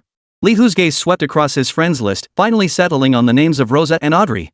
He retrieved an ancient runestone from his storage space, radiating a rainbow-hued glow. Forged Divine Authority Special Consumable. Effect: upon use, grants the Divine Authority Blessing status during your next group forging session. All materials contributed automatically increase in quality by 1 tier up to Mythic at maximum. All forged items guarantee a minimum quality of Epic. This was the ultimate reward he had obtained upon completing a hidden quest, treasured like a precious gem. But now, he resolved to use it. For Rosa, and for Audrey. He placed the finest legendary grade materials selected from the Elven Treasury, Starlight Wood of Eldon, and Guardian Heart of the Golden Forest, along with a legendary grade archer skill book, Moonlight Arrow Dance, into the Crystal Forge. In Rosa's name, Forge. The divine authority of forging transformed into a streak of light, merging into the core of the crystal furnace. The azure glow within the furnace instantly became tinged with a majestic rainbow halo. Under the divine authority's blessing, all the legendary materials radiated brilliantly, shattering their limitations in an instant and collectively ascending to mythic tier. The entire crystal furnace hummed and trembled under the pressure of this terrifying energy. The forging commenced. Countless mystical runes swirled frantically across the furnace walls, weaving an exquisitely detailed phantom of a longbow. Energy converged, its radiance drawn inward. An epic-grade longbow slowly took shape, crafted entirely from starlight wood, its body entwined with golden vines, and its bowstring seemingly forged from condensed moonlight. Ding! Congratulations on crafting the epic tier longbow 11's Lament. But this is only the beginning. The moment the bow took shape, that profound sensation long etched into Li Hu's soul erupted with overwhelming force. Talent Heavenly Artistry effect triggered. Detecting epic tier equipment 11 King's Dirge. Initiating quality enhancement. Congratulations! Your equipment quality has achieved a breakthrough. The epic tier longbow 11 King's Dirge has ascended to mythic tier weapon finale. Li Hu's breath caught in his throat. He reached out and grasped the exquisite longbow, which seemed to hold within it the birth and death of an entire world. Finale +0 mythic tier weapon. Equipment requirement: Rosa Starlight. Attribute 1, all skills of the wielder consume no mana and have no cooldown. Attribute 2, increases all damage dealt by the wearer by 1000%, and all damage is treated as true damage. Attribute 3, grants the unique passive Final Movement. Each attack applies 1 layer of the rest mark to the target. When 10 layers accumulate, the target's current maximum health is instantly obliterated by 50% effect reduced against Lord tier and higher units. Attribute 4, grants the unique active skill Final Arcadia. Consumes all rest marks to unleash a world-shattering arrow, dealing mark stacks 1000% attack power and ultimate damage to the targeted enemy. Additionally inflicts the Silent Extinction status for 10 seconds, rendering the target immune to all healing and buff effects. As Li Hu surveyed the weapon's attributes, a satisfied curve lifted the corners of his mouth. This was how a mythic tier weapon should look. He proceeded to forge a set of mythic tier assassin leather armor for Audrey before turning his attention to the materials prepared for himself. It was an emblem exchanged from the elven treasury, radiating a potent life force. Heart of Nature legendary grade. Li Hu tossed it into the crystal furnace alongside the last few legendary grade materials. This time, he did not use the forged divine authority. He wanted to see where the limits lay when combining heavenly artistry with the crystal furnace under normal conditions. In my name, forge. A humming sound arose once more, though nowhere near as earth-shattering as before. Azure light intertwined with arcane runes as a brand new emblem, seemingly carved from emerald jade, slowly coalesced at the furnace's core. Ding! Congratulations on forging an epic tier emblem Nature's Protection. Talent Divine Artistry effect triggered. Detecting epic tier equipment Nature's Protection. Initiating quality enhancement. Congratulations! Your equipment quality has achieved a breakthrough. The epic tier insignia Nature's Sanctuary has ascended to mythic tier insignia Covenant of the Spirits. Li Hu picked up the smooth emblem and its attribute panel unfolded. Covenant of the Spirits plus 0 mythic tier insignia. Attribute 1, your HP and MP regeneration rate increases by 1000%. Attribute 2, all nature type spell effects you receive are amplified by 100%. You gain immunity to all nature type debuffs. Attribute 3, gains unique passive Hymn of Life. When healed, healing effects increase by 200%. Attribute 4, gains unique active skill Covenant Summon. Randomly summons one mythic tier spirit unit to fight for you daily, lasting 24 hours. Summoned units cannot be permanently killed upon death, they enter the summon pool the following day. Summon one mythical tier unit daily. A flash of realization crossed Li Hu's eyes. This equipment opened a whole new door for him. Lord class equipment doesn't necessarily have to be equipped on soldiers. Equipment capable of directly summoning powerful units represented a more efficient form of the Lord system itself. Glancing at the scattered material debris and feeling the mental exhaustion, he decided to rest for now. Forging 3 mythic tier items consecutively had taken its toll, even on him. Meanwhile, beneath the mother tree of the elves, Juyener rested her eyes, but the communicator on her wrist flashed at an inopportune moment. The light screen unfolded, revealing the coldly beautiful silver-haired face that had achieved a 236-game winning streak in Glory's Peak. Yuaner, the Great Will has reached a decision regarding your precious disciple. The silver-haired woman's voice remained icy, yet carried a hint of concern. All families harboring ill intentions have received punishment and warnings. The list of materials to compensate you has been sent by Luo Yan. Chapter 126, The Key to 10,000 Gates. Xu Yuan slowly opened her eyes, her icy gaze showing not a ripple of emotion. Too slow. She remarked indifferently. Next time, I'll handle it myself. The silver-haired woman seemed unsurprised by the words, merely smiling wryly. I knew you'd say that. By the way, that guy Luo Yan asked me to inquire if you're interested in taking his place as the Federation's Supreme Commander. Zhu Yuanyi lifted her teacup and took a small sip. Too much trouble. Those 2 words were her entire response. Alright, I knew it. The silver-haired woman shrugged, then shifted her tone to a serious note. Here's some new intel. Luo Yan just led a team to conquer a fascinating novel-based materialization world called the Chronicles of the Artisan God. The final boss of that world, the Craftsman God, drops a mythic tier item exclusive to your blacksmith profession. Juyener's movements paused slightly. The silver-haired woman continued, but the conditions for defeating it are extremely demanding. You must strike at the precise moment when the God of Craftsmen, having endured 9 cycles of reincarnation, is about to ascend back to divinity, the point when he is both most vulnerable and most critical. Only then will the drop rate be normal. One last thing. That young girl you refused to take as an apprentice earlier, Tang Qingwei, has been inquiring about Li Hu's whereabouts everywhere lately. The moment the words left her lips, Zhu Yunier's gaze turned icy cold. An intangible, terrifying aura instantly enveloped the entire space. Kexilia, standing beside her, instinctively gripped the long sword at her waist. Kashi. Wait. The silver-haired woman, seemingly anticipating her reaction, hurriedly interrupted. She means no harm. She simply wants to challenge you to see exactly how much stronger the person you chose truly is compared to her. Zhu Yuaner's words were met with an icy silence over the communicator. After a long pause, the silver-haired woman sighed helplessly. I understand. I'll have someone keep a close eye on her movements. But don't be too anxious. That child has decent talent, but in terms of character, she falls far short of your precious disciple. Her challenge will remain just that, a challenge. As the communication ended, the chill in Zhu Yuanyi's eyes slowly faded, returning to the calm of a still well. She gently rubbed an ancient-looking ring on her fingertip, her usual weapon, yet kept in its original state out of fear it might fail to enhance properly. Li Hu. She murmured softly, a hint of anticipation curling her lips without her noticing. The brief respite hadn't fully dispelled Li Hu's mental exhaustion, but as he gazed upon the last few top-tier legendary materials his master had bestowed upon him within his storage space, the forge's flame reignited within his heart. He would transform these gifts into the mightiest power imaginable. This time, he selected a void stone shimmering with a ghostly glow and a bloodthorn heart that seemed formed from congealed blood. The furnace flames roared to life once more. Gone was the multicolored halo of divine protection, replaced only by the pure azure glow emanating from the crystal furnace itself. The forging process flowed like clouds in water, executed in one seamless motion. The resonance of innate talent had long since seeped into his very bones. Ding! Congratulations on forging the epic tier dagger lost key. Triggered effect of the innate talent heavenly craftsman's art. Detected epic tier equipment lost key. Initiating quality enhancement. Congratulations! Your equipment quality has achieved a breakthrough. Epic dagger lost key has ascended to mythic dagger key to all gates. Li Hu promptly tossed the final legendary grade material, the fragmented dream crystal, into the furnace. A brilliant light flared as yet another mythic grade equipment piece was born in his hands. Ding! Congratulations! Your mythic grade orb residual memories has been successfully forged. However, as Li Hu picked up these two brand new mythic tier items, his brows furrowed slightly. Key of 10,000 gates plus 0 mythic dagger. Equipment requirements, level 30, assassin class. Residual memories plus 0 mythic tier orb. Equipment requirements, level 30, remembrancer spirit summoner class. Level requirements and class restrictions. Audrey was an assassin, but she still had a considerable distance to go before reaching level 30. And a rare class like recorder? He'd never even heard of one in his team. It seemed that having god-tier crafting skills alone wasn't enough. The suitability of the equipment was equally crucial. Just as he pondered this, an unfamiliar communication request suddenly popped up. The sender's name made him pause. Luo Hua. He accepted the call. The light screen illuminated, revealing the cold yet stunning silver-haired face that had achieved over 200 consecutive victories at the pinnacle of glory. Li Hu. Luo's voice, like her expression, was cool and direct. I have a proposal. She wasted no words, cutting straight to the point.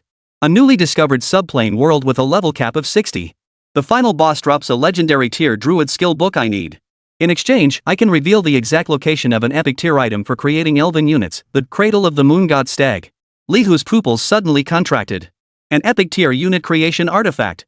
If crafted through my divine artistry, it would become mythic tier. This was precisely what his master, Zhu Yuanyi, needed most. I accept. Li Hu replied just as decisively. Pleased to do business with you, Luo said, her face still expressionless. She transmitted a set of world coordinate data. Departure tomorrow. Just as the communication was about to disconnect, Luo suddenly added one more sentence. I've heard about your situation. Impressive. But I will strive harder. With that, the holographic screen dimmed. Li Hu stood rooted to the spot, savoring Luo's final words. A faint smile crept into his eyes. Was this a peculiar kind of challenge? He gathered his focus, his gaze growing deep once more. This collaboration held immeasurable value for him.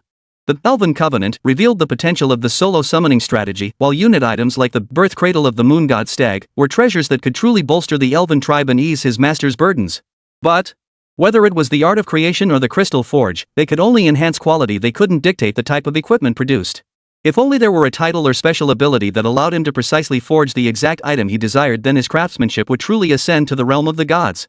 Outside the forge room, the muffled yet distinct voices of Xilia and Elvi argued in hushed tones. It's my turn to prepare the meal for the master today. Don't try to take it from me. Xylia's voice was cool and resolute, tinged with an unyielding stubbornness that brooked no argument. Chapter 127, The Greatest Blacksmith in History. Nonsense. Brother Li Hu clearly prefers my honey-glazed roast meat. Your elf vegetarian dishes are as bland as water. Elvi's voice brimmed with defiance, even a hint of provocation. You. Li Hu listened to the daily squabbling outside his door, shaking his head helplessly. Yet, a faint smile involuntarily touched the corners of his mouth. A week had passed. It had been a full week since he arrived in the Elven territory. Apart from occasional interactions with the two girls, he had spent almost all his time immersed in forging. The companionship of his friends had added a touch of vitality and color to this otherwise monotonous forging life. Yet his heart felt far from the ease his expression conveyed. His gaze swept over the finished mythical equipment stored in his inventory. Both the finale prepared for Rosa and the key to 10,000 gates for Audrey were truly divine artifacts. Yet, the equipment he intended for his master Zhu Yuanyi, for Xilia, and for Elvi remained unstarted. A bottleneck had emerged. The combination of heavenly craftsman and the crystal forge could indeed reliably elevate finished products to mythic tier. Yet this functioned more as a minimum guarantee for quality rather than a specification for type. He couldn't precisely control whether the final forging would yield a weapon, armor, or accessory. This hesitation made him reluctant to expend the precious materials he had carefully selected for his master and companions. More crucially, his level. Level 20. At this level, he couldn't even meet the equipment requirements for the key to 10,000 gates he had crafted himself. It was time to put his forging plans on hold. He needed to complete the breakthrough quest for level 20 first, then find a suitable monster world to rapidly level up. With that thought, Li Hu opened the Federation's internal professional information network and began browsing the latest intelligence. A bolded, top-featured news article caught his attention. Renowned level 80 explorer Tang Xian was forcibly drawn into an unidentified monster tail world yesterday during his exploration of ruins K34 due to the uncontrolled activation of his unique talent Catastrophe Magnetic Field. He has been missing for over 24 hours, with rescue teams urgently locating his position. Li Hu's eyebrows twitched slightly. He spotted another casualty report, its headline equally jarring. An elite squad led by level 85 demon warrior Shang Wenfian was ambushed by native otherworldly enemies while conquering the Azure 09 Ocean survival world. All members perished. A crucial detail was mentioned in the appendix of the report. Analysis of battlefield remnants indicates the otherworldly enemy that eliminated Shang Wenfian's squad possesses the ability to summon powerful water elemental creatures. Additionally, the Central Intelligence Agency reports that another otherworldly enemy codenamed Spirit Messenger has recently appeared in the sacred Falskar plane. The spirit summoned by this entity has been confirmed to have successfully killed a level 79 Archangel hero unit under the Federation's command. Li Hu's gaze suddenly froze.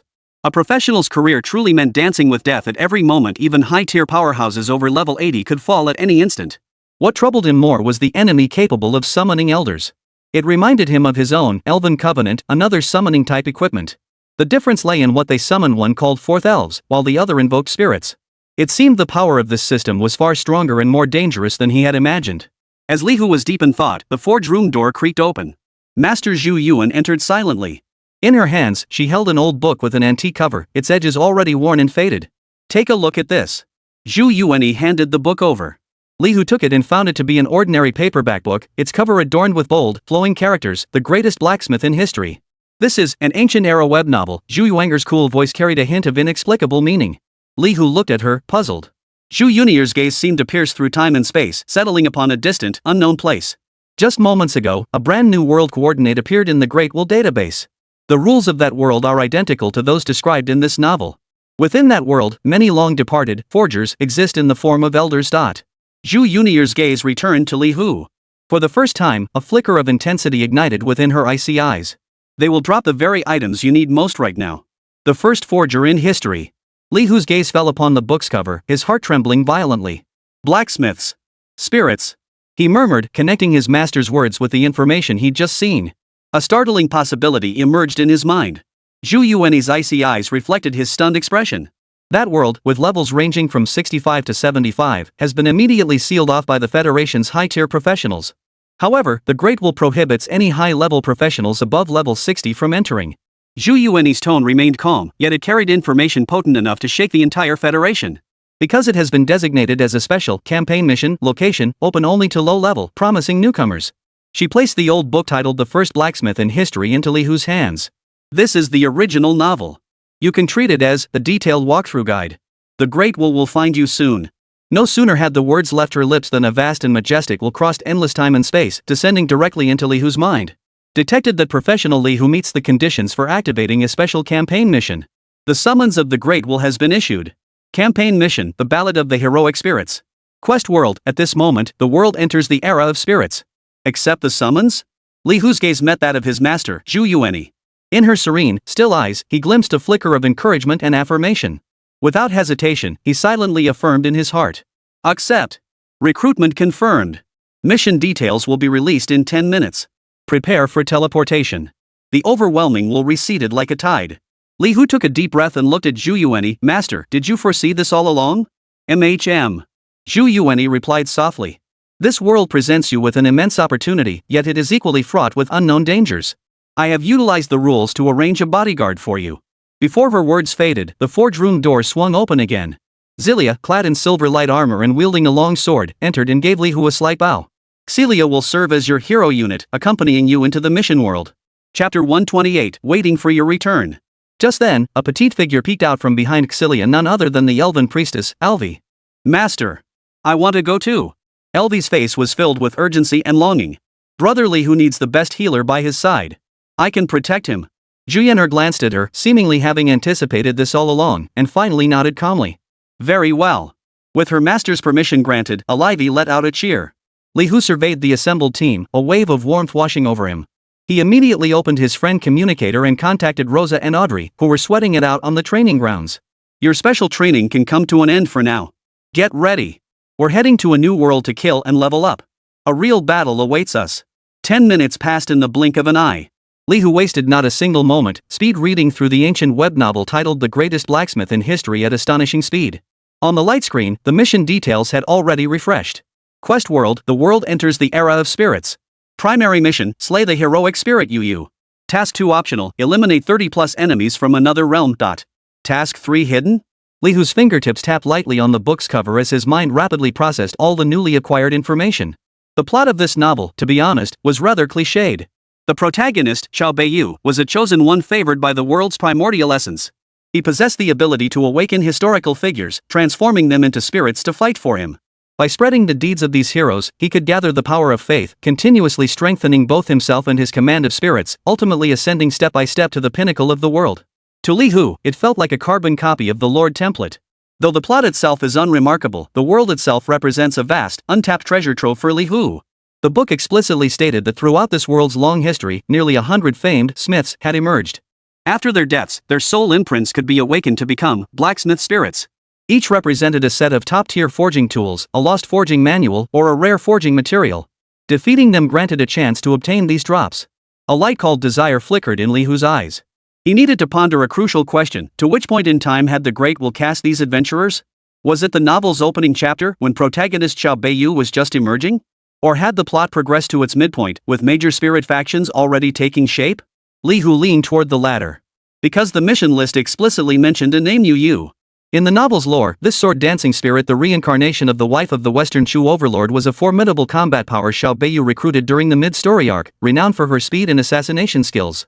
The mention of enemies from another realm in Mission 2 drew a cold, sharp curve to the corner of Li Hu's mouth. He could almost certainly deduce that these so-called enemies were players who, like them, the Federation's professional operatives had descended from other dimensional realms. Professionals, enemies from another world, native spirit forces. A three-way melee, each hunting the other. This chess game was getting more and more interesting. Poof. Li Hu slowly exhaled a breath of stale air, suppressing his chaotic thoughts. He stood up and pushed open the forge room's door. The living room was brightly lit.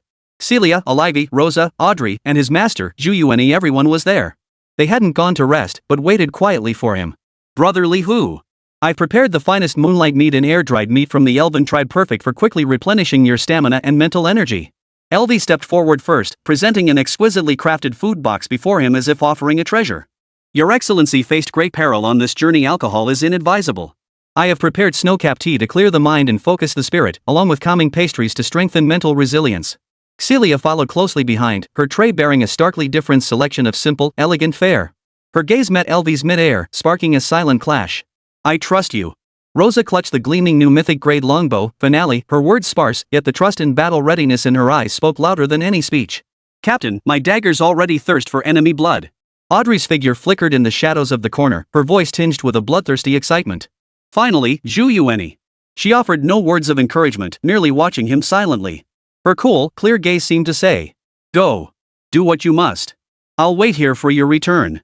Surrounded by the others, Li Hu felt the weight of their trust and warmth wash over him, leaving no trace of hesitation in his heart. He took the meat from Olivia and drank it in one gulp, then savored the pastry from Celia. Finally, his gaze swept over Rosa's resolute face and Audrey's eyes, sparkling with excitement in the shadows. Prepare for teleportation. A pure white pillar of light abruptly descended from the sky, instantly engulfing Li Hu and his 4 companions, along with every piece of furniture and food in the living room. Meanwhile, on another bustling colony planet of the Federation, a grand Roman-style coliseum hosted a highly anticipated showdown. This was the Federation's premier arena for rising professionals, the newcomer battle arena where the most promising fighters honed their skills and battled for rankings. On the arena floor, 2 combatants faced off. One was the furious god of war, ranked 17th on the Rising Stars list, renowned for his relentless, fearless onslaught. His opponent is the legendary figure firmly occupying the top spot on the Rising Stars rankings, Han Xiao, the elemental master. Boom! A deafening explosion echoed. The moment the battle commenced, Han Xiao, expected by all to create distance and chant spells, instead closed the gap to the frenzied war god in an instant with terrifying speed utterly unbecoming of a mage. He didn't even use his staff, instead unleashing a direct punch. That fist, concealed beneath a robe adorned with intricate runes, effortlessly shattered the hastily erected aura shield of the furious war god, slamming heavily into his chestplate. Crack! The high-grade alloy chestplate shattered like paper, instantly covered in spiderweb-like cracks, bearing a clear imprint of the fist. The furious war god's massive frame flew backward as if struck by a starship, smashing a human-shaped hole into the arena's solid wall and collapsing unconscious on the spot. One punch. Just one punch. The entire arena fell into deathly silence. All spectators stared at the mage slowly retracting his fist in the center of the arena with eyes that seemed to regard him as a monster. Chapter 129, Theft Successful. Madman. Another one-hit kill. Did I see that right? His gear is all boosted for physical attack and strength stats. A mage spending a fortune on physical equipment, what the hell is he trying to do? Who knows? Just don't mess with him. Amidst the murmurs, Han Zhao's personal terminal lit up with a communication request. He casually accepted it, revealing a stern-faced middle-aged man on the holographic screen. Master. Han Zhao's tone carried a barely perceptible note of respect. You should have received the notification regarding the battle quest. The middle-aged man's voice carried an innate authority without needing to raise his voice. Once you enter that novel-derived world, you have only one mission. At all costs, locate and eliminate every spirit with the forging attribute. Han Zhao's brow furrowed slightly at the words, his face betraying an unmistakable look of disgust. Kill a bunch of spirit heroes with life-oriented professions? How is that any different from grinding monsters? Boring as hell. This is in order. His master's voice turned abruptly cold. Furthermore, I need you to cultivate relationships with every new recruit worth recruiting during this mission. I only associate with the strong. Losers aren't worthy of speaking to me. Han Zhao's reply remained as arrogant as ever. Just then, another up-and-comer ranked in the 30s on the Rising Stars list, Dawn Paladin, recklessly leapt onto the arena. Holding his shield aloft, he issued a challenge. Han Zhao didn't even turn to look, maintaining his call as he swung another punch backward. Thud. The paladin, renowned for his defense, was sent flying along with his shield, meeting the same fate as the previous challenger. Speaking of useless trash, Han Zhao's tone dripped with mockery. I heard my junior disciple got beaten by a sanctuary lord ranked lower than him recently? A complete disgrace. Still, a female sanctuary lord, capable of defeating him despite the level disparity, that's intriguing. The master fell silent for a moment, seemingly unwilling to dwell on the subject. The mission is about to commence. You'd better be careful. The call ended. Han Zhao glanced at the timer and pursed his lips impatiently. Too slow. He turned, his gaze sweeping over the entire arena filled with eager challengers. In a tone brooking no argument, he declared. I'm in a hurry. All of you come at me together. At the same moment, across the corners of the Federation, a cool-headed girl polished her long sword under the moonlight. A lively youth teasing the Thunderbird perched on his shoulder. A cold-eyed youth seated within a mecha cockpit. These young prodigies, all recipients of the campaign mission, had nearly all received similar instructions from their elders or masters. Slay the forged spirit. Could it be that some mythical tier, blacksmith, of the Federation requires special materials? Similar speculations echoed in different corners. A hunting game centered around forging quietly commenced, its true objective unknown to all participants. The dazzling white light faded, replaced by a bone-chilling wind carrying the scent of steel and dust, sweeping over him. Li Hu found himself standing atop a skyscraper's rooftop, his feet planted on concrete cracked with fine fissures. As far as the eye could see, a steel jungle cloaked in night stretched endlessly below. Countless neon signs flickered with bizarre, kaleidoscopic colors, intertwining with the sparse starlight above.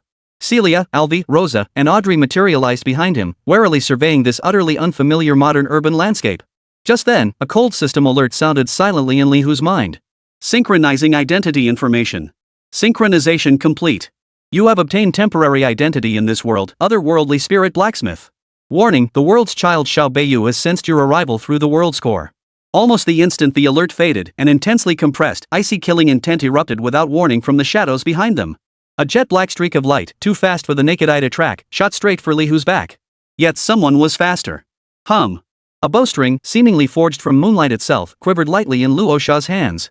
Without even completing the draw, an arrow gleaming with starlight shot from the bowstring, arriving before the attack it pursued. Thud! The sharp sound of metal-piercing flesh echoed as the jet-black streak of light halted mid-air, revealing the blurred figure of an assassin clad in black tights. Rosa's starlight arrow had pierced his chest, leaving a gaping hole the size of a bull. Black mist gushed from the wound, a sign that the spirit was on the verge of dissipation. The assassin's eyes widened in disbelief. He couldn't comprehend how his full power strike had been intercepted so effortlessly. Gritting his teeth against the impending collapse of his body, he flickered, attempting to vanish back into the shadows and flee. Li Hu's gaze was as cold as an abyss. He gave his opponent no chance to escape.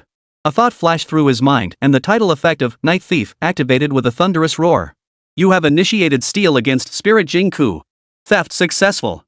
You have obtained the epic tier equipment Wind Howls. The assassin spirit let out a piercing wail, feeling something vital and profoundly important torn from the depths of its soul. The rate at which its body disintegrated suddenly accelerated. At that very instant, Rosa released the bowstring she had drawn taut once more. The second arrow whistled through the air. Whoosh! The assassin spirit's head exploded into a shower of light, vanishing completely. You have slain Spirit Jinko level 65 elite. Obtained legendary equipment, the dagger revealed, and legendary skill book Fatal Stab. His gaze fixed on the two dropped items, Li Hu's eyes instead pierced through the distant cityscape. Xiao Bei's test? He murmured softly.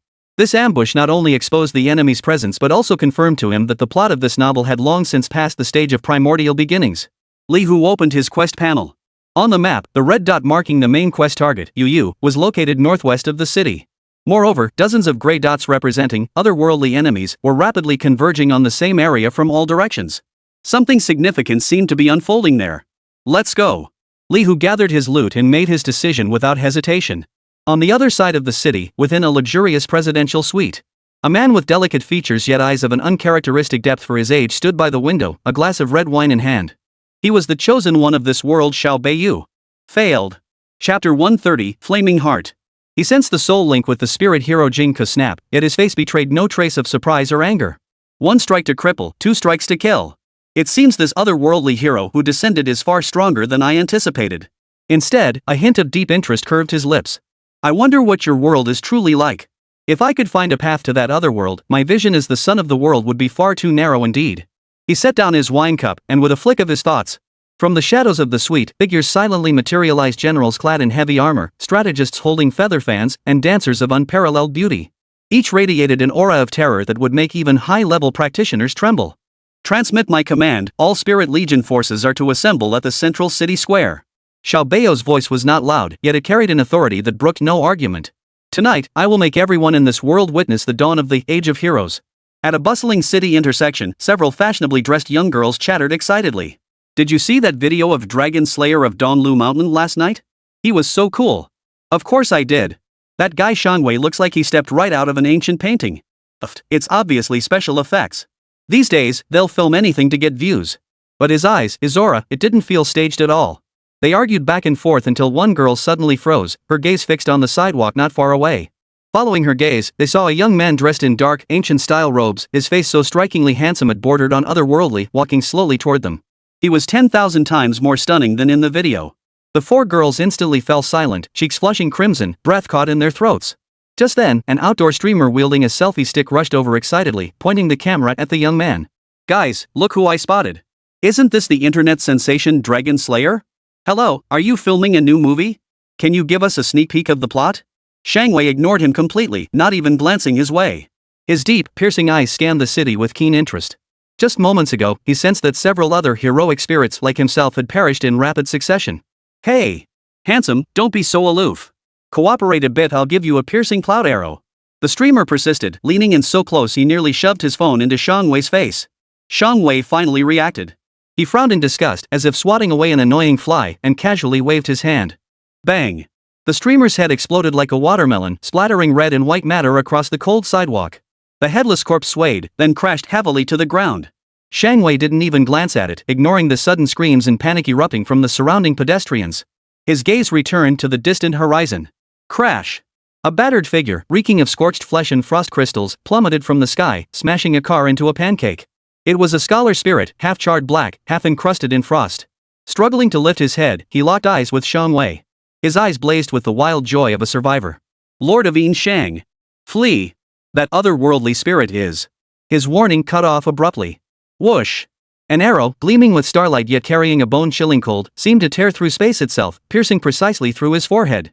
Before the horrified stares of countless passers-by, the scholar's body dissolved into a swirling cascade of golden sparks. Wow! That special effect. It's way too realistic. I knew they were filming a movie. That streamer really nailed it, even dying with such dedication. After a brief moment of deathly silence, the onlookers erupted into gasps and cheers, frantically raising their phones to capture this epic scene. Yet, several more icy arrows sliced through the night sky, forming a triangular formation that sealed off all of Shangwei's escape routes. An interesting attack. Shangwei's lips curved upward. Without even drawing his sword, he casually swept his ancient scabbard before him. Clang! Clang! Clang! After several crisp clangs of metal meeting metal, the arrows capable of instantly slaying elite heroes were effortlessly deflected away. In that very instant, he witnessed another fleeing swordsman spirit on the opposite horizon being caught by a towering figure clad in heavy armor and wielding a spear. A single thrust pierced through, and the spirit dissolved into a shower of light. The heavily armored, otherworldly heroic spirit, having slain its target, slowly turned around. His gaze, concealed beneath a metallic helmet, spanned thousands of meters, locking onto Xiangwei with pinpoint accuracy. The gaze of that heavily armored, imposing figure met Li Hu silently in the night sky. Both sensed a cold, predatory aura in the other, a kindred spirit. Their target was one and the same. Li Hu's gaze drifted downward, finally settling upon the youth clad in black robes. Clutching an ancient sword, he faced the dual threats with unwavering composure. Xiangwei, Warring States Chief Swordsman of Western Qin. Level, 69. Status, Heroic Spirit Prime Condition. Strength? Agility? A string of question marks signaled that the opponent's attributes had far surpassed what he could easily discern at his current stage. This was a worthy opponent indeed. A faint smile touched Li Hu's lips, yet his mind had already issued the command. You have initiated steal against Heroic Spirit Xiangwei. Stealing in progress? Target exhibits extremely high mental resilience and is resisting. Theft successful. You have obtained the Diamond Grade Accessory Flame Jade Pendant. Talent Heavenly Artistry effect triggered. Detecting Diamond Grade Accessory Flame Jade Pendant. Initiating Quality Enhancement. Congratulations! Your equipment quality has achieved a breakthrough. Diamond Grade Accessory Flaming Jade Pendant has been upgraded to Epic Grade Accessory Flaming Heart. Almost the instant the system notification sounded, Xiangwei's brow furrowed sharply. His hand instinctively darted to his waist, where the warm jade pendant that had hung there moments before had vanished without a trace. He lifted his head, his piercing gaze locking onto Li Hu. In a flash, his figure blurred into a trail of afterimages as he charged forward with unmatched sword momentum. Li Hu's form shifted sideways like a ghostly apparition, effortlessly evading the deadly strike. The fierce sword wind even left a deep gash where he had stood moments before. His strike missed, and Xiangwei halted nearby. Yet his face showed no trace of anger, only an expression of intense excitement. He could sense it emanating from the man before him, an aura utterly distinct from his own, from all the heroes of this world. It felt like a sacred presence transcending the very rules of existence. Western Qin, Xiangwei. He drew his sword across his chest, adopting an ancient and sullen gesture to announce his lineage. Chapter 131, Broken Heart. Sir, are you a deity descended from beyond the heavens? Burning with fierce battle intent, Xiangwei's eyes blazed. To wield my blade against a deity here today is the greatest fortune of my life. Before the words had fully left his mouth, he struck again. This time, the sword's light was faster, fiercer. Li Hu still did not meet it head-on. Instead, he lightly tapped the ground with his toes, and his entire body drifted backward like a weightless falling leaf. Simultaneously, the spear in his grasp shot forth like a venomous dragon emerging from its lair. Its tip traced an eerie arc through the air, striking the blade of Xiangwei's lunging sword with pinpoint precision. Clang! Amid the crisp clash, the blade imbued with terrifying force was effortlessly deflected. Xiangwei's chest now stood wide open. Li Hu lunged forward, thrusting his spear blade ahead. SSS-Talent.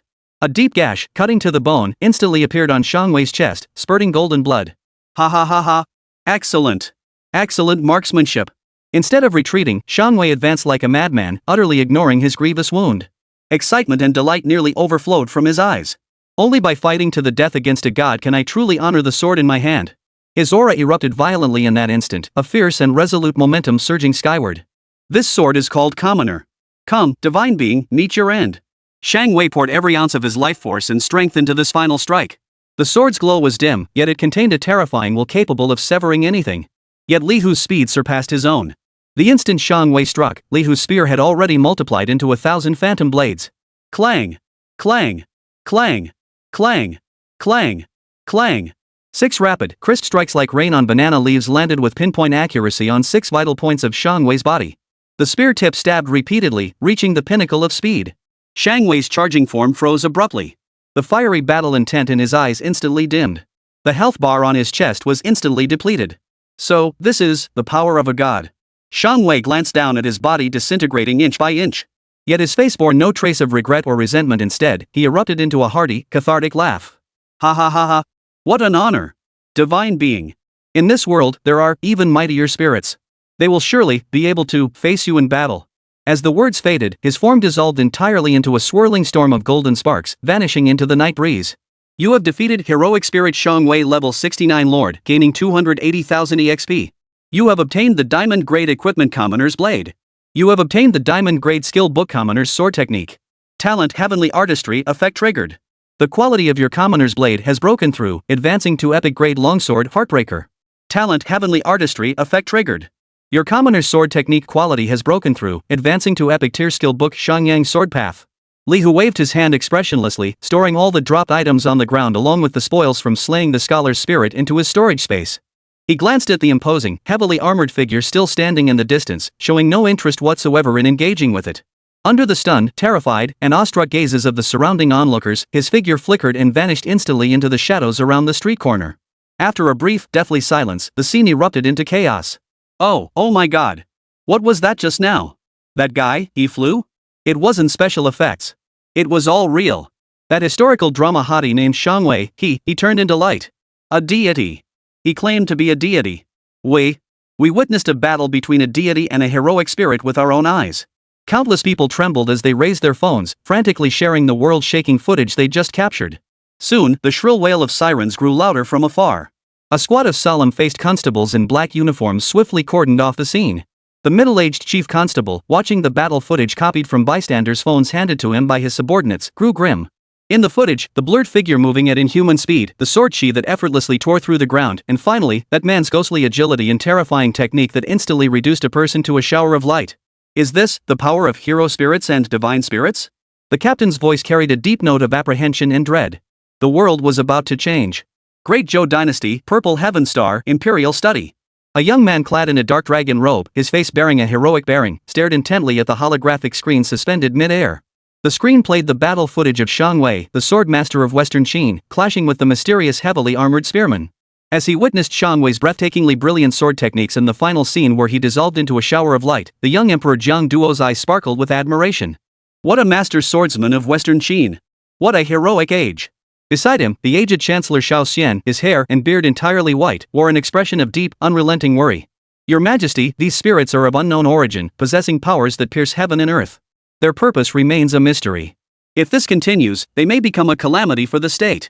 Jiang Duo merely smiled faintly at these words, casually swiping across the light screen to bring up several other video clips. Your Excellency worries too much. Observe this, Spirit Shinon. Within 3 days of his arrival, he transformed the barren wasteland of the northwest into vast fertile fields. And this spirit BNK single-handedly eradicated the plague-ravaging Nanchuan commandery.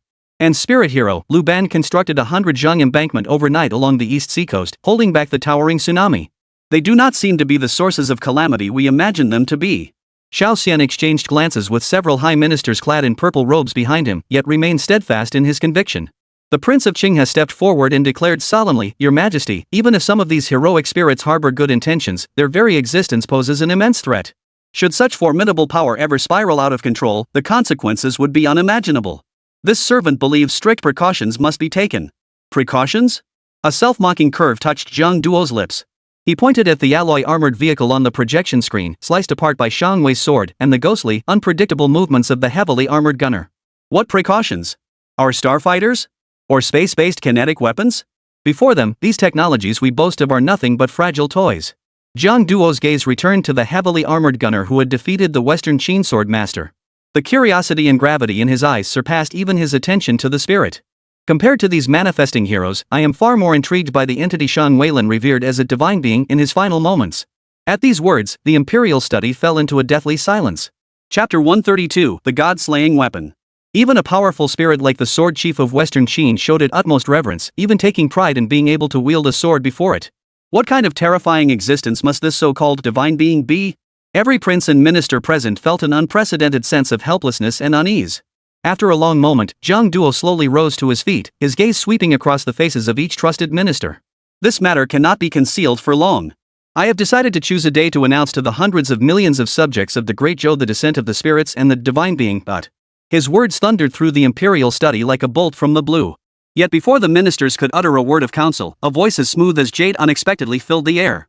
Your Majesty is wise. Before the words had fully faded, a youth clad in a simple blue robe, his features strikingly handsome, materialized in the center of the Imperial study. Seemingly oblivious to the surrounding security systems and barriers, he merely smiled faintly at Jiang Duo. Gentlemen, there is no need for alarm. This is merely a dreamscape. The young man in blue robes spoke as if addressing himself, his voice carrying a peculiar, compelling authority. I am Lin Hemming. I pay my respects to the Emperor of Great Zhou. He bowed to Jiang Duo with neither humility nor arrogance. I have come here hoping that your majesty will promptly make public the information regarding the eternal spirits and the divine spirits. Lin Hemming's gaze seemed to pierce through the depths of one's soul. He watched Jiang Duo, whose face was frozen in shock, as he slowly revealed intelligence capable of overturning the entire world's understanding. For the mighty divine spirit who defeated the sword master of Western Qin is a visitor from another world, just like us. The city center square lay in utter ruin. The ground was torn apart by sword chi and arrows, crisscrossed with bottomless ravines. At the center of the ruins, the graceful figure of a dancer reluctantly faded away, dissolving into specks of luminous light that returned to the heavens and earth. Main Quest 1, Eliminate Spirit UU, completed. Mission 2 optional, eliminate 30 plus otherworldly enemies. Completed. Li Hu closed the quest panel expressionlessly. Behind him, Rosa slowly lowered her longbow. Finale, the frost crystallized on its string, silently melting away. In the shadows of the corner, Audrey's form solidified once more. She carefully wiped the non-existent bloodstains from her dagger with a scrap of cloth. To Li Hu, these missions were mere appetizers. The true objective remained unchanged. He retrieved the old book titled The Greatest Blacksmith in History from his storage space. His fingertips skimmed across one of its pages, finally pausing at a name. Gu Huazhou. The foremost blacksmith of the spring and autumn and warring states periods, O Yeji. Li Hu closed the book, his gaze drifting into the distance.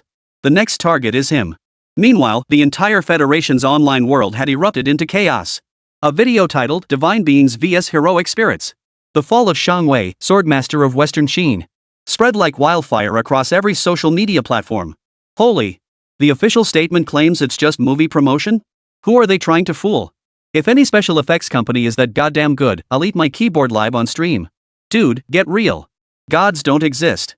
This is definitely some new holographic projection tech, just superpowers flexing their muscles. I don't care. That black armored gunman is my new husband. That one-hit kill was so damn cool. Sorry Shang Wei, I'm switching sides. Let's be rational.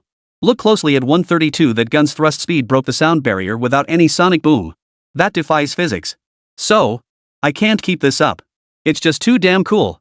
Countless posts and comments unleashed a tidal wave across the internet. Believers and skeptics, fervent worshippers and rational analysts clashed fiercely. The hashtag God descends forth was forcefully pushed to the top of the entire internet's trending searches. Inside the luxurious presidential suite, Xiao Beiyu swiped through the holographic display before him, reading the fervent online comments with undisguised contempt. Divine being? He chuckled softly, his voice dripping with condescending arrogance. A bunch of narrow-minded mortals. Merely tainted by a whiff of sacred aura from beyond this world, and they dare call themselves gods? His finger tapped lightly on the image of Li Hu's heavy armor, freezing the scene instantly. Xiao Beiyu's gaze turned cold. Still, they are rather an eyesore. They keep killing my heroes one after another, stealing the spotlight that should have been mine. He shut off the projection screen, slowly turned around, and spoke indifferently to the empty living room. Come out. As the words fell, the air behind him began to warp, as if scorched by intense flames. A figure slowly seeped out from the warped void. It was not human. It possessed no fixed form, resembling a shapeless mist woven from moonlight and shadows. Countless ethereal chains, shimmering with runic light, coiled and twisted across its surface. Where its face should have been, there were no features, only a vertical fissure radiating a cold, silver light. Xiao Beiyu did not turn back, issuing his command in a tone brooking no argument. Go. Bring that so-called god back to me. Remember. I want it alive. The creature, formed from chains and shadows, bowed deeply and silently toward Xiao Beiyu. Then, its form dissolved once more into a twisted web of light and shadow, merging with the air until it vanished entirely. Rugged mountain ranges undulated beneath them like the spine of a colossal dragon. A colossal dragon, its entire form composed of gray rock, flapped its massive stone wings, soaring steadily above the clouds. Li Hu sat cross-legged on the rock dragon's broad back, eyes closed in meditation, letting the high-altitude gale wind ruffle his armor. Elvie sat obediently behind him, her small hand clutching the hem of his robe as she gazed curiously at the magnificent landscapes rushing by below. This was the mount he had temporarily summoned using materials obtained from slaying heroes, through the class trait of the Sanctuary Lord, the Mountain Rock Dragon. Though merely an elite-tier summoned creature, it was more than sufficient for long-distance travel. Li Hu's thoughts, however, were not focused on the journey itself. Instead, he was immersed in a far grander vision. A mythic-grade mecha. If he could perfectly fuse the E-Forging and Lord class traits, then harness the unique power of this world's spirits, might it be possible to forge a war machine capable of slaying gods with his own hands? This notion took root in his mind like a mad seed, sprouting and growing. Slowly, he gathered his scattered thoughts and refocused his attention on the task at hand. He recalled a pivotal yet profoundly tragic character from the novel The Greatest Blacksmith in History. Su Chang, the forge master of the warring states. In the original story, this master smith had no desire for conquest. He only wished to find a secluded valley, spend his remaining days beside his forge, and live out his life in peace. Yet Xiao Beiyu, the chosen one, schemed to lure him out of seclusion. Seeking a divine weapon to challenge formidable foes, he forced Su Chang to accidentally reveal his earth-shaking forging prowess before the world. The world trembled. Chapter 133, The Thief of the World Gate. Chapter 133. The Thief of the World Gate. This reclusive master smith instantly became a living divine artifact coveted by all the heroic factions, drawing endless pursuit and slaughter. Ultimately, driven by the novel's plot, the exhausted Su Chang was captured by the emerging, later Shu, faction and imprisoned in the Celestial Dungeon, forced to forge weapons and armor for them day and night without rest. It was precisely from Su Chang's imprisonment that the intensity of warfare in this world escalated infinitely, formally ushering in the grand and sweeping era of universal spirits. Li Hu's target was none other than this tragic blacksmith. Su Chang's mastery of the quenching technique could dramatically increase the enhancement level of equipment. It was the key to elevating the few epic grade items in Li Hu's possession to legendary, and even mythical, quality. He must locate Su Chang before the later Shu faction does. Of course, he had a contingency plan. If Su Chang had already been captured, he wouldn't hesitate to eradicate the so-called later Shu faction from existence. Just as the rock dragon was about to soar over the final mountain range and reach the Yiguwa continent, region marked on the map, a cold, emotionless system notification sounded in his mind without warning. Major world line deviation detected. Temporary emergency mission triggered. Mission name, Thief of the World Gate. Mission type, timed pursuit. Objective, eliminate the Eastern Tang faction's hero spirit, Li Yuanba, and recover the main world teleportation beacon he has stolen. Mission duration, 72 hours. Mission reward? Failure consequence, the main world portal beacon will activate, permanently exposing this derivative world's coordinates to the main world. Li Hu's brow furrowed slightly. He opened the system map. Centering on his location, hundreds of red dots representing heroic spirits were converging from all directions at an alarming speed. Each point radiated an aura no weaker than the elite spirit he had previously slain. This was no coincidence. Xiao Beiyu's doing, ha! Li Hu instantly grasped the opponent's intent. This wasn't an ambush, it was a larger scale test. He wanted to see just how far this so-called divine being could go. Li Hu turned to face Alivi and Xilia behind him. Prepare for battle. There are many enemies. Don't worry, brother Li Hu. Elvi puffed out her little chest, her face beaming with confidence. With Sister Xilia's moon goddess protection blessing us, we're unstoppable in a group fight. The Grand Zhou Dynasty, Imperial Study. Emperor Jiang Duo jolted awake from his dragon throne, his forehead covered in a fine sheen of cold sweat. Surveying his surroundings, he saw that the elderly Chancellor Xiao Xian and all the purple-robed ministers in the chamber had just emerged from an equally vivid dream. All eyes met in silence, their gazes filled with indescribable shock and dread. They had all shared the same dream. In the dream, the blue-robed immortal who called himself Lin Hemming had shown them what heroic spirits were, and what divine spirits were. It was power capable of overturning an entire dynasty, indeed, the entire world. Your Majesty. The voice of the old Chancellor, Xiao Xian, carried a barely perceptible tremor. Jiang Duo took a deep breath, forcing down the storm raging within him, yet his gaze grew more resolute and unwavering than ever before. Transmit my imperial decree. His voice echoed through the deathly quiet imperial study, carrying an authority that brooked no argument. Effective immediately, proclaim throughout the entire realm of the Great Zhou Dynasty the advent of the Age of Spirits. All subjects of the Great Zhou must understand, this is a shift in the way of heaven, beyond human power to resist. Furthermore, warn the world, hold reverence for that otherworldly deity who wields dominion over the earth and forging. Do not act rashly. As for the other descended heroes, attempt to make contact with them. Treat them with courtesy and express goodwill. The Emperor's decree swept through the Great Zhou Dynasty's networks and reality like a Category 12 cosmic storm. The populace, who had been fiercely debating the video's authenticity moments before, fell into complete stupor. The authorities had actually acknowledged it. Divine beings and spirits had truly descended. After a brief, deathly silence, a tidal wave of fervor and panic swept across society. My God! What am I seeing? His Majesty admitted it himself. This isn't a movie, it's not a drill. A new era, the Age of Heroes. We're actually living through something straight out of a novel. That black-armored spearman is truly a deity. The deity who commands the earth and forging. Where on earth did he come from? Countless people poured into the streets, spreading the news. In that instant, the order of society was utterly overturned, only to begin reshaping itself within a peculiar fervor. Within the opulent presidential suite, Xiao Beiyu watched the highest decree issued personally by the Emperor of Great Zhou on the light screen. The contempt on his face gradually melted into a hint of amused smile. This is interesting. This mortal emperor is far more decisive than I anticipated. He had assumed he would need to exert considerable effort to turn this world upside down. Unexpectedly, the emperor had voluntarily spared him that step. Very well. A deep, enigmatic gleam flashed in Xiao Beiyu's eyes. Since you've chosen to lift the tablecloth, I shall make this chessboard even more chaotic. With a flick of his thoughts, he issued a new command into the void. Awaken all the generals and strategists slumbering beneath the dragon veins of Great Joe. Ah, yes. Awaken those slumbering emperors as well. The Great Joe Emperor's earth-shattering decree swept across the vast ocean like an invisible storm, engulfing the nations of the Far West Alliance at the continent's western edge. Within the golden and splendid Round Table Council chamber of the Eagle King's palace, the aged King Thexius XI projected the Great Joe dynasty's official proclamation before all noble ministers, the atmosphere as heavy as iron. My lords, the ancient emperor of the East has made his choice. We can no longer delude ourselves. The king's voice carried a hint of weariness, yet it was unwaveringly resolute. I have decided to follow the Great Joe's example and immediately announce the existence of the heroic spirits to all our citizens. No sooner had the words left his lips than a Grand Duke, scepter in hand, leapt to his feet, his face etched with utter disbelief. Your Majesty! Have you lost your mind? This will cause immense social panic. The entire nation's order will collapse. Precisely, Your Majesty. The consequences are unpredictable. We must deliberate carefully. We can contain the news for now, another marquis hastily chimed in. The gaze of Teshu XI slowly swept across every noble present, each wearing a look of deep concern. He pointed at the projection screen, where Li, whose jet-black heavy armor defined by the Great Joe dynasty as that of a divine being, was displayed. What can conceal it? With lies to obscure power capable of tearing the earth asunder? Or do you truly believe we have any choice when these gods and heroic spirits walking among us decide to reveal themselves? The king's accusatory words plunged the entire council chamber into dead silence. Chapter 134, The Realm of Winter. He drew a deep breath and issued his final command in a tone brooking no argument. Transmit my command, draft a proclamation to. Put.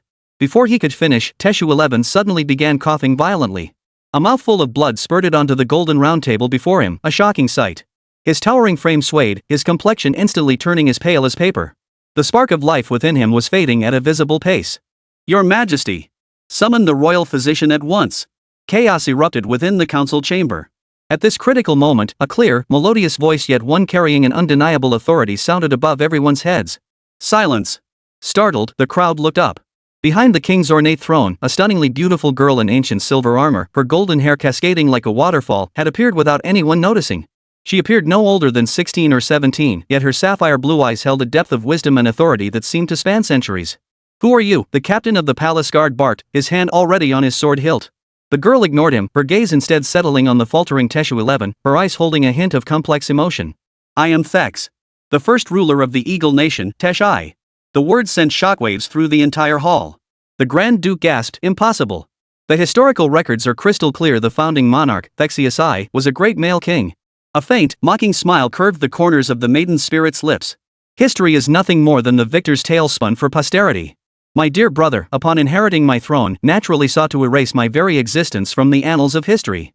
Amidst the chaos, the near-fainting Teshu XI forced himself to steady his resolve. Lifting his head, he mustered his last ounce of strength to extend an invitation to the maiden spirit who claimed to be his ancestor. Esteemed ancestor, might we speak privately? A flicker of approval passed through the maiden spirit's sapphire eyes. Of course, my outstanding descendant. Almost simultaneously, similar scenes unfolded across every kingdom of the Far West Alliance. The monarch of Gaul encountered the spirit who called himself the Sun King. The chancellor of the Germanic Confederation beheld the Iron Chancellor clad in full armor. Each spirit who descended was the most renowned and authoritative ancestor in that nation's history.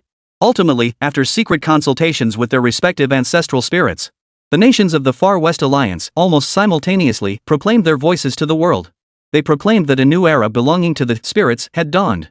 Simultaneously, they expressed reverence and goodwill toward the deity from another world using extremely cautious and respectful language. The path leading to Gu Huazhou was fraught with mortal danger. Within the dense forests flanking the valley, thousands of heavily armored soldiers, radiating fierce energy, had long since formed battle formations, poised and ready. At their head stood a rugged, imposing general wielding a massive battle-axe, none other than Liang Zong, the spirit of the Great Yin camp. Beside him, the youth in the blue robe, Lin Hemming, with his scholarly demeanor, gazed upward at the sky, his eyes holding a lingering trace of doubt. General Liang, do you truly believe in this so-called mission? Lin Hemming asked softly, his voice tinged with inquiry. Is our arrival truly meant to protect this world? Liang Zong responded in his deep, resonant voice, military strategist Lin, why overthink it? The orders from above are clear, we are to capture that so-called otherworldly deity here. We simply follow them. Lin Hemming shook his head and said no more. He couldn't shake the feeling that behind all the heroic spirits, an invisible hand was pulling the strings of fate. This mission, in particular, was steeped in eeriness at every turn. I have already deployed 15 interconnected layers of formations here, from weakening and slowing to illusions and mind-bending, each layer interlocking with the next. Additionally, for Vanguard generals, each command a squad of elite troops to provide flanking support. Beyond the valley, 3,000 Tiger Leopard cavalry remain as our final reserve force. Whoever dares to come, today will make sure they can't escape even with wings. Lin Hemming's voice regained the calm and confidence befitting a military strategist. At that moment, a colossal shadow tore through the distant sky, piercing clouds and mist as it raced toward the valley. It was a colossal dragon, its entire body formed from jagged gray rock.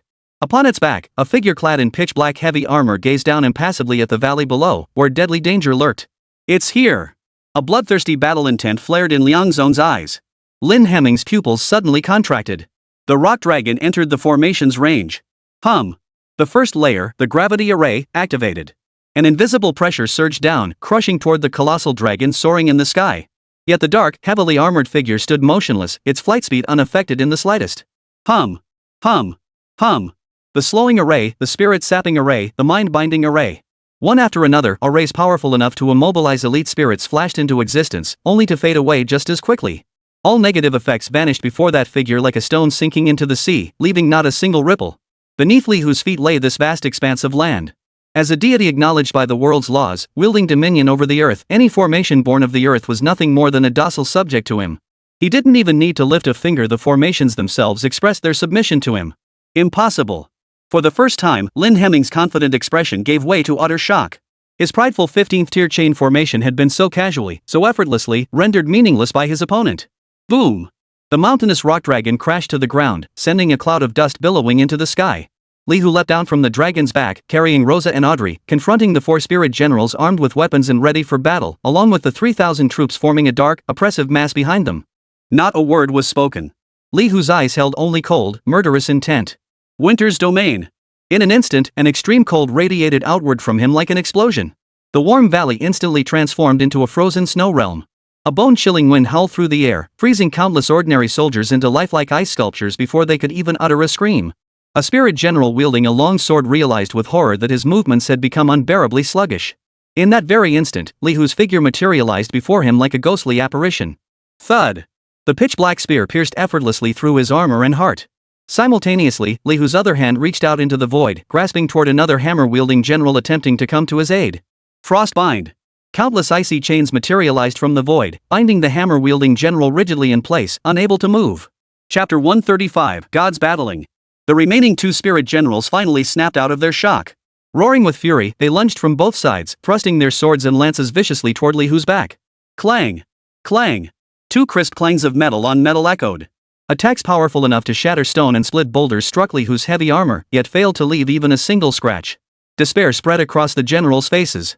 Before they could pull back. Whoosh! An icy arrow, gleaming with starlight, pierced the skull of the swordsman general on the left with deadly precision. Behind the spear-wielding general on the right, a sinuous, ethereal figure materialized without a sound. The poison-tipped dagger in her hand, like the fangs of a venomous serpent, sliced lightly across his throat. The bodies of the 4 heroic generals, along with the 3,000 troops behind them, dissolved into a swirling cascade of golden sparks within the bitter cold of the Winter Realm. You have slain Heroic Spirit Blade General level 62 Elite, gaining 150,000 EXP. You obtained the Diamond Grade Weapon Formation Breaking Blade. You have slain Heroic Spirit Hammer General level 61 Elite. A series of system notifications echoed consecutively within Li Hu's mind. Talent Heavenly Artistry effect triggered. The quality of your formation breaking blade has broken through, advancing to the epic tier longsword Mountain Splitter. The effect of the talent Heavenly Craftsman has been triggered. Li Hu collected all the loot into his storage space with a blank expression, as if he had just completed a trivial task. Yet, the instant he turned to mount the rock dragon, a faint, almost imperceptible killing intent flickered through the air behind him. A shadow moved with extreme speed, a short blade in hand, silently thrusting toward Li Hu's nape. Li Hu didn't even turn around. You have initiated steal on an unknown target. Stealing in progress? Steal successful. You have obtained the diamond grade dagger Shadow Fong. The shadow's stabbing motion froze abruptly, staring in disbelief at its now empty right hand. In that very instant, a pitch-black spear whistled through the air, tearing through the silence as it returned at an impossible angle, piercing downward. Thud! The spear pierced the assassin spirit that had just materialized from the void, pinning it firmly to the ground. Talent Heavenly Artistry effect triggered. Your Shadow Fong has achieved a quality breakthrough, ascending to Epic Dagger Traceless. You have slain Spirit Shadow Sting level 65 Lord, gaining 210,000 EXP. Li Hu withdrew his spear, not even glancing at the corpse on the ground. He led Rosa and Audrey back onto the mountainous rock dragon's back. Press onward. The cold voice fell as the rock dragon let out a deep roar. Flapping its massive stone wings, it soared skyward, continuing its flight toward the Valley Flower continent. On the opposite side of the valley, Lin Hemming, who had witnessed everything firsthand, was now deathly pale. Defeated, our entire force wiped out. Beside him, the fierce warrior Liang Zong's eyes burned crimson. The colossal mountain-splitting axe in his grasp hummed with the owner's fury. Military strategist. This foe is too formidable. I beg to personally lead the most elite Tiger Guard soldiers of Great Yin into a final, decisive battle against him. Lin Hemming shook his head slowly, his eyes clouding over with unprecedented gravity. No. Conventional military formations are useless against him now. To confront a divine being, we must resort to extraordinary measures. He drew a deep breath, pulled an ancient jade talisman from his robe, and crushed it in his hand. General Liang, lead the Tiger Guard soldiers to deploy a net of heaven and earth around the outer perimeter of Guhuazhou. Await my command. Today, I shall harness the 3,000 li of spiritual essence within Guhuazhou to confront this celestial intruder. Lin Hemming sat cross-legged, hands forming intricate seals as he chanted incantations. An immense, formless aura radiated from him, spreading wildly in all directions. Across Guhuazhou and indeed, for hundreds of miles around, the mountains, rivers, and very essence of the flora and fauna seemed drawn by some mysterious force. They coalesced into visible streams of azure energy, surging skyward to merge with the clouds above his head. The sky trembled. The earth rumbled. A colossal three-clawed green dragon, formed from the convergence of countless green streams of energy, slowly coalesced within the churning sea of clouds. The dragon's roar echoed across heaven and earth. This scene was captured in crystal-clear detail by countless distant satellites, drones, and the ultra-telephoto lenses riskily mounted by curious onlookers. A new video spread like wildfire across the global internet at a speed even more terrifying than before. Alert! Alert! Divine Battle 2.0. Eastern Immortal Arts vs Extraterrestrial Deities. The first half of the video showed Li Hu striding effortlessly through the midst of 10,000 soldiers, freezing an entire army in an instant with a flick of his finger and instantly slaying 5 mighty heroic spirits. Then, in the latter half, the scene abruptly shifted. The Eastern Immortal in the blue robe sat cross-legged atop the mountain peak, channeling the power of heaven and earth. Above the sea of clouds, he summoned a ferocious azure dragon stretching thousands of meters long. I am Lin Hemming, military strategist of Great Yin. I beseech the divine beings of another realm to bestow your teachings. The video ended with a freeze frame on Lin Hemming's declaration, echoing across the heavens and earth. The world erupted in shock. If the official announcement from the Great Zhou Emperor and the Far West Alliance was a boulder dropped into calm waters, then this video, titled Eastern Immortal Arts vs Extraterrestrial Deities, was a nuclear explosion that swept across the entire world. The Great Zhou dynasty's internal network erupted in chaos. The Azure Dragon. That was truly a dragon. It's the Azure Dragon from our Great Zhou legends. Lin Hemming. I checked. There's no record of this person in the historical texts. Could it be that reclusive immortals have been stirred from seclusion? The real focus is that black-armored deity. 15 layers of interlocking formations crumbled like paper before him, freezing 3,000 troops solid. What immense power! I only feel sorrow. Why would such a mighty spirit choose to oppose that deity? And where are our own Great Zhou's guardian spirits? The people of the Far West Alliance, however, were overwhelmed by a mix of awe and shock, their worldviews utterly reshaped. Oh my god! Is this the legendary Eastern magic? He summoned a dragon. In comparison, that black-armored deity seems more like the god we understand, cold, powerful, indifferent to all, a calamity walking among men. I don't care. I declare that from this day forward, I am the most devoted follower of the divine being. Countless discussions, analyses, and speculations unfolded in every corner of the world, etching the terms heroic spirit and divine being deep into the soul of every individual. Inside a training room with minimalist decor yet brimming with technological sophistication, Tang Qingwei, ranked second on the Rising Stars list, stared intently at the holographic display. The screen repeatedly played footage of Li Hu instantly slaying 5 spirits, shattering a 15-tiered formation array. For the first time, a pallor of disbelief washed over her usually cool and confident face. She knew that with her current strength, facing any one of those 5 heroes would require her utmost effort and likely a significant cost to secure victory. Yet before that man, those elite spirits each at least level 60 had crumbled as easily as blades of grass. Chapter 136, Holy Flame Execution. Especially at the end, when that level 65 Lord-class assassin hadn't even grazed the opponent's hem before being instantly slain. That wasn't combat, it was annihilation, a slaughter. Tang Qingwei slowly closed her eyes and drew a deep breath. When she opened them again, the fighting spirit and resentment in her eyes had completely faded, leaving only an icy calmness and resolve. She closed the video feed, summoned her quest panel, and without hesitation, channeled all available resources into enhancing her attributes and skills. Challenge? No. Before possessing sufficient strength, that wasn't a challenge, it was suicide. In the opulent presidential suite, Xiao Beiyu wore a sickly, satisfied smile. Before him, the light screen displayed not the fervent online comments, but invisible streams of golden energy symbolizing faith, awe, and fear, converging from all directions and slowly merging into his body. Can you feel it? This power. Xiao Beiyu murmured softly to the figure beside him. Beside him stood a youth who appeared to be only 12 or 13 years old. The youth wore a loose-fitting black sorcerer's robe, cradling an ancient grimoire larger than his own head. His face bore a composure unmatched by his years. It was he who, through his spirit power, true mirror image, had recorded and disseminated the battle between Li Hu and Lin Hemming in the clearest, most awe-inspiring manner. Every manifestation of a miracle, every time mortal understanding of the supernatural is redefined, generates vast quantities of spiritual energy. The young sorcerer's voice was ethereal and crystalline. And your innate talent, protagonist of the era, can transform this ownerless spiritual energy into the purest primordial force for your use. Well said. Xiao Beiyu nodded with satisfaction, reaching out to give the young sorcerer a light pat on the shoulder. Well done, Zhang Ju. When I reign supreme over this world, I shall help you find the lost essentials of great peace, heavenly scroll, and restore you to your position as celestial master. The young sorcerer named Zhang Ju immediately bowed his head and replied respectfully. I vow to clear all obstacles for my lord. Yet, deep within his lowered eyes, an unnoticed, eerie yellow light flickered and vanished. Reign supreme? No. What I desire is to make the heavens themselves collapse for me. At the mountain pass encircled by peaks on the outskirts of Guhuazhou, Liang Zong gripped his massive cleaving axe tightly, his brow furrowing as he sensed the vast fluctuations stirring the essence of heaven and earth from afar. The scale of the strategist's maneuver is rather excessive. Beside him, a heroic spirit wielding a long spear, whose aura was equally unfathomable, spoke in a deep voice. What if we scare away that otherworldly deity? Wouldn't all our efforts be for naught? Liang Zong snorted coldly, his voice deep and resonant. The strategist has his reasons. We need only follow orders and tighten this net of heaven and earth even further. As they spoke, the distant horizon revealed a colossal dragon formed from jagged gray rock, tearing through the clouds and mist to appear before all eyes. The mountainous rock dragon descended slowly at the entrance to Guowa continent, its descent stirring a fierce wind that whipped the grim banners fluttering in the valley. Li Hu's gaze swept calmly around the surroundings. 20 heroes, each at the formidable level 70, stood arrayed on both sides of the valley, forming an impenetrable encirclement. At the forefront stood the formidable level 74 warrior Liang Zong, wielding a massive axe, alongside the level 74 strategist Lin Hemming, seated atop the clouds and commanding the Azure Dragon. The Azure Dragon itself, forged from the concentrated spiritual energy of the entire Guhua Valley, reached a staggering level 75. Huazu Dragon Spirit, a worldly creation born in the moment, possessing quasi-mythical power. Roar! The dragon spirit unleashed a soul-shaking roar, a terrifying pressure capable of shattering mountains and rivers bearing down upon Li Hu. Yet Li Hu stood motionless.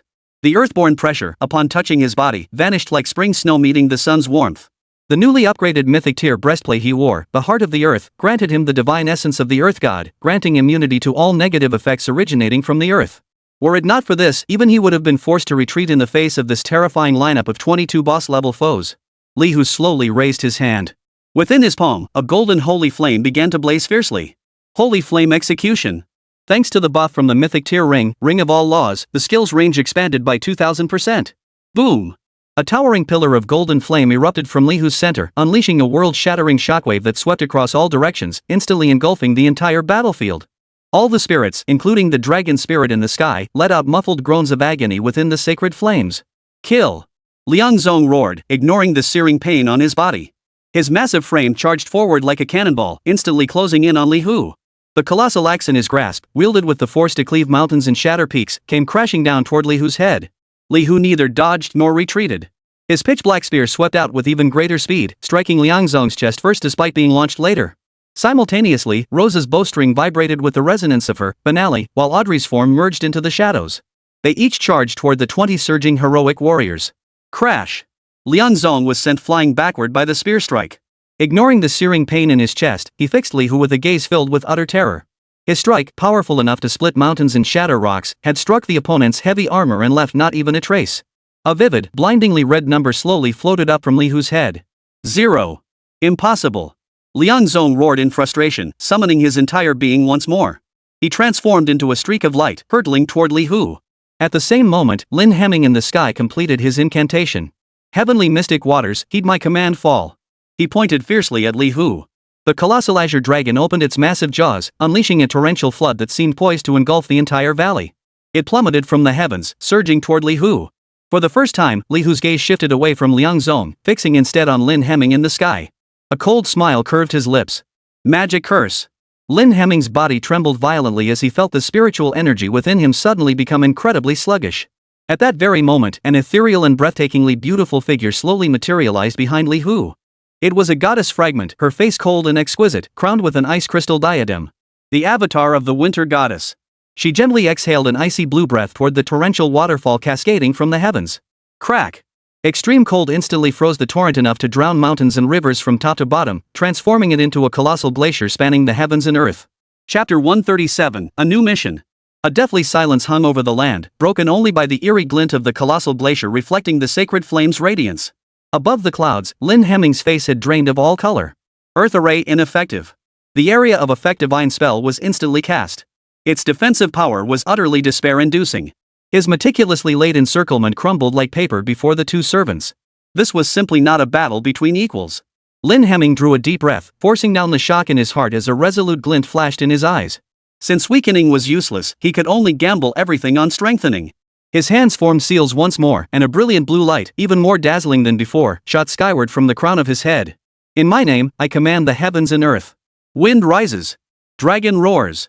Tiger howls. Colossal spiritual energy coalesced into two visible azure runes, each sinking into the bodies of Liangzong below and the sky dragon spirit above. Your enemy spirit Liangzong has gained the buff, Might of Dragon and Tiger attack power plus 50%, defense plus 50%, skill damage plus 50%. Your enemy Gu Huazhou Dragon Spirit gains buff, Might of Dragon and Tiger attack power plus 50%, defense plus 50%, skill damage plus 50%. Li Hu heard the system notification chime in his mind. He merely cast a casual glance at Liang Zong, whose aura surged dramatically, his expression utterly unruffled. A 50% increase on 0 is still 0. Liang Zong roared like a trapped beast, feeling the unprecedented surge of power coursing through his veins. He charged at Li Hu once more, his final charge. Yet, just as the massive axe was about to descend, he met Li Hu's cold, indifferent gaze, eyes devoid of any emotion. In that instant, Liang Zong experienced a flash of divine insight. The gap between them was not one of strength or skill. It was the chasm in the very essence of life. It turned out that the so-called mission required capture, not killing. This wasn't out of mercy, but because the entity that issued the order knew full well that they were utterly unqualified to kill this being. He truly was a god. Thud. The pitch-black spear, devoid of any flourish, struck first despite coming later, piercing Liang Zong's heart. Along with the dazzling azure light he had just acquired, it vanished completely. You have slain heroic spirit, Liang Zong level 74 lord, gaining 350,000 EXP. Simultaneously, the battles on both sides of the valley concluded. Arrows gleaming with starlight and daggers merging with the shadows had precisely reaped the lives of the last two spirit generals. The azure dragon spirit in the sky let out a roar of frustration. Its massive body whipped violently, yanking an entire mountain peak from the earth behind it and hurling it down toward Li Hu. Li Hu didn't even look up, merely casually swinging a fist upward. Boom! The massive mountain peak shattered mid-air, pulverized by the invisible force of the punch, scattering into a sky-filling cloud of dust. Lin Hemming's body trembled violently, a trickle of blood spilling from the corner of his mouth. Still refusing to yield, he formed a peculiar seal with both hands and pointed it toward Li Hu from afar. All sounds cease, enter my dream. An intangible, supreme secret technique targeting the soul silently enveloped Li Hu. Yet the power potent enough to plunge any living being into eternal slumber dissipated like a phantom the moment it touched Li Hu's, Earth God's divine essence. Li Hu finally lifted his head, fixing his gaze upon Lin Hemming above the clouds. Luo Sha. Yes, master. Rosa instantly materialized beside Li Hu. Drawing her longbow, she nocked an arrow entwined with wind spirits. Li Hu stepped lightly onto the arrow's shaft. Take me up. Whoosh! The arrow pierced the air, carrying Li Hu's form as a streak of light, soaring straight into the heavens. Lin Hemming watched the rapidly approaching figure, demonic in its might. All the terror and resentment in his eyes finally dissolved into a look of clarity. He understood. The opponent's power did not originate from this world, but from a higher dimension and absolute suppression at the level of fundamental laws. A true divine form. So be it. A final spark of battle intent ignited in Lin Hemming's eyes. As the grand strategist of Great Yen, even in death, he would make the celestial deity witness the final resolve of a mortal. He prepared to detonate all his spiritual energy and divine soul, merging with the azure dragon spirit to unleash the most powerful and final blow of his life. Yet, at that very instant, a cold, emotionless system notification sounded without warning in his mind. Detected force majeure affecting mission objective. Emergency mission change. New mission, survival. Within the opulent presidential suite, Xiao Beiyu watched with keen interest as the figure on the holographic screen surged toward the heavens, poised to strike down Lin Hemming. His finger tapped lightly in the void. Modify the mission of Heroic Spirit Lin Hemming. Mission objective, survival. A competent chess player never discards an interesting piece lightly. A playful curve lifted at the corner of Xiao Bei's lips as his gaze shifted to the young sorcerer Zhang Jiao beside him. Edit the battle footage of those other visitors from another realm as well, and disseminate it. Zhang Jiao bowed slightly, cradling the ancient grimoire as his ethereal voice inquired, "My lord, would this not expose their weakness?" Weakness? Xiao Beiyu chuckled softly, as if amused by some amusing jest. Apart from that monster's surname Li, the rest are inherently feeble. Observe. He summoned dozens of split screens, each displaying scenes of utter defeat for those otherworldly heroes. Identical equipment systems, similar skill templates, even their expressions after being struck down are mirror images of one another. Xiao Beio's eyes shone with the wisdom of one who sees through everything. They're like a bunch of players stuck in some kind of reality game, inexperienced, laughable, and all from the same place. And I need to make the mortals of this world understand that not all visitors from beyond are invincible like that black-armored deity. Fear and reverence must be tempered with hope, only then does the spiritual energy born from it become truly delicious. The Great Zhou Dynasty, Southern Frontier. Upon the ruins of an ancient city ravaged by war. Han Xiao, the top-ranked newcomer at level 63, a holy knight, scrambled up from a pile of rubble, looking thoroughly disheveled. His legendary armor, once his pride, was now covered in spiderweb like cracks. Blood trickled from the corner of his mouth, staining the emblem of honor on his chest crimson. Moments earlier, he had led his elite squad to challenge a mere level 65 spirit hero, Zhou Qi. The outcome? A single exchange. A single punch from the opponent sent him, the top-ranked newcomer, flying 100 meters like a broken sack. Chapter 138, Earth Vein Dragon Heart. You have been struck by armor-piercing blow, reducing your defense by 80%. You have been struck by shockwave smash and are stunned for 2 seconds. You have been struck by bone-shattering blow, temporarily reducing your strength attribute by 50%. In an instant, notifications for over a dozen debuffs flooded his vision. Utterly pathetic. The spirit named Zhou Qi flashed a cruel grin as his fan-like hand reached out toward the trembling support allies behind Han Xiao. Since your captain's down for the count, you lot can join him. Yet, the instant his hand was about to touch the female priest, the savage grin froze on his face. Zhou Qi glanced at his hand in confusion, then looked up at the sky as if receiving some command. He curled his lips in disdain and reluctantly withdrew his hand. You're lucky. Zhou Qi shot a contemptuous glance at Han Xiao, who was struggling to his feet. If not for orders from above, you so-called elite from another realm wouldn't even be worthy of being my punching bag. With that, he turned without a backward glance. In a few leaps, he vanished at the edge of the ruins. The surviving team members rushed forward to support Han Xiao. Captain Han, we should retreat now. The heroes of this world are too bizarre, their power and levels are completely mismatched. Exactly. We need to gather more reinforcements and prepare thoroughly before returning. Shut up. Han Xiao shoved his teammates aside, his chest heaving violently, his face twisted with humiliation and refusal to accept defeat. Retreat? Gather reinforcements? Han Xiao top-ranked on the Rising Stars list, destined to be a top-tier player challenging a spirit only 2 levels higher than himself, and now he needed to flee for backup? If word got out, where would he hide his face? Keep moving forward. Han Xiao wiped the blood from his lips, his eyes burning with obsessive fury. Find the next one. I'll slaughter a spirit with my own hands. He couldn't tolerate it. That bastard Li Hu, some random player who must have gotten lucky as hell. Just because he had some gear and items, how dare he solo a level 69 boss and get hailed like a god by everyone? And here he was, the undisputed top-ranked newcomer, utterly crushed and humiliated by a mere level 65 elite spirit. How dare they? He refused to accept it. This humiliation must be washed away with a glorious victory. He would prove to everyone that Han Xiao was no less than that Li Hu. Above the clouds, the resolve and fighting spirit in Lin Hemming's eyes were instantly shattered by the cold command echoing in his mind. Survival? This sudden command, overturning all previous missions, froze him solid in place. In that very instant of distraction, the figure enveloped in boundless killing intent was already upon him. Inspiration struck Lin Hemming. Without hesitation, he crushed another teleportation jade talisman hidden in his sleeve. A ripple of spatial distortion spread outward from him, his form instantly becoming ethereal as he prepared to vanish from the spot. A cold gleam flashed in Li Hu's eyes as he hurled his spear forward. Yet the spear was ultimately a step too slow, merely grazing the fading hem of Lin Hemming's robe before stabbing into empty air. Lin Hemming had escaped. Hovering midair, Li Hu cast a cold glance toward the direction Lin Hemming vanished, choosing not to pursue. He turned, fixing his gaze on the azure dragon spirit below, which had grown increasingly frenzied without its master. Roar! The dragon spirit of Gu Huazhou let out a furious roar. Its massive body, carrying the force to shatter mountains and rivers, charged toward Li Hu once more.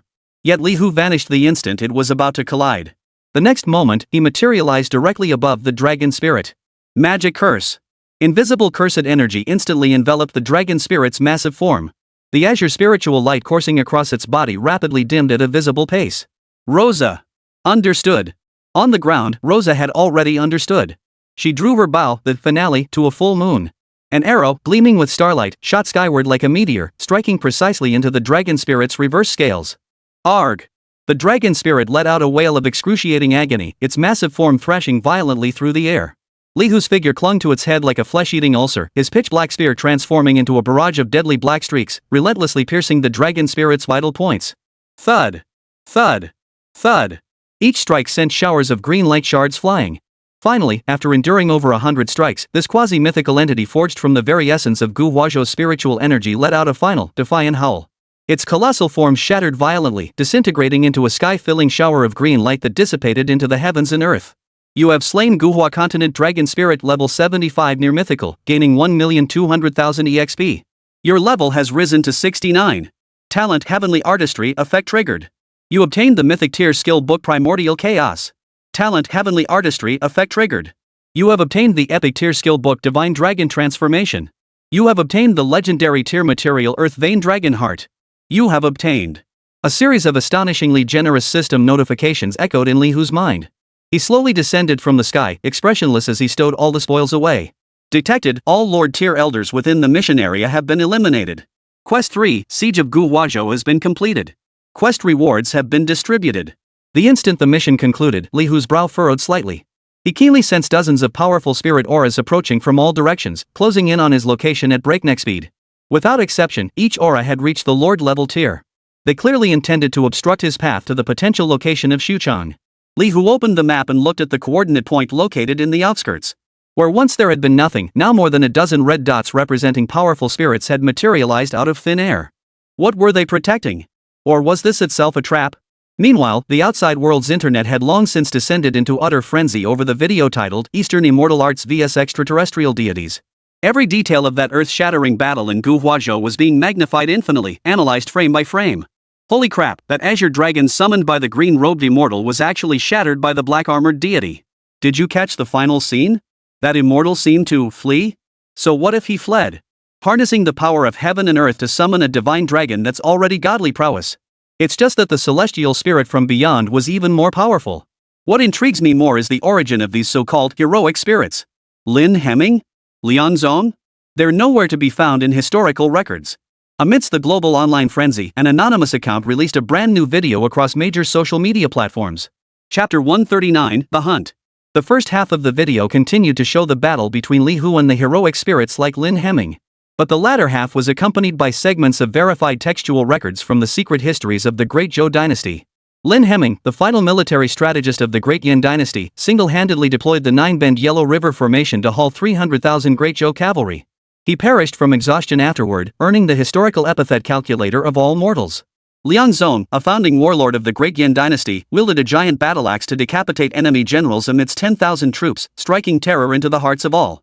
Zhou Qi, one of the 18 founding writers of the Great Zhou dynasty, famed for his martial prowess, once shattered a city gate with a single punch. As these names, preserved only in imperial secret texts, matched one by one with the spirits in the video beings possessing world-shattering power, the entire world once again fell into a deathly silence. What followed was an even more terrifying, tsunami-like tidal wave of public opinion. The people of the Great Zhou have gone completely mad. Those figures were none other than their legendary ancestors from history. Within the opulent presidential suite, Xiao Beiyu felt the power surging within him, rapidly growing due to the world's attention and faith, and a look of rapturous satisfaction spread across his face. He glanced at the discussions on the light screen about the true identities of the heroic spirits, then nodded with satisfaction. The timing is nearly ripe. Xiao Beiyu rose slowly, walking to the massive floor-to-ceiling windows to overlook the city plunged into frenzy by his arrival.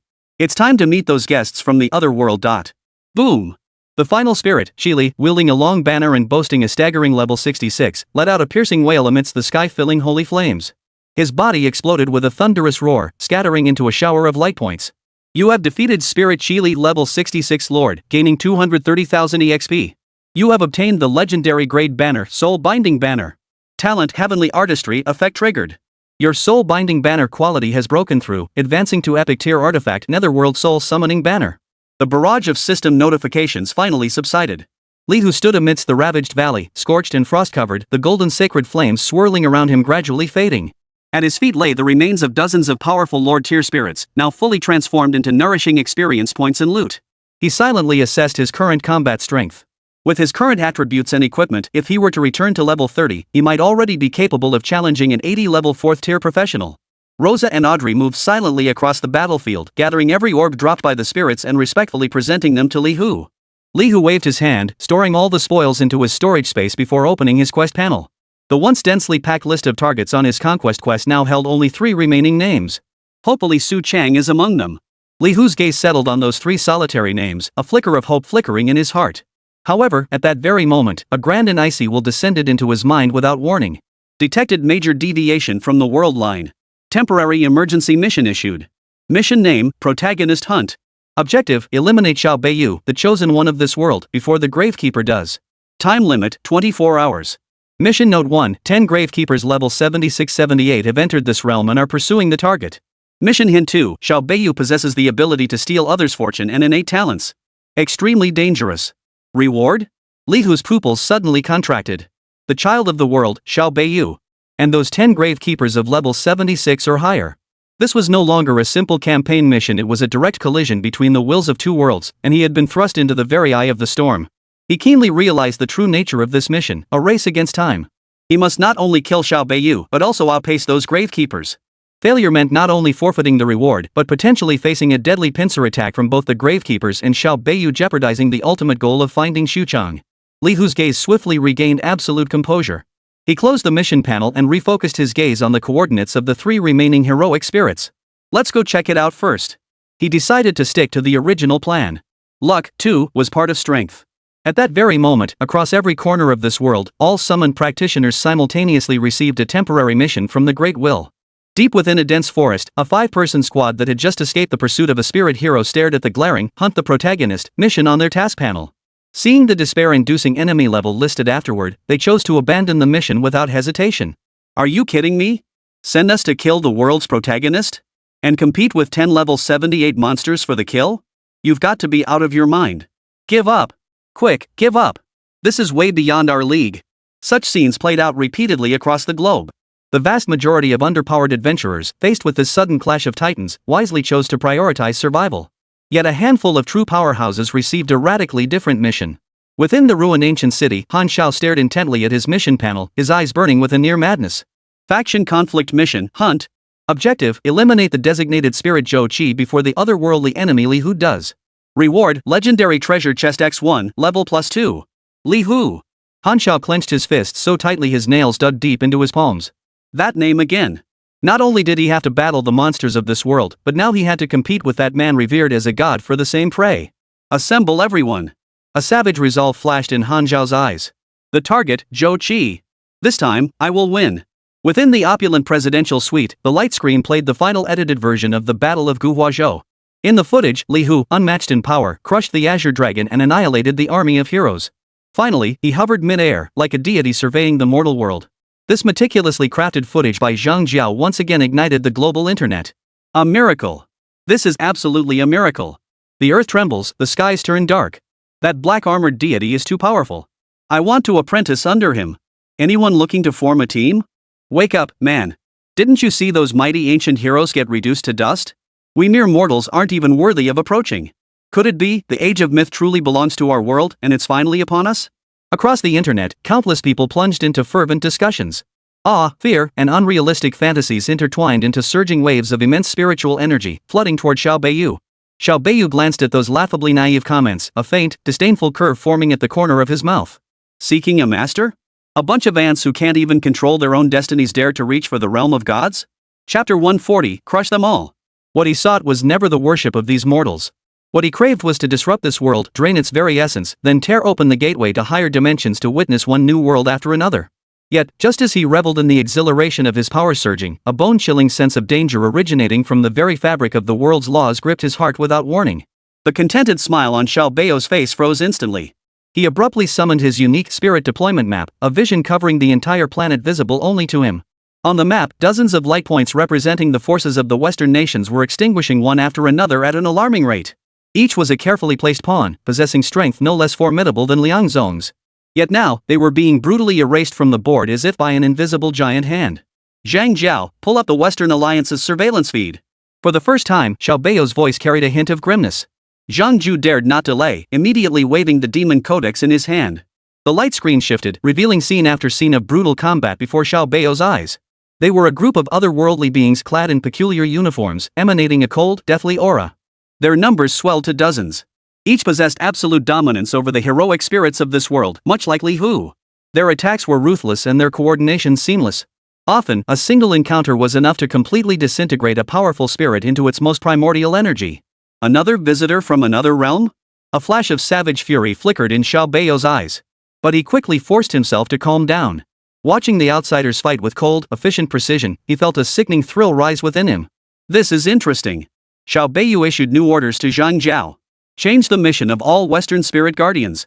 Have them teach these newcomers a lesson at any cost. Remember, it's a lesson, not a kill. These individuals may hold the keys to unlocking more world gates for me. They must not be damaged lightly. Zhang Jiao respectfully acknowledged the order, about to relay it. However, at that very moment, an image on the light screen caused Xiao Bei's pupils to suddenly contract. An otherworldly being surrounded by several spirits was on the verge of crisis when, behind him, a phantom yet powerful guardian figure materialized. The method of summoning that figure, the frequency of its energy fluctuations, even the patterns of law linking it to its host, were identical to the core, most cherished spirit summoning ability upon which he relied for survival. No, it wasn't mere similarity. It was a superior, purer, more primordial manifestation of the very same power. It felt as though his crowning achievement had been replicated before his very eyes with superior artistry even surpassed. An unprecedented sense of violation and desecration instantly shattered Xiao Bei's composure. How dare they? A savage distortion twisted Xiao Bei's face, his eyes red as blood. He could no longer maintain his aloof composure and elegance. Zhang Jiao. He let out a low growl, straining with boundless murderous intent. Transmit my orders. Kill. Crush every last one of those damn thieves, leave not a single one standing. Upon the mountain path, a figure stood motionless, like a piece of deadwood, as if frozen in time for 1,000 years. Su Chang. The greatest blacksmith under heaven in the late Warring States period. His eyes closed, yet memories hotter than the lava beneath his feet churned within his mind. That year, he poured his entire life's work into forging the twin swords, Ganjiang and Moi. He believed he had imparted all his knowledge to his 3 most trusted disciples. What he received in return was poisoned wine and daggers laced with venom. What they coveted was not his craftsmanship, but his title as the world's greatest. When he opened his eyes again, the world had changed beyond recognition, 1,000 years had passed. He had become a so-called heroic spirit, driven by an alien will to carry out one cold mission after another. He no longer wished to forge swords, nor witness any more betrayal or slaughter. He only wished to find a deserted valley, to return his body forged from obsession and resentment back to the dust. Yet, the piercing sound of something tearing through the air shattered his fleeting peace.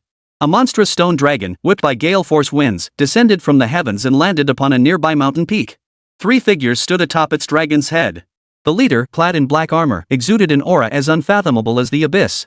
Beside him, an elfin woman drew a longbow, an arrow dipped in dark green poison already aimed at his forehead. Another assassin, blending into the shadows, radiated an eerie, cursed power. All 3 targets were now present. Su Chang sighed softly and slowly gripped the hilt of the sword at his waist. No choice. Whoosh! A poison arrow sliced through the air, piercing with a shrill whistle, aimed straight for his face. Simultaneously, an invisible force of cursed energy silently enveloped his body.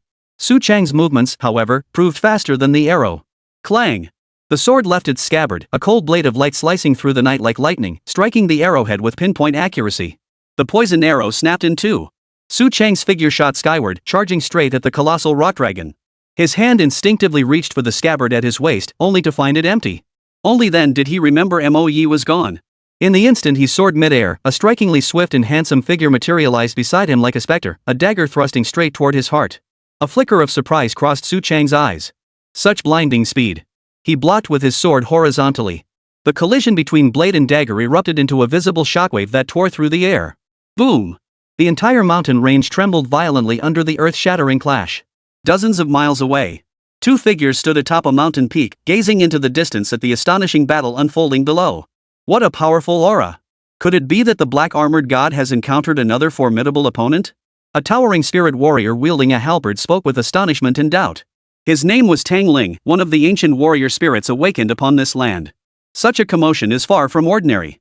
We'd be wise not to approach lightly. Beside him, a man clad in loose scholar's robes, his demeanor refined and scholarly, slowly fanned himself with a feathered fan as he spoke in a solemn tone.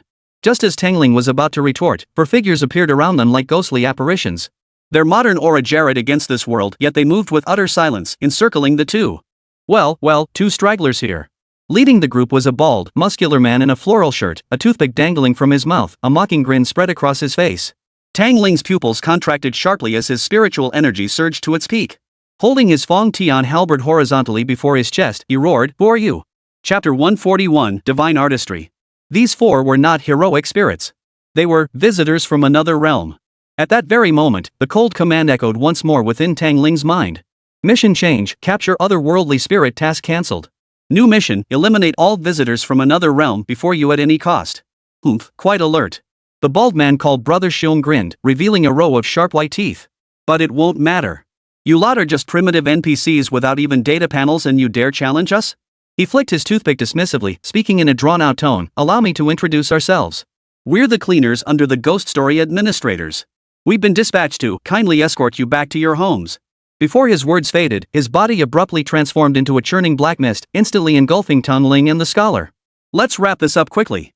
The divine beings are nearly finished, and we still have cleanup to attend to. No rush. Let Brother Xiong have his fun first. These ancient heroes are quite entertaining. The other three youths chatted leisurely nearby, as if nothing were amiss. Within the black mist, Tangling roared furiously. His Fong Tian halberd whipped up 1,000 bolts of lightning as he brought it crashing down.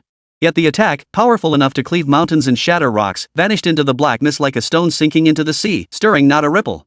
All his attacks, along with those of the scholar, proved utterly ineffective. Buzz, buzz, buzz. Mysterious runes glowed on the scholar's feather fan as an intangible force targeting the soul surged toward the heart of the black mist. Yet the moment it touched the black mist, it vanished without a trace, like ice meeting fire. Mental assault? Useless. Brother Xiong's mocking voice echoed from within the black mist, brimming with the superiority of a cat toying with a mouse. Our very existence transcends the comprehension of digitized spirits like you. The next instant, the black mist abruptly contracted. Two short, muffled groans echoed before all fell silent once more. The black mist dissipated, revealing Brother Xiong once more. He yawned boredly, while the spots where Tangling and the scholar had stood were now only two wisps of pale blue light slowly fading away. All set, let's go. Next target is that blacksmith named Su Chang, right? Yeah. Intelligence says the divine being is already engaged with him. We need to hurry or we'll miss out entirely. Four figures blurred into shadows once more, vanishing from the mountaintop. Boom! As Li Hu's blade clashed with Su Chang's, he didn't retreat, he pressed forward, unleashing a brutal punch. No skill aura shimmered upon his fist, only pure, condensed physical force. A flicker of unmistakable horror crossed Su Chang's eyes. He could sense the unyielding, terrifying force contained within that punch enough to obliterate him and this entire mountain peak from existence on a fundamental physical level. The sword in his hand, Danjiang, emitted a mournful wail as its blade swept horizontally across his chest, attempting to block this world-shattering strike.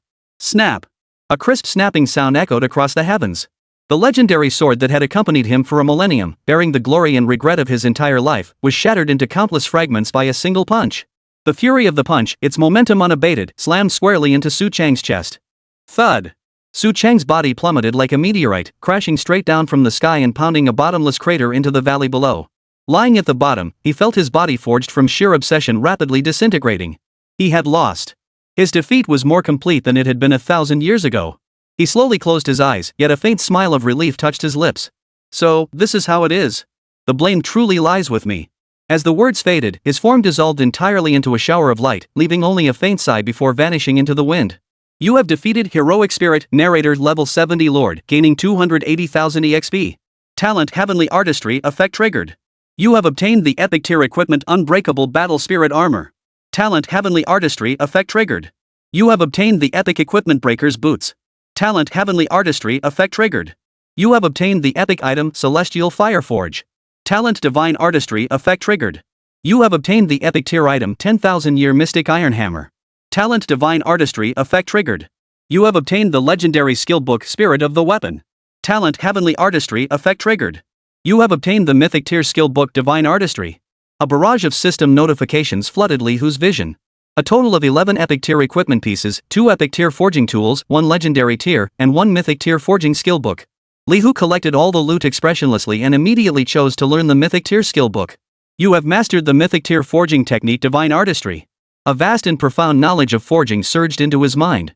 Countless methods of material processing and artifact construction techniques, existing only in myth and legend, were now mastered by him. Li Hu's gaze returned to the quest panel. The hunting the protagonist quest far surpassed clearing other spirits in priority. Only by eliminating this mastermind named Xiao Beiyu could he sever the source of these spirits' endless rebirths, allowing him to focus on finding Xuchang. However, just as he prepared to depart for the designated location, his brow furrowed slightly. On his map interface, the light points representing the last two Lord-class spirits suddenly extinguished without warning. It was as if something had already cleared them away. A barely perceptible chill flashed in Li Hu's eyes. At the same time, when footage of Li Hu and Su Chang's earth-shattering battle was leaked online by curious individuals, the entire world erupted once more. Su Chang, the Forge Master of the Warring States era. Holy crap, even this legendary figure has appeared. One punch, just one punch shattered the legendary Ganjiang sword? What kind of monster is this black-armored deity? Terrifying. First the war god, now the divine smith. Our ancestors' heroic spirits are utterly crushed before him. Is this a divine being descending, or the apocalypse arriving? Fear and awe spread like wildfire across the internet at an unprecedented speed. Yet, just as all eyes fixated on Li Hu, this black-armored deity, a brand new, even more mind-boggling video was quietly uploaded by an anonymous account. The video's title contained only a few simple words: the scavenger and the prey.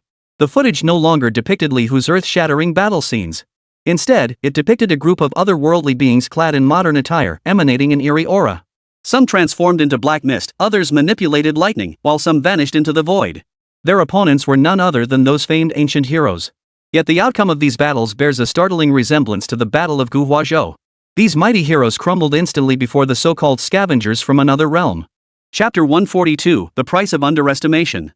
The atmosphere in the presidential suite was as oppressive as the calm before a storm. A female heroic spirit, dressed in golden court attire and possessing breathtaking beauty, knelt on one knee before Xiao Beiyu, her voice trembling slightly. My lord, just moments ago, all 46 heroic spirits deployed across the western realms have lost contact. According to the last transmitted footage, the attackers were at least 5 distinct factions of otherworldly visitors. Xiao Beiyu's expression darkened, his face so grim it seemed ready to rain. The chessboard he prided himself on had been brutally overturned at one corner, and he hadn't even fully grasped who his opponent was. A savage killing intent surged violently within his chest, threatening to shatter the chains of reason. Yet in the end, he forced himself to suppress this rage. Only the sickening excitement in his eyes grew more intense. Are they underestimating me? Xiao Beiyu murmured to himself, a twisted grin slowly spreading across his lips. They think destroying a mere handful of pawns can shake my foundation? The only reason they dare act so brazenly is because I haven't awakened enough heroes yet. He spun abruptly, issuing his final command to the blonde spirit. Zhang Jiao, continue disseminating the battle footage of those cleanup crews. I will make everyone in this world witness just how cold and powerful these new gods truly are. Before his words faded, an intricate and profound teleportation array glowed beneath his feet. In a flash of light, his figure vanished from the spot. Within the spatial passageway, Xiao Beiyu's thoughts churned like boiling magma. He must awaken more heroic spirits. 1,000 were not enough. Then 5,000 it would be. He suddenly realized that the mortal generals and ministers confined to the pages of history books ultimately had their limits. Those beings that overlapped with myth and legend, half human, half god, were the ones with truly limitless potential, the most perfect weapons of war. The instant Xiao Beiyu vanished, Li Hu, who had just stowed his spoils, shifted his gaze toward the distance. He distinctly sensed a colossal surge of spatial power flash through the city's center. This was a power never mentioned in the original text. An unexpected variable. Li Hu's mind raced like a precision computer. The Western spirit had been eliminated by a third party, severely weakening Xiao Beiyu's forces. At this moment, his use of such a large-scale teleportation had only one purpose: to awaken more, stronger spirits. The original hunting the protagonist plan required adjustment. Li Hu's mind conjured the original text's description of Xiao Beiyu awakening spirits. It required vast spiritual vein nodes and sacrifices. As for his own methods, Li Hu glanced at the longbow in his hand, named Finale. He had slain over 30 Lord-tier spirits. This meant he could summon a true army of over 100,000 at any moment, a force composed entirely of level 70 mythical units known as Celestial Archers. At that moment, Li Hu's powerful senses detected 3 malevolent auras approaching at an alarming speed. Almost simultaneously, that icy will descended once more. Warning, you have been targeted by 3 ghost story administrators level 77-78. Li Hu lifted his head, gazing toward the source of the 3 auras. A hint of amusement curved his lips. Across a barren Gobi desert, sand and gravel whipped up by the wind whistled like mournful cries. Damn it! Missed again! A burly man with a face full of fleshy bulges kicked a weathered rock, flying with a vicious stomp, spitting out his frustration. Are all the heroic spirits in this world dead? I've been running for 3 days and haven't seen a single soul. Beside him, a scrawny man fiddled with a compass-like device, its needle drooping listlessly. Leading the group was a youth with a sinister gaze named Li Pei. He wiped the dust from his face with irritation, a flash of ruthlessness crossing his eyes. Since we can't find the target, we'll have to change our approach. Li Pei pulled a trembling eyeball from his robe, one that seemed solidified from congealed blood. The data stream of this world's professional with the strongest energy reaction is nearby. Kill him. Trade the gear he drops for points. That'll keep us living large for a while. The crimson eyeball flared with intense light. An invisible crimson thread instantly pierced the sky, pointing toward the distance. The trio exchanged glances, their faces breaking into predatory grins. Following the crimson thread's guidance, they sped off. When they caught up to their target, the scene that met their eyes ignited a searing jealousy within them. The man they had targeted stood atop the mountain peak, accompanied by two women whose beauty and grace were nothing short of extraordinary. One radiated an ethereal, saintly purity, while the other held a dark, knight-like allure. "Damn it, pretty boy," the burly man muttered under his breath. "Traveling with two useless decorations? He must be some deadbeat leech who climbed the ladder on women's backs. That kind of scum probably bought every piece of gear he's wearing. All show, no substance," the skinny man chimed in, his eyes gleaming with greed. Li Pei sneered contemptuously, not giving Li Hu a second thought. In his eyes, the other was merely a lucky bastard who'd stumbled upon a set of top-tier gear. But just as they prepared to strike, Li Hu moved first, slowly raising his hand. Buzz! A totem glowing with ice-blue runes materialized out of thin air, crashing heavily between the three men.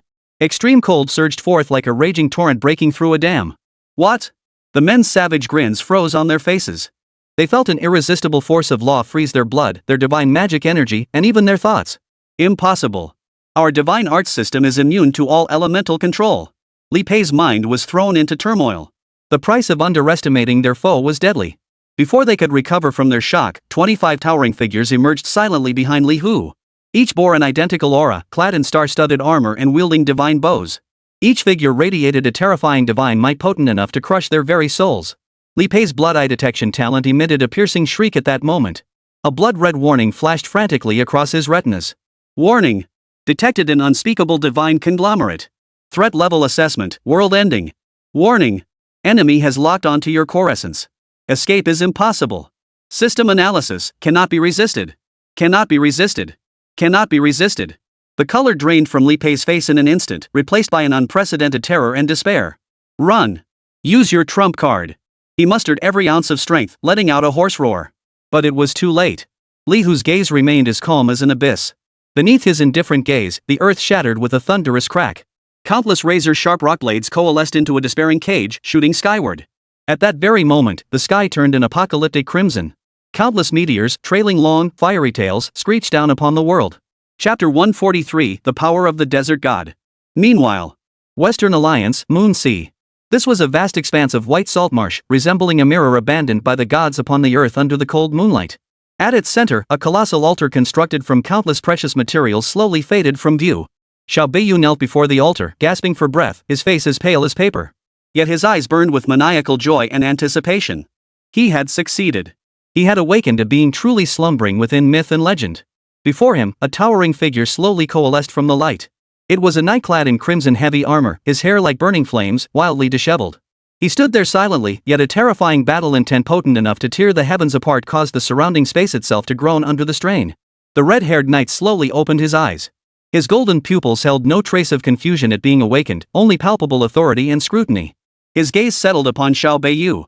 "You are the one who roused me from my eternal slumber?" His voice seemed forged from the clanging of countless golden blades, carrying a power that shook the soul. Xiao Beiyu suppressed his inner excitement, forcing what he hoped was a perfect smile, about to speak. The red-haired knight cut him off, gazing down at him with those emotionless golden eyes, asking word by word. "Then answer me. Insignificant mortal, who granted you the authority to command me?" Boom! The final meteorite crashed into the earth, carving a monstrous fissure across the land. The sky-filling rock prisons and meteor fires slowly dissipated. Across the Gobi Desert, only 3 bottomless craters remained, along with the faint, fading streams of otherworldly data light within them. Li Hu descended from midair, expressionless. Rosa and Audrey immediately stepped forward, presenting 3 glowing orbs radiating an ominous crimson light before him. "You have defeated Ghost Story Administrator Li Pei level 78 Lord and gained 360,000 EXP. You have obtained the legendary skill book Golden Sand Divine Art. You have obtained." Li Hu ignored the scattered drops behind him, his gaze locking directly onto the skill book shimmering with a dark golden glow. Almost simultaneously, the familiar system notification chime sounded once more. Talent Heavenly Artistry effect triggered. The quality of your golden sand divine art has broken through, advancing to the mythic tier skill book Divine Power of the Desert God. With a flick of his thoughts, the thick, ancient-looking skill book slowly unfolded before him. Instead of text, its pages displayed a flowing, seemingly living sea of golden sand. Divine Power of the Desert God Mythic Tier Unique. Type, Authority Divine Art. Prerequisites, 8,000 Strength, 8,000 Spirit, 8,000 Constitution, 8,000 Agility. Must possess any Divine Essence item. Effect 1 Divine Realm, consume divine power to erode and reshape reality within a designated area into your divine domain, the Eternal Sand Sea. Within this domain, you gain massive boosts to all attributes and wield authority over shifting sands, storms, and light heat. Skill effect 2 Divine Retainers, you may summon the Desert God's loyal followers and mighty creations to fight for you, including but not limited to the Sand Colossus, Sacred Golden Tortoise, and Immortal Corpse King. Skill effect 3 Divine Treasury, you have obtained the key to unlock the Isildur Golden Treasury, from which you may retrieve legendary divine artifacts. Skill description, the core divine power of Isildur, a deity from the Golden Desert survival world. Once a benevolent god protecting all living beings, he witnessed his followers and kingdom repeatedly harvested and destroyed like spoils by survivors from other realms during endless survival games. In final despair, she sacrificed her divine essence, sealing all her power and curses within this place. She could not comprehend why guardians must always be mercilessly crushed by challengers. Li Hu's gaze flickered slightly. Isildur. Another god driven mad by the survival game. He slowly closed the skill book and temporarily stored it away in his storage space. The demanding prerequisites for mastery were beyond his current reach. Yet the existence of this skill book formed a perfect complement to the godhood of the Earth God within him. A new, clearer vision crystallized in his mind. Hunting down spirits was merely a side quest in this world. Hunting down those who had descended from different survival worlds, seizing their powers and divine essences, that was the true broad avenue leading him step by step toward the realm of God. He reopened the quest panel, his gaze settling on the protagonist hunt mission. The coordinates representing Xiao Beiyu were now less than 5 kilometers away. He had finally appeared. At the same time, at an abandoned coastal port, 3 figures stood atop a rust-stained lighthouse, gazing into the distance. Leading them was a short-haired woman in a tight-fitting blue combat suit, her figure striking. In her hand, she gripped a harpoon that flickered with electric light. Li Pei's squad, all signals have vanished. Her voice was filled with disbelief and horror. How is that possible? Li Pei may be arrogant, but his blood eyes can evade most dangers. That fat pig and skinny monkey aren't half bad at staying alive either. How could they all be wiped out without even sending a distress signal? Beside her, a man with a scholarly demeanor and gold-rimmed glasses pushed his spectacles up his nose, his expression grave. The natives of this world are far more dangerous than we imagined. Contact headquarters immediately and request higher-level combat support. Until reinforcements arrive, we suspend all. His words trailed off. A cold, eerie, and ominous purple-black mist suddenly billowed up from the shadows beneath their feet without warning. Wherever the mist touched, whether steel or concrete, it emitted a hissing sound like being corroded by strong acid. What the hell? The 3 men's expressions changed drastically as they instantly unleashed powerful energy, attempting to dispel the eerie mist. Yet the mist seemed alive. No matter how fiercely they attacked, it merely churned violently before enveloping them once more. A hoarse, mocking laugh echoed eerily from the mist surrounding them. Welcome to my theater, travelers from afar. As the first audience, you are honored. At the edge of the moon sea, the silent salt marsh reflected the cold moonlight. The flaming red-haired knight, Lirfashu, knelt on one knee. His crimson heavy armor was covered in spiderweb like cracks. Across from him, Xiao Beiyu elegantly brushed non-existent dust from his sleeves, a creator-like smile gracing his face. The hero of the Sacred Isle? The wielder of the divine sword of the trees? Xiao Beidou's tone dripped with condescending mockery. Chapter 144, Taking the Initiative. Lirfaxia, you don't seriously believe those fairy tales meant to deceive 3-year-olds are your true origins, do you?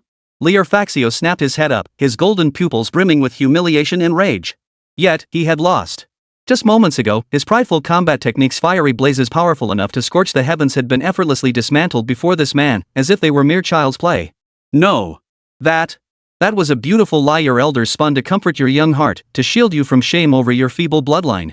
Xiao Beio's voice cut through Lirfaxio's soul like the sharpest, most venomous blade, slicing it inch by inch. And I merely exploited the world's reverberation of this lie, harnessed the obsession crystallized by those exaggerated, non-existent achievements to rouse you from history's dust and bestow upon you true power. Everything you are comes from me. Your glory, your legend, your very existence, nothing more than a whim of mine. Impossible. Lirfash roared like a wild beast. His frenzied rage caused the flames surrounding him to erupt uncontrollably, melting the salt marsh beneath his feet into a boiling sea of magma. I remember slaying the giants of the ice fields. I remember calming the raging seas. Those memories, they're real. Those were merely the settings I imprinted upon you. Xiao Beio's smile grew colder and crueler. He slowly raised his hand, and a purplish black chain of law materialized out of thin air, instantly piercing through Lier Faxio's chest. Mission, absolute obedience. Lier Faxio's roar abruptly ceased. The fury and resentment in his eyes swiftly gave way to a hollow, absolute loyalty. Go forth, my most perfect creation. Xiao Beio's voice carried a hint of barely perceptible regret. Go find those uninvited guests for me. Exterminate them, one by one. Lier Faxio rose slowly, performing a respectful knight's salute toward Xiao Beiyu before transforming into a crimson streak of light that vanished into the horizon. What a pity. Had it not been for this, his combat prowess could have been boosted by at least another 30%. Xiao Beiyu murmured softly, as if lamenting a flaw in a work of art. Yet, in the very next instant, his eyebrows shot upward. Just moments ago, within his sensory network, 3 powerful energy signatures belonging to the visitors from another realm had abruptly extinguished. And the one who had acted was not any of the heroes under his command. It was a force, unlike any he had ever encountered before, a power filled with the aura of destruction and finality, belonging to an otherworldly spirit. At the same moment, the global network plunged into chaos once more over a brand new video. The uploader remained the same mysterious anonymous account. Shocking. The black-armored deity returns. 3 otherworldly powerhouses reduced to ash in an instant. In the footage, a world-shattering meteor plummeted from the heavens, a despair-inducing stone prison rose from the earth, and 25 majestic star archers radiated divine might. Each frame struck like a sledgehammer, pounding relentlessly into the hearts of every viewer. My God! He can not only slay our heroes, but also those equally bizarre and powerful otherworldly beings? This isn't about strength anymore. Who is he? Whose side is he on? Could it be he is the true God? And we, along with those heroes and otherworldly beings, are nothing but ants in his eyes? In the opulent training chamber, Tang Qingwei stared blankly at the images on the light screen, her longsword slipping limply from her grasp to the floor. She had once believed that if she worked hard enough, one day she could catch up to that man's back. But now, witnessing those attacks that felt like divine punishment, watching 3 powerful otherworldly beings utterly annihilated before they could even resist, an unprecedented sense of helplessness, mingled with profound terror, gripped her heart.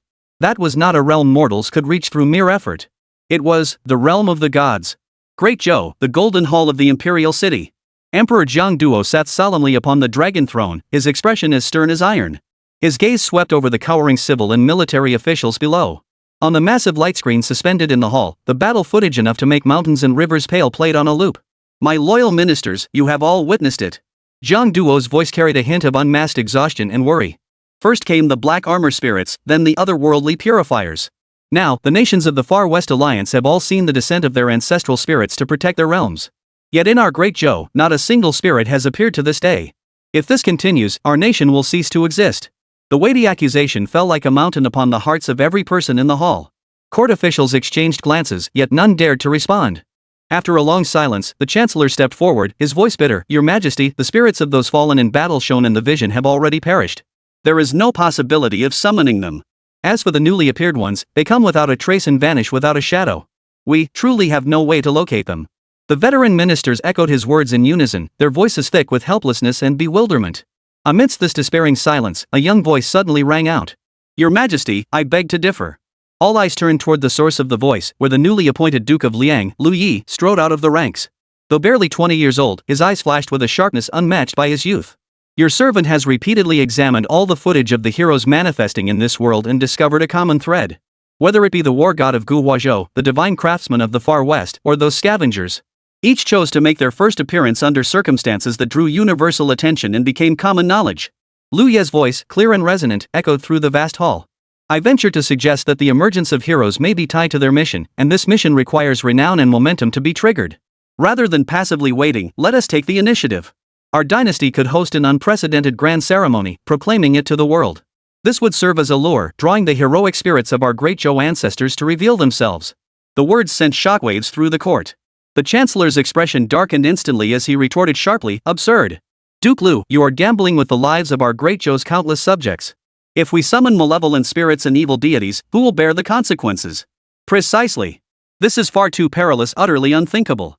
The ministers were outraged, denouncing Lu Ye's proposal as the ravings of a madman. As the hall erupted in chaos and Jiang Duo found himself torn between conflicting choices, a voice as cold as ice, carrying supreme authority, rang out unexpectedly from the highest point of the hall. A bunch of mediocrities who only know how to cling to outdated rules, utterly lacking in foresight.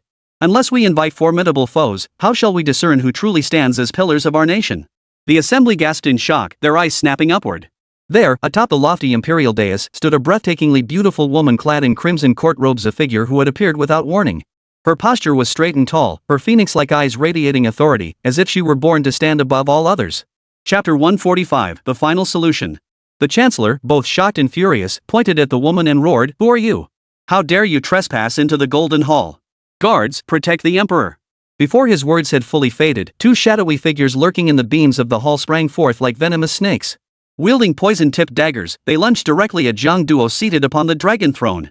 The crimson-clad woman didn't even lift an eyelid. "Noisy." She uttered only two words, her voice calm and detached. "Roar." A piercing dragon's roar suddenly echoed across the heavens and earth. A pure golden dragon's phantom roared forth from behind her, its majestic presence awe-inspiring and sacredly inviolable. With a mere flick of its tail, the golden dragon crushed the two assassins whose skills had reached the pinnacle of mastery into dust mid-air before they could even utter a scream. The grand hall fell instantly silent. Everyone present was utterly petrified by this miraculous spectacle. Emperor Jiang Duo, upon recognizing the woman's face and the golden dragon, saw his shock instantly transform into wild joy and utter disbelief. Trembling, he rose from the dragon throne, disregarding imperial decorum as he hurried down the steps. Before the crimson-robed woman, he performed the deep bow reserved for a junior paying respect to an elder. Descendant Jiang Duo humbly welcomes. Emperor Taizong, your majesty has returned to the capital. Li Hu closed the system interface. On the map, the light point representing Xiaobeiyu finally settled upon a familiar region. Guhuazhou. He hadn't fled at all, instead, he'd returned to the very battlefield where he and Su Chang had clashed. This was a provocation. Li Hu's gaze remained utterly unruffled. His only concern was the opponent's bizarre spatial teleportation ability. He must be dealt with decisively in the shortest possible time. Boom! The colossal rock dragon beneath his feet let out a deep roar. Its massive form soared into the air, transforming into a shadow that obscured the sky as it raced toward the direction of Guhuazhou. On the outskirts of Guhuazhou City, the ruins of the mountain range flattened yesterday were now cordoned off by a long security perimeter. Countless citizens and media personnel gathered at the perimeter, pointing and whispering about the terrifying crater that looked as if it had been punched out by a god's fist. Several constables clad in specialized power armor struggled to maintain order. Just then, a colossal shadow engulfed the entire landscape. Everyone looked up in horror to see a monstrous, rock-formed dragon streaking across the sky above them. It's that black armor deity. He's back. A wave of uncontrollable panic and shrieks erupted from the crowd. But before they could recover from this shock, a deafening roar erupted from the direction of the city center. A gigantic blue shark apparition, formed entirely of seawater, shot skyward, its gaping maw wide open as if poised to devour the entire city. But in the next instant, 9 bolts of purplish-black lightning descended from the heavens, striking the giant shark with pinpoint accuracy. The colossal shark emitted a silent wail as its massive form instantly disintegrated into a misty vapor across the sky. A new battle of the gods. The rooftop of Guhuazhou's tallest office building. Xiaobeiyu stood leaning against the railing, a sickly smile playing on his lips as he watched the fleeting battle unfold in the distance. Beneath his feet, 3 figures lay bound to the ground by countless dark green vines, utterly immobilized. They were the otherworldly visitors' squad he had ambushed with that strange mist at the port. So weak. Xiaobeiyu murmured softly, his tone dripping with disappointment. I had hoped every visitor from afar might bring me some surprise. Behind him, a spirit clad in a loose wizard's robe, emanating a putrid aura, bowed respectfully. My lord, another group of visitors from the west of the city has also been captured. Very well. Xiaobeiyu nodded with satisfaction, his face growing even more arrogant. It seems that the otherworldly spirit who destroyed Xuchang earlier was merely an anomaly. This world, after all. His words abruptly halted. A streak of light, faster than the speed of sound. A spirit warrior with wings sprouting from his back, clad in silver heavy armor and wielding a knight's lance, appeared behind him like a falling comet utterly without warning. The lance's tip was aimed straight at his back. An ambush? Xiaobeiyu didn't even turn around, nearly letting out a contemptuous laugh. Clang! A stream of water materialized out of thin air, coalescing into a crystalline cage that precisely trapped the attacking spirit warrior within. You think a mere nobody like you can hurt me? Xiaobeiyu turned to face the spirit warrior struggling within the water prison, his voice dripping with scorn. Is this all your master dares send to meet their end? He himself wouldn't dare. Before the words could finish, the smile on Xiaobeiyu's face froze abruptly. A figure had silently materialized behind the water prison, standing less than 3 feet from Xiaobeiyu. That figure was identical to the 25-star archers clad in black armor, radiating an aura as oppressive as a prison. Not a clone, the real thing. In Li Hu's vision, dense streams of data scrolled frantically across the screen. Character, Xiaobeiyu. Level? Class, Spirit Weaver Unique Mythic. HP? Skills: Spirit Summoning Zhangjiao, Spirit Summoning Lurfashu, Spirit Summoning Eber, Mythic Analysis, Law Replication, Water Sovereign, Lightning Mastery. 10,321 skills collapsed. Over 10,000 skills. Li Hu's gaze swept over the captured visitors from another realm on the rooftop, as well as the wizard spirit. 5 new targets for skill theft. Talent Heavenly Artistry effect triggered. Steal successful. You have obtained the legendary item for Realm's Teleportation Talisman. You have obtained an epic tier item Lich's Bone Staff. You have obtained the epic skill book Shark Spirit Summoning. You have obtained the legendary accessory Heart of the Storm. Almost the instant the system notification sounded, Li Hu's figure abruptly blurred. He abandoned control of the stone dragon, opting instead for the most direct, purest form of spatial leap. In an instant, he materialized before Xiao Beiyu. A fist erupted from his fist. Ordinary in appearance, yet it contained terrifying power capable of shattering the very fabric of reality. Thud. The smile on Xiao Beiyu's face shattered completely, replaced by utter terror and agony. His entire body flew backward like a cannonball, a deep, bone-exposing fist mark gouged into his chest, nearly piercing him through. Eber. Stop him. Mid-air, Xiao Beiyu let out a shrill howl as he crushed a hidden talisman in his sleeve without hesitation. A flash of light erupted, and his figure vanished from the rooftop, reappearing several kilometers away atop a lake rippling with emerald waves. Beauty Lake. The wizard spirit known as Ebel, responding to the call, immediately raised his staff and began chanting an obscure incantation. Yet when he raised his hand, it grasped only air. His mighty lich staff had vanished without a trace. Eber froze in shock. Li Hu didn't even glance at him. His form transformed into a streak of light once more, tearing through the sky and instantly reaching the skies above Beauty Lake. Damn it! Damn it! Damn it! Xiao Beiyu watched Li Hu arrive in an instant. The elegance and composure that had graced his face vanished completely, replaced only by disarray and madness. Chapter 146, The Mightiest Force. He frantically reached into his robe, desperate to retrieve the life-saving trump card that allowed him to traverse the 4 realms. But his hand grasped only air. Where is my teleportation talisman? Xiao Beiyu's movements froze. A bone-chilling coldness shot up from the soles of his feet to the crown of his head. It's you! He snapped his head up, fixing a deathly stare on Li Hu. For the first time, his eyes betrayed an emotion called fear. With a roar, countless phantom warriors erupted from his body: swords, spears, axes, halberds, hooks, and forks. A torrent of exquisite martial arts techniques swept across the heavens and earth, crashing down upon Li Hu. Yet these attacks, powerful enough to defeat any lord-level warrior, struck Li Hu's black armor only to ripple feebly, leaving not even a scratch. Li Hu struck out with a backhand palm. Boom! The frenzied force instantly shattered the swirling martial arts, slamming squarely into Xiao Beiyu's chest. Xiao Beiyu's body shook violently once more. Blood spurted wildly from his mouth as his life force visibly weakened at a rapid pace. Wait! As Li Hu prepared to strike again, the shadow of death finally crushed Xiao Beiyu's pride. Don't kill me! He screamed in terror, his eyes fixed on Li Hu with a mix of awe and groveling submission. I surrender! I surrender! Honorable divinity, I had no idea this barren world was your hunting ground. I'll leave immediately. I'll take my men and leave right now. I can even help you open a passage back to your original world. Li Hu's movements paused slightly. Return to the original world? Yet his offensive did not cease. He merely raised his hand slowly. A totem, more colossal and ancient than before, radiating ice-blue divine runes, crashed down from the heavens, smashing heavily into the center of Beauty Lake. Extreme cold transformed into a visible ice-blue storm, instantly engulfing the entire lake surface. Crack! Crack! Crack! In that instant, the entire Beauty Lake, along with everything along its shores, froze solid into a crystalline, despairing ice sculpture. At the same time, atop the rooftop of Gu Huazhou, Eburu, stripped of his lich staff, turned as pale as paper. The dark green shield surrounding him flickered precariously under Rosa and Audrey's relentless storm of attacks. The elf's holy light arrows and the Dark Knight's enchanted blades wove together into a hopeless net of death. Damn it! What the hell are you two? Eburu roared in frustration. He never imagined he would fall so easily, unable even to delay the sovereign's enemy for a moment. Boom! With a crisp shatter, the dark green shield finally dissolved into a sky full of sparkling points of light. An arrow blazing with silver holy flame tore through the air, striking with lightning speed and piercing his shoulder blade with pinpoint accuracy. The soul-purifying flames raged at his wound, devouring his vitality and magic. Just as Ebel was about to be utterly consumed by the holy flames, a golden streak of light descended from the heavens, crashing heavily onto the rooftop. The arrival was a silver-haired man clad in a magnificent golden robe, his features strikingly handsome. Without so much as a glance at Ebel, he casually extended a finger and lightly tapped the water prison trapping the silver-armored hero. Clang! The seemingly indestructible water prison shattered instantly. Yet before the silver-haired man could flash a smug smile, a torrent of water, more ferocious and colossal than his own, roared forth from the void. It coalesced into an even denser, sapphire blue prison engraved with sacred runes, enveloping him within its grasp. What? The silver-haired man's smile froze on his face. At the same moment, an invisible force snatched the ornate dagger from his grasp, sending it crashing into the hands of a knight clad in heavy silver armor who had just materialized.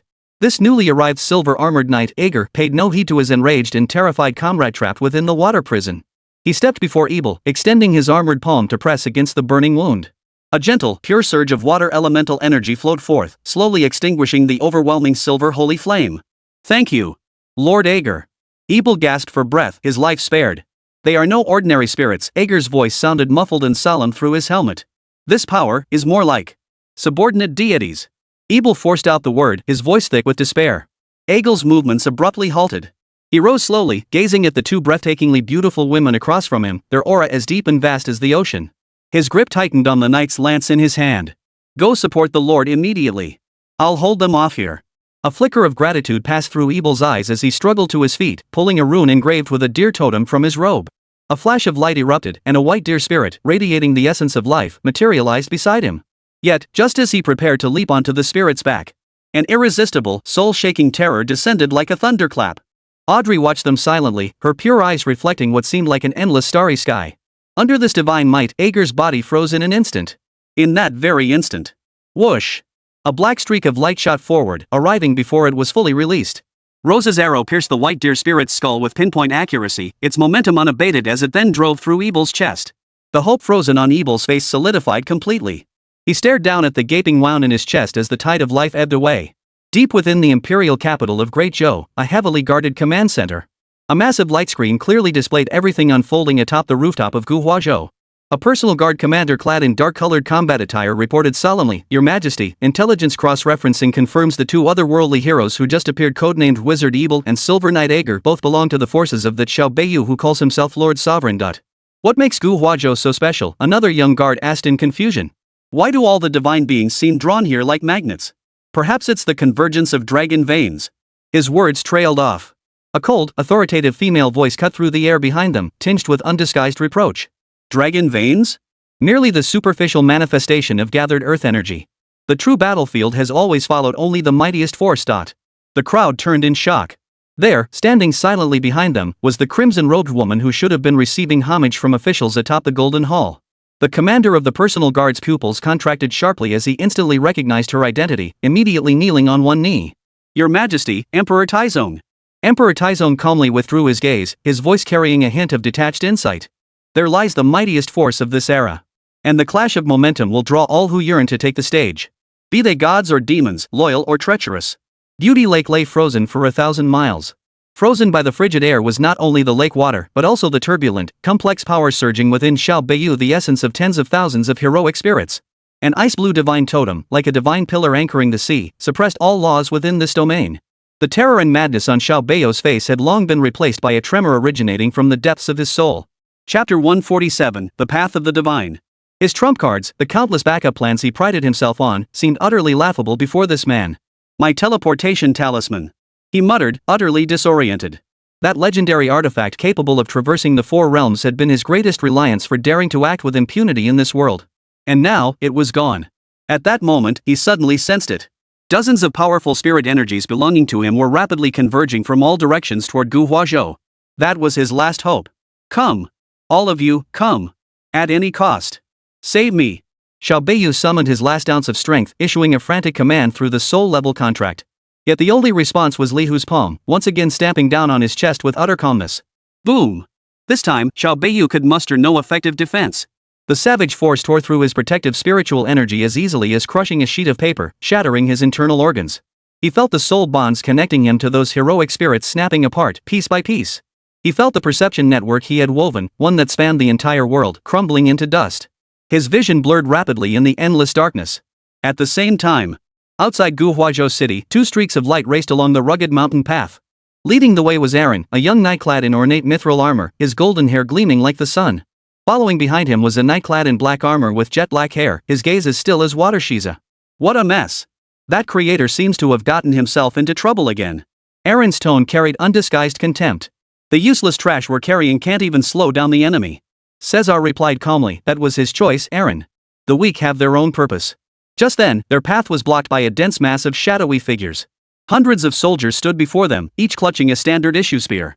Their eyes were vacant, devoid of any trace of life. More of these inferior creations. A flicker of disgust crossed Aaron's face. He raised his knight's sword high and began chanting a sacred incantation. In the name of light, purge the filth.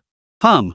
Blinding holy light erupted from the blade, transforming into a colossal beam of light that sliced through the heavens and earth, sweeping across the battlefield. No screams. No struggle. The hundreds of soldiers, upon contact with the blade of light, vanished without a trace, like snow melting under the scorching sun. The battle ended the instant it began. Yet Aaron's face showed not a trace of triumph.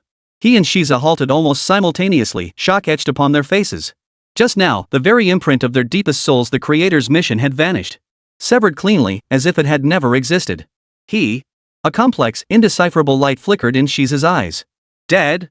They prepared to set out for the place where the aura had finally ceased, to investigate the situation. But in the very next instant, a cold, viscous black mist, thick with the stench of death and decay, rose without warning from the shadows of the city. The black mist spread with an astonishing speed, spreading wildly. In the blink of an eye, it engulfed half of Guhua Zhou, trapping both of them completely within this sunless realm of utter despair. You have slain Spirit Weaver Xiao Beiyu? Tier Mythical, gaining 11,800,000 EXP. You obtained the Mythic Tier Class Scroll Spirit Weaver. You obtained the Mythic Tier Item Compendium of All Souls. You obtained a Legendary Grade Item for Realm's Teleportation Talisman. You have obtained. With Xiao Beiyu's complete demise, the ice blue totem covering the entire beauty lake slowly dissipated. Crystalline ice shattered inch by inch, transforming into a sky filled with ice crystals that evaporated into pure vapor before reaching the lake's surface. The lake remained emerald green, as if nothing had ever happened. Only the dazzling, star-like debris scattered across the lake's center bore witness to the mythical being that had once fallen here. Li Hu raised his hand, summoning all the glowing orbs to fly into his palm. Talent Heavenly Artistry effect triggered. Your Spirit Weaver quality has achieved a breakthrough, advancing to the unique Mythic Profession Scroll Mythic Weaver. Talent Heavenly Artistry effect triggered. Your Spirit Atlas quality has broken through, advancing to the unique Mythic Item Book of Creation.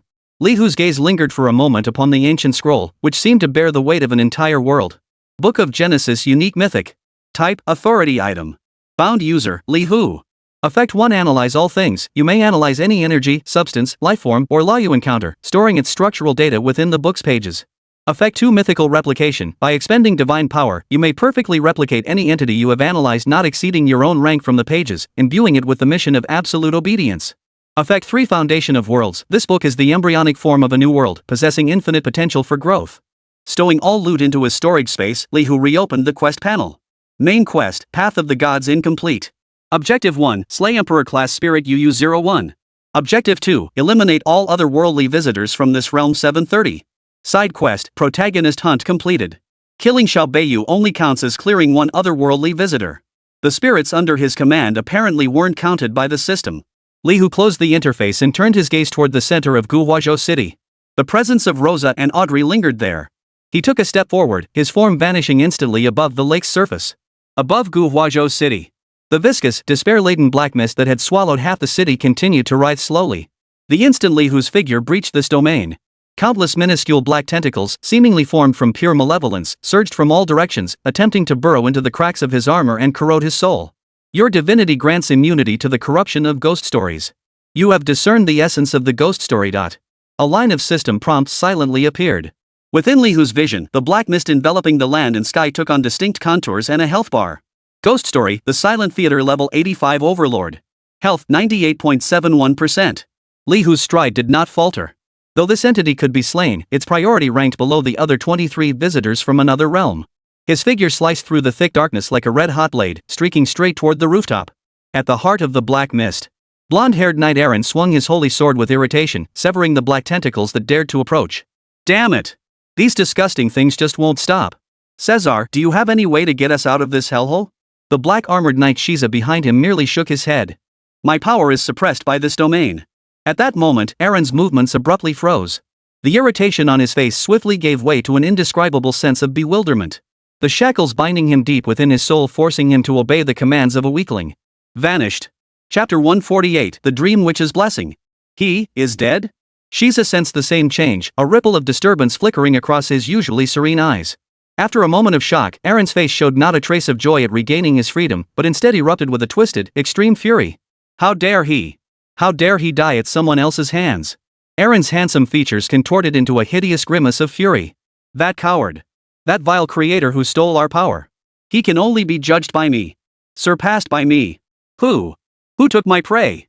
He snapped his head up, his golden pupils piercing through the endless black fog, locking onto the fleeting streak of light that had just sliced through the mist. I don't care who you are. You will pay for this. Elsewhere. Within a secret base along the eastern coast of the Great Zhou Kingdom. A golden-haired woman, dressed in an opulent court gown and radiating regal elegance, sat quietly watching the battle footage replaying endlessly on the holographic screen before her.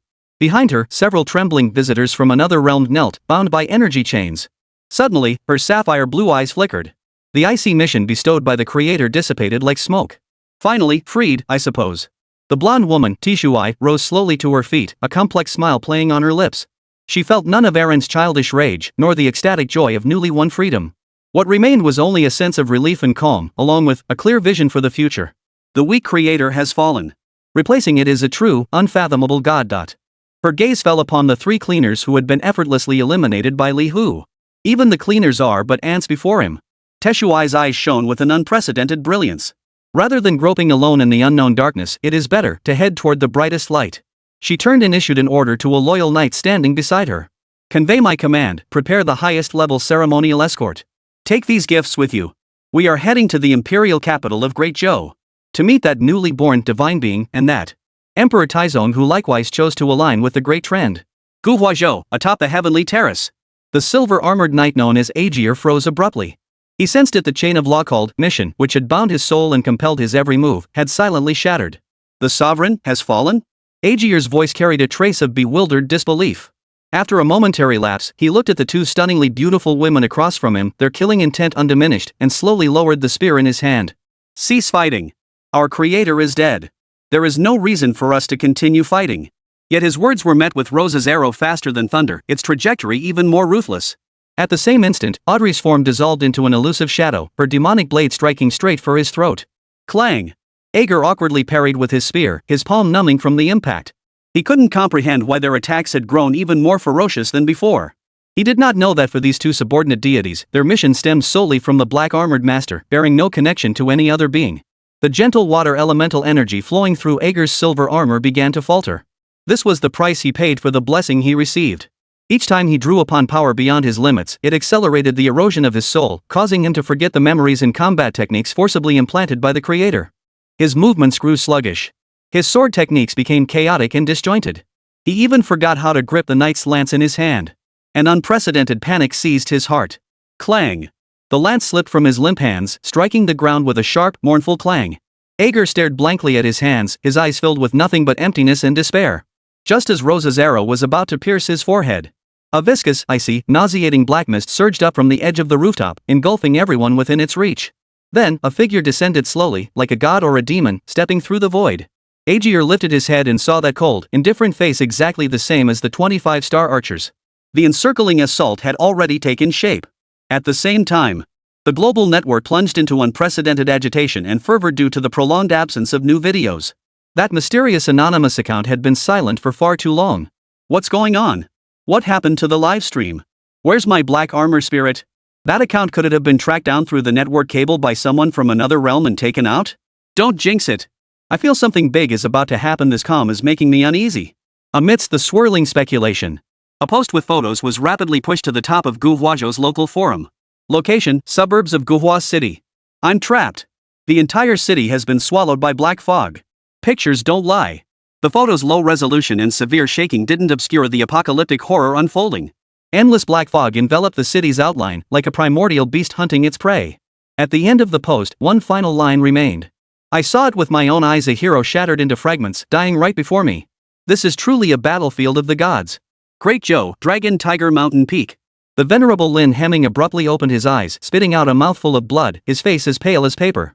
The tortoise shell and bronze coins before him had all turned to dust. Yet, his eyes flickered with a glimmer of enlightenment and horror. So that's it. It's not a new deity descending upon the world, but that weaver of heroic spirits has perished. He finally understood why the course of the world had taken such a bizarre turn. Why those unruly, powerful spirits had suddenly broken free from their bonds. Just as Lin Hemming's mind raced, trying to unravel the deeper strategic maneuvers behind it all, a faint rustling of footsteps quietly emerged from the bamboo grove behind him. Lin Hemming whipped his head around. 7 figures clad in ancient black robes, wearing bronze masks, and wielding ancient weapons like halberds, spears, and pikes, had silently surrounded him without his notice. Each emanated a danger so profound it made his soul tremble, like the depths of an abyss. Li Hu's gaze fell upon the silver-armored knight, who had already abandoned resistance, his eyes vacant. Without a single unnecessary movement, he extended one hand. Squish! A faint sound, like tearing through damp paper. Aegir's chest was pierced clean through by a single palm. He glanced down, and the last vestiges of bewilderment in his eyes extinguished completely. You have defeated Silver Knight Aegir, level 83 Lord, gaining 890,000 EXP. Talent Heavenly Artistry effect triggered. Steal successful. You have obtained the legendary skill book Sanctuary of Water. You have obtained the legendary equipment Blessed Armor of the Forgotten Sea. You have obtained the legendary passive skill Dream Witch's Blessing. Li Hu slowly withdrew his hand. Aegir's corpse disintegrated into specks of light, dissipating into the black mist. Chapter 149, Incinerate the 8 Desolations. Dream Witch's Blessing legendary passive. When you take lethal damage, you have a 35% chance to negate the damage and enter a 1.5 second invincibility state. This effect can trigger at most once every 180 seconds.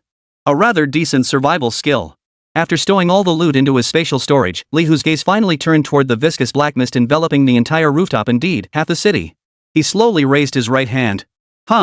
A brand new totem, entirely different from the ice blue one blazing with golden sacred flames and engraved with countless divine runes, descended from the heavens. The Sacred Light Totem. A blazing, pure, and majestic force of light, like a falling sun, crashed down onto the center of the rooftop. Sizzle, sizzle, sizzle. The black mist emitted a shrill, horrifying sound like boiling oil splashing onto flesh the moment it touched the holy light, retreating frantically. At the same moment, Rosa and Audrey struck. Arrows of silver holy flame and demon blades channeling the power of countless stars intertwined into a purifying storm, mercilessly tearing apart this defiled domain. Great Joe, Dragon Tiger Mountain. Lin Hemming's body slammed heavily against a 1,000-year-old pine tree, spewing another torrent of blood from his mouth. The 7 figures clad in mystic bird robes behind him watched silently, as if admiring prey cornered in its final moments. The leading figure slowly removed the bronze mask from its face, revealing an unremarkable visage that seemed to reflect the deepest desires of the human heart. Lin Hemming, give up. His voice carried a peculiar, hypnotic power. Your path has reached its end.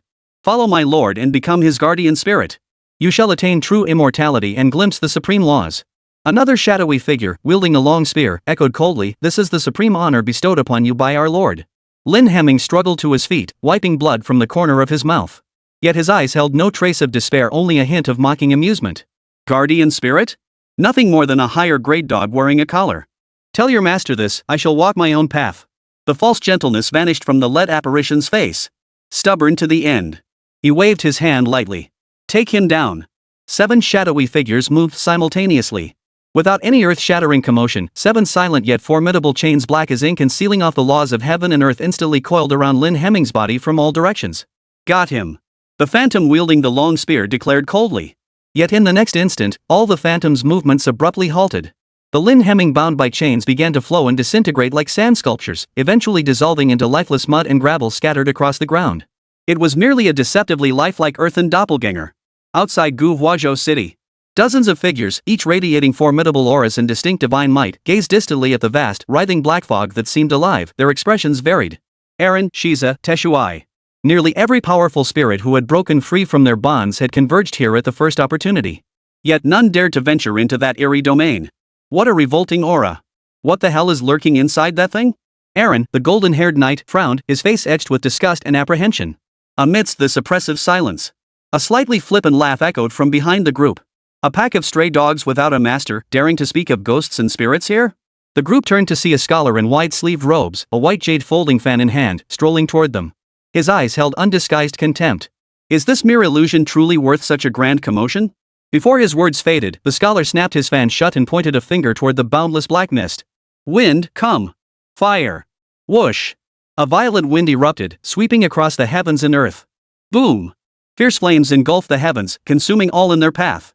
A colossal fire dragon, woven from tempestuous winds and searing flames, roared as it tore through the heavens. With unmatched ferocity, it charged headlong into that despairing black mist, a force even the gods feared. The wind fire dragon, with the might to scorch the heavens and boil the seas, plunged headlong into the viscous black fog. Boom! A deafening roar erupted, accompanied by sky-piercing flames that instantly illuminated half the night sky. The terrifying heat instantly vaporized and ignited vast swaths of the black mist, creating a fleeting vacuum zone. Not worth a single blow. The scholar in the Confucian robe gently fanned himself with his folding fan, his face radiating arrogance. Yet his smile lasted less than 3 seconds. The gaping wound, far from widening, was visibly being filled and sealed by the surrounding, ever-thickening, endless black mist. It was as if that earth-shattering strike had merely tossed a red-hot pebble into the ocean. The scholar's expression shifted slightly. At the edge of the black mist, the heavy clatter of hooves shattered the deathly silence.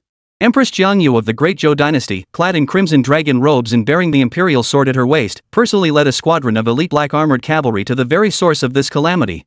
Behind her, Tongshan, commander of the personal guard, stood deathly pale, his hand clenched tightly around his sword hilt, palms drenched in cold sweat. "Your Majesty, this place is far too perilous. Your body is worth a fortune." Tongshan's voice trembled slightly with fear. He was merely a mortal of exceptional martial prowess. The scene before him had long surpassed his comprehension. Jiangyu did not turn back, merely gazing calmly at the darkness that writhed like a living creature. "Tongshan, fear stems from the unknown. Today, I shall show you the true nature of this world." At that moment, Tongshan's body stiffened abruptly. An indescribable, primordial will as vast as the ancient chaos itself descended upon him without warning. He rose uncontrollably, feet leaving the ground, as his mortal eyes blazed with a blinding, sacred white light as intense as the sun. A colossal divine might erupted from his mortal form. "Demons of foreign lands, dare you covet my homeland?" A voice old, authoritative, and not his own burst forth from his mouth, reverberating across the heavens and earth. "And gods from foreign lands dare to steal authority here? This world has lain dormant too long. Do you truly believe this realm is devoid of gods?" As the words fell, the possessed Tongshan abruptly raised his hand. Hum! A pure, untainted white halo, devoid of any impurity, abruptly expanded outward from him. Wherever the halo touched, the viscous, stubborn black mist, one that even wind and fire struggled to dispel, completely melted and purified silently, in vast swaths, like spring snow meeting warm sunshine. In the blink of an eye, the skies above Guhuazhou cleared, revealing a bright and open expanse. This mortal body cannot hold out much longer. The divine voice carried a hint of weariness and urgency. "I must first go and slay that foreign god." With that, Tongshan's body transformed into a streak of light, tearing through the sky and vanishing into the horizon in an instant. Chapter 150, The Proof of Mountains and Seas. On the rooftop. Before Li Hu, a totem blazing with golden sacred flames efficiently purified the surrounding black mist. Rosa and Audrey also worked tirelessly, clearing away the lingering impurities. Yet, Li Hu's brow furrowed slightly. The system panel showed no kill notifications. These black mists weren't independent lifeforms, but rather resembled a domain effect or perhaps an extension of some greater presence. Just then, an elegant figure appeared silently behind Li Hu. She wore a flawless black and white maid dress, her silver hair meticulously pinned up, her face adorned with a gentle and respectful smile. It was none other than Xylia, Li Hu's most powerful subordinate deity. "Master, that youngster who attempted to purify this place with flames has been temporarily restrained by me." Celia bowed slightly, reporting in a soft voice. "You may continue your hunt." Li Hu nodded, and Celia's figure dissolved back into the shadows, vanishing from sight. At that very moment, the white streak of light that had just purified half the city abruptly halted before Li Hu with an unmatched aura, revealing the figure of Tongshan. God of Mountains and Seas Huang Lu will incarnate. Level 82. Status Enraged, divine power declining. Li Hu stared at the clear health bar and information above the figure's head, expressionless as he opened his quest panel. Main quest, Path of the Gods. Quest description: an unknown entity is attempting to corrupt this world, escalating the world defense mission originally capped at level 75 to mythic difficulty. Locate and eliminate the source. Li Hu's gaze lingered briefly on the words level cap 75. He slowly lifted his head to look at the level 82 native deity before him, his eyes revealing a hint of resignation for the first time. The intelligence provided by this grand while issuing the quest seemed rather inaccurate. Native deity? Li Hu's expression remained utterly unruffled. In his eyes, the opponent's level 82 rank was no different from a massive 4 million point health bar or a walking pile of experience points. Buzz. Buzz. Buzz. Almost the instant the opponent materialized, 3 distinct totems descended from the heavens in a triangular formation, completely sealing the divine will known as Desolate Flow within. The ice blue totem unleashed extreme frost, freezing divine power. The holy light totem ignited purifying sacred flames, scorching the divine form. A curse totem, entirely pitch black and entwined with countless chains of venomous hatred, emitted a soul-corrupting malevolence that silently infiltrated the opponent's core will. Your frozen totem has inflicted the frostbite effect on God of Mountains and Seas Huang Lu, reducing its movement speed and attack speed by 70%. Your Holy Light totem has inflicted Holy Flame Scorch on God of Mountains and Seas Huang Lu, dealing 35,000 holy damage per second and reducing healing effects by 90%. Your Curse totem has inflicted the Divinity Weakening effect on God of Mountains and Seas Huang Lu, reducing all attributes by 25%. The majesty and fury on Huang Lu's face instantly gave way to sheer terror. Why would these three distinct, even conflicting divine powers manifest simultaneously? Before he could recover from his shock. Tidal Night Thief effect activated. Theft successful. You have obtained the epic summoning artifact Proof of Mountains and Seas. Li Hu didn't even glance at the ancient token that flew into his palm. He simply raised his hand calmly. Celia, Rosa, Audrey, and the 25-star archers were already poised for action. In an instant, soul-purifying holy arrows, demon blades ripping through the night, and made sweeps imbued with the power of laws along with 25 streaks of light piercing through the stars descended like a torrent, pouring down upon the native deity held firmly in place by the triple totems. 187,554. 214,890. 98,750. 98,750. A dense cascade of damage numbers erupted frantically above Huang Lu's head. His massive 4 million point health bar plummeted at a visible speed. You insolent brat!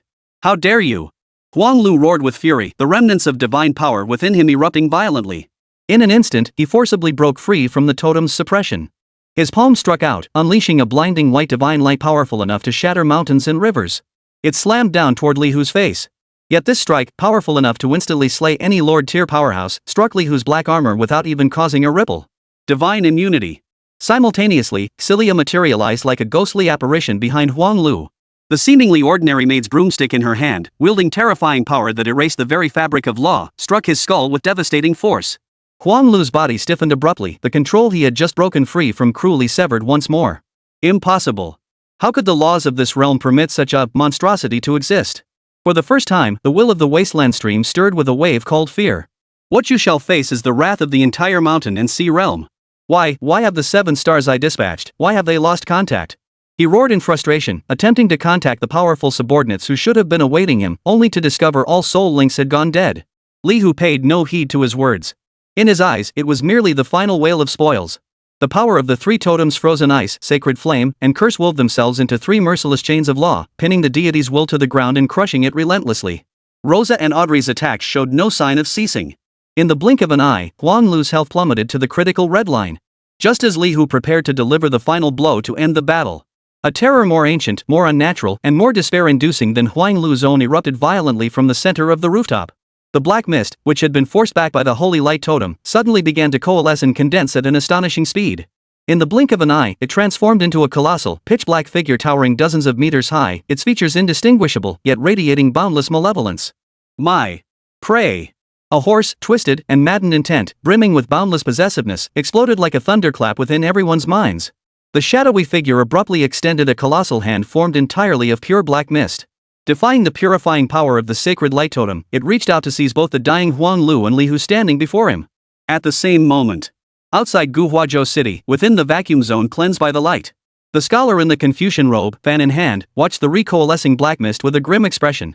Behind him, a warrior wielding a long sword, his gaze sharp as an eagle's, spoke in a deep voice, "Guijia, it seems your windfire is nothing special after all." The scholar called Guijia snorted coldly, about to retort. Several streaks of light shot rapidly toward them from another direction.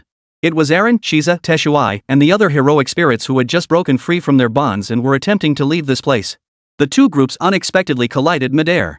Yet before any exchange could occur, the pitch-black figure that had just coalesced on the rooftop suddenly trembled violently, splitting into hundreds upon hundreds of black mist duplicates. Like a surging black tsunami rolling backward, they instantly sealed off the entire area.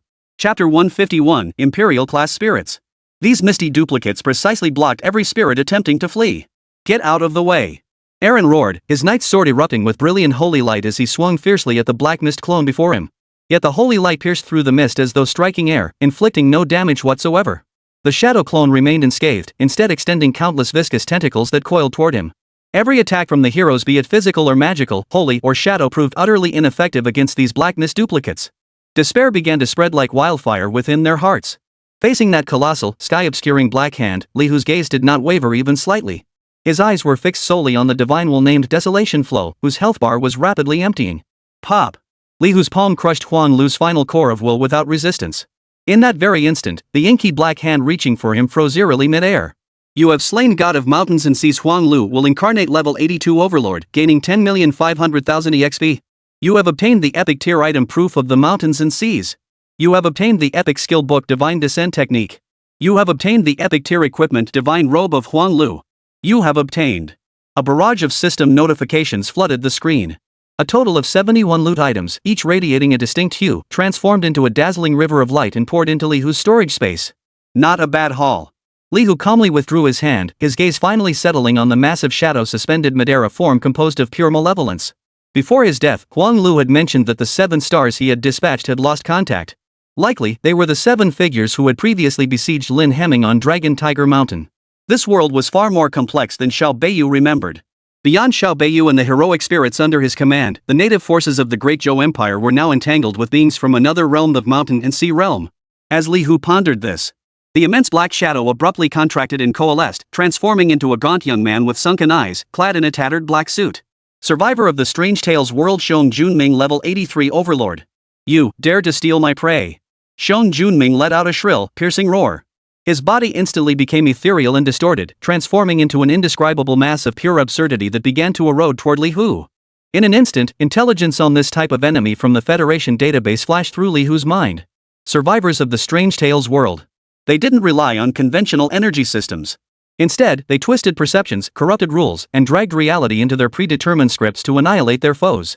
You are suffering rule corruption from Tale of the Abyss, gaze into the depths. Divine trait God of the Earth effect triggered. Divine trait Anchor of Truth activated. You are exempt from this rule corruption.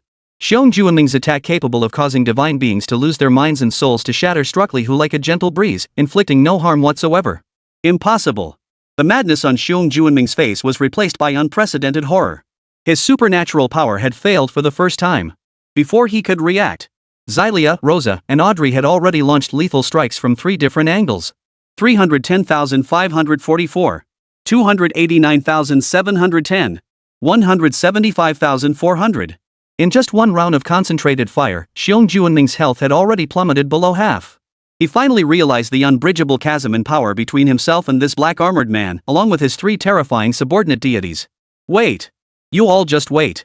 Xiong Junming let out a venomous shriek as his body exploded violently, transforming once more into an endless, viscous black mist. With astonishing speed, he fled frantically toward the city's outskirts. Colleagues of the theater. Here, a new protagonist has emerged. Xiong Junming's consciousness rapidly receded like a retreating tide, withdrawing from every corner of the city. He fled. Outside Guhuazhou City, in that purified vacuum zone, dozens of once mighty heroic spirits now hung motionless like insects trapped in a spider's web. Viscous black threads bound them tightly to the spot, rendering them utterly helpless. Before them stood 3 figures whose auras resembled Xiong Junming's, yet each possessed a distinct quality. One was a scholarly man with gold-rimmed glasses and a gentle smile. Another was a voluptuous, seductive woman licking her crimson nails. The third was a burly man, muscles bulging, shouldering a massive, bloodstained iron hammer. 67. This haul far exceeds expectations, the bespectacled man remarked, adjusting his glasses with a satisfied chuckle. If we'd captured those stragglers and that second-tier brat in the city too, this mission might have earned an S-rank evaluation, the seductive woman purred, her eyes flashing greedily.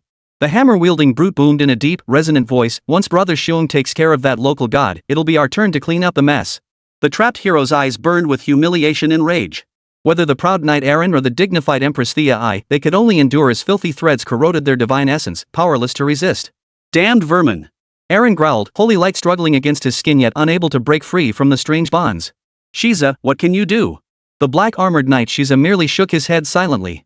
Their power was utterly useless against this rule corruption that defied all logic. At that moment, the expressions of the 3 survivors abruptly changed. The smile on the man with gold-rimmed glasses froze instantly. The seductive woman's flirtatious grin froze on her face. Brother Xiong, calling for backup? The burly man's face was filled with disbelief. He's being chased by a second-tier professional. The news exploded like thunder in their minds. An 8th-tier theater director, a veteran of the ghost story world, being hunted down by a second-tier rookie? How could that be possible? Let's go. We need to check this out. The man in gold-rimmed glasses made a split-second decision, a flash of ruthlessness crossing his eyes. What about these prey? The alluring woman asked. They won't escape, the man in gold-rimmed glasses said coldly, glancing at the trapped spirits. Unless we end this silent theater script ourselves, no one leaves the stage. With that, 3 figures transformed into 3 streams of black mist without hesitation, streaking toward the direction where Xiong Junming's aura had last vanished. The black mist binding the spirits did not dissipate. Yet the departure of those 3 guardians brought a glimmer of hope to this deathly silent prison. They're gone. That unknown powerhouse actually drove back such a monster? Our chance has come. If only he can eliminate all the monsters. A flicker of hope reignited within the spirits' hearts. For the first time, they realized their fate now rested entirely in the hands of a mysterious, unseen powerhouse. Yet before they could escape these complex emotions, a faint, tearing sound of space rupturing echoed behind them. A pitch-black fissure opened in midair. A youth wearing a flat-topped crown and a jet-black dragon robe stepped slowly from the fissure. His features were handsome, yet his bearing carried an aura as imposing as a prison. It was none other than the Emperor Tier heroic spirit, Yu. Chapter 152, Sacrifice. His gaze swept calmly over every trapped heroic spirit present. Gentlemen, this farce must end. I shall send you all back to where you belong. His voice was not loud, yet it carried an undeniable, sovereign authority that commanded absolute obedience. Teshu Ai's expression shifted slightly. Return where? Yu, what do you mean by that? Could it be you intend to use this opportunity to eliminate us, your potential rivals, clearing all obstacles for your future reign over this land? At these words, Yu's lips curved into a cold smile. He did not deny it. Your very existence poses the greatest threat and instability to this era. I am merely cleansing it. He openly acknowledged that he intended to oppose every hero present. The words had barely left his mouth. Buzz. Behind Yu, hundreds upon hundreds of spatial fissures large and small suddenly burst open in dense clusters. Countless spirits and soldiers clad in armor, emanating a chilling aura, belonging to different eras and factions, poured out like a flood bursting through a dam, surging madly from the rifts. A terrifying might capable of overturning the entire world surged skyward. Li Hu's figure, like a specter chasing a soul, locked onto the viscous black mist attempting to flee the battlefield. Just as his fingertips were about to touch the dark core representing Xiong Juanming's very essence, a sudden twist occurred. A tattered ragdoll, stitched with twisted seams and streaked with black tears, materialized out of thin air before the black mist, blocking Li Hu's fatal strike. Put! Li Hu's palm pierced clean through the ragdoll. Yet, the expected kill notification failed to appear. The ragdoll silently disintegrated into a handful of black ash in his palm, vanishing without a trace. You have inflicted irreversible fundamental damage upon Ghost Story, the sad ragdoll. Ghost Story, sad doll has been completely destroyed. At that moment, three figures materialized on a rooftop nearby. It was the man in gold-rimmed glasses, the alluring woman, and the burly man wielding a sledgehammer. Brother Xiong, are you okay? The alluring woman looked at Xiong Junming, who had just reformed his body but was now utterly drained of vitality. She asked with feigned concern, though a fleeting, barely perceptible look of contempt flashed in her eyes. Xiong Junming, once a 9th-tier powerhouse, had been driven to the brink of death by a mere 2nd-tier native. The man in gold-rimmed glasses, however, fixed his gaze intently on Li Hu, his hand trembling slightly as he gripped the frame of his glasses. He actually destroyed the sad doll's core essence? And he didn't suffer any backlash from the curse? The burly man's face twisted in disbelief at the words. The sad doll was one of their strongest defensive ghost stories. Any entity attacking the doll would be consumed by its inherent sadness and despair, causing their soul to wither away. Yet this man stood before them, unscathed. Then, when they saw the crystal-clear, 2nd-tier practitioner emblem on Li Hu's interface, the horror on their faces instantly gave way to extreme greed. A Tier 2 professional immune to rule corruption, one who could even harm the very source of ghost stories. He must be hiding secrets powerful enough to drive every survivor mad. Kill him. A ruthless glint flashed in the man with the gold-rimmed glasses' eyes, and he hesitated no longer.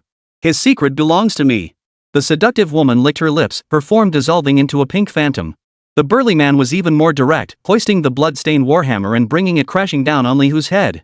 3 8th-tier theater directors struck simultaneously. You are suffering from the rule erosion of Ghost Story, Destiny Script. Divine Trait Anchor of Truth activated. You have been exempted from this rule corruption. You have suffered an instant death judgment from Ghost Story, Kiss of Decay. Divine Attribute Immortal Body Effect triggered. You have avoided this instant death effect. You are subjected to the rule lockdown of Ghost Story, Collapse Hammer. Divine Trait God of Earth effect triggered. You have avoided this rule lock. A series of system prompts silently appeared before Li Hu's eyes. Attacks powerful enough to instantly kill a dominant opponent of equal rank, yet when unleashed upon him, they failed to even create a ripple. Li Hu's gaze finally shifted from Xiong Junming to these 3 uninvited guests. He slowly raised his hand. In an instant, the skies darkened. The sky was drenched in an ominous crimson hue. Boom! Boom! Boom! Dozens of massive meteors, engulfed in pitch-black flames and trailing long, fiery tails, tore through the heavens. Like the apocalypse descending, they indiscriminately descended upon the area where the 4 stood. At that very moment, a brilliant ice-blue divine light crashed down from the heavens. Within that divine light, the faint outline of a goddess's spirit form could be seen, her face cold and indifferent as she gazed down upon all beings, a divine bow clutched in her hand. At that moment, the most extreme frost and the fiercest flames that consumed all things merged in an eerie fusion. The 3 survivors, who had been so confident moments before, had their faces frozen in greed and ferocity, replaced by a fear unlike any they had ever known. Crack! Before they could react, their bodies were instantly frozen by the icy blue divine radiance. 3 lifelike ice sculptures were thus frozen in place.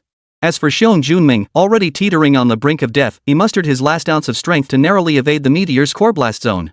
Yet he too was caught in the terrifying frost's wake, left with only a thread of life, barely clinging to existence. Boom! A meteor shower of fire crashed down, transforming the entire neighborhood into a molten hellscape. Yet, not a trace of triumph graced Li Hu's face. His gaze fixed upon the 3 bizarre ice sculptures encased in frost. Beneath the ice, a flicker of utter resolve and madness passed through the eyes of the man in the gold-rimmed glasses. Activate the final script. His command echoed in the minds of the other 2. The seductive woman's face contorted with agony, as if her flesh were being torn apart, mingled with reluctance. The burly man's eyes bulged with fury. This was their final trump card, a forbidden contract exchanged from the theater at the cost of 99% of their very essence. Once activated, regardless of victory or defeat, they would plummet in rank, reduced to fragile wandering spirits less than even the lowest-tier ghost stories. Yet, faced with this man who defied all rational comprehension, they had no other choice. Just as the 3 reached a consensus and prepared to detonate their essence. Whoosh! A silver-flamed arrow of holy fire pierced through the distance, defying the extreme frost, and with pinpoint accuracy, it pierced through the illusory head of the barely clinging to life Xiong Junming. Put! The last remnant of life, a thin layer of blood-soaked skin, vanished in an instant. Xiong Junming's body, along with the lingering venom and terror frozen on his face, dissolved into the purest black mist, vanishing completely into the void. You have defeated Ghost Story World Survivor Xiong Junming, level 83 Lord, gaining 950,000 EXP. Talent Heavenly Artistry effect triggered. Theft successful. The 3 men in gold-rimmed glasses watched their comrades' complete annihilation. The madness in their eyes transformed into boundless resentment and hatred. Sacrifice. The 3 let out a piercing, simultaneous roar. Chapter 153, 3 monstrous beings. Crack. The ice encasing their bodies shattered inch by inch. Not by brute force, but by a deeper, more ominous malevolence that corroded and dissolved them from within.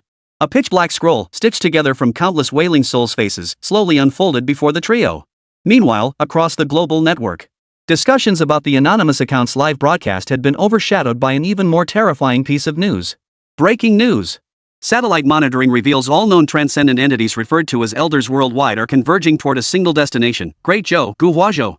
Why? What exactly happened in Guhuazhou? What lurks within that black fog? My goodness, this is like a mythical version of all nations paying homage, only instead of an emperor, they're paying homage to some kind of calamity? As the world's gaze fixated on the eye of the storm, whether it was netizens engaged in heated discussions at their computers, ordinary people hurrying along the streets, or survivors huddled in shelters, trembling with fear. Without warning, a translucent window glowing with an eerie blue light appeared before countless eyes. Within it, a single line of text appeared, simple yet brimming with infinite allure.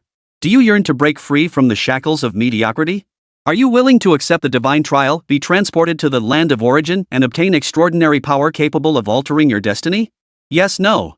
After a brief, deathly silence, the entire world erupted into chaos. Countless people began frantically discussing it online, verifying the authenticity of this pop-up. Some trembled with fear, others hesitated, while many scoffed in disbelief.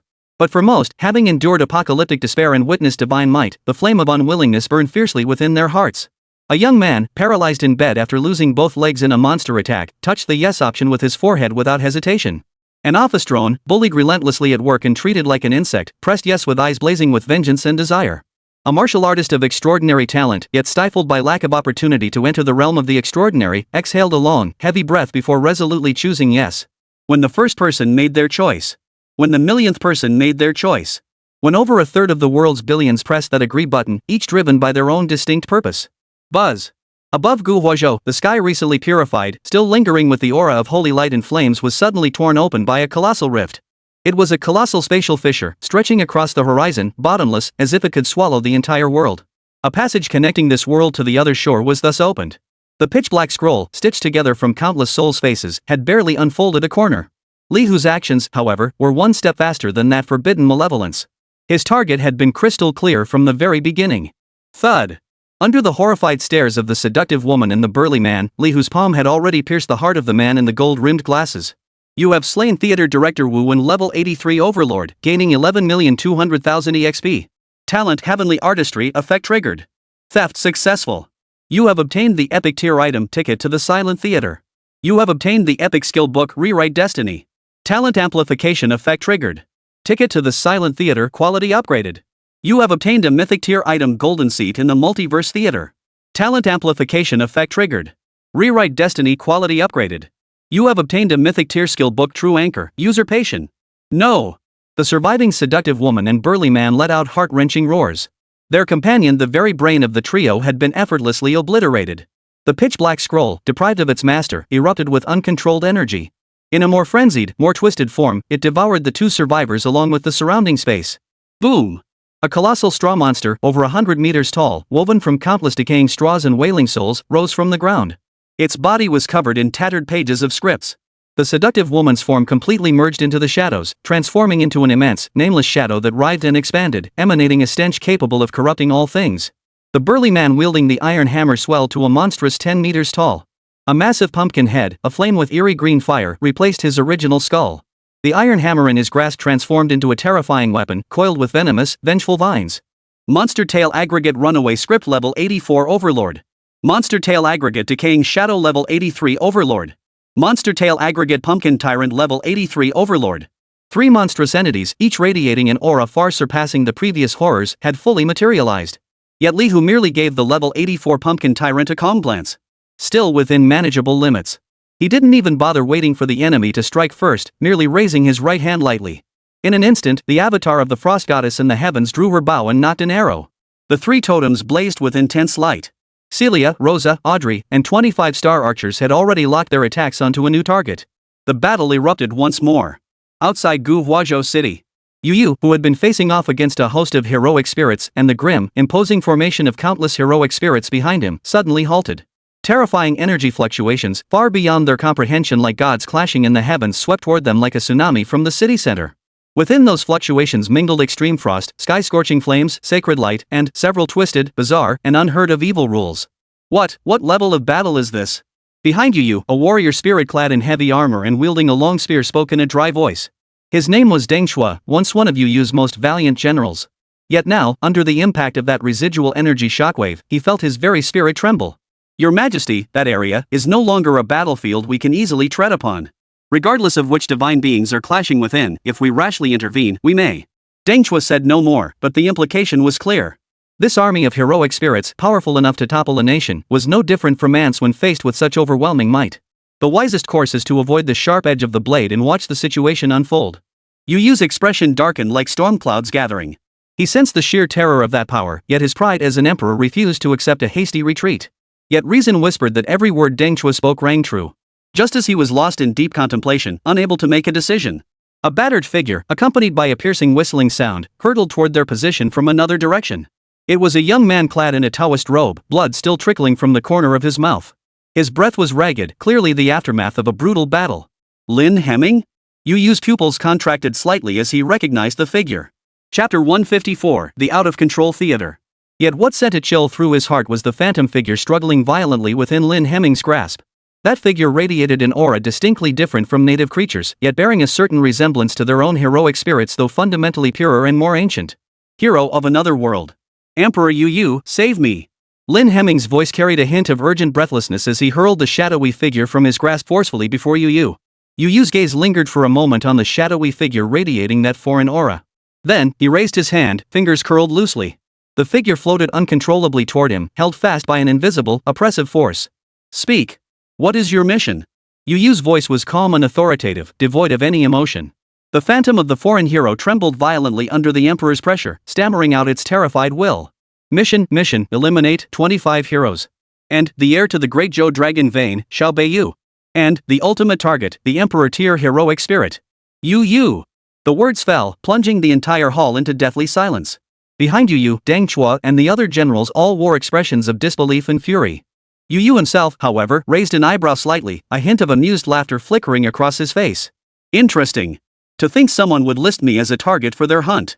He released his grip. The spectral form of the spirit from another world collapsed to the ground, yet remained trapped within the invisible cage. Spare his life for now. I'm curious to see how much truth lies in this intelligence. At that moment, Lin Hemming forced himself upright, bowed deeply, and spoke with a deathly pale face. Your Majesty, you must not underestimate them. Those who wounded me are also visitors from another realm. They possess some bizarre method to directly control and enslave spirits. Their power is unfathomable. At these words, Deng Shuo, the general behind Yu, snorted coldly with disdain. Nothing but cowardly vermin hiding in the shadows, relying on a few bizarre tricks. With your majesty here and our mighty army at your side, no matter how extraordinary their abilities, they will be reduced to dust before the might of overwhelming force. Precisely. We have followed his majesty in conquering the world. Have we ever feared any petty scoundrels? The other heroic generals echoed his words in unison, their voices brimming with the absolute arrogance of the strong and the victorious. They trusted their sovereign, trusted the unstoppable weapons in their hands. Lin Hemming observed their dismissive expressions, opened his mouth, but ultimately let out only an inaudible sigh. He said no more. His words had been spoken. Whether they believed him or not was beyond his control. He lowered his eyes, concealing the deep weariness and fear. The divination of his master's school had long foretold the final chapter of his life. He would die by the hand of a foreign deity. This was his destiny. The true challenge for survivors in the world of ghost stories lay not in mere power levels, but in the bizarre contracts they forged with the ghost stories themselves. Each pact came with its own unique set of rules. Should an attacker disregard these rules, the survivor gains abilities like accelerated health regeneration, skill refreshes, or even triggering mutual destruction. Li Hu recalled the headache-inducing cases in the Federation's archives, yet looking at the three monsters before him now utterly transformed, he felt not a shred of trouble. His divine nature was the natural nemesis of all rule-based attacks. Detecting high-concentration rule contamination. Analyzing. Analysis complete. Rule out-of-control theater. Victory condition: eliminate all actors within 3 minutes. Failure penalty: after 3 minutes, the actor's power will increase by 100%. The Great Will's prompt appeared before Li Hu's eyes at just the right moment. Li Hu glanced at the timer, a barely perceptible curve lifting the corners of his mouth. 3 minutes? Too long. He merely raised his hand, and the power of the three totems Frost, Holy Light, and Curse crashed down once more. The Frost goddess above the heavens drew her divine bow once more. Celia, Rosa, and Audrey had long since locked onto their respective targets. 30 seconds into the battle. The three dominant level monster tails, the runaway script, woven from decaying straw, the constantly writhing, rotting shadow, and the pumpkin tyrant, wielding its giant hammer, all had their health bars depleted to 0. Impossible. Immune to rules, directly attacking the source.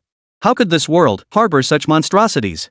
The three survivors' remnants of will, trapped within their respective horror shells, let out incredulous shrieks.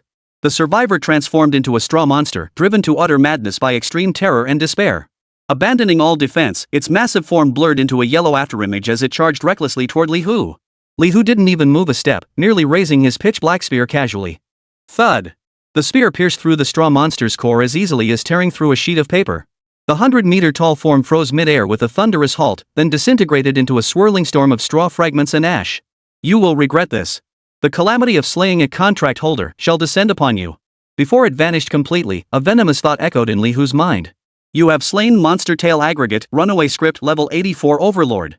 You have obtained. Li Hu stared expressionlessly at the refreshed message on the system panel, utterly indifferent to the so-called curse.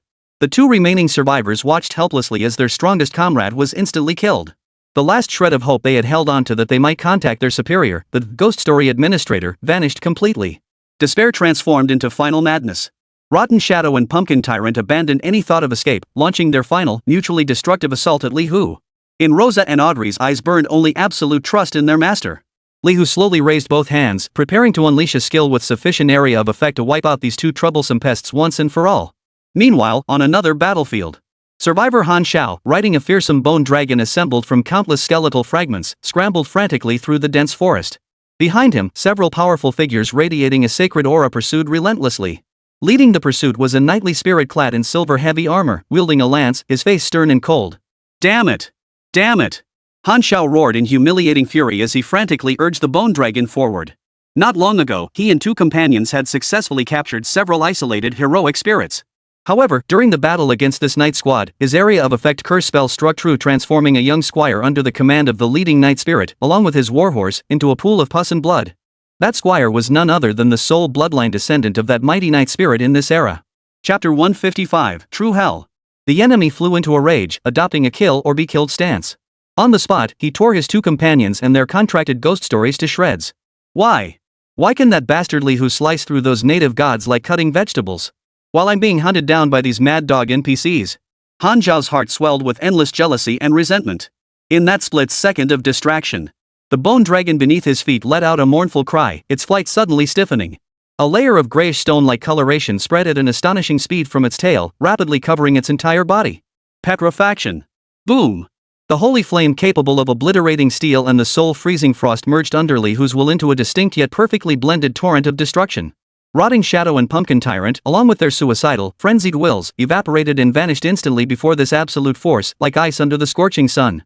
You have slain Tail Aggregate Rotting Shadow level 83 Overlord, gaining 11 million EXP.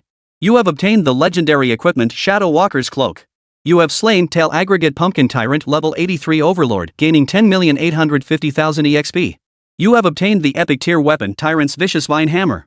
Grand will notice, in the Divine Trial Land of Origin, 41 adventurers have been eliminated. A series of kill notifications and an announcement from a higher authority simultaneously appeared before Li Hu's eyes. He understood it all. Li Hu calmly surveyed the ruined neighborhood, having lost all interest in the subsequent tasks assigned by this world's native factions. His gaze drifted toward the distant horizon. Compared to these routine quests, the survivors who had also come from another realm were far more valuable prey. A thought flashed through Li Hu's mind. Roar! Accompanied by a deep dragon's roar, a fearsome colossal dragon, its entire body forged from obsidian and molten lava, tore through space and descended before him. The rock dragon obediently lowered its head. Li Hu, accompanied by Rosa and Audrey, stepped onto the dragon's broad back and locked onto another red dot on the map, a symbol of an otherworldly enemy. Let's go! Shortly after Li Hu departed, several figures clad in golden armor, their presence commanding awe, silently materialized above the ruins of Guhuazhou. They were the most elite personal guards of the great Zhou Emperor. Yet before they could begin their investigation, from the opposite side of the sky, several heroic spirits clad in various styles of classical armor, radiating an aura of sanctity and glory, also arrived silently. They were scouts from the Far West Alliance. The two forces faced each other from a distance, the atmosphere instantly becoming tense and charged. At that moment, a cold and commanding voice echoed in everyone's ears. How dare the Far West dare to covet the territories of our great Zhou? A woman clad in a crimson gold phoenix robe, possessing peerless beauty yet bearing the majestic presence of a sovereign, materialized in midair. Empress Jian Yuechan of Great Zhou. The Western Alliance's heroic spirits paled visibly upon recognizing the unmatched imperial aura radiating from her. An emperor-tier spirit. Without a moment's hesitation, they bowed deeply in reverence before transforming into streaks of light and retreating in disarray. Jian Yuechan paid no heed to these petty foes. Her gaze fixed upon the center of the battlefield, still pulsing with terrifying residual energy. Recalling the satellite footage of that black-armored deity clashing with several demon gods from another realm, a scene so earth-shattering it still sent shivers down her spine. This being must never be made an enemy. This was the assessment she made of Li Hu the very first moment she saw him. Issue the order, seal off Guhuazhou. No one is to enter without authorization. Yes, your majesty. The golden armored guard bowed in obedience. Jian Yuechan's gaze drifted once more toward the distant horizon, the direction from which Yu's aura emanated. I shall be absent for a while to deal with those restless colleagues. Meanwhile, the real-world internet plunged into unprecedented frenzy and upheaval. That mysterious pop-up window, glowing with an eerie blue light, became a global storm. Countless individuals, driven by a thirst for power, dissatisfaction with reality, and dreams of the future, resolutely clicked the yes option. They fantasized about becoming the chosen ones, embarking on a grand and extraordinary journey. Yet, just as this feverish atmosphere reached its peak, a blood-soaked post by an anonymous author quietly appeared at the top of major online platforms. The author claimed to be a survivor who had narrowly escaped the trial of the gods. It is not paradise, nor is it a shortcut. It is a true hell, eroded by monstrous tales, where death stalks like a shadow. What awaits you is not glory and power, but twisted rules and incomprehensible terror. Wake up! It's not a blessing, it's a culling. A brutal selection process paid for with the lives of billions. Within a hidden valley, several figures clad in pitch-black robes, their aura icy cold, stood pale-faced around a disintegrating energy core. They were the gravekeepers from another world. Useless! A gaunt youth kicked the energy core apart with his foot, his voice brimming with rage and resentment. A mere local diviner managed to escape the grasp of the guardian spirit of the gods and even bounded in reverse. We've lost our most crucial coordinate. This mission is already half-failed. The other gravekeepers wore equally grim expressions, the atmosphere thick with tension. Enough! The leader, a youth bearing a vicious scar across his face, cut through the murmurs with his deep voice. Complaining is useless. Our immediate priority is to track down Lin Hemming's whereabouts. Or, find a local spirit with comparable divination abilities to replace him. At these words, the group fell silent. They knew full well that finding a diviner in this unfamiliar world whose abilities could rival those of the guardian of the Great Zhou Dragon Vein would be no less difficult than searching for a needle in a haystack. Split up! The scarred youth issued the final command, his eyes flashing with cold, murderous intent. Use every means at your disposal to find him. Yes. The others responded in unison, about to dissolve into a dark mist and scatter. The scarred youth's movements abruptly halted.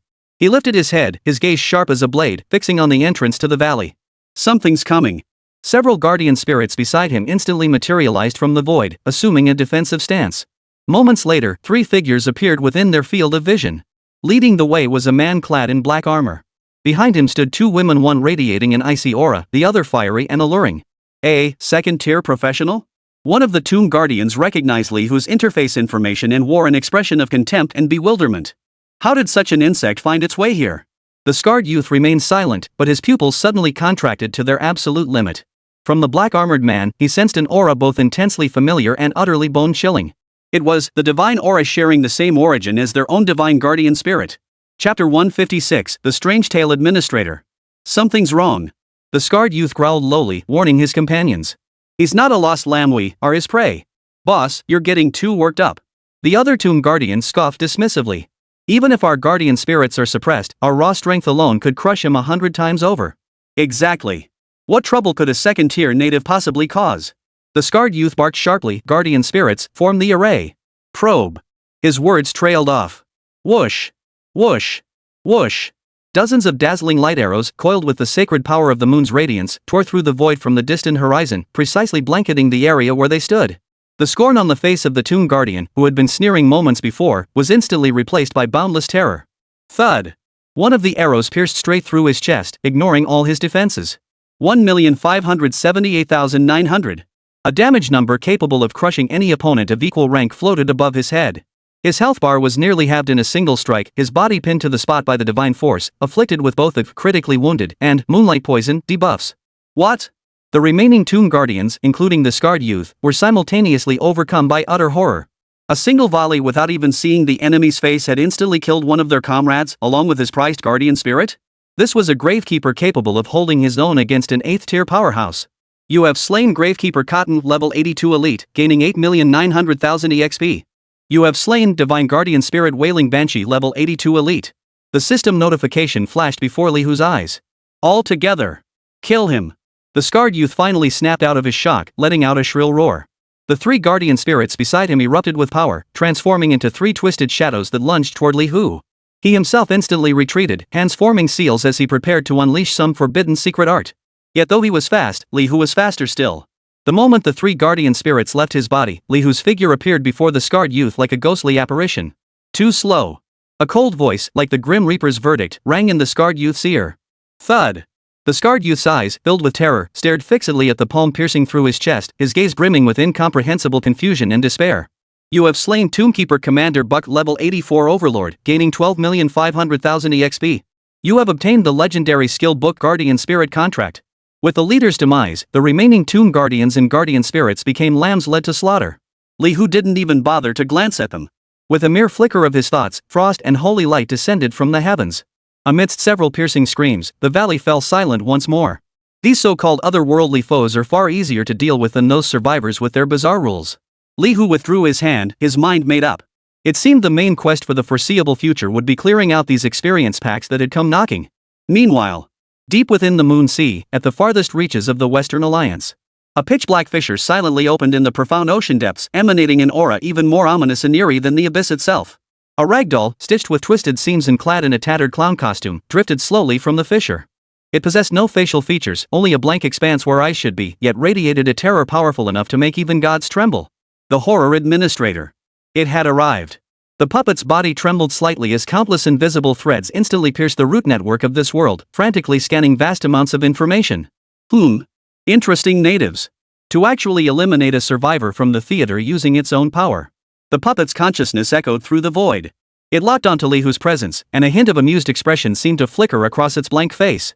Such an exceptional actor, rather than letting them rot away in this barren world, they should become my new collection piece. It raised one puppet arm, preparing to tear open a spatial passageway straight to Li Hu's side, intending to personally deliver this invitation. Yet, in the very next instant, a will far more ancient, far more sacred, and far more intolerant of desecration than its own descended like the heavens themselves, crashing down and pinning it down with deadly precision. The eternal, unchanging form of the Ghost Story Administrator experienced its first violent fluctuation. Its consciousness was filled with unprecedented terror and disbelief. This is the Holy Dragon Hero under the command of the Spirit Lord? Impossible. How could such an existence be in this world? Within its perception, a colossal dragon, its entire form woven from dazzling starlight and sacred lunar radiance, had materialized above the Moon Sea. Its dragon eyes, seemingly containing entire starry rivers, gazed down upon it with detached indifference. The sacred dragon made no unnecessary movements, merely opening its maw slowly. A breath of dragon's fire, pure to the extreme and capable of purifying all things, silently engulfed the polluted sea. The puppet and the pitch-black fissure behind it, under that dragon's breath, could not even muster a single struggle. Like phantoms, they were utterly erased, leaving not a trace behind. With the demise of the ghost story administrator, the fragile connection it had forged with this world was severed in an instant. Across the globe, countless pop-up windows glowing with an eerie blue light vanished abruptly before people's eyes. Those who had been about to press yes were left staring blankly. Meanwhile, the cross-dimensional travelers who had returned from the trial of the gods, trembling with fear, erupted into wild, post-apocalyptic joy after a moment of stunned silence. It's gone. That damn window is gone. We are free? Within an unnamed sacred space. Celia, the maid of the Star Archer, bowed respectfully toward the shadowy figure enveloped in endless starlight upon the throne. Lord Yao, the ghost story administrator, who invaded this world has been purged according to your will. When our master returns, I shall report this matter to him in detail. Li Hu reviewed the battle that had just concluded, his brow furrowing imperceptibly. These so-called gravekeepers fought in a manner entirely different from the style documented in the Federation archives, one centered on bizarre curses and soul enslavement.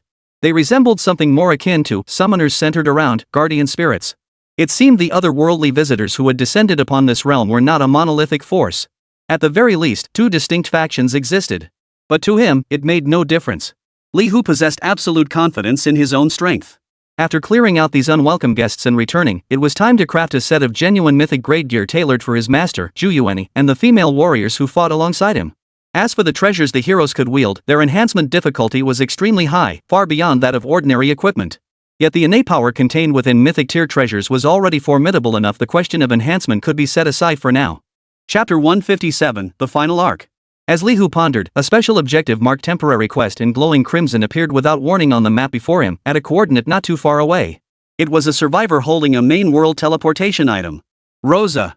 Li Hu's voice was calm and unruffled. Prepare to attack. Don't let him escape. Meanwhile, deep within a dense, shadowy forest, Han Xiao, a prodigiously skilled survivor, was tightly bound to the skeletal remains of a dragon by countless bizarre vines. These vines, sprouting wildly from the ground and glowing with a jade-like luster, held him fast. A youth clad in moon-white robes, his features so strikingly handsome they bordered on the otherworldly, stood before him with hands behind his back, his expression impassive. You saved me? Han Xiao's voice was thick with suppressed rage. And then tie me up like a dead dog? I just don't want my ticket to jump ship mid-journey. The handsome young man named Yin Cheng explained in a matter-of-fact tone. Tell me how to use that device of yours that can traverse worlds. You're dreaming. Han Xiao roared in fury. I'm not your enemy. I just want to survive. A fleeting, complex emotion flickered in Yin Cheng's eyes. He opened his palm, revealing a jade ring emitting a soft, clear glow, resting quietly in his hand. This item, in exchange. At that moment, a cold system prompt abruptly popped up before Han Xiao's eyes. You have triggered a special mission, the last Arkansas. Mission objective, escort Yin Cheng to safely exit the current world. Mission reward, epic tier equipment, celestial sound ring. Epic. Han Xiao's pupils contracted to their absolute limit in an instant. Even his master, hailed as the guild's top player, possessed only a single piece of epic gear. This temptation was enough to drive any survivor mad. I can take you away. Han Xiao suppressed his overwhelming joy and spoke with feigned composure. But to be accepted by the Ark, you must sign a master-servant contract with me and become my retainer. Otherwise, the system rules won't approve it. He sought to exploit the information gap, binding this powerful native heroine firmly to his cause. Upon hearing this, Yin Cheng's once serene eyes finally flickered with a faint trace of scorn. Your lies are too clumsy. All I require is a way to leave this world. Yin Cheng's tone remained level, yet carried an unquestionable resolve. Teach me, and this ring shall be yours. As assurance, we can establish a spirit contract. This pact is witnessed by the fundamental laws of this realm and cannot be broken. Han Xiao's heart sank abruptly. He knew his little scheme had completely fallen through. Abandoning the mission for a private transaction would inevitably incur the punishment of the Great Will. But this was an epic tier artifact. A treasure powerful enough to transform his strength and skyrocket his status within the guild. Risk and reward spun rapidly through his mind. In the end, greed overpowered reason. Alright, Han Xiao had barely uttered a word. Whoosh! A silver-flamed arrow, shrouded in extreme frost, seemed to pierce through time and space. Without warning, it struck Yin Cheng's back with pinpoint accuracy. 2,895,400. A terrifying damage number floated above Yin Cheng's head. His powerful, proud frame stiffened abruptly as a thick layer of ice crystals instantly froze him solid. Frozen. The jade vines binding Han Xiao instantly lost their hold, dissolving into scattered points of light. Han Xiao's pupils contracted violently. He instinctively leapt backward, covering dozens of meters in an instant. But he did not flee. His gaze locked dead set on the epic tier ring that had slipped from its master's frozen fingers, glistening alluringly as it lay on the grass. Opportunity. Just as he prepared to act, a shadowy figure materialized before the frozen Yanqing like a specter. The figure raised a hand, and a pitch-black spear pierced Yanqing's heart without mercy. Thud. 3,578,000. Another staggering damage number erupted above Yanqing's head, draining nearly a third of his already depleted health bar. Han Xiao's movements froze in place. He stared in horror at the suddenly appearing black-armored man and the crystal-clear name on his interface, Li Hu. How could it be him? Before Han Xiao could recover from his shock, above the heavens, the ethereal form of the frost goddess drew her bow and nocked an arrow. The totems of holy light and cursed energy blazed with overwhelming radiance. Countless attacks, each carrying the essence of destruction, struck with surgical precision, instantly reducing Yanqing's remaining health to 0. You have slain moonlit immortal Yanqing, level 74 lord. Han Xiao watched helplessly as Yanqing's body dissolved into specks of light.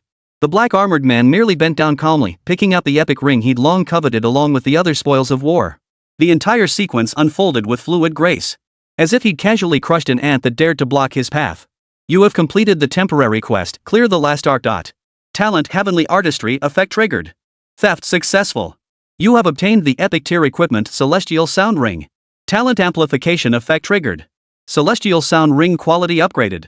You have obtained a mythic tier artifact Source Rhythm Ring Celestial Sound. Grand will notice, in the Divine Trial Land of Origin, 42 practitioners have been eliminated. System notifications rang out one after another in Li Hu's ears. He glanced at the ancient ring suspended in his palm, radiating the glow of divine laws, and casually slipped it onto his finger. Then, his gaze fell upon the figure frozen in terror not far away. Han Xiao. A prodigiously talented survivor with a modest reputation on the professional forum. At this moment, the genius's face bore only the relief of having narrowly escaped death and a deeper layer of humiliation. He had watched helplessly as the man named Li Hu descended like a god, crushing the powerful local spirit with an overwhelming force he couldn't comprehend. Then, as casually as picking up a pebble from the roadside, Li Hu had taken the epic tier equipment Han Xiao had long coveted. Not even a flicker of resistance stirred within him. Under Li Hu's indifferent gaze, Han Xiao felt a chill run up his spine and pierce his skull. Without hesitation, he retrieved a cracked compass from his storage space and crushed it in his fist. As spatial energy enveloped his body, a second before he was completely teleported away from this world, he heard Li Hu's voice calm and detached, like a nightmare. You run fast. Li Hu withdrew his gaze and refocused on the map before him. Another red dot representing a survivor had vanished. Now, on this vast battlefield, only two types of prey remained worthy of his pursuit. One type were the scattered survivors, scattered like frightened birds. The other was Yu Yu, the one whose aura radiated the most power, who had already joined forces with Lin Hemming, and who was marked as a Emperor-class heroic spirit. Those survivors might be eyeing Yu Yu too. It wouldn't do if they beat us to it. Li Hu's logic was simple and pure. Chapter 158, Offending. Yu Yu was his intended prey, no one else was to lay a finger on her. Rosa, Audrey. He turned to face the two elven maids behind him. Next step, eliminate that emperor named Yu Yu, along with his entire army. Once this mission is complete, I'll take you to Moonsea City to relax. Rosa remained as icy as ever, merely nodding slightly.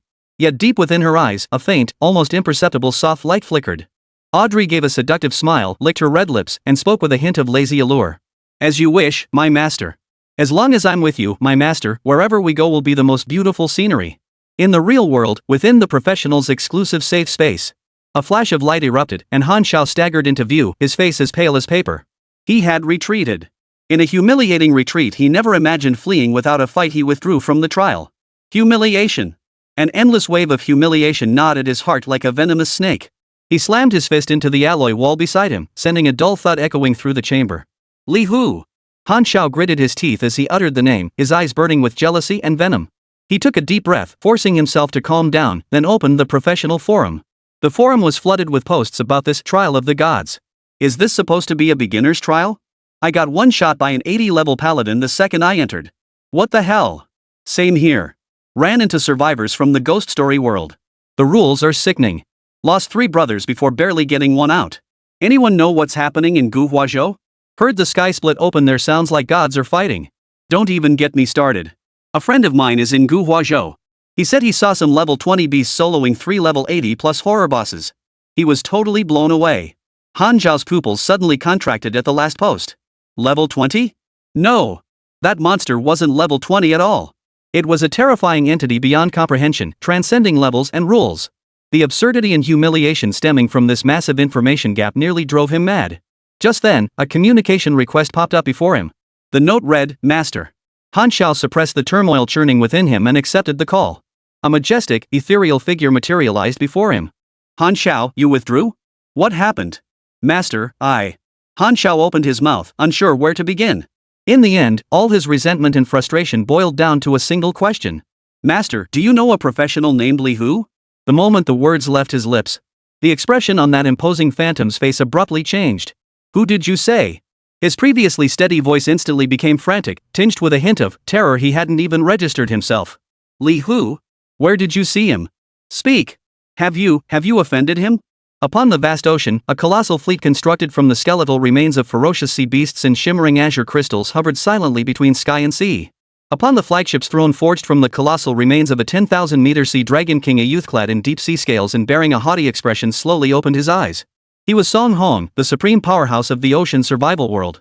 A shimmering light screen unfolded before him. Within it, a figure from another realm stood, its face etched with unmistakable terror. Lord Song Hong, the madman from the Ghost Stories world, have been utterly annihilated. Song Hong's eyebrows arched slightly, his tone tinged with disdain. Those useless fools who only know how to manipulate the rules? Let them die. But according to our remaining intelligence network, including the previous Gravekeeper squad, not a single team has lasted more than 2 minutes against a professional named Li Hu. The figure on the light screen trembled with fear. We have decided to abandon this mission and withdraw immediately. This world has spawned a monster we cannot comprehend.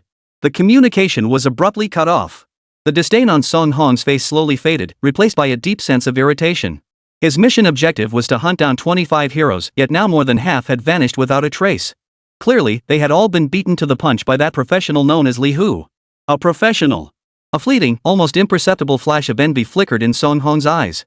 That crystal-clear data interface, that growth model where kills yielded experience and gear, it was a dream forever beyond reach for a survivor like him, who had clawed his way up through countless life and death struggles in this brutal world.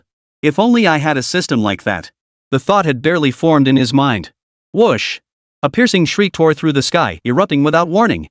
A streak of silver light, defying spatial distance entirely, instantly pierced through the fleet's outer 3 layers of spectral energy shields and the flagship's own repulsion field. Thud!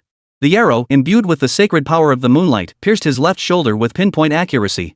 The terrifying force hurled him from his throne, pinning him solidly against the skeletal wall behind him. 415-6700.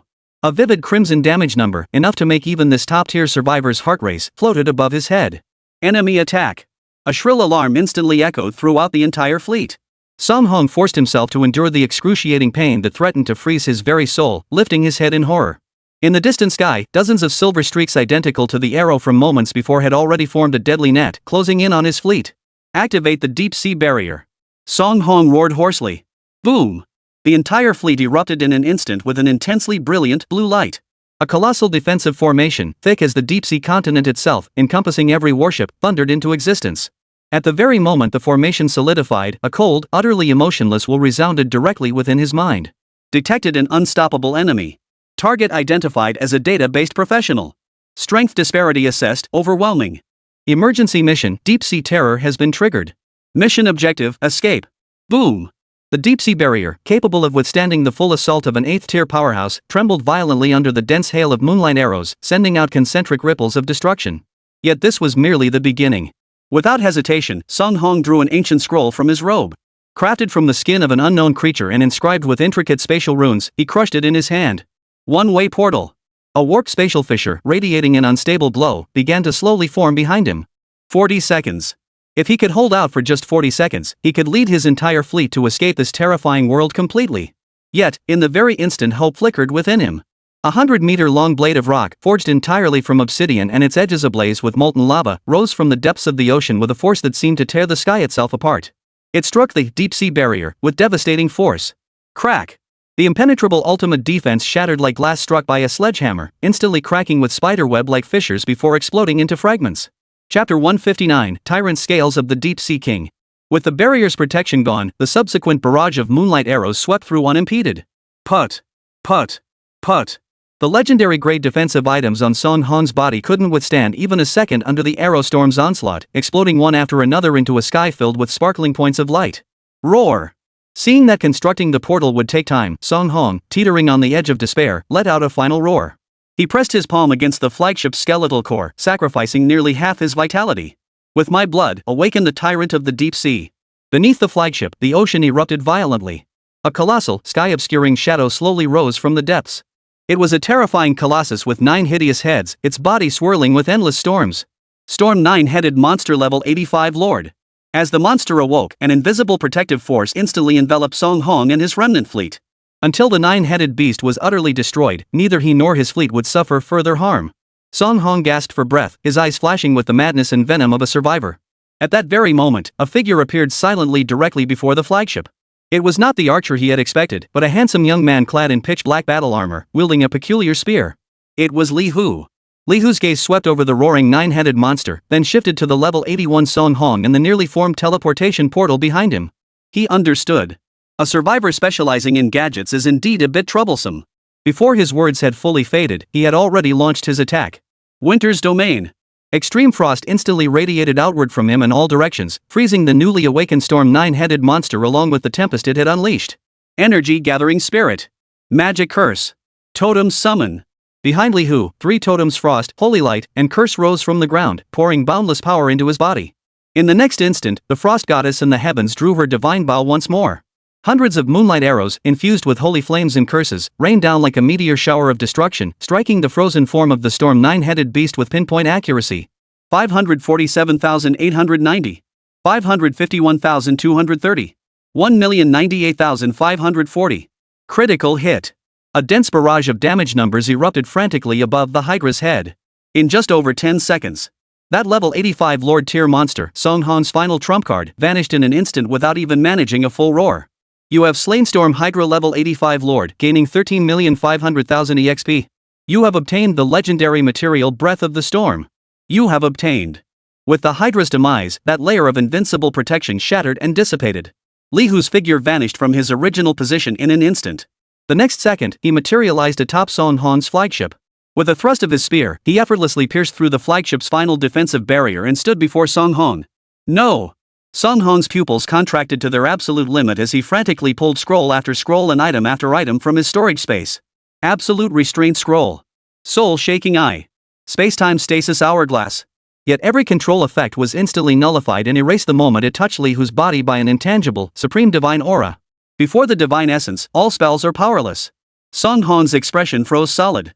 He stared blankly at the pitch-black spear piercing toward his heart, then glanced at the teleportation portal behind him just a hair's breadth away from stabilizing completely. His eyes held nothing but endless despair and unwillingness. It turned out that from the very beginning, he had never had any chance of survival. Thud! The pitch-black spear pierced Song Hong's heart without resistance. The endless despair and resentment in his eyes finally froze into a lifeless, ashen gray. You have defeated Deep-Sea Predator Song Hong level 81 Overlord, gaining 9,500,000 EXP. You have obtained the legendary equipment Tyrant Scales of the Deep Sea King. You obtained a special item One-Way Portal Scroll incomplete. You have gained control of the Deep Sea Ghost Fleet. The system notification sounded in Li Hu's ears. He casually withdrew his spear, letting Song Hong's corpse dissolve into specks of light. Li Hu's gaze fell upon the vast fleet, now masterless, floating silently upon the sea surface. Hundreds of fearsome bone ships, along with the flagship forged from the colossal remains of a 10,000-meter Sea Dragon King, had all become his spoils of war. With a thought, the entire fleet transformed into streaks of light, vanishing into his storage space. After completing this, Li Hu opened the map once more. The red dot marked Emperor-class heroic spirit remained fixed on the opposite edge of the map, its movement now unnervingly slow.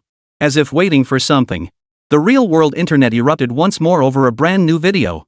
Filmed from an extremely high angle, seemingly captured by a military satellite, the footage revealed the boundless azure ocean transformed into a canvas where divine power was unleashed. Silver arrows tore through the sky like a hailstorm. 100-meter-long blade of molten rock rising from the deep sea. And that apocalyptic 9-headed colossus appearing for mere seconds before being vaporized in an instant. Finally, the divine being clad in black armor descended upon the colossal ghost fleet as if teleporting, ending the battle with a single spear thrust. The entire sequence unfolded in less than a minute. Holy! Is that the black-armored dude who slaughtered everyone in Guhuazhou? Did he go to the ocean to fight Godzilla? Dude, that's not Godzilla, it's the deep-sea ghost fleet. The signature move of Song Hong, the top dog in the ocean survival world. Holy crap, Song Hong just got one shot? Hold up, does this mean these otherworldly beings aren't actually allies? That black-armored deity seems to be specifically hunting down other outsiders? Highly likely. Haven't you noticed? A lot of our world's heroic spirits have gone missing recently. I suspect these otherworldly beings are behind it. They're capturing our heroic spirits. Creepy when you think about it. Could that dark armored deity be protecting us? Fierce debate erupted in every corner, public sentiment swinging wildly between awe, fear, and speculation. For the first time, they realized that more than one god had descended upon this world. Upon a mountaintop shrouded in mist, Lin Hemming, clad in the robes of a dragon-vein diviner, stared intently at the chaotic constellations spread across the chessboard before him. Lord Yu, the heavenly secrets have been utterly disrupted. Across from him, a middle-aged man clad in crimson imperial robes, his face stern and commanding without needing to raise his voice, calmly polished an ancient imperial sword in his hand. Yu, the founding emperor of Great Yen. It was that professional named Li Hu did this, wasn't it? Yu's tone betrayed no emotion. It was him. Lin Hemming nodded, his voice tinged with bitterness. He's already eliminated at least 3 teams from the otherworld. His methods are nothing short of divine retribution. Interesting. Yu slowly raised his head, his deep gaze piercing through the endless void as if witnessing the battle unfolding across the vast ocean. He regards me as his prize. Therefore, before claiming his spoils, he will act like a patient hunter, methodically eliminating every potential threat, every jackal that might interfere with me.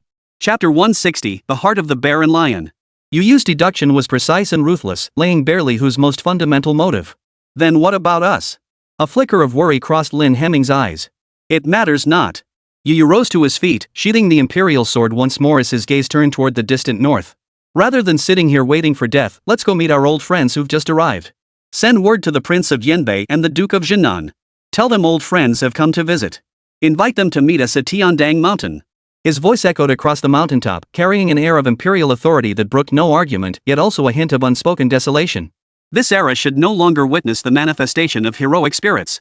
It is time for all unyielding obsessions to return to the river of history. Great will notice, 72 visitors from other realms have been eliminated from the divine trial land of origin, but detected that you have slain over 30 otherworldly enemies. Side quest objectives exceeded. Rewards have been dispersed. As the Song Hong fleet was annihilated, a series of system notifications flashed before Li Hu's eyes. He calmly reviewed his gains from this operation. Beyond substantial experience points and legendary grade equipment, he additionally acquired 6 brand new divine entity systems. These deities were mostly entities worshipped or enslaved by survivors like Song Hong in their respective worlds. Their powers were disparate and far less pure than those of the Elven Pantheon. But to Li Hu, this merely meant his power puzzle had gained 6 new pieces. What piqued his interest even more was an oddly shaped epic tier trophy. It was a 30-meter-tall, menacing suit of armor crafted entirely from dark golden alloy, its form resembling a fusion of a lion and a giant bear. Bear-Lion Heart Type 4 Epic. Type, Construct Vehicle. Equipment requirements, no class restrictions. Special Property 1 does not occupy any equipment slots. Special Property 2 can bind to the user's soul for mental control and be stored within a special construct space. Special Property 3, Energy Core compatible with any form of transcendent energy, divine power, magical energy, spiritual force, etc. A flicker of satisfaction crossed Li Hu's eyes. This thing was quite a decent toy. Just as he prepared to refocus his attention on his ultimate target, Yu, the map before him shifted once more. 3 crimson points deeper and more dangerous than those of Song Hong and the others appeared without warning at the map's edge. Without the slightest hesitation or probing, they locked onto him the instant they materialized and charged straight toward him at breakneck speed. Upon a barren plain blanketed in ashes and skeletal remains, a youth of extraordinary beauty, his eyes concealed by black silk ribbons, listened in silence. Within his mind, a cold, emotionless voice echoed. Mission failed. Xiao Beiyu has been retrieved by the local powerhouse Yu. The assassination window is now closed. Supreme Directive, all Night Crow operatives, immediately abandon mission, activate final beacon, and return to the Divine Realm. Retreat? A mocking curve tugged at the blind youth's lips. When have we Night Crows ever retreated without a fight? The situation has changed. The cold voice ignored his mockery, continuing its matter-of-fact explanation. First, an indigenous practitioner we cannot analyze has emerged in this realm, codenamed the Cleaner. The Gravekeeper, Ghost Story Theater, and Deep Sea Fleet, all 3 squads were annihilated by him, with no survivors. Based on data model simulations, our squad's survival rate upon encountering him is 0. Second, the Ark has detected coordinates for an entirely new Lord world, the land where all are gods. The Divine Realm must concentrate all resources to confront this unprecedented challenge. The value of this realm has been downgraded to secondary priority. The blind youth fell silent. After a moment, he spoke slowly, his voice carrying a barely perceptible tremor. If I return, how will the Divine Realm deal with my failure? As the most valuable seed, the Divine Realm will pardon your error and bestow upon you a true wasteland god as the cornerstone of your advancement. A primordial god. The youth's breath caught abruptly, but that wild joy was swiftly replaced by a deeper, more profound resentment. So I must flee like a stray dog, tail between my legs, only to beg for scraps? He rose slowly, his eyes hidden beneath black silk, seemingly gazing toward Li Hu's direction. Tell me the coordinates of that scavenger dot. Before I leave, I want to weigh it myself to see just how much this monster, feared even by the divine realm, truly weighs. Thud. The pitch-black spear pierced the blind youth's forehead, shattering his last shred of pride and resentment along with it. Li Hu didn't even catch a glimpse of his face, nor did he care to look. He calmly withdrew the spear, watching the three corpses dissolve into specks of light that merged with the barren wasteland beneath his feet. You have slain Knight Raven's Eye Ignorance level 83 Overlord, gaining 10,200,000 EXP. You have slain Knight Crow's Claw Blood Scythe level 82 Elite. You have slain Knight Raven Shadow Stealth Ghost level 82 Elite. You obtained the legendary skill book Shadow Shuffle. You obtained. Li Hu casually tossed the skill book into his backpack. He had no interest in such assassin-type skills. He lifted his head, his gaze sweeping across the wasteland toward the mist-shrouded Tianlang Mountain. The final prey lay there. The moment Tiandang Mountain's foothills came into Li Hu's view. Countless dormant array patterns across the land suddenly ignited, weaving into a dazzling magical formation that enveloped the entire mountain range. Gravity, slowing, disorientation, soul-sapping. Hundreds of detrimental effects surged toward Li Hu and his companions like a tidal wave. Yet these prohibitions, powerful enough to immobilize an entire legion, melted away silently the instant they touched Li Hu's body like ice and snow encountering a red-hot iron. The majesty of the divine essence brooked no challenge. The array's failure immediately alerted the mountain's guardians. Who dares trespass into the forbidden zone? Amidst a series of stern shouts, 20 streaks of light shot down from the mountain peak, hovering mid-air. They were 20 heroic spirits clad in ancient armor, wielding various weapons, their auras powerful and solemn. They were the most loyal personal guards under Yu Yu's command. Yet, their challenge met only 2 attacks, swift beyond measure. Whoosh! Rosa remained rooted to the spot, her starry longbow drawn taut like a full moon. A silver arrow, wrapped in extreme frost, shot forth with blinding speed, piercing the chests of 3 spirits before they could react. Instantly frozen into ice sculptures, they plummeted from the sky. Simultaneously, Audrey's figure materialized like a ghost directly beneath the spirit warrior's formation. She licked her crimson lips, then slammed both hands onto the ground. Earth Dragon, the feast begins. Boom! The earth split apart. A colossal dragon, formed from snarling black rock and molten lava, roared as it burst forth from the ground, swallowing all 5 unsuspecting heroes in a single gulp. The remaining heroes had barely recovered from this shocking spectacle when Li Hu's figure materialized before them. Chapter 161, The Era's Reckoner. He didn't even draw his spear. With a calm lift of his hand, the 3 totems behind him blazed with intense light. A torrent of energy, a potent blend of holy radiance and cursed power, engulfed the dozen or so remaining figures, drowning them completely. The entire process took less than 10 seconds. At the summit of Tiandang Mountain, within an ancient villa. Yu Yu had just lowered the imperial sword when a spirit warrior clad in general's armor stumbled into the room, his face twisted with horror. Your Majesty! All formations have failed. The personal guard down below, they're likely. For the first time, Yu Yu's expression showed a distinct flicker of disturbance. He sprang to his feet, his eyes wide with disbelief. This quickly? He had assumed that Li Hu, the so-called cleaner, would take a moment to regroup after dealing with those foreign jackals. Yet unexpectedly, the enemy had launched a thunderous assault, charging straight toward them. Your Majesty! This man is unstoppable. We should avoid the brunt of his attack and retreat for now, the spirit of the general urged anxiously. Unnecessary. A resolute and proud glint, characteristic of an emperor, flashed in Yu Yu's eyes. I have never been inferior to anyone in my life. Go. Summon Immortal Lin. Yet, no sooner had the words left his lips. Boom! A deafening explosion shook the heavens and earth, emanating from beyond the villa. The entire mountaintop trembled violently. The final and strongest layer of defense protecting the villa, the Locked Dragon Formation, had been brutally breached from the outside with the most savage force. This signaled that every spirit warrior sent to intercept the intruder had been utterly annihilated. The general's spirit turned as pale as paper in an instant. No need to call me. I'm here. A voice, faint and tinged with bitterness, drifted in from beyond the door. Lin Hemming, clad in the robes of a dragon vein diviner, walked in slowly.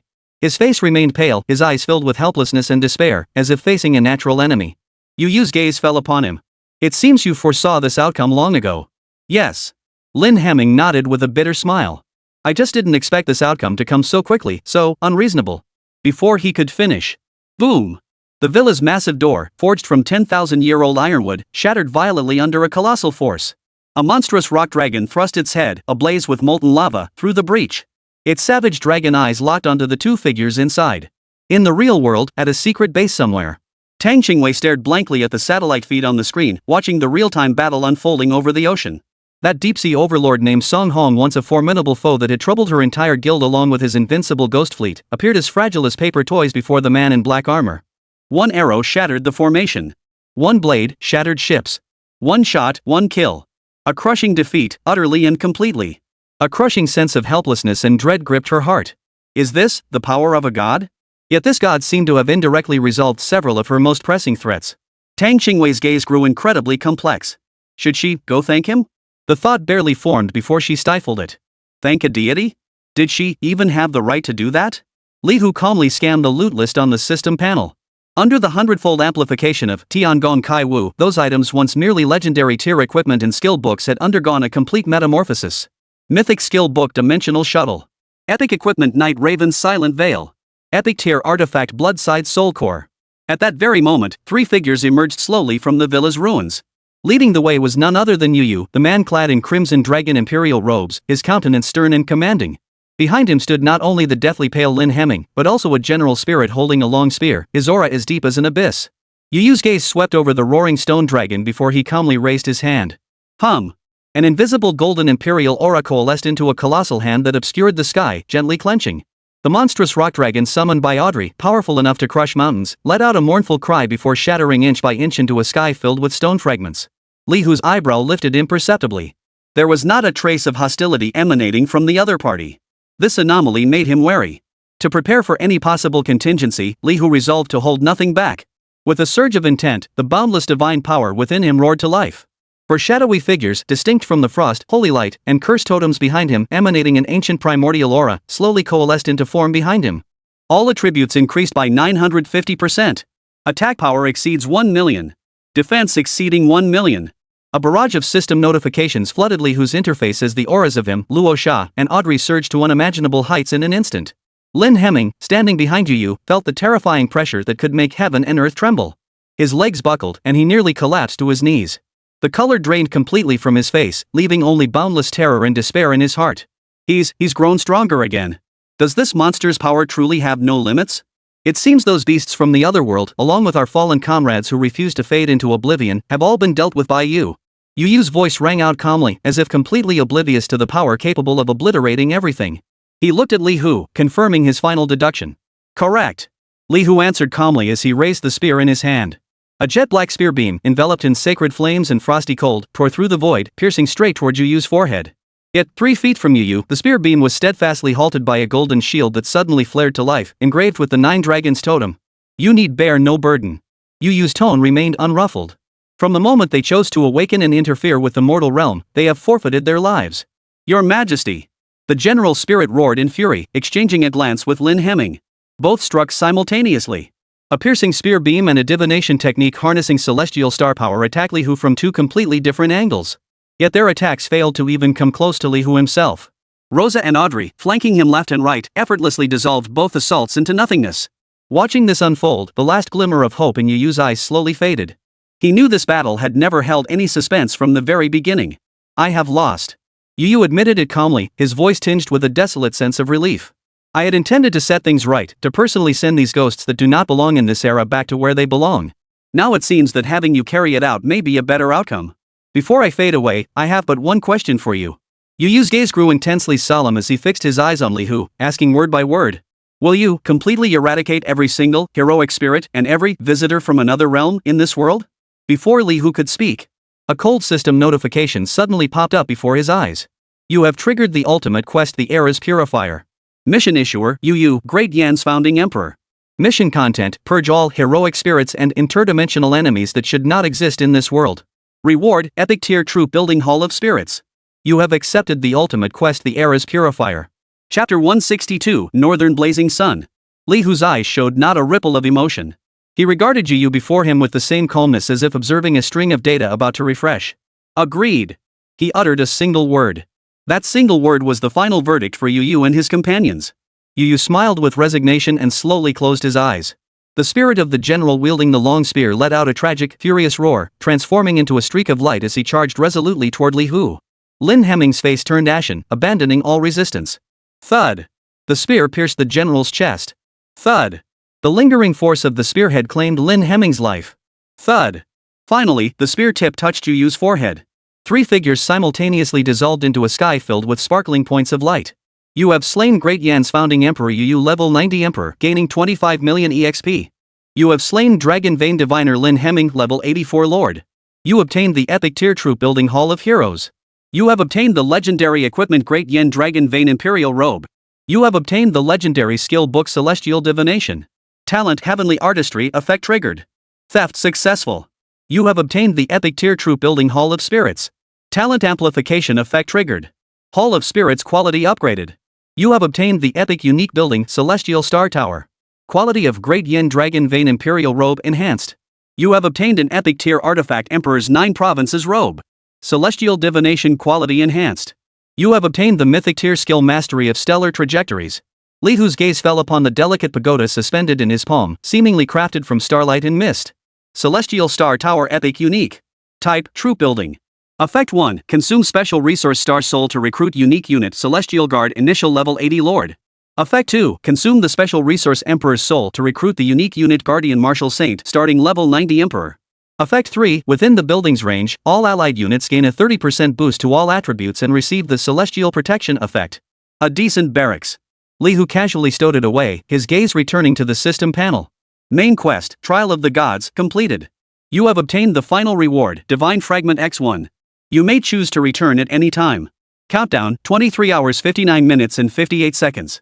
He glanced at the map, where scattered white dots represented heroic spirits, and a deeper red dot, an otherworldly enemy moving rapidly toward his location from the map's edge, stood out more vividly than the dots marking Song Hong and the others.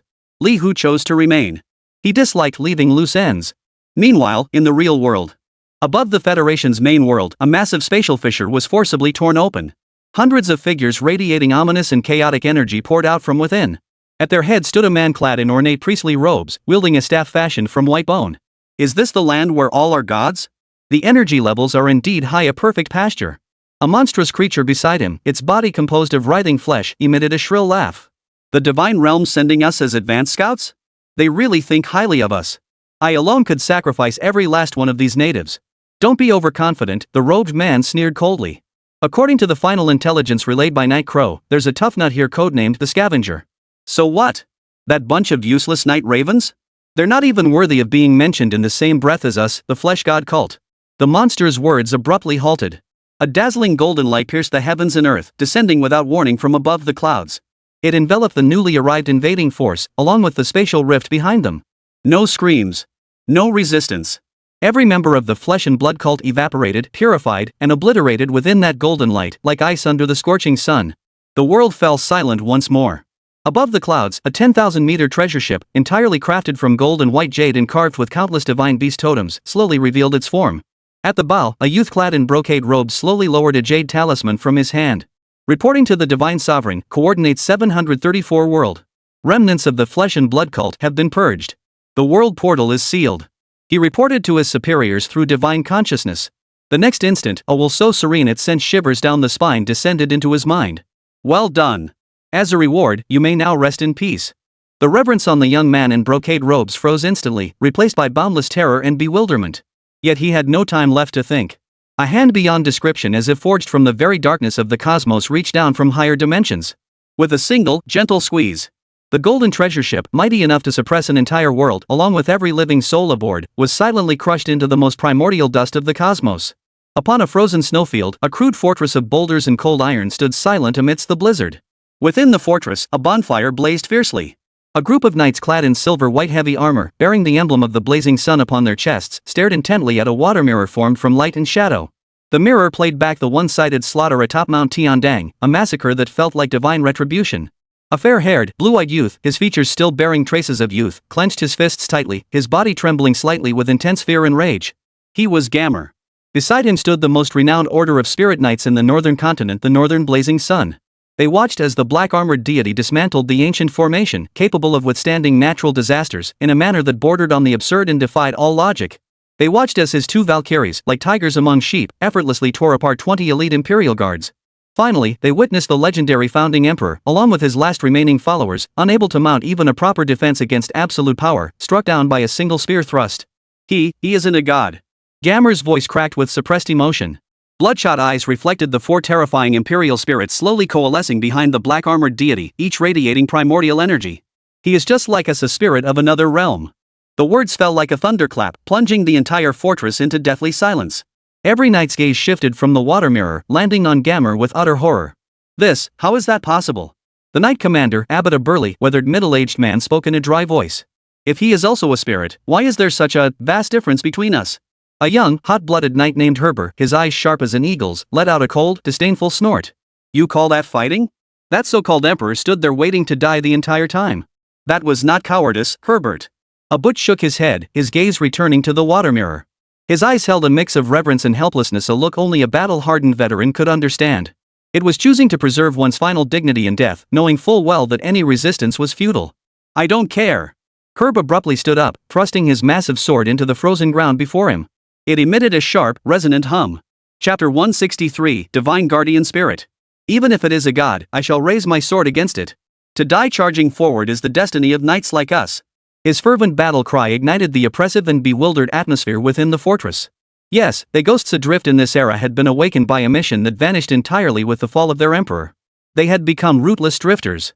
Rather than fade away in confusion, they would seek out the most magnificent battle, one worthy of being etched into their very souls. The knight's dormant eyes blazed anew. They gazed upon the figure reflected in the water mirror, their stares devoid of fear, filled only with a pure, burning desire to challenge the mighty. Gammer watched this scene unfold, yet his eyes held not a trace of excitement. His purpose stood in stark contrast to these pure warriors. The black-armored deity had slain his last hope, the diviner Xiao Beiyu, who had promised to fulfill his wish. He had continuously broadcast these battle recordings to every corner of the world, hoping someone might glimpse a flaw in this miraculous combat, find a sliver of possibility for resistance. Yet, when he witnessed the 4 illusory forms of the Emperor spirits manifest and felt the black armor god's aura surge to such terrifying extremes that even satellite feeds began to distort and spew gibberish, the last shred of hope in Jamor's heart crumbled completely. He was wrong. He was utterly wrong. His highest estimate of that monster's power, perhaps it hadn't even scratched the surface of its true strength. The youth's eyes held nothing but utter bewilderment and bottomless despair. The azure sea surface was suddenly engulfed by a colossal shadow, without warning. Boom! The seawater receded frantically to both sides as a colossal entity, towering 1,000 meters high, slowly rose from the depths below. It was a colossal war god, entirely pitch black, seemingly forged from solidified resentment and malevolent energy. Its body was covered in vicious bone spines and twisted demonic patterns. A pair of blood-red eyes, like 2 crimson suns, locked onto Li Hu on the sea surface. Demon Exorcist Level 85 Guardian Spirit. This was the highest-ranked guardian spirit recorded in the Federation, prefixed with the character demon, a sign of its complete corruption into a being consumed solely by slaughter and destruction. Facing this terrifying entity capable of striking despair into any fleet, Li Hu's expression remained utterly unchanged. Title Night Stealer effect activated. All damage dealt to guardian spirit units increased by 300%. He had no intention of intervening personally. Behind him, the 3 totems of Frost, Holy Light, and Curse, along with the 4 Imperial Spirit apparitions radiating primordial energy, blazed with overwhelming brilliance simultaneously.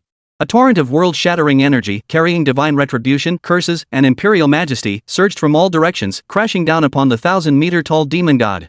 Yet, in the very instant before all attacks were about to strike, a barely perceptible gleam flashed in Li Hu's eyes. He chose steel. His figure vanished from his original position in an instant.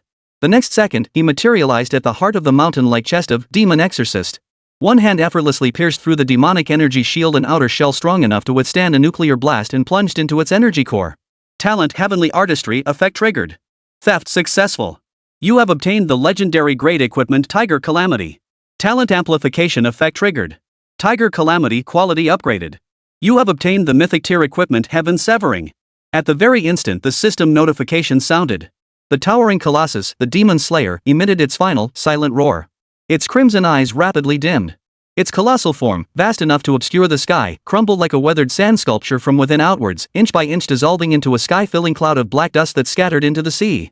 You have defeated Demon Exorcist Level 85 Guardian Spirit, gaining 18 million EXP. You obtained a special item Random Guardian Spirit Summoning Order. You obtained an epic tier material Core of Demon Slaying. Another flurry of system notifications flashed across the screen. The effect of the talent Heavenly Artistry has triggered again. The quality of the Random Guardian Spirit Summoning Order has been upgraded. You have obtained a mythic tier unique item, the Divine Guardian Spirit Binding Order. Li Hu's gaze fell upon this brand new piece of loot. Divine Guardian Spirit Binding Order Mythic Unique. Type, special item. Effect, upon use, summons and permanently binds a mythic tier divine guardian spirit to fight for you. This guardian spirit possesses independent will and growth potential and is 100% loyal. A genuine spark of delight finally flickered in Li Hu's eyes. In his memory, the Federation had expended countless resources, yet the highest tier guardian spirit they had ever confirmed existed was the level 85 demon exorcist he had just instantly defeated. As for the mythical tier divine guardian spirit, it existed only in the most ancient texts and legends never truly witnessed by anyone. This was undoubtedly a tremendous gain. A mythical tier enforcer with independent will and absolute loyalty held value surpassing all the troop units and structures he had acquired before. Li Hu rolled up the scroll, his mind already forming a plan. Having one more reliable servant was always a good thing. However, the emergence of such a legendary monster suggested that the seemingly simple trial world concealed dangers far beyond his imagination. It seemed he would need to proceed with even greater caution. Li Hu ultimately stored the Divine Guardian Spirit binding order in his storage space, choosing not to activate it immediately. While an absolutely loyal mythical tier enforcer was tempting, his own strength was currently sufficient. Cleansing this world required no unnecessary complications. For Emperor Spirit illusions, nearly 100,000 mythical tier troops, and his own terrifying stats long since surpassing 1,000,000 in both offense and defense were his greatest confidence for dominating this world. He opened the map once more, locking onto every light point representing both the otherworldly enemies and the heroic spirits. This time, he would wait for nothing, test nothing. He would purge this world with the swiftest speed and most thorough efficiency. What followed was a global hunt, the domain of the scavenger. Within the molten heart of a distant volcano, a flame demon lord, engulfed in blazing inferno, had just awakened from slumber when a torrent of energy, a fusion of holy light and cursed power, plunged from the heavens, vaporizing it instantly. Upon the frozen plains of the far north, an army of frost giants, upon seeing the black armored figure suspended in the sky, collectively dropped their battle axes, knelt in submission, and begged for swift death. Beneath a bustling metropolis, every member of the Tale of Terror Club, whose very existence thrived on spreading dread, was simultaneously erased by an invisible force without even a scream. Li Hu's presence descended upon every corner of the world like a true divine punishment. Crush. Purify. Erase. His logic was pure to the extreme. All targets obstructing his ultimate mission would be systematically eliminated. His true objective was the Hall of Heroes, a reward granted by the system after you use death. No, it should now be called the Celestial Star Tower. Chapter 164, The Grand Scheme. He eagerly anticipated how this epic, one-of-a-kind structure would transform into a mythic tier barracks under the hundredfold amplification of heavenly artifact creation. After clearing most of the red and white dots from the map, Li Hu's gaze finally settled upon that familiar continent. Guhuazhou. The remaining targets were almost entirely concentrated there. Without a moment's hesitation, his figure transformed into a streak of light, crossing the boundless ocean to descend once more. He casually disposed of the last interdimensional visitor from the Abyss Casino, who had been lingering at the map's edge, seemingly observing something. Within a hidden underground tomb, a youth of striking beauty and ethereal grace stared in horror at the projection unfolding before him. In the scene, the top dealer from the Abyss Casino, along with his most prized possession, the Wheel of Fate, forged from the souls of countless gamblers, was pierced and shattered by a gun beam that descended from the heavens, taking both man and artifact with it. Madman. This cleaner is absolutely insane. The youth muttered to himself. He was the last remaining member of the Gravekeeper faction stationed in this realm. His gear, that spear, that armor, and those ever-changing totems? At the very least, it's a full set of epic tier equipment. It might even be mythic. This realization made his own heart skip a beat. Just then, a badge molded from grave soil on his chest began to glow faintly. A frantic divine thought crossed the barriers of worlds, entering his mind. Hurry! Return immediately! Our war against those mad dogs under the Great Will has reached a critical stage. We urgently need elite combat power. The Ark has transmitted coordinates. The Divine Realm is mobilizing all forces for an expedition to the land where all are gods. We must end this damned war before they arrive. At these words, a resolute gleam flashed in the handsome youth's eyes as he immediately began channeling the secret technique of return. Yet moments later, all color drained from his face. The grave soil emblem, serving as the beacon for return, showed no reaction whatsoever. The surrounding space seemed sealed shut by an invisible, unshakable barrier. How could this be?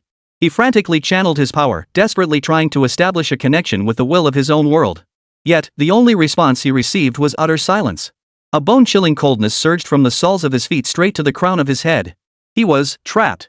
Deep within the tomb, Li Hu watched calmly as the handsome youth dissolved into specks of light amid his despair. He withdrew his spear, his gaze utterly unruffled. Yet within his mind, seemingly unrelated clues slowly began to connect. Yu's final words had been a wish for all unyielding obsessions to return to the river of history. And these so-called heroic spirits, whether Yu or those generals, their essence seemed little different from the visitors from another realm he had slain. They had all been brought here from their respective worlds by higher beings, through some unknown means. The only distinction lay in their motives. The survivors fought for survival, while the heroes battled for obsession. Li Hu ventured a bold conjecture. The native deities of this world may not have truly perished. They might have merely been removed from their own worlds in another manner, becoming survivors like Song Hong and Jayamur, struggling to survive within the endless realms. This conjecture made Li Hu's gaze grow even more profound. If this were true, then someday in the future, he might very well face these exiled gods in another arena of trial, weapons drawn. He pushed the thought aside for now, refocusing his attention on the map before him. The vast majority of light points had dimmed. Only the last 2 white points representing the heroic spirits remained. Seemingly sensing the successive demise of their kind, they were fleeing at breakneck speed in different directions across the continent. Trying to escape? A cold smile curved Li Hu's lips. No one could escape the hunter's gaze. Central Sanctuary, Federation Mainworld. Within the circular council chamber, spacious enough to hold thousands, sat fewer than 30 figures at this moment. Each figure radiated an aura as unfathomable as the deepest ocean. They were the Federation's highest decision-making body. According to the final footage transmitted from Outpost 734, the invading fleet of the Flesh God cult was obliterated along with the spatial passageway by an unanalyzable, higher-order force within 3 seconds of its arrival. A man clad in silver military uniform, his shoulders bearing the insignia of a general, delivered the report in a grave tone. This marks the 17th high-level world invasion incident this month alone. A brief silence fell over the council chamber. Your Excellency the Great Sage, what is your perspective on this matter? The presiding chairman turned his gaze toward the figure seated at the head of the table, an elder with snow-white hair and beard, whose eyes seemed to hold countless stars within them. The Level 96, Grand Sage, the bedrock of the Federation. Dispatch personnel to suppress it. The Great Sage's voice was aged and flat, devoid of any emotion. Form 3 Purge Squad units, each led by a Level 95 professional, to launch indiscriminate, annihilating strikes against all newly emerging spatial fissures. I'm afraid that won't be possible. A logistics officer rose with a wry smile. All our reserve combat dolls were depleted in the previous attrition war, and the deployment of high-tier professionals has already reached its limit. The Elf Lord still refuses to intervene, someone couldn't help asking. A flicker of resignation crossed the speaker's face. She has her own code of conduct. We have no right to interfere. Besides, given her power, we simply cannot persuade her. Gentlemen, the crux of the matter lies not in how we respond. The Grand Sage spoke slowly, cutting off the heated debate. His gaze swept over every person present, those all-seeing eyes carrying an unprecedented gravity. Have you not noticed? From the initial low magic world to the subsequent technological civilization, and now the Flesh God cult, the invaders' power levels are escalating at an abnormal, frenzied rate. Behind this, there must be a colossal scheme. If we persist in passive defense, content with temporary peace, then in the near future, the Federation will face an unprecedented purge. The Archsage's words struck each person like a heavy hammer. Yet, after a brief silence, a burly berserker radiating savage fury sneered dismissively. Great Sage, are you not exaggerating somewhat? They're nothing but a bunch of clowns. However many come, we'll slaughter them all. Chapter 165, On the Brink. Under the night sky, the city glowed with neon lights, like a sea of stars reflected upon the earth. Atop a skyscraper, gales howled. Silver-white heavy armor reflected a cold, crystalline glow under the moonlight. The remnants of the Northern Sun Night Order had gathered here. Knight Commander Abbott, hand on his sword hilt, gazed out at the distant skyline. Are we truly going to challenge a god here? A young knight's voice trembled with uncontrollable fear. We have no choice. Herbert's voice was unwavering. The Emperor has fallen. We are trapped in this age, with nowhere to return. Rather than fade away in confusion, let us raise our swords against the mightiest. Let our final glory be etched in the most magnificent battle. His impassioned words dispelled the last vestiges of fear and hesitation in their hearts. Yes, for glory. The knight's once dull eyes blazed anew with indomitable fighting spirit. Gammer stood at the rear of the crowd, silently observing the scene. The knight's death-defying resolve diluted the searing resentment within his heart. Indeed, without even the courage to resist, how could there be any talk of vengeance? To face such an extraordinary foe, perhaps it was an honor in its own right. It was just a pity that his own unfulfilled wish remained unattained. Just then, a cold and haughty voice rang out from behind the crowd. A band of lost souls, yet here you dare defy destiny. The crowd turned in shock. There, at the far end of the rooftop platform, stood a breathtakingly beautiful woman. She wore a black robe embroidered with golden phoenix patterns and crowned with an imperial diadem. Visible dragon-shaped chi swirled around her, and the overwhelming aura of a sovereign's authority made every knight present feel suffocated. Who are you? Abu's pupils contracted sharply as his hand flew to his sword hilt. Empress Jian Yuechan of Great Zhou. Her voice was calm, yet it carried an authority that brooked no argument. Abu's heart sank, and he immediately bowed in reverence. Your Majesty. We mean no offense, but that otherworldly deity is about to arrive and we are trapped within this realm, unable to leave. So you intend to fight him to the death here? A playful curve lifted at the corner of Zhang Yuechan's lips. I, for one, wouldn't mind seeing this place stained with a bit more blood. Abert's eyes flashed with a sharp gleam at her words. This Empress of Great Zhou seemed not to be an enemy. Just as the atmosphere grew tense, another crisp voice rang out. Oh my, what a lively scene. Are you all here to see that divine being as well? The group turned to see a red-haired girl riding a white steed, dressed in an ornate court gown, eyeing them with curiosity. She too radiated the aura of a spirit, yet carried the innocent air of a noble lady untouched by the world. Another one who doesn't know her place. Herbert snorted disdainfully. The red-haired girl seemed oblivious, exclaiming excitedly, "My name is Thexius I. I've come to witness the divine miracle." Herb was about to retort with mockery. Boom! An indescribable, terrifying pressure suddenly descended from the heavens. The entire city seemed, in that instant, to be gripped by an invisible giant hand, all sound ceasing. A figure descended slowly from the night sky. He rode no mount, yet two elven maidens of breathtaking beauty followed in his wake. His handsome yet cold face, the light-devouring black armor, and the spear radiating an ominous aura all mirrored the divine being depicted in the images, the one who slaughtered all living things. Merely standing there, the aura he radiated made every spirit present feel their souls being torn apart inch by inch. Gammer! Herber roared at the youth, his voice strained under immense pressure. Project this battle's image to every corner of the world. Let everyone see clearly how we, with mortal bodies, raise our swords against the gods. Understood. A resolute gleam flashed in Jammer's eyes as he raised both hands high. Countless mystical runes coalesced before him. The next instant, he launched his attack first. 7 luminaries, heaven's punishment light. A massive, multicolored pillar of light tore through the night sky, crashing down with thunderous force toward the figure suspended in the heavens. For glory! Abot roared, drawing his sword as a sacred cross-shaped blade of light followed in pursuit. Northern blazing sun, charge!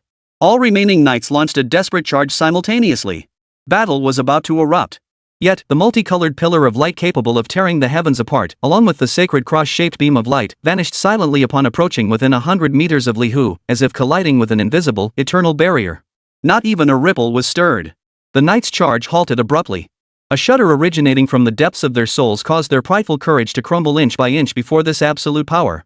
Li Hu didn't even glance at them. He merely swung his lance casually. A pitch-black crescent-shaped spear beam shot from its hilt. Though seemingly slow, it defied spatial distance, instantly slicing through every charging knight's body. Thud, thud, thud. After a series of faint sounds, the Knights of the Northern Sun, along with their captain, Abbot, froze mid-charge, their bodies shattering into a sky filled with dancing specks of light. In an instant, the entire force was annihilated. The fervor and resolve frozen on Heb's face gave way to incomprehensible bewilderment and terror. Gammer's raised hands fell limply to his sides, the last glimmer in his eyes extinguished completely. The next second, the bayonet touched. Put! A bloody hole appeared between Herber's eyebrows. Put! Gammer's body dissolved into nothingness. Li Hu withdrew his spear, his gaze finally settling on the last 2 surviving heroic spirits on the rooftop. Empress Jiang Yuechan of the Great Zhou dynasty. And the red-haired girl who called herself Tishu Ai. He raised his hand indifferently, poised to erase these last 2 flickering lights as well. At that very moment. Boom! An indescribably massive, pitch-black palm tore through the night sky, obscuring the stars and moon. As if emerging from another higher dimensional realm, it descended upon Li Hu with an overwhelming will to crush everything in its path. The Imperial Palace of Great Zhou, the Astronomical Observatory. Emperor Jiang Duo of the Great Zhou, clad in his dragon robe, had been watching the projection of the secret arts with keen interest. But the moment he recognized the face of the Empress in her phoenix-embroidered robes, his composure vanished, replaced by sheer terror and panic. Ancestor? Why is our ancestor there too? At the very instant that massive, pitch-black hand appeared. Across the entire world, every native human not belonging to the otherworldly enemies, or heroic spirits, whether combatants engaged in battle or civilians sleeping peacefully at home, their thoughts, movements, and even heartbeats abruptly froze in that instant. Time seemed to have been pressed on pause. This world, this precarious land, the will it carried had long been utterly defeated in a higher-level game of strategy. Now, it was silently marching toward its final extinction. Frontline of the southern province. Commander Qiu Yue, clad in battle armor and bearing a heroic countenance, was desperately directing her professional soldiers to repel the hordes of otherworldly monsters pouring forth from the spatial rift. The battle raged with extreme ferocity. Chapter 166, Purge the Abyss. Commander! Our communication with headquarters has been severed. A blood-soaked aide rushed to her side, panic evident. A sinking feeling gripped Qiu Yue as an ominous foreboding enveloped her heart. She attempted to activate her privileges to contact the Federation's central sanctuary, but the only response was deafening silence. Nanzhou province seemed to have been forcibly torn from the entire world. Boom! A portal to another world, over 100 meters in diameter, abruptly expanded at the front lines. Detected level 85 world portal, Howling Abyss. Deputy Commander, beware. Before Chiao Yue's roar had even faded, an 83-level Abyssal Lord burst forth from the portal, its claw tearing apart her most capable lieutenant. Gazing at that figure radiating utter despair, the level 80 Chiao Yue felt the icy touch of death for the very first time. That colossal, sky-obscuring black hand did not originate from a higher dimension, but from a similarly 1,000-meter-tall, pitch-black, one-horned giant slowly crawling out of a fissure in the earth. Demon Titan, level 86 Guardian Spirit. A terrifying energy capable of shattering mountains coalesced upon the giant's horn, surging alongside its palm as it crushed toward Li Hu. Facing this world-shattering strike, Li Hu's figure merely flickered in midair before ghostly materializing atop the giant's shoulder, effortlessly evading the palm strike powerful enough to level an entire city. His hand pressed against the giant's neck, thick as a mountain ridge. Talent Heavenly Artistry effect triggered. Steal successful. You have obtained the legendary equipment Qianmu Withered Heart Armor. Talent Enhancement effect triggered. Qianmu Heart Wither Armor quality upgraded. You have obtained the epic tier equipment Qianmu Armor. Before the giant's furious roar could erupt, a blast of frigid breath and a blazing holy light simultaneously erupted from the hands of the two Valkyries behind Li Hu. Crack! The giant's body, strong enough to melt steel, was rapidly encased in a thick layer of ice crystals from bottom to top, its movements becoming sluggish and rigid. The sacred spear of light pierced precisely through its single, blood-red eye, unleashing purifying energy that made it let out an agonized howl. Li Hu's gaze did not linger long on the gravely wounded giant. He cast a detached glance toward the distant rooftop, where the great Zhou Empress stood with a solemn expression, her phoenix-like eyes holding both scrutiny and apprehension. His gaze then shifted to the red-haired maiden spirit nearby, trembling with both fear and reverence. Could capture also be considered cleansing? The thought flashed through his mind. At that very moment, a razor-sharp sword light pierced silently through the void, striking straight for Li Hu's back. Immortal Sword Concealment level 85 Guardian Spirit.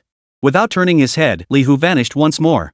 The sword light narrowly grazed his afterimage, leaving a vacuum rift thousands of meters long in the night sky. The next second, he materialized behind the ethereal Guardian Spirit, clawing toward its Dantian energy sea with 5 fingers.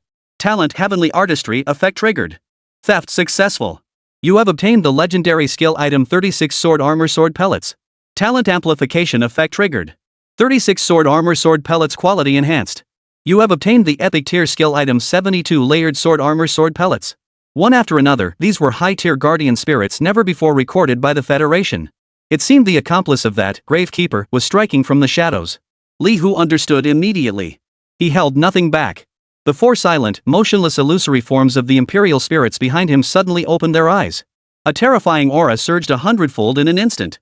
Li Hu's figure transformed into an elusive jet-black streak of light, sweeping his spear horizontally. Put! The immortal sword concealer didn't even have time to react before he and the protective sword chi surrounding him were crushed into dust by the spear's radiance. Immediately, the spearhead pivoted. A beam of annihilation, imbued with imperial majesty, pierced the night sky, completely vaporizing the still struggling frozen giant along with its soul core. From the initial ambush to the annihilation of 2 high-tier guardian spirits, the entire sequence unfolded in mere minutes. The battle was over. On a distant continent, within a hidden subterranean chamber, the handsome youth stared in horror at the shattered light screen before him, his face as pale as paper. 3 powerful guardian spirits, each capable of serving as core combat forces, gone? This cleaner was a monster among monsters. A flicker of agonizing pain and mad determination flashed in the youth's eyes. He carefully drew from his robe a talisman engraved with countless divine runes, emanating an ancient and terrifying aura.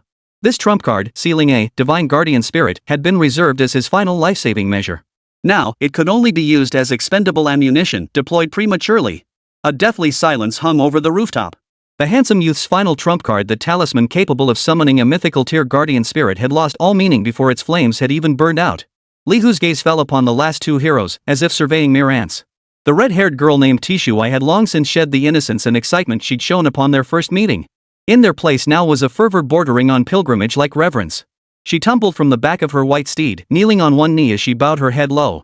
Supreme Deity, humble Teshuair offers you my shattered soul and eternal loyalty, begging only to follow in your footsteps and behold but a fraction of your radiance. Immediately afterward, the black-robed Empress Jiang Yuechan, who had maintained imperial dignity throughout, slowly withdrew the dragon-shaped aura swirling around her. She bowed slightly toward Li Hu. This land holds nothing worth lingering for. Your power transcends my comprehension. Rather than fade away in meaningless waiting, I choose to follow the true strong, to witness a new era. Detected Spirit Unit Special Repair, I voluntarily submitting allegiance. Accept? Detected Spirit Unit Jiang Yuechan voluntarily submitting. Accept? Li Hu's gaze lingered briefly upon the two before selecting yes. At that instant, a system notification unlike any before as if emanating from the primordial will of the world itself exploded within his mind. Temporary mission from the Great Will issued, purge the Howling Abyss. Mission objective, proceed to World Coordinate 734 Federation Homeworld and eliminate all invaders originating from the Howling Abyss. Mission reward? Mission notes, upon accepting this mission, all uncompleted tasks in the current world will automatically be marked as completed at the highest level. No penalties apply for mission failure. Accept? Meanwhile, on the Federation's main world, in the southern province, wails and explosions echoed across the sky. The once impregnable defenses now lay shattered and riddled with holes, transformed into a hellish inferno of blood and fire. Countless operatives fought valiantly amidst the carnage, yet they could not stem the tide of demonic hordes pouring endlessly from the 100-meter-wide rift. Within the makeshift command center behind the lines, several otherworldly enemies from different realms watched the brutal battle unfold on the light screen with detached amusement, as if enjoying a pleasing spectacle. What a fragile defense! It's collapsing before we've even unleashed half our power. Chapter 167, The Abyssal Chasm. A monster covered in eyes emitted a shrill laugh. They say the natives of this world can reach over level 90 in combat strength. How come they haven't put up a decent fight yet? Ha! Those so-called strong ones have likely been blinded by the spatial interference beacons we deployed. Right now, they're nothing but a bunch of blind and deaf fools who can't find their own way home. An assassin from the Shadow Council wiped the poison-coated dagger in his hand, his tone dripping with contempt. Once we sacrifice this city and gather sufficient energy, we'll open a larger abyssal gate. Then, the entire world will become our hunting ground. The crowd erupted in triumphant laughter, as if they could already see the dawn of victory. Only one man, clad in tattered robes and silent throughout, stood in an unnoticed corner. A flash of searing hatred flickered in his eyes. A bunch of fools, he muttered inwardly. This so-called invasion had never been about conquest from the start. It was for sacrifice. To sacrifice this world, along with their so-called allies used as cannon fodder, to the truly terrifying entity lurking in the depths of the abyss. Just wait. I'll make every last one of you pay with your lives for my fallen kin. Processing current trial world. Detected trial participant ID scavenger has completed all main and side quests, eliminating all marked otherworldly enemies and heroic spirits. Overall evaluation, perfect. You have obtained the SSS-rank perfect clear reward. You have obtained diamond tier item World Heart Fragment X3. You have obtained an epic tier skill book Grand Summoning of All Realms. You have obtained a legendary consumable item Ultimate Ascension Potion X1. You have obtained the epic unique building Celestial Star Tower completed. Talent Heavenly Artistry effect triggered. World Heart Fragment quality upgraded. You have obtained mythic tier items Microcosmic Origin X3. Great Summoning of All Worlds quality enhanced. You have obtained a mythic tier unique skill Divine Gate of All Worlds. Ultimate Ascension Potion quality upgraded. You have obtained the Ultimate Sequence Consumable Primordial Evolution Divine Elixir X1. Celestial Star Tower quality upgraded. You have obtained the Mythic Tier Unique Building Pantheon. Quest Purge the Wailing Abyss accepted. Teleporting to quest location. A flash of light erupted as Li Hu and his two new servants vanished instantly from the skyscraper's rooftop. The next second, the trio materialized above a city shrouded in a hazy yellow light barrier. Below them lay twisted streets and burning buildings, while countless grotesque monsters rampaged through the city. The familiar yet unfamiliar cityscape caused Li Hu's gaze to sharpen slightly. Zhonan City. The city where he had lived before his transmigration. Temporary mission updated, eliminate all otherworldly enemies in Zhonan City and restore spatial stability. Your Majesty, is this the world of your birthplace? It truly reeks of despair and destruction. Jiang Yuechan gazed down at the hellish scene below, a flicker of gravity crossing her phoenix-like eyes. Wow! So many enemies. Divine Lord, are you planning to send us to clean up these bugs? Beside her, the red-haired girl, Teshuviru, wore an excited expression, utterly oblivious to the peril they faced. Jiang Yuechan shot her a glance and replied calmly, to follow a true powerhouse, to break free from the shackles of history, and to witness a world beyond our wildest imaginations, isn't that the choice we both made? Of course. Teshuviru nodded vigorously, gazing at Li Hu's retreating figure with eyes brimming with admiration. To witness miracles with my own eyes is my greatest honor. Jiang Yuechan said no more, instead turning to Li Hu with a proposal. Master, though the enemy numbers are great, their individual strength is weak. Teshio and I can split our forces and swiftly clear 2 districts for you. Unnecessary. Li Hu's voice was as cold as ice. Splitting up would be inefficient. He slowly raised his hand. Besides, in terms of numbers, our side far outnumbers theirs. The moment the words fell, Li Hu activated the mythic tier skill he had just acquired. God Gate of All Worlds. Buzz. In an instant, above Zhonan City's hazy sky, 1, 10, 100, 1,000, countless emerald green spatial portals, radiating divine and natural energy, abruptly opened. The dense network of portals spread like a colossal web, shrouding the entire city beneath its vast expanse. In the next instant, millions of elven archers clad in radiant holy light armor, elven sword dancers wielding runic blades, dragon riders commanding frost dragons, surged forth like a bursting flood from thousands upon thousands of spatial portals. An endless mythical legion descended. The skies above Zhonan City filled with endless holy light and dragon shadows. Meanwhile, in another city equally trapped in despair, Qingnan City. Within an alchemically constructed miniature world sanctuary, the last survivors faced their doom. The world barrier of the sanctuary trembled violently like cracked glass, on the verge of shattering at any moment. For alchemists and array masters, each around level 50, poured their energy into the core array diagram with sweat pouring down their faces, desperately patching the spiderweb like cracks. Yet their efforts yielded little result. Hurry up! You useless fools! The barrier can't hold much longer. A 54th level mage, clad in luxurious robes, roared in frustration. Like we don't want to. One of the array masters, his face deathly pale, whipped his head around and roared back. The monsters attacking outside are at least 30 levels above us. It's a miracle this barrier hasn't collapsed already. What about the Federation headquarters? Where are those elite warriors nearing level 100? Why hasn't any reinforcements arrived yet? The mage's voice brimmed with incomprehensible fury and despair. They'd probably encountered enemies they can't handle either. They're too busy saving themselves. The formation mage speculated bitterly, his eyes now empty and lifeless. The moment his words fell silent. Boom! A soul-shattering roar echoed through the void. A concentrated surge of dark energy, like a merciless hammer of judgment, slammed into the barrier of the miniature world. Crack! The entire sanctuary, along with the 3 practitioners desperately repairing it, was instantly torn apart and vaporized by the raging torrent of energy. As the blinding light faded, a massive fissure appeared before the surviving mage and array master. 2 figures slowly emerged from the fissure. One was a sinister, diminutive old man leaning on a withered wooden staff. The other was a handsome young man clutching a white bone wand.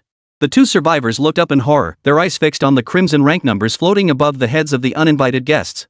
Abyssal Sorcerer level 90 otherworldly enemy. Bone Duke, level 90 otherworldly enemy. The surviving mage and array master, along with every remaining human in the refuge, were plunged into bone-chilling despair. Level 90. These 2 crimson numbers loomed like an insurmountable chasm, crushing the last shred of hope within their hearts. Chapter 168, Leave not a single one. What pitiful insects!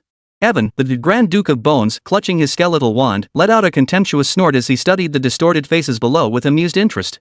A flock of lambs who've lost even the courage to resist utterly uninteresting. End this swiftly, Evan. The sinister old man beside him, Cecil the Abyssal Sorcerer, rasped hoarsely. Don't waste time in a place like this. The High Priest is waiting for our good news. Evan rolled his eyes impatiently, casually raising the white bone wand in his hand. Got it, you nag. Let me end this tedious farce with a grand display of death's wither. Yet before the incantation could leave his lips. Whoosh!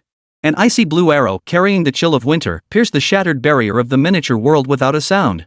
Moving faster than thought itself, it struck Avon's raised wand with pinpoint accuracy. Snap! Biting frost spread outward from the wand in an instant. The scorn and impatience on Avon's face, along with the vicious curse he was about to utter, froze solid within that layer of crystal and ice, transforming him into a lifelike ice sculpture. What? Cecil's pupils contracted sharply beside him, but before he could react.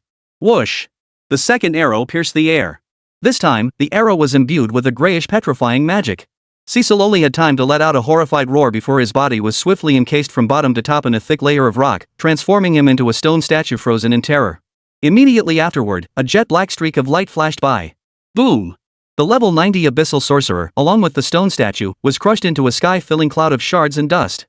1 second, frozen solid. The next second, petrified, shattered. 2 level 90 powerhouses capable of plunging an entire city into despair were instantly annihilated before they could even catch a glimpse of their enemy. Inside the shelter, deathly silence reigned. The surviving array master stared blankly at the unfathomable scene before him, his mouth gaping wide enough to swallow a fist. We are saved? Someone, their voice trembling, voiced the question echoing in every heart. The next moment, the ecstasy of narrowly escaping death erupted like a volcano. It's Federation reinforcements. The Federation's elite have come to rescue us. Thank goodness. We're still alive. Amidst the cheers and jubilation, figures radiating an aura of sacredness and nature materialized outside the shattered microcosm. 1, 10, 100. Elven archers clad in holy light armor drew their longbows.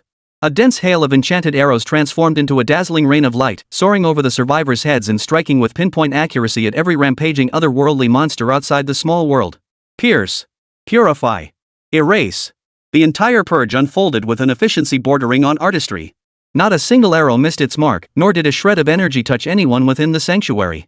Outside the microcosm, the slaughter continued. Within the microcosm, the surviving array mage and the level 54 mage were utterly transfixed. Through the shattered barriers, they gazed in awe at the celestial legions of spirits filling the sky, witnessing them efficiently reaping the lives of the monsters with an almost artistic precision. Moments later, the roars and explosions from outside fell completely silent.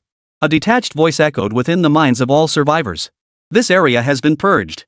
The horrified crowd looked up, only to see the black armored figure, surrounded by elves, leaving behind dozens of equally terrifying elven dragon riders.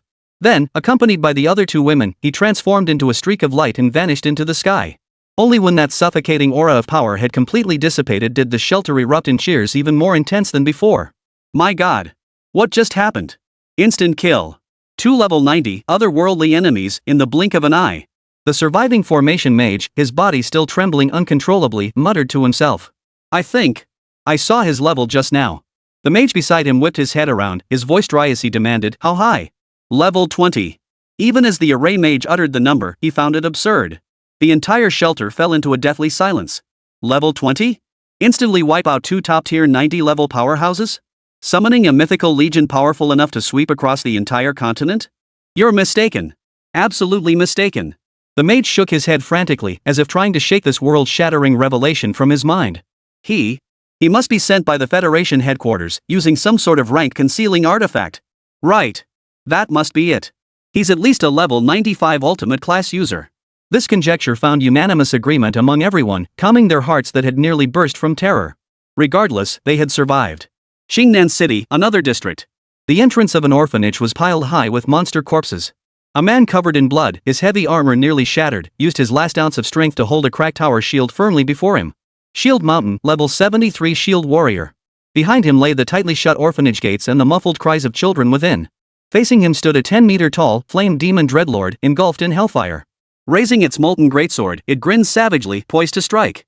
Level 73 Shield Mountain, utterly drained of strength, closed his eyes in despair. The death he anticipated did not come. Instead, he heard a faint pop. Shield Mountain opened his eyes in confusion, only to see the flaming demon overlord's head had vanished. Its massive body crashed to the ground, instantly reduced to ash. A figure clad in black armor stood before him, having appeared at some unknown moment. The nearby enemies have been cleared. Li Hu's voice betrayed no emotion. He casually tossed a vial glowing with life essence. Shield Mountain caught it instinctively. When he saw the runes swirling on the vial, his pupils suddenly contracted. Perfect quality fountain of life. This was a legendary artifact said to originate only in the realm of the gods. He snapped his head up, staring at the man before him who radiated an overwhelming aura too intense to look at directly. His voice trembled as he asked, Sir. Sir, who are you? Just passing through. Li Hu replied indifferently, turning to leave. Please wait. Shield Mountain forced himself to his knees, his voice filled with pleading. I beg you. Please save more people. This city, so many places are still being slaughtered. They need a strong person like you. Li Hu's footsteps faltered slightly. He turned back and saw in Shield Mountain's eyes a mixture of hope, grief, and searing hatred, nearly overflowing. After a moment of silence, he finally spoke. I will save them. Not a single enemy from the other world shall remain. Central Sanctuary, Federation Homeworld. The emergency meeting had summoned an atmosphere so thick in the council chamber it felt as though it could be cut with a knife. The province of Nanzhou, along with its 37 subordinate cities and over 300 million Federation citizens, has vanished from our world map. Chapter 169, Return. Presiding over the meeting was no longer the speaker, but a towering man whose brow bore an iron-willed aura. The Federation Supreme Commander, Luo Yan. This is neither a spatial blockade nor signal jamming. All our diviners and prophets have exhausted every possible method, yet none can pinpoint a single coordinate of Nanzhou province. It's as if it vanished into thin air. Luo Yan's voice was low and gravelly, each word like a boulder pressing down on the hearts of those present. His deeper concerns remained unspoken. The frequent anomalies and prolonged silence of the Great Will, the force that empowers all practitioners, did they signal that this supreme entity, which had shielded human civilization for countless years, was now unable to sustain itself? A higher order world will has intervened. From the chief's seat, the aged and weary voice of the Grand Sage sounded. Their objective is to sacrifice Nanzhou province as an offering, dragging it into their world for a bloody ritual. Only an enemy of at least level 100, united with the will of an entire world, could accomplish such a feat. The words sent shockwaves through the assembly. The Berserker-class practitioner abruptly stood, all previous arrogance vanishing from his face, replaced only by disbelief and horror. Level 100? Impossible. An entity of that caliber should have ascended to higher dimensions long ago. How could? Nothing is impossible. The Archmage rose slowly, his eyes once said to hold the stars now filled only with endless gloom and sorrow. The twilight of the Federation has already fallen. Farewell, everyone. Take care of yourselves. With that, he ignored everyone's pleas to stay and shuffled steadily out of the council chamber. The great sage's departure felt like the chamber's pillar had been pulled out, and panic and arguments erupted instantly. At that moment, a communications officer scrambled in, voice shrill with agitation. Reporting to the commander. The coordinates for Qingnan City in Nanzhou Province have reappeared. What? Luo Yan whipped around, grabbing the communications officer by the collar. The next instant, a holographic projection materialized in the center of the council chamber. On the screen stood the sole surviving level 54 mage, surrounded by countless survivors, their expressions dazed and disoriented. This is the third shelter in Qingnan City. I am Martin, the supervisor. The mage's voice still trembled with unchecked agitation. The entire abyss world dragged Nanzhou Province into another dimension. The world barrier is about to collapse. We thought we were doomed. Just moments ago, an indescribably powerful being saved us. Single-handedly, he obliterated 2 level 90 abyssal lords and summoned an entire mythical legion to purge every otherworldly foe from the city. Within the council chamber, every high-ranking official held their breath. According to our records, in Qingnan City alone, over 9,600,000 citizens were saved from the brink of annihilation. What level is that powerful being, that noble? Luo Yan's voice carried a hint of urgency. A look that blended absurdity and fervor spread across Magician Martin's face. Level 20. Based on my detection magic and repeated confirmations from dozens of high-tier professionals at the scene, that noble one is only level 20. The entire council chamber fell deathly silent. The berserker burst into laughter as if he'd heard the funniest joke in the world. Level 20? Instantly slaying 2 level 90 lords? Summoning a mythical legion? Martin, has the abyss energy fried your brain? Voices of doubt and rebuke rose in waves. Luo Yan waved his hand, signaling for silence. His gaze locked onto a single detail within the scene. Behind the survivors, the remaining garrison elven dragon knights radiating sacred and natural auras. Epic tier elven units. Luo Yan's pupils suddenly contracted. He thought of one person. That capricious yet overwhelmingly powerful elf lord, Zhu Yuani, who had left the entire federation utterly helpless. And the only one capable of commanding troops of this caliber, aside from her, was her mysterious apprentice who had just completed the novice trial. Level 20. One shot a level 90. Luo Yan muttered under his breath, a chill running up his spine to the crown of his head. Just what kind of monster was this newcomer? You have purged Qingnan City, earning massive experience points. Your level has risen to 30. Detected advancement criteria met. Temporary quest grade will updated, return. Mission objective, completely purge all remaining otherworldly enemies from Nanzhou Province, guide Nanzhou out of the abyss space, and return it to the main world. Mission reward? Li Hu glanced at the mission panel, then shifted his gaze to the 2 new servants beside him. Heroic Spirit, Teshuviru formerly Teshui. Loyalty, 100 dead loyal. Hero, Jiang Yuechan. Loyalty, 85 awe. He had no interest in the former empress's affections, merely adhering to the simplest logic. Loyalty deserved its reward. Li Hu raised his hand, and 2 items radiating a mythical aura materialized before Teshiovel. One was a magnificent battle skirt ablaze with sacred flames, the other, a fragment of divine essence condensed with the power of cosmic laws. What is this? Tessavail felt the terrifying power contained within the 2 items, and her eyes burst with unprecedented ecstasy and reverence. Blessed be the Divine Lord. Without hesitation, she pressed the divine fragment into her brow and allowed the mythical battle skirt to merge with her body. Blinding holy light shot skyward as her aura surged 100-fold in an instant. Jiang Yuechan, standing nearby, lowered her phoenix-like eyes, concealing the fleeting complexity in her gaze. Meanwhile, behind Li Hu, another Valkyrie, the Elf Queen Rosa, sensed a powerful threat. Stepping forward, she bowed respectfully to Li Hu. Master, remnants of the southern province remain unvanquished. Rosa offers to purge the 5 western cities for you. Before she could finish, the newly transformed Tetsuo spoke first, her voice brimming with fierce battle intent. Divine Lord. Entrust the 7 eastern cities to me. I shall be swifter than her. In the next instant, both transformed into streaks of light, leading their respective elven legions as they roared off in opposite directions. An invisible race had already begun. Southern Province, Federation Branch. The final super-large composite defense array flickered like a candle in the wind under the assault of dozens of legendary tier abyssal beasts. Commander! Energy reserves at the A7 sector array core are depleted. Breaches have appeared in the protective shield. Our final mental link to headquarters has also been severed. Despairing reports poured in one after another. Inside the command center, Kiyue leaned pale-faced against her spear, struggling to steady her faltering body. A hideous wound gouged into her abdomen was bound by an inescapable abyssal curse. Each breath tore at her soul with excruciating agony. This was a permanent wound. Gazing beyond the light screen at the hideous, greedy faces of the colossal beasts, the last glimmer in her eyes ignited into a fiery resolve. Transmit my orders. All who can still fight, follow me into battle. Chapter 170, The Blade Ghost of Despair. She raised her spear and stepped forward, inch by inch, toward the alloy gate already showing cracks. Just as she was about to step beyond the array's perimeter. Boom! A pure, sacred flame like a divine sword of retribution crashed down from the heavens. No earth-shattering explosion. No world-ending shockwave. The sacred flame merely enveloped every inch of land beyond the protective array with gentle grace. The dozens of legendary tier abyssal beasts besieging the division didn't even have time to utter a wail before they silently dissolved into primordial particles within the flames, vanishing into the void. Instant annihilation. An absolute, crushing instant kill. Dead silence filled the command room.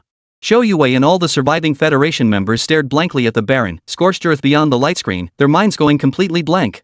Those dozens of legendary abyssal beasts, each at least level 80, that had plunged them into despair, were just gone? Yet before they could recover from this immense shock, the surviving, even more formidable, otherworldly enemies materialized on the distant horizon. Having narrowly evaded the first wave of the Holy Flame's baptism, they now gathered anew toward this soul safe zone, radiating overwhelming demonic energy. Li Hu's gaze swept over the legendary troops, whose levels generally hovered around 85, his expression utterly unruffled. He slowly raised his other hand. Holy Flame Execution. A pillar of pure white light, more magnificent and fiercer than the earlier Divine Punishment sword, shot skyward from his palm. Against the dim abyssal sky, it transformed into a white sun spanning the horizon. Holy light flooded the void, melting away all demons. Immediately after, he unleashed another skill.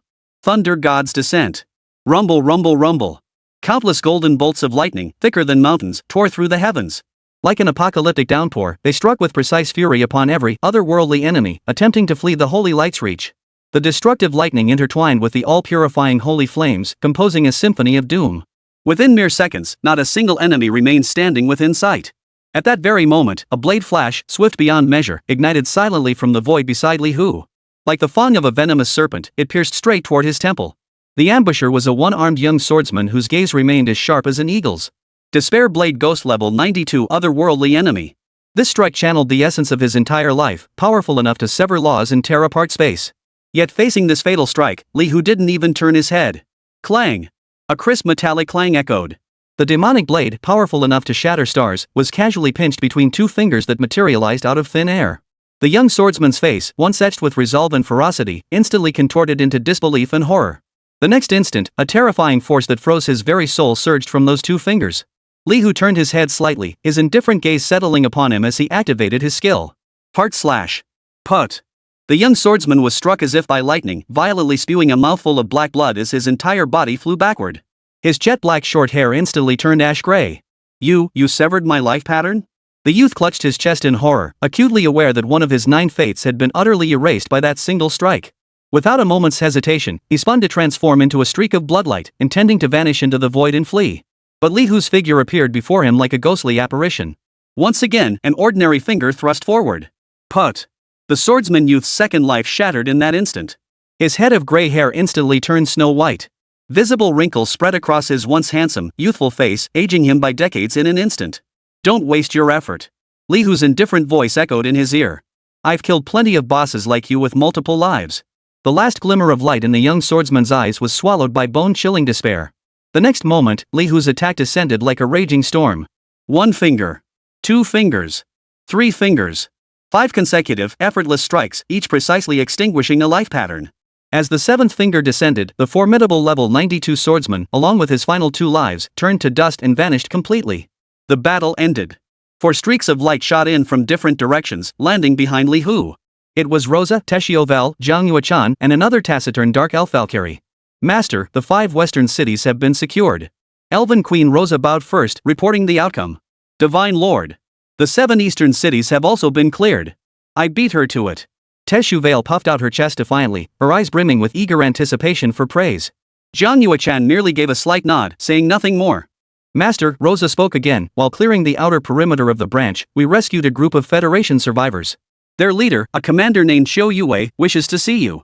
Shoyue? Li Hu's gaze flickered slightly as the image of that valiant woman who had vigorously recruited him before the rookie trials flashed through his mind.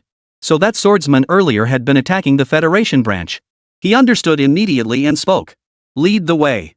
Inside the Federation branch's command center, the euphoria of narrowly escaping disaster was swiftly replaced by a deeper, more profound shock, a mixture of awe and utter bewilderment. My detection compass, completely burned out. A technician stared at the smoking device in his hands, his voice dry. I tried to analyze the energy composition of that holy flame just now, and this is the result. Another professional responsible for array maintenance stared fixedly at the holographic display, where the elven dragon riders stood motionless behind the black armored figures. His Adam's apple bobbed with difficulty. An epic tier unit. No, that's not right. That aura of pressure, that sanctity that feels like it could purify souls, it transcends the realm of epic. That noble. I verified his level 3 times. He is indeed level 30. Level 30. Instantly slaughtering dozens of legendary beasts above level 80, plus that level 92 swordsman. This reality, defying all logic, hammered relentlessly at the perceptions of everyone present. The most seasoned appraiser pushed his glasses up with trembling hands, offering what seemed the most plausible explanation. Perhaps, that noble used a consumable mythic tier forbidden spell scroll? This theory immediately gained some support, yet it also sparked even more skepticism. What kind of scroll could unleash 2 forbidden spells in succession, each with such terrifying range and immense power? And look at him, does he show any signs of exhaustion? All eyes refocused on the figure at the center of the light screen, still clad in black armor, as indifferent as ever. He remained utterly composed, as if he had merely crushed a few ants underfoot moments before. Chapter 171, Condolences. At that moment, guided by Rosa, Xiao Yue stepped through the alloy doors, one foot after another. When she saw that face so close yet distant as if separated by worlds, she froze solid, struck as if by lightning. It was him? The new recruit she had desperately tried to recruit at the novice trial registration desk, only to be ruthlessly rejected?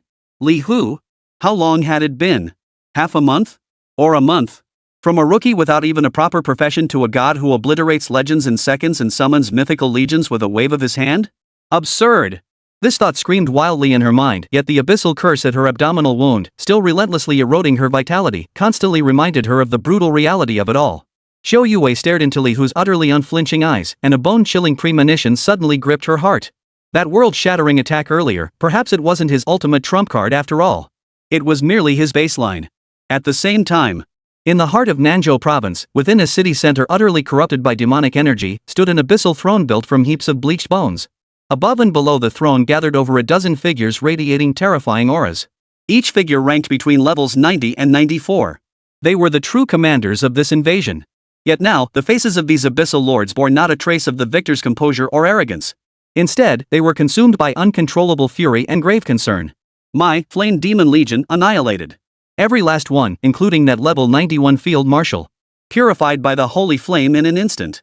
A demon lord engulfed in black flames spoke in a voice deep as thunder. My skeletal titan legion was also reduced to dust by a golden thunderbolt. The despair blade ghost I dispatched to assault the Federation branch is dead. His 9 layers of life patterns were severed in mere seconds. One devastating report after another poured in, weighing down the atmosphere beneath the throne to an unbearable heaviness. According to reports from scouts who narrowly escaped, the attack was carried out by a single individual and his elven legion. From the throne, the Duke of Bones, crowned with a skull and radiating the deepest aura, spoke coldly. Elves? But isn't the strongest elf lord in this world bound to the Federation's main continent, unable to move? These are no ordinary elves. A Shadow Council assassin responsible for intelligence added in a hoarse voice. Every member of that army carries a trace of divine might. It's unprecedented, likely a mythic tier unit. Mythic tier troops? At these words, every abyss lord present paled in horror. At that moment, the Grand Duke of Bones, on the throne, abruptly rose to his feet. He stared intently at his palm, where a mark linking to the abyssal will was rapidly fading until it vanished completely. No! He roared in fury and alarm. Our connection to the abyssal high priest has been severed. Almost simultaneously, every lord sensed this fatal shift. A voidwalker, skilled in spatial magic, immediately attempted to tear open a rift, constructing a passage back to the abyss. Yet his spell vanished without a trace, like a stone sinking into the sea, stirring not a ripple. Impossible. He looked up in horror, scanning his surroundings. The spatial laws of this region have been tampered with. We are trapped. Panic spread like a plague among these once arrogant abyss lords. They finally realized they had transformed from lofty hunters into caged prey awaiting slaughter. In the command center of the Federation branch, every surviving professional gazed upon the black-armored figure striding in with eyes bordering on reverence. He was too young, yet too powerful. So young it seemed absurd, so powerful it defied comprehension. Xiao Yue stood at the very front of the crowd, her body trembling slightly with excitement and shock. She stared at that face, familiar yet alien. The memory of the slightly green-cheeked rookie at the registration desk violently overlapped and tore apart with the god before her, who had just annihilated the Abyss Legion with a wave of his hand. Li Hu? Her voice cracked as she spoke, hoarse and trembling in a way she hadn't even noticed herself. Their gazes met, but Qiu Yue's eyes swept past him to the scorched wasteland beyond the light screen, a landscape ravaged beyond recognition, devoid of life. Uncontrollable sorrow welled in her eyes. This city, my companions, all. Compose yourself. Li Hu's voice remained flat, as if stating a fact unrelated to himself. Their sacrifice secured your survival. Qiu Yue took a deep breath, forcing down the surging emotions, and refocused her gaze on Li Hu. Why are you here? This is a mission issued by the Great Will. Li Hu answered concisely. Purge Nanzhou and return to the main world. He paused before adding. The mission is nearly complete. Most of the otherworldly enemies within Nanzhou's borders have been purged. This statement exploded like a thunderclap in the deathly silent command room. Every Federation member present, including Qiu Yue, was plunged into utter shock. Most areas have been cleared, stammered a surviving officer, his face etched with disbelief. How is that possible? Just from our detections alone, there are over a dozen Abyssal Lords of level 90 or higher entrenched across various locations. This revelation cast a shadow of despair over the flickering flame of hope that had just begun to rise.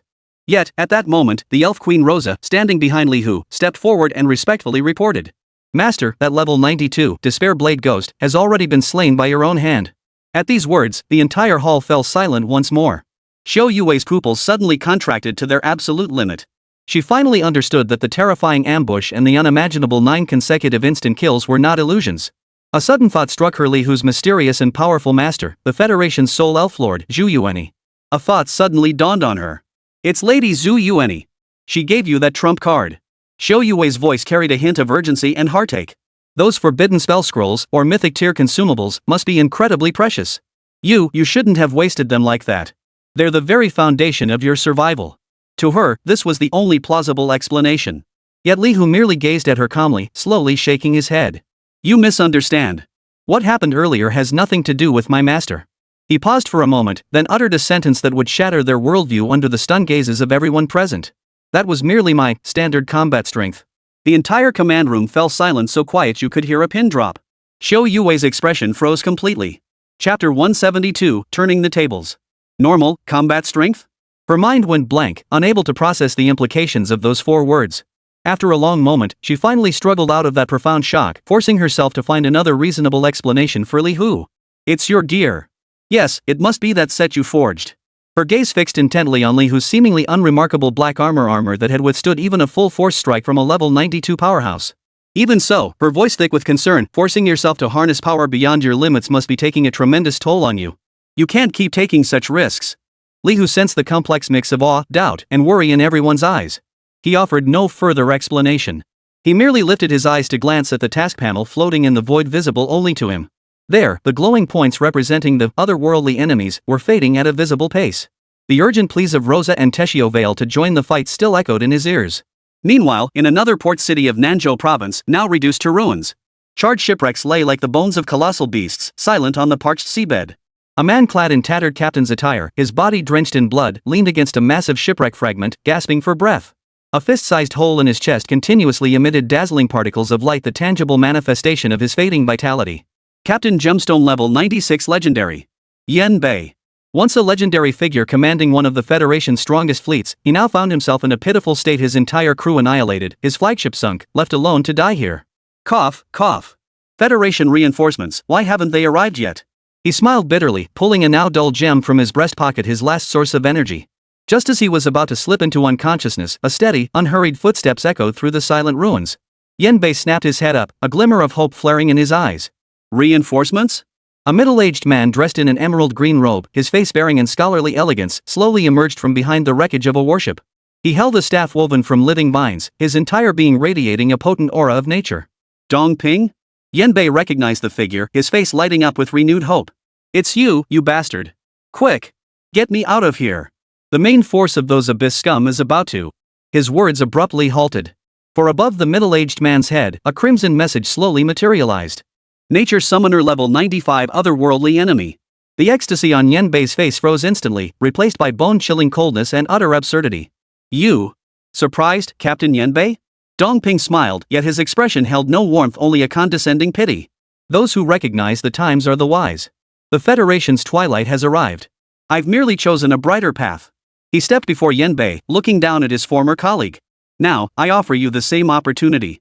Tell me everything you know about that sole professional, Li Hu.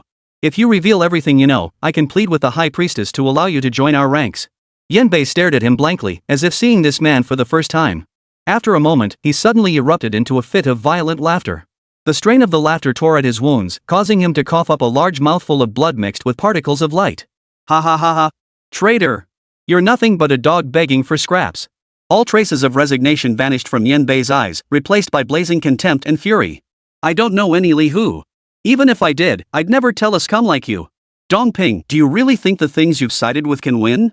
You have no idea how terrifying the Federation's true elite forces truly are. The smile on Dongping's face slowly faded, replaced by a cold, indifferent expression. Such foolish persistence. His last shred of patience snapped. He spoke calmly to the shadow beside him. Kill him. A vine formed from thorns and shadows erupted from the ground like a venomous snake, instantly piercing Yanbei's heart, already on the verge of shattering. The light in Yanbei's eyes faded completely. Dongping watched impassively as the legendary captain's corpse slowly dissolved into specks of light. Then he extended his hand. A jet black root emerged from his palm, burrowing into the scattering dust of light, greedily absorbing something. Moments later, Dongping slowly closed his eyes. Yanbei's final fragments of memory surged into his mind like a tidal wave before vanishing. It was a file encrypted by the Federation's Supreme Intelligence Agency. Test subject, Li Hu. Occupation, none. Uniqueness pending. Novice trial evaluation, SSS unreplicable. Details, solo cleared the Forgotten Kingdom, slew the final boss, fallen deity, mythic tier projection. Upon seeing the term mythic tier, Dongping's pupils abruptly contracted. His eyes snapped open, all composure vanishing from his face, replaced by uncontrollable horror and lingering dread. A newbie defeated a mythic projection? This intelligence struck him like a sledgehammer to the heart. He finally understood why the Abyss High Priest held this name in such high regard. Must eliminate him at any cost before he fully matures. An unprecedented thought began to take root in Dongping's mind. This Li Hu posed a threat far surpassing even the long-established ultimate professionals of the Federation. Southern Province, ruins of Dongshu City. A battered, dark gold streak of light tore frantically through space, burning away life force to escape this land of death. Dragonborn Lord Lodric level 94 otherworldly enemy. The horrifying scene from moments ago replayed endlessly in his mind. His most formidable ally, the level 93 Bone Titan, had been reduced to dust, soul and all, merely from being grazed by a single golden lightning bolt. Instant annihilation. The owner of that lightning bolt was a mere human whose level, as his divine sense revealed, was a paltry 30. This was absurd. As Lordric fled, he desperately tried to contact the great entity he worshipped. Great primordial dragon god. Your faithful servant requires your guidance. The divine realm remained silent, offering not a single shred of response. The bond of faith between him and the deity felt as though it had been severed cleanly by an invisible pair of scissors. A bone-chilling chill crept into the Dragonborn Lord's heart for the first time. At that very moment, a desperate thought forced its way into his mind. Lodric! Stop running, it's useless. It was another lord, the Shadow Weaver, Fenner. We're both being hunted by that man's troops. They're not mere troops, they're gods walking among mortals. Farnell's voice carried a despair born of stark realization. Why can't I contact my lord? Lodric roared through the mental link. Because this space has been tampered with. We're trapped in an airtight cage. That monster severed all connections to the will of the world behind us. Farnell explained rapidly. But there's still a chance to turn the tables. His tone suddenly grew eerie and seductive. Chapter 173, Dragonborn Lord. I possess an object that can connect us to a foreign will. The price is this: once we answer him, we become his puppets forever. The rage burning within Lordric was instantly extinguished by those words. Neither I nor the others will use it. Farnell's voice was cold and utterly devoid of emotion. Even if we fall in battle, we possess the arcane arts of resurrection, or at least the means to send a fragment of our true spirit back to our homeland. But you are different, Lordric. Your soul is too deeply bound to this world. If you die here, it will be true annihilation, your spirit and soul destroyed, never to be reborn. No sooner had the words left his lips than an immense, sacred aura, yet one tinged with boundless killing intent, crashed down from the distant heavens. That aura seemed born solely to purify beings like him. The pursuers had arrived. With no other choice, the last shred of pride in Lordric's eyes was utterly crushed by the raw will to survive. I agree. He let out a guttural roar from the depths of his soul, filled with the most bitter reluctance. In the next instant, Fenner's mental link was brutally severed by a force even more ancient and unnerving. Before Lordric's eyes appeared a rune composed of countless twisted eyeballs. There was no choice. He sacrificed the last remnants of his dragon soul to that rune. Central Ruins, Dongshu City. Li Hu's figure materialized from the void, his gaze locking onto the frantically fleeing dark gold streak of light nearby. Dragon-blooded Lord Lodric, level 94. The final Lord tier target within Nanzhou province that required his personal disposal. Li Hu recalled the legendary skill book dropped by the Absolute Will Blade Ghost he had slain earlier, Ninefold Fate Slash. A special skill that could be upgraded, specifically designed to counter enemies possessing multiple types of fate patterns. Upon returning, it would be the perfect gift for his master. With that thought, he raised his hand, aiming it at the distant dark gold streak of light. One finger thrust forward. Heart slash. An intangible blade of law instantly traversed the spatial distance. Lordric, who had been frantically burning his dragon soul, froze rigid. A pitch-black void appeared out of nowhere on his dragon-scaled chest. One of his core life forces had been instantly obliterated. The mighty dragon-blooded form plummeted like a, crashing heavily into a sea of steel and concrete ruins. Li Hu's figure descended alongside him. He knew full well that an enemy of this caliber could never die so easily. Resurrection was their final and most common trump card. Sure enough, Lordric, reduced to a pile of mud, began to visibly wriggle and coalesce, his flesh attempting to reshape his body. Li Hu remained expressionless, preparing to unleash his true finishing move. Yet, the instant he was about to strike, an indescribable, terrifying sense of impending doom enveloped his entire being without warning. It did not originate from the enemy before him, but from a higher, more distant dimension. At the same moment, in the Elven Divine Realm, beneath the Tree of Life, Celia knelt on one knee, her expression grave as she reported to Zhu Yun'er seated upon the throne. Your Majesty, we cannot breach the spatial isolation of Nanzhou province. That region is shrouded by an unfamiliar world will. All our teleportation spells have been distorted and consumed. In Zhu Yun'er's lazy, beautiful eyes, a cold fury capable of freezing time and space instantly crystallized. She rose slowly, her terrifying aura causing the entire divine realm to tremble. Wait for him to return. Her voice was soft, yet carried an unquestionable resolve. Henceforth, he is forbidden from participating in any temporary missions issued by the Great Will.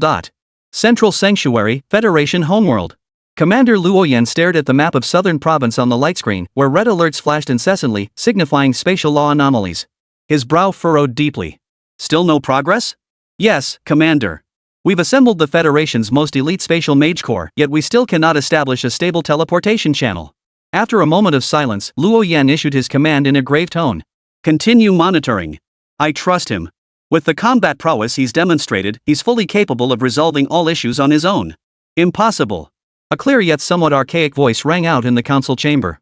A cultivator clad in a blue Taoist robe and holding a whisk stepped forward from the crowd. He bowed slightly to Luoyan, his gaze sharp as a sword. Commander Luo, sending a mere level 30 junior to fight alone in a separate dimension cut off from the main world is a disgrace to our order and will shake his resolve. This humble monk wishes to try once more. He needs reinforcements. Within the ruins, Lordric's flesh writhed. A monstrous horn pierced first through his mud-like body, attempting to tear reality apart and reshape his dragon form. Li Hu, expressionless, prepared to eradicate this final remnant. Yet, in that very instant, malevolence from a higher dimension crashed down. Boom! The entire abyssal sky shattered like fragile obsidian, cracking inch by inch until it crumbled to dust. Endless chaos and nothingness seeped through the fissures. A colossal entity composed of billions of twisted eyeballs strained to squeeze through the fissure into this fragile, temporary space. A single glance from it caused the laws governing the entire land to wail and warp. It was an unspeakable terror far surpassing level 90, even transcending the very boundaries of level 100. Li Hu's gaze swept over the trembling survivors huddled amidst the distant ruins of the city. He could leave. But these people would be instantly crushed to dust by the mere aftereffects of that presence. Suddenly, he remembered something. He had reached level 30, yet he had not yet forged his exclusive title. You have consumed rare materials and begun forging a gold tier title. Forging successful. Title, Fierce Enemies Calamity. Quality, Gold Evolvable. Effect, the capriciousness of fate is the most equitable end for the strong. Targets the entity harboring the strongest hostility toward you today. That target will suffer a guaranteed judgment of calamity from an unknown dimension. Note, the form of calamity is entirely random. It may manifest as a comical mishap or an inescapable annihilation. The instant the title materialized, the eyeball conglomerate, half its form already forced into this world, radiating boundless terror, froze abruptly in its tracks. A power older, more unreasonable, and more illogical than he silently enveloped him. In Li Hu's field of vision, a line of pale gold system prompt slowly materialized. Cataclysmic judgment triggered. Determining judgment target, the unnameable devourer of realms. Judgment result, this target will be forcibly conscripted as raw material number 999 for the dimension which putting workshop. Before the words had fully faded, a pink, cartoonishly cute crack abruptly appeared above the terrifying entity's head. A slender hand clad in white lace gloves emerged from the fissure, holding a net adorned with strawberry patterns. With a gentle flick, it scooped up the colossal creature. As if scooping up a summer stag beetle. The world-destroying terror, along with the celestial anomalies it had unleashed, was instantly ensnared within the net. The pink crack, along with the tiny hand, vanished without a trace. The shattered sky restored itself in an instant, as if nothing had ever happened. Chapter 174, Ninefold Fate / Li Hu. The spirit legion behind him had already purged the last remnants of stubborn resistance. With all the otherworldly enemies utterly eradicated, the entire abyssal space encompassing Nanzhou province began violently trembling and collapsing. The earth dissolved into streaks of light, cities vanishing into thin air. The world was returning to its original coordinates. Temporary mission, return, completed. Calculating rewards? At that very moment, a brand new spatial portal, radiating a gentle, sacred light, silently opened in the heavens above the returning main world. Both the Elf Queen Rosa and the Valkyrie Teshu Veil froze, their faces betraying uncontrollable excitement and reverence. Master! This aura! It is my homeland, the mother tree of the elves, the aura of the great goddess. The process of returning to the main world proved smoother than anticipated. As the last vestiges of abyssal magic were assimilated by the laws of the main world, the long-awaited reinforcements from the Federation headquarters finally arrived amidst the ruins of Dongshu City, Nanzhou province. Damn it, the elemental concentration in this area is too chaotic. My healing holy light is suppressed by at least 30%. A white-robed, cathedral priest worked feverishly, sweat pouring down his face as he tended to the wounds of an armless survivor. You've got it easy. I poured this master-grade life potion down my throat, and it actually displayed target status abnormal, potion activation failed. What kind of nonsense is this? Another logistics officer grumbled, tossing the useless vial aside. Quiet, everyone. Tend to the injuries first. The intelligence analysis team has new findings. An officer's stern voice cut through the murmurs. Not far away, several intelligence analysts huddled around a tactical display screen, each wearing an increasingly peculiar expression.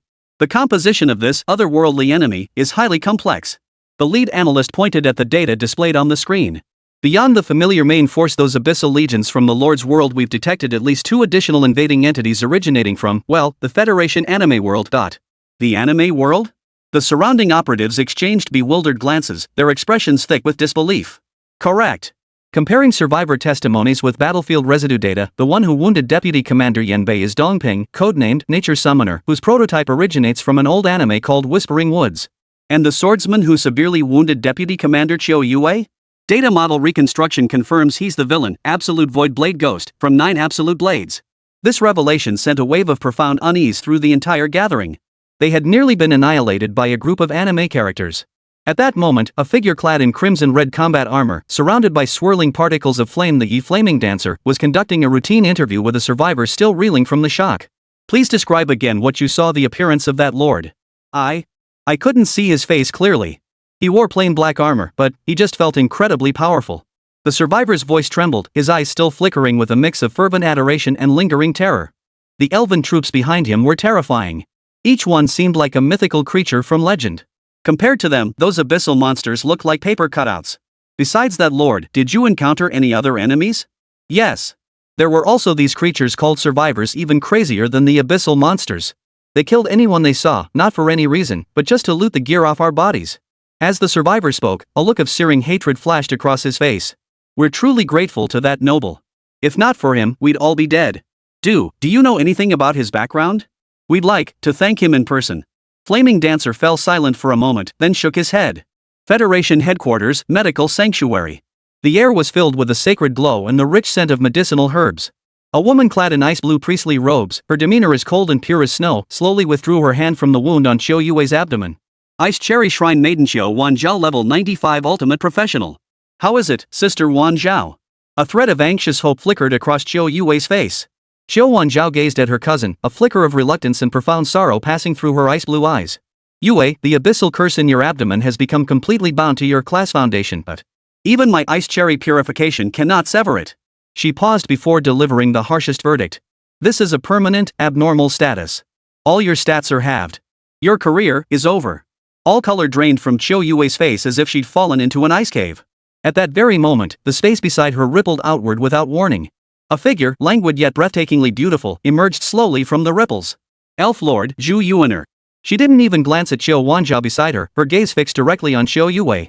Where is my disciple? Chiu Yue snapped back to her senses, staring at this legendary being before her. She struggled to rise and bow in greeting. Lady Zhu Yuanyi. Li Hu, he sacrificed himself alone to save the entire southern province. She recounted the entire tale at breakneck speed how Li Hu, at level 30, had annihilated the Abyss Legion with a single wave of his hand, slain a level 92 Blade Master, and ultimately purged the entire region, leading southern province back to safety. All of this was made possible by the trump card you bestowed upon him. On behalf of the Federation and all survivors of the southern province, I offer our deepest gratitude. Zhu Yuan listened quietly, her expression unchanged. She merely looked at Qiu Yue with a faint gaze, her tone cold and distant. You should thank him, not me. Those achievements were his own strength. Qiu Yue was utterly stunned. Zhu Yuanyi spoke again, her voice carrying an unmistakable command. Where is he now? Only then did Qiu Yue recall that Li Hu and his legion had departed through an elf-made portal that had materialized out of thin air after returning to the main world from South State. Her mouth opened, but she found herself utterly unable to respond. Gazing into Zhu Yuanyi's icy eyes, a profound realization suddenly flooded Qiu Yue's mind. She knew that a simple thank you could never begin to express even a fraction of the gratitude owed for this act of saving the world. Honorable Zhu Yuanyi, she said, please rest assured. She took a deep breath and solemnly pledged. I will personally prepare a token of gratitude, one worthy of his deeds, and deliver it into his hands. Temporary task, return, completed. Calculating rewards. Detected exceptional performance in this mission, exceeding all hidden objectives. Reward rating upgraded to SSS class. A series of system notifications echoed consecutively in Li Hu's mind. Congratulations on obtaining the Epic Skill Book Ninefold Fate / Congratulations! You have obtained the Epic Tier Special Equipment Heart of Sanctuary. Congratulations! You have obtained the Epic Special Item Spirit Mother Tree Sapling. Congratulations on obtaining massive experience points, Federation contribution points. However, before the reward notification had fully faded, a more familiar alert sound forcefully interrupted. The innate talent Heavenly Artistry has automatically activated. Detecting 3 epic tier rewards. Initiating quality enhancement. A golden glow flickered across Li Hu's system panel. Chapter 175, Expedition. Epic Skill Book Ninefold Fate / Upgrading. Upgrade successful.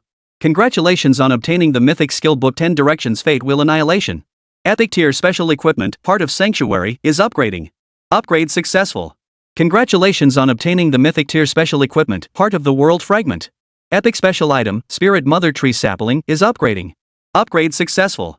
Congratulations on obtaining the Mythic Special Item Spirit Mother Tree Sapling Primordial Source. Gazing at the refreshed reward list, Li Hu's eyes settled on the final system notification. You may choose to return to the main world immediately or remain here for 3 hours. Return? Unbidden, the terrifying presence that had descended from the heavens not long ago, radiating boundless malevolence, surfaced in Li Hu's mind. Its disappearance had been too abrupt, too bizarre, as if some force beyond comprehension had forcibly erased it from existence. Though he couldn't fathom the reason, he keenly sensed that the ultimate threat had vanished. As he pondered, the elf queen Rosa stepped forward briskly, bowing deeply with evident excitement. Master! Our scouting force has discovered a world portal on the outskirts of East Hub City 1 that has yet to fully stabilize. Rosa's voice carried an unmistakable reverence and yearning. Through that passage, we sensed the supreme aura of the great goddess and the mother tree of the elves. The mother tree? Li Hu's heart stirred, recalling the elves' nearly unbreakable resurrection ability. His gaze instinctively swept over the reward he had just obtained. Elven Mother Tree Sapling Primordial Source. He lifted his head to look at the group of elf soldiers, their eyes brimming with hope and excitement at Rosa's words. Li Hu made his decision. He abandoned the option to return immediately. Let's go see that world. A simple statement, yet it instantly plunged every elf present into a wave of ecstatic joy and profound honor. To follow their master, to witness firsthand, even to personally bring back the glory of the lost mother tree and the goddess. What an honor! Yet, the very next second after Li Hu issued his command, a violent surge of power erupted from the distant portal to that world. Boom! A terrifying pressure, utterly opposite to the sacred aura of the elves, filled with decay and corruption, surged forth from the other end of the passageway. That pressure felt like the ultimate malevolence born from the rotting carcasses of a world consumed by decay, intent on dragging all life and sanctity into an eternal abyss of corruption. Rosa and Teshio Vale's expressions darkened instantly. They immediately stepped in front of Li Hu, channeling the power of their divine realms to barely contain the foul aura, sealing it outside. Within the world passage, light and shadow warped. A colossal figure forged from molten lava and charred bones stepped forth, radiating devastating heat. Molten Fire King Bathild's level 85 Overlord. He came in obedience to the divine decree, sent to conquer this weak world that exuded the alluring scent of rebirth. Yet upon his arrival, he beheld not the fertile lands he had envisioned, but a wasteland freshly ravaged by catastrophe, a realm where deathly stillness coexisted with utter ruin. In the air lingered a trace of mythic terror that made his soul tremble. Something's wrong. Alarm bells rang in Bathild's mind, and he instinctively tried to retreat. But it was too late. Dozens of figures silently surrounded him. Each figure was bathed in a holy radiance. The pure life force and divine pressure emanating from them caused even his proud level 85 lord's body to tremble at its very core. Batild's pupils contracted to pinpricks in sheer terror. Gods walking among mortals? He could not comprehend why the aura emanating from these female elves felt purer and more ancient than the deities he himself worshipped. Crown rank? No, this surpasses even the 17th tier crown rank. A thought so absurd it made him cringe screamed wildly in his mind. Run! He must flee. He spun around abruptly, attempting to ignite his Lord Core to forcibly tear open a spatial rift. Halt! A cold, commanding voice resounded directly within the depths of his soul. Those two words alone froze all the boiling elemental power within Batild's, as if doused with a bucket of ice water. He froze solid, unable to move. He stiffly turned to face the flawlessly beautiful, emotionless faces. The instinct for survival overwhelmed everything. Thud! The once arrogant Molten Fire King raised his hands decisively and knelt to the ground. I surrender! In his heart, he had already cursed the god who had sent him to this hellish place 1,000 times over. Queen Rosa of the Elves stepped forward slowly, surveying the unwelcome guest from above. Your world, coordinates, and purpose for coming here. Facing that gaze that seemed to pierce his very soul, Batild's dared not conceal a single detail. I come from the SSS continent, a world of lords.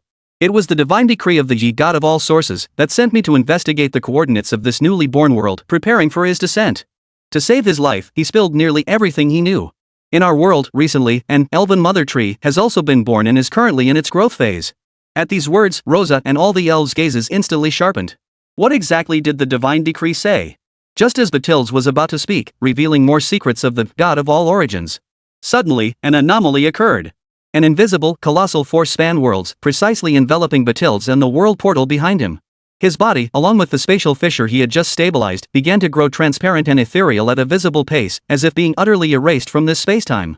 Divine punishment! Batild's let out a desperate cry. Rosa and Teshio acted simultaneously, attempting to stabilize the collapsing space, only to be effortlessly repelled by that divine force. As the soul lead threatened to vanish, a detached figure walked calmly and unhurriedly before them. Li Hu. He merely raised his eyes, glancing at the world portal on the verge of dissipation. A greater, more supreme great will, one that seemed to transcend the laws of all realms, descended silently with his gaze. The divine power that had sought to erase all traces crumbled before this great will, fragile as thin ice, instantly smoothed and suppressed. The fading Batild's and the world passage were forcibly frozen in place, regaining their stability. Detecting unknown world coordinates. Parsing. Analysis successful. World name, SSS Continent Lord World. Maximum world level, 85. Special resource, Spirit Mother Tree Growth Phase. You have obtained conquest rights for this world. Do you wish to initiate the world expedition immediately? Li Hu's gaze swept over the newly acquired mythic tier, Elven Mother Tree's sapling primordial source. To conquer a world capped at level 85 and seize a growing Spirit Mother Tree. This, it seemed, was no difficult task. Initiate the expedition. He made the decision calmly. Batild's, kneeling on the ground, now gazed upward at the black-armored figure whose decision held his life in the balance. His eyes held the awe and fervor reserved for witnessing the descent of a divine being from another realm. Chapter 176, Collapse. World Expedition Mission initiated. Expedition World, SSS Continent Codename, Glory of the Immortal. Mission Objective, purge all hostile wills from this world. 1. Slay the Elf King, Vicfred. 2. Slay the Lich Lord Ursa. 3. Slay the 17 false gods, the Creator God Clan. Staring at the mission panel listing objectives that would send shivers down the spine of any Federation legionnaire, Li Hu's expression remained utterly unflinching. He had no intention of personally stepping into that world portal. He simply issued the most concise command to the Elven Legion standing respectfully before him. Full force advance. Divide and conquer according to the mission list. Yes, Master. Rosa and Teshio Verzi responded in unison, their eyes blazing with fervent battle intent. In the next instant, the torrent of tens of thousands of mythic great elves coalesced into a sacred pillar of light piercing heaven and earth, surging directly into the forcibly stabilized world portal. As this army descended upon the skies of the SSS continent, the entire world fell silent. Whether in the depths of the undead realms buried beneath the earth or within the divine halls perched high among the clouds, every being sensed the overwhelming terror emanating from the pinnacle of life itself, a might beyond compare. It felt as though tens of thousands of true deities had descended upon the mortal realm simultaneously. The heart of Elwyn, capital of the Elven Kingdom, on the continent of Azeroth. The newly crowned Elven King, Vicfred, caressed with fervent emotion the sacred relic at the heart of the capital's secret sanctuary, a newly rooted, vibrantly thriving entity. The Mother Tree of the Elves. This priceless treasure, acquired at immense cost from a merchant of another realm, represented the hope for the rise of the Elven race. Before long, the descendants of us pure-blooded elves will spread across the entire continent. Those vile undead, foolish humans, and the so-called gods who reign above all shall be purified by the Mother Tree's radiance. Vicfred was lost in his glorious vision of the future, a rapturous smile spreading across his face. He could already envision the day he would reign supreme over the world, becoming the one true god.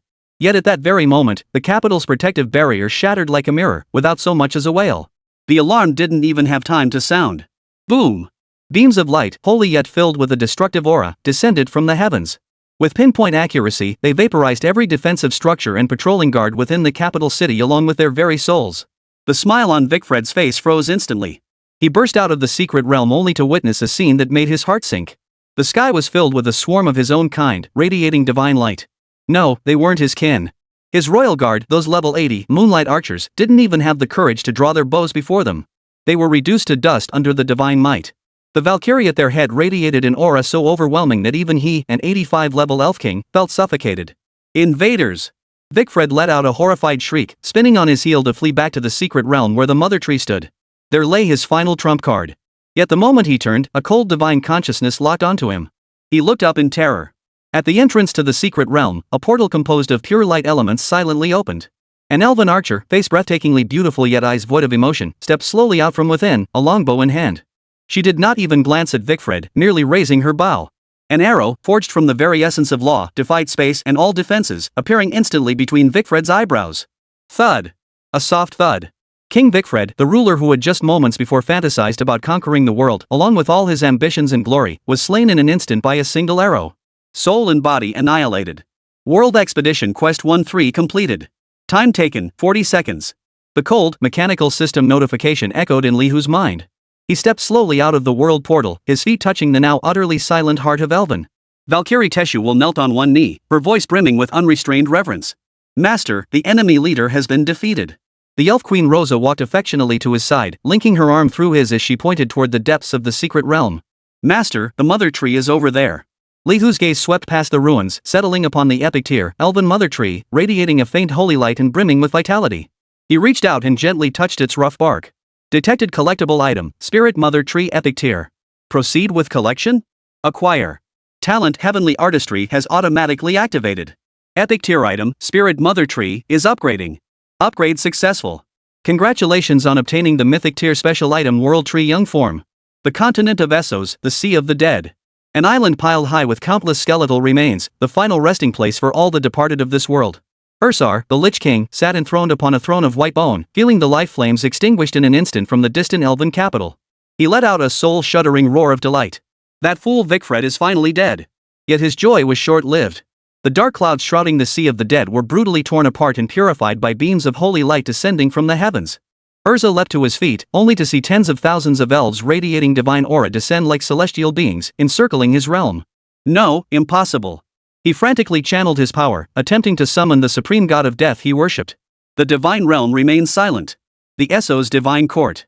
Arnold, the false god who wielded the authority of death, knelt trembling beneath the divine throne. Father God! Save me! My followers are being slaughtered by a horde of monsters. The aura emanating from each and every one of them rivals our own. The entire temple fell into deathly silence, followed by uncontrollable panic. 17 beings equal to us? How is this possible? Which pantheon from another world dares declare war upon us? The God King seated upon the throne slowly opened his eyes. There was no anger in them, only an abyss of despair. He had once foreseen the future. It was a future of unimaginable splendor. The Mother Tree of the Elves would flourish, elevating the entire continent of Essos. The 17 pseudo-gods would seize this opportunity to shed their false forms and ascend as true deities. Yet just moments ago, that future had been utterly erased from the very roots of time by an incomprehensible, colossal force. An anomaly has emerged. The voice of the God King trembled with a hoarse edge. All I can see now is our downfall. I refuse to believe it.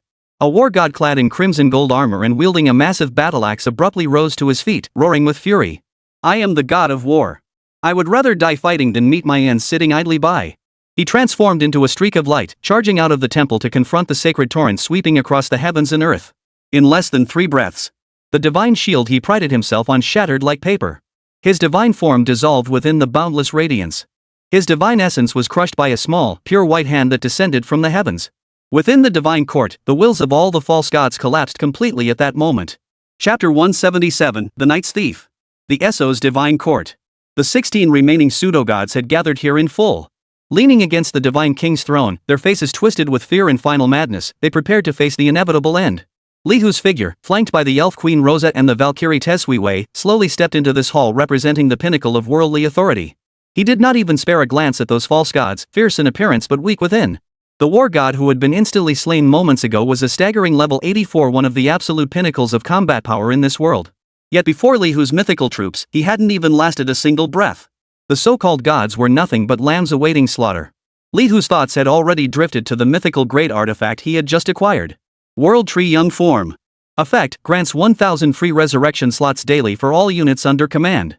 This effect far surpassed any offensive equipment in importance, forming the bedrock and confidence for his conquests across myriad realms. With it, his mythical legion truly possessed limitless potential. Conquering this world was merely the beginning. Li Hu planned that once this realm was thoroughly purged, he would leverage his absurdly high luck stat to thoroughly explore this level 85 world. He needed one or several high-quality hero units. These were special beings rarer than troop types, possessing independent will and growth potential. With this thought, Li Hu's gaze finally settled upon the 16 pseudo-gods. He would use them to test the effects of his other title. Title, Night Thief. Effect, you have a 100% chance to instantly steal all items from the target's backpack storage space. Li Hu's thoughts stirred. The intangible law swept through the temple like a gentle breeze. The 16 pseudo-gods remained utterly unaware. Arnold, the god of death, stepped forward on behalf of the pantheon, unleashing a desperate and resolute roar. Vile intruder! We are the gods of this world. Even if our divine essence perishes, we shall never bow before heretics like you. In the name of death, I shall offer my final. Arnold raised both hands, attempting to summon his divine artifact, the Scythe of Sighs, which embodied his authority over death. It was his final trump card, a supreme curse potent enough to shatter divine souls. Yet, his hands remained empty. A deathly silence fell over the temple. The fury on Arnold's face slowly froze, transforming into incomprehensible bewilderment and shock. He looked down at his hands, still poised in the summoning gesture. The divine artifact, gone? The other 15 pseudo-gods seemed to sense something as well, each frantically trying to sense their own divine artifacts and treasures. All that answered them was utter void. All their trump cards, all their foundations, had been erased into thin air without their knowledge. You have successfully stolen the Scythe of Sighs epic and 15 other epic tier divine artifacts. The innate talent Heavenly Artistry has automatically activated. Epic tier weapon Sighing Scythe is upgrading. Upgrade successful. Congratulations on obtaining the mythic tier special item Supreme God Scroll. On Li Hu's system panel, an ancient scroll radiating chaotic energy as if inscribed with the ultimate laws governing all creation replaced the scythe icon. Within the temple, the death god Arnold's raised hands remained frozen mid-air. His expression shifted from resolute madness to stunned disbelief, then to utter panic, all within less than a second. No, my divine artifact. His wail was 100 times more piercing than when he had faced death before. It was not merely the loss of a weapon. It was the most crucial link between himself and his divine authority, brutally severed by an invisible hand. My scales of judgment. The Horn of Plenty is gone too. God King. Our power is draining away. Panic spread like a plague among the remaining pseudo-gods. They discovered with horror that all the divine artifacts, trump cards, and treasures upon which they had built their reputations, those deeply bound to the very essence of their godhood, had vanished into thin air in the same instant. As if their millennia of accumulated pride were nothing but a fleeting, hollow joke. In that very instant when these pseudo-gods' minds shattered and their wills fractured, Li Hu raised his hand. Purge. The icy command crystallized into the final judgment. Central Sanctuary, Federation Homeworld. Before Commander Luo Yan, a massive light screen looped footage of the final battle in Dongshu City, Nanzhou Province. When the frame froze on, natural summoner Dong Ping, once the Federation's prodigy, piercing Deputy Commander Yan Bei's heart with a jade-green vine. The space around Luo Yan warped slightly under the pressure of his seething fury. He slowly closed his eyes. When they opened again, only bone-chilling cold remained. Transmit my orders. His voice was not loud, yet it echoed clearly throughout every corner of the sanctuary. Issue a Federation SSS level Red Hunt order. 10 million Federation contribution points shall be awarded to anyone providing effective leads on Natural Summoner Dong Ping. Whoever eliminates Dong Ping may enter my private treasury and select 3 items of their choice. The words sent shockwaves through the entire sanctuary. Commander Luo Yan's private treasury held value surpassing even the Federation's national treasury. Commander, regarding Li Hu. A subordinate approached cautiously to report, he has not returned. His last signal vanished behind an unfamiliar world gate. Luo Yan's brow furrowed deeply as he fell silent for a moment. The green-robed Taoist beside him snapped his fingers in calculation before declaring solemnly, Commander, rest assured. I have just divined it, the purple microcosm star shines brightly, and imperial energy surges. That young friend is not only unharmed but has encountered a tremendous opportunity. Yet Luo Yan's expression showed no sign of easing. Opportunity? He scoffed coldly, his tone tinged with undisguised disappointment and anger. The Federation's most brilliant prodigy, after purging enemies for the Great Will, receives not even basic protection.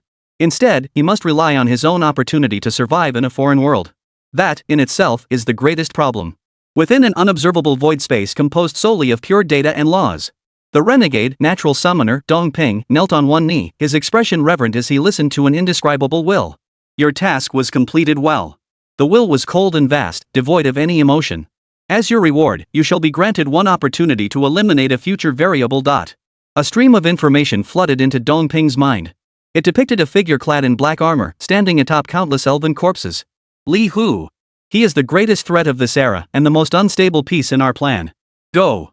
Eliminate him. As you command, my lord. A flicker of cruel excitement passed through Dongping's eyes. The next instant, precise world coordinates unfolded before him. He took a single step forward, his figure vanishing instantly into the torrent of data. When he reappeared, his feet stood upon the scorched earth of the Essos continent, freshly cleansed by the holy light. Not far away, atop the ruins of the Divine Court, a figure clad in black armor prepared to claim his final spoils of war. A cold curve lifted at the corner of Dongping's mouth. Like the most patient hunter, he silently extinguished all traces of his presence, waiting for the perfect moment to deliver a single, fatal strike. Chapter 178, The Supreme God Scroll. Upon the ruins of the Divine Court, the last pseudo-god crumbled to dust. Li Hu's gaze fell upon the shattered throne of the Divine King. Yet, just as he prepared to claim his final spoils, the entire temple, indeed, the very core of the entire Essos continent, began to resonate violently, trembling with a profound force. Fragments of the throne slowly rose into the air. Boundless light and divine laws converged from the very depths of the world's origin, coalescing once more into a figure of supreme majesty. God King level 85 embodiment of world will. He was not the false god of before, but the final guardian of this continent, the embodiment of the entire world's laws. Outsider. The God King's voice carried no emotion, yet it echoed like the roar of the entire world. You shall witness the world's end within this realm. Before the words faded, the very laws governing the heavens and earth of the entire Essos continent were instantly drained, coalescing into a judgment spear piercing through the cosmos, aimed squarely at Li Hu. This was an unavoidable, fatal strike that harnessed the power of the entire world. Li Hu didn't even lift his head. In his hand, an ancient scroll materialized out of thin air. The Supreme Divine Scroll. Mythic-level radiance swirled around the scroll, its aura surpassing the very limits of this world's comprehension. It halted the God King's attack, which had channeled the power of the entire world. For the first time, the eyes of the God King, eyes forged from the very fabric of law, revealed shock and profound emotion. Li Hu slowly unrolled the scroll, uttering but a single word. Annihilation. An ancient rune symbolizing the end flared to life upon the scroll. The Judgment Spear, along with the God King who wielded it, vanished into nothingness the instant the rune ignited, erased from existence at the conceptual level. You have slain the God King. Experience points plus. Warning. Target detected possessing world immortal body, reincarnating. The next second, the God King's form coalesced once more upon the throne, though the oppressive weight of the world's will emanating from him had noticeably diminished. God King level 75 embodiment of world will. Li Hu stared expressionlessly at the God King, now 10 levels weaker, and once more unfurled the scroll. Annihilate. The figure of the God King shattered once more. You have defeated God King, experience points plus. Warning. Target is respawning. God King level 65 embodiment of world will. Destroy. God King level 55 embodiment of world will. Destroy. Time and again, obliteration followed by rebirth. The majesty and fury once present in the God King's eyes had long been replaced by endless fear and despair. Like an erroneous code repeatedly erased by an invisible hand, each rebirth brought greater weakness and humiliation than the last. When his level finally plummeted to 0, Li Hu uttered that word for the final time. Annihilate. This time, the God King's form vanished completely, leaving no trace of rebirth. You have completely defeated the God King. Congratulations on obtaining the legendary grade equipment God King's crown. Congratulations on obtaining the epic tier item World Authority Fragmented. World Expedition Quest 3-3 completed. Final settlement in progress. Congratulations. You have completed the world expedition and gained ultimate ownership of this world. The innate talent Heavenly Artistry has been automatically triggered. Epic item World Authority Fragmented is upgrading. Upgrade successful. Congratulations on obtaining the mythic tier item World Authority Complete. You have become the sole ruler of the continent of Essos. Do you wish to reshape this world? Yes. Boom. Across the entire continent of Essos, from the planet's core to the edge of its atmosphere, a cataclysmic upheaval commenced. Sacred patterns spread across the land as spiritual veins reshaped. In the heavens, stars returned to their positions as cosmic laws thundered. World SOS continent upgrading. Upgrade successful. Congratulations on obtaining the mythic tier exclusive world, Eternal Divine Realm. World level cap raised to level 100. As the world's ascension concluded, beams of light ignited amidst the ruins of the Divine Court. The figures of the previously annihilated God King and the 17 pseudo-gods began to coalesce once more. This time, however, the aura emanating from them was several times more powerful than before. Each now possessed true divine essence. The God King gazed at his hands, feeling the unprecedented, colossal power surging within him. He glanced once more at the black-armored figure who had determined the world's survival, and all hostility vanished from his face. He led the reborn gods behind him, kneeling on one knee before Li Hu, offering the most devout homage. We, your servants, pay homage to our Lord. From this day forward, the eternal divine realm shall offer you everything. Just as Li Hu prepared to use the remaining time to meticulously plan this newly born mythical world, a cold, higher dimensional system prompt silently materialized before him. Detected, variable has escaped containment and is approaching high-value target. Temporary mission issued, hunt. Mission objective, eliminate the variable before its arrival. Variable? Hunt? Li Hu glanced at the prompt before him, his eyebrow lifting imperceptibly. Variable code, Nature Summoner. Level, 95. Status, Federation Deserter, Grand Will Hunt Target. Estimated arrival time, 5 minutes. A level 95 Ultimate Tier Professional. And a renegade from the Federation, specifically sent to assassinate him. A playful curve tugged at Li Hu's lips. He glanced at the group of newly ascended deities before him, those who had just sworn allegiance, their power surging to the peak of level 85, even faintly touching upon higher barriers.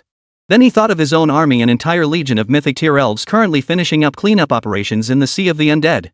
He possessed absolute confidence that he could crush any invading foe into dust. But confidence was one thing, preparation was another. Prepare for battle. His voice was calm as his divine consciousness spread throughout the entire divine realm.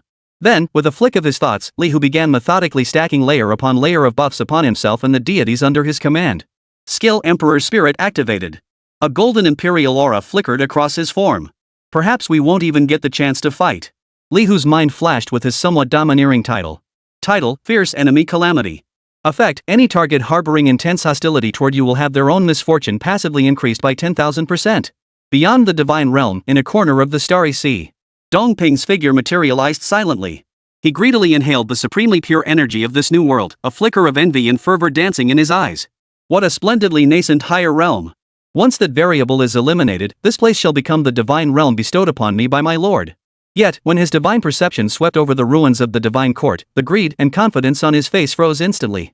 His senses detected 17 terrifying entities within the ruins, each no weaker than himself, their auras even more ancient and pure. Chapter 179, The Hunt is complete.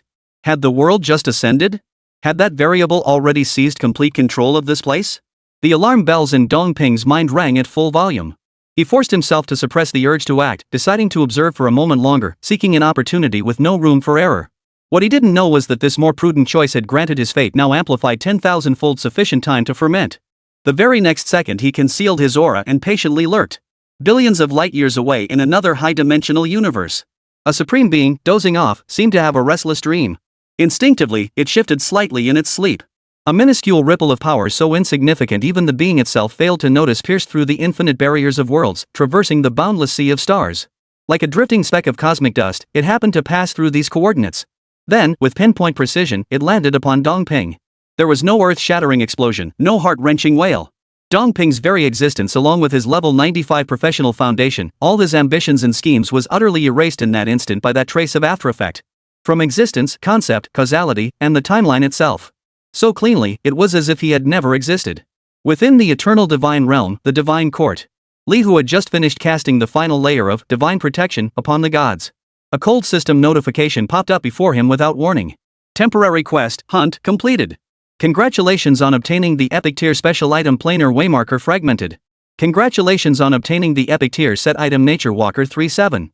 Congratulations on obtaining the epic skill book growth of all things. Li Hu's hand paused mid-motion.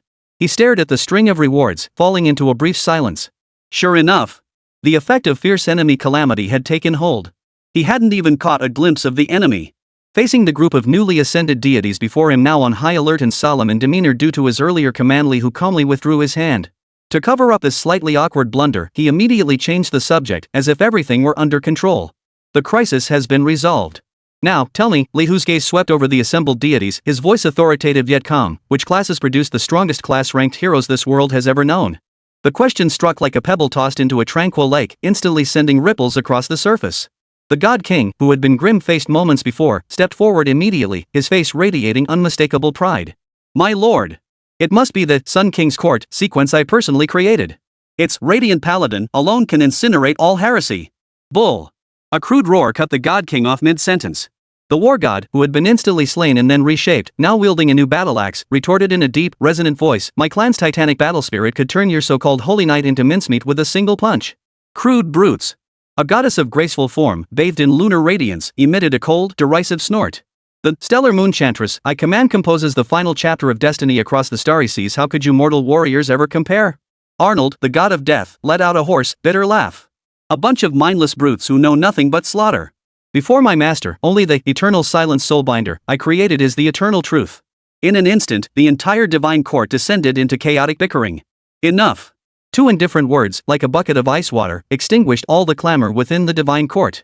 Li Hu's gaze swept calmly over each of the newly ascended deities, their expressions varied. Present the strongest crown-ranked heroes you can create. God King Xiazord's heart lurched, instantly grasping the sovereign's intent. He stepped forward, bowing respectfully, his commanding voice silencing all thoughts among his peers. As you command, my lord. As his words fell, light elements gathered at the center of the divine court with unprecedented intensity. A majestic angel, 10 meters tall, bearing 8 wings upon its back and wielding twin swords of blazing fire and freezing ice, slowly coalesced from the radiance. Its aura transcended legend, reaching the pinnacle of epic.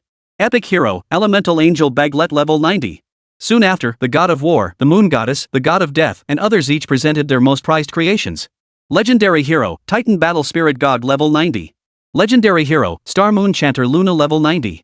Legendary hero, Eternal Silent Soulbinder Casa level 90.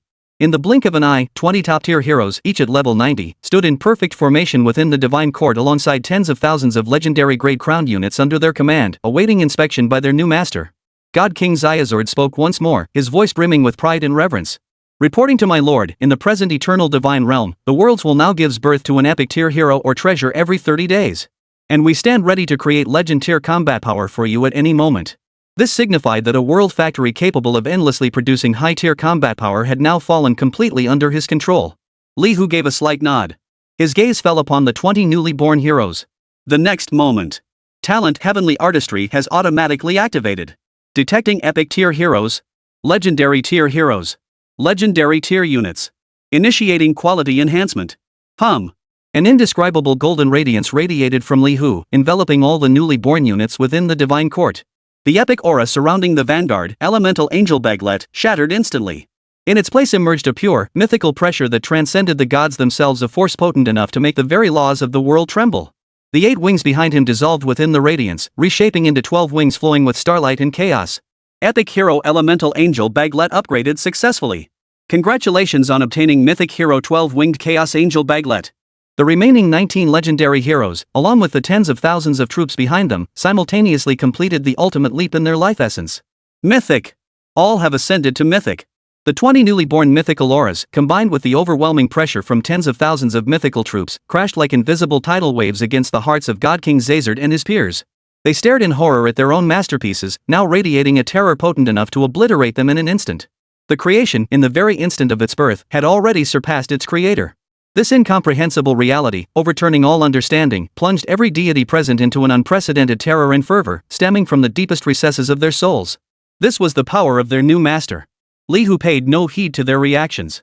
After inventorying all the spoils of war and confirming the operational mechanisms of this newly born divine realm, he activated the system interface. Return. Chapter 180, Where's My Master? World Expedition Mission Settlement in progress. Settlement complete. Mission rating, perfect. You have purged all hostile wills from the target world and successfully elevated it to mythic tier, far exceeding mission expectations. Evaluation upgraded. You have obtained the following rewards. 1. Diamond tier special item Crumbling Moon Lake. 2. Diamond tier skill book Death Whisper. 3. Epic tier special item Divine King's Essence Xiajada.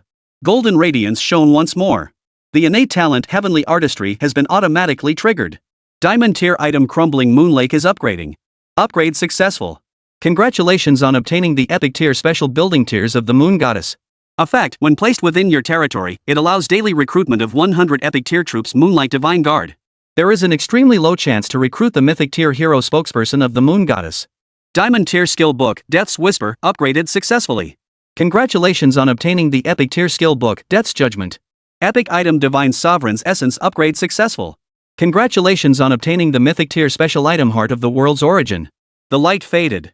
Li Hu's figure had vanished from the eternal divine realm. In a common residential building in Dongshu City, the Federation's main world. In Li Hu's room, space twisted and warped. The next instant, his towering figure clad in black armor materialized out of thin air.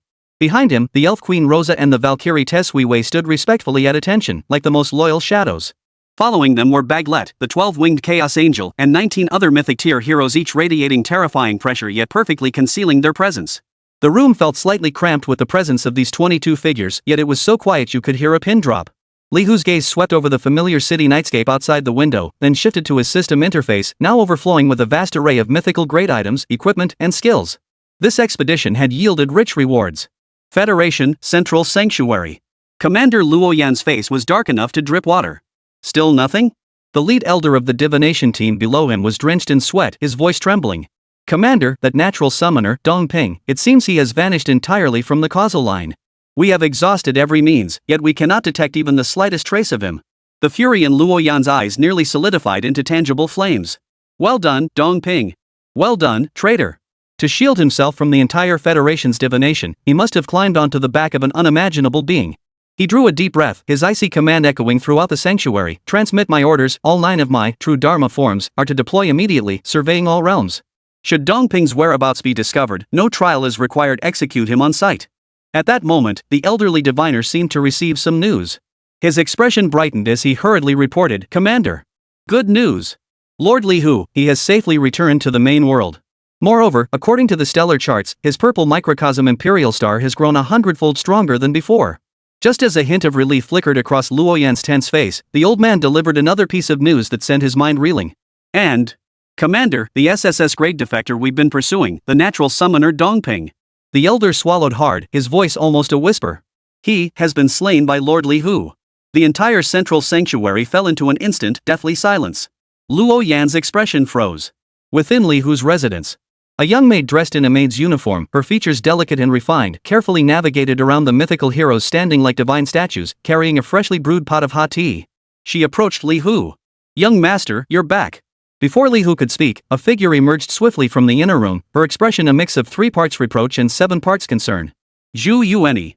She completely ignored the 20-plus terrifying presences in the room, striding straight to Li Hu. She extended her jade-like fingers and pinched his cheek hard. You brat, you finally remembered to come back. Vanishing for so long, no messages, no contact. Did you intend to scare your teacher to death?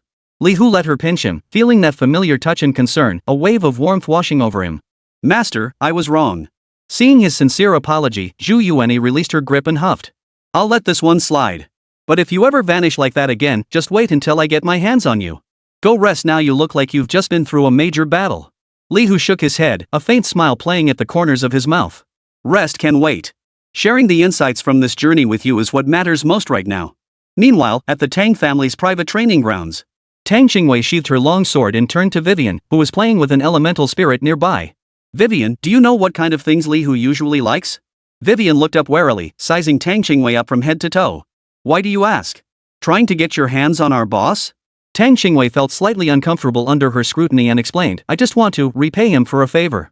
Vivian pursed her lips, then scratched her head in slight frustration. Honestly, I don't know either. The boss seems to have everything he needs. Tang Qingwei's gaze shifted to Gu Hanyan, who was quietly polishing her staff nearby. Feeling her gaze, Gu Hanyan merely shook her head indifferently, indicating she was equally clueless. In the reception hall of Zhu Yunier's villa, Li Hu reclined comfortably on a plush sofa, savoring the hot tea just served by a maid. Behind him, however, 20 mythical heroes led by Baglet, the 12-winged Chaos Angel, sat tense as if facing mortal danger, not daring to breathe a single breath. Their gazes were fixed intently on the other end of the room, the dragon-horned maiden in silver armor, reclining lazily beside the fireplace. Xylia. A level 100 Holy Dragon Knight, the strongest hero unit under Zhu Yaoer's command. She hadn't even released any aura. Merely the casual sweep of her pale golden dragon eyes over this group of new colleagues made them feel an absolute suppression, uncrossable, originating from the very hierarchy of life itself. The newly appointed Star Moon Singer, Vela, once a goddess who held the fate of a world in her hands, felt her very divinity tremble slightly beneath that gaze. That was the sacred dragon clan. The supreme race born with the world itself, wielding the authority of creation and destruction. Even Langni, the dragon of creation, who shared dragon blood, instinctively bowed her proud head upon sensing Xilia's pure, overwhelming dragon might, a reverence born from the very roots of their bloodline. Baglet was shaken to his core. He could sense that the sacred and overbearing aura emanating from her possessed a natural counteracting and purifying effect on the chaotic power he wielded. A gentle psychic link quietly soothed the agitation and unease within every hero's heart at that moment. Relax, Xilia means no harm. Li Hu's voice resonated deep within their souls. She is merely fulfilling her duty, examining each new member worthy of standing here to ensure their loyalty. Jiang Yuechan, the maid standing by, interpreted Xilia's scrutinizing gaze as a silent warning. Once again, she was profoundly reminded that the power standing behind her new young master was likely 100,000 times more terrifying than she had ever imagined.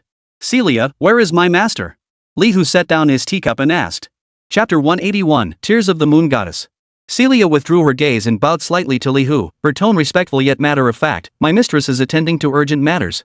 She instructed that she would return before mealtime. Then I'll wait for her. Li Hu nodded, but inwardly he began scheming how to present this unexpected find as a surprise gift for his master. That epic tear, Tears of the Moon Goddess, and that mythic tear, Heart of the World's Origin, were treasures enough to drive any lord mad with desire.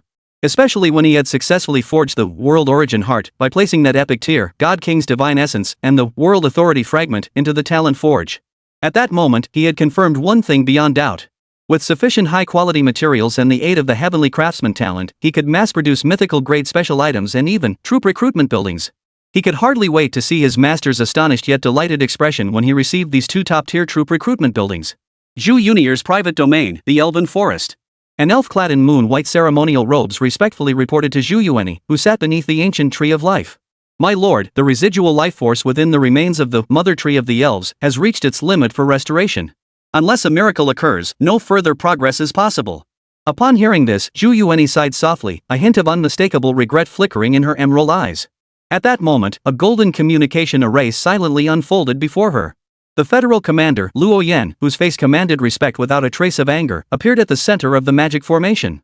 Your Excellency Zhu Yener, my apologies for the interruption. Luo Yan's voice carried a hint of relieved ease. We have just confirmed that SSS-rank defector, the natural summoner Dongping, was slain by your disciple Li Hu in the alternate world 1 hour ago. Zhu Yueni paused slightly, then an uncontrollable curve of pride lifted the corners of her mouth. Additionally, Luo Yan continued, please inform Li Hu that the Federation owes him an immense debt of gratitude. He may come to the central sanctuary at any time to claim his reward. Also, be sure to remind him not to casually initiate any world expedition missions in the near future. Certain entities have taken notice of him. Finally, for this operation to eliminate Dongping's remnants, we hope you will dispatch several heroes to assist. The Federation will offer substantial rewards. Meanwhile, at the Federation's central sanctuary, beneath the vaulted ceiling, where stars swirled endlessly, several figures with depths of power as vast as oceans sat around a circular table. Elemental Archmage Lin Huang, Mecha Master Shen Hui, and the Federation's most elite group of level 90+ professionals were all present. You've all received the intelligence, correct? Lin Huang rubbed his temples, his tone complex. That Dongping, who even we found troublesome, was taken down by a junior under level 30? Shen Hui, a towering figure with half his body mechanized, let out a hollow chuckle. It's more than just dealt with. My intelligence division couldn't even determine when or where he made his move. This means the entire battle from start to finish was over faster than our intelligence network could react. Which means, an instant kill. Even if we gave it our all, we'd only have a chance to defeat Dongping. Yet that kid Li Hu managed to instantly kill him. Times have truly changed. A trace of nostalgia and melancholy flickered in Shen Hui's eyes. I still remember when I first became a professional. Our team had every class imaginable. Through coordination and tactics, we could challenge formidable foes. But now, the gap in class quality and innate talent has grown so vast that no amount of tactics or experience can bridge it. We so-called legendary classes are probably no different from those common classes when faced with true mythic classes. A cool, clear female voice cut through the slightly heavy atmosphere. Everyone, rather than lamenting the changing times, we should consider how to build a good relationship with this darling of the new era. All eyes turned to the speaker, a woman clad in ice blue shrine maiden robes, her demeanor as pure as a lotus blooming on a snowy mountain, ice cherry shrine maiden, Akizora. Lin Huang's face darkened with bitterness at her words. Build a relationship? Autumn girl, what do you think we have that young master would even notice? His master is none other than Zhu Yueni. The treasures we keep hidden away in our treasury wouldn't even be considered ordinary snacks in his eyes. Xinhui nodded in agreement, his deep voice rumbling, quite right. We don't even know what to offer as a gift. It's truly frustrating. Well, we can't resort to arranged marriages between families, can we? A younger practitioner ventured cautiously. Before he could finish, every pair of eyes in the room turned to glare at him. Are you trying to get us all killed? Xinhui snapped without mercy. Those arrogant young upstarts in our families would sending them over make friends or enemies? One wrong word could offend that person, and Zhu Yuanyi would personally wipe us and our entire clan off the face of the Federation. Lin Huang waved his hand, signaling for silence. He sighed, his face betraying a mix of resignation and exasperation. Speaking of which, that good-for-nothing disciple of mine just got into a huge argument with me because he couldn't stand Li Hu. He immediately spent a fortune bidding on an entry ticket to the Dimension restaurant, claiming he'd seek his fortune inside and surpass Li Hu. I've already had a substantial apology gift prepared, just in case he goes in there full of himself and actually provokes that young friend. The villa door creaked open as Zhu Yuanyi's figure appeared in the doorway. Her gaze immediately fell upon the 20 unfamiliar figures standing in the living room, each poised like statues. Her eyebrows arched slightly. Each figure radiated a restrained yet colossal aura of mythical power, causing the elven guards following her to instantly tense, as if facing a formidable enemy. Back already? Li Hu rose from the sofa, a relaxed smile on his face. Zhu Yuanyi's gaze swept over the 20 mythical heroes before settling on Li Hu's face. She didn't inquire about their origins, merely stepping forward and instinctively reaching out. Her hand paused mid-air before she settled for a light pat on his shoulder. Even that old codger Luo Yan contacted me. You've made quite a stir this time. Her tone sounded calm, but the pride and satisfaction in her eyes betrayed her true feelings. Come eat first. Whatever it is, we'll talk about it over dinner. No rush, Li Hu shook his head, offering a mysterious smile. Before dinner, I have a gift to present to the master. With that thought, a miniature architectural model carved from some unknown crystal and radiating a luminous moonlight materialized and floated into the center of the living room. Tears of the Moon Goddess. An intense, epic-level aura, accompanied by wisps of lunar divine power, instantly filled the entire space. The force was pure and sacred, causing even the spirit guards behind Zhu Yuanyi to gaze at it with expressions of fascination and longing. An epic tier unit building? A flicker of astonishment crossed Zhu Yuanyi's eyes. Such a structure, even within the Federation, was a strategic-level resource sufficient to serve as the foundation and cornerstone of a top-tier noble house. Where did you dig up this treasure, you brat? As a top-tier lord, she instantly recognized the value of this moon god's tier. Its ability to reliably recruit 100 epic moonlight divine guards daily represented an incalculable fortune. And then there was the extremely rare chance of summoning a moon god spokesman, a mythic tier hero unit.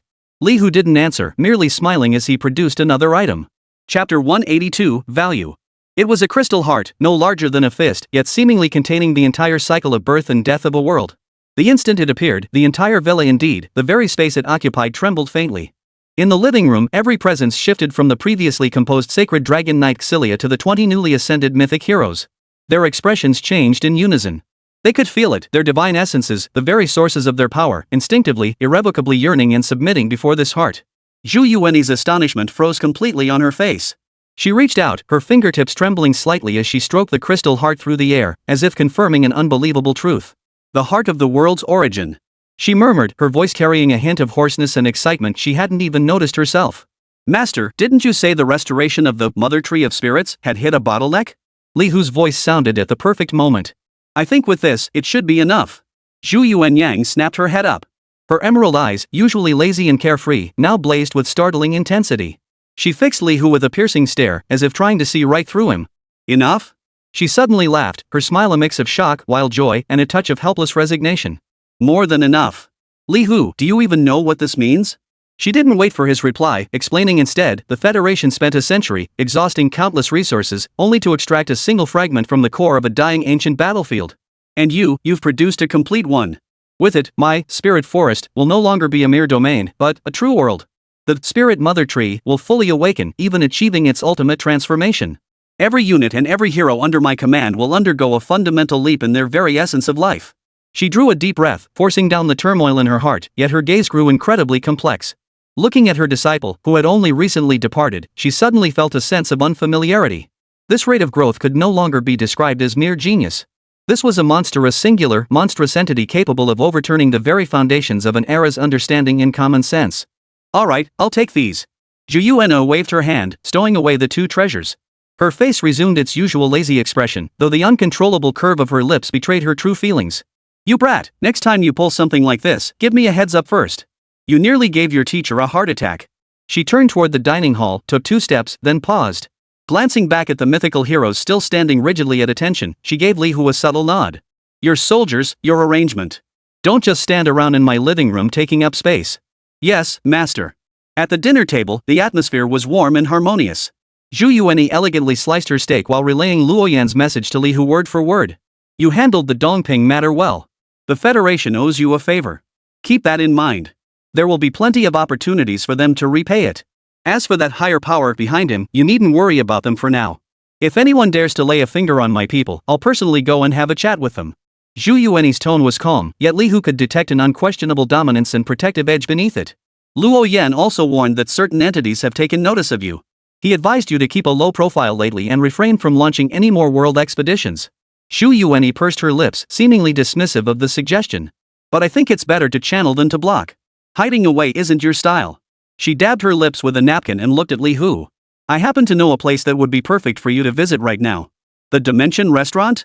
Li Hu's heart stirred, recalling the discussions among the Federation's high-ranking officials. Oh?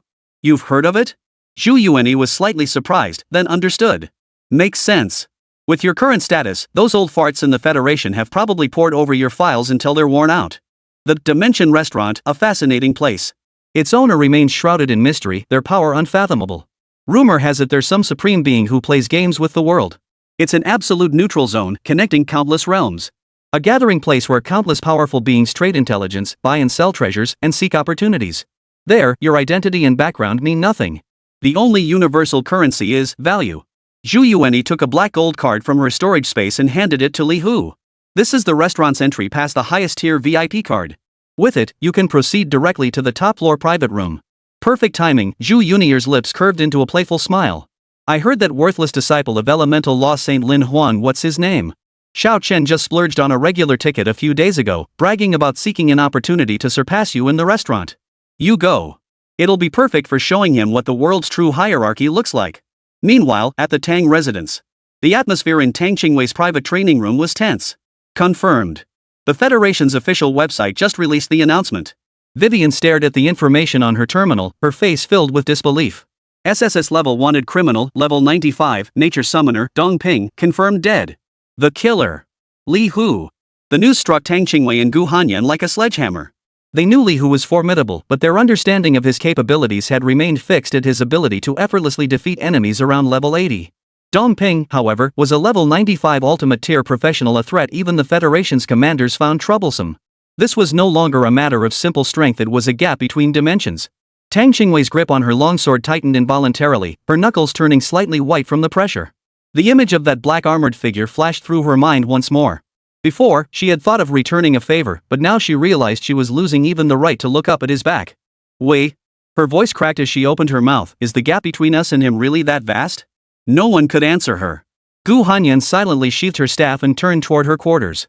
She said nothing, but beneath her tightly pressed lips an icy gaze burned an unprecedented, almost obsessive fighting spirit. Vivian watched her two companions' reactions, scratched her head, and muttered under her breath, what kind of monster is the boss anyway? Does he even let anyone else live? Suddenly remembering something, her eyes lit up as she turned to Tang Qingwei. Wait. I heard that the Dimension Restaurant is holding a major auction soon, with tons of rare items up for grabs. Maybe we can go there and see if we can find something to help the boss. A glimmer of hope reignited in Tang Qingwei's eyes. Yes, even if they couldn't keep up with his pace, at least they could strive to get a little closer. Li Hu took the card, its surface smooth and warm to the touch, as if forged from obsidian and molten gold. It felt slightly heavy in his hand, its surface devoid of any ornate patterns except for a simple, ancient, and mysterious dimension emblem stamped at its center. Go on, let those greenhorns see what they're missing. Jiano waved him off, as if dismissing a child heading to an amusement park. Li Hu tucked the card away and nodded. He didn't set off immediately, however, instead returning first to his own room. The maid, Jiang Yuechan, had been waiting respectfully outside the door. Seeing him enter, she promptly handed him a neatly organized file. Young master, this is all the publicly available intelligence on the Dimension Restaurant, as per your instructions.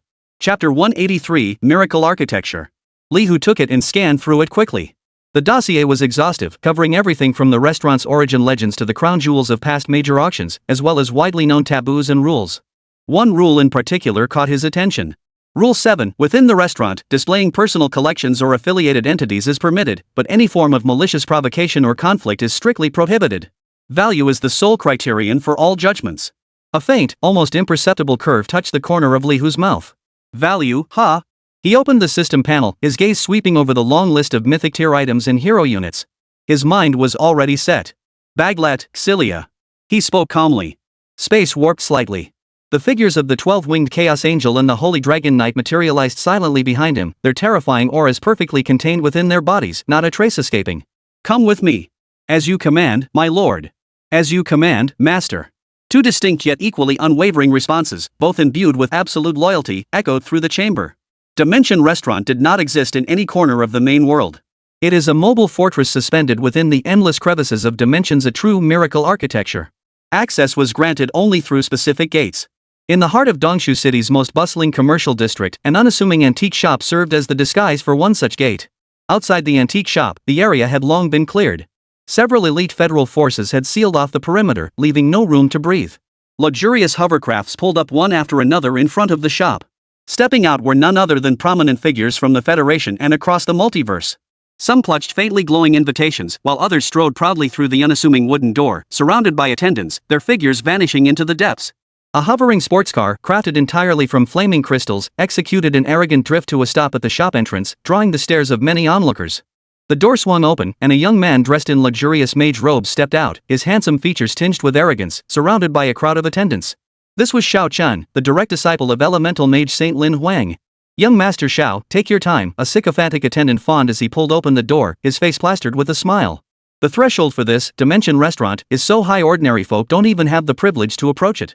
Xiao Chen adjusted his robe, woven from starlight silk, lifting his chin slightly as he basked in the surrounding gazes of envy and awe. Oof. A mere entry ticket cost me nearly 100 million Federation credits.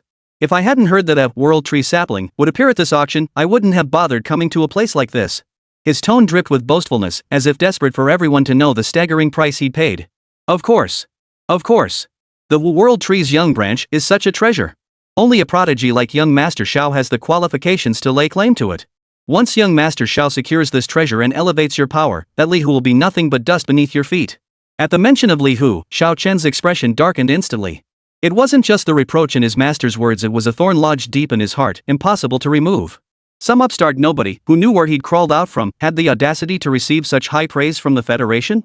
Even his own master spoke of him with undue admiration. A guy who doesn't even dare reveal his professional rank. Sooner or later, I'll personally tear off his mask. Xiao Chen snorted coldly and strode toward the antique shop. Just as he was about to step through the door, the corner of his eye caught a glimpse across the street. Tang Qingwei, Gu Hanyan, and Vivian, three girls of peerless beauty, were walking together. A flash of awe and possessiveness flickered in Xiao Chen's eyes. Especially Tang Qingwei, leading the way, her icy, sword-like aura sent a surge of heat through his chest. Isn't this the eldest Miss Tang? He stepped forward proactively, wearing what he considered his most charming smile. What a coincidence to meet you here. Truly fate. Tang Qingwei merely gave a faint nod in acknowledgement before attempting to bypass him. This disregard caused Xiao Chen's smile to freeze. Miss Tang, are you here for the auction as well? He forced a topic. If anything catches your eye, just say the word. Consider it my welcome gift to you. Not necessary, Tang Qingwei replied, her words as concise as ever. Beside her, Vivian pursed her lips and muttered under her breath, some people really are loaded. I wonder how they compare to our boss, though. Her voice was low, yet loud enough for Xiao Chen to catch. Your boss? Xiao Chen raised an eyebrow, scoffing. What? Your boss is here too? Have him come out so I can see him. I'd love to meet this great figure who has Miss Vivian so impressed. He knew full well that Vivian's boss was none other than Li Hu, the man who had been gnawing at his mind. No sooner had the words left his mouth. At the end of the street corner, a tall, slender figure clad in black armor approached at a steady pace. He didn't use any form of transportation, simply walking step by step down the empty street. Yet each stride seemed to follow a unique rhythm, causing hearts to involuntarily resonate with every footfall. Two figures followed behind him. One was a girl clad in silver dragon knight armor, with dragon horns on her head and a face of breathtaking beauty, yet her aura was as cold and distant as a 1,000-year-old iceberg. The other was cloaked entirely in pitch-black robes, her face concealed. Yet the faint outline of 12 wings visible behind her radiated a primordial divine might potent enough to make stars tremble.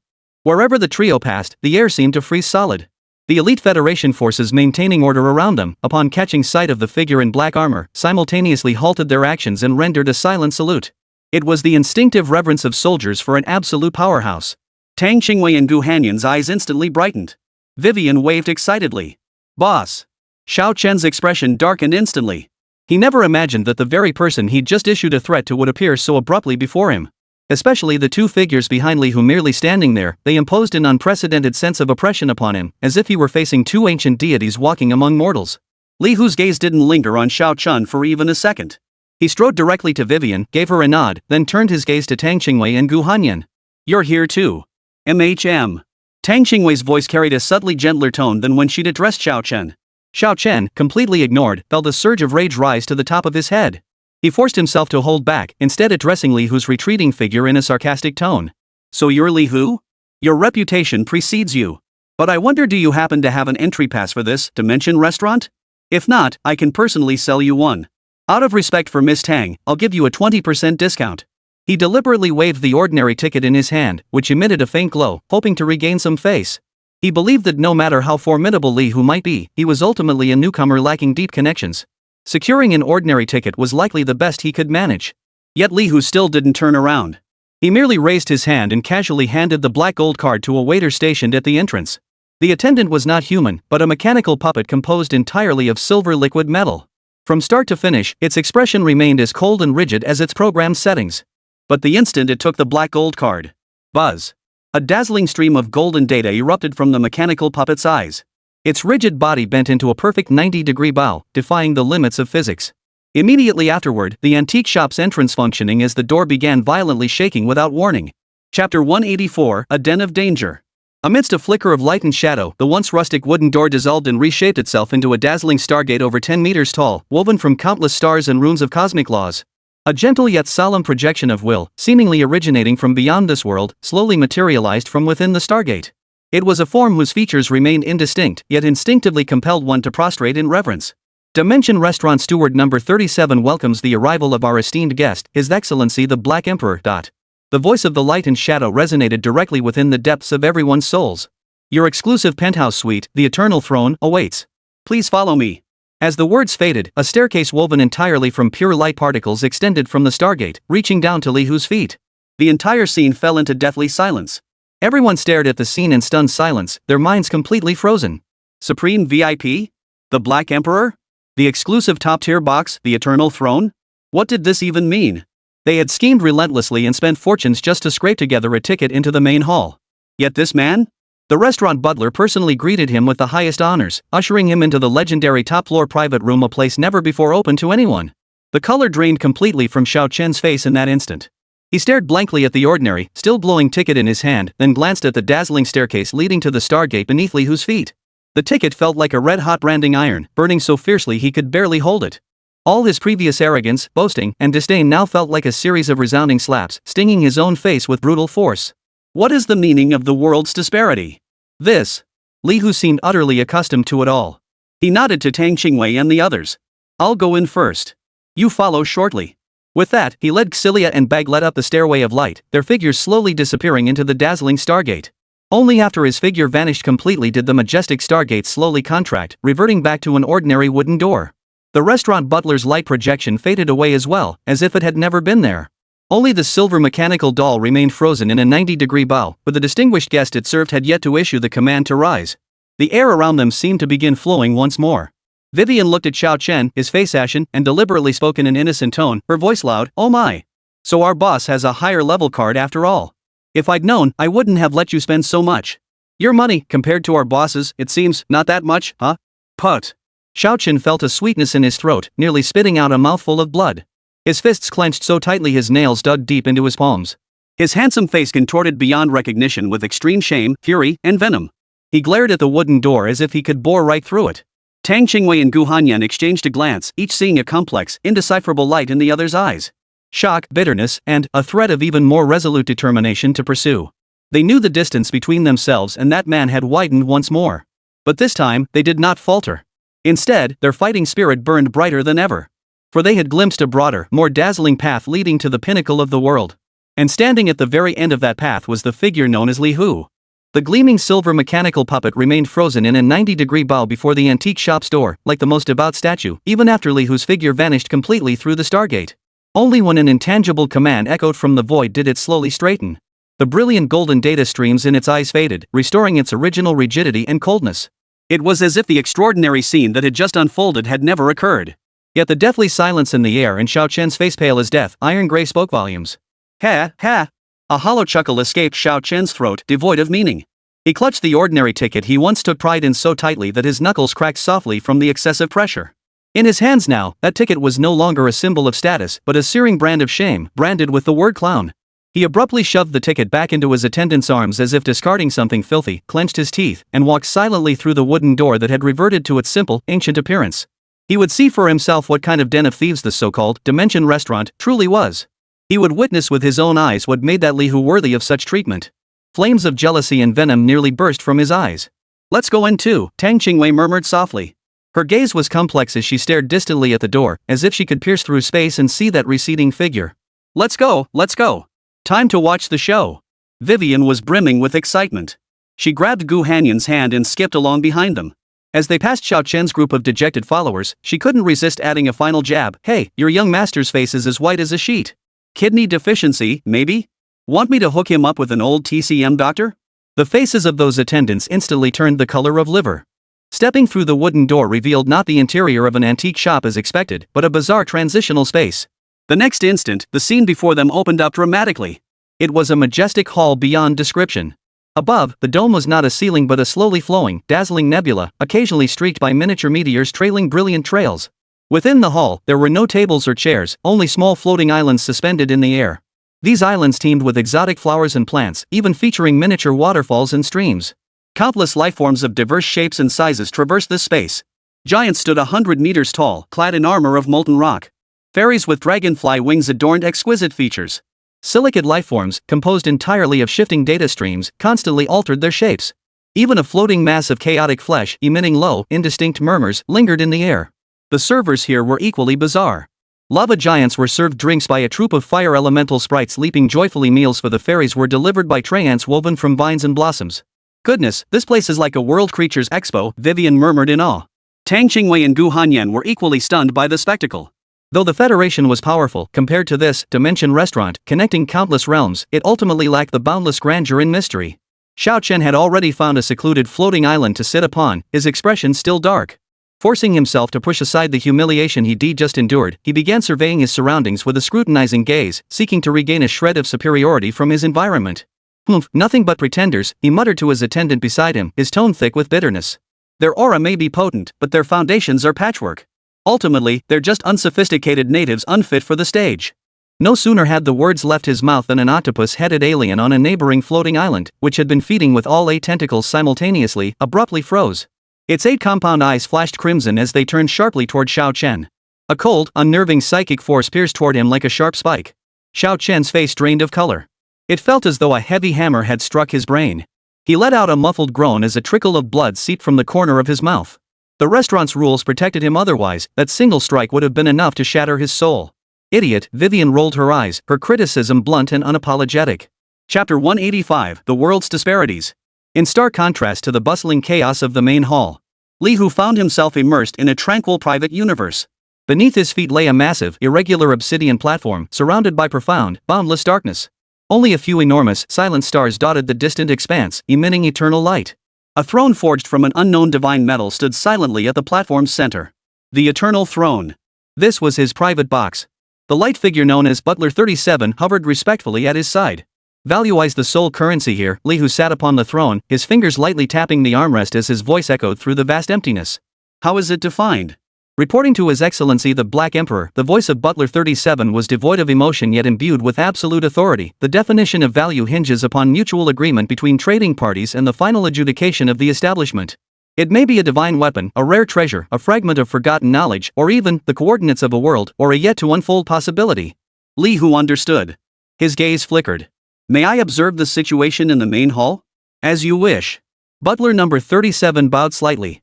Before Li Hu, the void rippled like water, revealing a crystal-clear, real-time bird's-eye view of the entire dining hall. He could clearly see the expression on every guest's face and hear every whispered conversation. He saw Xiao Chen, his face ashen, secretly wiping blood from the corner of his mouth. He also saw Vivian, her eyes sparkling with excitement as she curiously scanned her surroundings. At that moment, a menu formed of light slowly unfolded before Li Hu. Today's specials. 1. Nether Dragon Breath Roast Tenderloin from a level 98 adult Nether Dragon, lightly charred with Abyssal Demon Flame. 2. Stellar Core Broth simmered for 7 standard cosmic hours using the core of a newborn neutron star as base. 3. Fountain of Genesis pure dew from the roots of the world tree, limited to 1 cup daily. Li Hu's gaze swept over the menu, then lingered on the seemingly ordinary flame lizard leg set meal before Xiao Chen on the screen. He couldn't help but find it amusing. The stark disparity of the world was laid bare in this moment. Just then, the nebula at the hall's center suddenly churned violently. A 6-armed void merchant in a tailcoat, renowned for his eloquence, materialized atop a hastily erected platform. The auction had begun. Ladies and gentlemen, welcome to this dimension's auction. Several appetizer-like treasures quickly drew gasps and fierce bidding wars. Xiao Chen seized the moment. When the 5th item in epic tier, Storm Warblade, appeared, he acted decisively, securing it with a bid 30% above market value. As the attendant respectfully presented the blade before him, he felt the mixed gazes of envy and awe from those around him. The pallor finally faded from his face, replaced by a faint flush. He instinctively glanced toward Tang Qingwei's direction, hoping to catch a flicker of surprise or approval on her face. Yet Tang Qingwei sat quietly, her gaze never once resting upon him. The fleeting satisfaction in Xiao Chen's heart vanished instantly, replaced by an even deeper sense of unease. From his throne, Li Hu watched the scene unfold, finding it rather dull. He recalled his master Zhu Yuanyi's words, tinged with a hint of amusement. Let him see what the world's disparity truly means. Very well. Li Hu turned to the butler beside him, number 37, and spoke casually, I have a few trinkets here. I'd like to commission the restaurant to auction them off. He casually flipped his palm, revealing a die formed entirely of chaotic hues, each of its 6 faces engraved with different arcane runes. Dice of Causality Mythic Grade Consumable. Effect, roll this die to designate any single past event within the next hour for a reset. The outcome is random. It may be better, or it may be worse. This was an experimental artifact he had forged using Dongping's fragmented soul shards, combined with several rule-based items selected from the spoils of war, through the power of Tiangong Kaiwu. For him, as long as the materials were sufficient, such items could be mass-produced. The moment steward number 37 saw this die, the light and shadow composing its body froze for an instant. As you command, my lord. For the first time, its voice carried an indescribable flicker of emotion. On the auction podium, the 6-armed void merchant was about to introduce the next lot when the nebula above his head abruptly transformed into a profound, dark gold. A solemn, monumental voice as if emanating from beyond all realms resounded throughout the hall, reverberating directly within the depths of every living soul. Announcement, His Excellency the Supreme Guest, the Black Emperor, has entrusted this establishment to temporarily add 1 additional item to the auction. The bustling hall fell instantly silent. Every pair of eyes turned upward in horror, fixed upon the vaulted ceiling. Supreme Guest? The Black Emperor? It was the one who had activated the Stargate, the one whose butler had personally come to greet him. Xiao Chen's heart lurched violently. Upon the elevated platform, the 3-dimensional projection of the Dice of Causality slowly materialized. Below it, the item description unfolded. Each word felt like a heavy hammer, striking everyone's hearts with brutal force. Reset, an event that has already occurred? How is that possible? That's a power only gods possess. Are you kidding me? Something like this is actually being sold? After a brief, deathly silence, a volcanic eruption of commotion erupted. Countless powerful beings could no longer maintain their composure, rising to their feet in disarray. Their eyes betrayed greed, fear, and utter disbelief. Even the 8-legged octopus-headed alien fixed all 8 compound eyes on the die, radiating waves of yearning. Xiao Chen, however, felt as if his bones had been pulled out, slumping lifelessly in his chair. He stared blankly at the dice's description, then glanced at the Storm Warblade he'd just paid a fortune for, now looking utterly ridiculous, his mind a complete blank. If the Stargate welcome had merely made him feel the gap in status and standing, then the appearance of this Dice of Causality now laid bare a bottomless chasm called Dimension, a gory abyss exposed before him. His proud lineage, his master's influence, everything he possessed all seemed utterly insignificant in the face of this tiny die. Then, that majestic voice sounded once more, announcing the starting bid for this item. The Dice of Causality. Starting bid, 1 complete world origin core, or its equivalent. Put. Xiao Chen could no longer hold back. A mouthful of blood gushed forth, staining the table before him crimson. He recalled how, not long ago, his master Lin Huang had argued fiercely at the Sacred Hall meeting over the Federation's fragment of the dying ancient battlefield core. His face flushed crimson. A single fragment was already a strategic treasure for the Federation. Yet here, someone casually tossed out a trinket with a starting bid of a complete world origin heart. The world's disparity? No. This was not disparity. It is heaven and earth, dust and stars. It is despair utterly unreachable. Chapter 186, The Fountain of Creation. That spurt of blood, like a scarlet plum blossom, bloomed on the precious ebony table before Xiao Chen, a sight that sent shivers down the spine. His attendants fumbled around him, some reaching to support him, others attempting to cast healing spells, but he brushed them all away. Get out! A hoarse syllable forced from his throat, thick with the taste of blood. He slumped in his chair, his eyes vacant as they stared at the enormous projection on the dome ceiling. The Stormblade, which had briefly restored some of his pride, now lay silently by the table, like a cheap toy mocking its new owner in utter silence. The world's disparity? No, Zhu Yuanyi was wrong. What Li Hu intended to show him was not the world's disparity at all. It was the chasm between the creator god and mere mortals. You spent your entire fortune to buy the most dazzling diamond on a planet, feeling smug and satisfied. Yet to them, it's merely a trivial concern which sun to use today to light their cigarette. Such a comparison was blasphemous in itself. The entire Grand Hall remained shrouded in an eerie, deathly silence. That starting bit, a complete, world origin heart, felt like an insurmountable law, forcibly suppressing all clamor and commotion. Countless powerful beings, those rulers and deities who commanded storms and winds in their own realms, worshipped by billions of creatures, now felt like mortals with their throats clamped shut. On a neighboring floating island, the octopus-headed overlord that fed with 8 tentacles had long since extinguished the crimson glow in its 8 compound eyes. Replacing it was a reverence bordering on pilgrimage. It retracted all its tentacles with utmost caution, curling its body into a tight ball, terrified that even the slightest hint of disrespect might draw the attention of the Black Emperor. It finally understood why, when unleashing its mental assault upon that presumptuous human youth moments ago, it had sensed a faint, elusive prying presence. The Supreme Being had been seated upon its throne all along, surveying everything here as a god gazes upon its sandbox. Boss, what on earth is he doing? Vivian's mouth formed a perfect O. She tugged at Tang Qingwei's sleeve, lowering her voice, though the excitement in her tone was impossible to hide. He's selling the materials meant for restoring Master's backyard garden? Is he short on cash lately? Her voice wasn't loud, but in the deathly quiet environment, it carried clearly to the surrounding floating islands. Put. This time, it wasn't Xiaochen spitting blood, but a nearby star spirit elder sipping stardust wine. Vivian's words nearly choked him out of his senses, and he stared at her as if she were a monster. Repair the back garden? Using something like the heart of the world's origin? Just who exactly was this young girl's boss? Could his backyard be connected to a universe on the verge of birth? Tang Qingwei ignored Vivian's antics. Her gaze pierced through the crowd, landing on Xiao Chen's deathly pale face. Not a shred of pity flickered in her eyes, only icy calm. Then she lifted her head, her stare fixed on the profound expanse of starlight symbolizing the top-tier private box. Each time that man appeared, he defied her understanding of power in ways beyond comprehension. The long sword in her hand seemed to sense its master's emotions, emitting an almost inaudible hum. It wasn't fear, but an unprecedented thrill and yearning stirred within it. Gu Hanyan silently retrieved her spell notebook. Beside the page bearing the name Li Hu, she drew a small, 6-sided die with an incredibly solemn stroke. She didn't know what it meant, but she understood it represented a realm she must comprehend and aspire to reach in the future. Upon the eternal throne. Li Hu propped his chin on one hand, observing the diverse scenes unfolding in the hall with keen interest. The god's eye view unfolded before him, Xiao Chen's disarray, Vivian's antics, Tang Qingwei's resolve, and the awestruck expressions of countless powerful beings all laid bare in crystal clear detail. It seems I've done a decent job fulfilling my master's request, he muttered to himself. A menu formed of light materialized before him once more.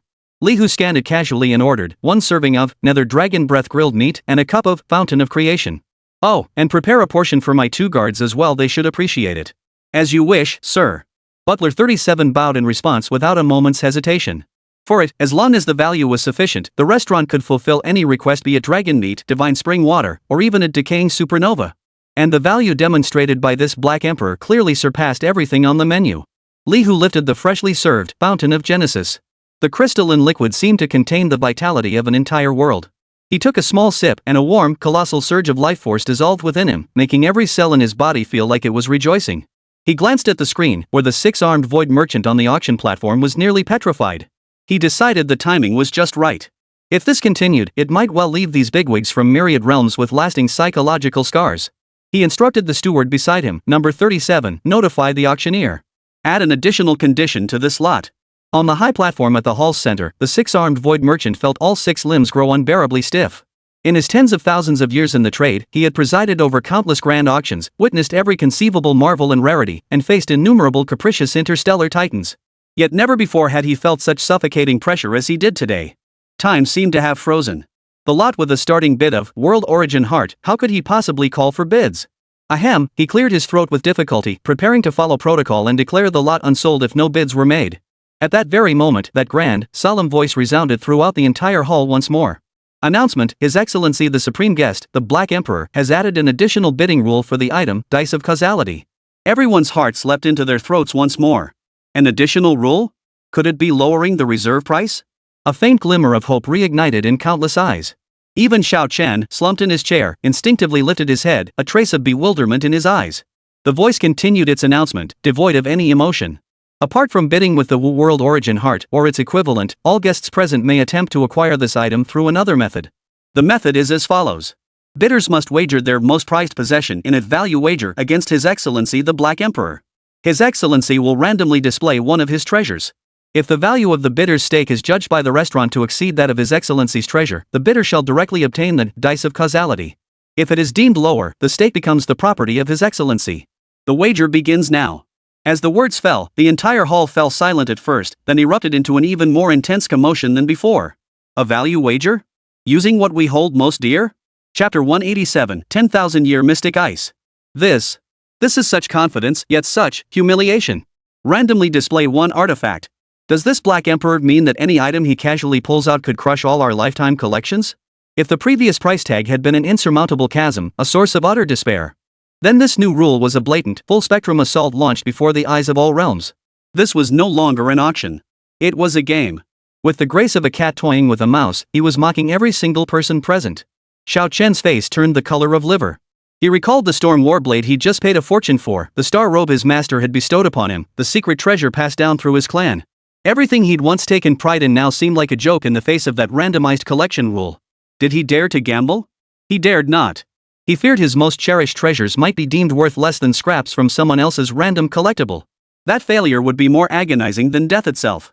Upon the high platform, a virtual wheel of light materialized before the six-armed auctioneer. Countless symbols representing the treasures flickered upon its surface. Is there any distinguished guest willing to try? The auctioneer's voice trembled slightly. No one answered. Everyone had become mere spectators, not daring to look directly at the wheel. It felt as though one more glance might cause their very souls to be swallowed by the unfathomable wealth and heritage it represented. Vivian blinked and murmured again, "Oh my, this is just like the blind box opening game the boss used to play all the time." He said this was the fastest way to deal with junk. Put. Several more alien warriors with weaker mental fortitude lost their composure on the spot, spewing blood of varying colors. Disposing of trash? So in the eyes of His Excellency the Black Emperor, this historic value wager was merely an unconventional garbage sorting and recycling activity? Time ticked by second. After an interminable silence, that monumental voice finally sounded again, tinged with a hint of apparent disinterest. It seems no one will answer. Very well. It was nothing more than a useless toy anyway. The auction is cancelled. As the words fell, the projection of the dice of causality, which had sent shockwaves through the minds of countless powerful beings, slowly dissipated from the dome above. The tension in the entire hall eased. Everyone gasped for breath as if they had just been pulled from deep water. Yet the next instant, a gentle yet clear voice echoed through the restaurant's amplification array, emanating from the eternal throne, atop the dome and filling every corner of the hall. Waiter. It was Li Hu's voice. The grilled meat we ordered earlier was a bit overcooked. Replace it. Also, this spring water isn't cold enough. Add 2 chunks of 10,000-year mystic ice from the Abyss of Oblivion. And while you're at it, open a bottle of that divine blood vintage from 82 for my 2 guards who've been standing here for ages. Let them wet their whistles. The entire hall fell into a deathly silence once more. Everyone, including Tang Qingwei and Gu Hanyan, stared upward in stunned silence, their gazes fixed upon the vast expanse of the starry sky. Upon hearing the phrase "guards who've been standing for half a day," Xiao Chen's mind flashed to the 2 figures behind Li Hu, whose aura was as deep as an ocean. He could no longer hold himself up. Darkness engulfed his vision, and he toppled straight from his chair, completely unconscious. The world's disparity? No. It's when you've poured your entire being into just getting through the door, while inside, they're complaining the steak is too tough and the spring water isn't cold enough. That casually uttered phrase, "moisten your throat," acted like an invisible fuse, igniting the already taut nerves throughout the entire hall. Silence. After a deathly silence, a dull thud echoed. Xiao Chen, the elemental mage saint's direct disciple, the pride of heaven, fell straight from his chair, face first, making intimate contact with the expensive stardust carpet, completely unconscious. His entourage snapped out of their daze, scrambling into chaos. Young Master Xiao. Quick. Use the resurrection spell. No good. Young Master Zhao's spiritual core is damaged. The shot was too great. Spells won't work. Carry him out. We can't stay here, this place is terrifying. Several men scrambled to hoist Xiao Chun, who was already foaming at the mouth, dragging him like a dead dog. They shuffled toward the exit in utter disarray. As they passed the floating island where Tang Qingwei stood, they dared not even lift their heads. Their steps faltered, as if some unspeakable horror pursued them from behind. Throughout the ordeal, countless eyes watched from the hall, yet not a single one offered a trace of mockery. Sympathy for the fallen? No. When an ant witnesses a dragon crushing another slightly stronger ant, there is no sorrow, only fear seeping into the marrow. "Oh dear, this fellow's mental fortitude is lacking," Vivian remarked, propping her chin on her hand as she watched the fleeing group's retreating backs. The boss never even threatened him, yet he scared himself into unconsciousness. If the boss were ever in a foul mood and declared he'd crush the sun for amusement, wouldn't this poor soul be terrified out of his wits on the spot? On the nearby floating island, the Star Spirit Elder who had just steadied his spiritual core trembled at her words, spilling half his precious stardust wine. He stared at Vivian with the gaze reserved for prehistoric beasts. "Young lady, please, just stop talking. Your boss casually shatters the spiritual core of a promising mage prodigy with a single remark. If you say another word, every single person in this hall might just have to be carried out horizontally today." Tang Qingwei's gaze shifted away from Xiao Chen's retreating figure without lingering. The collapse of such a person could no longer stir any ripple in her heart. Her mind was utterly captivated by that profound starry sky representing the eternal throne. She had once believed the gap between herself and Li Hu was like that between a mountain peak and a plain. With enough effort, she could climb and catch up. Now she understood it was like a fish in the deep sea gazing up at the stars in the cosmos. Even the privilege to gaze upward depended on whether the stars deigned to cast a single ray of light. Gu Hanyan's knuckles turned slightly white as she clutched the spell notebook. Beside the dice symbol, she added another line of small characters: 10,000-year mystic ice of the abyss of extinction, divine blood vintage of the year 82. Each word felt like a mountain she would need a lifetime to study and overcome. At that very moment, order in the hall was forcibly restored with an efficiency beyond imagination. Whoosh! A spatial fissure silently opened in the void above Li Hu's private room on the top floor. Not operated by any attendant, but by the very laws of the Dimension restaurant itself, responding directly to the supreme guest's demand. Immediately after, everyone witnessed a scene they would never forget. Two attendants clad in silver uniforms, their features blurred as if composed of light and law itself, emerged from the fissure. They carried a slab of mystic ice, as large as a millstone, entirely pitch black, emanating the chill of absolute zero and an aura of finality. Wherever the mystic ice passed, space itself froze and rippled with microscopic distortions. This was not mere cold, it was conceptual extinction, powerful enough to freeze time and souls. 10,000-year-old black ice. It truly is the legendary artifact said to exist only in the cosmic graveyard, the abyss of extinction. An old monster who recognized its value cried out in shock, his voice trembling. Chapter 188, The Sapling of the World Tree. This ice, if taken out into the world, could easily serve as the supreme treasure of a top-tier power, capable of extinguishing a star in an instant. Yet now, it was merely being used to chill a cup of spring water. Next, another attendant emerged carrying an ancient oak barrel. Though unlabeled, the moment it was cracked open, an indescribable fragrance, a blend of divine essence and the sediment of ages, instantly filled the air. Within the hall, every being possessing divine bloodlines felt their blood boil uncontrollably, their bodies instinctively bowing in reverence. Some weaker practitioners even plunged instantly into a state of enlightenment, their bodies radiating divine light. Divine blood. This is wine truly brewed with the blood of ancient gods. My God, I feel my bloodline bottleneck loosening. Stop inhaling. Keep going and you'll explode. An invisible barrier swiftly rose around the dining hall, sealing off the tantalizing aroma and averting a potential riot triggered by collective leveling up. Soon after, sizzling grilled meat, radiating dragon might and the aura of the abyss, was delivered. Compared to Xiao Chen's flame lizard leg set, the aroma of this grilled meat caused the surrounding laws themselves to pulsate with joyful rhythm.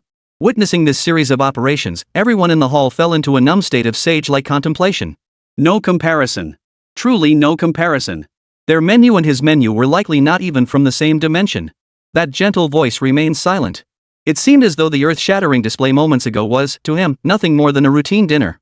This silent, crushing superiority felt more suffocating than any flashy display of skill. Upon the elevated platform, the six-armed void merchant pinched himself hard.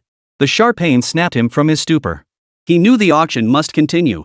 His Excellency the Black Emperor had clearly lost interest in these conventional auction items, but for everyone else, this remained a feast. He drew a deep breath, his voice regaining its professional polish, though tinged with a newfound, heartfelt reverence. Distinguished guests, let us return to the focal point of this auction. I trust you have all been eagerly anticipating it. Next to be unveiled is a miracle capable of altering a world's ecology and propelling life's evolution. With a sharp wave of his hand, the dome projection shifted. A tender branch, no longer than an arm, emerald green throughout, as if carved from the purest living jade, appeared at the projection's center. It floated silently, enveloped in a visible aura of life. Wherever the aura touched, illusory flowers bloomed and withered, seasons cycled. The sapling of the world tree. Had this treasure appeared half an hour earlier, it would have sent the entire hall into a frenzy. But now, the atmosphere was eerily subdued. Everyone's emotions had been on a roller coaster ride, soaring to the clouds, crashing to the valley floor, then plummeting into an abyss, leaving them unable to muster much excitement at this moment. Having witnessed others use the heart of the world's origin as a mere starting bid for a toy, the slender branch now seemed somewhat underwhelming. The World Tree's sapling, its value speaks for itself. Starting bid, 50 million Federation credits or equivalent. Minimum increment, 1 million. Bidding begins. As the auctioneer's voice faded, the room fell into a momentary silence. It wasn't that the World Tree's tender branch lacked appeal, but rather that all potential buyers were now instinctively speculating. Was His Excellency the Black Emperor interested in this item? No one wanted to joyfully win the bid only to hear a voice from above the auction hall declare, "This worthless twig is actually selling for money?" That fate would likely be even more miserable than Xiao Chen's. 510 million. A cool, detached voice broke the silence. All eyes turned to see Tang Qingwei as the bidder. Her expression remained serene, as if unaffected by the commotion, continuing to proceed at her own pace. This bid acted like a shot of adrenaline, reigniting the energy in the hall. 550 million. I'll go 60 million. Tang family girl, this old man wants it 70 million, declared a white-haired, white-bearded elder in a resonant voice. The bidding began to climb, yet all participants tacitly abandoned their earlier arrogance and recklessness. Each subsequent bid was restrained and cautious. Tang Qingwei remained silent, watching quietly. Her family had provided her with a budget, but clearly, it was nowhere near enough against these old monsters. Her eyes held no disappointment, only deeper contemplation. Upon the eternal throne, Li Hu elegantly sliced a small piece of dragon meat with a knife formed from condensed light. The flesh was tender, its energy wild and pure, yet the moment it touched the tongue, it became utterly gentle. Baglet and Xilia stood behind him, each with a suspended meal before them. Yet they remained motionless, like two statues of utmost loyalty. Eat? You've been standing for ages. You deserve it. Li Hu didn't even turn his head. Thank you, my lord. Thank you, master. The two mythical beings finally began to eat in silence. Their manner was far wilder than Li Hu's, yet it carried a unique rhythm belonging to the strong. Li Hu's gaze, through the omniscient view before him, settled upon the fragment of World Tree Sapling. Unit 37, analyze the composition and bioactivity of this branch segment. As you command, Your Excellency. The butler's voice echoed, scanning. Scanning complete. Target identified as a regenerated branch from the 9th epoch of the World Tree subspecies, Star Shining Polonia. Contains 0.13% fragments of primary life laws and 0.08% stellar source energy. Activity is in a decay phase, projected to wither completely in 3,000 standard years. Overall assessment, sub-mythical material with some research value but no cultivation potential. Li Hu understood. In plain terms, it was a branch that looked impressive but was essentially on its last legs. To ordinary people, it might be a treasure, but to true powerhouses, it was nothing special. He recalled the genuine World Tree sapling in his system space nurtured from the ancient life god core and eternal soil. Now over a meter tall, it clamored daily for divine springs and star nuclei. Compared to that little precious, the one on the auction block wasn't even worth burning as firewood, its energy was too impure. Below, the bidding had reached a fever pitch, the price soaring to 130 million. Tang Qingwei had completely given up, content to quietly observe as a spectator. Ultimately, the tender branch was successfully bid on by the snow-white bearded elder for a staggering 150 million Federation credits. The old man's face lit up with joy, his beard trembling with excitement. The atmosphere in the entire hall reached a new climax because of this astronomical transaction. People's attention seemed to have finally, if only temporarily, broken free from the shadow of the Black Emperor. Yet, at that very moment, that gentle voice once again echoed throughout the hall, neither too loud nor too soft, emanating from the top-tier box seats. Celia. Master, I am here, the Saint Dragon Knight's cool voice responded.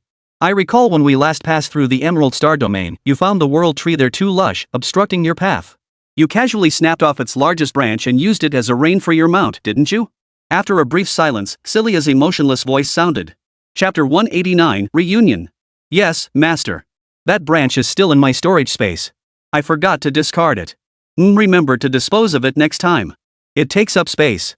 As you command, Master. The entire hall once again fell into a silence more complete, more despairing than any before. The smile on the elderly man's face, the one who had just spent 150 million to bid on the tender branch and was about to receive everyone's congratulations, froze solid. Time and space froze in that instant, along with the smile on the white-bearded elder's face. Before it could fully bloom, it had already solidified, like a stone statue weathered for 1,000 years, every crease etched with absurdity and sorrow. The certificate in his hand, representing the 150 million Federation credits transaction, now felt hotter than a red-hot branding iron. A tender branch of the World Tree? No, it was the reins of someone's mount. Forgotten, space-consuming, trash. His lifelong pursuit of the path of life, the opportunity his family had spent generations and everything they owned to obtain, the supreme glory he had just earned before countless powerful beings all crushed to dust in an instant by those few, casually spoken words. Snap. A faint, almost inaudible sound not from the outside world, but emanating from within the old man's body. It was the cracking sound of the way he had guarded his entire life, splitting apart. his body hunched over at a visible pace. His snow-white hair instantly lost all luster, turning as lifeless as withered grass. A decaying, deathly aura began to emanate from him. He did not faint, nor did he spit blood. For utter despair is silent.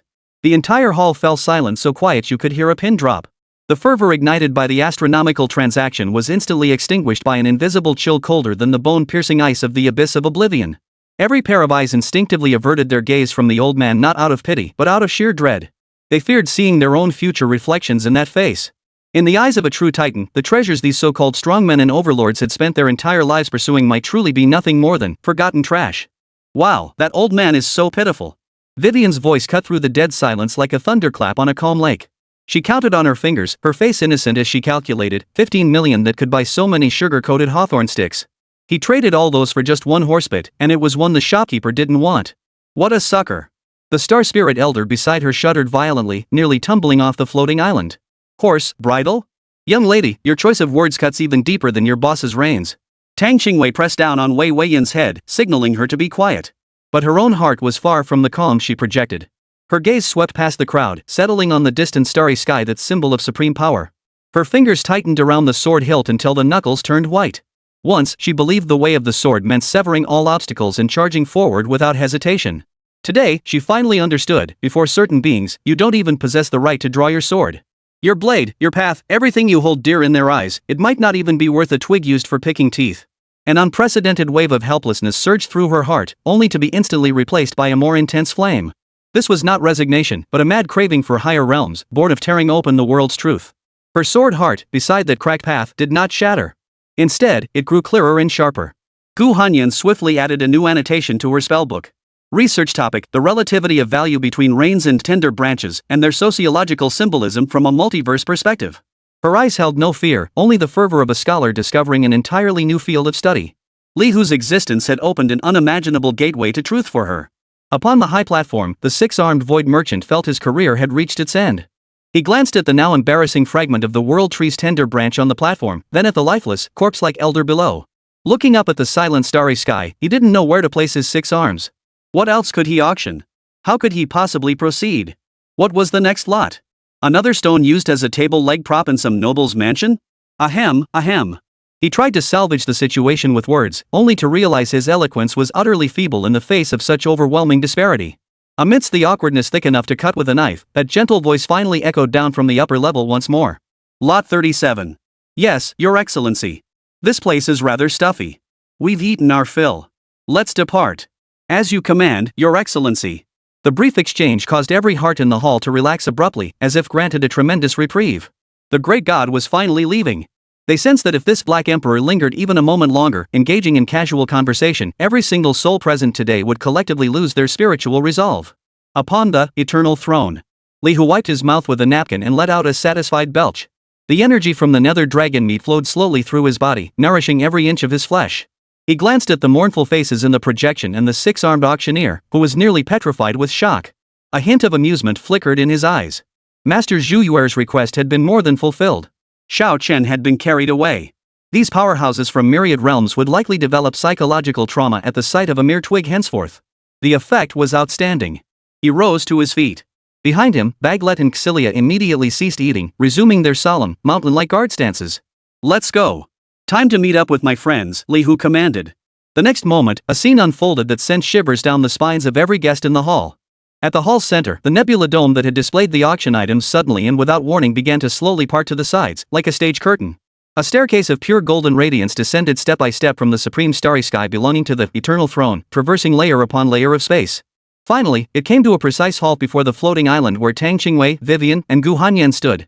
Upon the staircase, light and shadow swirled, laws resonated in harmony, as if it were the sacred path welcoming a deity's return to the celestial realm. Immediately after, 3 figures descended slowly from the staircase's summit. Leading the way was none other than Li Hu.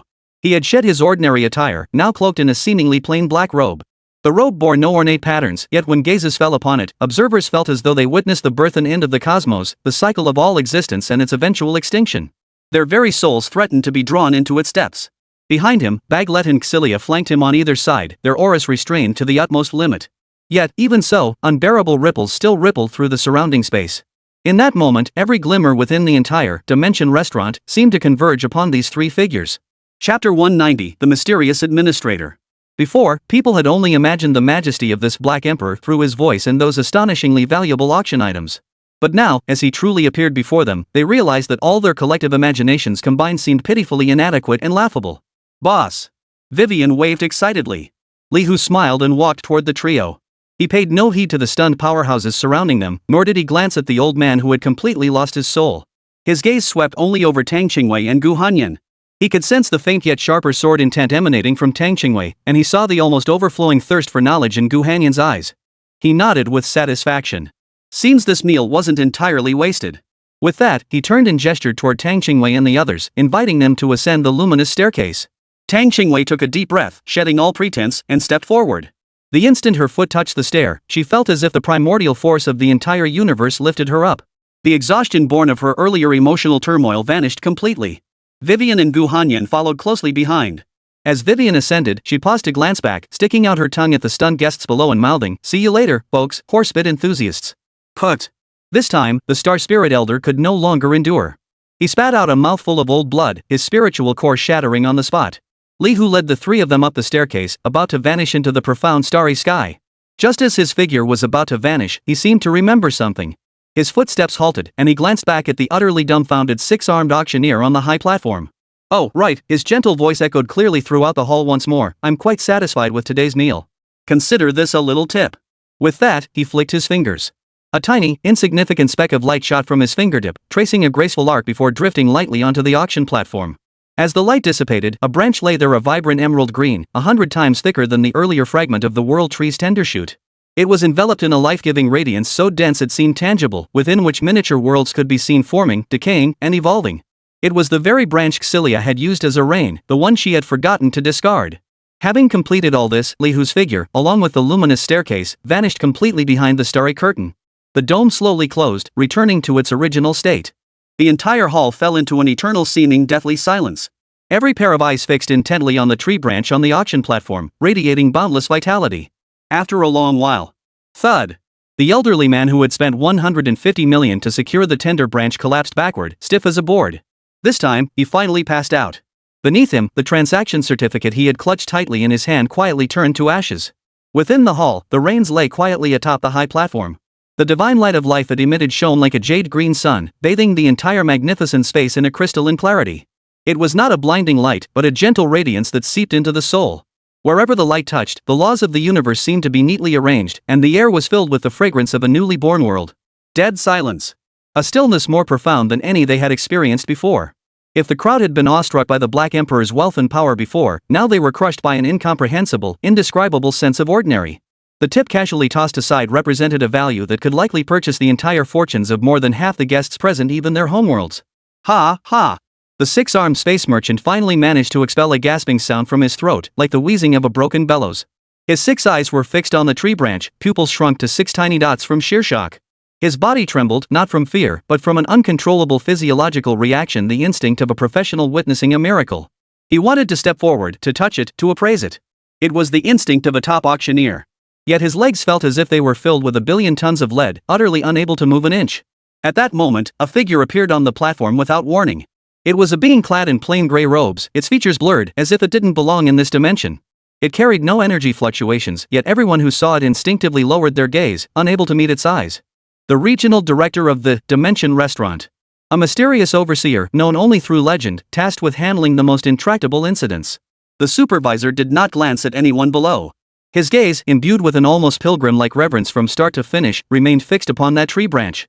He slowly bowed, performing an ancient and solemn ritual not out of respect for the object itself, but out of awe for the lingering essence of its original owner. Then, he extended both hands. A gentle surge of spatial energy lifted the branch with delicate care. Throughout the entire process, he moved with the utmost caution, as if cradling not a mere branch, but a universe on the verge of birth, fragile and utterly vulnerable. After securing the tip, the supervisor's form gradually faded. Yet before he vanished completely, an intangible will swept through the entire hall like a spring breeze caressing the face. All the guests present, save for a handful like Tang Qingwei and Gu Hanyan, had their specific memories of the Black Emperor Li Hu and the glorious staircase erased from their minds in that instant. That memory was replaced by a profound, indescribable darkness and a single code name. Memories could be altered, but the despair and awe etched into the deepest recesses of their souls like confronting an unbridgeable chasm remained untouched. That will had even solidified it, transforming it into an eternal spiritual imprint. Thus, the legend was born. In the corner, the elderly man who had bid 150 million for the World Tree's sapling slowly regained consciousness. His eyes were vacant as he gazed blankly around him. He remembered bidding for the treasure he'd longed for, remembered the thrill, remembered the attention of the crowd. Then what? The memory after that was a blank. No, not blank. A vast, indescribable shadow. That shadow weighed upon his spiritual core, causing excruciating pain as if his soul were being torn apart every time he tried to recall. He instinctively looked at his hands. The transaction receipt, symbolizing his lifetime of glory and sacrifice, had vanished without a trace, as if it had never existed. He lifted his head again, gazing toward the podium. The spot where his auction item should have been displayed was equally empty. An indescribable sense of absurdity and loss seized his heart. He didn't know what had happened, but he could feel distinctly that something inside him had shattered. The conviction that had sustained his cultivation for tens of thousands of years, his very obsession with the way of life, had collapsed along with that erased memory. The old man staggered to his feet, ignoring everyone around him. Hunching his back, he shuffled step by step toward the exit. Chapter 191, Soul Like Butterfly. His retreating figure bore no trace of a mighty warrior's bearing, only the desolate, fading glow of a candle flickering in the wind. A living legend had thus come to an end. A chill crept into the hearts of all who witnessed the scene. Chaos erupted at the Federation delegation's temporary headquarters. Quick! Make way! Young Master Xiao is unconscious and delirious. Several attendants frantically carried Xiao Qian into a lavish suite. His eyes remained tightly shut, a thin trail of white foam at the corners of his mouth. His body twitched intermittently as he muttered incoherently, "Rains, trash, the spring water isn't cold. Useless. All of you are useless. What the hell happened?" A thunderous roar erupted, freezing the air within the entire suite. Elemental Archmage Lin Huang materialized at the doorway. Clad in a magnificent robe embroidered with stellar trajectories, his face was as still as water, his eyes blazing with fury hot enough to melt steel. His own direct disciple, the future hope of the Federation, had been reduced to this state. It was nothing short of publicly slapping Lin Huang in the face. Master. Several attendants, terrified out of their wits, knelt in a heap, stammering incoherently as they tried to explain, yet finding no words to begin. Get out. Lin Huang had no patience for their nonsense. A gentle yet unyielding force propelled them out the door. He approached the bedside, gazing at his delirious disciple, the fury in his eyes intensifying. Extending a single finger, its tip glowing with a soft radiance of psychic energy, he gently touched Xiao Qian's forehead. He intended to see exactly which blind fool dared lay a hand on his man. A torrent of mental energy surged into Xiao Qian's chaotic sea of consciousness, swiftly sorting through the fragmented shards of memory. At first, Lin Huang's expression remained cold and sharp. But soon, his features began to shift. He saw it. He saw a virtual wheel composed of light, its surface flickering with countless symbols, each radiating an aura that made his heart race. He saw a small, six-sided die. Around it, threads of causality tangled like a spider's web, seemingly capable of manipulating the fate of all things. Dice of causality. Lin Huang's breath caught abruptly. Then, the scene shifted. He saw a menu formed of light. Underworld Dragon Breath Roast, Fountain of Creation, Divine Blood Vintage 82. Each dish name struck his heart like a heavy hammer. These things, existing only in the most ancient mythological texts, were treated as ordinary dishes? Cold sweat beaded on Lin Huang's forehead. The scene shifted again. He saw a slender, emerald green twig being fiercely bid on by countless people. Then, a gentle voice chimed in, explaining it was amounts rain someone had forgotten to toss them. Finally, he witnessed a branch 100 times thicker than the previous one, radiating divine light as if it contained an entire world, casually tossed aside as a mere tip. Lin Huang's finger pressed against Xiao Qian's brow began to tremble slightly.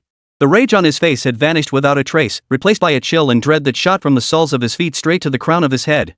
As an elemental law saint, standing among the pinnacles of this universe, he understood better than anyone what those fragments of memory signified. This was no provocation. It was like a god passing by and accidentally crushing a troublesome nest of ants. And his disciple was the loudest screamer in that very nest. Lin Huang slowly withdrew his fingers, his face as pale as paper. He staggered back 2 steps, collapsing onto his chair, his eyes filled with nothing but endless dread. He finally understood what kind of being his disciple had provoked, a being of such towering grandeur, such unfathomable power. Within the elemental law saint's residence, Lin Huang sat motionless for a long while before finally exhaling a long, heavy breath. That breath was murky and decayed, as if it had carried away some measure of dignity he once held as a law saint. He rose and walked to the window, gazing out at the bustling federal city below with a complex expression. After a long while, he finally resolved himself. His voice hoarse, he issued a series of commands to his confidant through the mental link. Transmit my orders. All matters concerning Xiao Qian's recent incident at the Dimension restaurant are classified as top secret. No one is permitted to discuss it. Escort Xiao Chen back to the Holy Tower and confine him to solitary reflection. He is not to step outside without my explicit permission. Additionally, prepare a generous gift in my name. No, gather every rare treasure from my treasury that is worthy of presentation and send it to the Tang family. Tell them it is an apology for my worthless disciple. And... Lin Huang paused, a flicker of pain crossing his face before hardening into resolve. Include the Tear of the Stars from my personal collection. Inform the Tang family that the Federation wishes to forge an eternal bond of friendship with them. He knew full well that the friend of that Black Emperor resided within the Tang family. This was no mere gesture of goodwill. It was a declaration, a plea for mercy at any cost. At the end of the luminous staircase lay not the private box everyone had imagined. When the sensation beneath their feet shifted from solid light to a warm, tangible substance, Tang Qingwei and Gu Hanyan realized they had entered a courtyard defying all known laws of physics. Here, there was no sky, nor was there earth. A dazzling Milky Way, like a living stream, flowed slowly beneath their feet, carrying floating stars of varying sizes. In the distance, magnificent nebulae bloomed like meticulously cultivated flower beds in the void, each flicker of light seeming to narrate the breath of a universe. Several newly born stars, radiating soft light and warmth, served as street lamps, suspended in various corners of the courtyard, illuminating this strange space as bright as day. Tang Qingwei and Gu Hanyan were utterly speechless. Their minds, every ounce of common sense they possessed, had completely shut down. If their experience in the dimensional restaurant had made them understand the vast gap between mountains and stars, then now, they realized they weren't even the deep-sea fish gazing up at the stars. At best, they were mere specks of dust on a fish scale. Wow! It's a soul glow butterfly! Vivian, however, seemed to have returned to her own backyard garden. With a cheer, she lunged toward a butterfly composed entirely of pure soul energy, its fluttering wings scattering specks of light. Her laughter rang out, clear and bright. Tang Qingwei and Gu Hanyan's gazes, however, were drawn to a plant standing in the very center of the courtyard. It was a sapling barely over a meter tall, its trunk bronze-colored and branches emerald green. It stretched tender leaves, contentedly absorbing the scattered starlight from the Milky Way stream flowing beneath its feet. It appeared ordinary, even somewhat frail. Just then, as if sensing their gaze, the sapling's branches swayed. A face resembling a child's appeared on its trunk, speaking in a childish voice that carried an innate, unquestionable nobility. "Master, you've brought strangers to bother me again." The sapling complained to Li Hu, "The scent of the laws on them is too faint, it doesn't smell tasty at all. It'll stunt my growth." Li Hu stepped forward, curled his finger, and tapped the trunk lightly yet firmly. "Keep complaining, and I'll pluck you off, twist you into rope, and use you as reins." Chapter 192, The Scar of World Devouring. Wah! The sapling immediately fell silent, its branches and leaves drooping as if grievously wronged. The entire tree radiated a pitiful aura that screamed, "I won't dare again. Please don't eat me." Tang Qingwei and Gu Hanyan froze as if struck by lightning the moment they heard the word reins. Their eyes locked onto the pitiful little sapling as a thought that made their very souls tremble surfaced in their minds. This was the true world tree. The so-called tender branch that drove countless powerhouses mad at the auction and shattered a legendary Dao heart? It likely wouldn't even measure up to a speck of dust in the soil used for this little tyrant's potted plant. The stark disparity of the world was laid bare in this moment. The courtyard scene before them receded like a tide. The next second, the three of them were back in the luxurious suite assigned to the Tang family by the Federation delegation, as if the mythical experience they had just undergone had been nothing more than a dream. But Tang Qingwei and Gu Hanyan both knew it was no dream. It felt more real than any reality they had ever experienced. Just then, Li Hu's communicator emitted a soft beep. He swiped it open, and a light screen projected into the air, revealing the exquisite, ever-changing face of their master, Zhu Yuanyi. "Well done, my disciple." Zhu Yuanyi's tone carried a hint of teasing. "I sent you to give that arrogant little fly a taste of its own medicine, but you went and disrupted the entire banquet hall's spiritual equilibrium. The commotion was a bit much, but the educational effect was excellent. I'm quite satisfied." Li Hu scratched his nose, saying nothing. "Enough play. Time to get down to business." The smile vanished from Zhu Yuanyi's face, replaced instantly by solemnity. An invisible pressure emanated from her, making Tang Qingwei and Gu Hanyan beside her feel their breath catch even through the light screen. "Listen carefully, disciples. A cosmic calamity known as the world-devouring scar, its core entity has been jointly restrained by several elders within the Sea of Returned Ruins. However, one of its fragments, the most troublesome one, escaped into the void turbulence during its separation. Based on the latest trajectory calculations, its target is precisely this quadrant of the universe where your Federation resides." Zhu Yuanyi's voice was calm, yet carried an unquestionable commanding tone. "Neither I nor those elders can spare ourselves. This minor matter is entrusted to you. Before your quadrant is completely contaminated, see to its cleanup." The light screen closed. Silence fell over the living room. Cosmic calamity? Contamination? Cleanup? Tang Qingwei and Gu Hanyan felt their vocabularies challenged like never before today. Li Hu, however, picked up the water glass on the table, took a sip, and wore an expression so calm it seemed as though the task he just received wasn't to save a cosmic quadrant, but to sort trash at the community center. He gazed out the window, his eyes seemingly piercing through endless space to fix upon a slowly encroaching darkness, a darkness symbolizing end and decay. Alright then, time to stretch our legs. But calamity descended without warning. First, across the Federation's most prosperous habitable planets, overnight, every plant withered by half an inch, as if some invisible force had uniformly sucked the life out of them. At first, no one noticed. Days later, entire planetary ecosystems began chain reaction collapses, verdant worlds rapidly turning parched and yellow. Next, space itself. An interstellar fleet laden with cargo vanished into thin air while traversing a jump lane. The last transmitted image showed the captain's horrified face, with behind him a scar-like expanse of ugly, twisted void. The Federation High Council descended into utter chaos. The most esteemed seers were urgently summoned to divine the heaven's secrets. Within 3 seconds of the ritual's commencement, the prophet known as the Stellar Eye violently coughed up a mouthful of black blood. Blood tears streamed from his eyes as he curled into a ball on the floor, screaming the same word in a frenzy. The scar, the all-consuming scar. It's coming. It's coming. Panic spread like a plague, instantly reaching every corner of the Federation. Inside the elemental holy tower, Lin Huang stared expressionlessly at the despairing reports pouring in from the front lines. His gaze fell upon Xiao Chen, still clutching a pillow in the corner of the room, muttering, "Rains. Trash. The scar." Lin Huang's body began to tremble uncontrollably. Suddenly, he understood. This wasn't a conspiracy against the Federation, nor an invasion by some hostile force. This was a natural disaster. A dragon had passed by, perhaps merely sneezing, and the Federation had happened to be directly in the path of that dragon's breath. He, the esteemed elemental archmage, the guardian deity of the Federation, felt for the first time what true helplessness truly meant. In stark contrast to the chaos engulfing the Federation, Li Hu and his companions were enjoying what could be called a leisurely interstellar voyage. Their vessel, a sleek silver shuttle resembling a dolphin, glided smoothly through the void near the Federation's border. "Boss, there's not even a street vendor selling skewers around here. This is so boring," Vivian whined, her lips pouted as she stared out the porthole at the monotonous starry sky. Li Hu ignored her, his gaze fixed on the distant horizon. At the very edge of that pitch-black void lay an even deeper expanse of nothingness. It wasn't a black hole, it neither absorbed light nor warped space. It was pure, absolute non-existence. As if someone had forcibly torn a piece from the canvas of the universe, exposing an unsettling blankness behind it. Any interstellar dust that approached it, any stray rays of light that wandered near, were assimilated the instant they touched its edge, erased, reduced to nothingness. This was a fragment of the world-devouring scar. Tang Qingwei's gaze was equally fixed upon that void. Her breathing grew slightly ragged, yet her eyes held no trace of fear. Instead, they burned with a fierce, battle-ready intensity. She turned and bowed solemnly to Li Hu. "Mr. Li, I wish to test my sword." It was less a request and more a declaration. As a swordswoman, having witnessed such an unfathomable ultimate, failing to draw her blade would leave an irreparable flaw in her path of swordsmanship. She would use her own sword to personally measure the chasm between herself and such an existence. Li Hu glanced at her and nodded. "Go." With permission granted, Tang Qingwei said no more. She slowly closed her eyes, her entire being merging with the long sword in her grasp. In the next instant, her eyes snapped open.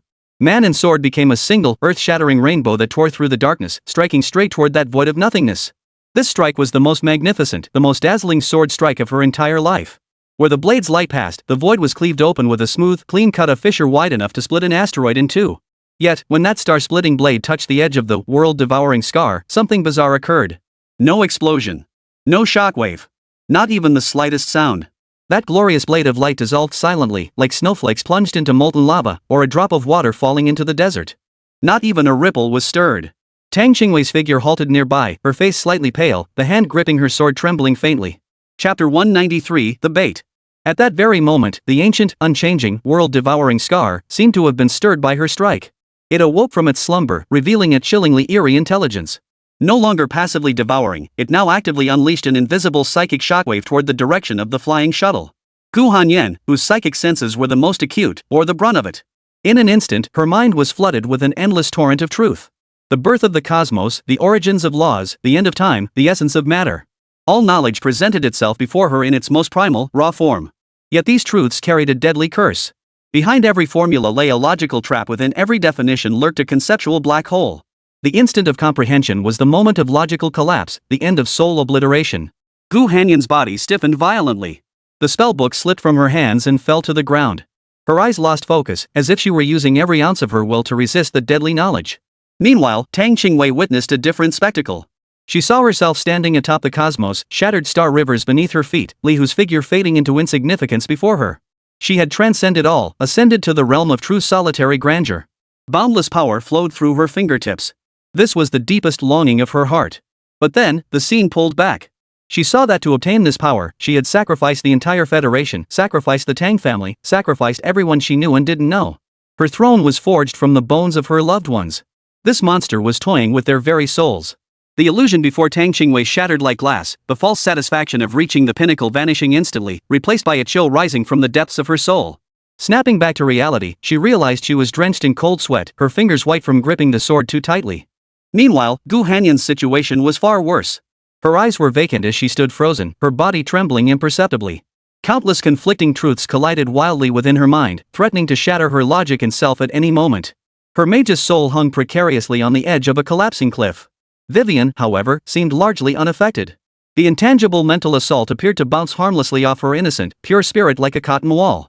She merely tilted her head, watching the encroaching void with curiosity, murmuring softly, "Is this naughty thing trying to whisper secrets to us? But I can't understand a single word." Li Hu's gaze swept over Tang Qingwei's pale face and Gu Hanyan's near collapse, and he sighed softly. "What a lack of hospitality scaring my friends like this." His tone was as calm as if he were complaining about a neighbor's dog barking at midnight, not confronting a catastrophe capable of devouring the universe.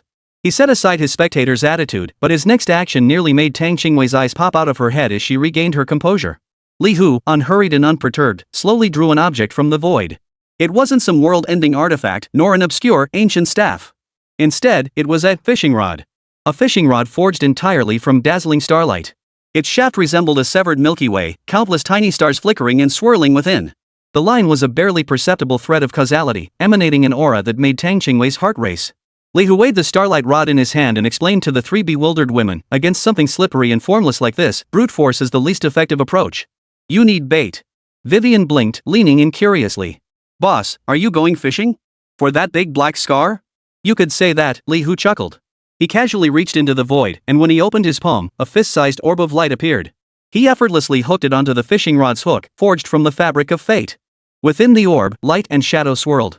Countless stars were fading into their final, lifeless darkness, radiating an intense aura of apocalyptic doom. "Boss, that bait doesn't look very appetizing. Will that big black scar even like it?" Vivian pressed her chin thoughtfully, offering her earnest assessment. Yet beside her, Gu Hanyan's body jerked violently the instant she recognized the orb. It was as if ice-cold water had been poured over her from head to toe, jolting her instantly from the curse of knowledge. Her pupils suddenly contracted to the size of pinpricks. She recognized it. As one of the Federation's foremost theoretical physicists, her understanding of cosmic models far surpassed that of ordinary people. That glowing orb Li Hu had casually used as bait contained within it the decay curves of fundamental laws, entropy increase models, the final stages of gravitational collapse. Every single characteristic pointed unmistakably to one answer. It was undeniably a miniature universe heading toward heat death. A complete universe, one that had once harbored life and civilization now nearing its end, discarded as mere bait. Gu Hanyan's lips trembled. She tried to speak, but found her vocal cords constricted, unable to produce a sound. Her mind, every bit of knowledge and common sense accumulated throughout her life, was utterly pulverized in that instant. The so-called truth seemed laughably feeble and pale in the face of this unfathomable reality. Though Tang Qingwei couldn't decipher what it was, she sensed Gu Hanyan's near collapse. Linking it to Li Hu's identity, she pieced together the truth. A chill shot from her tailbone to the crown of her head, draining the strength from her sword-gripping hand.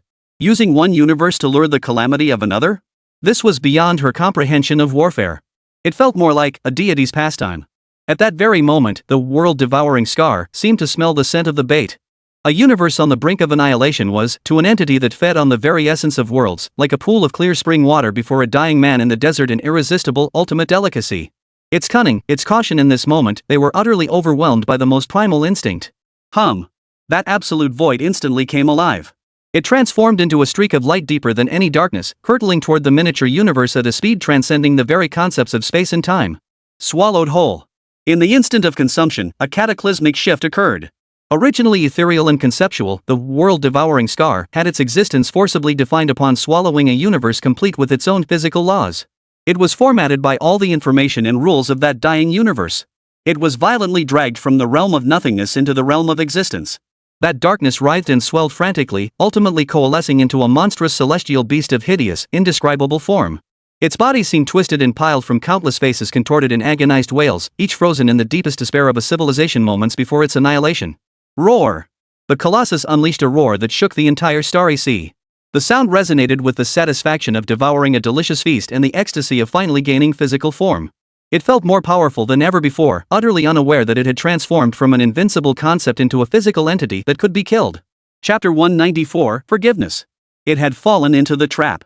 Inside the shuttle, Li Hu watched the raging colossus, a faint curve lifting the corners of his mouth. With a slight flick of his wrist, "Gotcha!" He yanked the fishing rod backward with a sharp jerk.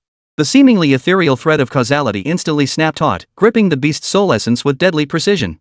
At that very moment, Baglet and Xylia, who had stood motionless behind him, moved simultaneously. The paladin and the dragon knight, two genuine mythical beings, transformed into two blinding beams of light, one golden and one white, tearing through the cosmos. They instantly materialized on either side of the beast, forming a perfect equilateral triangle with Li Hu holding the fishing rod. Sacred judgment of the abyss. Baglet's voice rang out solemn and grave, like the final judgment of the divine court. Xylia remained silent, merely raising her dragon lance. In that instant, a luminous array formed from the purest laws of purification erupted, its vertices at the three figures. It engulfed the colossal star beast, which had just gained physical form and was flaunting its might, completely. Roar! The beast's roar instantly shifted from ecstatic triumph to sheer terror. It sensed its newly acquired body being systematically dismantled and stripped away by an irresistible force. The countless remnants of civilizations and resentments that composed its form melted like ice under the purifying light, emitting shrill, wailing cries. The wails echoed across the starry sea, only to be utterly extinguished within mere seconds by the boundless light, leaving not a trace behind. From the Federation's perspective, this was nothing short of a miracle, or rather, a spectacle even more incomprehensible than a miracle.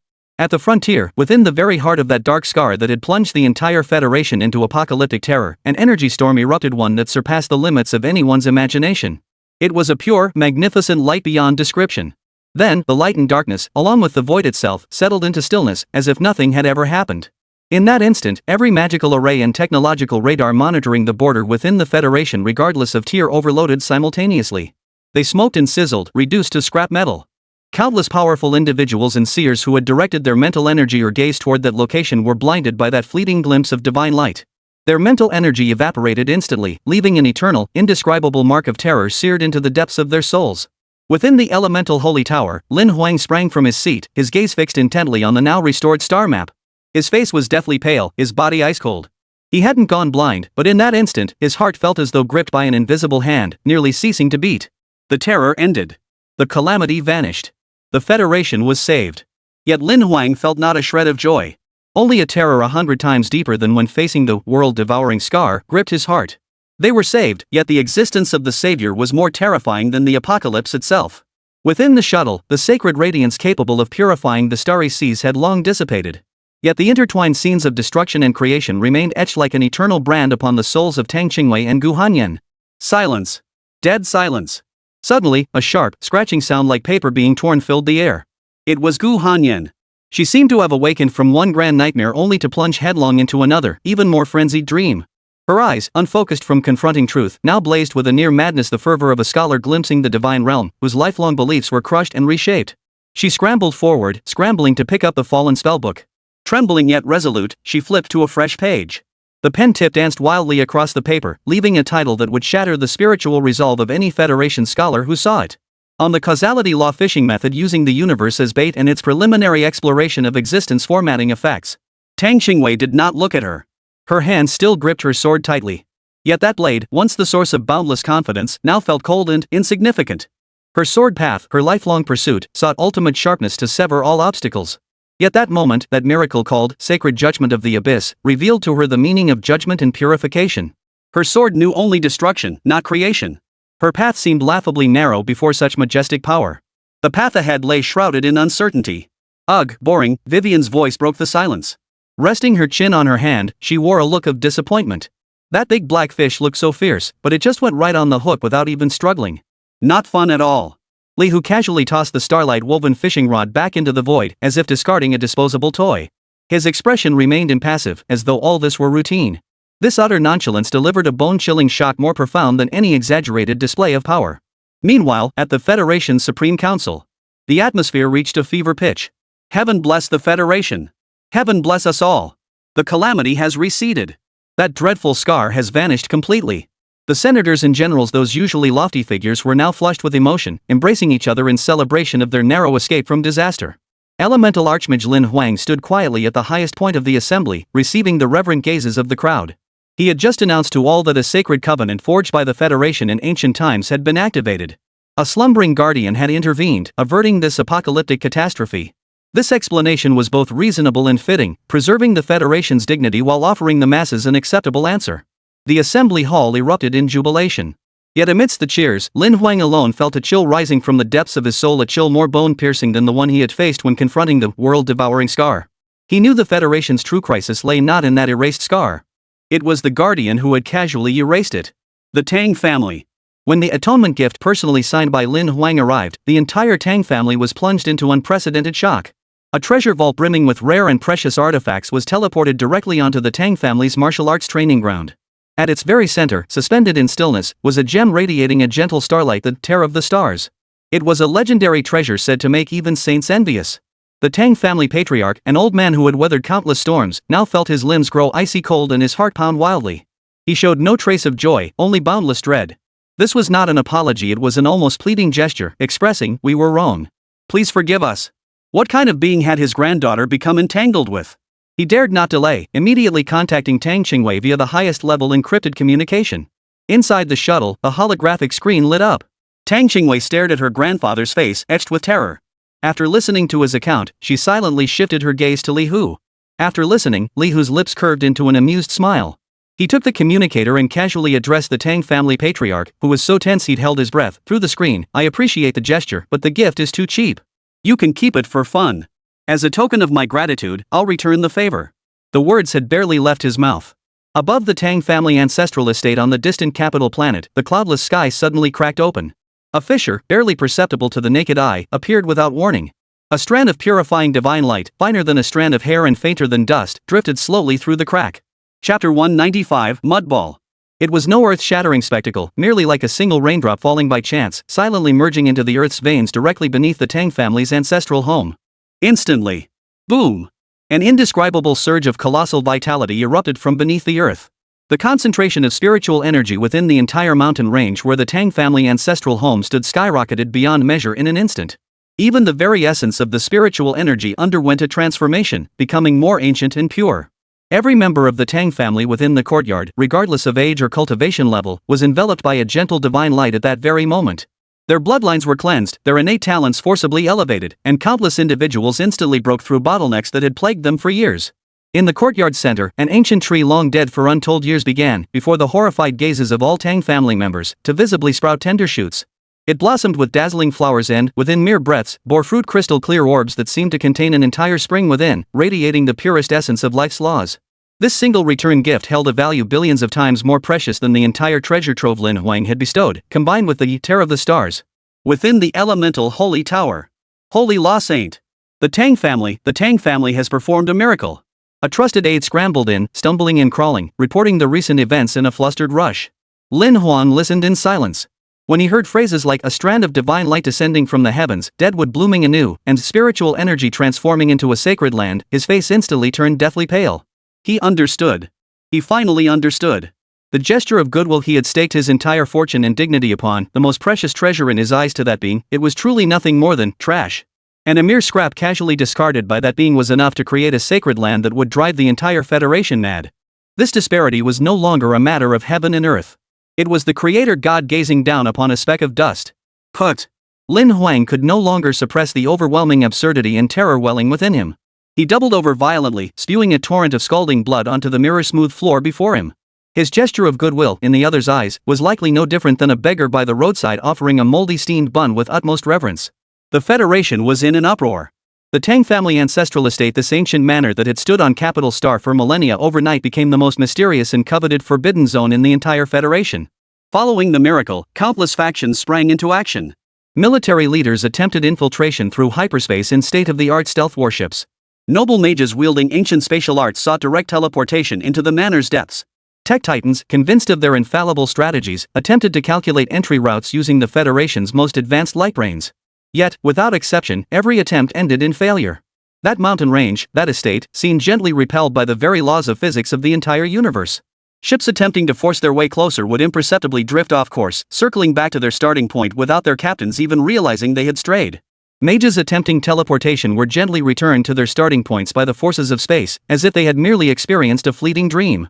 As for those top-tier light computers, after pushing their computational power to the limit and burning out several cores, they reached a single conclusion: the target area did not exist within any known three-dimensional coordinate system. It was there. Everyone could see the soaring spiritual light, smell the soul-stirring fragrance, yet no one by any means could truly step inside. Inside the elemental holy tower, Lin Huang gazed at the serene Tang family estate displayed on the light screen, then glanced at the dried, dark red bloodstain on the floor. A bitter smile, almost one of relief, flickered across his face. He did not attempt it. For he understood better than anyone that it was neither an array nor a barrier. It was a boundary drawn by the gods. Mortals were forbidden to enter. Within the shuttle, the sacred radiance that could purify the starry seas had long since dissipated. Yet the scene where destruction and creation intertwined remained etched like an eternal brand upon the souls of Tang Qingwei and Gu Hanyan. Silence. Deadly silence. Suddenly, a sharp, scratching sound like paper being torn filled the air. It was Gu Hanyan. She seemed to have awakened from one grand nightmare only to plunge headlong into another, even more frenzied dream. Her eyes, once unfocused from confronting truth, now blazed with a near madness, the fervor of a scholar who glimpsed the divine realm, whose lifelong beliefs were crushed and reshaped. She scrambled forward, scrambling to pick up the fallen spellbook. Trembling yet unwavering, she flipped to a pristine new page. The pen tip danced wildly across the paper, leaving a title that would shatter the spiritual resolve of any Federation scholar who saw it. On the causality law fishing method, using the universe as bait and its preliminary exploration of existence formatting effects. Tang Qingwei did not look at her. Her hand still clutched her sword tightly. Yet that blade, once the source of boundless confidence, now felt cold and insignificant. Her sword path, the lifelong pursuit of ultimate sharpness, of severing all obstacles. Yet that moment, that miracle called sacred judgment of the abyss, made her understand what judgment truly was, what purification truly was. Her sword knew only destruction, not creation. Her path seemed laughably narrow before that colossal power. The path ahead lay shrouded in uncertainty. Ugh, boring, Vivian's voice broke the silence. Resting her chin on her hand, she wore a look of disappointment. That big black fish looked so fierce, but it just went right on the hook without even struggling. Not fun at all. Li Hu casually tossed the starlight-woven fishing rod back into the void, as if discarding a disposable toy. His expression was impassive, as if accustomed to such events. He was quite satisfied with the commotion caused by his little reply, but as his gaze shifted to the void that had just been cleansed, his brow furrowed slightly. There, nothing remained, yet something seemed lingering. Your Excellency.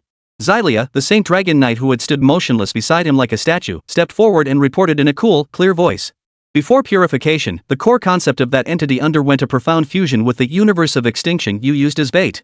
Though its devouring nature has been erased, the collision of two diametrically opposed ultimate concepts has produced some interesting residues. Li Hu seemed to perk up at this. He extended his hand and casually beckoned toward the void. As if drawn by an invisible force, a peculiar orb of light flickering perpetually between existence and nothingness ripped through space and instantly flew into his palm. About the size of a fist, the orb's form was wildly unstable.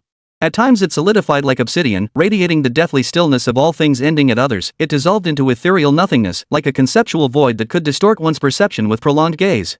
This was the product of the core of the world-devouring scar, fusing with the cosmic corpse. It had lost its destructive urge to actively devour all things, yet retained its bizarre ability to warp reality and define being in nothingness. Boss, this looks awful like a mudball that hasn't been washed clean. Vivian leaned in, wrinkling her little nose in disgust. Chapter 196, Underlying Logic. Li Hu chuckled, examining the chaotic creation in his palm, of forms so troublesome it would baffle even the gods, as if studying an intriguing unfinished project. He snapped his fingers. Snap. A surge of primal creative energy, a million times purer than the divine light that had struck the Tang family's ancestral land, shot into the orb like a miniature lightning bolt. The originally chaotic and contradictory sphere instantly stabilized under the harmonizing influence of the primal force. The opposing attributes of nothingness and death were forcibly kneaded and unified, forming a peculiar equilibrium. It no longer flickered but transformed into a crystal-clear orb.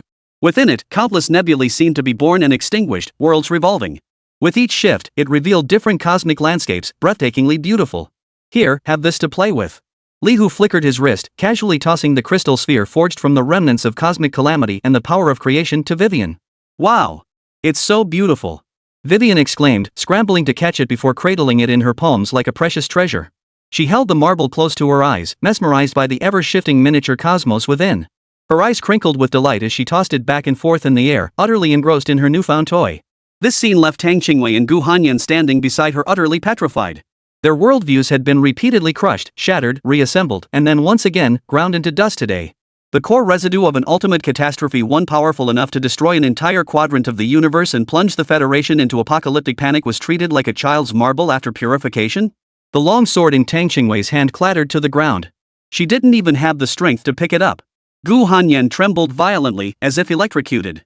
She stared at the marble bouncing in Vivian's hand, then glanced down at the title she'd just scribbled in her notebook. A grimace twisted her face, a smile uglier than tears. Analysis? Research?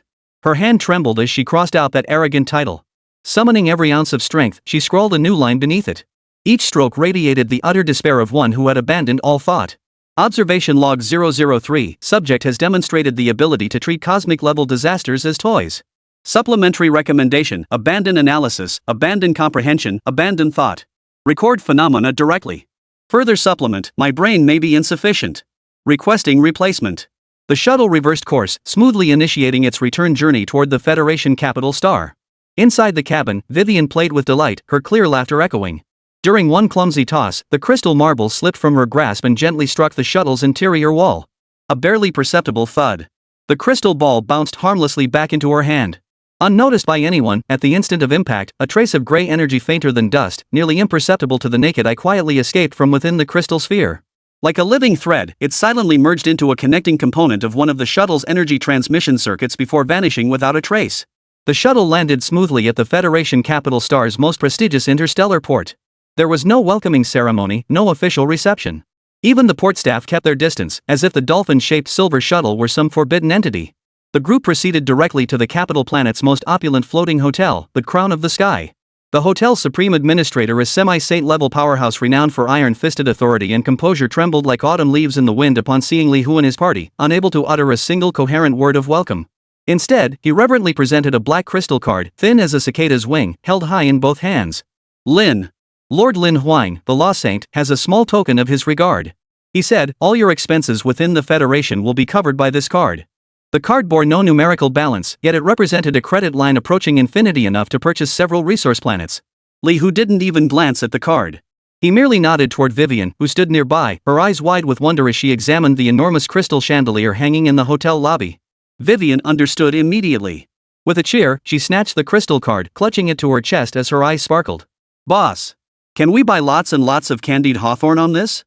Yeah, until you can't eat anymore, Li Hu replied casually. Vivian immediately began counting on her fingers, earnestly calculating just how many sugar-coated hawthorn berries she could possibly eat. Her greedy expression nearly caused the terrified hotel manager standing nearby to lose his composure. Tang Qingwei watched the scene unfold, silently turning her head away. The string labeled common sense in her heart had snapped completely, beyond repair. Unlike Vivian's carefree nature, Gu Hanyan locked herself inside the suite prepared for her the moment she entered. Within the room, countless light screens unfolded simultaneously, cascading with dense streams of data like waterfalls. She was building a new cosmic model, a true novel framework capable of encompassing unfathomable phenomena like baiting the universe, causality fishing, and the sacred judgment of the abyss.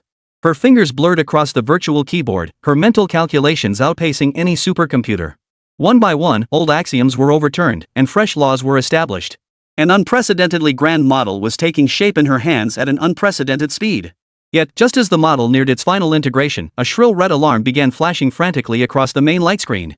Logical paradox, axiom AX01 and inference CZ74 exhibit irreconcilable conflict in the 137th dimensional layer. Gu Hanyan's movements froze. She immediately began making corrections, bypassing this dimension and reconstructing the connection path. Logical paradox, the fundamental constant Planck exhibits an unexplained minute fluctuation. She made another correction, introducing variables to counteract the fluctuation. Logical paradox, 1 + 1 2. When she saw this final error message and near mocking feedback from the deepest logic system, Gu Hanyan felt as if struck by lightning. She sprang to her feet, her body swaying slightly from the immense shock. She checked all her calculations over and over again. Every formula, every character, was flawless. She hadn't made a mistake. A chilling realization, as cold as an ice cave, surfaced in her mind. It wasn't her model that was flawed. It was the fundamental rules of this world, implanted at some imperceptible level with a tiny yet ubiquitous virus. This universe was sick. Bang! The door to Li Hu's suite burst open. Gu Hanyan burst in, hair disheveled, eyes bloodshot, her face etched with the terror of witnessing the impending apocalypse. Mr. Li! Her voice was shrill with terror. Something's wrong. The fundamental laws of our universe have been corrupted. She rambled incoherently, trying to convey the horror of this discovery to Li Hu at breakneck speed. It was like the foundation supporting the entire material world had been silently hollowed out at a tiny point. Though seemingly insignificant, sooner or later, the entire edifice would collapse with a thunderous crash. Chapter 197, New Babylon. Li Hu lay lazily on the sofa, watching Vivian play her game. Vivian happily tossed a crystal marble around the room. Each time it was thrown and caught, the marble traced a dazzling trail of light through the air, as if countless worlds were being born and destroyed within it. Upon hearing Gu Hanyan's report, Li Hu's gaze shifted from Vivian to her face, now etched with terror. He gave a knowing "oh. A little ink leakage from a child's toy? That's normal." Every explanation, every fear, every word Gu Hanyan had prepared was choked off in her throat at that instant by those 3 words. She stared blankly at Li Hu, her mind going completely blank. Leak, ink leak? With a casual flick of his wrist, Li Hu swept his hand through the air toward her direction. The motion was as light as brushing a speck of dust from clothing. In the direction of Gu Hanyan's suite, something intangible seemed to vanish in an instant. Her wrist terminal emitted a soft beep, and the red alert that had sent her into a panic vanished silently. On the light screen, the magnificent cosmic model completed its final integration, running flawlessly and radiating a harmonious, profound blue aura. "Nothing to worry about," Li Hu's voice sounded again, tinged with casual indifference. "The universe has its own cleansing power. In time, that ink will clear itself." With that, he turned away from Gu Hanyan, who remained frozen in place, and addressed Vivian instead. "Be careful playing around. Don't smash the floor." Gu Hanyan had no recollection of how she made her way back to her room. Staring at the flawless cosmic model on the light screen, a sense of unease surged within her 100 times deeper than when she'd first discovered the virus. She refused to believe it. She absolutely refused to believe that such a contamination, one capable of warping the fundamental constants of the universe, a logical virus that could make 1 + 1 not equal 2, could be dismissed as mere ink by its owner, easily wiped away, and then left to self-purify. That casual wave of the hand erased not the virus, but merely the erroneous data within her model. The true source of the virus remained. It remained there, like a bomb that could detonate at any moment. Gu Hanyan slowly sat down, her gaze piercing through the room's walls as if she could see the beautiful yet deadly crystal ball being tossed around like a toy by Vivian in the next room. She drew a deep breath and shut down the magnificent cosmic model. She reopened a blank document. At the top of the document, with a pen stroke of extreme composure, she wrote down her new research topic. This time, the subject of her research was no longer the lofty, unfathomable Li Hu. Instead, it was the toy he had casually created, one that was steadily leaking ink into this world. In the crown of the sky suite overlooking half the capital planet, Vivian lasted less than half a day before her patience completely snapped. "Boss, let's go shopping. I want to buy candied hawthorn on a stick, hairpins, and that sparkly dress." She tugged at Li Hu's sleeve, shaking it vigorously, her eyes sparkling with the purest desire for consumerism. Li Hu couldn't resist her and nodded in agreement. Their destination was quickly set: New Babylon, the Federation's artistic capital. This aerospace city, suspended in geostationary orbit above the capital planet, was world-renowned for its surreal, unimaginable artistic atmosphere. Its streets were formed from flowing light, buildings themselves were massive dynamic sculptures, and countless private galleries floated in the air. Every second, new holographic artworks were born, only to be replaced by newer creations the next. The moment the group stepped out of the teleportation hub, they were stunned by the spectacle before them. They found themselves in a vast central plaza, where a breathtakingly monumental holographic artwork stood at its heart. It was a nebula woven from countless bands of light and streams of data, constantly shifting form. At times it transformed into a roaring dragon, then collapsed into a lotus blossoming in serene stillness. Each metamorphosis was accompanied by an ethereal, soul-stirring melody. "Wow!" Vivian tilted her little face upward, utterly mesmerized. Instinctively, she pulled the crystal ball she treated like a marble from her pocket. "Look, look! My marble glows too!" She held the crystal ball before her eyes, mimicking the nebula's movements, hoping her toy would also transform into beautiful shapes. The instant the crystal ball was raised, facing the vast holographic projection energy field across the distance. Hum! A low-frequency resonance, barely perceptible, radiated outward from within the crystal ball. The next moment, a sudden change occurred. The gentle, shifting artistic nebula at the plaza's center abruptly froze. The light bands and data streams composing it seemed infused with a true soul, instantly becoming violent and aggressive. A roar composed of countless chaotic data points echoed across the sky. The light dragon broke free from its invisible bonds, leaping out of the nebula to circle among the towering floating structures. With each flap of its scales, it scattered vast showers of disordered code. Then, the chain reaction began. Along the streets, a projection depicting a surging starry river erupted from its frame. Its data waterfall transformed into a veritable torrent, washing over the light and shadow streets. Any pedestrian swept into its path instantly pixelated, decomposing into the most fundamental data streams before reassembling into lifeless, mosaic statues frozen in terror. In the air, dynamic sculptures formed from abstract geometric shapes seemed to come alive as mechanical beings. They disassembled and reassembled with shrill metallic screeches, treating surrounding buildings as canvases. With energy beams, they painted wildly, transforming exquisitely designed floating palaces into distorted, bizarrely colored postmodernist paintings. Within mere seconds, all of New Babylon transformed into a colossal, utterly uncontrolled art exhibition, a spectacle brimming with fantasy, beauty, and deadly peril. Enemy attack. Tang Qingwei reacted fastest, her longsword flashing from its sheath.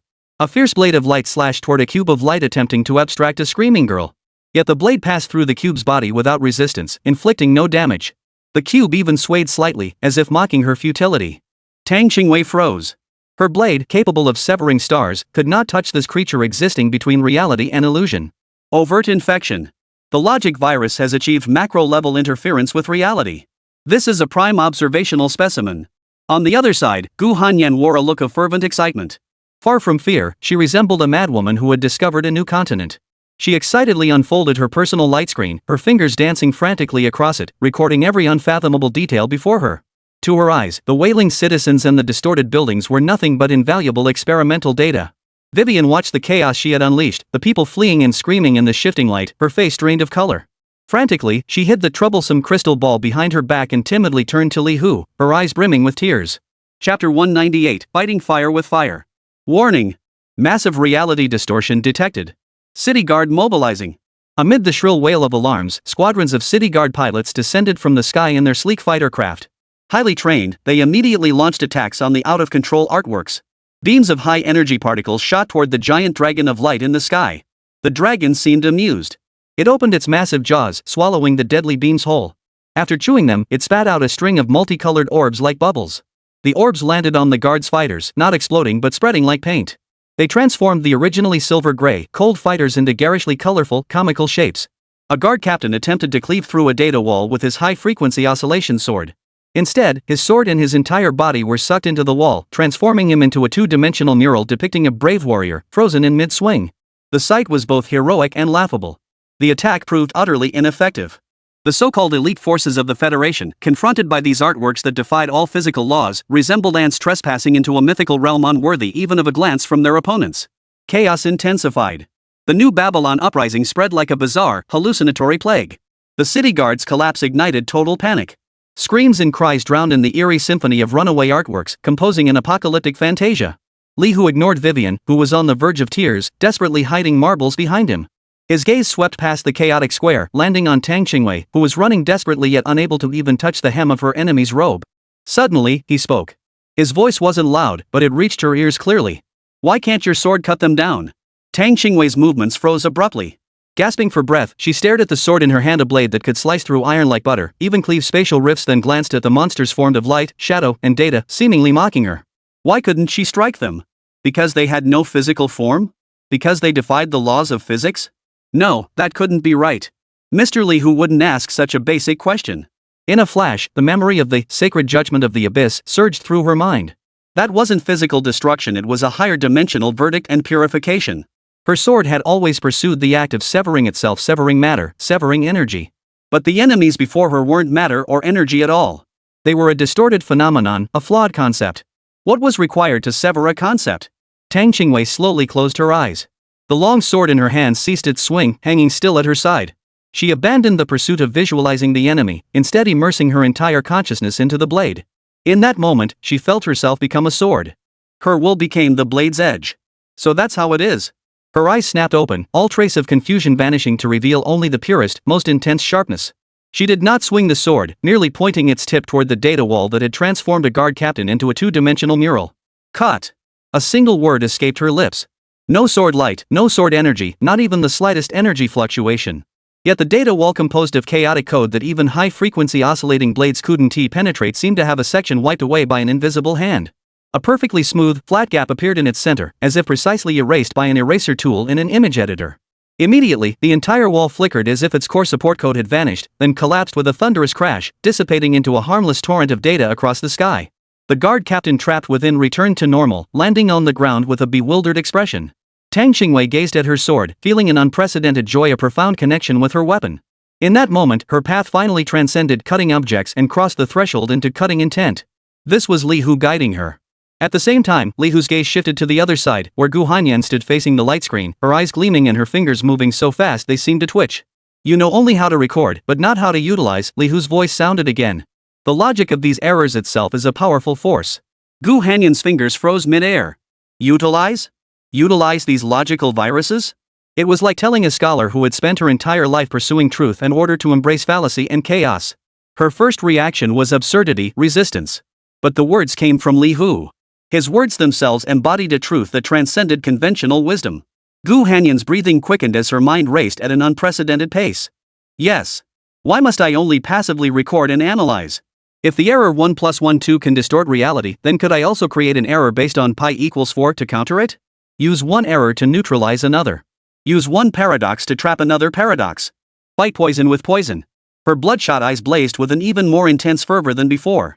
Without a moment's hesitation, she immediately constructed an entirely new spell model on the light screen. This model was flawed from its foundational axioms, its energy circuit design violated every known law of energy conservation, and its final shaping formula was a geometry paradox mathematically impossible to validate. The Mobius cage. No, it should be called the paradox shackles. Gu Hanyan extended a finger and lightly tapped a mechanical monster composed of countless abstract geometric forms, which was currently defacing the building into a distorted painting. An invisible cage, one impossible to comprehend from a three-dimensional perspective, existing both inside and outside, simultaneously the beginning and the end instantly enveloped the creature. The creature, born of flawed logic, encountered for the first time an even more absurd error it couldn't comprehend. It raged within the cage, colliding wildly, only to return to its starting point each time. Ultimately, its own logical system collapsed completely, disintegrating into the most primordial particles of light and shadow. Gu Hanyan's chest heaved violently. She had succeeded. She now held a key named fallacy, powerful enough to pry open the very rules of reality. Just as Tang Qingwei and Gu Hanyan each grasped their newfound power, their confidence soaring as they prepared to unleash their abilities, another unexpected change occurred. Boom! The entire New Babylon trembled. At the city's very center, the ultimate installation symbolizing art and inspiration, the hand of creation, came fully to life. A colossal hand formed from pure light slowly rose from its pedestal, ascending endlessly upward until it obscured the entire sky. An unimaginable weight, like the entire universe itself, crashed down with overwhelming pressure. Before this absolute rule, Tang Qingwei's Nuli was instantly crushed to dust.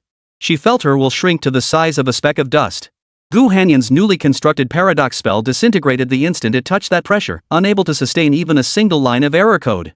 Chapter 199, Absolute Stillness. The techniques both had just mastered proved as fragile as a joke before this sky-obscuring giant hand. The colossal hand descended, poised to utterly format the entire sky city and everyone upon it. Li Hu finally moved. He didn't even stand up. Instead, he lazily raised his right hand, extended his index finger toward the descending giant hand, and lightly tapped the palm in midair. Rules aren't meant to be followed, they're meant to be defined. He murmured softly. In that instant, all sounds ceased. Time seemed to hit pause.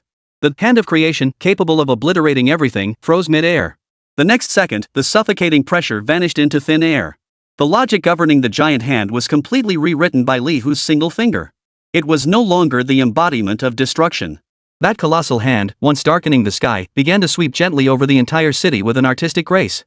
Where its fingertips touched, distorted buildings regained their original exquisite designs. Where its palms swept, pixelated people coalesced back into form, their faces still bearing the bewilderment of survivors. Wherever its light reached, those comical graffiti fighter jets and two-dimensional mural warriors returned to their true forms. The entire process unfolded in quiet, serene harmony, radiating an indescribable beauty as if a true creator god were tenderly mending its cherished sandbox. When the last artified potted plant returned to normal, the hand of creation completed its mission.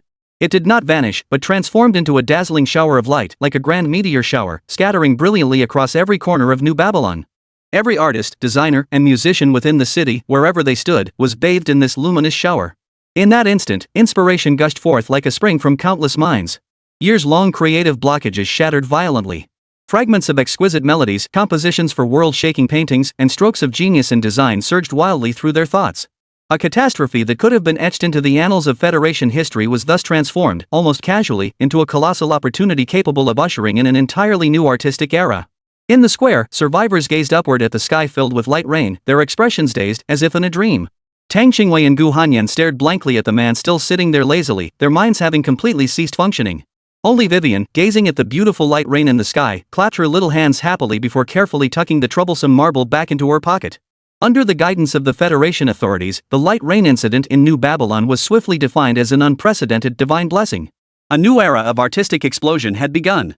Countless artists seemed personally enlightened by the gods, their inspiration erupting like volcanoes. Masterpieces that transcended their era and even imagination were created at an unprecedented pace. Yet beneath this carnival of celebration, sinister shadows began to stir. A renowned top painter in the Federation mysteriously vanished along with his entire studio after declaring he had painted the most perfect star map of his life. Rescue teams found only a solitary window where his home once stood. Outside that window lay the same dazzling starry sky he had painted, unchanging and eternal. Shortly after, a musician hailed as a once-in-a-century prodigy held a concert in the newly completed Starry Dome Concert Hall. As he played his latest composition, Eternal Echo, the entire majestic concert hall, along with tens of thousands of listeners inside, became trapped in an infinite loop of a single day. They would forever, over and over, experience this perfect peace. Tang Qingwei and Gu Hanyan were among the first to sense something was amiss. Behind these miracles celebrated by the world lay a twisted force of rules, the same source that had caused the New Babylon riots. Soon, a commission from the head of the Tang family found its way to them. A nationally treasured sculptor had been imprisoned by his own sculpture, which had come to life. When they arrived at the scene, all they saw was the sculptor smiling, frozen like an insect in amber within his own creation, a perfectly still perfect world crafted from pure white marble. Tang Qingwei acted first, attempting to sever the confinement with her newly mastered intent of severance sword. Yet the instant her sword intent touched that world, she felt her edge being assimilated by a boundless concept of stillness, becoming sluggish and heavy as never before. On the other side, Gu Hanyan's light screen displayed perfectly coherent logic chains with all data functioning normally. This absolutely static world contained no logical flaws whatsoever. Her paradox weapon found absolutely no exploitable point of attack. Meanwhile, on the bustling food street of the Federation capital planet, Li Hu stared helplessly at Vivian. Owner, one more skewer. The one with the nuts on it. Vivian held one skewer in each hand, her mouth stuffed full as she mumbled her order. By accident, she dripped a glistening bead of syrup onto the crystal marble hanging from her waist. Oh no, I got it dirty. Frowning, she casually wiped it off on her clothes, removing the sticky syrup. In that very instant, in the distant world of sculptures, the perfect concept of absolute stillness experienced a trace of imperceptible yet undeniable viscosity. Found it. Gu Hanyan's eyes flashed with sharp focus as she keenly detected this fleeting imperfection. Her hands blurred into afterimages as a spell model based on the new paradox of dynamic stillness instantly materialized. The intangible force of paradox struck the thread of viscosity with pinpoint accuracy, successfully opening a minute crack within that perfectly self-consistent world of stillness. Tang Qingwei seized this fleeting opportunity. Her sword struck once more. This strike severed not the vast concept of stillness itself, but the very connection between the sculpture and that concept. Crack! The marble sculptural world collapsed with a thunderous crash, scattering into a sky of shards. The trapped sculptor stumbled out, a look of bewilderment on his face, successfully rescued. Yet Gu Hanyan's expression grew more grave than ever before. She realized with crystal clarity that the so-called ink was far more deeply polluted than she had ever imagined. It was no longer merely a virus. It had begun to resonate with the fundamental rules of this world, a random, unpredictable, and deadly resonance. The living art incidents escalated relentlessly, spreading like an incurable terminal illness across every corner of the Federation. The Federation's high command could no longer stand idly by, convening an emergency top-secret meeting at the highest level. Elemental Law Saint Lin Huang, his expression grave, strongly advocated immediately sealing off all affected areas and adopting the most conservative stance while awaiting further instructions from that mysterious entity. However, the hawkish military leader, General Keenan, renowned for his iron fist and audacity, proposed a plan so bold it bordered on madness: launch a preemptive strike to capture these living artworks, reverse engineer them as novel concept weapons, and mass-produce them. Chapter 200, Fantasy Tiger. General Keenan's voice echoed through the conference hall, brimming with unquestionable fervor. This is an opportunity. The only chance for our Federation to break free from dependence on the so-called Guardians and truly seize control of extraordinary strategic power. His proposal ignited the ambitions of every military leader present like a potent stimulant. Lin Huang's warnings, brimming with wisdom and reason, were utterly drowned by this wave of fervor. The moment the meeting concluded, General Keenan deployed his most elite secret unit, a ghost squad specialized in handling supernatural phenomena, which successfully bypassed the energy blockade set by Lin Huang. They infiltrated a forest seemingly painted out of thin air using pigments and light. At the cost of 3 members being two-dimensionalized, forever becoming part of the forest's landscape painting, they successfully captured a fantasy tiger composed entirely of light and color. This creature, both living being and phenomenon, was sealed within a specially engineered reality-stabilizing anchor container. Through a top-secret subspace corridor, it was transported directly to Pandora, the Federation's most deeply concealed military base. In the suite of the Crown of the Sky Hotel, Tang Qingwei had just finished communicating with her family. Her face clouded with worry, she reported the military's actions to Li Hu in detail. "They're reckless," she said, her voice thick with unchecked worry. "They have no idea what they're messing with. Li Hu's gaze shifted from the stream of hovercars outside the window to her, a hint of amusement curling his lips. Excellent, he remarked. Finally, a few fearless souls willing to volunteer for cleanup duty. Meanwhile, in another room, Vivian was playing hide-and-seek with Li Hu, her clear laughter echoing through the luxurious suite. In her rush to find the perfect hiding spot, she unclipped the jingling crystal marble from her waist and casually tossed it into the recycling bin of a spherical cleaning robot hard at work. Now the boss will never find it, she thought triumphantly, then curled up inside the massive wardrobe. The cleaning robot emitted a faint electronic beep, signifying its task was complete. It turned and silently transported the disaster core capable of warping the fundamental constants of the universe through its dedicated internal ducts toward the capital planet's underground central waste processing hub. Meanwhile, in Gu Hanyan's suite, she was intensely focused on analyzing the final set of data retrieved from the sculpture world, attempting to construct an early warning model capable of predicting the ink resonance phenomenon. Suddenly, a piercingly shrill alarm erupted from the main display screen. An unprecedented deep red dot representing an unknown high-dimensional logical contamination source appeared abruptly on the city's holographic map, moving at high speed through the underground pipeline network. Gu Hanyan felt as if all the blood in her body had been drained in an instant. She grasped a truth 10,000 times more terrifying than the world's contamination. The true source of the disaster, the one constantly leaking ink into this world, the one treated like a toy, the marble. It was gone. In the wardrobe's crevice, Vivian waited for a very, very long time, but her boss never came for her. She couldn't resist peeking her little head out. The room was empty, save for the automatic curtains slowly sliding open, letting in the neon glow of the capital star night. "Boss?" She called softly, but no one answered. She crawled out of the wardrobe and searched the entire suite, but saw no sign of Li Hu. A bad feeling washed over her, and she instinctively reached for her waist. Empty. The string she used to hang the marble was still there, but the sparkling, heavy crystal ball was gone. Wah! The next second, earth-shattering wails echoed throughout the top floor of the Crown of Heaven. My marble is gone. The door swung open as Li Hu walked in. He had just stepped out onto the balcony for some fresh air. Seeing Vivian sobbing so hard she could barely catch her breath, he wore a slightly helpless expression for the first time. After hearing the whole story, he gently stroked Vivian's head. Don't cry. I'll take you to find it. Taking her tear-streaked hand, he strolled leisurely out the door as if embarking on a treasure hunt. Meanwhile, in Gu Hanyan's suite, the atmosphere froze solid like ice. She frantically tracked the deep red dot racing across the city map, watching it move straight through the underground pipeline network toward the capital planet's central energy core. Should even the slightest leak occur within that core zone, its reality warping properties would be sufficient to instantly cause the logical collapse and complete paralysis of the entire energy system sustaining capital star. She immediately sent this heart-stopping news enough to cause cardiac arrest in anyone privy to it using the highest encryption protocol to both Tang Qingwei and elemental archmage Lin Huang simultaneously. Lin Huang, presiding over a meeting in the Archmage Tower, was struck as if by lightning the instant he saw the message. He immediately invoked his highest authority to attempt a remote lockdown of the entire underground pipeline network of the capital planet. However, the system responded with a series of delays and error commands. It was too late. Small-scale chaos began to unfold in the Federation capital star's transportation system. Traffic lights on main thoroughfares flickered erratically without pattern, while countless hovercars' autopilot systems failed simultaneously. They traced bizarre arcs through the air, triggering a chain reaction of rear-end collisions and crashes. Li Hu, holding Vivian's hand, ignored the escalating chaos around them, strolling leisurely along the sidewalk as if taking an after-dinner stroll in the park. He could precisely sense the location of that marble. With each step, he landed exactly on the shortest path toward his target. Meanwhile, deep within the Federation's territory lay the classified military base known as Pandora. Hawkish General Keenan stood before his trusted lieutenants, beaming with satisfaction as he displayed the trophy captured within the reality stabilization anchor container, the Fantasy Tiger. See this. This is the power of the gods. And we are about to turn it into a weapon for mortals. He ordered the activation of the energy analyzer, attempting to decipher the tiger's composition. The instant the instrument's probes touched the tiger's iridescent body. Buzz. The base's entire energy system seemed to have a drop of dye added to clear water. The dazzling colors surged through the energy circuits, dyeing every corner of the base at the speed of light. Every energy-based defense system within the base laser turrets, high-voltage grids instantly reversed direction, launching a frenzied assault against the base itself. Not a single alarm from Pandora had time to sound. The entire impregnable military base, along with the fanatical General Keenan inside, was utterly artified. All contact with the outside world was severed. Pandora base's communications signal vanished from the Federation military star charts in an instant.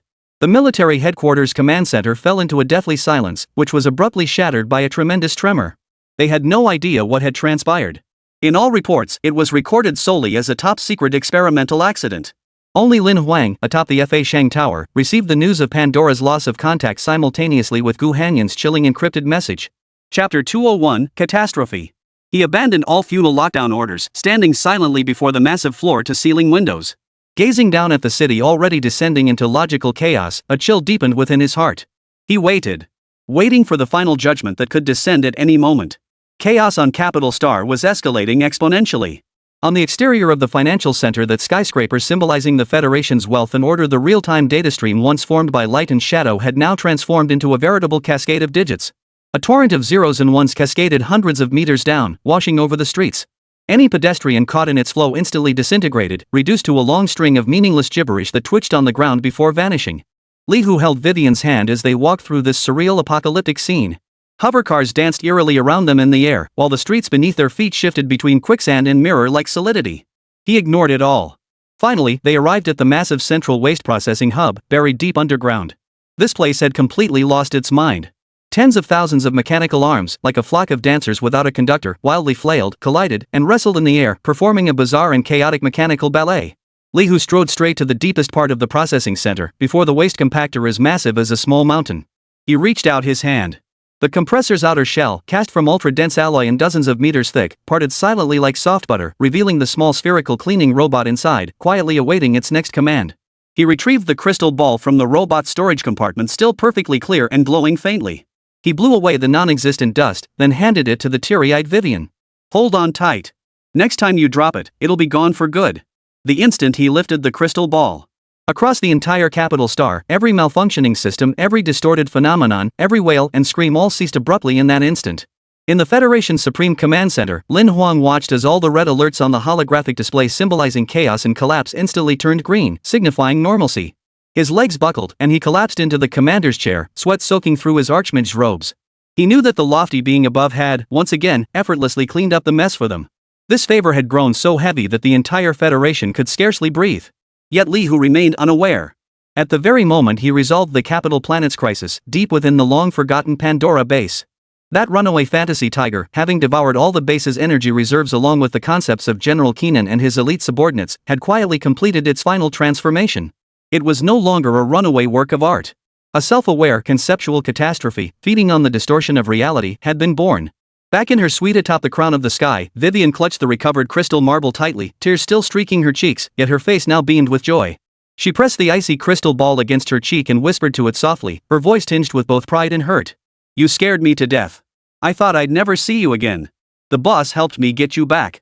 He's so amazing." As her clear voice echoed, the brilliant nebula flowing within the crystal ball began to pulsate with faint, rhythmic shifts of light and shadow. It seemed like a listening heart, responding to her with gentle warmth. Meanwhile, in the adjacent suite, Gu Hanyan had long cast aside the catastrophe that had engulfed Capital Star. Before her lay a superstring logic detector. She had assembled herself its circuitry so complex it would drive any engineer mad. Its probes silently targeted the wall, secretly monitoring the core of that calamity. Suddenly, the chaotic, noise-like waveforms on the detector's screen vanished. In their place emerged an unprecedented, extremely regular signal with a clear, structured pattern. This was no chaotic leak. It was an unmistakably clear echo. Gu Hanyan's pupils contracted sharply into the most dangerous pinpricks. She frantically mobilized every ounce of processing power in her personal terminal, cross-referencing and decoding the signal against the oldest cosmic models in the database. Seconds later, a fragment of information was translated. It was a primitive language based on the universe's most ancient law of entropy increase, a direct mapping of concepts. The translated meaning comprised a single word: fun. In that instant, Gu Hanyan finally understood. This entity, dubbed Ink by Li Hu and named by her as the remnant of the world-devouring scar, was using Vivian, the purest conduit, to learn, imitate, and attempt to comprehend a realm it had never encountered before: consciousness. Meanwhile, in another suite, Tang Qingwei sat with eyes closed, concentrating intently as she honed her newly grasped sword intent. Suddenly, an inexplicable pang of dread made her eyes snap open. Her sword of slashing intent sensed a malevolence quietly taking shape, greater and purer than any logical contamination she had ever encountered. This malevolence did not originate from the crystal ball itself. Its source pointed toward Vivian's room. Without a moment's hesitation, she pushed open the door and entered. The sight before her sent a chill through her bones. Vivian sat on the carpet, laughing happily, her small hands deftly flipping as she played an ancient game, jumping rope. Across from her, a vague, shadowy figure formed from faint, almost transparent gray shadows used its similarly shadow-like hands to clumsily yet patiently play along. That was Ink, a perfect playmate created for Vivian based on the purest expectations and desires within her heart. On the living room sofa, Li Hu lay sprawled lazily, breathing steadily, seemingly already deep in slumber. He remained oblivious to everything happening around him. Tang Qingwei dared not move. Her hand had already grasped the sword hilt, but that blade capable of severing concepts now felt as heavy as a mountain.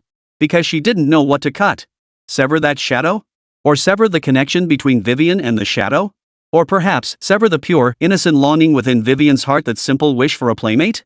Each choice held the potential for consequences more unpredictable and terrifying than the present situation. Vivian and her new friend grew increasingly engrossed in their games, progressing from skipping rope to hide and seek. "I'm coming to get you." Vivian covered her eyes and called out in a babyish voice. The gray shadow merely shifted back slightly before blending into the suite's wall adorned with luxurious wallpaper, vanishing without a trace. After counting to 10, Vivian opened her eyes and scanned the room curiously. As her gaze swept across the wall, the surface along with the wallpaper suddenly became transparent as glass. Through the wall, Tang Qingwei could even clearly see the scene in the neighboring suite and, farther beyond, the dazzling night sky of Capital Star. Chapter 202, Capital Star. In the blink of an eye, the wall returned to its original state. It seemed as though the unfathomable scene had merely been an illusion. Yet the cold sweat soaking through Tang Qingwei's vest reminded her it was no illusion. That thing was casually erasing the boundaries between matter and space just to play a game of hide and seek with Vivian. The game continued. "I found you." Vivian pointed at the wall and shouted happily. Shadows seeped out from the wall, and then they began playing with building blocks. Vivian wanted a castle with pointed towers and enormous wings. Her shadow friend stretched out its hands made of light and shadow, manipulating the room's illumination to build a dazzling, dreamlike castle exactly as she imagined it. The castle even fluttered its luminous wings gently with each breath Vivian took. Vivian curiously reached out her small hand, wanting to touch the castle. The moment her fingertips touched it, the ethereal creation of light and shadow briefly took on tangible physical properties. Its weighty texture and icy chill felt utterly real. Within Gu Hanyan's suite, the superstring logic detector emitted a shrill, otherworldly screech. The data on her holographic display had completely collapsed. Values representing cosmic constants, Planck's constant, the gravitational constant, the speed of light were now generating violent, high-frequency, chaotic fluctuations centered around Vivian's room. This universe felt like a piece of modeling clay being repeatedly kneaded and pulled by an invisible giant hand. It teetered on the brink of collapse. Tang Qingwei and Gu Hanyan could only watch helplessly, hearts pounding, daring not to make a single unnecessary move. They feared that even the slightest hint of hostility might disturb the terrifying equilibrium being painstakingly maintained before Vivian. As if growing weary of these games, the shadow friend paused its movements, its blurred face turning toward Vivian.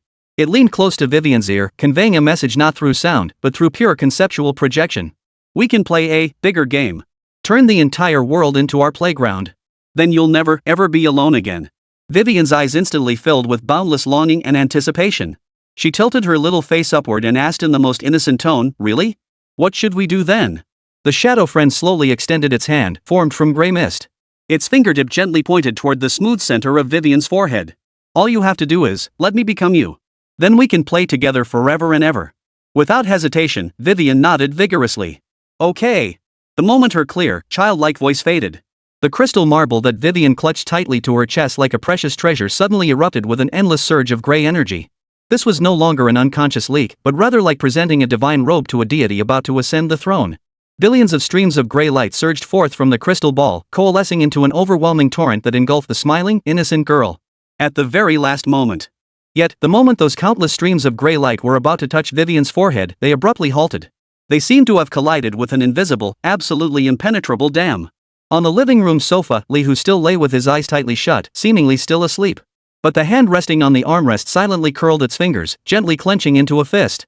At that very instant, far beyond the Federation's borders, in the dead silence of space recorded as the Pandora base loss of contact, space itself twisted violently like a canvas crumpled and then forcibly smoothed. A military fortress, forged from steel and alloy, was violently squeezed out of the folds of subspace in a manner that defied all physical laws. It was no longer a formidable base. It had transformed into an immense, grotesquely bizarre, and terrifying three-dimensional painting. The entire base contorted into a painting saturated with mad colors and ominous brushstrokes. Its name seemed seared into the soul of every observer, the general's last dream. At the very center of the painting stood the hawkish leader, General Keenan. Frozen within the canvas, his body stretched and contorted, he merged with the surrounding chaotic colors. His face bore both utter terror and the fervor of one witnessing a miracle, becoming the most striking crowning touch on this apocalyptic tableau. Then, this painting titled The General's Last Dream began its expansion. It wasn't moving, but rather forcibly painting the universe beyond itself into its own domain. A Federation patrol ship sent to investigate, upon approaching, had its sturdy hull rendered as if wet paint a single brushstroke dragged it into a long, dazzling trail, forever merging into the painting's background as an inconspicuous speck of starlight. Space, matter, energy, even causality itself all were senselessly assimilated into the painting. A true conceptual catastrophe was born evolved from the concept of an entire elite Federation fleet devoured by an uncontrolled logic virus. Its will was utterly pure, its objective singular to transform the entire barren, monotonous cosmos into a canvas upon which it could freely express its inspiration. Dead silence hung over the Federation High Council chamber. Every pair of eyes was fixed on the main projection screen, staring at the terrifying painting that was continuously rendering the reality of the universe. Compared to the ethereal, archival records of the world-devouring scar, the live spectacle unfolding before them where everything was being transformed into pigment brought a more visceral, more crushing despair, one capable of shattering all reason. Elemental Archmage Lin Huang watched as the starships symbolizing the Federation's pride were one by one painted over into the canvas's background. A bitter smile flickered across his face, a face that had always radiated wisdom and authority. He knew that the Federation's unchecked arrogance and ambition had finally brought upon itself the ultimate and most artistically beautiful destruction. A data analyst reported a heart-stopping fact in a voice trembling to the point of distortion. Report. Target. Expansion trajectory of target gallery. Locked. Its course is directly headed for the capital planet. Two utterly distinct yet fundamentally connected cosmic-scale catastrophes formed a perfect resonance in this moment. One sought to rewrite reality's foundations from within, transforming it into an eternal game. The other, from without, sought to drag the entire world into its mad canvas. Their final destinations both converged upon the same coordinates: the Federation capital planet. An incomprehensible, unstoppable dual apocalypse was about to converge before everyone's eyes. Within Gu Hanyan's suite, the instant Pandora's gallery swept through with its unreasonable concept. Every rune an indicator light on the superstring logic detector before her surged to unprecedented brightness. Then, with a wail of overwhelming strain, it exploded into a heap of charred scrap metal. Chapter 203, Dream. A tsunami-like torrent of paradoxical data, too vast to calculate, shattered the mental barriers she had built with a lifetime of knowledge. Put. Blood gushed simultaneously from her eyes, ears, mouth, and nose. Gu Hanyan's eyes, forever gleaming with the light of intellectual curiosity, now became hollow and lifeless. In the final second before she lost consciousness entirely, all the collapsed models and chaotic data on her already scorched personal terminal fell silent. Ultimately, they deduced only one result, crystal clear, yet representing the ultimate terror. A single blood-red Chinese character. Nothing. The terrifying tableau titled The General's Final Dream was advancing with a force that defied both light and causality. In its wake, thriving star systems were mercilessly erased, the brilliance of stars and the colors of nebulae reduced to bland backdrops on a two-dimensional canvas. The Federation's pride, its border fleet, mustered its last ounce of courage and launched a desperate charge toward that gallery. Yet they weren't even worthy of becoming a speck of pigment. The instant they touched the canvas, the entire fleet along with every soldier bearing hope and despair was utterly painted away, as if they had never existed, leaving not a single trace on the canvas.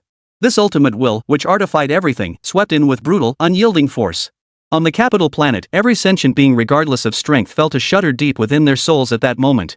It felt as though they were no longer living beings, but blank canvases awaiting the artist's arbitrary strokes and transformations.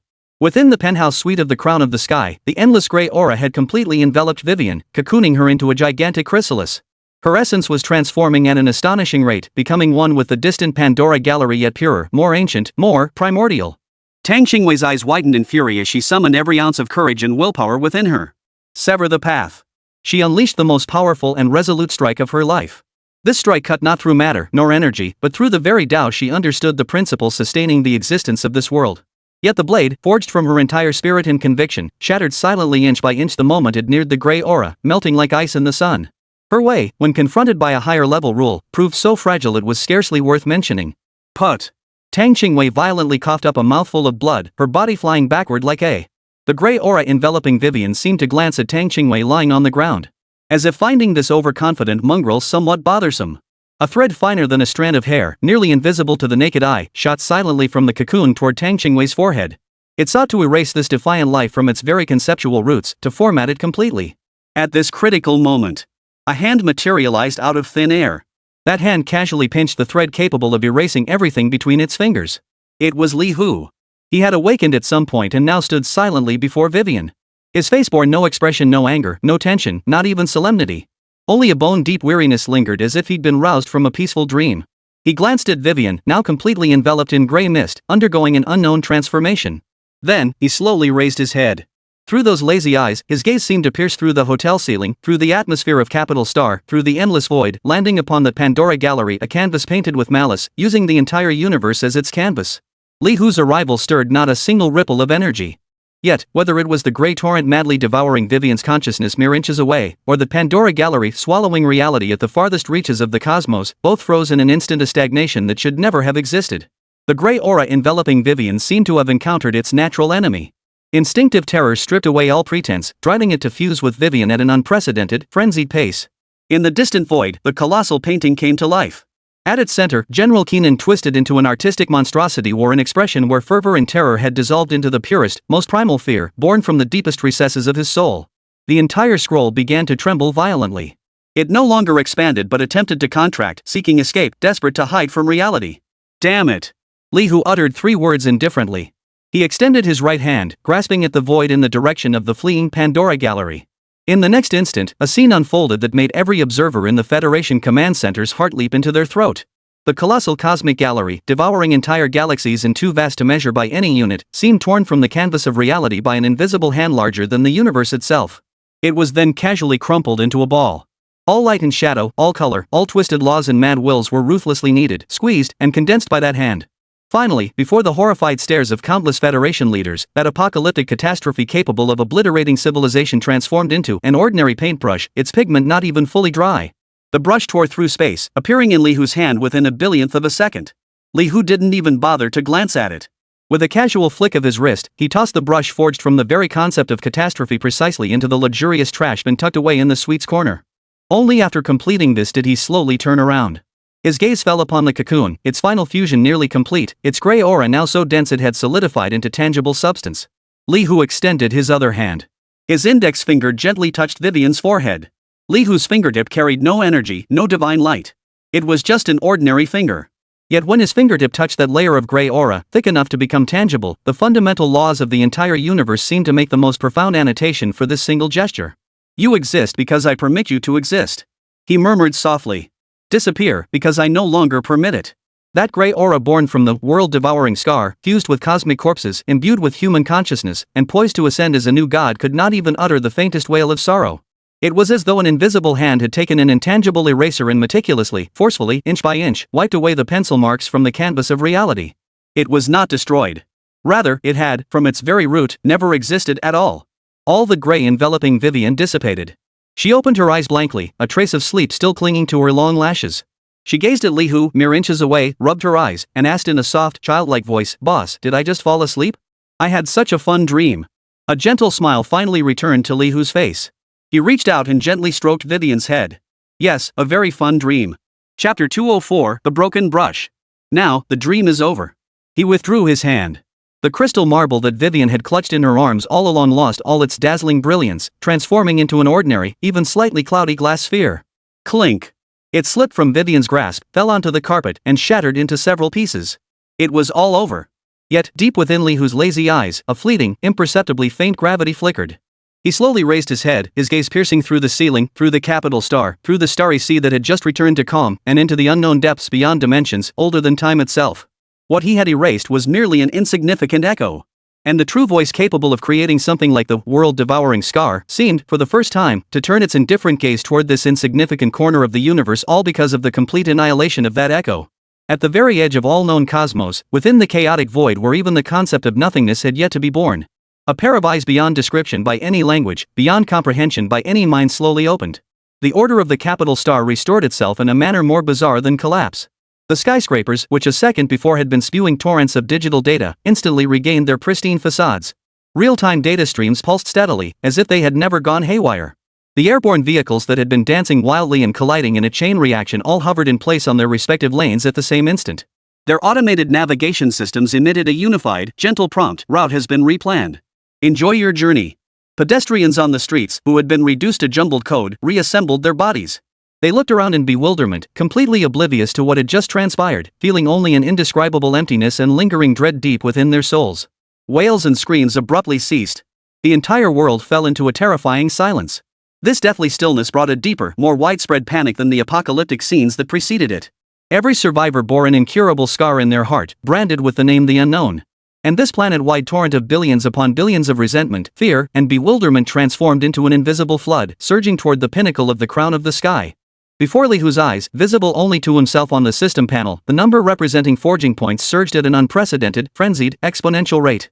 Resentment plus 1054. Resentment plus 2199.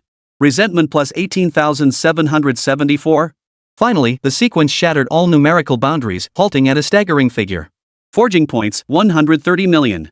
Federal Supreme Command Center.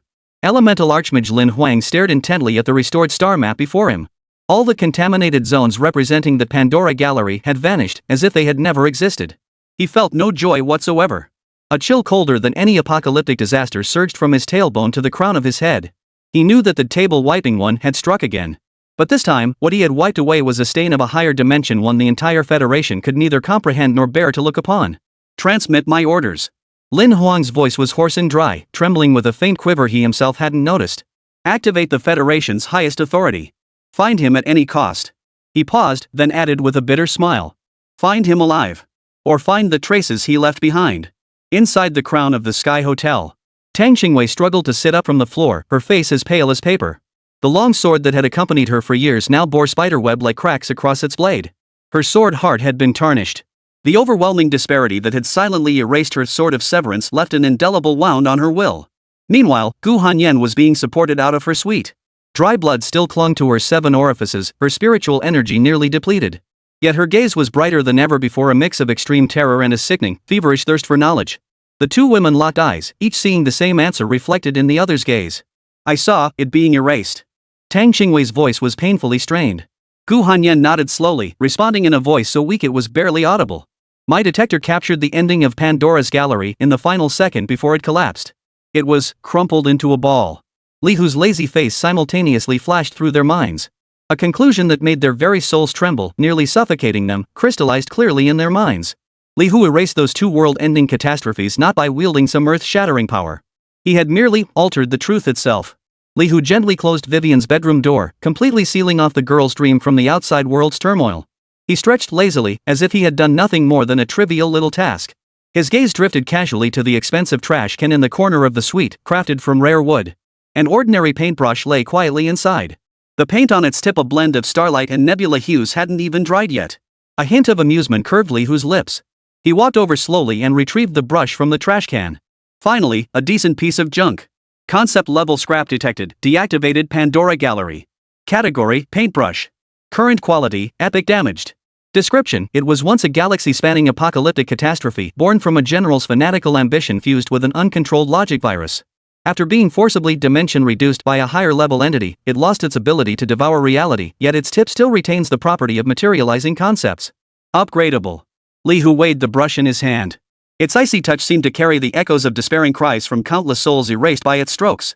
He was satisfied. This brush's lineage was more noble than all the junk he'd upgraded before combined. Yet, just as he prepared to invest his forging points to see what new form this brush might take, his lazy motion paused slightly. He lifted his head. A sense of being watched materialized out of thin air. This gaze held no warmth, no emotion, no will, not even malice. It felt like an indescribably vast lens spanning the entire cosmos, its focus precisely locked onto this star domain that had just escaped a double apocalypse. The source of that gaze was ancient beyond the beginning of time, vast enough to drown the very concept of space. It was merely watching. Watching the tiny universe that could erase its own echo. For the first time, Li Hu's brow furrowed ever so slightly, almost imperceptibly. Annoying little thing. He muttered under his breath, then turned his attention back to the paintbrush in his hand. He didn't care.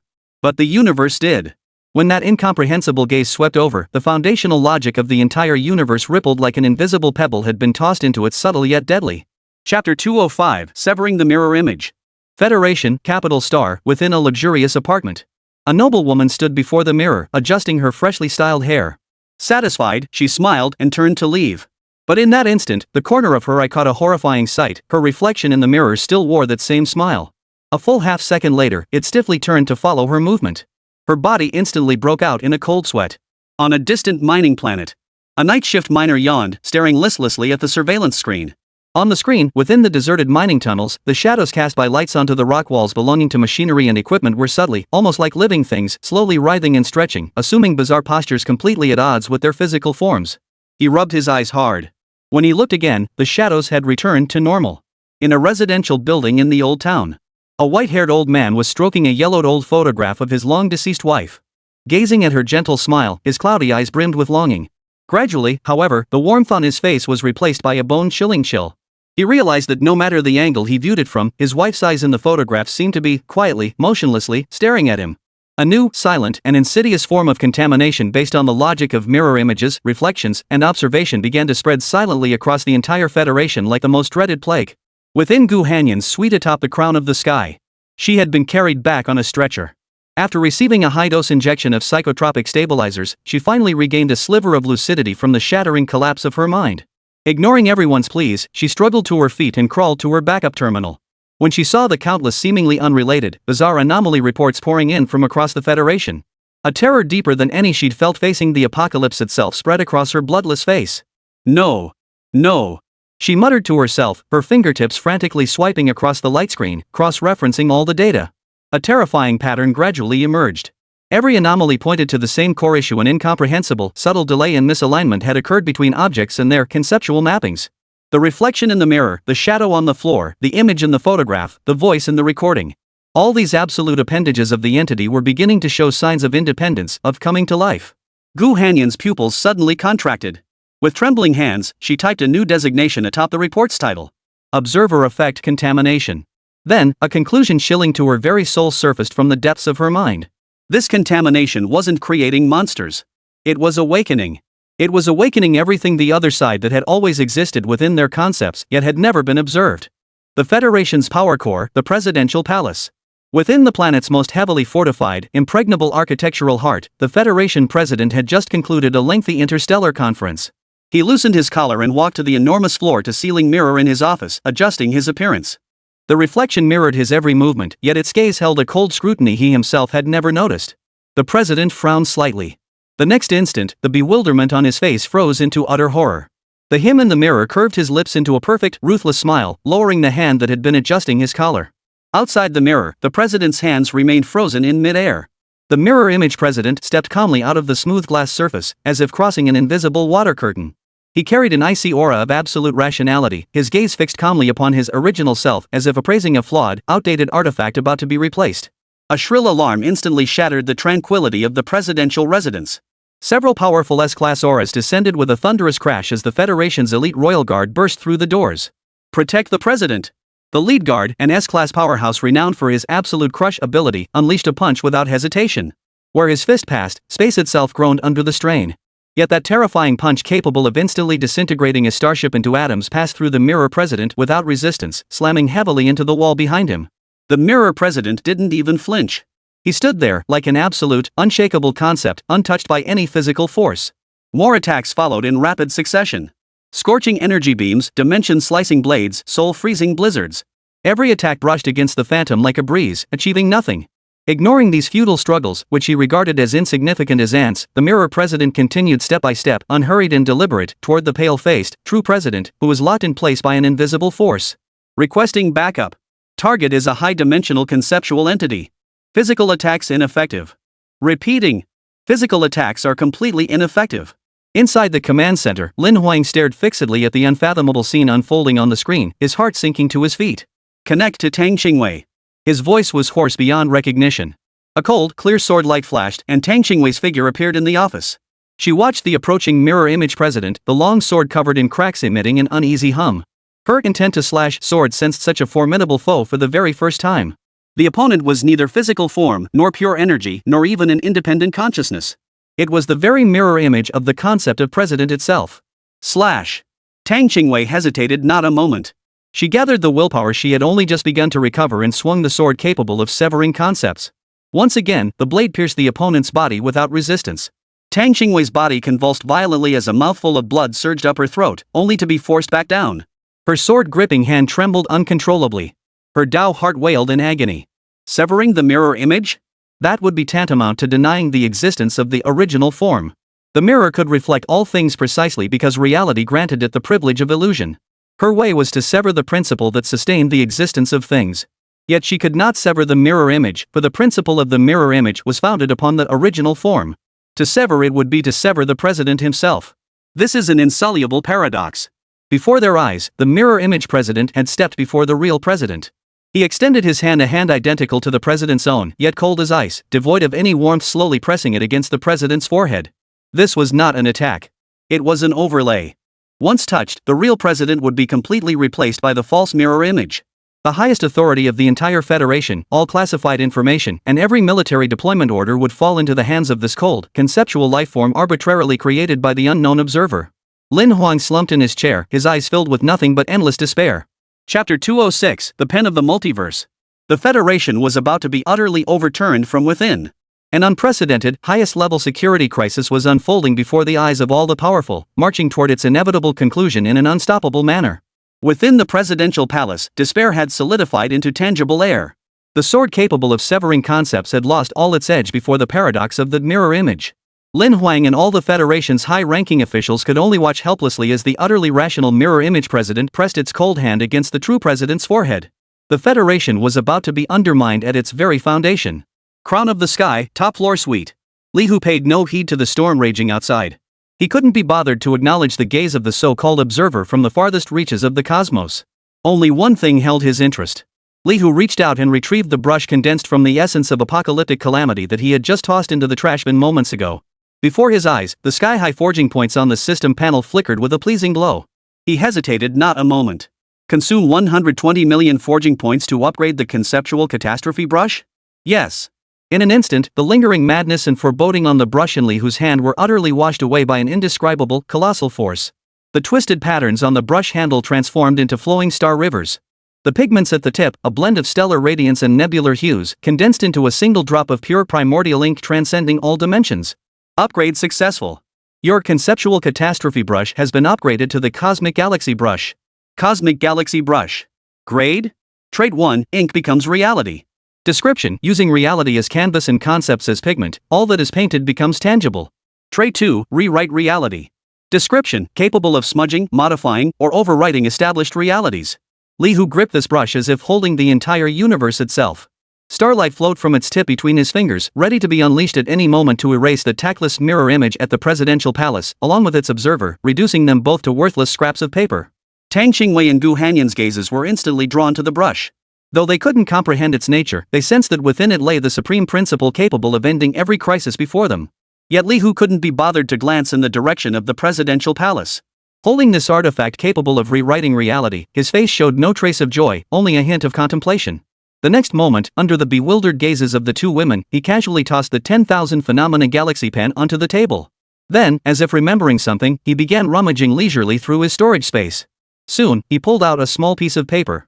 It was a children's sticker, probably a prize from some mall raffle, with crumpled edges and a cheap cartoon rabbit printed on it. Li Hu held the cheap children's sticker, examining it closely under the bewildered and puzzled gazes of Tang Qingwei and Gu Hanyan. He ignored the reality-altering Cosmic Galaxy pen on the table, and he ignored the crisis unfolding within the presidential palace that threatened to overturn the Federation. He was solely captivated by the cartoon sun face on the sticker, crudely drawn with two blobs of blush, its smile radiating childish charm. Then, he picked up the starlight-flowing Omni Galaxy pen once more. Grasping this artifact forged from apocalyptic calamity, a divine tool capable of reshaping the cosmos, he aimed it at the cartoon sun on the sticker. He tapped it gently.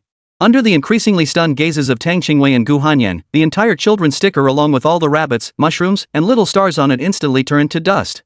Only the cartoon sun smile touched by the pen's tip broke free from the paper's constraints. It transformed into a pure beam of light, a warm, non-glaring golden stream silently piercing through the hotel ceiling and soaring upward. The next second, above the capital city's sky, beyond the radiance of the star, a second sun suddenly appeared.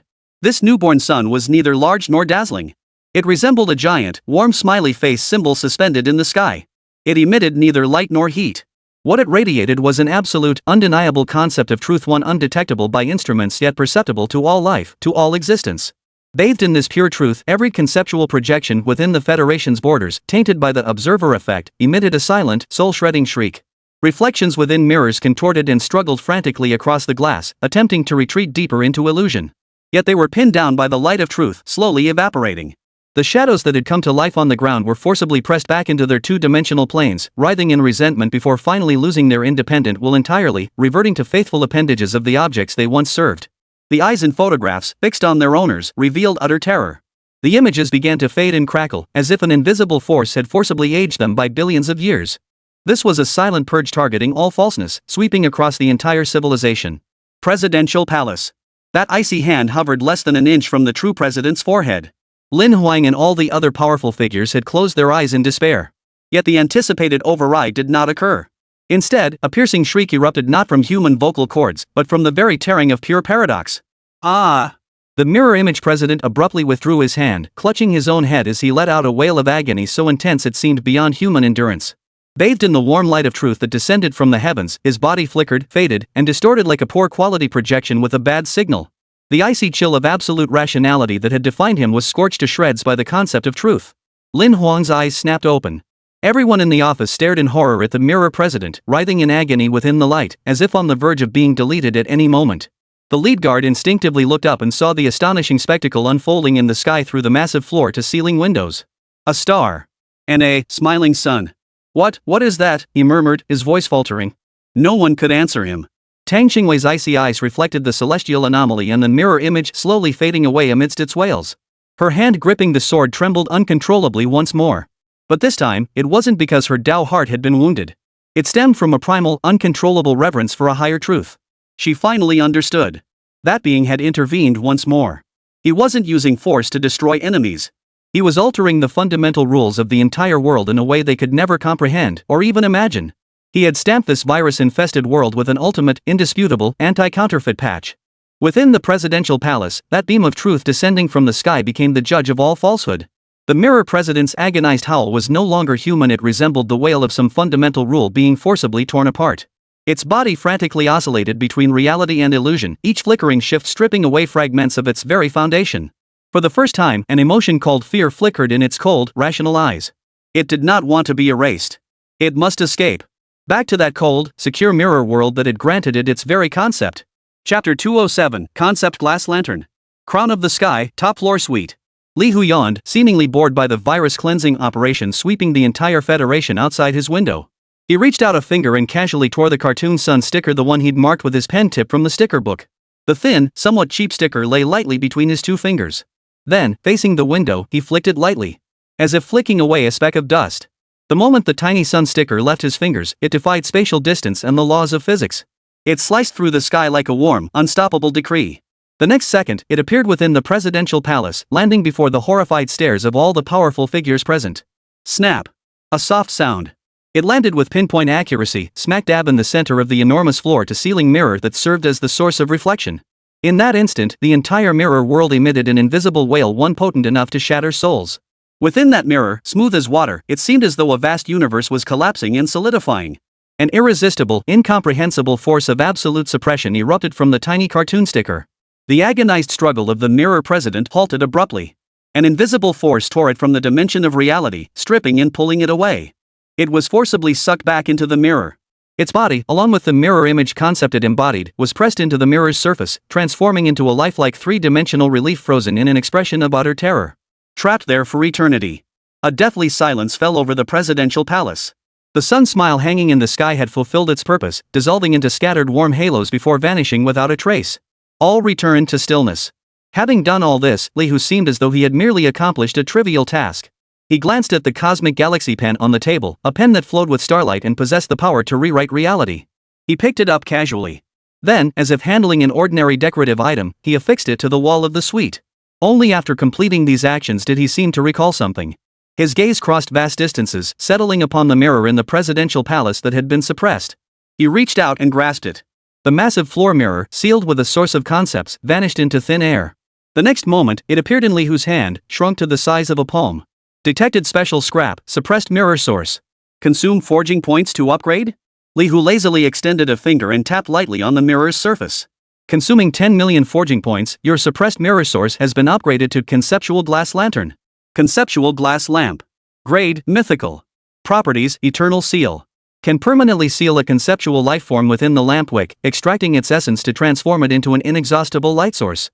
Description: a quaint, vintage-style table lamp with a pitiful reflection sealed within its wick. The mirror twisted and shifted in his hands, eventually transforming into an exquisitely crafted antique-style lamp with a glass shade. Where the wick should be sat a miniature relief of the mirror president, reduced countless times in scale. It emitted a soft yet bright glow, radiating artistic charm. Li Hu turned and pushed open Vivian's bedroom door. The girl seemed roused by the noise outside, rubbing her sleepy eyes as she sat up groggily. Boss? Li Hu walked over and casually placed the concept glass lamp on Vivian's bedside table. Here, play with it.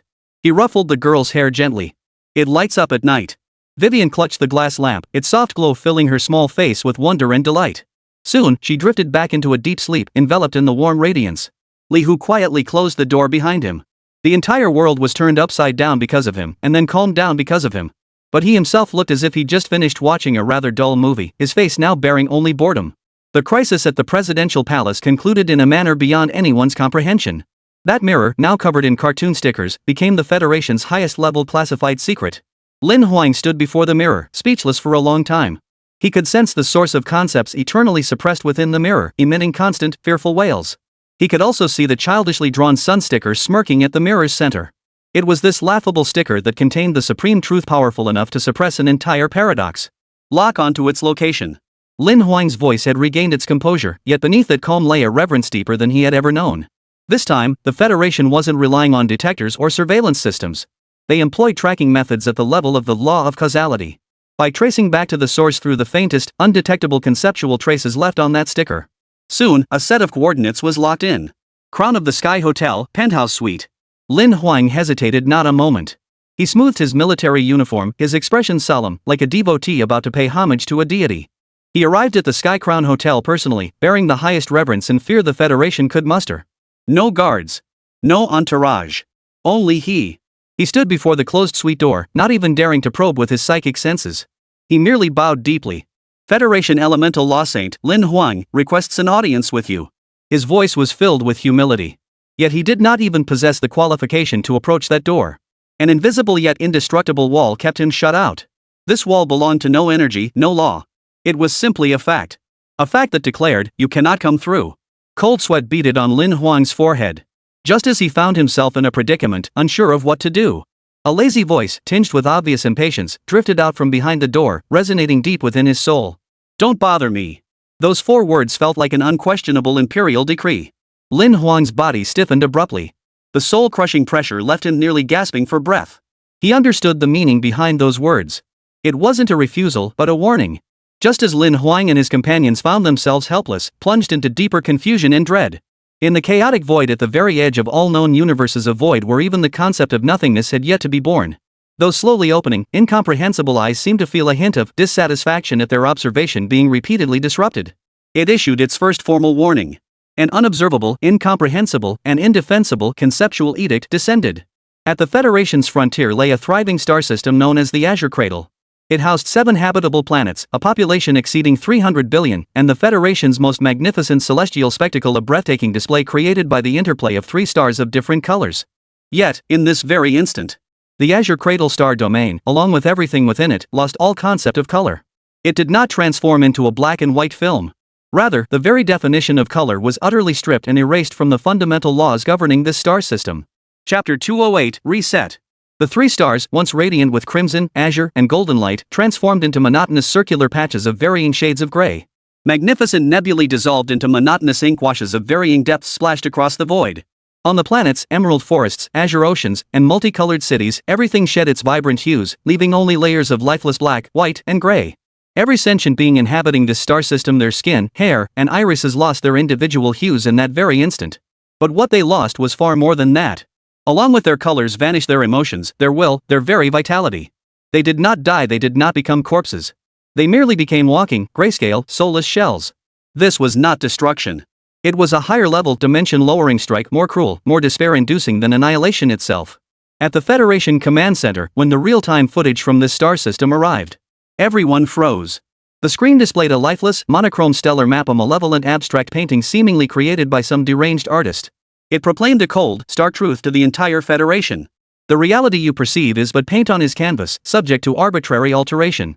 In the Federation Command Center, the real-time imagery representing the Azure Cradle star domain, now a despairing painting splattered with malicious gray ink, was etched into every person's retinas. Lin Huang's pupils reflected that lifeless grayscale world. He sensed no energy fluctuations and detected no anomalous data.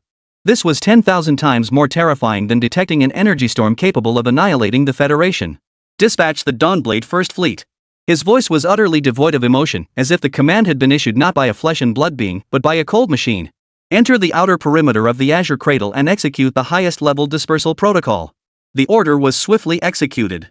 An elite fleet composed of the Federation's most advanced destroyers and cruisers, their hulls engraved with countless runic arrays, tore through space and materialized at the edge of that gray-white star domain. The next instant, a scene froze the souls of everyone in the command center. The moment the fleet's bow touched the intangible boundary of that colorless star domain, the fleet's silver-white paint scheme, a symbol of the Federation's glory, lost all its luster in an instant. The blue plasma flames erupting from the engines capable of melting stars transformed into monotonous blocks of color, fading from deep gray to light gray. The crimson energy beams fired from the ship's cannons, imbued with the laws of destruction, turned into pale, feeble gray lines the instant they left the barrels, then silently dissipated into the void. The entire fleet seemed to have drifted into a conceptual swamp. They lost their speed, their energy, their drive. They resembled lifeless black and white reliefs, forcibly smeared onto the canvas by an unskilled painter, frozen forever in that gray expanse. Fear spread like an invisible plague through the command center. An even more terrifying event followed swiftly. That colorless star domain did not violently devour or ferociously expand. Instead, it advanced toward the heart of the Federation with a stability so unsettling it felt like the precise ticking of an hourglass, slowly, steadily, relentlessly. It was like an eraser from a higher dimension. It was erasing. Slowly, irreversibly, erasing the very foundation of this universe, the concept known as color. Report. First Fleet of the Dawnblade, all life signs, zeroed. No, not zero. A shrill, tearful voice rang out. Their vital signs are still present, but their information entropy is being forcibly flattened. They're turning into gray, completely indistinguishable from the background universe. Gu Hanyan was dragged out of the medical pod, several tubes still inserted to stabilize her mental state. Her bloodless face stared at a massive light screen displaying countless data streams pulsing wildly yet converging on the same despairing conclusion. Fear had vanished from her eyes. Only one remained, the purest, scholarly collapse that occurs when intellect confronts an absolutely unsolvable truth. Her trembling hand traced a trajectory across the screen, charting the expansion of the fading star domain. Then, summoning every ounce of strength, she reached a conclusion that would plunge Lin Huang and all Federation leadership into an abyss of despair. This is neither contamination nor an attack. Gu Hanyan's voice was as faint as a whisper, yet it struck each heart with crystal clarity. This is irreversible, conceptual entropy increase. She gave a bitter smile, her eyes hollow as she stared at the steadily expanding gray expanse. When the colors of the entire universe are completely erased by it, this universe will revert to its most primordial and ultimate gray. Which is to say, nothingness. Lin Huang once again stood before the entrance of the Crown of the Sky Hotel. This time, standing behind him was the very embodiment of the Federation's power and authority. The Marshal of the Military, the head of the cabinet, S-class powerhouses. Each was a titan whose mere stomp could make a planet tremble. Yet, in the face of the fading star domain's steady and unstoppable expansion, all their authority and might had become a cold joke. They had exhausted every possible method. Saturation bombardment with law weapons, conceptual information countermeasures, even attempting to self-detonate an entire star domain to create a rule firewall. Every attempt vanished without a trace. That gray conceptual entropy increase continued its unhurried, relentless erosion of the universe's reality. Finally, they arrived here. Before this gate, the only one they knew of, their last hope. Lin Huang dismissed everyone. He adjusted his marshal's uniform, symbolizing the Federation's highest honor, then, under countless complex gazes, his knees buckled. He, the elemental archmage of the Federation, the guardian of human civilization, knelt straight before the closed door of the suite. His forehead slammed hard against the cold floor. We have failed. We have brought calamity upon our civilization.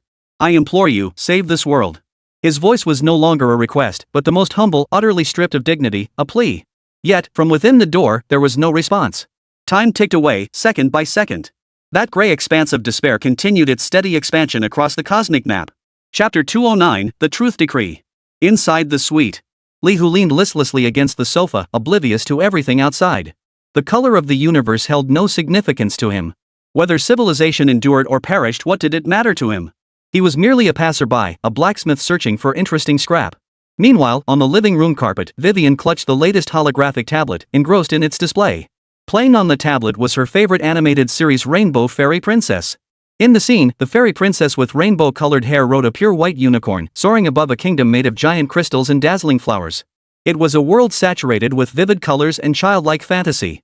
Suddenly, the tablet screen flickered without warning. The next second, the rainbow-haired princess, the snow-white unicorn, the dazzling crystal kingdom, everything instantly drained of all color. The image transformed into a monotonous black and white line drawing composed of varying shades of gray. The lively smile on the fairy princess's face froze into something stiff and eerie. Then, the entire animated image began to collapse and disintegrate. Finally, with a crackling sound, it was completely erased from the tablet's database. All that remained on the screen was the cold, stark message, "File does not exist." Vivian froze. She reached out her small hand and tapped the screen in confusion. She didn't understand what had happened. All she knew was that her favorite, the beautiful fairy princess she watched over and over every day, was gone. A wave of overwhelming sadness surged up from her tiny chest. Her eyes instantly turned red. Wah! A loud cry, filled with endless sorrow and confusion, suddenly shattered the quiet of the suite. Beads of tears as big as beans rolled down the girl's cheeks.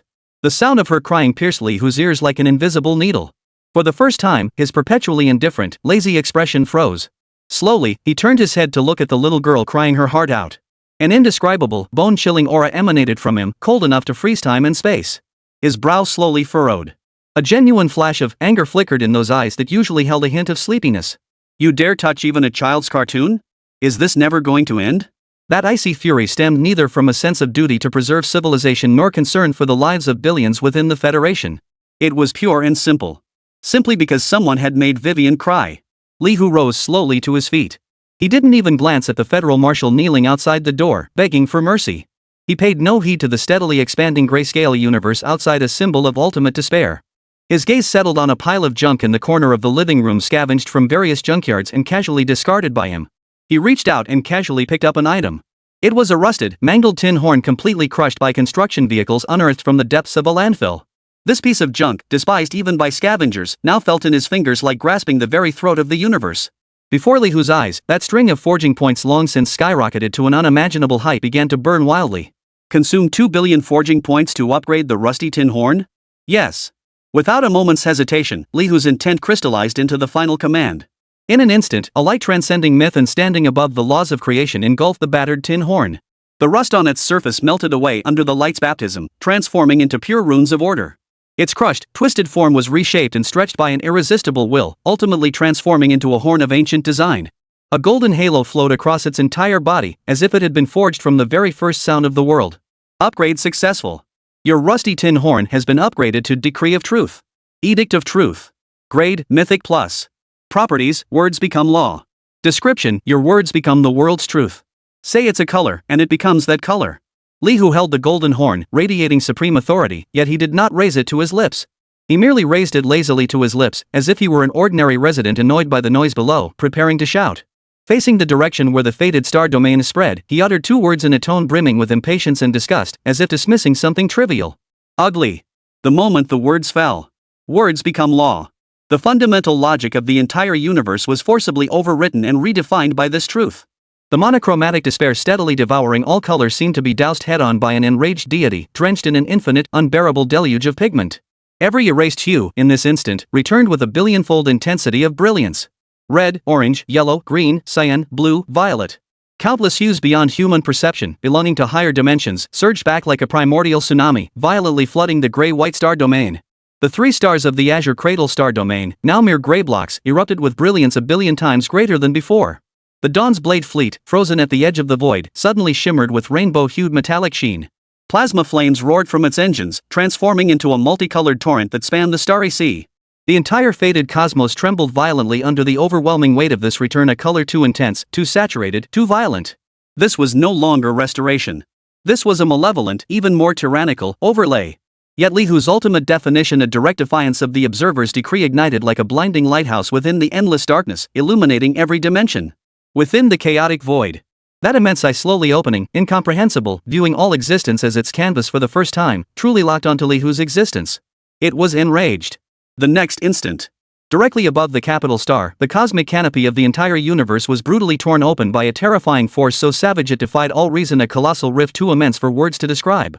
Beyond that rift lay not the profound depths of the cosmos. Instead, a realm of chaos emerged, a realm not of this world, filled with twisted geometry, mad colors, and paradoxes. An endless, unnameable horde of terror forged from pure malevolence and madness revealed a snarling edge from beyond the rift. The true invasion had begun. Chapter 210, Absolute Discipline. Equals. Above the heavens, the torn rift in the void stretched like an eternal scar across the cosmos. Pouring forth from it were not legions of flesh and steel. They were walking, conceptual catastrophes. Formless entities composed entirely of twisted light and shadow, they writhed and crawled through the void. Any sentient being attempting to comprehend their form through sight, mind, or logic would instantly have their neural pathways shattered by a higher dimensional paradox. Their pupils instantly defocused, saliva dripped from their lips, and their minds collapsed in an instant, reduced to nothing but mindless, vacant grins. The other calamity was formless and intangible, broadcasting its song of silence over the city at an undetectable frequency. Wherever the song passed, the concept of time warped, and the chains of causality corroded. One of the Federation's most elite S-class mech pilots, controlling his destroyer mech capable of obliterating a satellite with a single strike, locked onto one of the faceless ones. The moment the devastating particle cannon was about to fire, his movements abruptly halted. He stared blankly at his hands on the control console, his eyes filled with confusion. Who am I? Why am I here? What am I supposed to do? The Song of Silence erased his very existence, consigning him and his mission alike to nothingness. Tang Xingwei struck again. She paid no heed to the fine cracks forming on her Dao heart. The long sword in her hand capable of severing concepts transformed into a resolute, icy glint, striking toward a monster coalesced from pure non-existence itself. The blade pierced through monster's body. Its non-existence became an untouchable paradox before Tang Xingwei's blade, forged to sever concepts. She watched helplessly as her blade sliced through a void of nothingness, yet the monster, still brimming with malevolence toward all existence, pressed closer. Her Dao heart already riddled with cracks cracked under the strain at that moment, emitting a sound of shattering. Inside the suite. The earth-shattering roar outside the window, the soul-tearing babble of chaos, penetrated clearly inside. Damn it, it's so noisy. Li Hu frowned, the anger that had just surfaced on his face quickly replaced by a deeper layer of impatience. He casually picked up another item from the pile of junk in the living room corner. It was an old slipper, one that had likely soaked for ages in some restaurant kitchen slop bucket, caked in greasy grime and reeking of stale rot. Consume 60 million forging points to upgrade greasy old slippers? Yes. Upgrade successful. Your greasy old slippers have been upgraded to discipline and precepts. Discipline and purity. Grade? Property, absolute discipline. Description: any being struck by this item will be forcibly subjected to elderly rules. Unconditional obedience is required, no backtalk, no mischief. Li Hu didn't even bother to stand up. He remained lazily sprawled on the sofa, clutching this divine artifact, a plain, unadorned slipper that emitted a faint golden glow. Facing the monstrous rift in the sky outside his window, a gaping fissure relentlessly pouring forth madness and chaos, he casually swung it through the air, as if swatting away an annoying fly. In an instant, a golden slipper phantom, formed from pure order and absolute rules, appeared out of thin air, obscuring the sky above capital star. It emitted no destructive energy whatsoever. What it radiated was an unquestionable, unresisting authority and overarching majesty engraved in the deepest recesses of all life's genes, known as the Elder's admonition to the disobedient junior. Then, it lashed out fiercely toward that scar upon the cosmos. Smack! A sound that echoed throughout the entire star domain, a slap so crisp it pierced the senses of all existence. The chaotic fissure that had torn reality apart trembled violently, humiliated. Tens of thousands of chaotic monsters that had just poked their heads out were flung back by the blow, vanishing instantly to the other side of the rift like naughty children slapped back into their rooms by a parent. The entire surging momentum of the invasion faltered. Above the heavens, that hideous gash was actually whipped until it swelled and turned crimson. Federation Command Center. Lin Huang and all the Federation's high command stared blankly at the unfathomable scene through the largest holographic display. They watched as the golden slipper apparition, with an overwhelming force, delivered a resounding slap to the observer. They could even discern a distinct, enormous imprint bearing some mysterious pattern left along the swollen edge of the torn fissure. At that moment, every mind in the room completely shut down. They had just plunged into the deepest despair over the arrival of the observer, their worldview utterly shattered. Now, that very worldview was being grabbed by the hair by the mysterious entity, slammed onto the cold floor, and frantically, repeatedly, ground into the ground. In the void of chaos, those incomprehensible, colossal eyes were stained for the first time with an emotion called rage. A slipper born of trash had delivered a savage slap across the face in the name of discipline, witnessed by the entire cosmos. This was no longer a provocation. It was an indelible, supreme humiliation from a higher plane. Yet after the fury came absolute, icy-cold rationality. It realized that any attack based on power or manifestation was utterly meaningless against that minuscule yet incomprehensible existence. The other did not play by the same rules on the same chessboard. Then, tear up the board. Rewrite the rules. In the next instant, a decree deeper, more fundamental, and more inescapable than mere fating descended silently. This time, he attacked no life, nor tore any space. What he attacked was a definition.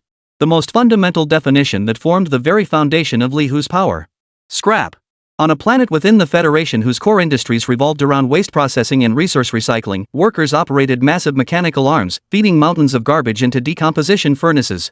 Suddenly, all machinery ground to a halt. A worker stared in disbelief at the surveillance screen. There, amidst the foul-smelling heap of discarded metal, expired food, and broken plastic, the garbage mountain emitted a soft, sacred glow. A rusted rebar bar had its molecular structure forcibly imbued with the properties of ancient divine demonic remains. A pool of leaked, highly toxic industrial waste liquid was directly defined as primordial life essence left behind at the dawn of chaos.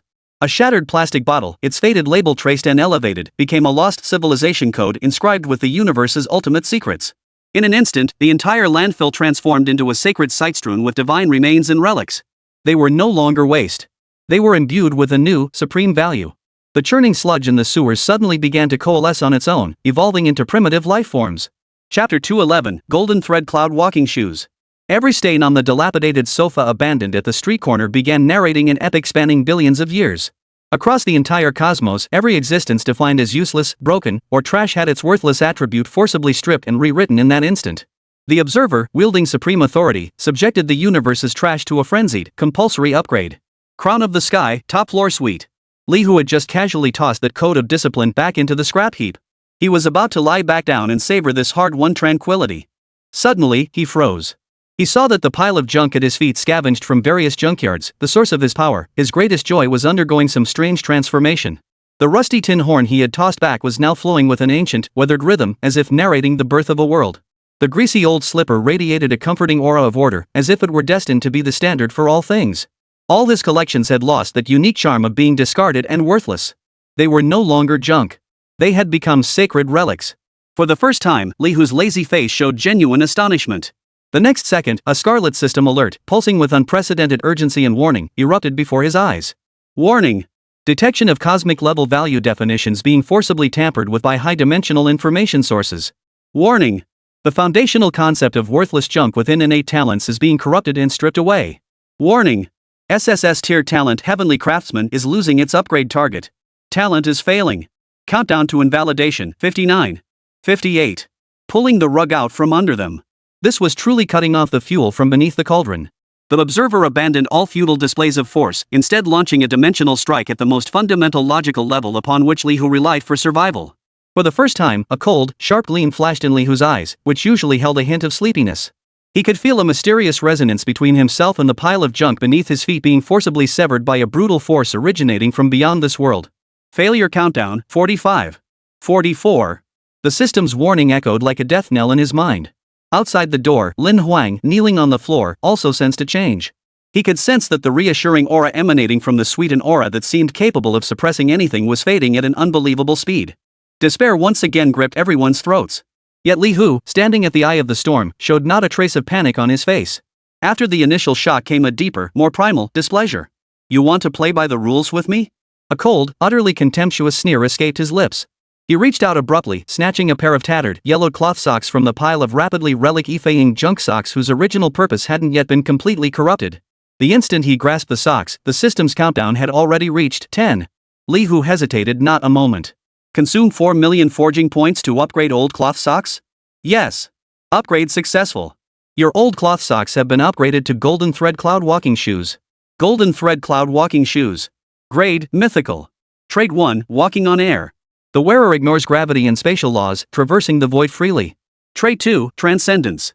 The wearer is detached from the foundation of reality within the current universe, free from the constraints of most fundamental laws of this realm. Trait 3, Flying Cloud. 50% chance to summon a flying cloud during attacks, entering aerial combat mode. The moment the cloth socks successfully upgraded, Li Hu slipped them onto his feet without hesitation. In an instant, he felt his entire existence gently peeled away from a vast canvas called reality. Beneath his feet, the rule distortion targeting scrap that was frantically eroding the entire universe surged like a raging flood across the ground. And he had already taken flight. With a single thought. Beneath his feet, a dazzling cloud of pure golden radiance and auspicious energy materialized out of thin air. The cloud steadied beneath him. Li Hu, standing upon the cloud, soared effortlessly through the ceiling of the hotel suite, ascending skyward. He flew beyond the crown of the sky, soared through the atmosphere of Capital Star, and finally hovered at an altitude of 10,000 meters. Below, before the presidential palace. Lin Huang, who had just despaired upon sensing the waning power, abruptly looked up. He, along with every Federation leader behind him, witnessed a scene they would never forget. Beneath that hideous, gaping maw torn open by the chaos rift. A solitary figure stood, feet planted upon a golden cloud of auspiciousness, detached from the world. Bathed in the boundary between starlight and chaos, he seemed to belong to no time or space, to no rules whatsoever. He was the very embodiment of myth. Lin Huang and the others were rendered speechless, their minds blank. They could only instinctively gaze upward at the deity standing atop the clouds, surveying the entire world. All reverence, all fear, all conjecture in this moment, it all dissolved into the most primal, the most pure, utter worship. Beneath him, the golden auspicious cloud seemed to sense its master's intent, trembling joyfully. Lihu rode the cloud of somersaults, ignoring the battlefield below that had descended into a hellish realm, filled with wails and the collapse of laws. His target, from beginning to end, remained singular. That hideous, incessantly clamoring cosmic rift suspended upon the celestial canopy. He flew straight toward the source of that chaos. The Chaos Legion, composed of pure madness and paradox, coiled around the rift, instantly locking onto this insignificant human who dared to approach. In an instant, a cacophony of demons roared. Twisted beams of light-warped spacetime, annihilation curses powerful enough to erase a star from the fabric of causality, and invisible claws that tore at the very boundary between existence and non-existence. Billions of conceptual catastrophes capable of making even gods tremble coalesced into an unstoppable torrent, sweeping toward Lihu. Yet before the golden thread cloud stepping shoes, whose essence had transcended into conceptual evasion, all this became a farcical silent play. Those attacks weren't even worthy of brushing the hem of his robe. They passed straight through his transcendent form like projections from another dimension, leaving not a trace behind. Lihu stood there, hands behind his back. Like an elderly man strolling leisurely through his own backyard after dinner. He passed beside a frost giant forged from the concept of absolute zero. The chill powerful enough to freeze time failed to stir even a hint of coolness within him. He flew through a silent fog materialized from the will of ultimate entropy increase, yet the colossal power capable of erasing all information in history could not locate his coordinates. He even took a moment to amuse himself, extending a finger to poke a constantly morphing, twisted entity formed from pure terror. The creature instinctively let out a whimper of fear and retreated. Chapter 212, The Primordial Golden Cauldron. He strolled through the impenetrable military formation woven from endless terror as if taking a leisurely walk. The bored expression on his face seemed as though he were inspecting a group of incompetent, mischievous juniors. This utter contempt, born from the very core of his being, seared like a red-hot branding iron into the perception of the observer lurking behind the fissure. It was 10,000 times more humiliating than the resounding slap before. The swollen cosmic fissure, now red and raw, ceased spewing monsters. Instead, it began to violently, silently contract and expand.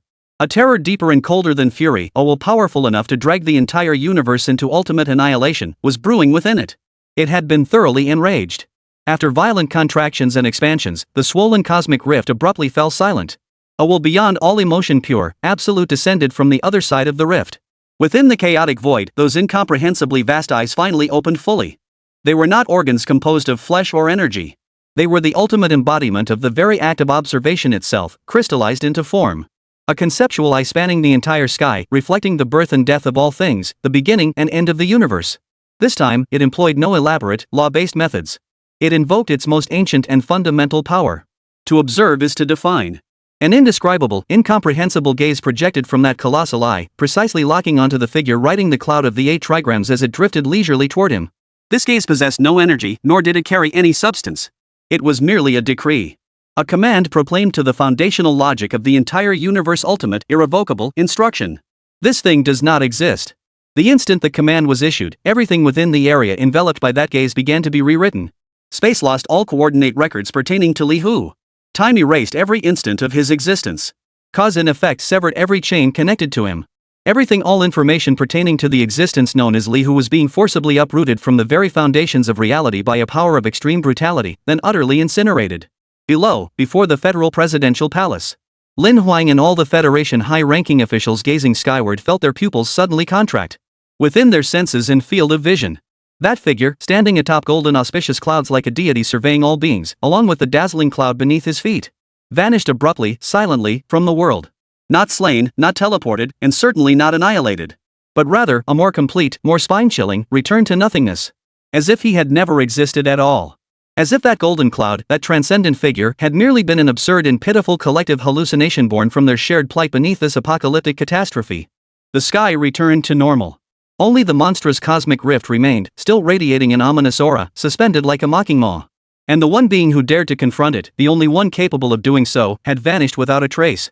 Despair poured like molten iron into the hearts of every soul within the Federation command center. The sun of hope, just rising, was smashed into the abyss with a single blow.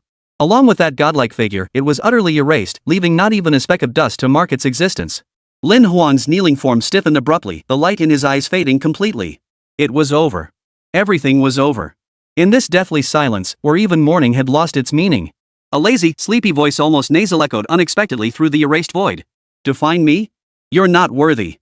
The voice was not loud, yet it struck like a hammer defying all physical and conceptual laws, smashing down upon the supreme will of the observer. The next instant, under the stunned gaze of that colossal conceptual eye, at the coordinate point that should have been absolute nothingness, Li Hu's figure, along with the golden auspicious cloud beneath his feet, materialized once more effortlessly out of thin air. He was unscathed. He even casually extended a pinky finger to scratch his ear, as if he'd merely been disturbed by an annoying noise moments before. The observer's decree of non-existence capable of rewriting reality itself collided the instant it touched Li Hu with an even more brutal, more unreasonable ultimate truth already imprinted at the world's core. Too ugly. The moment Li Hu roared these two words with his truth decree, he had stamped upon this world his own, all-encompassing aesthetic patch. In this world he had defined. He was the supreme truth. Any attempt to define him would be deemed invalid, crude, and ugly nonsense by this supreme truth. Li Hu's form solidified once more. He finally lost the last shred of patience. His lazy face now bore an expression of utter impatience. Looks like I'll have to beat you until it hurts. You won't learn your lesson. With that, he couldn't be bothered to glance at the giant eye on the sky screen. He merely flipped his hand casually. A battered kettle appeared in his hand, dimpled with dents, its spout crooked and encrusted with years of mineral deposits. It was a filthy, battered kettle, abandoned in some forgotten corner of a construction site for who knew how long. Its body was pockmarked with dents, the spout crooked, and the surface coated with dried, unidentifiable grime. The moment they saw it, an utterly absurd thought flashed through the minds of everyone in the Federation command center below. Was he thirsty? On this ultimate battlefield concerning the survival of the universe, he had dug a broken kettle out of the scrap heap, preparing to take a sip of water? The notion was so preposterous that it even diluted the awe they had just begun to feel toward this godlike being. However, Li Hu's next action shattered all their speculations. His lazy eyes didn't even glance at the colossal eye suspended in the sky. Instead, he stared intently at the broken kettle in his hand, his thoughts forming. Consume 25 million forging points to upgrade the broken water jug? Yes. Upgrade successful. Your broken water kettle has been upgraded to the primordial golden pitcher. In an instant, the tattered kettle in his hand transformed into a swirling mass of chaotic gold. It was no longer metal nor any known substance. It seemed to be a vessel condensed from the very first wisp of the Tao, existing before the birth of the universe. The golden bowl was not large, its design simple and ancient, yet within it seemed to lie a boundless universe capable of swallowing the ages and containing all heavens. An indescribable, law-transcending, existence-overriding force of primal, mythic suppression swept silently through the entire galaxy, radiating outward from the golden bowl. Below, the capital planet. Lin Huang, kneeling on the ground, felt the colossal magic power of his S-class elemental law saint rank instantly and completely suppressed back into his body. Not even the slightest bit could be mobilized. Chapter 213, Suppression. Behind him, the military marshals, cabinet leaders, and all the S-rank powerhouses standing at the pinnacle of human authority felt it without exception. They felt their souls, their power, their very existence, gripped tightly by an invisible hand. It felt as though at the mere thought of the golden bowl's master, they would be taken away skin and bones, along with their karma and history stuffed into that tiny pocket of chaos, reduced to a wisp of primordial energy. Above the celestial canopy, the chaotic monsters forged from concepts emitted a silent, piercing shriek from the very core of their existence the instant they touched this aura. Their twisted forms began to collapse. The paradoxes and catastrophes that composed their bodies, encountering this supreme force of absorption and suppression, seemed to face their natural enemy and started to disintegrate on their own. The conceptual eye spanning the heavens, the ultimate manifestation of the observer's power, its pupils reflecting the birth and death of all things, contracted violently. It was no longer anger nor surprise. It was the purest fear, born from the instinct of existence itself. Li Hu, cradling the ancient, profoundly deep golden bowl of the primordial void, finally lifted his eyelids to gaze at that enormous eye, an eye he had beaten until it ached, swollen and bruised, and now terrified. He curled his lips in a sneer, speaking slowly with a tone of utter contempt. Now, it's my turn to define you. The moment the words fell, Li Hu didn't even spare the conceptual giant eye another glance. He casually tilted the ancient golden gourd in his hand. The motion was light and casual, as if he were merely emptying the last of the long cold water from the vessel. In that instant, a stream of mystic yellow light poured forth from the spout. It was not light. It was the pure, tangible manifestation of rules. It possessed no temperature, no speed. The instant it appeared, it enveloped every place it was meant to cover. Not 20 kilometers. Rather, it centered on the capital planet, subsuming the entire star system into its absolute domain of rule. Suppression. Silence. Two absolute decrees, born from the very end of myth, silently etched themselves into the foundational logic of this spacetime. Above the heavens, the roaring legions of chaos froze in an instant. Those faceless entities formed from twisted paradoxes had their very constitutive paradoxes forcibly unraveled, reduced to the most fundamental logical symbols before collapsing utterly. The intangible calamities that spread the Song of Silence had their melodies drowned by this even more overpowering silence, their very concepts of existence obliterated on the spot. All chaos monsters, regardless of their grotesque forms, formidable powers, or terrifying concepts, were stripped of every shred of specialness under the embrace of this mystic yellow light. They were forcibly reduced to their primordial forms, transformed into strands of the purest, attribute-less primordial energy.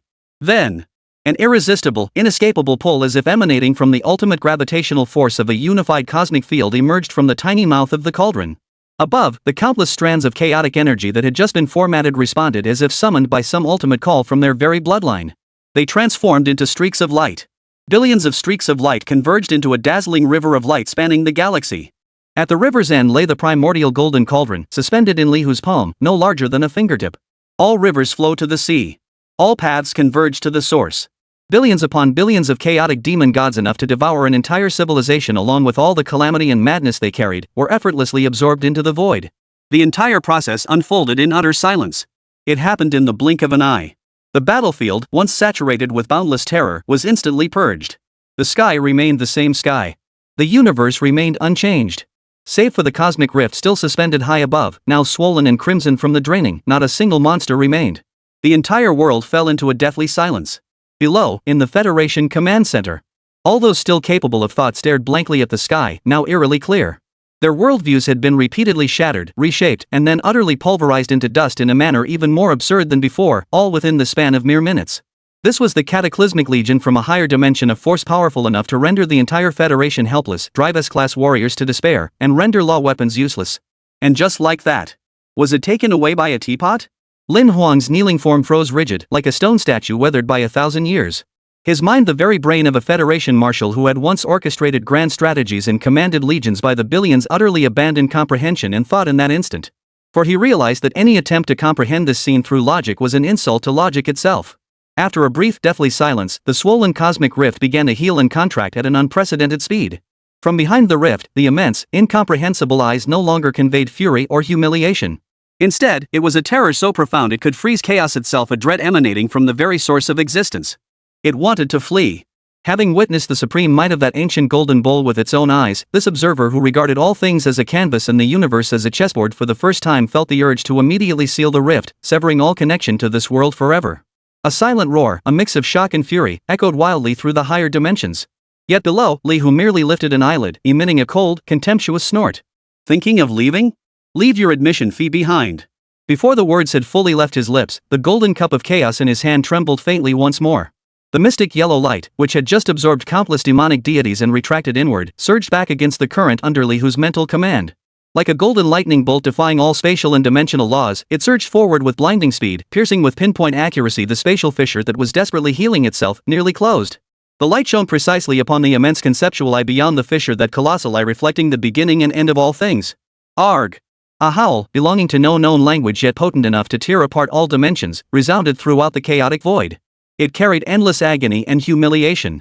The next instant, the scar of the cosmos, trembling with its final convulsion, closed completely, vanishing without a trace. As if nothing had ever happened. Yet that fleeting flash of mystic yellow light had already silently returned, bearing its spoils. Lihu slowly lowered his head, his gaze settling upon the ancient, profound golden bowl cradled in his palm. Within the swirling chaos at the bottom of the golden bowl, which seemed to form its own universe, rested a colossal, utterly crystalline eyeball as if carved from the purest essence of cosmic law itself. Yet now, this orb which should have gazed down upon the ages and defined reality was covered in a dense, spiderweb-like network of vicious cracks. It still trembled faintly, unwillingly, emanating a complex aura blending ultimate terror with overwhelming venomous hatred. Before Lihu's eyes, a brand new system notification silently popped up. Detected mythic-grade junk, damaged eye of the observer. Consume forging points to upgrade? Chapter 214, Prism of the Root of All Laws. The system prompt before him glowed an astonishing, astronomical scarlet. Consume 10 billion forging points to upgrade the broken eye of the observer? 100 billion. Even Lihu couldn't help but raise an eyebrow at the sheer magnitude of the figure. Yet the next second, the system panel in his mind was utterly flooded like a burst dam, overwhelmed by a torrent of wildly scrolling numbers. Detecting ultra-high concentration of resentment from the chaotic void, converting into forging points. Forging points plus 15,890,000. Forging points plus 17,340,000. Forging points plus 21,050,000. In the distant, unfathomable depths of chaos, the observer whose eye had been torn from its socket unleashed an endless torrent of venom and fury enough to corrupt countless worlds. This resentment now flowed ceaselessly through the causal link left by the mystic yellow light, transforming into the numbers Li Hu cherished most. Simultaneously, another wave of resentment slightly smaller in scale yet equally pure rose from the azure planet below. Capital Star, before the presidential palace. Lin Huang and all the Federation's high-ranking officials were slowly regaining their senses from the speechless state induced by the divine miracle. The initial euphoria of surviving the catastrophe and reverence for the divine were rapidly being replaced by a more complex, darker emotion. Fear. And a deep-seated resentment and unwillingness, rooted in the very DNA of all those in power, demanding, why him? Why should the power of a single individual transcend an entire civilization? Why should the fate of the world rest solely on his whim? Why should those standing at the pinnacle of power, commanding billions of lives, find themselves, in the presence of that figure, unable to even kneel in submission without the other's whim? This utter deprivation of power, this helplessness of having one's fate controlled by another, rapidly fermented. Ultimately, it crystallized into the most potent resentment, flowing into Li Hu's account. Detected resentment from Federal High Command converting into forging points. Forging points plus 3,670,000. Forging points plus 120,000. Yet Li Hu remained utterly indifferent to it all, whether the overwhelming venom from the chaotic void or the complex emotions of the mortals beneath his feet. He couldn't be bothered to check his forging point balance, let alone which staggering figure it had just surpassed. His brow furrowed slightly once more, his face betraying a genuine worry unlike anything seen before. Through the shattered window, he could faintly hear suppressed, faint sobs emanating from within the suite. Vivian was terrified. The apocalyptic scene of the earth shattering and gods and demons rampaging, which had unfolded just moments ago, was clearly too much for a little girl who had only just recovered from her terror. Compared to the fate of the universe or a high-dimensional invasion. Right now, the most pressing problem was how to calm this terrified little girl. Li Hu stowed away the golden bowl of chaos, mounted his cloud, and drifted leisurely back to the penthouse suite where he had blasted a gaping hole. He examined the damaged observer's eye in his hand, still trembling slightly after being retrieved from the golden cauldron. This thing seemed like decent material. A faint smile, one even he himself hadn't noticed, curved the corners of Li Hu's mouth. He needed a toy. A one-of-a-kind toy that could make Vivian's tears turn to laughter. He didn't even glance at his forging point balance, which had already surpassed astronomical figures. The ceaseless flow of resentment, whether from the chaos or the mortal world, was nothing more than background noise to him. His gaze fixed solely on the damaged eyeball in his hand. With a flicker of intent. Yes. Forging points 10 billion. Upgrade successful. Your damaged observer's eye has been upgraded to the prism of all laws. The eyeball in his palm did not transform into any earth-shattering artifact. It simply dissolved silently, transforming into a prism no larger than a thumb. Entirely clear and transparent, it seemed carved from pure nothingness. Prism of the root of all laws. Grade? Characteristic, true vision. Description, perceives the underlying logic and true value of all things, phenomena, and concepts. Ignores any disguise, alteration, or definition. It is not a weapon. It is an auxiliary tool. A toy for seeing. Li Hu held the jade-like prism in his fingers, raising it to his eyes. Through it, he gazed toward the large bed in the suite. Through the prism, he no longer saw the little girl curled up beneath the covers, shivering. What he saw was a dim, luminous mass woven from countless fragile threads called fear, loneliness, and unease. At the very core of that light, the root cause of it all was labeled by the prism in the most direct manner. Root cause, lack of security. Li Hu set down the prism, his face clouded with even deeper worry. This was far more troublesome than confronting a cosmic demon god. He sighed, stowed the prism, and his gaze drifted back to the pile of discarded junk in the corner of the room now sanctified as relics. He raised the root of all laws prism once more. The view shifted. The holy relics, which had been flowing with sacred halos and radiating ancient rhythms, were instantly stripped back to their true forms within the prism's vision. A rusted piece of rebar, bearing the forcibly imposed golden label of ancient divine demon remains, became illusory and transparent under the prism's gaze, like a cheap sticker ready to peel off at any moment. Beneath that false label, its most fundamental, most authentic attribute became starkly apparent. Essence, discarded construction material. That industrial waste liquid defined as primordial life essence from chaos's dawn, remained, at its core, toxic pollutant. That broken plastic bottle, elevated to the status of lost civilization code, remained fundamentally non-biodegradable waste. The observer's edict, powerful enough to overturn cosmic laws, was stripped of all pretense before the true vision. It was nothing more than a colossal, universe-spanning fraud of value. It altered the label, yet lacked the power to change the essence. Li Hu's perpetually furrowed brow finally relaxed completely. The last shred of doubt in his heart vanished like smoke. He could tear away that false definition at any moment, allowing his beloved trash to return to their rightful, purest identity as waste. He alone was the world's sole, ultimate definer of value. Realizing this, Li Hu's mood finally lifted. He glanced down at the prism of all laws in his hand, then at the small glowing orb on the bed that craves security. A brilliant idea slowly took shape in his lazy mind. As he toyed with the jade-like prism of universal origin, the joy that had blossomed on his face at the brilliant idea rapidly faded. Replacing it was a deeper, more profound boredom. The toy to placate the little girl was conceived. But before putting it into action, he needed to check if any other dirty things remained in this world. He didn't want to be interrupted halfway through by some clueless fool. Li Hu lazily raised the prism of universal origin, aiming it toward the shattered window. Chapter 215, Harvest. The worldview was reconstructed in an instant. The material world shed its colors and forms, leaving only the coldest, most precise skeleton, the foundational framework woven from countless chains of causality and logic. Then, he saw them, the threads. Countless crimson threads of causality, radiating extreme greed and malevolence, spread like the tentacles of a demon god. They densely connected the planet beneath his feet and the entire universe. One end of these threads was deeply rooted in every corner of the real world, every inch of space, and even the depths of every living soul. The other end stretched toward some higher, unknown abyss of darkness, transcending the current dimension. For the first time, Li Hu's usually lazy brow furrowed deeply. Following the thickest, most vividly crimson thread, one that seemed woven from congealed blood and venomous hatred, his gaze plunged into the endless depths of dimension. The vision of the prism of all laws origin effortlessly pierced the veil of reality, disregarding the distance of time and space. He beheld a council. It existed within an endless void, built from the shattered remains of worlds and the tombstones of civilizations. Billions of terrifying entities, each distinct in form yet united in their essence of catastrophe and greed, sat enthroned upon seats forged from stellar cores. With the detached gaze of owners surveying their own orchard, they coldly overlooked countless universes that arose and perished like bubbles. This was the council of 10,000 demons, composed of countless demonic deities. The prism of all laws' roots directly translated their chaotic, incomprehensible to mortals, mind-corrupting communications into the most fundamental, raw intent. A cold thought echoed within the mind of a demon god shaped like a mountain of flesh bearing 1,000 eyes. Fruit number 734, universe confirmed ripe. Another demon god, formed from the pure concept of decay, responded with a withered universe. Gardener Observer has transmitted final data. Though unexpectedly destroyed, the information is accurate. The pulp is sweet, the spirit abundant. Final harvest may proceed. From the highest point of the throne, a supreme being seemingly crystallized from ending itself issued the final command. Prepare to activate the cataclysmic demon tide. Notify all council members to prepare for the feast. Li Hu silently lowered the prism in his hand. He finally understood what that earth-shattering invasion had been, what that so-called observer truly was. It was not an enemy.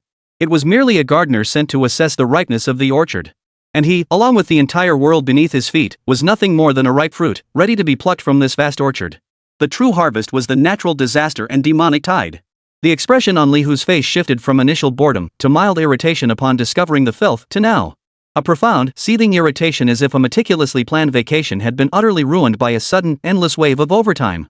He tucked away the prism and glanced down at the bed in the room, where the quilt still trembled faintly beneath the covers. What a pain!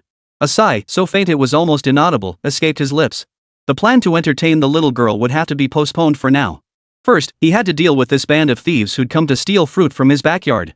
He tucked away the prism of all laws, and his usually lazy face now bore two words: irritation. He paced back into the suite, glancing at the gaping hole he blasted through the wall before listening again to the faint, increasingly anxious whimpers coming from beneath the quilt. Li Hu took a deep breath, as if suppressing some emotion threatening to erupt. He made his decision. After swatting down the noisy insects outside, the very first thing he would do was buy this entire building. Then, he would renovate this suite using the world's finest soundproofing materials. The very instant this thought formed in his mind, the entire universe heard the sound of glass shattering. Not a single planet, not a single galaxy, but rather, centered on the Federation's borders, radiating outward to tens of thousands of known and unknown worlds, all torn apart simultaneously by an irresistible, colossal force. Abyssal crimson scars, 1,000, 10,000 times larger than the rift of the previous observer, opened in the center of every star system. This time, what poured forth from the rifts were no longer those incomprehensible, conceptual catastrophes. Instead, an endless swarm descended like locusts overrunning the land, like a blood-red tide surging back a legion of tangible demons. Their forms varied wildly: 100-meter-tall trolls clad in molten armor, undead lords commanding skeletal starships, blade-like aberrations forged from pure murderous intent. The weakest among them possessed a rank power enough to put an entire administrative planet on high alert. Yet at this moment, such beings were merely the most insignificant cannon fodder within this endless tide of demons. The 3rd, 5th, and 9th combined fleets, the federal border's first line of defense, vanished from the star charts within 0.3 seconds of the rift's opening. The three S-rank powerhouses commanding the fleets were torn into cosmic dust alongside their flagships by several ancient demon gods radiating mythic aura before they could even send a distress signal. Slaughter. This was a one-sided, utterly predictable harvest. One prosperous planet after another vanished from contact in an instant. The once glittering stellar lanes were swallowed by a relentless chain of explosions and crimson demonic light. Within mere minutes, over one-third of the Federation's territory fell completely. Capital Star Ring, the Federation's supreme command center. The shrill alarms had long since lost their meaning, for every screen displayed only the despairing red static of lost signals. Marshal. The Kingfisher system has fallen. Marshal. The Celestial Ring defense line has collapsed entirely. Commander Tang Qingwei, S-Class. The report abruptly halted. The reporting officer had witnessed it firsthand, the S-Class Valkyrie piloting the mythical grade Mech Dawn, hailed as the Sword of the Federation, crushed into dust like a walnut by a colossal claw that had reached out from the void, engulfing the sky. Lin Huang stood frozen before the command console, the color draining from his refined face. Through the command center's panoramic windows, he could even see the equally colossal crimson fissure tearing open beyond the atmosphere of Capital Star. Endless hordes of monstrous creatures swarmed toward humanity's last bastion like a relentless virus. Behind him, the Federation's high-ranking officials lay collapsed on the floor, their faces ashen, muttering incoherently, utterly incapable of rational thought. Hope? That faint, laughable glimmer of hope that had just begun to rise now seemed so pale, so pitiful in the face of this truly apocalyptic, genuine natural disaster. That godlike figure. Yes, he was powerful. He could humiliate the observers, effortlessly wipe out an entire Chaos Legion. But now? What arrived now were billions of Chaos Legions. The final harvest of the entire Demon Council. Chapter 216, A Foot of Heaven collapses. The last glimmer of light in Lin Huang's eyes extinguished completely. He slowly closed his eyes, preparing to meet his inevitable, inescapable end. Yet, at that very moment, a lazy, utterly impatient yawn echoed across the entire Capital Star Cluster without warning. Aha! Is this never going to end? The sound was not loud, yet it struck like a thunderclap defying all laws of physics and despair, exploding with precision deep within the soul of every Federation citizen. Within the Capital Star Cluster, the highest command center now shrouded in utter stillness, Lin Huang abruptly lifted his head. In his eyes, once dimmed to utter darkness, a faint, almost absurd spark of light reignited. Simultaneously, the remnants of the Federation's communications network, those fragments not yet swallowed by the demonic tide, seemed to find their sole beacon. With suicidal frenzy, they began channeling every desperate distress signal, every final wail from dying worlds, into a torrent of information surging toward the source of that voice. Capital Star, Hilton Hotel, Penthouse Suite. Lin Huang didn't even have time to straighten his already wrinkled marshal's uniform. Exhausting his last ounce of strength, he rushed to the shattered floor-to-ceiling window. He saw it. Before the gaping hole blasted open, offering a direct view of the entire city below. The youngest marshal in Federation history, the man who once commanded humanity's mightiest fleet, knelt down with a thud, adopting the most humble, most primal posture. Sir! His voice was hoarse, choked with blood and tears. The Federation is finished. Billions of planets are falling, trillions upon trillions of our people are being slaughtered. I beg you. Please save us. Save this world. Lin Huang's forehead pressed hard against the cold, dust-covered floor as he wept and cried. Yet within the suite, the figure he regarded as his savior didn't even turn his head. Li Hu sat cross-legged on the sofa. Before him stood the suite's massive holographic television. The screen played an episode of the ancient animated series Pleasant Goat and Big Big Wolf. Outside the window, the roar of countless demon gods, the deafening crash of planets shattering, the mournful wails of a dying civilization. Yet to Li Hu's ears, it was nothing more than an irritating noise, drowning out the cartoon's volume.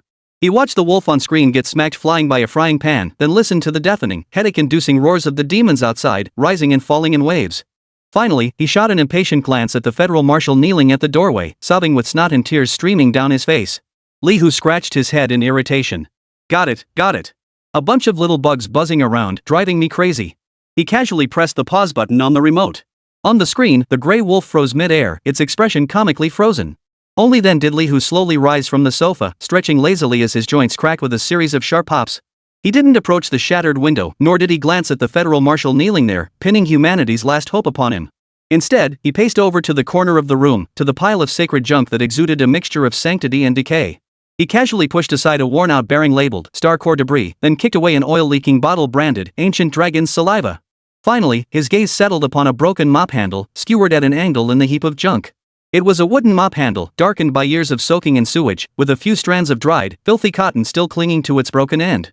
A hotel cleaner had snapped it off during cleaning days ago, tossing it carelessly into the trash bin.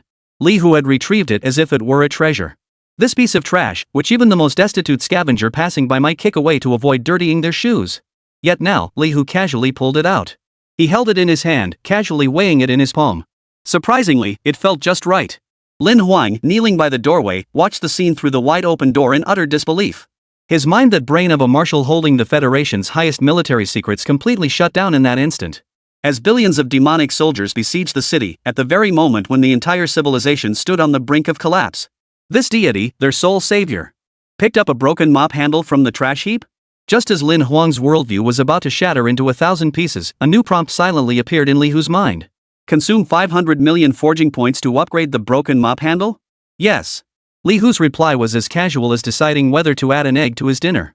The next second, under the unfocused, vacant gaze of Lin Huang's eyes, the filthy, broken wooden stick in Li Hu's hand instantly dissolved into a brilliant burst of light. The light faded. A jade ruler, carved entirely from smooth, ancient white jade and measuring about 3 feet in length, floated silently in his palm.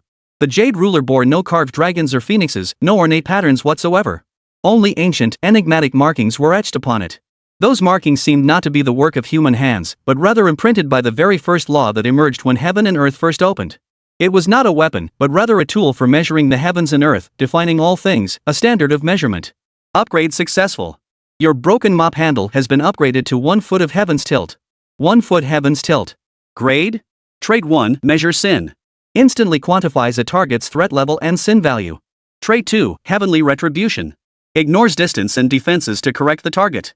The deeper the sin, the greater the correction, capable of erasing existence at the causal level. Li Hu gripped the jade ruler. Its smooth, warm feel was eerily reminiscent of the disciplinary ruler used by schoolmasters to punish unruly students. He lazily raised his hand, casually pointing the newly forged ruler toward the crimson chaos beyond the window. In an instant, the entire world, in his eyes, was completely digitized. The endless legions of demonic gods, countless in number and obscuring the starlight, instantly shed their hideous, terrifying forms. In their place emerged an endless ocean of data, composed entirely of crimson numerals. Target, Abyssal Slaughterer, threat level, A+, evil value, 3,498,110 planets slaughtered, 17. Target, Skeletal Monarch UR, threat level, S, sin value, 78,245,900 civilizations destroyed, 3. Target, Offspring of Greed, threat level, B, sin value, 970,000 world source corrupted, 1. Target. Billions of crimson data streams crashed against his retinas like the most violent waterfall. Behind each number lay a world obliterated, a civilization devoured, a history extinguished. This was the so-called cataclysmic demon tide. Li Hu's brow furrowed even deeper. Damn it. Chapter 217, Erasure. He wasn't referring to the demon god's roar. He was referring to the blinding red data representing sin. Like a user driven to the brink by a screen full of junk pop-up ads, his face betrayed unmasked irritation, a desire to wipe everything clean with a single click. He raised his hand. The jade ruler in his hand struck the crimson sea of data outside the window with a casual, airborne tap. The motion was light, like a schoolmaster gently tapping a distracted student awake. His target was the brightest, most blinding red dot within that sea of data. Target, Star Eater Garrows, threat level, SS, sin value, 9,871,550,000 directly devoured star systems, 2, enslaved advanced civilizations, 7. The ruler fell. The shadow vanished. It did not traverse space. But rather, it had always been precisely where it should have been. Upon the distant, long-submerged ruins of the celestial ring defense line, utterly engulfed by the demonic tide. The colossal celestial beast, as vast as the moon itself, had opened its maw wide enough to devour stars, poised to crush a dying star along with its last defending fleet. Its movement froze abruptly. A faint, almost imperceptible shadow barely more than an illusion touched its colossal head, vast enough to hold mountains, with a light, gentle tap. No sound.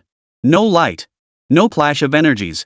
The SS-class ancient demon god, Stellar Devourer Garrows, along with the millions of hideous demons surrounding it that formed the gluttonous legion, under that single, light touch. Silently, without a trace, it dissolved into the most minute, purest, nothingness smaller than even the most fundamental particles. From existence to non-existence. The entire process took less than an instant. That star domain, once filled with endless demons and flames of destruction, was instantly cleared of a vast expanse. As if an invisible divine eraser had gently wiped away the filthiest stain from the cosmic map. Stars still burned. The remnants of the fleet drifted through the dead silence of space, their survivors unable to comprehend what had just transpired. Capital Star, Hilton Hotel. Lin Huang knelt on the floor, his eyes unfocused as he stared blankly at the massive screen that had just displayed the message, Tianhuan Seat Defense Line completely overrun. The red alert on the screen vanished abruptly. In its place appeared a clean, eerily empty star map. Inside the suite, Li Hu retracted the jade ruler. His already irritated face now bore an even deeper frown. He stared at the ruler in his hand, which had seemed quite satisfactory moments ago, yet now felt utterly uninspiring. Too weak. He pursed his lips, letting out a faint, disappointed murmur. Can't take a hit. An SS class being an ancient demon god capable of making an entire galactic civilization tremble was now dismissed as can't take a beating. Kneeling on the ground, Lin Huang felt the last thread of logic in his mind snap completely. He heard that contemptuous whisper. He understood the meaning of those two words. Then, his entire worldview, along with his sanity, evaporated into nothingness. Li Hu, bored, withdrew his gaze and turned his attention back to the dense, crimson data stream outside the window, still flashing wildly. He sighed. Like an obsessive-compulsive who just cleaned his desk only to find countless specks of dust still lodged in the keyboard's crevices. Annoying. Really annoying. He made up his mind, quick and dirty. Then go back to watching cartoons. Too lazy to even stand up, he sat cross-legged on the sofa, pointing the jade ruler in his hand at the massive holographic screen before him, displaying the live feed from the Federation's Supreme Command Center. The screen displayed a real-time star map of the entire Federation territory. Thousands upon thousands of crimson alerts, signifying maximum threat level, spread like a deadly plague across the map, flashing wildly. Each red dot signified a world being slaughtered, a defense line collapsing. Lin Huang, along with all the surviving Federation members who glimpsed this apocalyptic scene through this channel, watched helplessly. Li Hu raised his disciplinary rod. He casually tapped the screen at the brightest, most blinding red dot, the one closest to the capital star cluster. Target, Master of 10,000 Throats Sheila, threat level, SSS, sin value, 15,720,000,000 dimensions corrupted, 1, S-class warriors corrupted, 9. The ruler descended. On the screen, the red dot representing the Kuiper defense line's main star system vanished. Just like that, without warning, it vanished. Dead silence fell over the Federation's Supreme Command Center. All surviving personnel stared fixedly at the suddenly blank section of the star map, as if their own hearts had been stopped by that invisible blow. Li Hu frowned. He felt this posture was a bit tiring. So he shifted into a more comfortable position, sinking lazily into the sofa.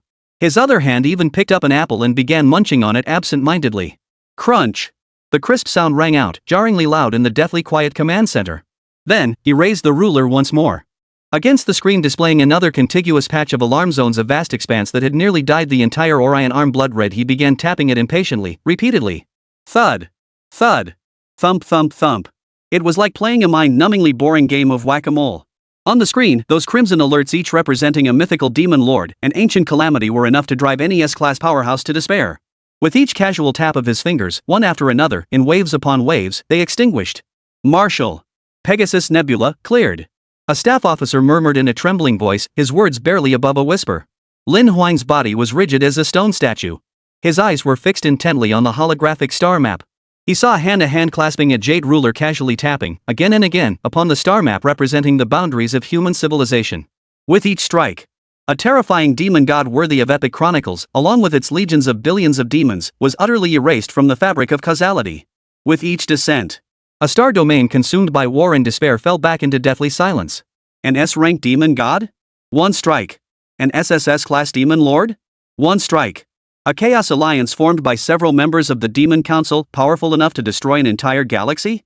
Li Hu frowned and tapped a few more times. That crimson glow vanished as well. The cosmic tide of chaos, that unstoppable catastrophe defined as the final harvest, was casually corrected one by one within this hotel suite by a man curled up on the sofa, munching on an apple while tapping away at his screen. The despair of the Federation's citizens was replaced within mere minutes by an even more extreme, even more absurd emotion. It was not the ecstasy of surviving a catastrophe. Nor was it awe at the descent of a deity.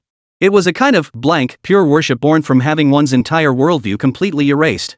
Through countless surviving camera feeds, they saw that man. They saw him frown at times, curl his lips at others, and even make a disgusted face when apple juice splashed onto his hand. They finally understood. Before absolute power, so-called cosmic disasters and demonic councils were nothing more than a noisy game of whack-a-mole. Chapter 218, Closing the Portal. Thud. With the final faint thud, the last crimson data stream representing the entire cataclysmic demon tide on the screen plunged into complete darkness. Clean. Li Hu finished the last bite of his apple with satisfaction, casually tossing the core into the nearby trash can. He picked up the remote, ready to unpause and resume watching that unlucky wolf get smacked flying by a frying pan. But just as his finger touched the play button, the entire universe trembled violently once more. This time, it wasn't tearing apart. It was an envelopment. A canopy woven from pure darkness and oblivion beyond description in any dimension, concept, or language violently overlaid the entire cosmic backdrop. The light of stars was swallowed. The colors of nebulae were erased. The very concepts of time and space became meaningless before this canopy. Then, 12 colossal, terrifying specters as if crystallized from the very fear and greed of the cosmos itself slowly emerged from the dark canopy. They towered above reality, each emanating a terrifying pressure far surpassing the combined might of all previous demon gods, a force potent enough to make the very foundations of the cosmos wail in anguish. This was the true form of the Council of 10,000 Demons. Capital Star, Command Center. Lin Huang, who had just crawled back from the edge of hell, along with all the Federation's high command, were once again dragged into a deeper, more complete abyss of despair. If the previous demonic tide had been a tsunami, then what descended now was a planet smashing the entire world. This was an entirely different order of magnitude. A roar of fury so immense it twisted the very fabric of reality itself thundered through the deepest recesses of every living soul. Who did this? Who destroyed our orchard? That voice emanated directly from the very source of the concept. Merely hearing it was enough to shatter the minds of S-rank powerhouses, obliterating both spirit and soul. Yet, within the penthouse suite of the Hilton Hotel, this roar capable of obliterating civilizations merely caused Li Hu to frown impatiently. He set down the remote control. The anticipation on his face that longed for a moment of peace was utterly shattered, replaced by a deep, bitter irritation, as if his vacation had been filled with endless overtime. The gazes of 12 demonic deities' illusory forms ignored countless star systems, instantly locking onto that tiny suite on the Azure planet. They saw the man sitting cross-legged on the sofa, his face twisted in displeasure. They saw the plain white jade ruler in his hand, the very object that had just wiped out their vast armies. Their raging fury instantly transformed into a cold scrutiny and a barely perceptible hint of apprehension. The leader, a demon god seemingly forged from pure greed itself, shrouded in countless illusions of civilizations rising and falling, spoke slowly. His voice was no longer a raw roar, but carried a lofty, condescending allure like a deity bestowing mercy upon an insect. Insignificant human, cease your foolish resistance. Your strength does not belong to this barren world. You should not fight for these grains destined to be reaped. Join us.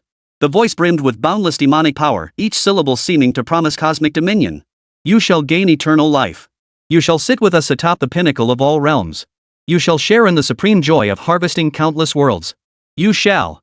Hey! A lazy, distinctly impatient voice cut off the primordial greed demon god's bestowal.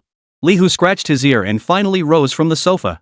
He paced to the shattered window, tilting his head back to gaze upon the 12 colossal, unimaginably towering specters of demon gods that obscured the entire cosmos. His face showed no fear, no reverence, not even a trace of solemnity.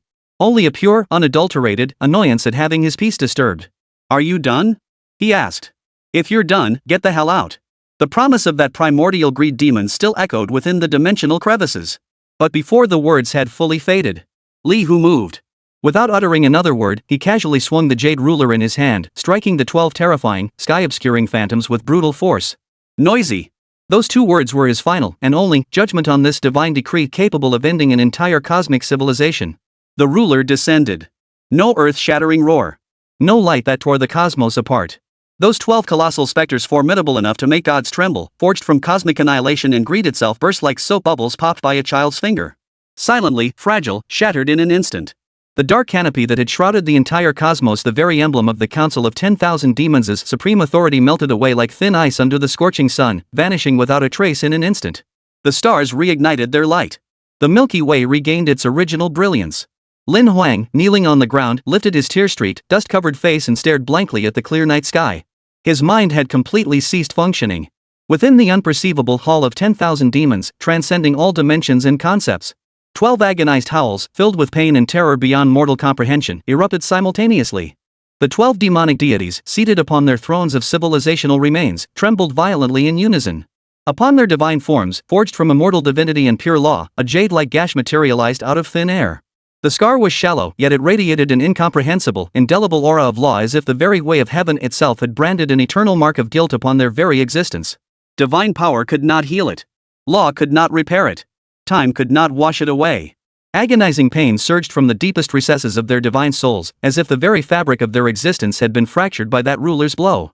One ancient demon god, encircled by countless shattered scrolls and fragments of knowledge, its form resembling a living brain, stared fixedly at the ruler mark upon its divine body. The billions of stars flickering within its eyes were instantly drowned by boundless terror. Its wisdom, capable of discerning the truths of all things, shattered completely the moment it touched the essence of that force. It's Tiangong Kaiwu. A shrill, distorted thought, saturated with utter terror, echoed wildly throughout the hall. It's the authority of that being. How could he appear in this barren orchard 734? How could he be here? Quick! The knowledge demon screamed hysterically. Seal the passage. Sever all causality. Now! Panic, like the most dreadful plague, instantly infected every demon god. They no longer cared about the orchard's destruction, nor did they dwell on the annihilation of their billion-strong legions. Only the purest fear remained, the primal instinct to flee from their natural enemy. Yet it was already too late. Inside a suite at the Hilton Hotel, Li Hu casually tossed the white jade ruler back into the scrap pile. He picked up the thumb-sized prism of all laws once more and held it before his eyes.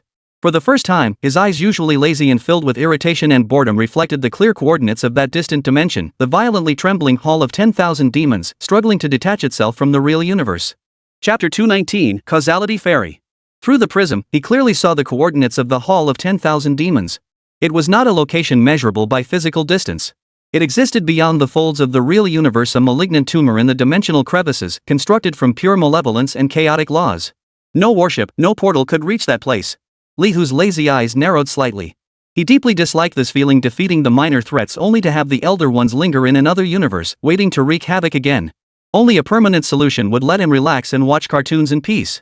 He made his decision. He would deliver the service personally. Capital Star, Supreme Command Center. Lin Huang, along with all the Federation high-ranking officials peering at this miraculous scene through their screens, held their breath. They watched as the man lowered the mysterious prism in his hand. Those piercing eyes, seemingly capable of seeing through everything, once again turned toward the corner of the room, toward that sacred mountain of trash. Every heart in the room leapt to their throats. The disciplinary ruler erased sin. But this time, what would it be? A rag capable of purifying the entire universe? Or a slipper that could swat every fly once and for all? Under countless gazes mingled with awe, fervor, and absurd speculation, Li Hu strode forward. He casually kicked aside a deflated basketball and sent a broken paint-splattered jar flying. Finally, amid a pile of colorful scraps of paper and plastic packaging, he picked something up. It was a paper airplane, long since crumpled beyond recognition by children's play.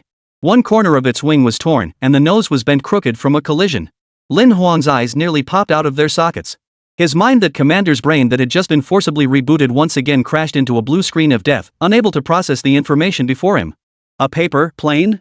Just as everyone's worldview faced another crisis of formatting, Li Hu's mind was punctured by the cold, timely chime of a system prompt. Consume 1 billion forging points to upgrade damaged paper airplane? Yes. Li Hu's confirmation was so faint it sounded like a whisper to himself. The tattered paper airplane in his hand instantly dissolved, transforming into a handful of light purer than starlight, older than time itself. The light coalesced. A transparent vessel no larger than the palm of his hand, seemingly woven from pure light and threads of causality, hovered silently in his palm. It appeared less like a physical object and more like a conceptual projection existing in a higher dimension. Upgrade successful. Your damaged paper airplane has been upgraded to Causality Fairy Boat. Causality Fairy. Grade? Properties: ignores dimensions, laws, and spacetime, capable of reaching any known or observed coordinate point. Li Hu nodded with satisfaction. He casually tossed the transparent little boat toward the open space before him. The Causality Fairy swelled in the breeze, instantly expanding to 3 feet in length. It hovered silently mid-air, the space around its hull exhibiting a subtle, harmonious distortion. He stepped onto it. Then, as if suddenly remembering something, he glanced back at the federal marshal standing frozen at the doorway, his mouth gaping wide enough to swallow an egg. Clean my room. Don't scare the little girl. I'll be right back. Before the words had fully left his mouth, Li Hu, along with the Causality Fairy beneath his feet, vanished instantly from where he stood. No light, no sound, no energy fluctuations. He vanished into thin air, as if every word he had spoken and every action he had taken were merely an absurd dream conjured by this collapsing civilization at the edge of its apocalyptic end. The dimensional crevice, the hall of 10,000 demons. This was the festering sore of the real universe, built upon the wails of countless shattered worlds and the carcasses of fallen civilizations. 12 demonic deities, seated upon thrones within stellar cores, emitted silent, agonized roars. Upon their immortal divine forms, the mark left by the Jade Ruler not only refuses to heal but burns like an eternal, pure white brand. It radiates an aura of correctness that makes their very souls tremble. This aura relentlessly corrected their very existence. Divine power neutralized, laws distorted even the very concepts upon which they relied for existence, greed, decay, and were redefined by this mark as errors to be erased. Fear, unprecedented fear, descended upon this eternal hall for the very first time. It is Tian Gong Kai Wu. The demon god, composed of a living brain and countless fragments of knowledge, now possessed only pure terror in its billions of starry eyes, each representing wisdom. Its voice was no longer a thought, it had twisted into a shrill, tangible sonic wave, distorted by extreme terror, echoing madly throughout the hall. That is not innate talent. That is not power a mortal should possess. It is a relic from the previous era. It belongs to that forbidden being who wielded creation as its name and definition as its authority. Its authority. We've planted our orchard in that being's backyard. The words fell like a thunderclap, plunging the hall into deathly silence. The remaining 11 demon gods ceased even their agonized roars, replaced by a cold despair deeper than dimensional exile. The forbidden being. Those 4 words alone rendered them, these so-called cosmic reapers, as laughable as chicks stealing eggs from a dragon's lair. Amidst this utter stillness and despair, a transparent skiff woven from pure light and threads of causality materialized silently at the very center of the hall. At the bow, a young man in casual attire surveyed his surroundings with impatience. The eternal barrier of the Hall of 10,000 Demons, capable of banishing all intruders, and the chaotic laws that could warp causality before him, they seemed utterly non-existent. He had arrived abruptly, as if it were the most natural thing in the world. The gazes of the 12 primordial demon gods instantly froze upon him. It was the purest terror the kind one feels upon encountering a natural enemy, upon witnessing the very concept of one's own end made tangible. The great demon god at the forefront, whose form was shrouded in countless illusions of civilizations rising and falling, saw all these visions shatter completely in that instant. He forcibly suppressed the primal urge welling up from the depths of his divine soul, the urge to prostrate himself in worship and beg for forgiveness. Fight? Pointless. Flee? An even greater delusion. Before the absolute rules, all the power they once prided themselves on was nothing but a joke.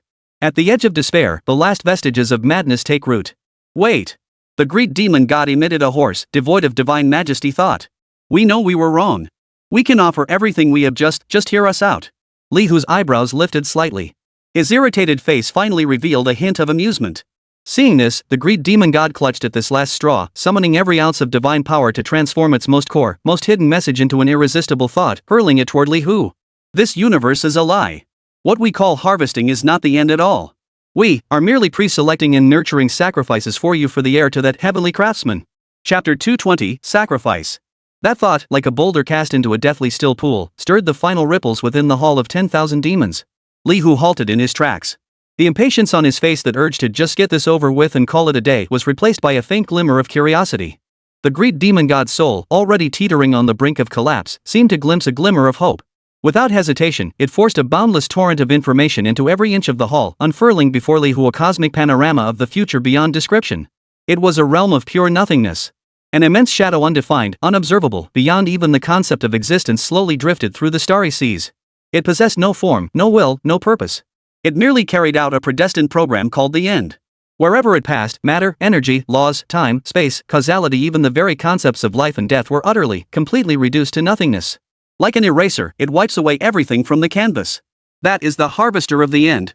The voice of the greed demon god was filled with fear and despair that came from the very marrow of its bones. What we call natural disasters, what we call the harvest, it's not to satisfy our own desires at all. It is a selection. A desperate ritual to perpetuate the flame of existence. We harvest civilizations and devour worlds to gather the power of countless universes here to accumulate even the slightest shred of strength that might allow us to struggle for a moment before the ultimate end. His voice grew fervent and devout, as if reciting a tragic and grand epic. And your Tiangong Kai Wu is the authority to create and define the only force capable of resisting the end. We are not your enemies. We are your most loyal servants, sifting the sacrifices for you. At that moment, the 12 demon gods bowed their heads forged from stars and cosmic laws. Become the lord of all demons. Command us. Gather the universe's final power. Lead us against that which will devour all, the end. In that instant, the invaders seemed to transform into anti-heroes striving to save the world. Had Lin Huang heard these words, he might have wavered instantly, perhaps even begun to ponder whether some deeper, tragic truth lay hidden behind them. Yet Li Hu merely listened in silence. After hearing it all, not even a flicker of emotion crossed his face. He merely raised the thumb-sized prism of all law's origin in his hand once more, slowly and deliberately. He aimed the prism at the vast, sweeping future panorama before him, a scene brimming with despair and tragic grandeur. Within the prism, the scene remained utterly unchanged. The shadow that would end all things still advanced slowly, unstoppable. Yet at the bottom of the painting, a line of cold, tiny characters formed from causal threads quietly materialized. Essence, the highest probability future, 99.99% deduced from real-world data, yet it overlooks a critical variable, the subjective agency of the Council of 10,000 Demons. A faint curve lifted the corners of Li Hu's mouth. He withdrew his gaze and slowly aimed the prism in his hand at the foremost greedy demon god, whose words were earnest, as if it had already surrendered everything. Within the prism, the demon god's towering form instantly became transparent. The essence of its existence was ruthlessly dissected, magnified, and ultimately crystallized into a crystal-clear text. Essence, an executor attempting to delay the arrival of the harvester of the end into its own dimension by shifting crises and sacrificing Universe 734 and the holder of the Tiangong Kai Wu. The truth lay bare before them. The so-called selection. The so-called minions. The so-called United Resistance. It was all just a ploy to use him as a higher grade sacrifice, to be offered up to that even more terrifying entity, a clever diversion to buy a little more time for their own desperate survival. Li Hu smiled.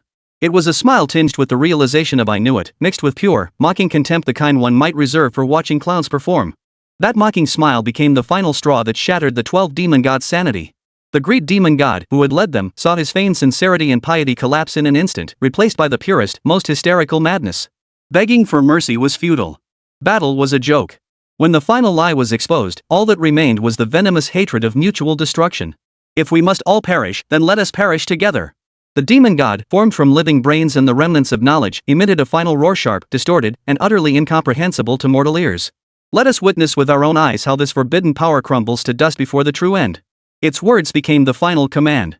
12 demon gods detonated their immortal divine forms in the same instant.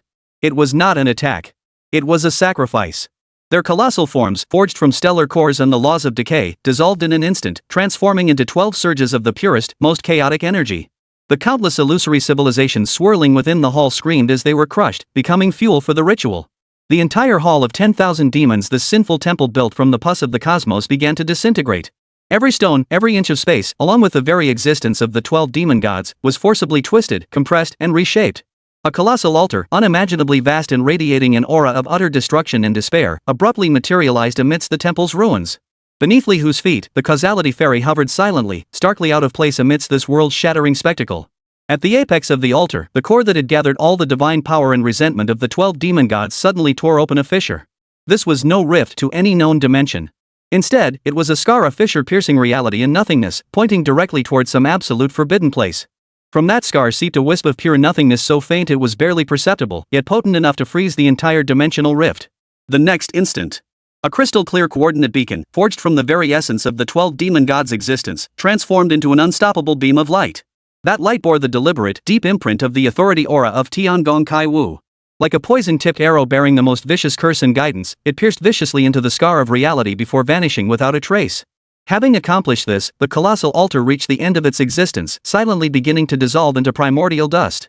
Li Hu watched all this unfold in silence. He watched the deity's self-destruct. Watching the hall collapse. Watching that malevolent beacon sent to an unknown distance. His expression remained largely unchanged throughout. Only when the last speck of dust representing the council of 10,000 demons had completely dissipated did he finally, as if having endured a lengthy opening credits sequence only to see the main feature begin, curl his lips in boredom. What a hassle. Another trip I'll have to make. The causality fairy beneath his feet hovered silently, the sole island in this void that still adhered to the logic of existence. Chapter 221, The Coin of Fate. That scar of reality had not yet closed. A wool colder, deadlier, and more absolute than any of the 12 demon gods combined seeped slowly from the fissure. It was neither energy nor pressure. It was a concept. A concept called non-existence was forcibly overriding this dimensional fissure. Light vanished, not swallowed by darkness, but erased from existence itself. Space collapsed, not torn apart, but with the very measure of distance reduced to nothingness. Time has ceased, not frozen, but because the very process of flowing has lost its meaning. Everything is being erased quietly, efficiently. Capital Star, Federation High Command Center. The expressions of ecstatic awe that had just begun to surface on the faces of the surviving Federation High Command froze instantly. The massive holographic screen before them, which moments ago had displayed a clear starlit sky, transformed without warning into a pure, profound black deeper than any darkness. In one corner, a line of small text flashed frantically, as if the system were making a final, futile struggle. Warning, signal sources not lost. Warning, signal source status changed to conceptually non-existent. Warning, warning. The warning message flashed twice before vanishing completely. The real-time star map of the entire universe, along with the causality fairy carrying humanity's sole hope, was thus completely deleted from reality. The newly kindled flame of hope was doused to ashes by a bucket of ice-cold water from the depths of the soul, chilling it to absolute zero. In the penthouse suite of the Hilton Hotel. Dead silence. Wah! A shrill scream, filled with utter terror, suddenly pierced the silence. The little girl, who had been hiding beneath the covers, not daring to peek out, suddenly threw back the blankets. Her wide eyes reflected the seemingly normal, azure sky outside the window. Yet deep within her pupils, that azure expanse was being erased bit by bit, as if by an invisible eraser. In the dimensional rift, Li Hu seemed to sense something. For the first time, his perpetually irritable face furrowed tightly. He raised the prism of universal origins in his hand once more. This time, his gaze wasn't fixed on an enemy. Instead, it turned back toward that azure planet, toward that small apartment. Within the prism, the little girl's tear-streaked face was magnified infinitely. A new line of cold text, woven from threads of causality, silently materialized above her head. Root of fear, witnessing the erasure of the world. For the first time, the irritation on Li Hu's face solidified completely into icy fury. This fury did not stem from dread of cosmic annihilation, nor resentment at being manipulated. It was because the damn, unstoppable livestream of the world being erased had terrified the little girl he'd promised to protect. What he hated most was trouble. And a child scared to tears? That was the absolute worst kind of trouble. He slowly withdrew the prism, his gaze piercing dimensions to fix upon the relentless scar eroding reality. That pure nothingness was cold, efficient, devoid of malice or guilt. It was merely a program. A program named Termination, currently in execution. The ruler was meant to punish evil. Using it against a natural phenomenon akin to cosmic heat death was as futile as wielding a cane against a tsunami. He had to find something that could strike at the very concept itself. Li Hu slowly turned around, his eyes burning with rage once more, fixed upon that sacred mountain of trash that had birthed countless miracles. This time, his gaze held no trace of idle rummaging. Only the most efficient, direct, and impatient search remained. He needed something that could counter the established fact of the end. Something that could defy the ultimate concept of non-existence. His gaze swept over a discarded alarm clock, symbolizing wasted time. No good. Then he saw a romance novel with its ending torn out, symbolizing incomplete love. No good either. Finally, his gaze settled on the corner of the trash can. There, quietly lying, was a crumpled, wrinkled piece of colored paper, stained with a bit of cola. It was a lottery ticket. A ticket he'd bought on a whim 2 days earlier while passing a lottery booth, out of sheer boredom, and then tossed aside without bothering to check the numbers a losing ticket. It represented hope that had vanished. It represented countless possibilities that should have unfolded, yet ultimately never did. Capital Star, Command Center. In the deathly silence after the screens went completely black, Lin Huang strained every ounce of strength through the sole remaining, barely functional internal backup line. He directed a trembling, almost inaudible question toward the signal source now reduced to static dots. Sir? What is that? In the dimensional rift, Li Hu bent down without turning his head, retrieving the useless scrap of paper from the trash bin. He slowly unfolded it in his palm, smoothing out the creases. It's hope. His voice, cold and calm, carried clearly through the nearly severed causal link, reaching Lin Huang's ears. But it's expired. A cold system alert flashed frantically in his mind. Detecting the concept of world being erased. Resentment value surging at an incalculable rate. Forging points plus 10 billion. Forging points plus 35 billion. Forging points plus 97 billion. The ripples of that erasure had completely spread out from the scar of the dimensional rift, reaching the very edge of the real universe. The main sequence star in the nearest asterisk galaxy, which had burned for 5 billion years, vanished in an instant without warning. Not an explosion. Not an extinction. It simply ceased to exist. The planets orbiting it, freed from gravitational bonds, scattered like a spilled marbles, silently and soundlessly drifting into eternal darkness and cold. Li Hu frantically poured the boundless forging points, a colossal mass that seemed to embody the universe's dying wail, into the crumpled scrap of lottery paper in his hand. Confirm, consume 500 billion forging points to perform the final upgrade on the invalid lottery ticket? This time, the system prompt carried an unprecedented gravity, as if touching upon some ultimate rule. Yes. Li Hu's intent crystallized into an unshakable command, delivered with unwavering resolve. The scrap of paper in his hand neither glowed nor dissolved. It merely twisted its very form. The ink, paper fibers, and cola stains on its surface, along with the very concept of unfulfilled hope it embodied, were forcibly overwritten and redefined by a higher logic. Ultimately, it transformed into a coin whose color defied definition, as if solidified from pure probability itself. The coin lay quietly in his palm, one side bearing a smiling face, the other a crying face. Yet in the next instant of observation, it flipped, as if existing in a superposition of both states simultaneously. Upgrade successful. Your invalid lottery ticket has been upgraded to Fate Coin. Chapter 222, Text Message. Grade? Properties, Absolute Choice. Forcibly transforms an ongoing absolute fact into a 50% probability random event. After tossing, regardless of heads or tails, the outcome is locked to the most advantageous future for the user. Li Hu gripped the warm coin, which felt as though it existed in no physical dimension. He could clearly see the eraser called the End had already obliterated the Scutum galaxy and was now spreading toward the solar system housing the capital planet at an incomprehensible speed. It wasn't drawing near. It was the very concept of ending itself, about to descend. The icy fury frozen on Li Hu's face, stirred by the little girl's frightened tears, had not faded. He merely lifted his eyelids to glance at that scar of reality, devouring everything in its path. Then, he pressed his thumb against the edge of the coin. Without a moment's hesitation, without a single word of nonsense, he flicked it lightly toward the starry sky being reduced to nothingness. Ding! A sound of utmost clarity, as if not of this world, suddenly echoed. This sound pierced through time, reversed causality, and resounded across every timeline of past and future. The coin, whose color defied definition, transformed into a streak of light and was hurled high toward the apex of the collapsing dimensional rift. At the very instant the coin rolled and soared to its zenith. Time froze. Space stood still. The entire universe, along with the N-Force efficiently executing its erasure program, plunged into an absolute, unprecedented stagnation.